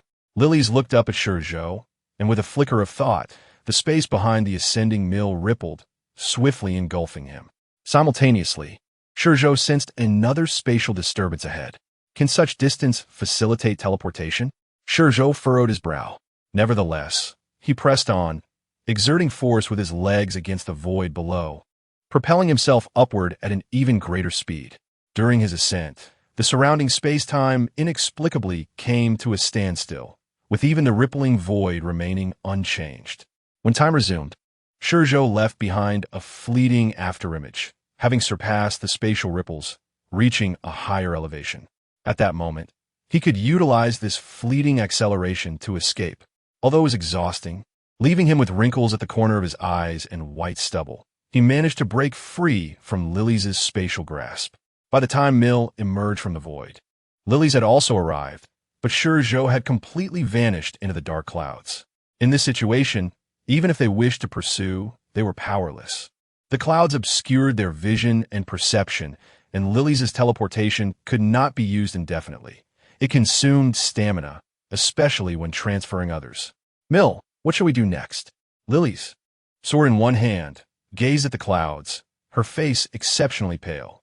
Even if ShiZhou had not used his final move and remained behind, she could not have transported others multiple times, as the extraction of time from her limbs and body inflicted considerable damage, manifesting as a depletion of strength. With the force that ShiZhou had displayed in knocking Mill away, unrestrained by teleportation, he could truly leave at will. That man is truly damned. Mill also looked skyward, his grave expression and darkened countenance tarnishing his handsome features, rendering him unapproachable. The trembling of his hand revealed the reality that ShiZhou's power had surpassed his own. Initially, in terms of strength and speed, even their conqueror's haki were comparable, which was why Mill had underestimated ShiZhou, filled with disdain. After all, he had Lily's, while ShiZhou was alone. Yet that man's final move had entirely disrupted his plans and shattered his pride. Retracting his gaze, he sheathed his sword and stepped off the void platform formed by Lilies' frozen space. Let us descend. As for ShiZhou, he paused momentarily, then furrowed his brow, reporting to the old fellows, leaving them to fret over it. He glanced at Lilies' left arm, vowing that if there were a next time, he must be fully prepared and refrain from bringing others along. The thought of that eerie, all-consuming darkness quickened his heartbeat, evoking an involuntary sense of fear. It was akin to a creature's instinct in the face of extreme danger. Even someone like him could not suppress it. He could not conceive any means to counter ShiZhou's displayed strength. Thankfully, judging by ShiZhou's last escape, it was evident that he could not use that technique as a regular attack. Although the principle remained unknown, as long as they prevented ShiZhou from reaching a near-death state, or waited for that state to dissipate, capturing him should pose no issue. This time, lacking preparation had caught them off guard, allowing ShiZhou to break free from their encirclement. Moreover, Lilies' injury had facilitated his escape. Otherwise, it would not have been so easy for him to depart. Even if he managed to flee, he ought to leave something behind. As they descended, the seabed, no longer supported by Lilies' abilities, began to rapidly flood inward. Sengoku and Green Bull stood upon the back of the transformed Seerman, hovering above the original position of the warship. They gazed at the darkness dissipating, revealing a vast expanse resembling a hellish landscape of black and gray. Sengoku and the others remained silent for a long time. Just like the black hole from which ShiZhou had fallen during the war on the top, they felt not a single trace of life here. That power had completely eroded even the warship, as if this land had undergone a temporal cleansing beyond their comprehension, severing its ties with this world, becoming an undeniable wasteland. Suddenly, Mill plummeted from the sky, landing heavily upon Seerman's back. As the spatial fluctuations arose beside him, Lilies stepped forth from within. "What are you looking at?" The moment they emerged, both looked downward. Upon seeing the scene below, their pupils constricted simultaneously. The warship. Lilies' pale face was filled with disbelief. This man is a devil. How could he possibly have consumed even the warship? The ground bore a remarkably clear outline of the warship, resembling a wooden frame that had been incinerated to ashes. Yet the warship was made of steel, not wood. Now, it had transformed into a surface of black and gray, identical to the ground. This defies scientific explanation and eludes rational understanding. If one were to scrutinize it closely, it could only be deemed a miracle. It is not consumption, but rather erosion. This chapter is not yet concluded. Kindly turn to the next page to continue reading. At this moment, a glimmer of brilliance flashed in the eyes behind the mirror of the Warring States. How should one interpret this?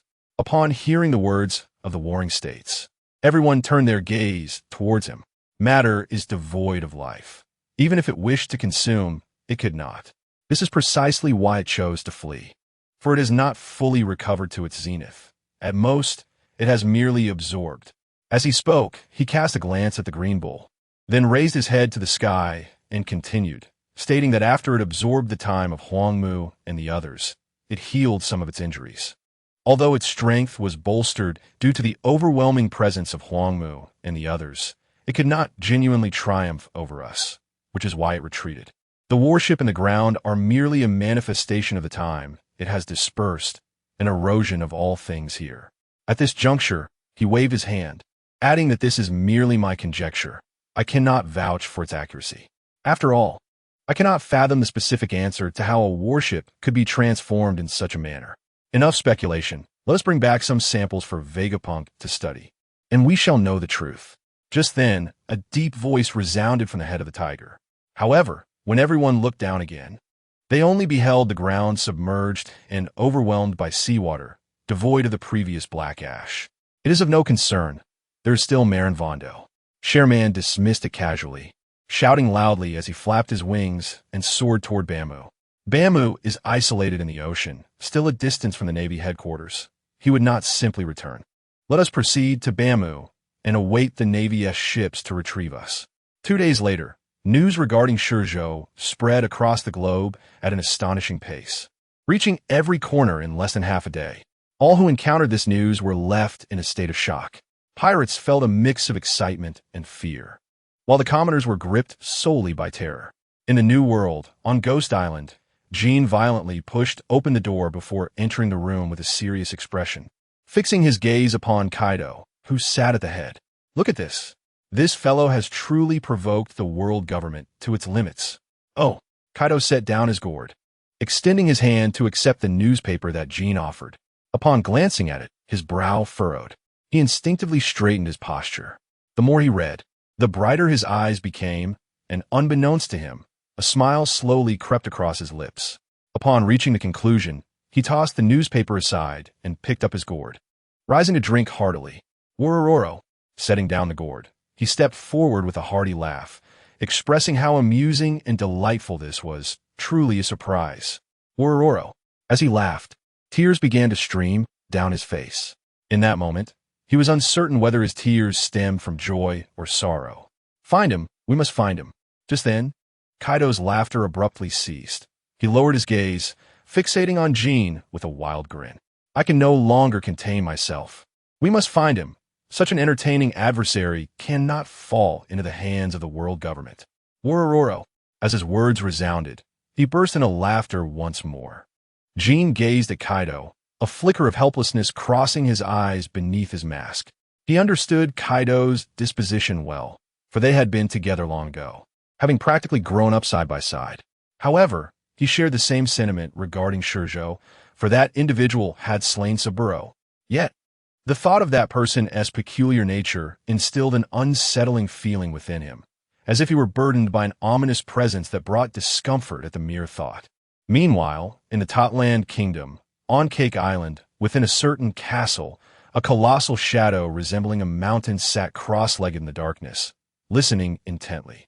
The increasingly violent aura emanating from her and the oppressive atmosphere surrounding her indicated that the news being reported was far from satisfactory, perhaps even infuriating. Mama. Charlotte Lean's face suddenly emerged from the shadows. Her laughter, combined with the stifling air and her wicked eyes, rendered her akin to a demon that had just clawed its way up from hell. Mother. Charlotte Perispero gazed at Charlotte Lin, licking his lips with his long tongue, inquiring, that fellow has thoroughly provoked the world government. Should we still seek him out? Indeed, how could we not? He has killed my beloved Daifuku. The thought of her deceased son ignited Charlotte Lin's fury even further.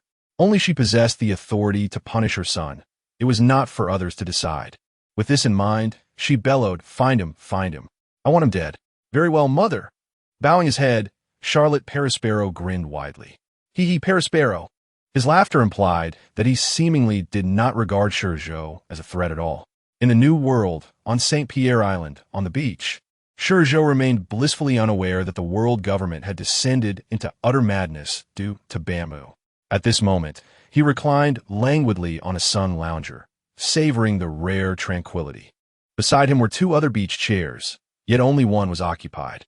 It belonged to a voluptuous woman who, despite appearing to be in her 40s, was actually over 60 years of age. How long do you intend to maintain this state? Summer Chi rested her right hand behind her head, elegantly leaning back on the lounger, her left hand holding a cigarette, exhaling smoke towards ShiZhou. She had arrived here 2 days prior. St. Pierre Island may be unknown to many, and its fame in the New World is limited. However, in the minds of the discerning, it is regarded as a true sanctuary. Why come here? She understood the answer without hesitation. If one were to seek a relatively safe haven in this world, it would undoubtedly be St. Pierre Island. Due to its unique nature, even the world government would refrain from causing disturbances here, at least on surface. After all, this is the birthplace of the largest religion in the world. Conflict is strictly prohibited on this island.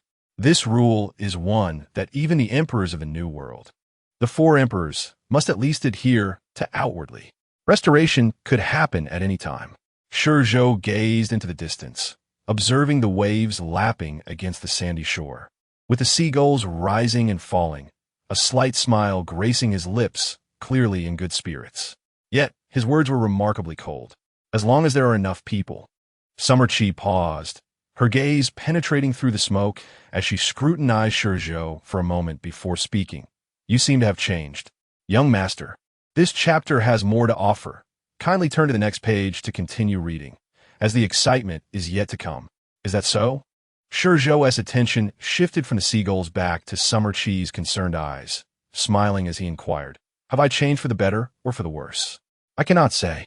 ShiZhou shook her head, lifted a cigarette, bit down on the filter, and took a deep drag. "Intuition whispered to me that you must have changed." She placed her hands down, leaned her head back against the chair, and gazed past the sunshade at the clouds on the horizon, entering a contemplative state. After a considerable pause, she furrowed her brows and remarked, "It feels as though time has reverted to when we first met."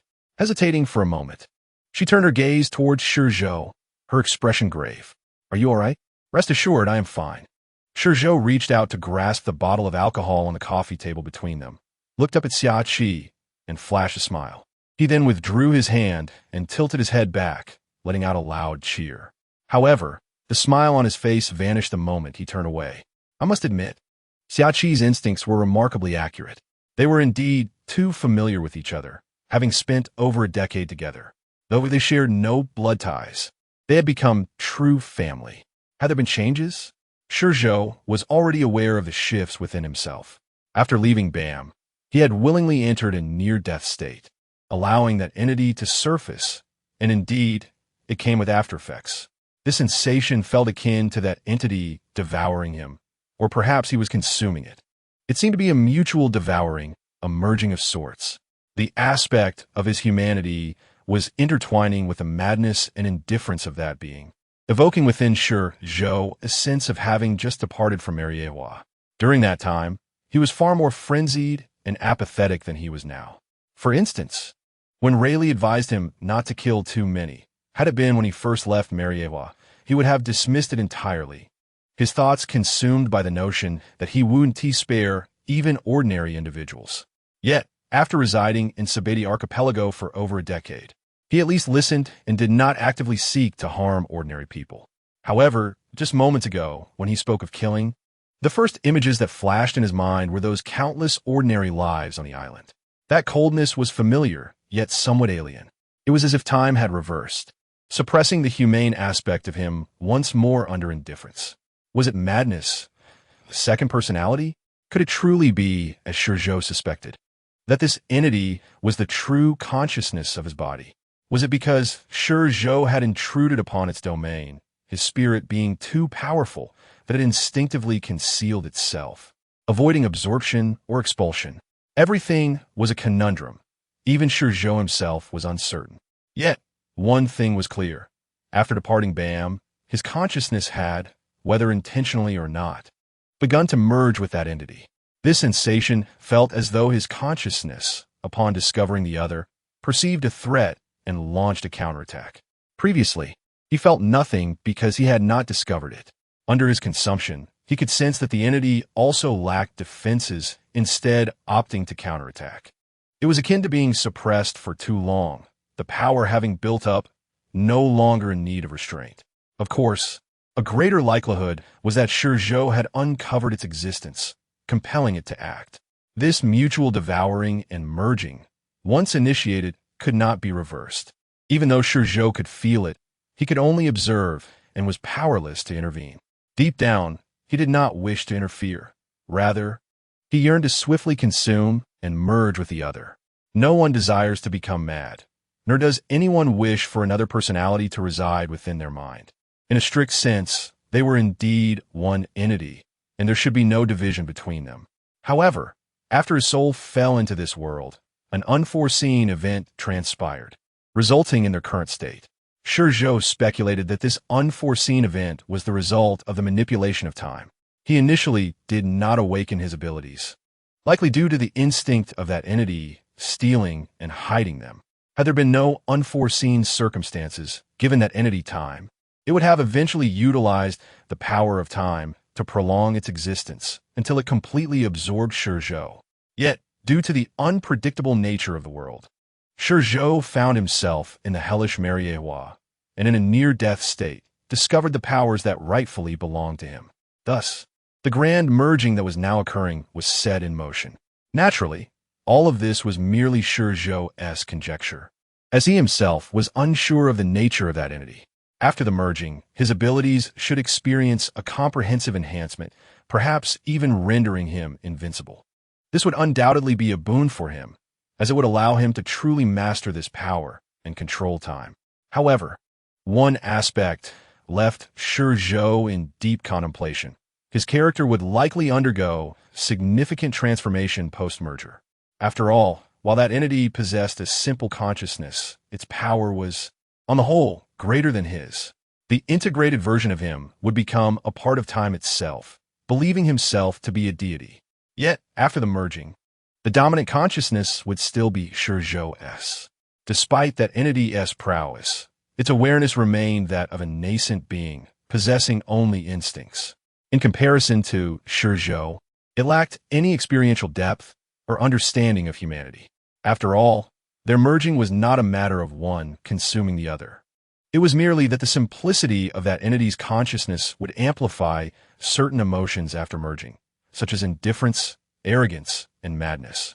Whether this change in character was good or bad was something ShiZhou could not ascertain, leading to his hesitance. Nevertheless, those were matters for the future.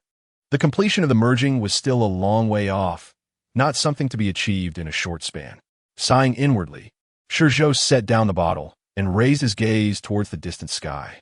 From here on, he must remain vigilant and could no longer afford to enter a near-death state. The longer he allowed that entity to emerge, the more time it had to interact with the world, thus strengthening its consciousness. Once that entity's consciousness grew powerful enough, the merging would transform into a devouring. It would not be ShiZhou consuming it, but rather it consuming ShiZhou. In that eventuality, while he would still retain his memories and experiences, he would no longer be himself. For now, this state was quite satisfactory. A gradual merging would allow him to remain himself. However, he should first address the matters he had planned. ShiZhou lowered his head, dismissing further thoughts, a flash of cold light crossing his inky pupils. "Xiaqi, do you know why I had Jiujiu bring you here?" As ShiZhou's deep voice resonated, a hint of confusion surfaced on Xiaqi's face. "Isn't it safe here?" "Not at all," ShiZhou replied, shaking his head, leaning back against his left arm, and then lifting the bottle to take a hearty swig. The strong liquor coursed through him, bringing a flush to his cheeks. "Huh." Setting the bottle down, he exhaled deeply, narrowing his eyes as he spoke. "You only know that this is the birthplace of religion. Yet you are unaware that the real power here has long since shifted to the world government." "How is that possible?" Xiaqi gasped, quickly retorting, "The history of the world government, in strict terms, is only about 800 years, while religion can be traced back thousands of years. And so what?" ShiZhou pursed his lips. "You must understand. The current world is under the control of the world government." "True," Xiaqi mused, taking a drag from her cigarette. And after a moment's contemplation, she ceased to dwell on it and directly inquired, "How do you know this?" "I have met the current pope of the Saint Fei religion." At this point, a glimmer of nostalgia flickered in ShiZhou's eyes, recalling the holy land of Mariewa. It was indeed a serendipitous encounter that led him to meet the Saint Fei pope. This chapter is not yet concluded. Please proceed to the next page to continue indulging in the thrilling narrative. I recall that at the time, he was being escorted by CP0 to a scientist residing in Mariewa for blood extraction and experimentation.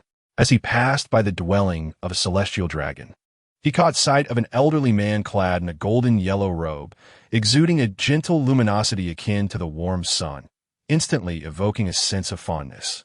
However, despite the man's outward gentleness, his aged yet impeccably clean visage was marred by an air of arrogance and depravity. Trailing behind him was a group of youthful maidens, clearly his slaves. At that moment, ShiZhou presumed the old man to be a celestial dragon who had consumed some devil fruit and dismissed the encounter.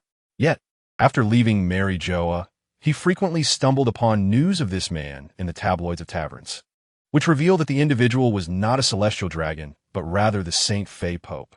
Religion has perpetually served as a tool for the powerful to regulate the lower strata of society. After all, the common folk are easily swayed. Provide them with a belief, and they might even sacrifice their lives for an imaginary deity. The world government is well aware of the influence religion wields over the globe. given that places of worship exist in most nations. For the world government to dominate the world, they must align themselves with religion. With such support, their endeavors, be it espionage or otherwise, become considerably easier. Thus, ShiZhou never regarded the notion of the Saint Fei Pope being affiliated with the world government as significant until he descended from the Sky Island and planned to pass by Saint Fei Island. At which point the thought of this man resurfaced. While at Bam, he confided in ShiZhou about his intentions for this visit. The world government had captured Xiaqi. Although he successfully rescued her, ShiZhou's character would not allow him to let the matter rest. Come fort, he bellowed lazily, tossing aside a bottle of liquor. Uncertain of whom he was addressing. What brings you here, ShiZhou? Came a voice from the lower ranks, inquiring. Amidst the sound of footsteps, a cadre of armored knights approached from behind. Leading them was an exceptionally tall knight who halted on the sandy beach a short distance away, gazing at ShiZhou with a stern expression. It appears you are familiar with me, ShiZhou remarked, raising his gaze to scrutinize the figure who obstructed the light. Your news is currently circulating throughout the island. As the commander of the Saint Fei Island Knights, how could I possibly overlook it? My news? ShiZhou was taken aback. What news? You are unaware? Meredith Burton stared incredulously at ShiZhou. Should I even inquire if I already know?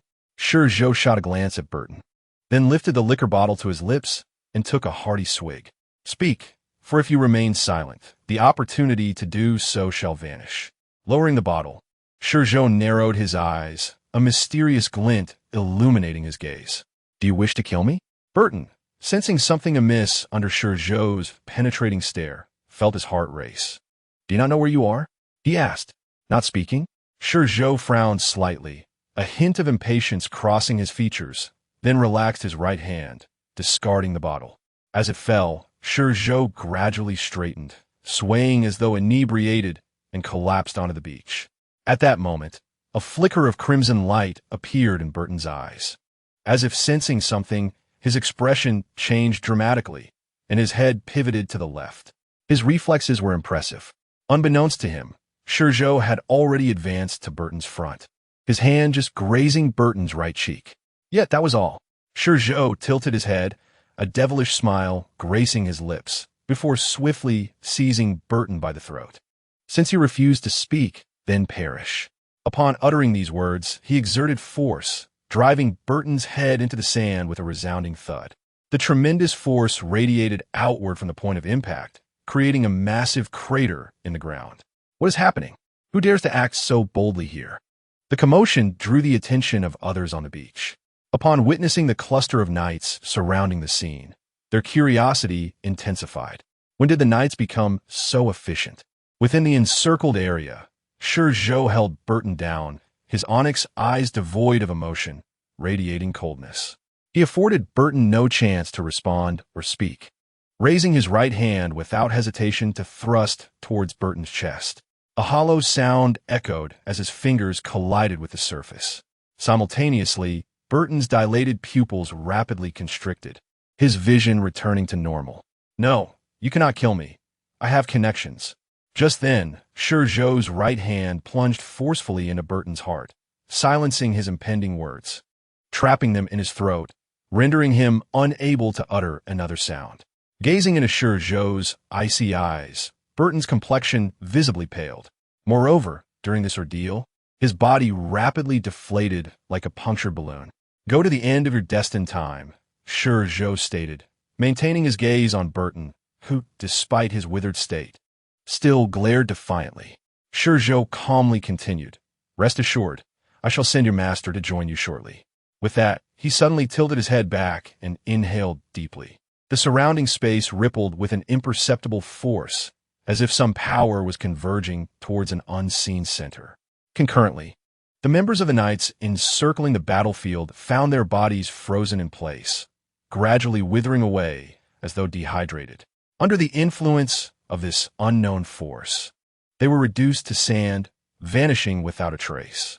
When ShiZhou rose again, reappearing before the onlookers, the wrinkles on his face had inexplicably vanished, transforming him from a frail elder on the brink of death into a strikingly cool, handsome old man.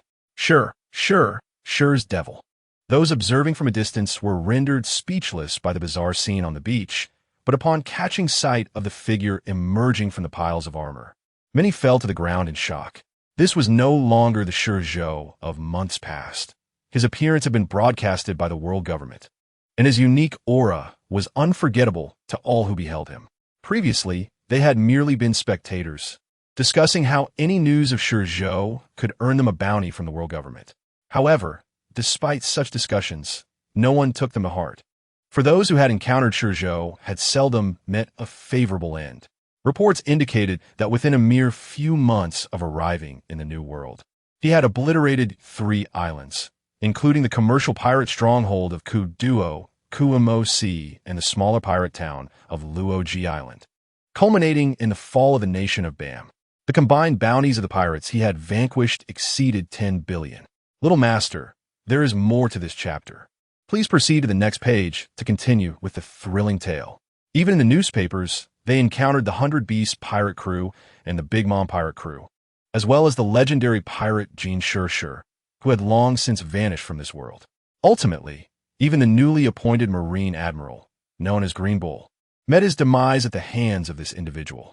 According to the reports, Green Bull was killed by ShiZhou while valiantly protecting the Bam Kingdom.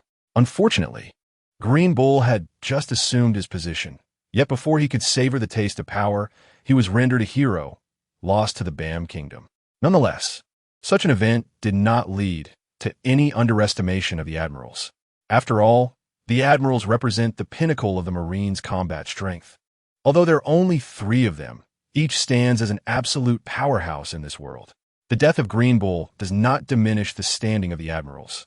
Rather, it incites greater fear of ShiZhou's formidable prowess among the populace. Many, in private conversations, have even elevated ShiZhou's status to that of an emperor, if not surpassing it. After all, in all these years, there's been but one instance of a Marine Admiral being slain. Such an achievement is something even the former Pirate King, Gold, Roger, could not claim. Thus, despite ShiZhou's crew consisting solely of himself and a single otter, no one dares to dismiss him as merely fortunate. The sight of such a person is indeed astonishing.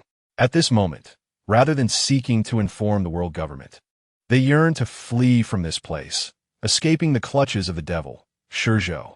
While their intentions are noble, ShiZhou grants them no opportunity. With a mere thought, the power of time radiates outward, sweeping across the entire beach like the wind. In an instant, the beach falls utterly silent. Everyone is frozen in place, and then, under the force of the wind, they turn to ash, leaving behind only their garments and weapons, vanishing completely from this world. St. Fairy Island is vast, but the holy city is relatively small in comparison. At the rear of the holy city, atop a towering mountain, stands a grand white cathedral. From a town below, one gazes upward to see the cathedral perched among the clouds, shimmering brilliantly in the sunlight, resembling a true paradise. There are only 2 paths to ascend, one directly leading from the massive town below. At this moment, the steps leading to paradise are filled with worshippers. They crawl forward, their bodies shrouded in white cloaks, and from above, the gathering resembles a vast white ribbon. These individuals are devoted followers who have traversed great distances from around the world to reach this cathedral. They congregate in the town below, gathering every 15th day of the month to ascend to the cathedral and pay homage to their pope. ShiZhou is fortunate. Today happens to be the 15th. Thus, he witnesses this magnificent spectacle. He makes no effort to conceal himself, nor does he intend to ascend the steps. After leaving the beach, he strides across the void, taking each step leisurely, as if strolling, gradually passing over the heads of countless individuals until he reaches the front of the cathedral. His presence is akin to a black hole, drawing the gaze of all around him, transforming the previously tranquil pilgrimage path into a cacophony. Most of the pilgrims are ordinary folk, genuine believers who are unconcerned with worldly matters, unfamiliar with ShiZhou, and thus direct their angry glances towards him. Some even audibly chastise him, seemingly indifferent to their own lives or the peculiarities surrounding ShiZhou's arrival. Of course, among them are those who recognize ShiZhou. and they exercise greater restraint. Though angered, their ire is tinged with a hint of fear toward ShiZhou, prompting them to remain silent and wisely inch away. While the Pope represents faith, it pales in significance compared to their lives. ShiZhou pays no heed to the crowd below. When his body reaches the same height as the cathedral, he finally speaks. "Francis, I give you 3 counts to emerge, or I shall enter." ShiZhou's voice, though not loud, resonates like a warning bell, echoing through the cathedral and the mountain, reverberating in the hearts of all present. Impudent. At that moment, 2 cardinals clad in red robes, clutching books, emerge from the cathedral's grand entrance. They gaze at ShiZhou with only anger in their eyes, clearly aware of his identity, yet displaying no fear. "ShiZhou, do you know where you are? Descend and seek the Pope's and the Lord's forgiveness." ShiZhou pays them no mind. His gaze remains fixed on the cathedral, aware that a monster resides within, one potentially as formidable as an admiral. He recognizes that the overwhelming aura emanates from the current Pope, Francis the 36th. The devil fruit is, in fact, a manifestation of humanity's aspirations for evolution in the face of adversity. These aspirations may arise from the desire to harness the strengths of animals, to embody nature out of fear of it, or to acquire extraordinary abilities through the paramecia type. Moreover, there are those who, due to faith, yearn to transform into mythological beings, inspired by certain legends. As the foremost religion in this world, it is certain that there exists a devil fruit of unparalleled power, surpassing all comprehension. What could it be? ShiZhou is filled with anticipation. ShiZhou's indifferent voice and the countdown weigh heavily upon the hearts of all present, akin to the pressure of a storm, rendering the area silent in an instant. Even the expressions of the 2 cardinals grow solemn under the weight of ShiZhou's words. Could they be unaware of ShiZhou's might? Certainly not. Given their positions, they have access to the world's secrets with ease. Yet, their confidence stems from the sanctuary of the cathedral and the Pope. This provides them with the courage to face anyone. "It seems you wish for me to come find you." ShiZhou fixes his gaze on the cathedral, gripping the hilt of his sword, and without further ado, unsheathes it. "If that is the case, then I shall oblige." As his words fall, ShiZhou's knees bend slightly, and with a powerful push against the void, he propels himself forward with a resounding thud, like a spring, shooting towards the cathedral. In an instant, he appears before the grand white structure. Faced with the towering cathedral, he hesitates not, swinging his sword. A silvery blade of light materializes instantaneously, emanating an unparalleled sharpness, cleaving through the air as it arcs toward the cathedral. As the blade expands to span the entirety of the cathedral, all eyes widen in disbelief and concern. Just as the blade is about to strike the cathedral, a gentle white light unexpectedly emanates from within, enveloping the entire structure. This light possesses an extraordinary purifying effect, akin to a derivative of time, silently nullifying ShiZhou's strike and preventing any advance. Time particles? ShiZhou straightens, standing beneath the colossal white doors at the top of the steps, observing the cathedral, now transformed into a veritable paradise, with a furrowed brow. The purifying effect is unexpectedly potent, capable of even eroding the might of his blade. My dear, there is more to this chapter. Please click to the next page to continue reading, as the subsequent parts hold even greater excitement. Yet, upon reflection, it is indeed reasonable. With the faith of so many people, if the capabilities were lacking, it would be somewhat implausible. Although the devil fruit is a mere figment of imagination, the ability to inspire such widespread belief is indeed a testament to its power. Could it be a purification through time? ShiZhou raised his gaze, his eyes as dark as ink, fixed upon the towering doors of the cathedral. There, a figure clad in gold emerged slowly from the radiant white light, which enveloped the entire church emanating from him. May the Lord forgive humanity. The moment this individual appeared, his voice resonated with the grandeur of a trumpet, proclaiming loudly. It was the Pope. As his voice echoed, it seemed as if the entire world responded in unison. If ShiZhou were to turn around, he would find that everyone within his line of sight had knelt in reverence. The overwhelming wave of adoration, respect, excitement, and faith permeated the atmosphere, palpable to ShiZhou, who stood between the Pope and the congregation. However, he felt no discomfort regarding this spectacle.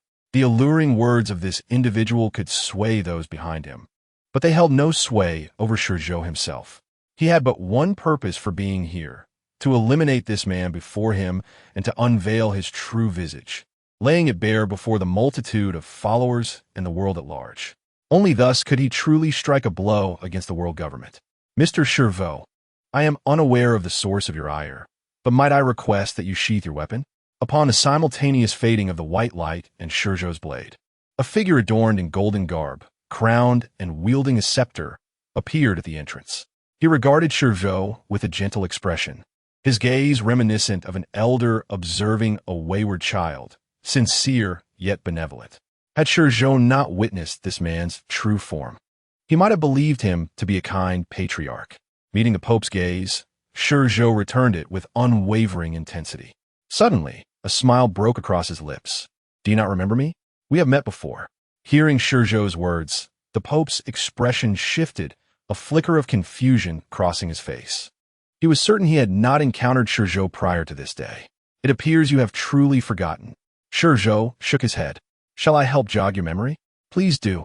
Over a decade ago, in the holy land of Marigios. Marigios? The Pope's pupils dilated sharply as he scrutinized ShiZhou, his brow furrowing. You are gazing into ShiZhou's eyes. The Pope seemed to recall something, his countenance shifting dramatically. The warmth he exuded dissipated, replaced by an air of superiority. Have you finally remembered? ShiZhou scoffed. Your current demeanor revolts me. You might as well shed your disguise and confront me with your true self. You are that little brat. A glimmer of coldness flickered in the Pope's eyes, the kindness vanishing entirely. I never anticipated you would survive all these years, let alone escape the Holy Land. It seems you have indeed come seeking me. The Pope fixed his gaze on ShiZhou, a sinister smile creeping across his lips. Now that you know who I am, and that I am connected to the world government, you still dare to approach? It seems you truly do not regard me highly. As his words lingered, a surge of radiant white light enveloped him. Simultaneously, a thunderous voice echoed within the hearts of all present. The demon shall be punished. ShiZhou, you murderous fiend, today, in this land of Saint F, the birthplace of our Lord, you shall receive divine retribution. Seize him. At this command, a cacophony of shouts erupted from all directions. Divine punishment, divine punishment. The chorus amalgamated, creating an overwhelming sense of dread. Countless individuals surged forth like a swarm of locusts, their eyes ablaze with fervor, rushing toward ShiZhou.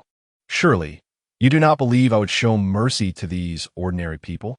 ShiZhou's gaze remained fixed upon the Pope, entirely disregarding the throngs rushing toward him. That is your concern, not mine. The Pope held his head high, casting a condescending glance at ShiZhou, revealing a mouthful of golden teeth. In this moment, he was no longer the benevolent Pope, but rather a malevolent angel. The white light surrounding him exuded an unparalleled allure, making his words resonate with a divine authority that compelled all who heard them to trust him unconditionally. Very well, ShiZhou shook his head. Since you wish for their demise, I shall oblige. With that, a smirk graced his lips, and a cold glint flickered in his eyes. Just as well, I have yet to fully recover. Recover? The Pope's expression shifted to one of confusion. Suddenly, his heart raced, as if sensing an imminent calamity. Although he was familiar with ShiZhou, the disparity in their statuses, combined with the world government's failure to disclose ShiZhou's true abilities, left him as ignorant as the vast majority of the world. He knew ShiZhou was formidable, yet the extent of his strength and capabilities remained a mystery. In truth, had he desired to know, it would merely have taken a word. However, due to his exalted status, he deemed such inquiries beneath him, let alone ShiZhou. Even the former emperor's abilities were but vague rumors to him, gleaned from the dull pages of newspapers. After all, he had never anticipated that Saint F would come under attack. At that moment, the Pope felt an unfamiliar power swirling around him. The white light emitted by his devil fruit ability, already imbued with a faint temporal effect, allowed him to perceive the genuine force of time with clarity. In that instant, his body reacted as if stimulated, his haki surging forth to envelop him. As his perception expanded outward, an overwhelming sense of terror flooded his heart, one he had not experienced in ages. As if a realization dawned upon him, his expression shifted drastically. Horror etched across his face as he gazed at ShiZhou. The demon of time, the demon of time. I should have anticipated this. You must have consumed some form of temporal devil fruit. ShiZhou disregarded the Pope's words, tilting his head back and inhaling deeply. In that fleeting moment, from an invisible vantage point, a wind arose on the sacred mountain, a wind named Time. It surged forth from the bodies of countless individuals, coalescing in the air before transforming into a beam of light that descended into ShiZhou's mouth. As he closed his lips, his form began to shimmer, as if time itself were reversing. His once gray hair rapidly regained its dark luster, and his aura gradually transformed, growing ever more youthful. When ShiZhou lowered his head, his body had fully recovered, transforming into the youthful visage depicted on the bounty notice. Extracting another's time? Franciscus tilted his head to glance at the withered, breathless cardinal in red, his brow knitting tightly at that moment. Just then, he sensed the eerie force around him dissipate. Yet, his armed haki remained unyieldingly enveloped around his form, vigilant against ShiZhou. It was at this moment that he once again felt the passage of time and the flow of space. He felt the wind, the light, and the voices of humanity, the sounds of all things. In this instant, the entire sacred mountain was transformed from paradise into a hellscape. The anguished cries of countless souls erupted simultaneously. The torment of being forcibly severed from one's time by an unknown power was a pain only they could truly comprehend. It was not merely pain, it was fear, a fear that penetrated the very depths of their souls. At this moment, countless individuals dared not ascend any longer, but instead screamed, rushing downward in a frantic stampede. It was as if the shadow of a figure clad in black at the end of the staircase was the source of their terror, akin to the grim reaper guarding the gates of hell. Beside this harbinger of death, innumerable silhouettes had transformed into desiccated husks, standing vigil. Among them were their friends, companions, relatives, and even family. Yet at this moment, they could no longer concern themselves with such matters. Even though Franciscus's radiant light continued to illuminate the sacred mountain, those whose hearts were wholly consumed by fear would no longer risk their lives for faith. After all, the dread of death is an instinct embedded deep within the very essence of living beings. Amidst their terrified screams, as if disturbing the spirits, all the corpses suddenly transformed into dust at a certain moment, carried away by the wind to the heavens. Like dark clouds, they instantaneously turned the sacred mountain into a veritable ghostly realm. ShiZhou, with a swish, several towering figures, clad in robes that were entirely incongruous with the surroundings and adorned with distinctive masks, swiftly emerged from the church behind Franciscus. They stood guard behind him, warily fixated on ShiZhou. Do you realize what you are doing? Of course. ShiZhou smirked, and what of it? Unfazed by their awareness. The closest ShiZhou member fixed his gaze on ShiZhou, stating gravely, His Holiness the Pope is the most esteemed person in this world, second only to the Gorosei. Most esteemed? ShiZhou scrutinized the speaking CP0, mocking, and how esteemed is that? Never mind. I shall refrain from inquiring further. Shaking his head, ShiZhou's gaze returned to Franciscus. Well, since they proclaim your esteem, do enlighten me. Where do you stand in terms of status? Position? Or perhaps your strength? Ha ha! At this juncture, ShiZhou's lips curled into a broad grin, laughter brimming with derision, causing Franciscus's countenance to darken profoundly. Eliminate him. He gritted his teeth, issuing the command to the CP0. However, it was evident that these CP0 members were not ignorant of Franciscus's intentions. They possessed a profound understanding of ShiZhou, inherently harboring fear. Kill him. Do I need to repeat myself? The radiant light emanating from Franciscus was now blinding, akin to the sun, obscuring his true visage. The CP0 members gritted their teeth and lowered their heads, remaining silent. Their legs propelled them off the ground with swift precision, appearing around ShiZhou in an instant. Franciscus was not merely the Pope, but also a celestial dragon, belonging to one of the most illustrious families among them. They were Franciscus's guards, thus bound to obey his command, even at the cost of their lives. Pitiful. ShiZhou raised his head, locking eyes with the CP0 member who had spoken earlier. This is the price of being a tool, of being a blade. Yet, despite his words, his gaze remained unwavering, as frigid as a black hole in the starry sky, seemingly capable of freezing the very souls of those who dared to meet his eyes. Die, you demon! The CP0 members surrounded ShiZhou, raising their hands in unison to strike. Clang! At that moment, the sound of a blade resonated, akin to cicadas in June, piercing into their ears and souls. The flash of the blade revealed ShiZhou standing before Franciscus, while the CP0 behind him remained frozen in time, as if trapped in amber. As a blade, perishing at the hands of the enemy is perhaps your best fate, ShiZhou murmured softly, his words akin to a pebble cast into a tranquil lake, creating ripples unseen by the eye. The ripples swept through the bodies of the CP0 members, distorting their forms like reflections in water. When the ripples receded, their bodies had vanished, leaving only a pile of garments and their respective weapons behind. Angels, are they? ShiZhou lifted his gaze, fixating on the fully transformed Franciscus. This being could no longer be considered human. From the front, he appeared as a colossal eyeball, a monstrous entity adorned with 4 pairs of immense white wings. Moreover, his eye was no ordinary one. It was a swirling expanse of white, akin to a roiling sea of clouds. Upon closer inspection, it seemed to conceal another world within.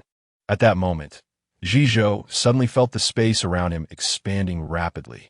The sensation was akin to being a minuscule ant caught in a whirlpool within the ocean. When he regained his senses, he found himself enveloped in a vast, white, ethereal realm. Before him, the angelic eyeball that Franciscus had morphed into had vanished without a trace. Just then, ShiZhou sensed an overwhelming danger descending from above. When he looked up, a massive creature emerged from the misty whiteness, a gigantic eyeball surrounded by enormous rotating orbits, each teeming with countless eyes. At that moment, all these eyes were fixated upon ShiZhou, accompanied by an immense pressure. Suddenly, a blood-stained cross appeared to affix itself to ShiZhou's back as if it had always been there, demonstrating an ability to manipulate space itself. As ShiZhou prepared to resist, he discovered that the surrounding space constricted around him like a mountain wall, forcing him into confinement. Clang! At this moment, the chains of the cross seemed to come alive, coiling around ShiZhou like serpents, binding him tightly to the cross in an instant. ShiZhou, I invoke divine retribution upon you in the name of the Lord. The colossal eye at the center of the monstrous entity finally cast its gaze upon ShiZhou. My dear, this chapter contains more thrilling content ahead. Please turn to the next page to continue reading. This fellow appeared as a deity, his gaze devoid of any emotion, reminiscent of a meticulously programmed automaton. The divine punishment he spoke of manifested as the dual orbs of his eyes, emitting a piercing white light akin to lasers. You wish to slay me? You are sorely mistaken. ShiZhou fixed his gaze on the central eye of the monstrous entity.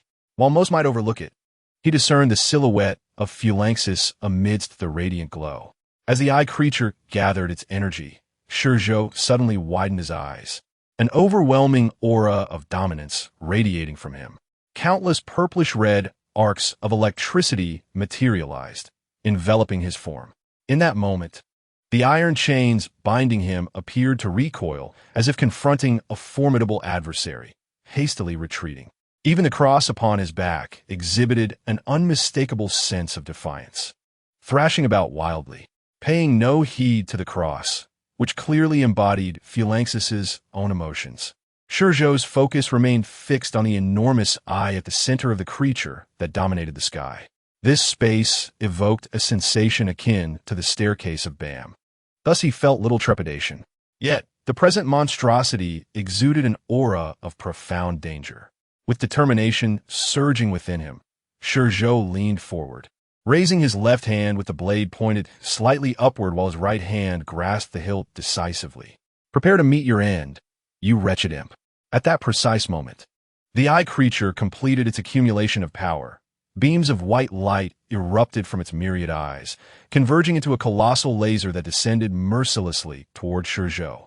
Simultaneously, ShiZhou propelled himself from the void, his body slicing through the air like a razor, charging directly toward the laser. Dominant slash.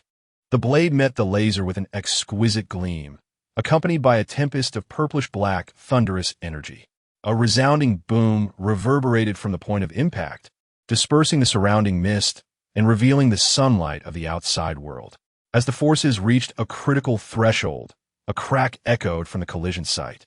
An entire space fragmented like shattered glass, fissures rapidly spreading outward from the epicenter. In the external world, the vicinity surrounding the church trembled violently, unleashing countless beams of white light. As this phenomenon escalated, the space abruptly collapsed inward, only to explode outward with tremendous velocity. A deafening roar accompanied the unparalleled shockwave, propelling the church high into the air. A beam of purplish-black light surged forth, cleaving through the clouds above. In that moment, the sky appeared to split open like a waterfall cascading between two cliffs. This is St. Phi Island, located on the eastern coast. At this moment, a multitude of pirates congregated here, having fled the holy city upon learning of ShiZhou's arrival. The world government had ceased to conceal information about him, and news spread worldwide through newspapers. No pirate wished to encounter ShiZhou. Gazing at the explosive Saint Mountain and the rift in the sky, they collectively shuddered, hastening their escape. Set sail, set sail. Hurry, those who wish to live must move quickly. The pirate captains were in a state of utmost urgency. After all, ShiZhou's reputation for eliminating captains had spread throughout the New World for months. Initially, they may have dismissed the tales, but upon witnessing ShiZhou in action, confronting the calamity and mythic spectacle he represented, they realized the world government had understated the threat. The oppressive force emanating from Saint Mountain, coupled with the shockwave, rendered any approach impossible, let alone confronting the infamous ShiZhou, the devil of time. You wretched being, I will see you perish. At the center of the conflict was Saint Mountain, the former site of the church. Now, it lay entirely flattened. The church was gone, and even the mountain had been truncated by the explosion in space. The Eye-Angel monstrosity, transformed from Phalanxus, bore a wound on its eye that mirrored the rift in the sky above. However, unlike the heavens, which shed no blood, his eye was drenched in crimson. Is that so? At that moment, ShiZhou's cold voice resonated from behind Phalanxus. The latter's heart raced, an acute sense of danger causing the feathers on his wings to stand on end. Yet, before he could react, a long blade, entwined with purplish-black arcs of electricity, pierced through his back, emerging from his front. What was happening? As his body was impaled, Phalanxus found it impossible to maintain his angelic form due to ShiZhou's unique temporal powers. As he reverted to his original state, the once proud expression vanished from his face, replaced by that of an ordinary person. No, even less than ordinary. In that moment, he wept, consumed by fear and trepidation. What a pitiful sight!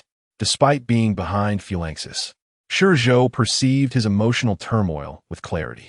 You claim to be among the pinnacle of power in this world. How can you be so feeble? Is it merely death you fear? A hint of derision flickered in ShiZhou's eyes. It is akin to the countless bones beneath this mountain. You came for them? Phalanxus understood that ShiZhou would not spare him. Thus, despite his fear, he did not plead for mercy. No, ShiZhou shook his head, gradually withdrawing the blade. I came for you. As his words fell, the blade was fully extracted from Phalanxus. In that instant, Phalanxus's body withered like a fish left to dry in the desert. His once terrified visage now frozen in horror, reflecting the suffering he had inflicted upon countless others. So you are the same. ShiZhou stepped forward, confronting Phalanxus directly, and mockingly declared, You are no different from an ordinary person. Unlike those he had slain previously, he chose to let Phalanxus remain in this state, a spectacle for the world government and the world to behold. Turning away, he took several steps back to the position he had initially occupied. Here, there were no doors or stairs remaining, only the mountain wall covered in earth. Gazing down, ShiZhou forcefully swung his blade forward. With a sound akin to a muffled thud, the ground split open like jelly, revealing a deep, obsidian fissure. Then, at the boundary defined by his feet, the cliff ahead crumbled instantaneously like a tower deprived of its foundation. This strike was not merely for the world, but specifically for the World News Agency. Amidst the swirling dust, ShiZhou gazed at the reporters in the distance, who remained in the town, seemingly unafraid of death, and smiled. He sheathed his knife and vanished into the billowing haze. Quick, quick, quick! We must secure the first-hand news. Fair bellowed as he set down his binoculars, addressing his assistant loudly. The chapter is not yet concluded. Please turn to the next page to continue reading. However, the assistant, with a camera hanging around his neck and a peculiar hat adorned with a photographic device, was wide-eyed, silently capturing all that transpired. There are no buts here. Fair waved his hand dismissively, bending down to pick up a nearby backpack and slinging it over his shoulder. As he advanced, he proclaimed loudly, "If that person intended to kill us, he would not have afforded us the opportunity to photograph. A mere display of his overpowering aura could have rendered us unconscious. Moreover, he has departed. I clearly observed that his final strike was an encouragement for us journalists." Pausing for a moment, he cast his gaze toward the swirling dust that rushed toward the holy city, stating solemnly, "He has something he wishes us to convey. Let us proceed." With that, he hesitated no longer and leaped down from the building, charging forward into the haze. As a dedicated reporter stationed at the World Economic News Agency on Shungfei Island, his daily tasks were rather mundane. After all, Shungfei Island was one of the safest places in the world. To uncover significant news here was akin to a blind cat stumbling upon a dead mouse. Yet, he could never have anticipated that this blind cat would indeed find its dead mouse. This news was destined to astonish the world. He had witnessed with great clarity that atop the sacred mountain, ShiZhou had slain the Pope. The mere thought sent shivers down his spine. Once this news was disseminated, Fair's name would undoubtedly be swept along with the winds, garnering fame he had never dared to dream of. His status within the agency would rise correspondingly with this revelation, a prospect that filled him with exhilaration. However, upon emerging from the haze, Fair and his assistant were met with a sight that left them momentarily speechless. Before them lay a vast cavern, resembling a gateway to hell, embedded within the cliff of the sacred mountain. Yet, it was not the cavern that left them dumbfounded, but the countless skeletal remains within. From the attire of the skeletons, it was evident that these individuals had met their demise through torment. Among them, the majority were the corpses of children, and as journalists, they recognized at a glance that all the remains were those of girls. "Boss, should we photograph this?" the assistant asked, swallowing hard as he felt a chill coursing through his body and his legs growing weak. Were it not for their experience as reporters, having witnessed great tempests in the past, he might have fainted on the spot. The gravity of the situation was overwhelming, leaving him uncertain of how to proceed. This scene, requiring no reminders from others, was unmistakably the work of a particular individual. After all, where were they? Shungfei Island, the sacred mountain, the very heart of religion. Beneath this global religious bastion, there existed such a hellish realm. To claim it had no connection to religion would be scarcely believable. It was only now that Fair comprehended the inexplicable smile in ShiZhou's final gaze. Was it a call to expose the truth behind this horror? Fair pressed his lips together, tasting an unusual bitterness akin to poison. If it were a standard report, even one covering the Pope's death, he would harbor no fear. Yet, when it came to unveiling secrets, he hesitated. The implications of revealing such truths were immense, promising fame beyond his wildest dreams. However, considering the immense power of religion and the subtle connections he sensed between religion and the world government, he felt as though instead of ascending to the pinnacle of fame on the sacred mountain, he was descending into hell. Rubbing his forehead, he lifted his gaze to the cavern, focusing on the myriad of fragile bones.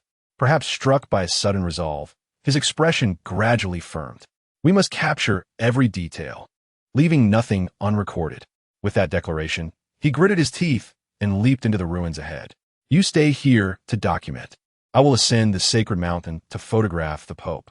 Stopping beside the cavern, Fair turned to his assistant with a serious demeanor, saying, "Remember, do not overlook a single detail.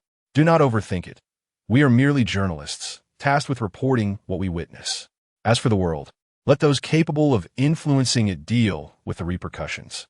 He patted his assistant's shoulder, removed the camera from around his neck, and, like a monkey, began to climb the rocky wall. Leave it to the world? The assistant watched Fair's retreating figure, taking a deep breath before trudging with heavy steps into the cavern. Throughout this process, the device on his head remained activated, serving as an unwavering witness to history, documenting everything that unfolded, capturing this event destined to send shockwaves across the globe. It stood impartial, devoid of moral judgment or bias, fulfilling its purpose. Bang! At the Holy Mary Joya. Amidst the power struggles, a thunderous roar filled the room, saturating the air with an oppressive weight. As the intensity peaked, serpentine bolts of lightning seemed to emerge from the void. Yet, despite the terrifying spectacle, the other occupants of the room remained unaffected. "All right, let us take a moment to calm down," remarked the white-bearded elder, dressed impeccably like a steward, as he sipped his coffee with an air of nonchalance. Casting a sidelong glance at the furious Saint Satan. "Now, do enlighten us about what has transpired to provoke such a reaction." Gasp! Gasp! Saint Satan took several deep breaths to quell his racing heart. He then abruptly hung up the phone, leaning back against the sofa with a creak, relaxing his body. After loosening his tie, he spoke in a grave tone. "Francis is dead." "What did you say?" The same question echoed from the mouths of the other four elders, nearly synchronized, mirroring Saint Satan's earlier inquiry to the phone. However, their reactions were marked by disbelief rather than anger. "I said," Saint Satan turned his head, briefly scanning the other four, before completely relaxing, resting his head against the sofa and gazing at the ceiling. "Francis is dead." "Impossible. It cannot be true." Suddenly, the arms of Ma Sheng began to swell, and the coffee cup in his hand cracked as if subjected to some unseen force, shattering into pieces. At that moment, an aura reminiscent of Satan Sheng, yet entirely distinct in its essence, erupted from him, once again suffocating the room. With his power, how could he possibly face sudden demise? Discarding the shards from his grasp, Ma Sheng turned to fixate on Satan Sheng. Although that little fellow was slightly older, his fruit abilities and inherent dominance rendered him capable of evading even Kaido and his ilk. Should he wish to escape, none could slay him. Who is it? He pondered. He understood that Satan Sheng could not be lying about this matter, as no one dared to deceive them. Initially, he had reacted with instinctive resistance upon hearing the news. Why was his reaction so intense? It was because the full name of the current pope, Francis, was Marcus Francis. ShiZhou. Satan Sheng gazed at the ceiling, his narrowed eyes revealing a glimmer of nostalgia. Why had ShiZhou not perished? A significant reason was him. After all, he was a scientist. Upon encountering an ability he did not comprehend, his first inclination was, undoubtedly, to study it. And ShiZhou had encountered him the most within the holy land of Marie Joyce. He recalled how, upon their first meeting, that fellow had not exhibited fear, but rather curiosity. That gaze mirrored his own towards him. In retrospect, Satan Sheng felt a twinge of regret. Had he known this individual would evolve into such a being, he should not have dismissed it lightly. He ought to have drained the blood from that fellow and turned him into a specimen, as he had with his other experiments. Yet, regret was futile. After all, this world offered no antidote for remorse. No one could truly foresee such a distant future. At that time, ShiZhou was merely a tool before him. Naturally, he would not regard a tool with much seriousness, despite its peculiarities. When the name ShiZhou escaped Satan Sheng's lips, it seemed to cast a spell, instantly silencing the room. It was him once again. Suddenly, a tremendous aura of murderous intent surged forth within the room. Nasu Shuru Sheng furrowed his brow, his grip tightening around his long blade, filled with a fierce intent. What did this fellow intend to do? It must be in retaliation. Ma Sheng inhaled deeply, regaining his composure. He cast a glance at Nasu Shuru Sheng, a flicker of brilliance flashing in his eyes. Based on the intelligence reported by Shareman, it was evident he aimed to kill Francis as revenge for the capture of Shaki. Yet one thing puzzled him. Ma Sheng stroked his beard thoughtfully and continued. How did that fellow come to know of Francis's connection to the world government? It was known that, regarding this matter, only a handful of individuals besides them were privy to the truth. Let us not speculate. At that moment, topman Wachili Sheng, dressed in a deep green suit, bald, with two mustache tufts resembling the letterman a birthmark on his forehead, interjected. Regardless of the reason, Francis is now dead, and the religion will undoubtedly descend into chaos. While the news is yet to spread, we must act swiftly. We cannot allow him to exploit this turmoil and cause upheaval in the world. Furthermore, he paused, his tiny pupils darting around to assess the other four individuals, before stating solemnly, ShiZhou has now become our grave concern. In terms of threat, despite being but one individual, he surpasses even Drago. We have no idea where his ability's limits lie. Let us not find ourselves in a position where, even if we take action ourselves, he ceased speaking, raising his gaze to the rear, where power resided. Although he did not elaborate, the other four understood his implication. Are you suggesting that we personally intervene next time? Baider Sheng fixed his gaze on Wachili Sheng, inquiring in a grave tone, could this be an overreaction? After all, our primary mission is to guard Marie Joy's, maintain global stability, and locate Joy Boy. Enough. At that moment, Satan Sheng finally regained his focus, directly interrupting Baider Sheng. Let us put to a vote. Raise your hand if you agree. As his voice fell, he himself raised his hand. I concur. Matzi Sheng was the second to raise his hand, followed by Nasu Shuru Sheng and then Wachili Sheng. Observing his old companions all raise their hands, Baider Sheng contemplated before finally raising his own. However, prior to this, we must seek an audience with the higher authority. Only with their consent can we depart. Lowering his hand, Baider Sheng offered this suggestion. Of course, the other four showed no signs of dissent. After all, this was a matter of due process. Meanwhile, in a certain sea region of the New World, a hot air balloon resembling an airship leisurely floated above the waters. Countless messenger birds flitted in and out, treating this place as their resting cliff. Below the hot air balloon was a long, slender airship. Suddenly, a cacophony of raucous laughter erupted from a room deep within the airship. Big news. This is monumental news. The room was small, merely about 10 square meters, yet crammed with books, creating a sense of confinement. Behind an office desk, a birdman donned a black top hat, a light blue shirt, a yellow bow tie, and draped in a black cloak, gazed gleefully at the intelligence just received. This birdman was none other than Morgans, the president of the World Economic News Agency, one of the underground kings of this world. Having consumed the Tori Tori no Mi, model albatross, he had been presenting himself in beast form. Thus no one had ever seen his true visage. Morgans raised his hand, staring at the information regarding St. Phi Island as if it were the bride of his dreams, his face alight with excitement. Then, as if struck by a thought, his laughter abruptly ceased. Should I report this? Contemplating, he allowed a sly smile to grace his lips. Of course, why even ponder it? With a low chuckle, he rose swiftly, clutching the paper as he exited the room. Shouting to his busy subordinates, he commanded, "Everyone, halt. A significant task is upon us." As his words fell, he brandished the paper in his hand. This piece of intelligence will undoubtedly become the biggest news in the world at this moment, so we must act quickly.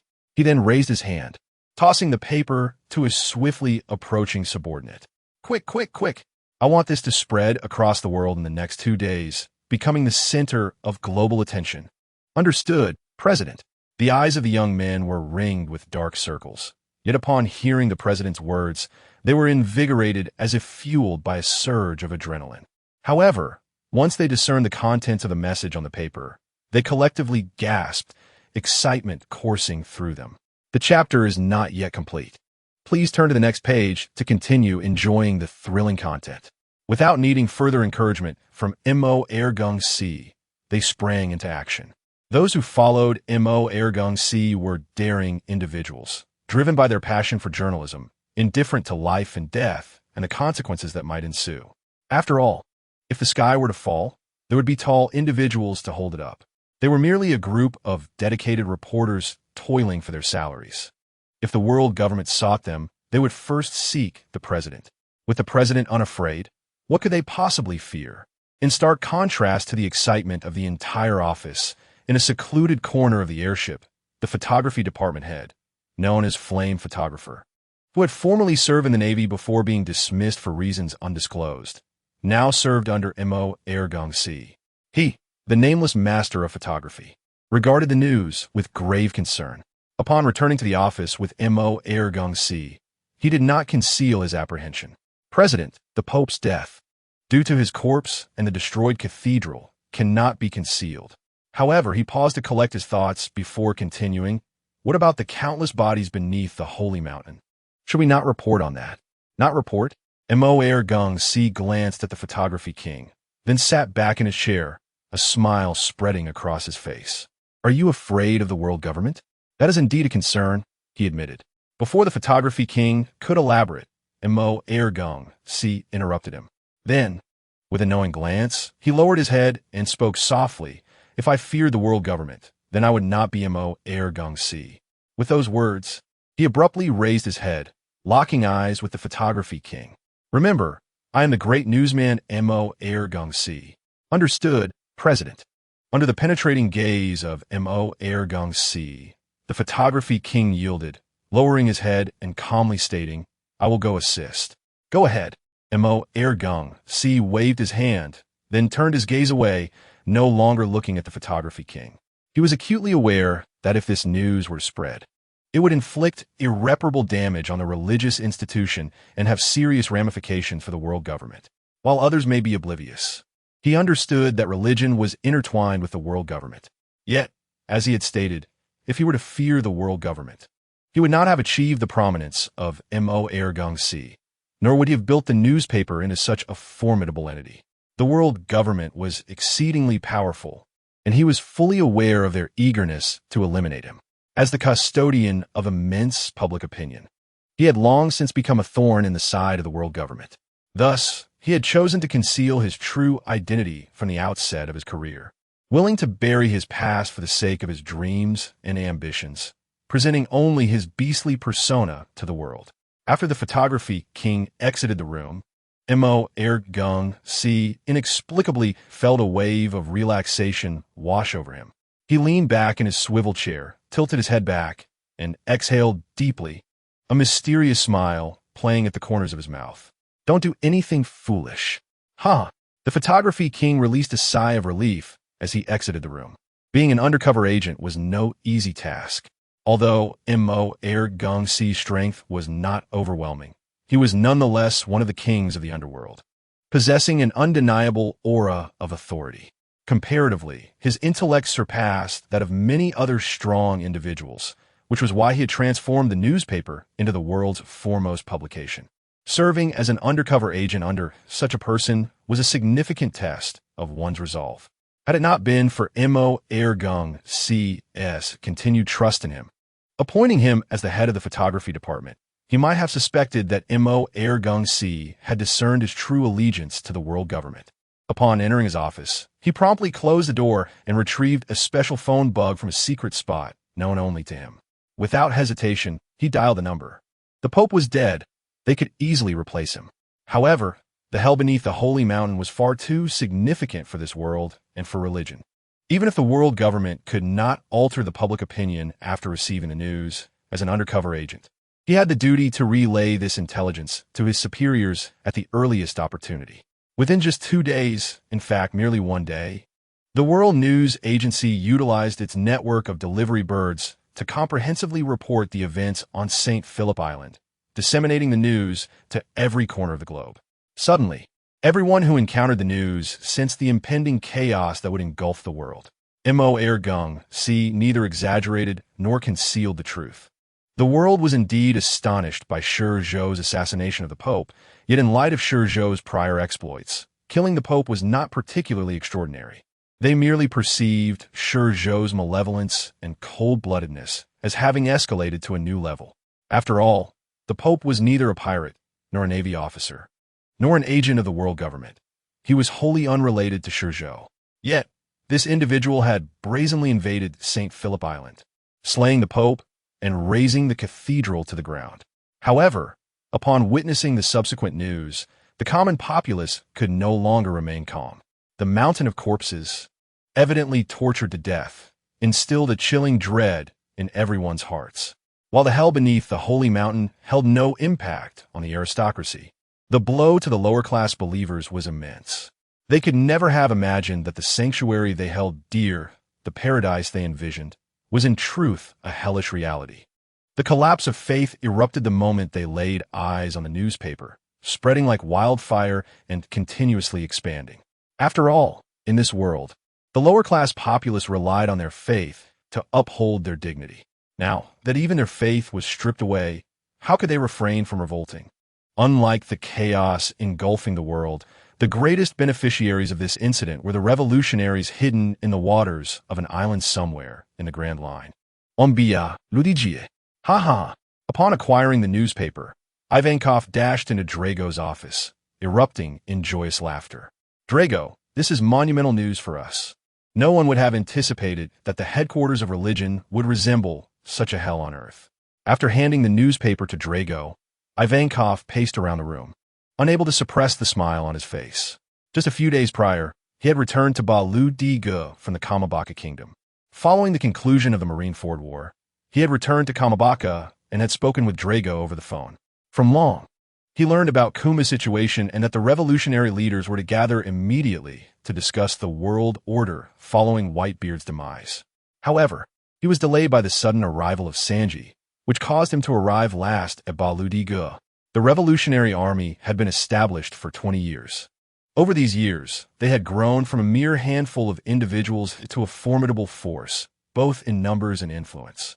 However, despite their current formidable power, only the high-ranking members are aware that their pressure intensifies in tandem with their expanding influence.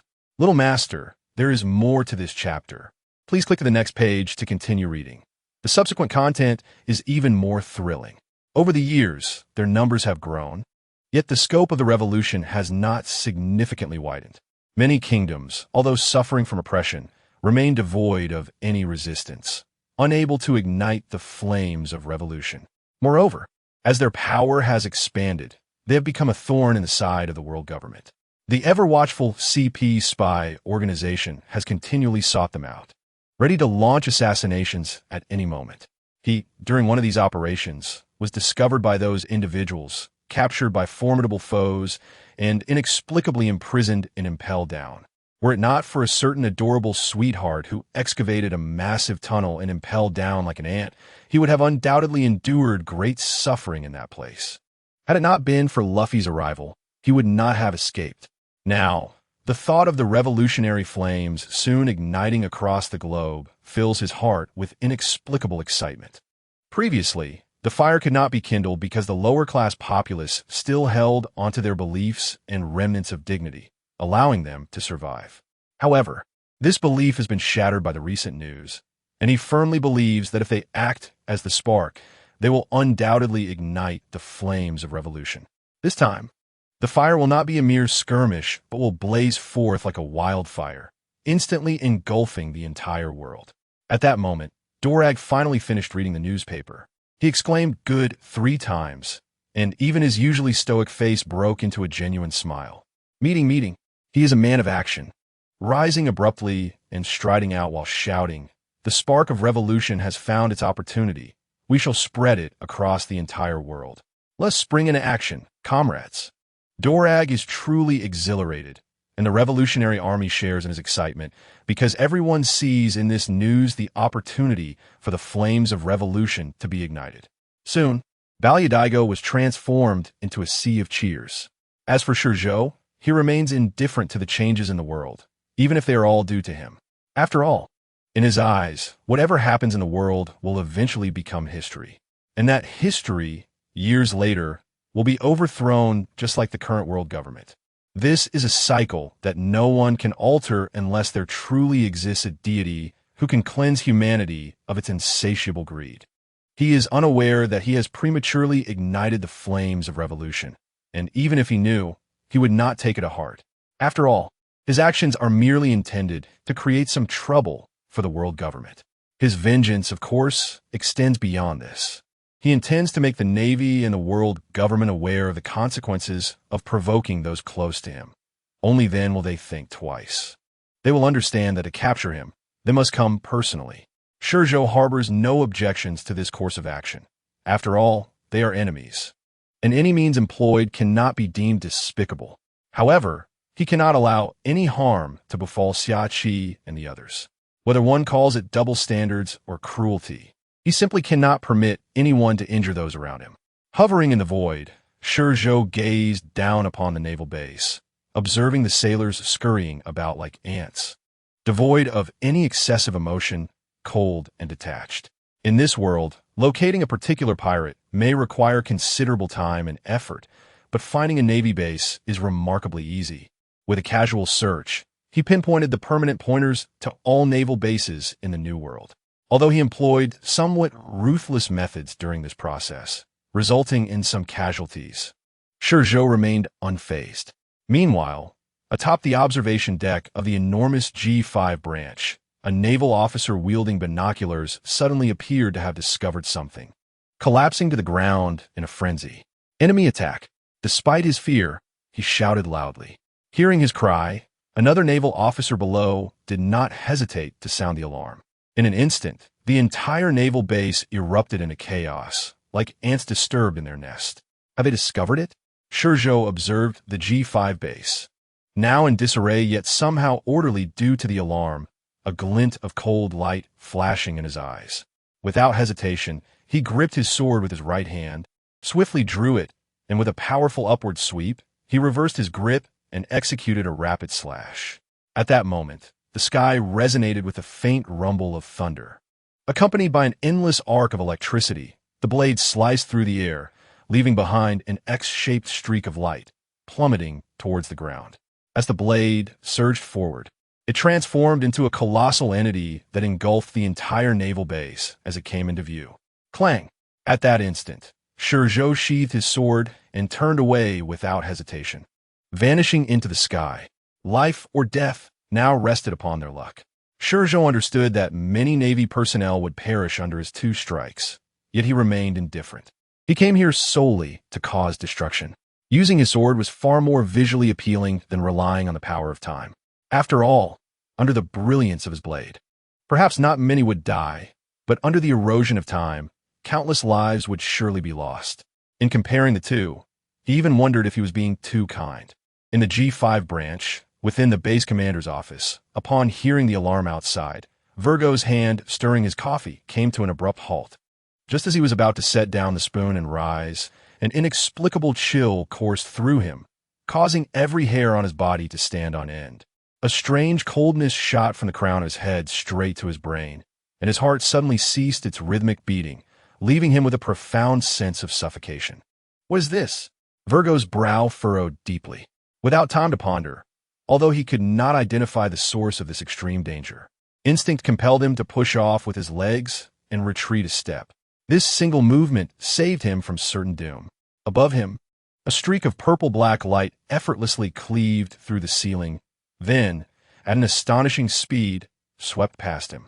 The immense light disregarded all obstacles, instantly slicing through the entire naval base, continuing downward as if cutting through a cake, leaving behind two dark fissures that traversed the entire naval base and even half an island. However, the disaster did not end there. The blade not only created a rift, but also unleashed tremendous force. As it sliced through the island, it simultaneously lifted the separated naval base into the air.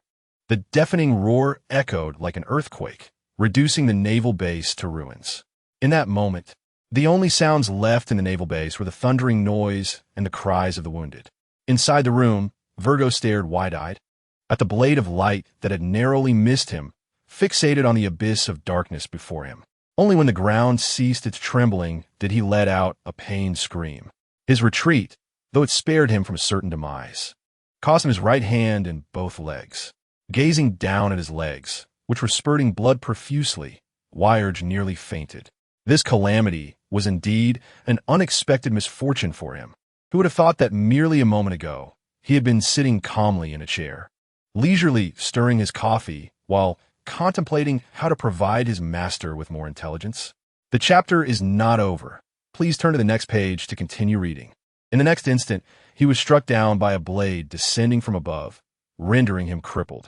Had it not been for his relatively strong will, he might have erupted in a fit of curses. Just then, the door to his office was abruptly kicked open, and a cloud of smoke rushed in from outside. When Smoker emerged from the smoke and beheld the state of the room, his heart lurched. His office was not far from Wired's. Although it too had been struck by the blade and had become a ruin amidst the subsequent tremors, he remained unscathed due to his consumption of a Logia-type devil fruit. Upon emerging from the debris, he first went to rescue his subordinate, Dasky, before coming here. Hold on. Smoker hastened to Wired's side, lowered his head, and stared at Wired's shattered legs, his brow furrowed in concern. Aware of the urgency of the situation, he did not hesitate. He swiftly tore off his coat, ripping it into strips with forceful hands. He then began to tightly wrap the strips around Wired's severed thighs and right arm. Who did this? At that moment, Wired, drenched as if freshly pulled from water, extended his remaining left hand, gripping Smoker's right shoulder tightly, his bloodshot eyes glaring as he gritted his teeth and inquired. I do not know. Smoker raised his head, his expression serious as he replied, I just emerged from the ruins and came directly here. At this point, he paused, gently removing Wired's left hand from his shoulder, then stood up and turned to gaze at the sky through the fissure. No matter who he is, anyone who dares to provoke us will face the judgment of justice. You hold on for a moment. He glanced back at Wired. I will go out first and summon medical personnel. With that, he transformed into smoke and swiftly flew out through the crevice. Can he really be caught? Wired squinted weakly at the light seeping through the fissure, his expression blank. In this world, there are only a handful of individuals capable of delivering such a powerful strike. The only one who could have caught him off guard is likely just one person. Yet, given that person's character, it will be impossible for them to recklessly attack a naval base. Then who else could it be? Is it you? Apart from my hawk, another name surfaced in his mind. Turning his head, his gaze fell upon the newspaper that had fluttered to the ground, the very one he had been reading. How swiftly retribution arrives, he muttered to himself, then could no longer endure the weakness from excessive blood loss. He closed his eyes and succumbed to darkness. At the G5 naval base, Smoker stood amidst the ruins, surveying the horrific scene before him, his pupils instantly clouded with crimson. It was utterly devastating. The losses for the Navy were already over half. Moreover, most of the remaining personnel were injured, with many rendered incapacitated. Despite having just arrived, how could he, as a member of the Navy, not feel a surge of anger at such a spectacle? Immediately following the conclusion of the Marineford War, he had voluntarily requested to be deployed to the New World.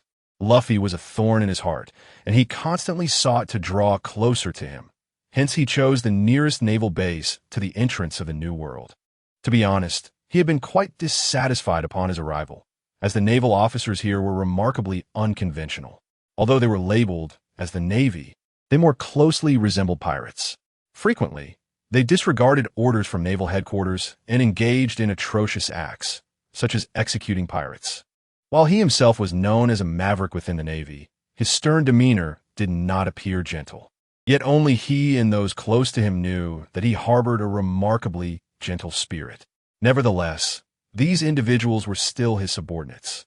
Though their temperament was somewhat vile, they were indeed part of the Navy. Witnessing the unjustifiable casualties among the Navy, how could he not feel enraged? Smoker, just then, a figure in a purple floral shirt, mid-length denim pants, and a long knife at her waist landed behind him. The woman was none other than his loyal subordinate, Dasky. As Smoker had risen to the rank of Rear Admiral within the naval base, she too had been promoted to Colonel in the G5 branch. Wired has been taken care of, she stated. However, Smoker suppressed the anger boiling within him and turned to Dasky. Is his condition dire? Yes. Dasky nodded. The Rear Admiral has lost excessive blood and has fallen into a coma. If he does not receive a timely blood transfusion, I fear for his life. Excessive blood loss? Smoker raised his gaze to the scene before him, furrowing his brow in contemplation for a moment before sighing. Tell the medical personnel to prioritize saving him if possible. It is not far from naval headquarters. If we can hold on for a day, reinforcements will arrive soon. Given the heavy casualties among the Navy, it was nearly impossible to find blood to transfuse to Wired, which was why he had stated this. Oh, by the way, at that moment, Smoker seemed to recall something and turned sharply to Dasky, asking sternly, "Have we identified who attacked us?" It was ShiZhou. At the mention of ShiZhou, Smoker's expression darkened noticeably. Turning his gaze to the busy naval personnel, his hand unconsciously clenched into a fist. His blunt nails dug painfully into his palm. Only the pain could suppress his sense of helplessness in that moment. It was true that ordinary individuals would never dare to provoke the Navy. However, ShiZhou was an exception. His strength had been evident during the Marineford War, and he had witnessed it firsthand. Moreover, in the time that followed, that individual had engaged in multiple confrontations with the world government. Although he lacked direct intelligence in the branch, he was a brilliant graduate of the Naval Academy and had numerous acquaintances within naval headquarters.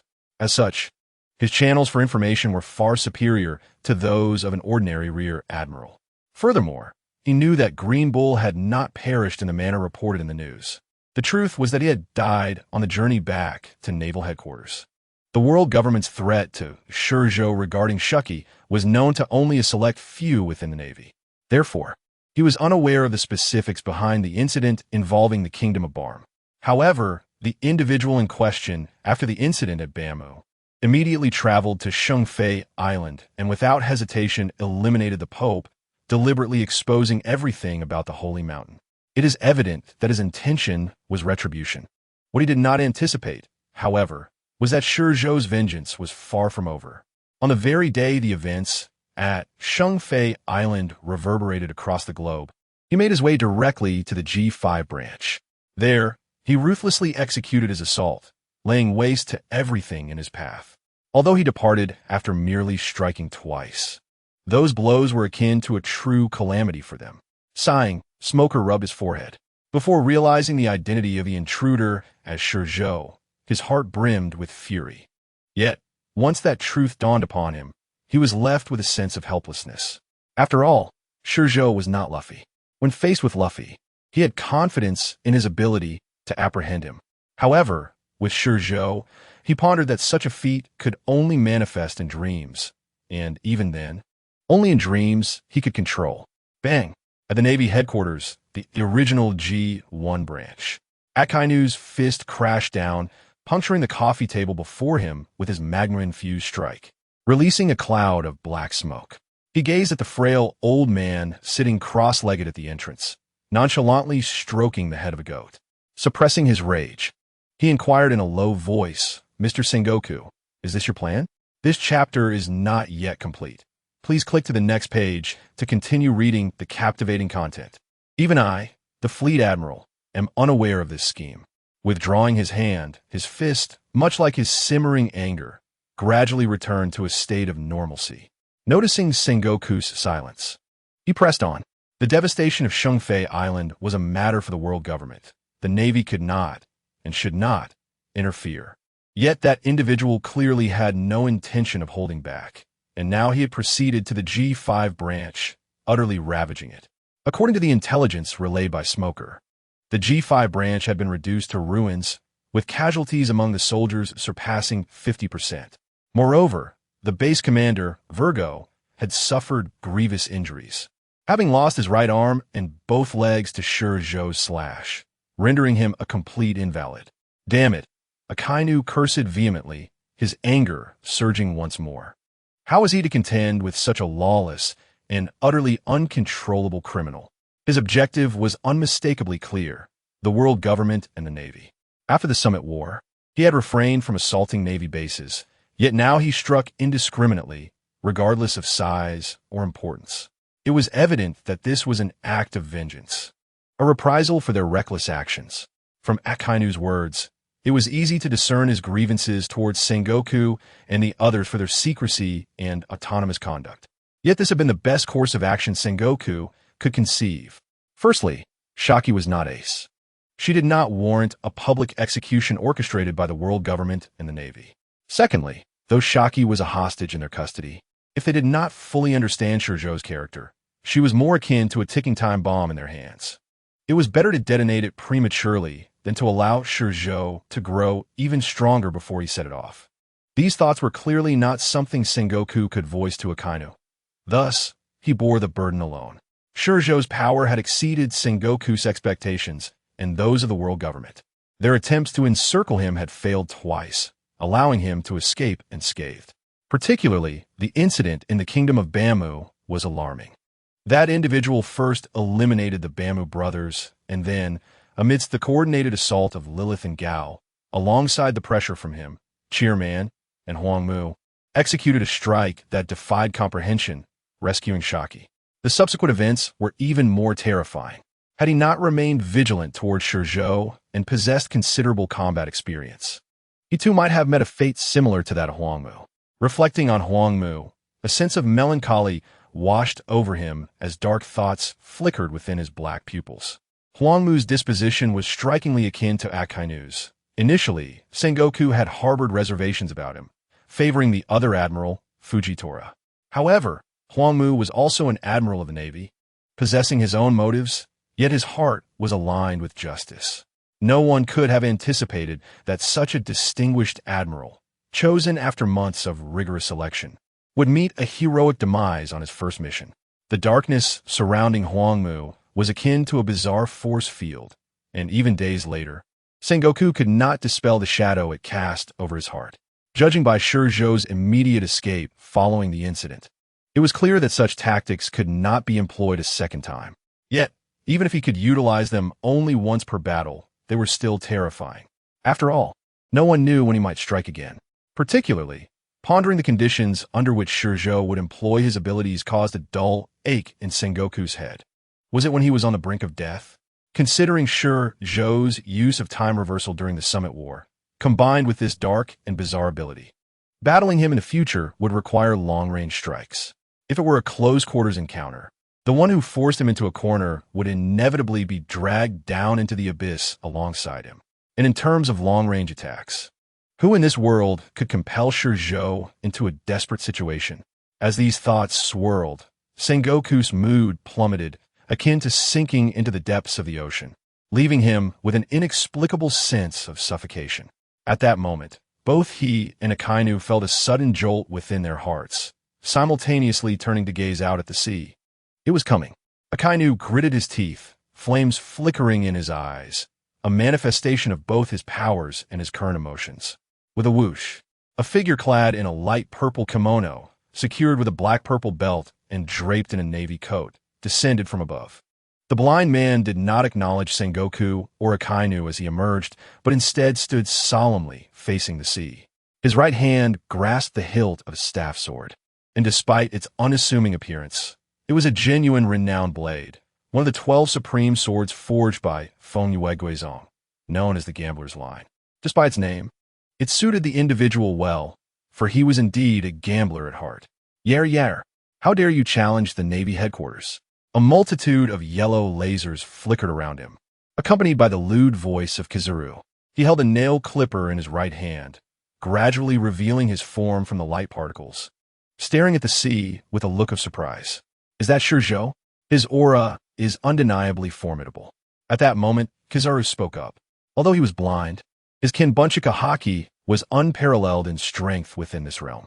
His ability allowed him to perceive the movements of clouds in the sky and accurately sense the positions of meteorites in space, utilizing his powers to draw them down for devastating attacks. Furthermore, his Kinbunchika haki remained operational even in moments of heightened emotion, enabling him to detect both malice and goodwill. To him, ShiZhou had transformed entirely into a figure of darkness, signifying utter chaos, inscrutability, and indifference. After wreaking havoc on Sheng Fei Island, is it not enough to come here and cause chaos? Clearly, he is unaware of the news regarding the destruction of the G5 branch. Judging by Huang Yuan's demeanor, it is evident that he too is in the dark. Meanwhile, the entire naval base suddenly erupts with the blaring of alarms. Obviously, the naval lookout is no fool and has just spotted ShiZhou. We cannot allow you to pass so easily. Our military is at stake. Sensing the rapidly approaching figure and the countless presences below, Yishao, with a serious expression, takes action. He swiftly draws his sword, makes a circular motion above his head, and then sheathes it again. Simultaneously, a swirling circle of purple light, reminiscent of a spiral pattern etched in the void, rapidly shoots upwards from above him, vanishing into the clouds in an instant. Do you wish to stop, ShiZhou? Glancing at the ensuing chaos below, Sengoku first casts a glance at ShiZhou, then instinctively steps forward. However, just as he takes a step, Akainu has already leaned over the railing, shouting loudly. The Vice Admiral remains. All others retreat underground. The resounding command, akin to the ringing of a morning bell, reverberates throughout the square below. The Navy personnel, confused but obedient, swiftly and orderly enter the newly excavated tunnel.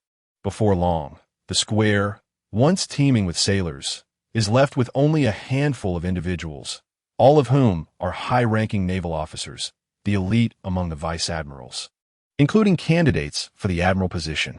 At this moment, everyone simultaneously looks up at the sky. It is as if they have witnessed something truly astonishing, their pupils narrowing in unison. Is this your prowess? Akainu glances at the closed-eyed ShiZhou, then lifts his gaze towards ShiZhou. The tremendous roar not only captures the attention of Akainu and his companions, but also that of the vice admirals in the square below. They gaze at the colossal object piercing through the clouds, transforming into a fireball with a long tail, and are filled with trepidation. What a swift reaction! Out at sea, ShiZhou bounces forward like a jet, swiftly traversing the void towards the naval headquarters. After leaving the G5 branch, he heads directly to the naval headquarters, as it is not far from G5. Even if he cannot eliminate any admirals this time, he intends to leave an indelible mark on Navy. A reminder that while it is permissible to provoke him, they must never use schemes to threaten those around him. Bang! Bang! Bang! Just then, ShiZhou suddenly halts his advance and looks up at the sky. What is this? A massive object plummets from the clouds, transforming into a fireball that nearly obscures the entire sky, casting him into shadow. How utterly outrageous! As he gazes at the meteor, resembling a landmass descending rapidly, ShiZhou chooses not to flee, but instead stands in the sky, reveling in the spectacle. This world is rife with absurdities. Just like these meteors, they do not truly float in outer space, but, akin to sky islands, hover in the void above. Much like the near-Earth satellites on Earth, otherwise. Considering the distance between outer space and the ground, Fujitora's meteor would need to be launched well over 10 minutes in advance to strike a target.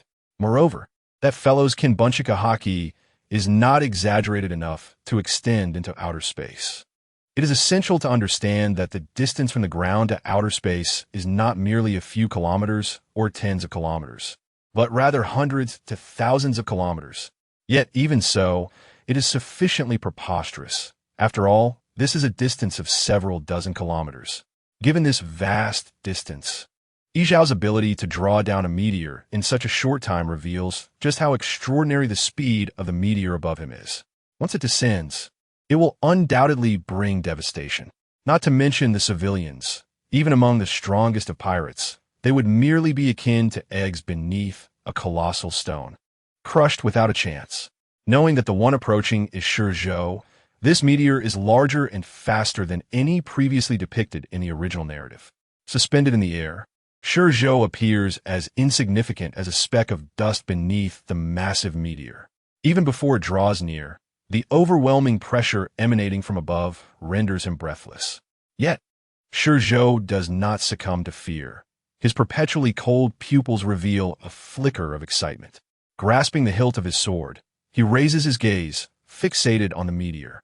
Then, with a powerful push against the void, his body darts towards the meteor like a sharpened blade. Without hesitation, he draws his sword.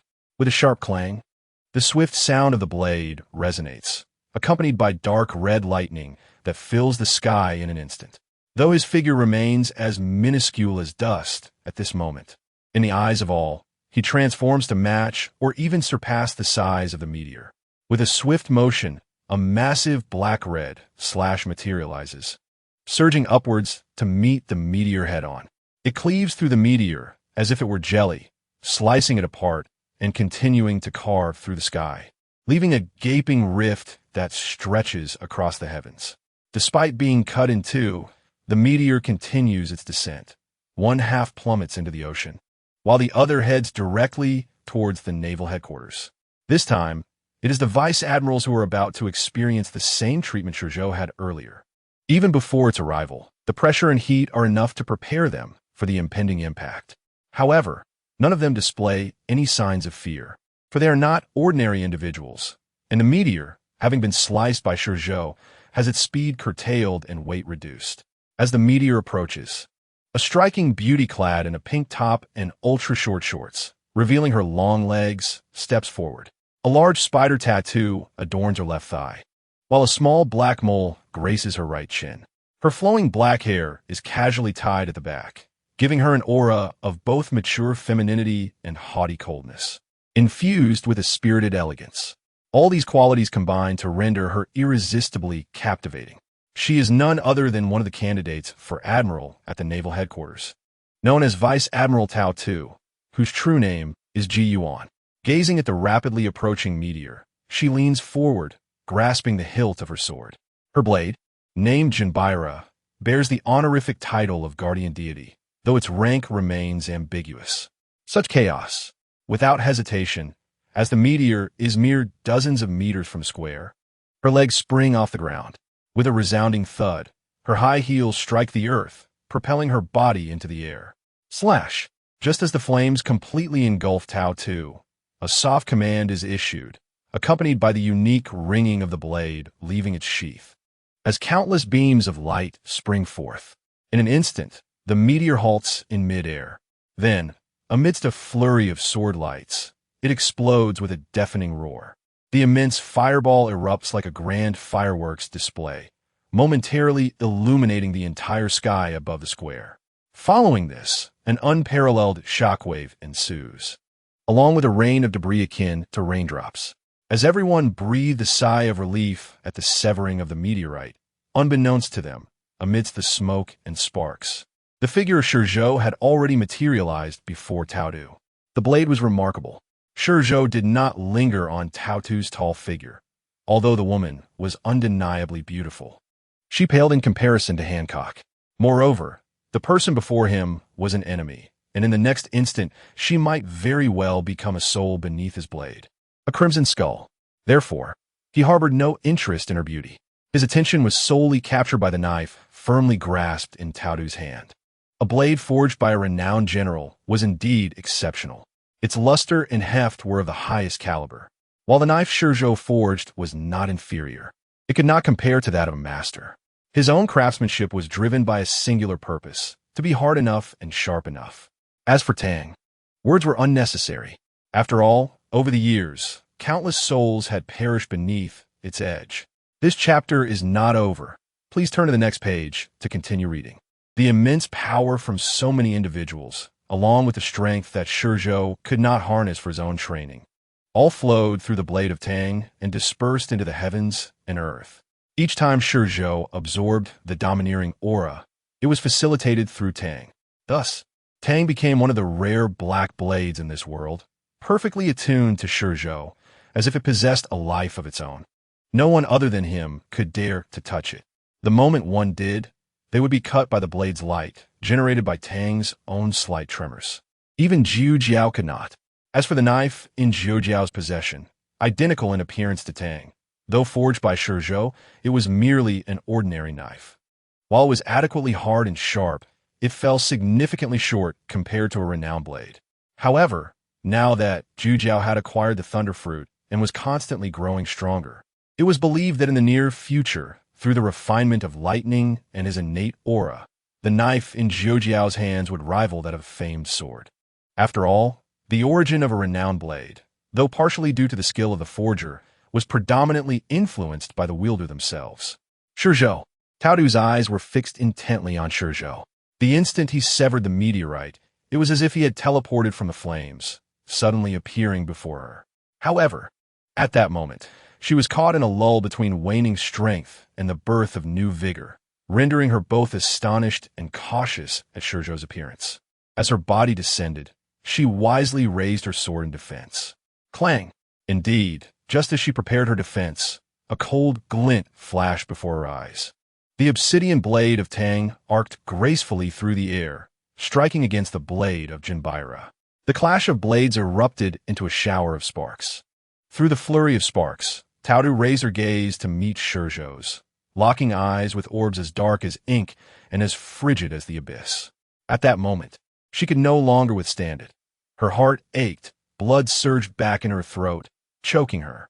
Then, her body transformed into a meteor plummeting downward. With a thunderous crash, she collided forcefully with the square below. The immense force pierced through the stone-paved ground of the square, causing it to ripple like ocean waves, emanating from a point of impact on Taudu's back. It was ShiZhou who first reacted. He was another candidate for admiral within the Navy, originally named Jiai, sharing the same naval code name as Taudu. ShiZhou. This fellow was a fervent admirer of Taudu, having confessed his feelings to her over 100 times. Yet, whether it was due to his rather unsightly appearance or his prematurely aged visage, he resembled a little old man despite his youth. For reasons unknown, Taudu had never taken a liking to him, treating him with indifference akin to a mere colleague. His confessions were dismissed as jest. As he pressed forward, he darted left and right, seemingly prescient, always a step ahead, evading the falling meteor fragments. Despite the smoke and flames obscuring his vision, the shockwaves conveyed to him that Taudu was in peril. After all, shattered meteor fragments could not possibly yield such a violent impact. Moreover, Taudu's aura had diminished to a level he had never before experienced. Urgently, he surged forward, breaking through the haze and entering the source of the impact. Here, there was neither smoke nor flame, only a spiraling pit, descending in concentric circles.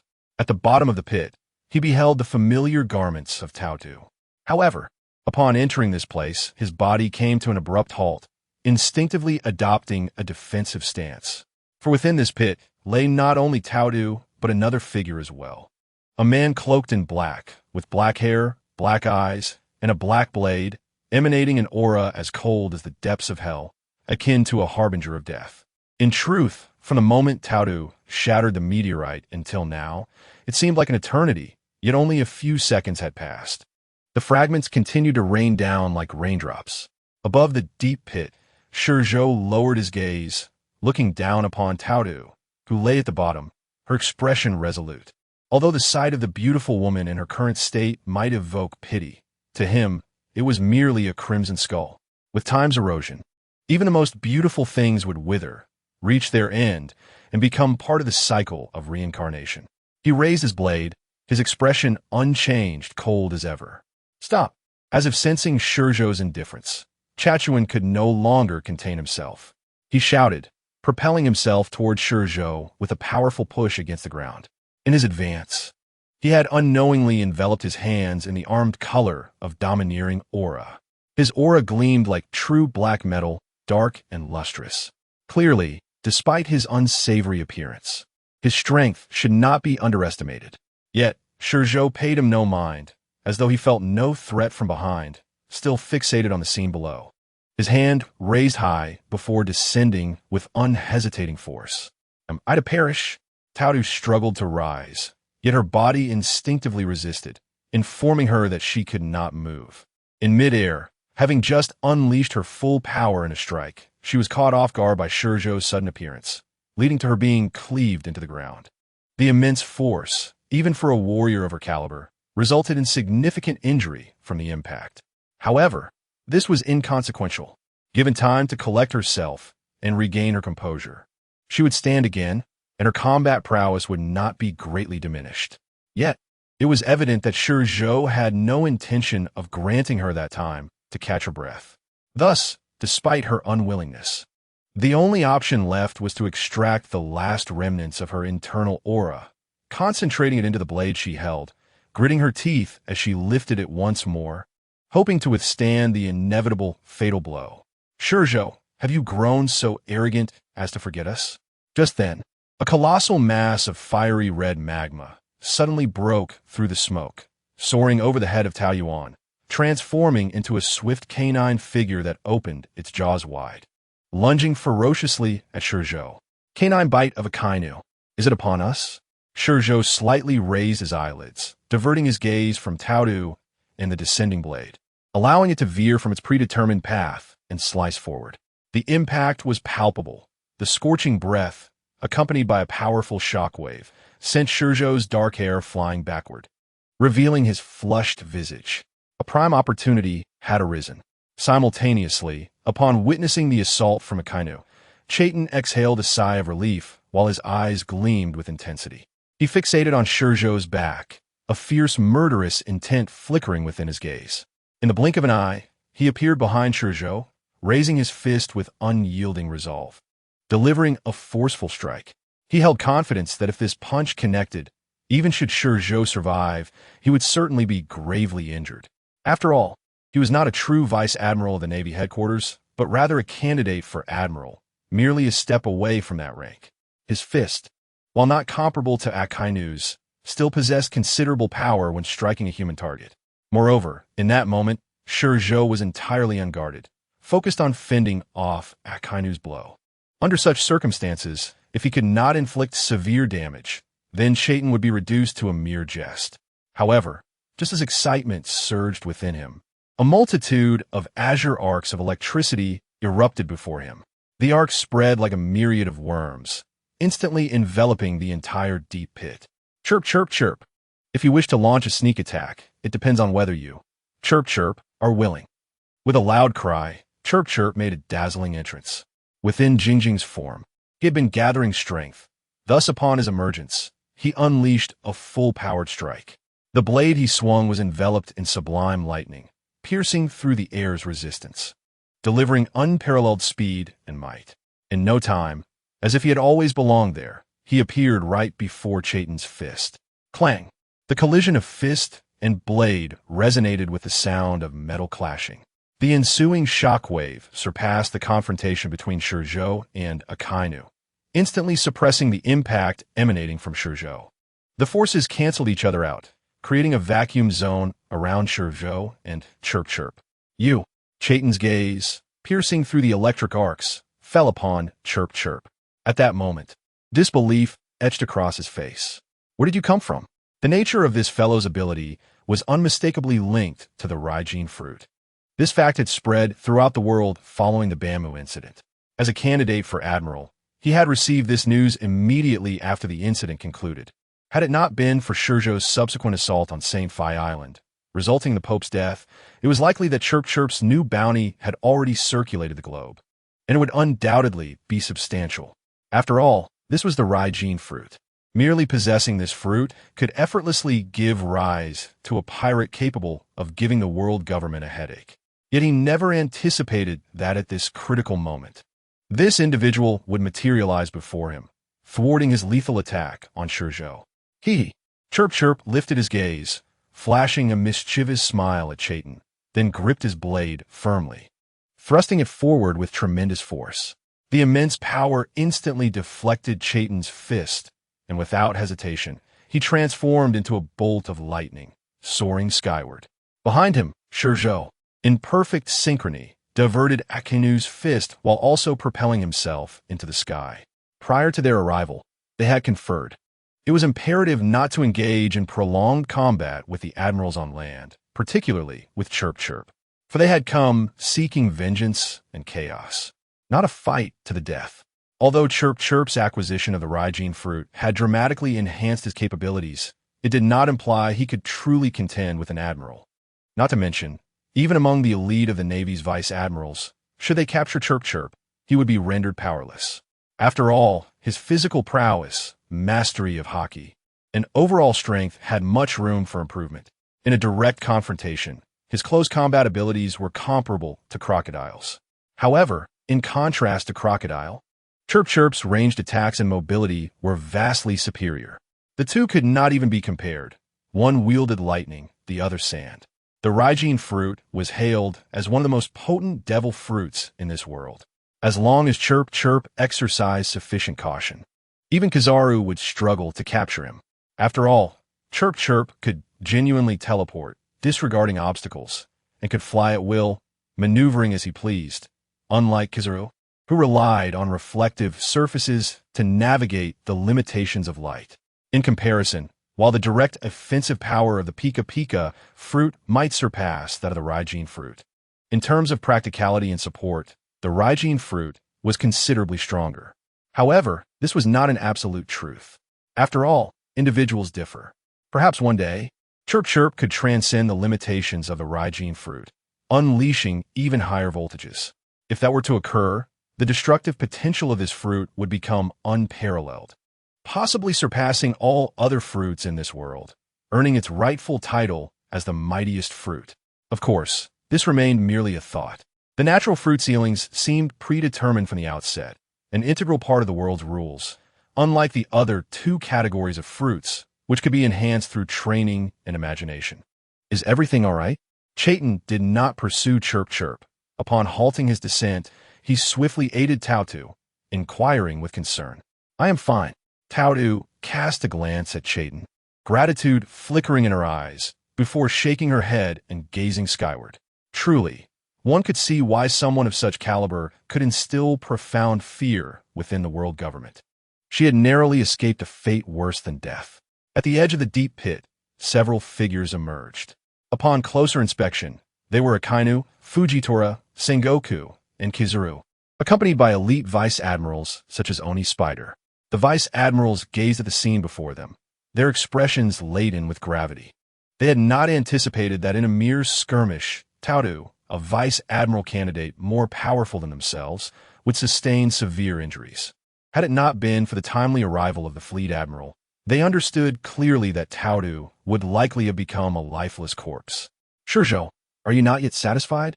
Akainu glared at ShiZhou and Chirp Chirp, who floated in the sky, his brow furrowed as his mood seethed like flames, dripping molten rock. Satisfied? ShiZhou tilted his head, lowering his gaze, contemptuously surveying the upper echelons of the Navy. Is this all it takes for you to wish for my restraint? How utterly impossible. At that moment, he suddenly broke into a wide grin, laughing heartily, since you were so fond of using those around me as leverage to threaten me. You must be prepared to face my retribution. Now brace yourselves. Let us see if you can truly withstand my assault without allowing me to dismantle your sense of justice, to ruin this freshly established Navy headquarters. As his words fell, ShiZhou's eyes flared with intensity as he unleashed an overwhelming conqueror's haki, radiating like a violent storm, spreading from him to engulf the entire Navy base. The overwhelming momentum generated an unparalleled impact, instantly dispersing the dust and smoke caused by the meteorite, revealing the distant sea and the square below. The ocean outside the harbor, stirred by the other half of the meteorite, roared in a tsunami that surged forth. The scene was further accentuated by the distinctive lightning of the conqueror's haki, alongside the thunderous presence of Jiu, portraying both ShiZhou and Jiu as divine beings. Observing the spectacle, even the seasoned vice admirals felt a chill deep within them. They understood that the psychological pressure stemmed from the combination of the environment and ShiZhou's overwhelming aura. Despite their awareness, they could not help but succumb to fear. After all, ShiZhou's capabilities were no longer a secret. On this square, aside from the four standing before them, anyone else would likely fall within a single strike from ShiZhou. Yet, retreat was not an option. The righteousness they stood for was the very reason they had endured until now. Moreover, countless Marine soldiers were hiding beneath the towering structures behind them. If they retreated, those soldiers would become mere lambs to the slaughter.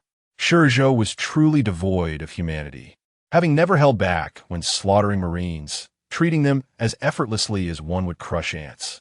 Do not be too arrogant, you little brat. At that moment, Sengoku had no choice but to intervene. He was the only one present possessing Conqueror's haki. Stepping forward, he fixed his gaze on ShiZhou, his eyes widening fiercely behind his glasses. The same Conqueror's haki surged forth to clash with ShiZhou. Crack!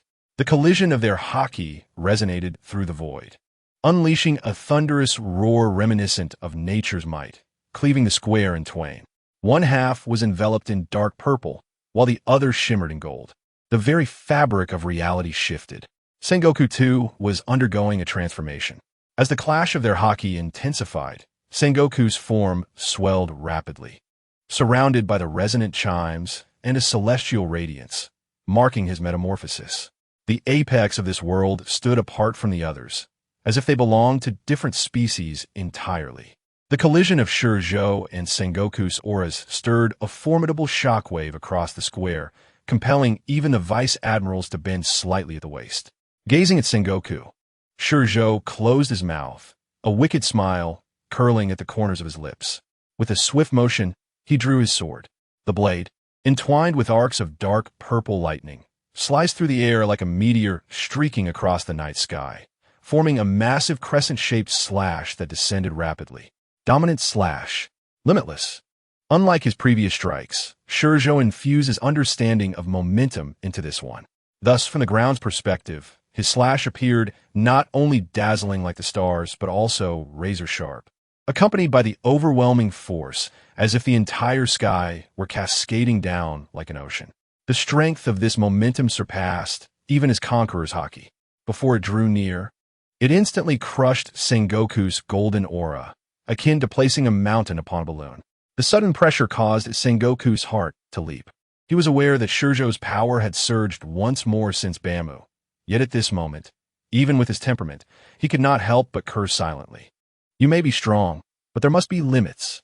With a thunderous shout, Sengoku lifted his head, his right hand unleashing the charged shockwave he had accumulated since his transformation, propelling it upward. Simultaneously, Akainu raised his fist. Hellhound! His arms surged like a volcano, retracting before striking upward with tremendous force. This was his most powerful single-target attack, notable not only for its strength, but also for its speed. In the previous war, he had utilized this move to grievously wound Whitebeard twice, securing a victory for the Navy. Of course, Kizaru was not idle. This was not the time for moral considerations, especially since they had been attacked at their headquarters. Furthermore, their adversary was no ordinary pirate, but a monster who had effortlessly escaped from their encirclement multiple times. He too raised his hand, fingers firing lasers upward like a machine gun. Although Kizaru was the last to act, his assault was the first to collide with ShiZhou's slash. Bang! Bang! Bang! The golden lasers detonated the moment they encountered the blade's radiance, creating ripples akin to bullets that struck the ocean, momentarily slowing the descent of the slash, but proving ineffective. Next to arrive was Akainu's Hellhound. As the magma fist met the slash, a metallic clang resonated in the sky, a sound only produced by the clash of metal. Compared to Kizaru's lasers, Akainu's fist was evidently far more formidable, like an endless volcano that halted the slash's descent, locking it in a stalemate in midair. At that instant, Sengoku's shockwave belatedly arrived, acting as a booster, transforming Akainu's fist into a true rocket, thrusting it upward against ShiZhou's slash. It was successfully blocked. Suddenly, the pressure weighing on the vice admirals vanished, allowing them to relax their bodies. Gazing at the spectacle above, where divine beings seemed to be clashing, their hearts felt heavier rather than exhilarated. From their confrontation, it was evident that ShiZhou's current strength had surpassed everyone present, including Sengoku and Akainu. Otherwise, his strike would not have compelled all three to act simultaneously to truly block it. Crack! At that moment, the entire sky darkened unexpectedly. Thick clouds imbued with endless azure lightning, as if the world were about to be obliterated, blanketing the entire naval base. The azure glow replaced the sunlight, sending shivers down the spines of all the Navy vice admirals present.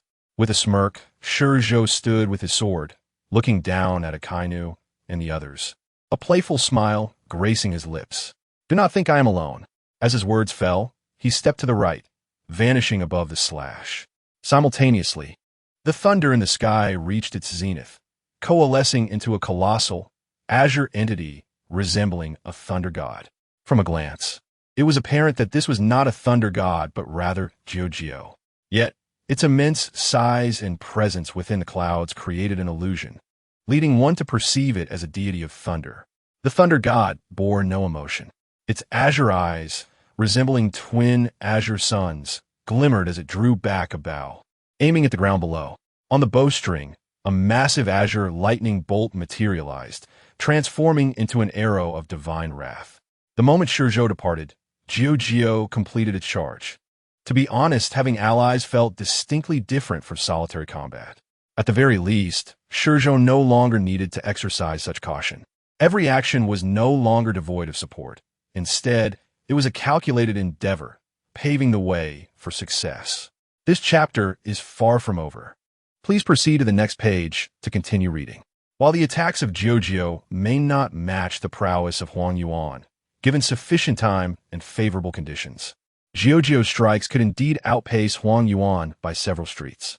At this very moment, it seems as though the heavens are aiding ShiZhou, as a cloud drifts in at this crucial juncture. With the presence of this cloud, ShiZhou's attacks are poised to multiply exponentially. The enormous lightning arrows, released from the hands of the thunder god, transform into a towering beam of azure lightning, descending instantly after ShiZhou's slashes. In a deafening roar, the force of the strike bears down with immense pressure. As the ground looks skyward, all that meets the eye is a vast expanse of azure. The overwhelming force from above causing hearts to race. With no other option, Zhanghua gritted his teeth and called out to Fujitora. They were already at a disadvantage on the ground, serving as the defensive side, unable to retreat. Coupled with ShiZhou's strength and ShiZhou's heavenly assisted assault, the two were able to suppress the three of them.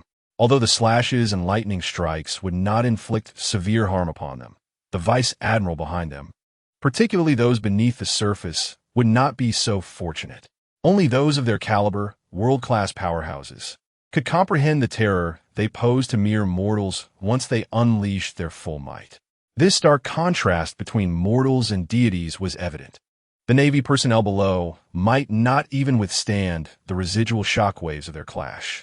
Zhanghua was unwilling to witness this place transform into another Marineford. Thus, even at the cost of his life, he could not allow such an attack to descend upon the square. How he wished for Karp to be here. With Karp's formidable aura, ShiZhou's slashes would never have landed, preventing the current predicament. Although he himself was powerful, he paled in comparison to Karp. After all, he was aging, much like Whitebeard. They had not fallen to true enemies, but rather to the relentless passage of time. In his youth, he could have intercepted ShiZhou's slashes alone, albeit with great effort, but it would not have been as dire as the present situation. Sighing, a hint of melancholy flickered in Zhanggua's eyes. He truly felt overwhelmed. The war at the top had been like this, Baimu was like this, and even now, it remains so. Don't be too self-assured, kid. Just then, Akainu erupted with ferocity. He gazed at the sky, stamping his left foot to the side, the immense force piercing through stone as his foot embedded deeply into the ground. He followed suit with his right foot, then retracted his right hand. Raising both hands high and bellowing, meteor volcano, countless magma fists erupted from his palms, transforming into a barrage of projectiles that launched violently into the air. Huang Yuan, unwilling to be outdone, withdrew his hands and leapt backward. A Chaka Kogo. In midair, he crossed his arms, fingers forming delicate gestures, before unleashing a rain of lasers that cascaded like droplets, saturating the sky. In an instant, the heavens were enveloped in a tapestry of gold, crimson, and azure. At this moment, ShiZhou's slashes appeared to delineate the boundaries of the world. Above loomed the colossal pillars of lightning descending from the heavens, while below reigned endless lasers and molten fists. The two forces clashed and held each other in a tense stalemate.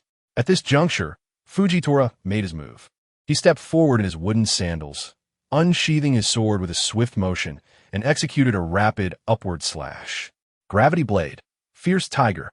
The overwhelming aura transformed his blade into a pitch-black weapon. However, the slash emanated a dark purple hue, slicing through the air like autumn winds sweeping fallen leaves, redirecting even Akainu's magma fists and Huang Yuan's lasers.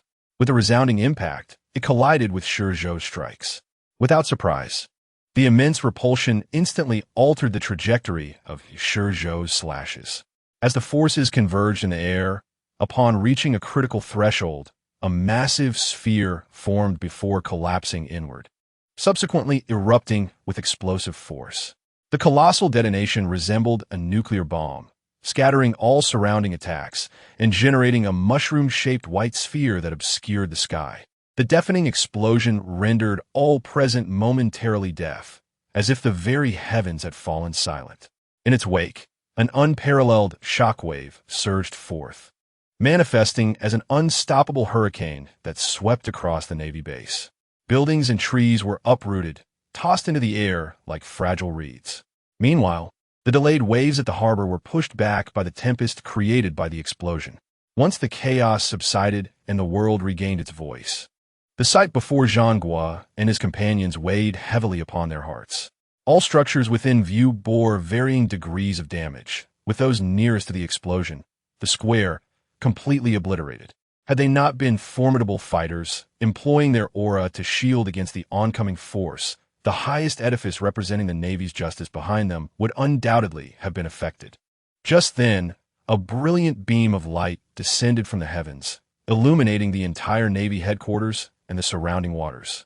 Looking skyward, they beheld a vast, gaping hole in the sky, through which sunlight streamed, casting their shattered headquarters into the spotlight of the cosmic stage. Upon raising their heads, they even glimpsed the starry sky beyond the aperture. Yet, fortunately, they had managed to deflect the combined assault of ShiZhou and ShiZhou, sparing the ordinary sailors from harm. Although the headquarters had sustained considerable damage, it was nothing insurmountable. Furthermore, ShiZhou would no longer have the opportunity to strike as he had before, for unbeknownst to them, several small dark figures had appeared in the sky. Looking up, they recognized Huang Yuan and Fujitora, who floated upon a stone slab, encircling ShiZhou, each gripping their sword hilts, their focus laser-sharp. To stop me, you are lacking the presence of that woman, Lilith. With that declaration, ShiZhou's gaze fell upon Fujitora. This fellow was far superior to Green Bull. The casual manipulation of gravity in his slashes could even alter the trajectory of energy itself, while the deviation was slight in the realm of powerful adversaries. Such minute variations could significantly influence the outcome. Noticing Fujitora's blade, a hint of gravity settled on ShiZhou's countenance. Supreme Great Knife, the Great Swordsman.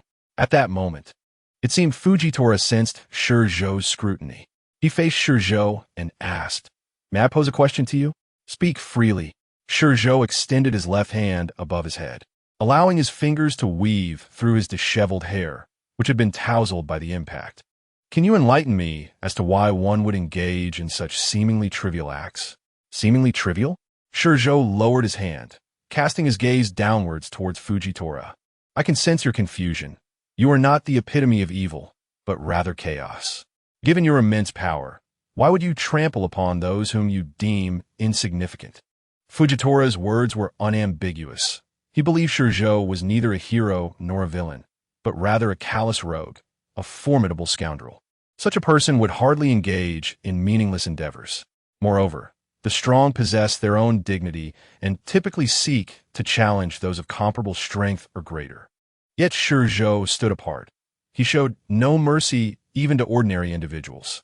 This chapter is far from over. Do click to the next page to continue indulging in the captivating narrative. To be frank, even Fujitora had never encountered someone like this before. What he did not realize was that ShiZhou's soul hailed from another realm. Although he had resided in this world for over 2 decades, his essence was birthed and nurtured in a different existence, one devoid of the so-called dignity of the strong. He had consistently positioned himself in the shadows, solely to achieve his objectives, coming and going as he pleased. The rules, the unspoken codes among pirates, or the many tacit regulations upheld by this world were of no concern to him. He adhered to only one principle, what he deemed right. Selfishness, with his own will as the center, represented his true nature in this realm. Thus, ShiZhou remained silent before Fujitora, not due to an inability to respond, but because it was unnecessary. After all, their values and beliefs were entirely divergent. At that moment, Fujitora's heart suddenly raced. He had no time to react and instinctively let out a loud shout. He himself did not perceive any danger, indicating that ShiZhou's target was not him. Yet, the ominous premonition he felt was overwhelmingly potent, causing his expression to shift dramatically. After all, he had just experienced the power of ShiZhou's previous strike firsthand, an attack that surpassed the capabilities of everyone present. Though his eyes were blind, his perception had been magnified, allowing him to sense that something was amiss. However, ShiZhou's intentions were not aligned with his assumptions. Clang! At that moment, he heard the familiar sound of a blade resonating, a sound he recognized as the quivering of a renowned sword, vibrating through the air. Who has been struck down? Time rewinds to a fleeting moment prior. As ShiZhou tightened his grip on the hilt, he heard Fujitora's bellow. He cast a bewildered glance at Fujitora. Is his perception truly that keen? Even ShiZhou was taken aback by Fujitora's sensitivity. Yet, he was certain this was not the foresight of Kenbunshika Haki, for if it were, Fujitora would not merely shout. Nonetheless, what did it matter how acute his perception was? ShiZhou's intended target was not him. Turning his attention, ShiZhou's gaze fell upon the vice admirals behind Sengoku and Akainu, then continued forward, transcending them, landing upon the colossal structure emblazoned with the imposing Navy emblem. His sole purpose for being here today was not to take lives, but to wreak havoc, to strip the Navy and the world government of their dignity. Without the interference of that woman, Lilith, he could come and go as he pleased. The vice admirals possessed the Haki he sought, yet they were not worth the investment of his time for the sake of a couple of their abilities. Only that edifice, a symbol of the Navy's authority and honor, warranted his effort. Without hesitation, he grasped his sword and, in just a few strides, arrived at the void before the monumental building.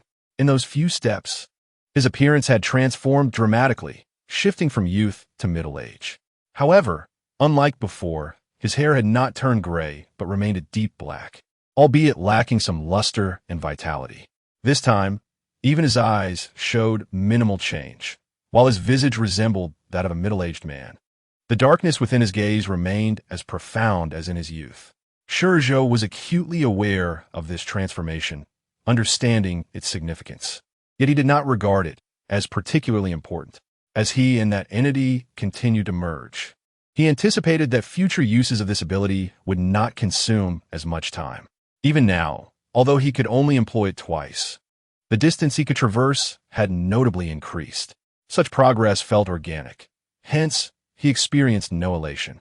Fixated on the structure before him, a cold light flickered within ShiZhou's obsidian pupils. Without a hint of hesitation, he raised his blade and delivered a fierce slash. With a resonating clang, the blade vibrated through the void, enveloped in the unique purple-black arcs of his Haushika Haki, cleaving through the air and abruptly manifesting in reality. At that moment, the entire realm seemed to regain its composure. Yet, none noticed the anomaly. All gazes remained fixed on the sky, as within their perceptions, ShiZhou had remained static, unmoving. It was not until the sound of the blade echoed, until the distinctive brilliance of the strike emerged, until the sharp sound of impact reverberated that the admirals and the nearest vice admirals registered the change. When had this happened? Almost simultaneously, their gazes shifted from the heavens to their rear. However, the sight before them made their hearts race violently, an instinctual surge of fear rising from their very cores, enveloping them in a rare sense of suffocation. Even with the presence of admirals and the fleet admiral, the instinctual fear they felt could not be dispelled. At that moment, ShiZhou turned, his visage altered, yet his gaze remained as frigid as ever.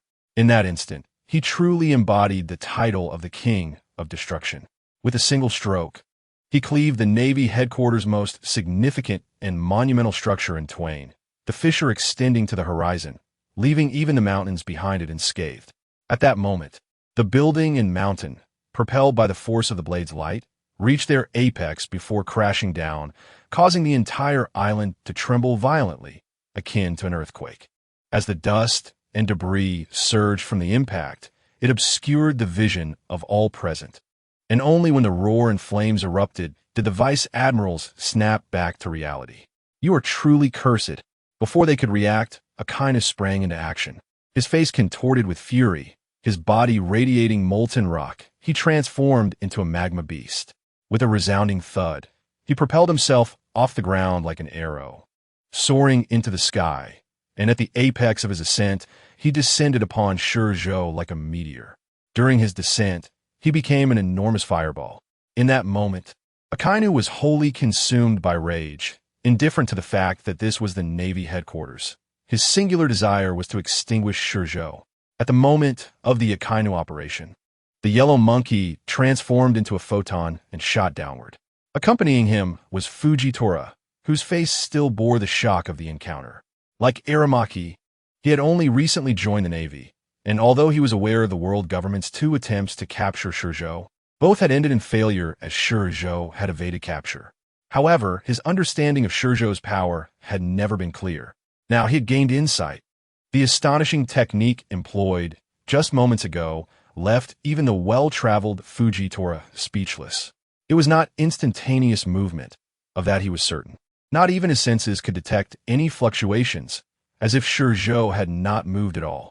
In that instant, he suddenly sensed something, his heart racing, and without warning, he halted his body, raising his sword to rest against his left arm. Though the chapter was not yet complete, he felt the presence of a blade, a dark, thunder-wrapped sword that seemed to materialize from thin air, suddenly striking his own blade. As the immense force surged through the sword and into his body, he realized he had been struck. This was no illusion, but a stark reality. Yet, everything felt eerily similar to before. Even at such close proximity, he could not sense the source of this peculiar danger. Had it not been for his keen perception, experience, and instinct, he might have sustained grave injuries or even met his demise. Nonetheless, his body succumbed to the overwhelming power, plummeting like a meteor. It was in this moment that he truly sensed it. Behind the sword stood ShiZhou. Yet his aura had transformed entirely since their initial meeting, as if he had traversed the entirety of life's journey in mere seconds, arriving at the twilight of his existence. Was this your ability? Fujitora found his body unresponsive, having only narrowly deflected ShiZhou's enigmatic strike. Thus, despite mastering gravity, he could not halt his fall. His body twisted to the right, bones cracking and splintering, as he broke the sound barrier, hurtling toward the ground at an exaggerated speed. The tremendous impact with the earth inflicted severe injuries upon him. Unable to contain himself, he coughed up a mouthful of blood. The force continued downwards, driving his body through the plaza with a thunderous crash into the ground below. At that moment, both Akainu and the yellow monkey realized that the ShiZhou before them was merely an afterimage. As Akainu's colossal fist passed through the illusion of ShiZhou, and he sensed something was amiss, he turned his gaze skyward to behold a figure, a robust elder, standing with sword sheathed, resembling a true deity, casting a disdainful gaze over the entire Navy headquarters.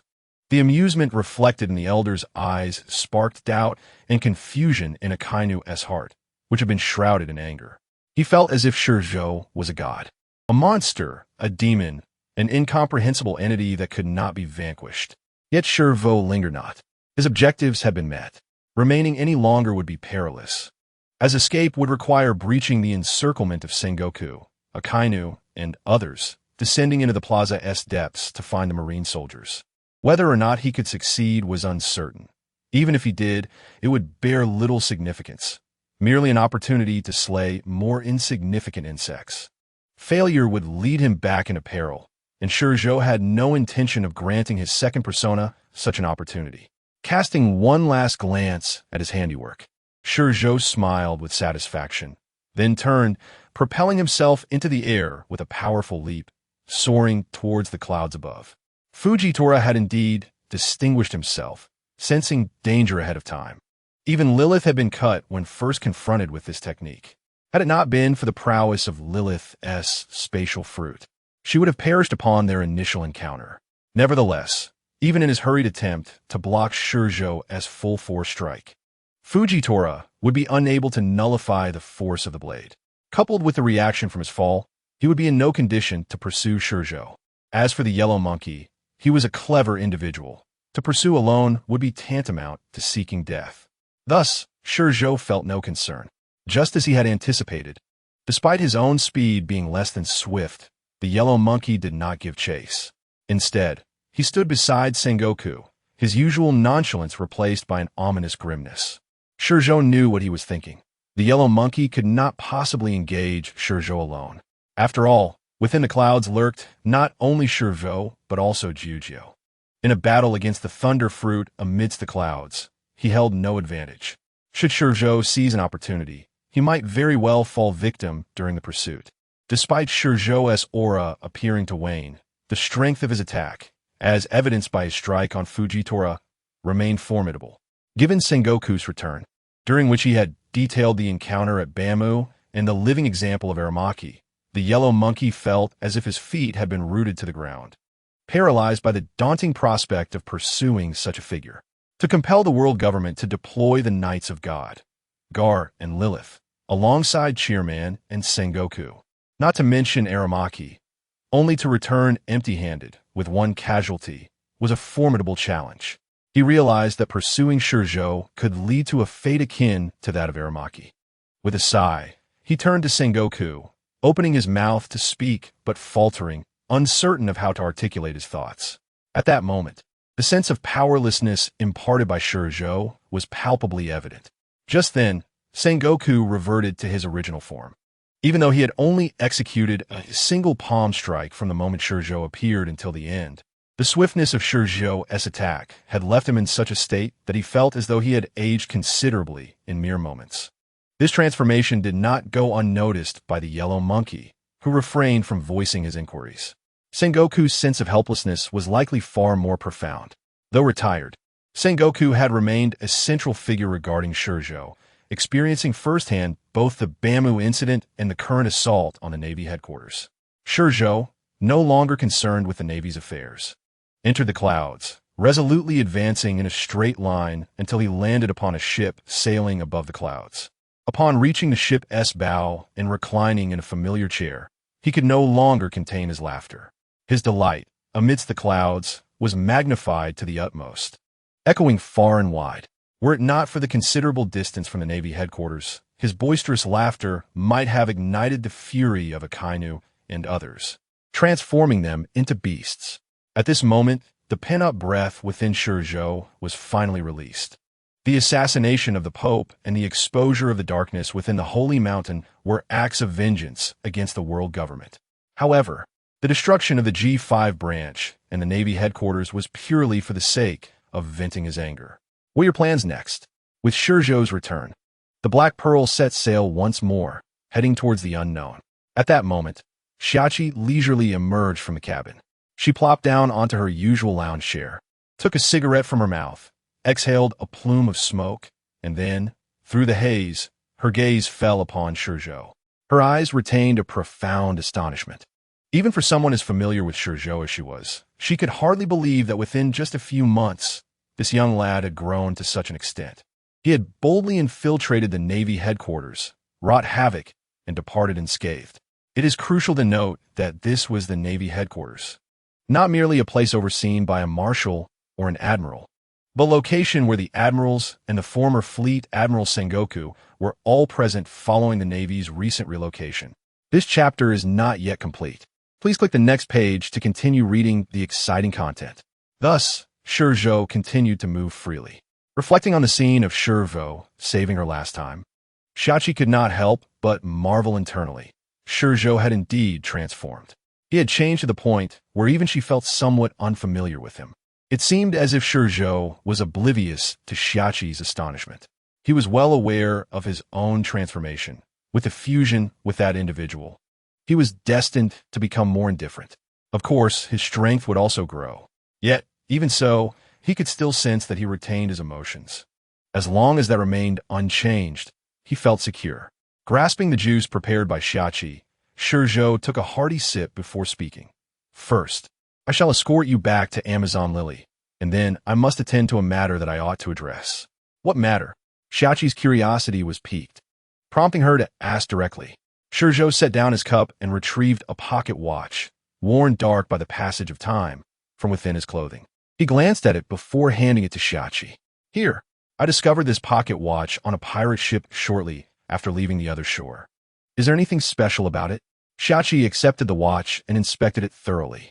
This is the watch of the man I once knew as my father, long since lost. Look at the side. There's my name engraved there. ShiZhou spoke with a calm demeanor. Father, Xiachi gasped, then raised the watch to the sunlight, discovering a faint inscription on its side. Upon closer inspection, it indeed read ShiZhou. So, Does that mean the markings on the back are a map? Shachi pondered as she set the watch down, running her fingers over the markings on the back, her gaze returning to ShiZhou. Yes. ShiZhou nodded, raising his eyes toward the sky, his gaze seemingly penetrating through time and space, landing in an inexplicable place. He spoke softly, from the appearance of the pocket watch to my spontaneous journey to Sky Island, culminating in the acquisition of an ancient star chart. The location indicated by that star chart perfectly aligns with the engravings on the back of the pocket watch. As he spoke, ShiZhou produced the star chart obtained from Angel Island and handed it to Shachi. He continued, "Everything seems preordained, as if I am being guided along a predetermined path, compelled to go where I must.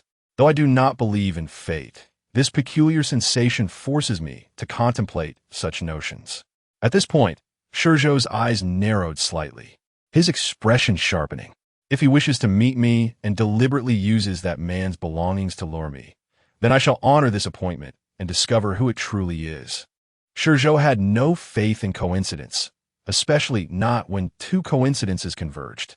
Thus, he believed that someone was intentionally orchestrating events, leading him to explore, presenting these two objects to him in an incomprehensible manner.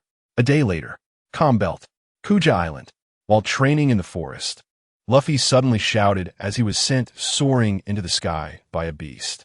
Rayleigh, a ship, a ship. Look, it's a ship. He was as excited as a child who had just encountered their dream toy upon spotting the descending Black Pearl. Even midair, he swung his arms and stretched out his hand towards the Black Pearl, as if he could grasp the ship and play aboard it. His exuberant cries attracted the attention of Rayleigh and Hancock, along with her sisters. They simultaneously looked up to the sky. Yes, the two, not Luffy, sensed a familiar aura through their observation hockey. It's Shachi. Hancock set down the food in her hands, turning her head to Rayleigh, her face beaming with joy. Yes, Rayleigh nodded, affirming their presence. At that moment, Rayleigh felt a quiet sigh of relief in his heart. Upon seeing the news from Barm, he knew ShiZhou was aware of Shachi's capture. Then, upon seeing the news from St. Fried Island, his heart had tightened. Given his understanding of ShiZhou's character, he no longer worried about ShiZhou's safety. After all, the Marineford War and the incident with Barm had proven that ShiZhou was no longer the young boy from Sabedi Archipelago, but one of the strongest beings in the world. Such a powerful individual, combined with ShiZhou's enigmatic abilities, offered little cause for concern. However, Shachi remained a source of anxiety for him. After all, there was no mention of Shachi in the news. Following the Barm incident, ShiZhou had immediately sought revenge against the world government, which only heightened his worries. Yet now, sensing Shachi's presence, his previously restless heart found tranquility. Shachi was one of the few lights in his life. She was a partner, family, and a confidant with whom he shared life and death. Though he may appear indifferent and behave normally, only the two of them knew the true significance they held in each other's hearts. Just then, at the bow of the Black Pearl, Shachi seemed to sense something. Walking to the railing and looking down, their two pairs of pitch-black eyes met. There was no excitement, no exhilaration, only a gaze filled with tenderness and smiles, akin to a gentle spring breeze, subtle yet just right. Ha ha ha. So is Mr. ShiZhou. Simultaneously, Luffy swung his arm like a hook hanging from a tree trunk, swinging through the tall bushes like a monkey. On the last branch, he spun a few times before like a slingshot, propelling himself skyward to the same height as the Black Pearl. Here, he could clearly see the deck of the Black Pearl. He spotted ShiZhou, watching the lively Luffy. ShiZhou squinted slightly, and an involuntary smile crept onto his otherwise serious face. Long time no see, Luffy. Ha ha ha ha.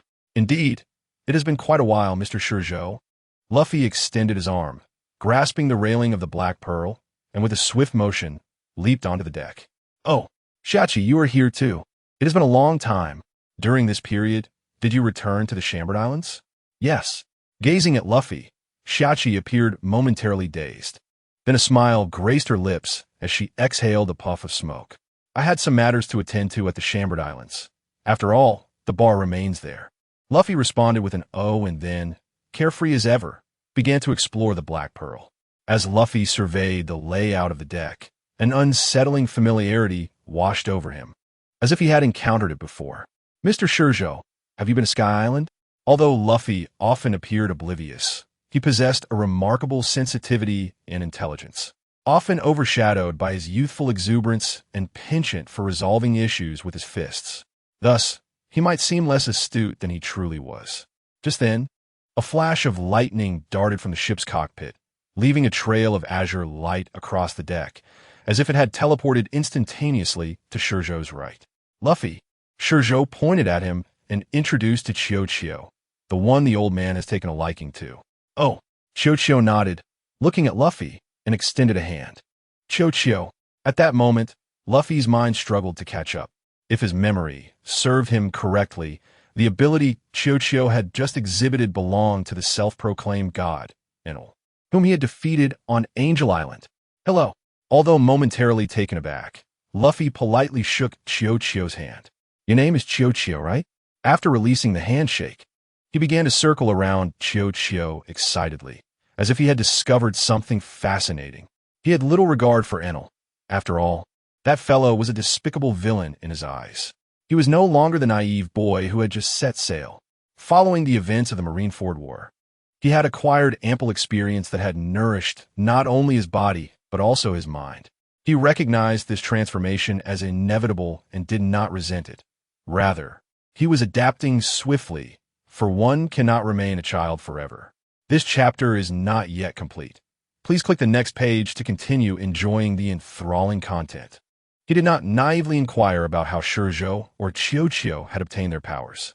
Instead, he eagerly engaged in a discussion with Chiyo regarding the various applications of the Thunder Fruit. His Kinbunchika haki was quite unique. Although it could not delve into Chiyo's soul as ShiZhou could, he could grasp most of what Chiyo wished to convey through her actions and tone. Thus, their interaction was surprisingly harmonious. During the brief time they spent on the Black Pearl, it felt as though they had forged a long-lasting friendship. "Kulme, let me take you into the forest to see my masterpiece, and let me witness your strength." However, rivalry is inherent in youth. Despite one being human and the other an animal, the moment they set foot on land, Luffy grabbed Chiyo's hand and dashed toward the distant forest. Since Chiyo had learned much from ShiZhou, she was undoubtedly an excellent training partner. In Luffy's mind, if he could not defeat ShiZhou, how could he possibly be outmatched by her? They vanished into the forest, leaving even Hancock's carefully prepared food behind, as Luffy was wholly engrossed in competing with Chiyo. Whether or not this was another obsession of his, a fervent desire to grow stronger with ShiZhou as his benchmark, remained uncertain. After all, ShiZhou was the most formidable individual he had encountered thus far. As for Shanks, Luffy had never witnessed his true prowess. He only knew of his reputation, leaving him unaware of Shanks' actual strength. Having trained with Rayleigh for several months, Luffy's innate talent was impressive, and his fundamentals were solid thanks to Garp's guidance. However, haki transcended mere physical strength. After months of rigorous training, both his Busashoku and Kinbunchika haki had fully awakened and could be applied in combat. Nonetheless, due to the brevity of time, he had yet to master them, since their encounters were not life-or-death battles, but rather meant to assess his current capabilities. Luffy refrained from employing his more lethal techniques. Consequently, during his clash with Chiyo, although he could withstand her lightning attacks, his Busashoku haki was inferior to hers, and his speed lagged behind, leading to a swift defeat. Yet, he remained undaunted, brimming with fighting spirit. He believed he could quickly compensate for the speed deficit. The only gap lay in haki. Thus, for the next 2 days, aside from eating, he relentlessly pursued Chiyo, engaging in combat to hone his skills. 2 days later, back at the shore, ShiZhou and Rayleigh lounged leisurely in their chairs, relishing the gentle caress of the sea breeze. Hearing the sounds of battle once again emanating from the woods behind them, ShiZhou smirked and remarked, "They certainly have a lot of energy." Rayleigh glanced at him with a knowing smile and said, "Speaking of them, do you not recall how you were when you first arrived at the Shambered Islands? At that time, you were no less spirited than Luffy is now. In fact, you were even more reckless, considering your opponent was none other than me." As he reminisced, a chuckle escaped Rayleigh's lips. He shook his head and sighed. "If it weren't for my reasonably sound constitution, You would have certainly worn me out, you little rascal. Is that so? ShiZhou shot a sidelong glance at Rayleigh, then nonchalantly raised his glass, taking a hearty sip through the straw. Old man. I must be off. Understood. Rayleigh lifted the wine bottle and took a hearty swig before reclining back, allowing his gaze to drift over the vast expanse of the ocean beneath the sunshade. Rest assured, last time I was away, but as long as I am here, no one shall capture me or Shachi. Moreover, at this juncture, he suddenly broke into a grin and added, considering all you have done, if the world government still seeks to use us as leverage against you, it would only indicate their utter folly. In the span of 2 days, Rayleigh had gleaned a comprehensive understanding of ShiZhou's experiences since their separation, including the pocket watch, the man, and the application of his abilities. Except for the enigmatic figure residing in his mind, ShiZhou had shared everything he could with Rayleigh. For he was one of the few individuals in this world in whom ShiZhou placed complete trust. There was nothing he needed to conceal, except for the fact of his transmigration, which remained buried deep within his soul, known only to him. Next, you will seek out your father, I presume? Indeed. ShiZhou nodded, lifting his gaze toward the sky, a hint of inscrutable emotion flickering in his dark eyes. Regardless of the outcome, having encountered him, there was no harm in making an appearance. As his words fell, his gaze lowered, and within the shadows flickered a subtle yet profound intent to kill. Should he remain alive, I would not hesitate to send him to meet my mother. Exercise caution. Regarding the intent to kill directed at ShiZhou, Rayleigh feigned ignorance. He was thoroughly acquainted with ShiZhou's childhood and was aware of the man's abandonment of his family. Frankly, individuals of such character abound in this world. Some choose to forgive, while others live their lives engulfed in hatred, and many are rendered numb. As for ShiZhou, he is merely one among the multitude in this tragic world. Countless others suffer more severely than he. Yet, he is fortunate and sufficiently resilient to extricate himself from hell and discover his true self. Thus, Rayleigh found no reason to oppose ShiZhou's choices. On the contrary, as a family member, he consistently stood behind him. Now that you have sensed a guiding presence, it is imperative to remain vigilant. Rayleigh set down the wine bottle, turned to ShiZhou, and remarked earnestly, this world is vast. Even I, having followed Roger and learned much of its secrets, possess only a fraction of the truth. There remains an abundance of unknowns that even Roger and I cannot fathom. As he spoke, Rayleigh's expression grew solemn, as if recalling a significant matter. I understand. ShiZhou tilted his head and smiled at Rayleigh, assuring him, with my abilities, no one in this world can take my life, should I choose otherwise. The latter part of his statement remained unvoiced, not for lack of courage, but because it was unnecessary. He alone comprehended the depths of his situation. Indeed, no one could kill him, yet with repeated encounters, he would cease to be himself and transform into another. Such truths were beyond Rayleigh's grasp, and even ShiZhou remained unaware. Of course, his invulnerability only applied to the world he knows. After all, this world harbors extraterrestrial life. Who knows if those entities could pose a threat to him? Even Emu could potentially bring about his demise. Consequently, he has refrained from recklessly venturing to Mary Geos, for there he sensed a dire peril. Reflecting on ShiZhou's strength, Rayleigh felt a sense of relief. Nonetheless, he cautioned, while your might is formidable, there exist many places where raw power alone cannot ensure your safety. At this juncture, Rayleigh suddenly raised his wine bottle, tilted his head back, and took a hearty swig before recounting the bizarre incidents he and Roger encountered during their travels decades ago. Some of these tales were known to ShiZhou, such as the strange time portals that, upon entry, seemed instantaneous, yet the world outside had aged significantly. He also spoke of the eerie shadows within the ominous black mist. To Rayleigh, these shadows were merely projections of some entity. Yet he learned from Roger that they were exceedingly perilous. Although he could not articulate why, Roger's words instilled in him unwavering belief.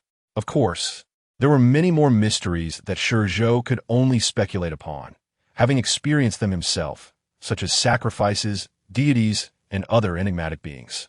Regardless, Rayleigh shared extensively, as if he were unwilling to leave ShiZhou uninformed about the world's intricacies. Notably, He refrained from mentioning the final island. ShiZhou understood. Riley's silence was not due to a lack of willingness, but a matter of obligation. After all, it was the last pact among the members of Roger's crew. As Roger's first mate and vice captain, how could he violate that sacred agreement? Furthermore, he was certain that ShiZhou was not meant to be among Roger's chosen.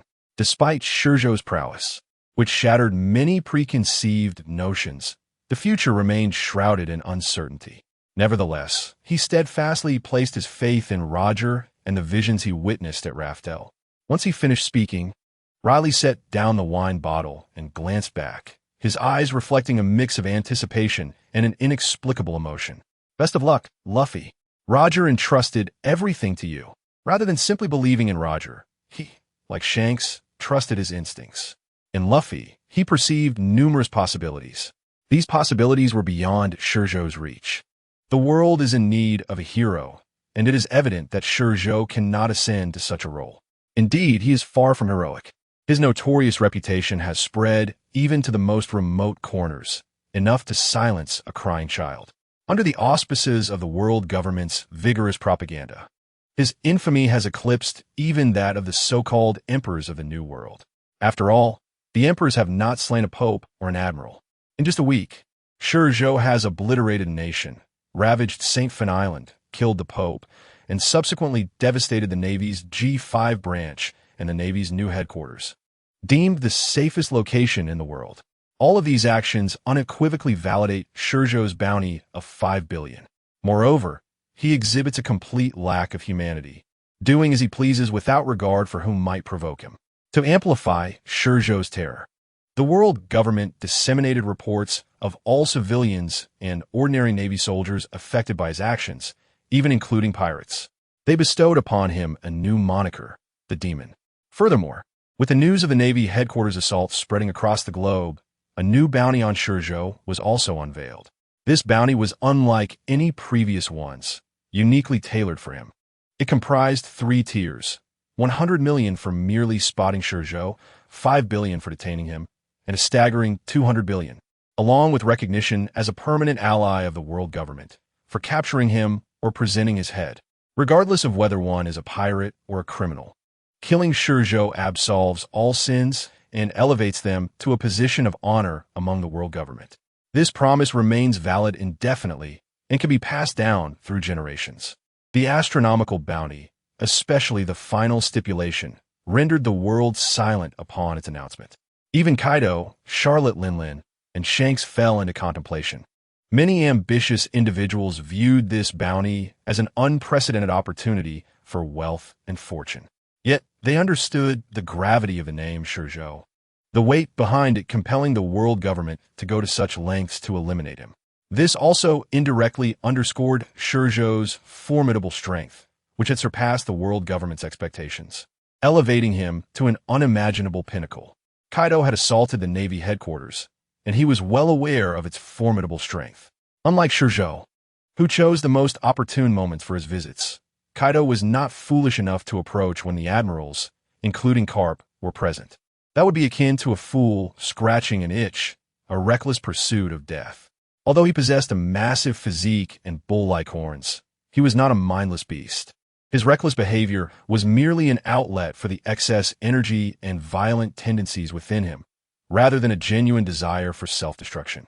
Meanwhile, ShiZhou, in the presence of Akainu, Kizaru, Sengoku, and the newly appointed Admiral Fujitora, had managed to devastate a significant portion of the Navy headquarters, cleaving through the very edifices that symbolized the Navy's might, and subsequently left unscathed. Truly remarkable. Casting aside his bounty, Kaido seized a massive wine gourd, tilting it back to gulp down several hearty swigs. With a resounding crash, he slammed the gourd onto the floor, followed by a thunderous belch that echoed like a clap of thunder. He erupted into laughter, exclaiming, "Worororo! How intriguing! How increasingly fascinating!" Outside, the members of the Beast Pirates, hearing the commotion, feigned ignorance. They were well acquainted with their captain's temperament. When he began to drink, this was the inevitable transformation. It was best not to disturb him at such times. Of course, those who dared to approach were either fearless or utterly trusted by Kaido. After departing from Amazon Lily, ShiZhou did not take to the seas, but ascended into the skies. He wished to keep his return of Shuki to Snake Island hidden from the world government. Why traverse the turbulent waters when one could soar above? Even he would become uncomfortable on the choppy sea after a while. Flight eliminated such concerns. As long as Eugene did not whimsically attempt complex aerial maneuvers, being airborne was far more pleasant than navigating the waves. The primary reason for his aerial journey, however, was the unbearable monotony of paradise. He yearned to reach the new world swiftly.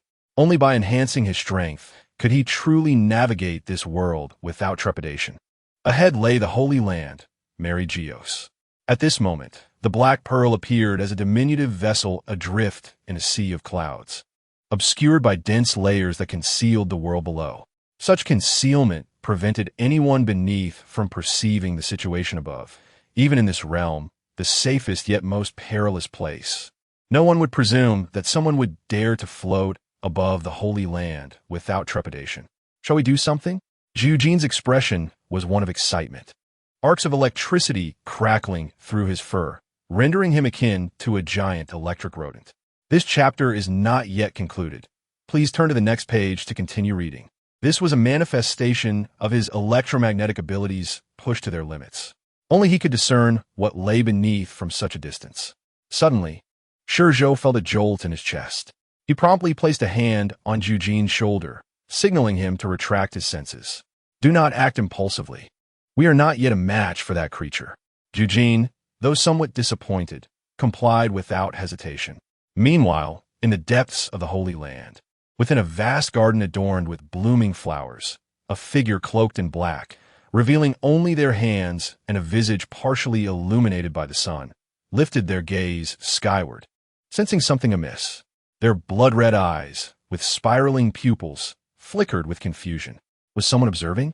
Frowning slightly, they extended a pale hand, glimmering like white jade in the sunlight. At that moment, a butterfly, its crimson wings mirroring the figure's eyes, alighted on their hand. This unexpected visitor interrupted their thoughts, easing the tension in their brow. This was the holy city, their stronghold for over 8 centuries.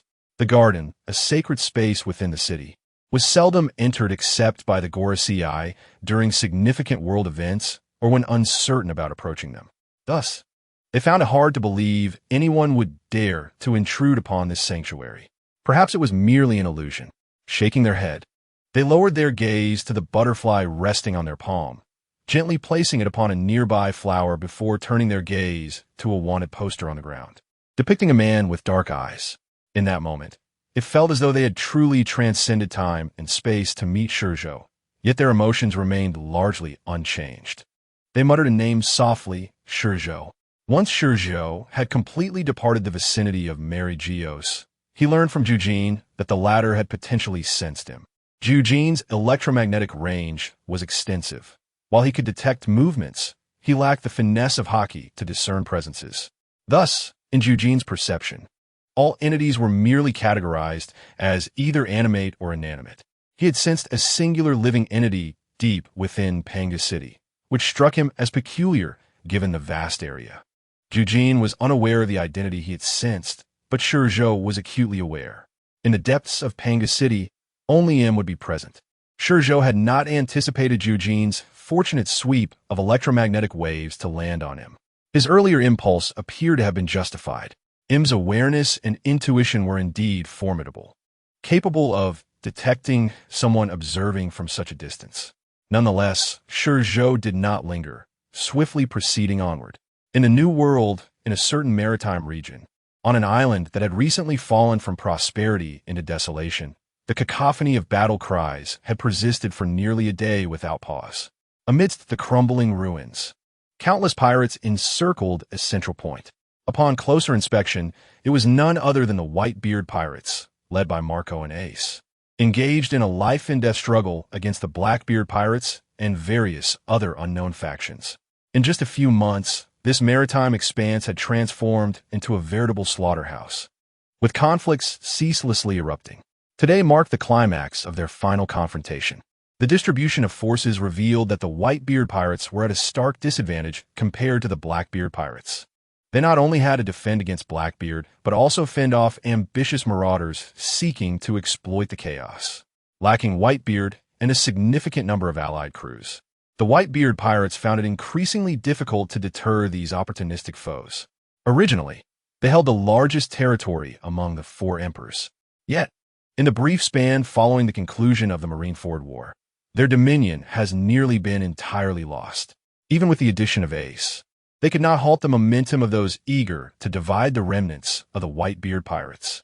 It was not due to their lack of strength, but rather the absence of a figure like Whitebeard, a world-class powerhouse who inspired fear and dissuaded easy provocation. Among the pirates vying for territory, Blackbeard, bolstered by his formidable strength, the assistance of ShiZhou and others, and the powers of the Yami no Mi, attracted a multitude of followers, thereby seizing vast expanses of land. He became the primary force in the pursuit of the remnants of the Whitebeard pirates. Of course, Blackbeard was not the sole assailant against the Whitebeard pirates. On the opposite side of the island, other pirate crews were also present. These were merely opportunists. While they might not match the strength of the Whitebeard pirates or Blackbeard's crew, their combined might should not be underestimated.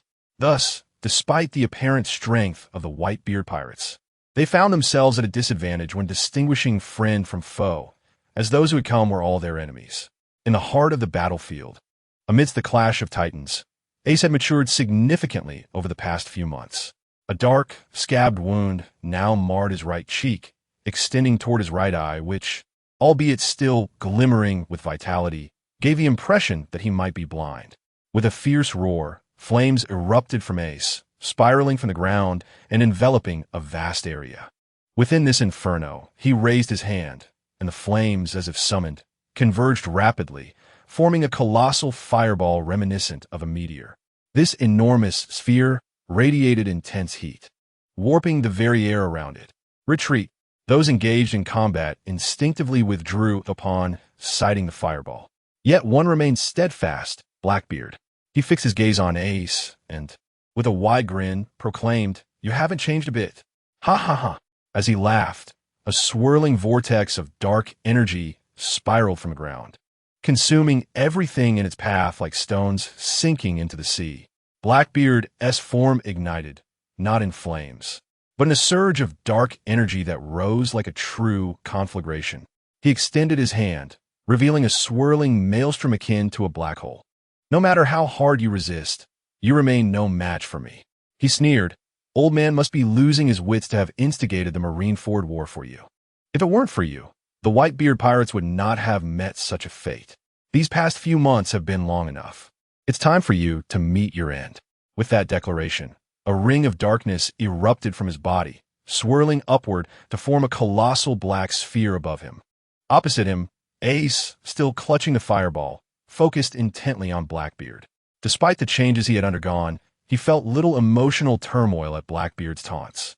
Had it been months prior, he would have charged recklessly into battle. However, he did not hesitate now. The fireball had reached its zenith of power. With a swift motion, he grasped the fireball and hurled it toward Blackbeard, who stood before him like a child throwing a ball. The massive fireball, though seemingly cumbersome, sped forth with surprising velocity, shattering the air's resistance and leaving a fiery trail in its wake. Clearly, the battles of the past months had not been in vain for Ace. His abilities had been significantly enhanced. Liberate. At the moment Ace launched the fireball, Blackbeard retaliated by throwing his own black sphere. Unlike the dense fireball, Blackbeard's orb expanded like a balloon upon release, its interior resembling a spatial pocket that rapidly expelled everything it had previously absorbed. Boom! Upon colliding, the fireball detonated, releasing a blinding light that eclipsed the sun, unleashing a shockwave that reverberated across the entire island. From a distance, the island and its skies appeared cleaved in two by the contrasting colors of black and fiery red. The powerful shockwave surged upward, dispersing the clouds above. Amid the awe of the ongoing battle, few noticed a small dark figure emerging from the dissipating cloud, effortlessly withstanding the force before descending rapidly like an enraged beast. Interesting. ShiZhou perched on the railing of the Black Pearl, his gaze seemingly transcending space to fixate on Ace and Blackbeard. Whatever thoughts crossed his mind, A peculiar smile graced his lips at that moment. On the battlefield, as the shockwave subsided, Ace and Blackbeard re-engaged in combat. Their abilities for long-range attacks proved futile against one another. No matter how many times they clashed, neither inflicted significant harm on the other. Consequently, they invariably resorted to close combat, an area where Blackbeard excelled. With the aid of the Yami Yami no Mi, he maintained an overwhelming advantage throughout their encounters. Though Ace had awakened his haki during these months, and his innate talent and determination had bolstered its strength, he found himself at a disadvantage against Blackbeard, a man who had left a permanent scar on Shanks even before acquiring the powers of the Yami Yami no Mi. Meanwhile, on the other side of the battlefield, Marco observed Ace's perilous situation against Blackbeard, feeling a surge of anxiety. Following the Marineford War, they had initially held the upper hand in their conflict against Blackbeard. After all, the Blackbeard pirates were few in number, while they, despite suffering significant losses, still boasted a considerable force. However, as time passed and more pirates joined the fray to seize their territory, their situation became increasingly precarious. The tide of battle had shifted a month prior, leaving them at a distinct disadvantage. This past month had marked the darkest chapter for the Whitebeard pirates, as their territory dwindled rapidly, and each day brought news of fallen brothers and sisters. Had it not been for his lingering reluctance, Ma'urka would have resolved to relinquish his territory and depart from this place. However, just as he and IC had finally made up their minds to abandon their domain, they were once again besieged by the Blackbeard pirates and their allied marauders in this maritime region a few days prior. After several days of entanglement, they found themselves cornered on this island, facing a final showdown. With his capabilities, he could certainly have taken to the skies and fled. Yet, as he gazed upon the ever-narrowing encirclement and listened to the anguished cries of his comrades from all directions, his heart began to sink, mirroring the tightening grip of their confinement. He never anticipated that the Whitebeard pirates would devolve so drastically in such a brief span after losing their captain. If only he had chosen to give up from the outset. At that moment, a wave of regret surged from the depths of his being. Nevertheless, recalling the state of the Whitebeard pirates upon his return to the New World, he understood that even if given a second chance, no one would have believed they could suffer such a thorough defeat or descend to this state. Thus, even if he were to revisit the past, the outcome would remain unchanged. After all, he was but a man, not a deity, incapable of foreseeing the true future. What a stroke of luck. I have caught you once more, Captain IC. At that moment, the boisterous laughter of Blackbeard once again seized Ma'urka's attention. However, losing focus on the battlefield was not a wise habit. In that fleeting instant of distraction, ShiZhou, his opponent, found a glimmer of determination in his eyes. Without a trace of hesitation, he reversed the blade and struck with all his might towards Ma'urka. A sense of impending doom washed over him. During the Marineford War, Ma'urka had been similarly distracted, resulting in his defeat at the hands of ShiZhou. It seemed he had not learned from past mistakes. Though this was not the Marineford War, ShiZhou was no less formidable than ShiZhou. The swiftly approaching blade left a crimson arc in the air, and before Ma'urka could react, it struck his chest directly. With a sickening sound, blood flowed along the blade, transforming the once red arc into genuine crimson. Gasping, Ma'urka staggered back as blue flames ignited around him. Yet, the immense force, coupled with a haki that penetrated through ShiZhou's blade, instantly injured his internal organs. As he retreated, he couldn't help but expel a cloud of blood mist. The battlefield was intricately interconnected. This was the essence of a saying, pull a thread, and the whole tapestry unravels. IC's capture by Blackbeard had already tilted the battlefield's balance. Now, witnessing Ma'urka's injury at the hands of ShiZhou, even those like Xiao Zi and others who were aware of Ma'urka's capabilities acted with hesitation born of concern. Some were caught off guard during the skirmish and fell victim to the enemy's opportunistic strikes. In an instant, the once tense battlefield became starkly defined due to the spark ignited by IC's capture. Look around. Hear me. After today, the Whitebeard pirates will be relegated to mere history. Blackbeard lowered his head, leaning forward, his gaze fixed on IC with a mocking intensity. And you, Your life, which should have ended at Marineford, shall also conclude here. The chapter was not yet finished. Please turn to the next page to continue indulging in the riveting content. Icy gazed at the looming face before him, filled with defiance. Despite being stripped of his devil fruit powers, he still raised his hand to strike at Blackbeard. Yet, all was in vain. His fist, though cloaked in a layer of black hockey, appeared feeble before Blackbeard, who effortlessly blocked it. Still not compliant. After deflecting Icy's punch, Blackbeard revealed a cruel grin. Without hesitation, he raised his fist and, with a resounding thud, struck Icy squarely in the abdomen. The tremendous force propelled Icy's body into the air, contorting him like a shrimp.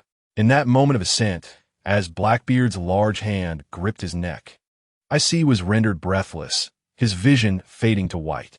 His powers were shackled. Even though his physique was robust and his hockey awakened, his overall strength paled in comparison to Blackbeard's in that moment, leaving him with no chance of resistance. Even with mastery of all three types of hockey, it proved utterly futile. If this situation persisted, the Whitebeard pirates would inevitably meet the same fate as depicted in the original narrative, unable to escape annihilation. Unless unforeseen circumstances arose, even without obtaining the Gura no Mi, Blackbeard would emerge from this battle as one of the four emperors. Yet oftentimes, when destiny has been altered, it does not simply adhere to its predetermined course, especially when those who can change fate arrive upon the battlefield.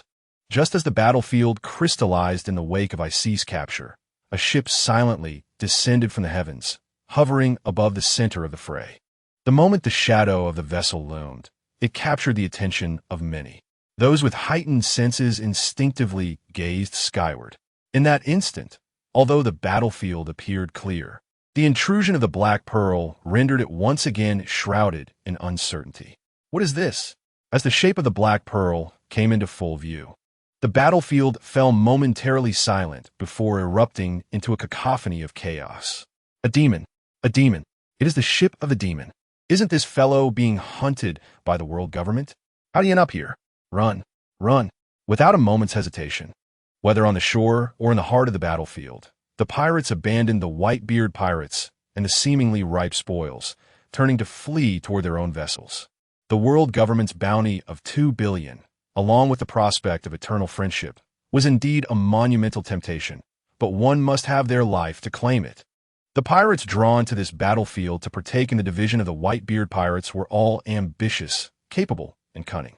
They would indeed do anything for profit, yet none would willingly seek death. Just a few months prior, they had no reason to fear, back then, while the bounty on ShiZhou was high. And he was indeed the one to deliver the final blow to Whitebeard. His strength had not been evidently formidable, thus they were unafraid. However, the circumstances had changed drastically. With so many significant events converging, if they still failed to comprehend the disparity between themselves and ShiZhou and recklessly charged forward to seek their demise, they will be nothing short of foolish. I can't let you leave so easily. ShiZhou cast a glance at the fleeing pirates, softly uttering, "Ching ching, it's your turn to act. Just destroy their ship. Rest assured, I guarantee the mission's success." Behind ShiZhou, Ching Ching offered a salute before fixing his gaze on the retreating pirates, a wicked smile mirroring that of ShiZhou gracing his lips. "Jing Jing, I entrust this to you." Lowering his head, Ching Ching looked at the table where Jing Jing rested. "Okay." Setting down the straw, Jing Jing let out a satisfied burp before wobbling to her feet. Burp! He exhaled deeply, then leaped up with the bottle turned upside down. At that moment, the space outside the bottle's opening began to twist into a vortex, emanating an incredibly strong pulling force from within. As the distortion gradually expanded, the Black Pearl also began to warp in the void. Just then, Jing Jing took a deep breath, as if consuming something, and instantly inhaled the Black Pearl into the bottle's opening. Simultaneously, Juju reached out and caught the falling Jing Jing, seamlessly securing her in the bottle holster at his waist. Fastening the strap, Juju nodded toward ShiZhou and transformed into a streak of blue lightning, shooting toward the shore with remarkable speed. He soared over the pirates, arriving at the beach in the blink of an eye. The pirates, hearing the thunderous roar above, instinctively looked up, but what greeted their eyes was not a figure, but a beam of descending blue lightning. This column of light struck a ship like a meteor. Boom! Almost simultaneously, the blue light pierced through the sailboat and exploded. Amidst the flames and arcs of electricity, shockwaves sent countless fragments of the ship scattering in all directions. Staring at the scene before them, all the pirates were left dumbfounded, instinctively halting their steps, their faces filled with horror as they gazed ahead. However, while they froze, ShiZhou did not. Observing the completely shattered pirate ship, he retracted his right hand with satisfaction, glanced at the pirates, and then flashed a mischievous smile. In an instant, he transformed into an arc of electricity, appearing above another ship. Without hesitation, he raised his hand and grasped upward. A blue arc of electricity emerged from his hand, transforming into a massive spear. ShiZhou hurled the blue lightning spear downward with force. Bang! The moment it was thrown, the spear pierced into the sailboat below, resulting in yet another explosion. Let us retreat. Max David, the strongest among the pirate alliance, encircling the Whitebeard pirates, boasted a bounty of 1.5 billion. This was even higher than the bounty of Marco, the highest among the Whitebeard pirates at that time. However, this did not imply that his strength surpassed Marco's. Rather, it was a special bonus attributed to his position as the captain of a pirate crew. His crew had seized the second most territory from the Whitebeard pirates over the past few months. Aware that it would be exceedingly difficult to hold onto the territories he had captured with his own strength, he had early on rallied a multitude of pirates. In fact, his situation was akin to that of the Blackbeard pirates, as it was a coalition of many pirate crews. The only difference was that he lacked Blackbeard's formidable strength. Watching ShiZhou, he shielded his forehead from the shockwave coming from the shore, then turned around, heading towards the central battlefield without a backward glance. The current situation left no room for retreat. Given ShiZhou's speed, even if they advanced at full throttle, they would not be able to keep pace with his path of destruction. After all, there were no formidable warriors left aboard their ship. Ordinary pirates, under ShiZhou's lightning strikes, were as defenseless as the shattered vessels around them. This chapter is not over. Please click the next page to continue reading. Thus, for the sake of survival, their only option was to rendezvous with the Blackbeard pirates, hoping to leverage their numerical superiority to stall ShiZhou or even repel him. Yet, he understood that this hope was perhaps another form of wishful thinking. After all, he was neither a common pirate nor a hot-blooded rookie just entering the new world. He was a pirate seasoned through the era when the four emperors ruled the seas. His understanding of the four emperors was far beyond that of ordinary pirates. At this moment, ShiZhou's positioning had even transcended that of the four emperors. This was precisely why, upon first sighting the Black Pearl, they had chosen to flee. At the level of the four emperors, numbers could no longer serve as defense. However, at this moment, they had no choice. For ShiZhou had already made the choice for them. On this vast sea, without a ship and having left the island, it was tantamount to seeking death, especially in the New World. Moreover, most among them were devil fruit users, making escape all the more impossible. Yet, there were still pirates who disregarded his warnings. After all, their alliance was merely a loose organization formed out of mutual interests. In strict terms, they were not united. Nonetheless, that was beyond his concern. To be frank, had he not consumed a devil fruit, he would have preferred not to confront the demon that was ShiZhou. Like those pirates who diverged from him, he would have leaped into the unknown sea without hesitation. For even amidst the uncertainties of the ocean, there remained a glimmer of hope. But facing ShiZhou, the demon, he found himself utterly lost. ShiZhou, at the center of the battlefield. The moment ShiZhou appeared, the Blackbeard pirates abandoned their respective opponents and quickly gathered around Blackbeard, all wearing grave expressions as they fixed their gazes upon the descending dark figure. They paid no heed to the fleeing pirates. Their focus was solely on ShiZhou. Bang! Upon leaving the Black Pearl, ShiZhou released the control of time and space. With his hands tucked into his pockets, his body plummeted earthward like a spear. The tremendous force caused his body to collapse the ground upon impact. Amidst the roar, the earth trembled violently, the land swirling like waves, radiating outward from the point of contact of his feet. At that moment, time around him came to a sudden halt. The fragments of earth and dust that had been propelled upward froze in place. Simultaneously, ShiZhou lifted his gaze, his pitch-black pupils devoid of emotion, locking directly onto Blackbeard.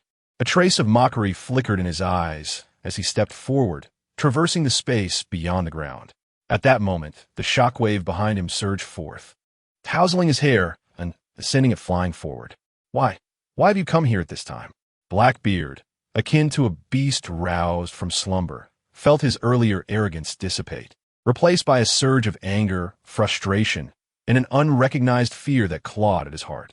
His demeanor transformed into that of a volcano, face flushed and twisted in a grotesque manner. Surrounding his body, dark mist swirled, forming a protective barrier, enveloping him entirely, leaving only his face visible, along with a revived Ace. Can you speak? ShiZhou did not respond to Blackbeard's question, but instead directed his attention to Ace. Cough, cough, cough. At that moment, Ace finally managed to clear the blood that had been lodged in his throat. Turning his head, he spat out a mouthful of congealed blood, then looked at ShiZhou. Once again, you've seen me in such a wretched state. His feelings toward ShiZhou were profoundly complex, no matter how unwilling he was to admit it. He had to acknowledge that ShiZhou seemed to have saved him once again.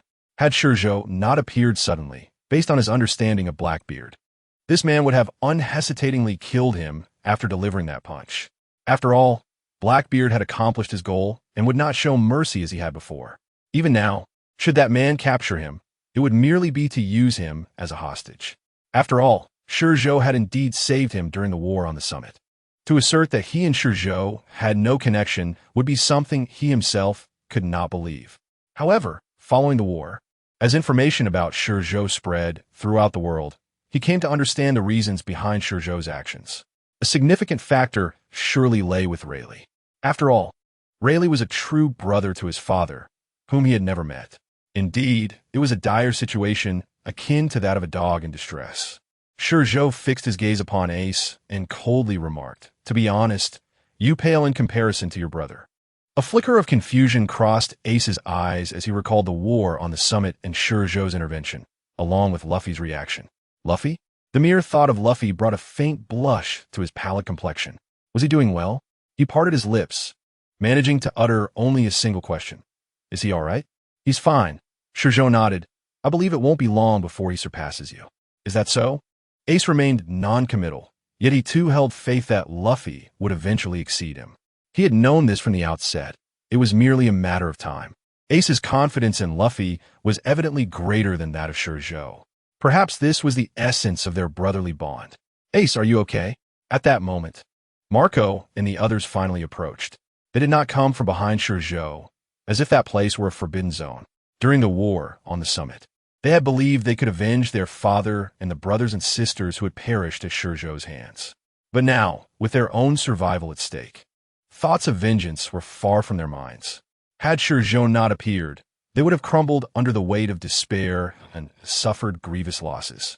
Consequently, the members of the Whitebeard Pirates, positioned behind Marco, regarded ShiZhou with a gaze laden with complexity. At this juncture, Max, David, and others who had fled the battlefield and rushed back due to the urgency of the situation also appeared. Their numbers were considerable, although more than half had escaped. They still counted several hundred, excluding the minor members of the crew. Over the course of the month, the Whitebeard Pirates had suffered substantial losses.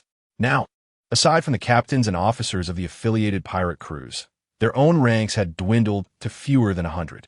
Thus, the total number gathered here was merely in the hundreds. Gazing at the hundreds of figures behind him, even someone as steadfast as Marco found his eyes filled with desolation and sorrow, with tears threatening to spill. It was essential to remember that prior to the war on the summit, the Whitebeard Pirates had boasted over 2,000 members, including the affiliated pirate crews. Their numbers had exceeded 50,000. Even after the war concluded, they had still counted over 30,000. Yet now, in the span of just a few months, that number had plummeted to mere hundreds. Such a loss was undeniably significant. The chapter has not concluded. Please click to the next page to continue reading. Meanwhile, the Blackbeard Pirates, having recruited aggressively over the past few months, had matched the Whitebeard Pirates in numbers, reaching several hundred. When considering those who had fled, The Blackbeard pirates had likely surpassed the Whitebeard pirates in strength. As the glances exchanged between Blackbeard and Marco intersected in the air, an unspoken agreement was reached. After all, they shared a common adversary, ShiZhou. ShiZhou, you can wait a moment for our reminiscing. Blackbeard turned his gaze back toward ShiZhou.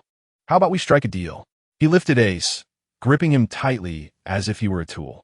Under the immense pressure, the veins in Ace's neck bulged, resembling serpents crawling across his forehead, turning his face a ghastly shade of blue.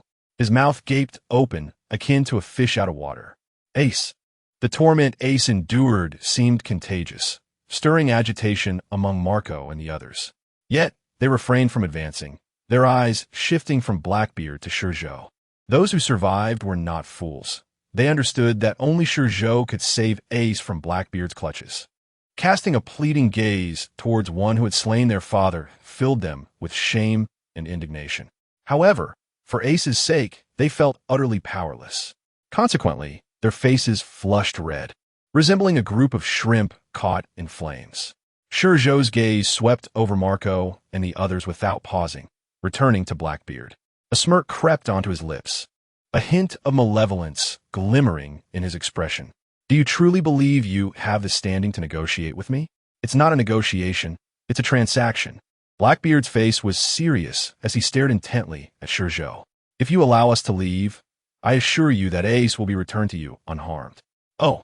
Upon hearing this, ShiZhou's expression morphed as if he had heard a jest, breaking into a grin. Are you threatening me? You may interpret it that way. Blackbeard replied without hesitation.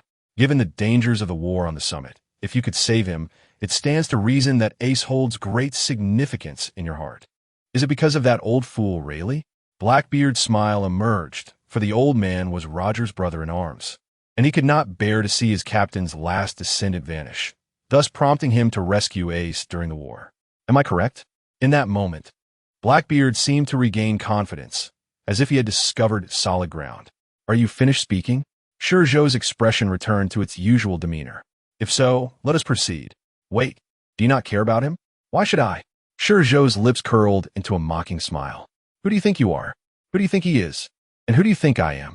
ShiZhou's questions left Blackbeard utterly bewildered, the smile that had just graced his face evaporating. He realized ShiZhou was not jesting. His body instinctively tensed in response to the impending danger. Fixing his gaze on ShiZhou, he raised Ace in front of him, declaring loudly, "Don't move. The instant you do, I'll end his life." Foolishness. ShiZhou's eyes seemed to pierce through Ace's form, landing squarely on Blackbeard. At that moment, his gaze suddenly sharpened. Crack! A formidable aura, entwined with boundless purple-black lightning and unparalleled pressure, surged from his being, radiating rapidly outward. Bang! Bang! Bang! The aura swiftly enveloped the entire battlefield, sweeping across the island. Those present, as well as those absent, who lacked sufficient strength were instantly halted, their eyes glazing over as they collapsed. At the island's edge, the pirates, burdened by the oppressive atmosphere, stared in horror at the fallen comrades, their fear reaching its zenith. Is this the might of a 20 billion berries bounty? As they beheld the boundless purple-black lightning radiating from the island's center, they fought to suppress their terror, turning to flee towards the coastline. As long as they reached the water, there was a chance to escape and survive. However, it was a far cry from the chaotic stampede of thousands that had occurred previously. Now, only a few dozen of them remained. Suddenly, a torrent of thunder descended before them, forming a wall that obstructed their path. Chirp, chirp, chirp. You certainly cannot escape so easily. The source of the thunder was the notorious Dian Shui Tao. The pirates halted, their gazes following the lightning upwards, where they beheld a cerulean humanoid creature with a sinister grin, gazing down upon them.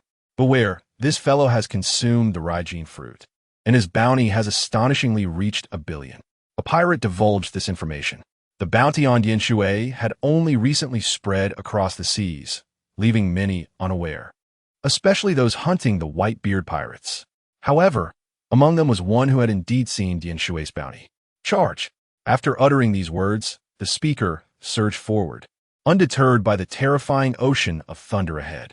After all, Dian Shui was evidently a far more manageable foe compared to the one pursuing them. A bounty of 200 billion versus one of 10 billion was hardly a contest. Moreover, their own bounties were not insignificant either, for they remained clear-headed even under the overwhelming conqueror's haki of ShiZhou. At that moment, a resounding crash echoed, akin to a colossal bell tolling, accompanied by an even stronger surge of conqueror's haki. This impact instantly captured everyone's attention, including Dian Shui. The island was cleaved in two. One half crackled with purplish-black lightning, while the other remained shrouded in darkness. The collision of red and black intensified the concentration of thunder in the island's center, radiating outward and enveloping the vast sky. How deeply hidden, ShiZhou mused, fixating on the figure of ShiZhou. At the center of the island, fewer than a tenth of the original occupants remained. Within the purple aura, ShiZhou scrutinized ShiZhou, narrowing his eyes as a glimmer of brilliance flickered within his pupils. ShiZhou possessed conqueror's haki. Although ShiZhou had his suspicions, he had never witnessed it before, not even in his previous life. Thus, the initial surprise was understandable. However, upon further reflection, it became clear that as an adversary corresponding to Lu Fei, the sun god, ShiZhou without conqueror's haki could never hope to rival Lu Fei, no matter how many devil fruits he wielded. This chapter is not over. Please turn to the next page to continue reading. Setting aside Lu Fei for a moment, it was plausible that ShiZhou might not even measure up to Shang Kasi or Kaido. If that were the case, what could he possibly do to enter the final round and contend for the singular throne of the Pirate King? After all, even the five elders, those formidable beings, had not reached that stage. Moreover, ShiZhou was not a member of the Navy. The Navy, lacking conqueror's haki, could still rely on sheer numbers, weaponry, and technology. What did ShiZhou possess? An endless legion of devil fruit users? That was a possibility, but in comparison to innate strength, numbers could never rival the pinnacle of power, particularly that of the sun god Nika. Thus, ShiZhou possessing conqueror's haki was entirely reasonable. Of course, it was also possible that this particular ShiZhou, in the timeline ShiZhou traversed, was unique. After all, who could fathom the true nature of this world? Even now, ShiZhou remained perplexed. ShiZhou's eyes widened as he fixed his gaze on ShiZhou, a wild grin returning to his face. He understood that they could not leave so simply today, and thus resolved to unleash his hidden strength. After all, the being before him was capable of annihilating him entirely. Since you care not, then. As the words fell, ShiZhou lifted Ace, his gaze shifting from ShiZhou to Ma-Er-Ka, a cruel smile curling at his lips. I believe that dear old dad must be quite lonely in hell, especially without his beloved son. Therefore, I shall send him to meet his father. Stop it, Tichi. Ma-Er-Ka could distinctly sense Tichi's murderous intent and could no longer hold back. Bursting forth with a surge of blue flames, his hands transformed into wings. Without hesitation, he propelled himself from the ground, skyrocketing towards ShiZhou like an arrow. Even if it cost him his life, he was determined to rescue Ace, just as in the war at Marineford, for family, and for the future of the Whitebeard pirates. Despite ShiZhou's laughter, his eyes radiated a palpable malice, and without a moment's hesitation, he tightened his fingers. If all went according to plan, Ace would soon be crushed in his grasp. Would there be an unexpected turn of events? Only time would tell. Just at that critical juncture, an unforeseen occurrence transpired. With a sigh, the surrounding space suddenly froze. ShiZhou cast a glance at the pale-faced Ace, his gaze then rising to meet the arrogant countenance of ShiZhou, his brow furrowing slightly. Logically, Ace's demise should have ceased to concern him after the conclusion of the Marineford War. Moreover, given that he had killed Whitebeard, their relationship should have resembled that of mortal enemies. Furthermore, this individual was the son of Roger. Yet, thoughts of the old man and Lu Fei softened his heart at that moment. After all, Roger was Roger. While ShiZhou harbored significant grievances against Roger, he held no such animosity towards Ace. He was not a true native of this world, his soul originating from a past life. Moreover, due to the influences of Rayleigh and Lu Fei, he felt a flicker of fondness for Ace, albeit akin to that of a passerby. However, that mere spark of affection was sufficient to spur him into action. You, indeed, possess remarkable talent, but you pale in comparison to Lu Fei. ShiZhou gripped his sword with his right hand and stepped forward, positioning himself before Heihu. He regarded Ace with a sense of lamentation. He had truly witnessed Lu Fei's potential during those days in Amazon Lily. Many claimed that Rayleigh was a mediocre teacher, leading his students astray, while considering Kaido and others as Lu Fei's true mentors. Yet, without Garp's fist from childhood and Rayleigh's meticulous guidance and refinement during those 2 years in Amazon Lily, Lu Fei would never have achieved such monumental growth upon entering the new world in such a short span. Even as the protagonist with extraordinary innate talent, had he entered the new world at this moment, his accomplishments might have mirrored those of Kid and Law. Incapable of rising to the rank of Yonko after 2 years of battling Kaido, the path he faced would be far more arduous than that of Amazon Lily, and there was a considerable chance he would meet an unforeseen disaster, meeting his end in the depths of the sea. After all, without a foundation, where would the subsequent accumulation of strength come from? Shaking his head slightly, ShiZhou shifted his gaze from Ace to Heihu. At this moment, his state transcends the confines of time and space. It is not a mere freezing of time, but rather a traversal into the future, where his thoughts approach the divine. Consequently, his sensations diverge entirely from those of the external world. However, even in this state, he cannot linger indefinitely, for what is being consumed is his own time. With a swift motion, he draws his blade, not aiming for the neck of the dark-bearded man, but targeting his arm instead. This strike, if executed with precision, should leave the dark-bearded man with no choice but to abandon his limb in a desperate bid for survival, even if he manages to react. Indeed, from the perspective and perception of all present, time continues to advance without pause. The members of the Whitebeard Pirates remain wide-eyed. Marco presses forward, and the dark-bearded man continues to laugh uproariously. Everything persists unabated. To all observers, he remains motionless in his original position. Yet, at the very instant when the dark-bearded man is about to crush Ace's neck, a primal instinct causes his body to bristle with dread. An overwhelming sense of danger surges within him. What is this? This acute threat feels akin to a toothy black hole rising from below, threatening to engulf him and drag him into the abyss. In that fleeting moment, although the nature of the threat eludes him, the dark-bearded man instinctively reacts. The void surrounding him warps as if a stone has been cast into a still lake. Yet it is too late. Just as his form is on the brink of vanishing, he glimpses a knife, an ethereal blade devoid of any aura. The blade, jet black, swiftly cleaves through his hockey defense, and with a soft sound, it flashes past him. Simultaneously, from behind Shiryu and the others, a mass of darkness suddenly tumbles forth from the void. The dark-bearded man's agonized scream erupts from within him, reverberating throughout the area in an instant. At that moment, everyone realizes that there are 2 figures of ShiZhou before them. One remains in place, while the other stands before the position where the dark-bearded man had just been. This latter ShiZhou exudes a more profound aura, his countenance embodying greater composure. If one were to describe it, the distant ShiZhou appears youthful, while the nearer figure resembles a fully matured adult, as if decades of time had been condensed into that instant. Suddenly, 2 thuds shatter the stillness. Shiryu and the other snap back to reality, hastily retreating to encircle the fallen dark-bearded man. When they next look toward ShiZhou, they see the original figure of ShiZhou, now akin to a fleeting shadow, rapidly distorting and vanishing in the wind. What in the world is this? Shiryu and the others are gripped by an intense anxiety and fear. One strike has severed the dark-bearded man's arm, while the strike aimed at his neck. They dare not contemplate the implications.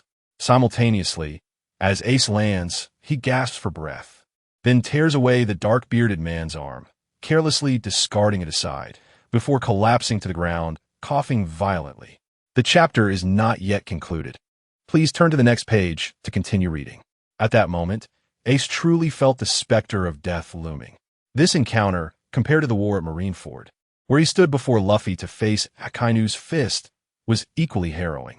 However, this time, the proximity to death was far more palpable. "Are you all right, Ace?" Just then, Marco rushes over. As he comes to a halt, his wings unfurl like fireworks in the wind, transforming back into hands. Without glancing at ShiZhou, he bends down, grasping Ace's shoulders, lifting him from the ground. I'm fine. Ace inhales deeply, raises his gaze to ShiZhou, and attempts to speak, but words fail him. This marks the third time ShiZhou has saved him, each instance a matter of life and death. Retreat. Meanwhile, the other captains of the White-Beard pirates converge. Zhou seizes Ace and tosses him behind, then stand alongside Marco to shield the others, eyeing ShiZhou warily. Thank you.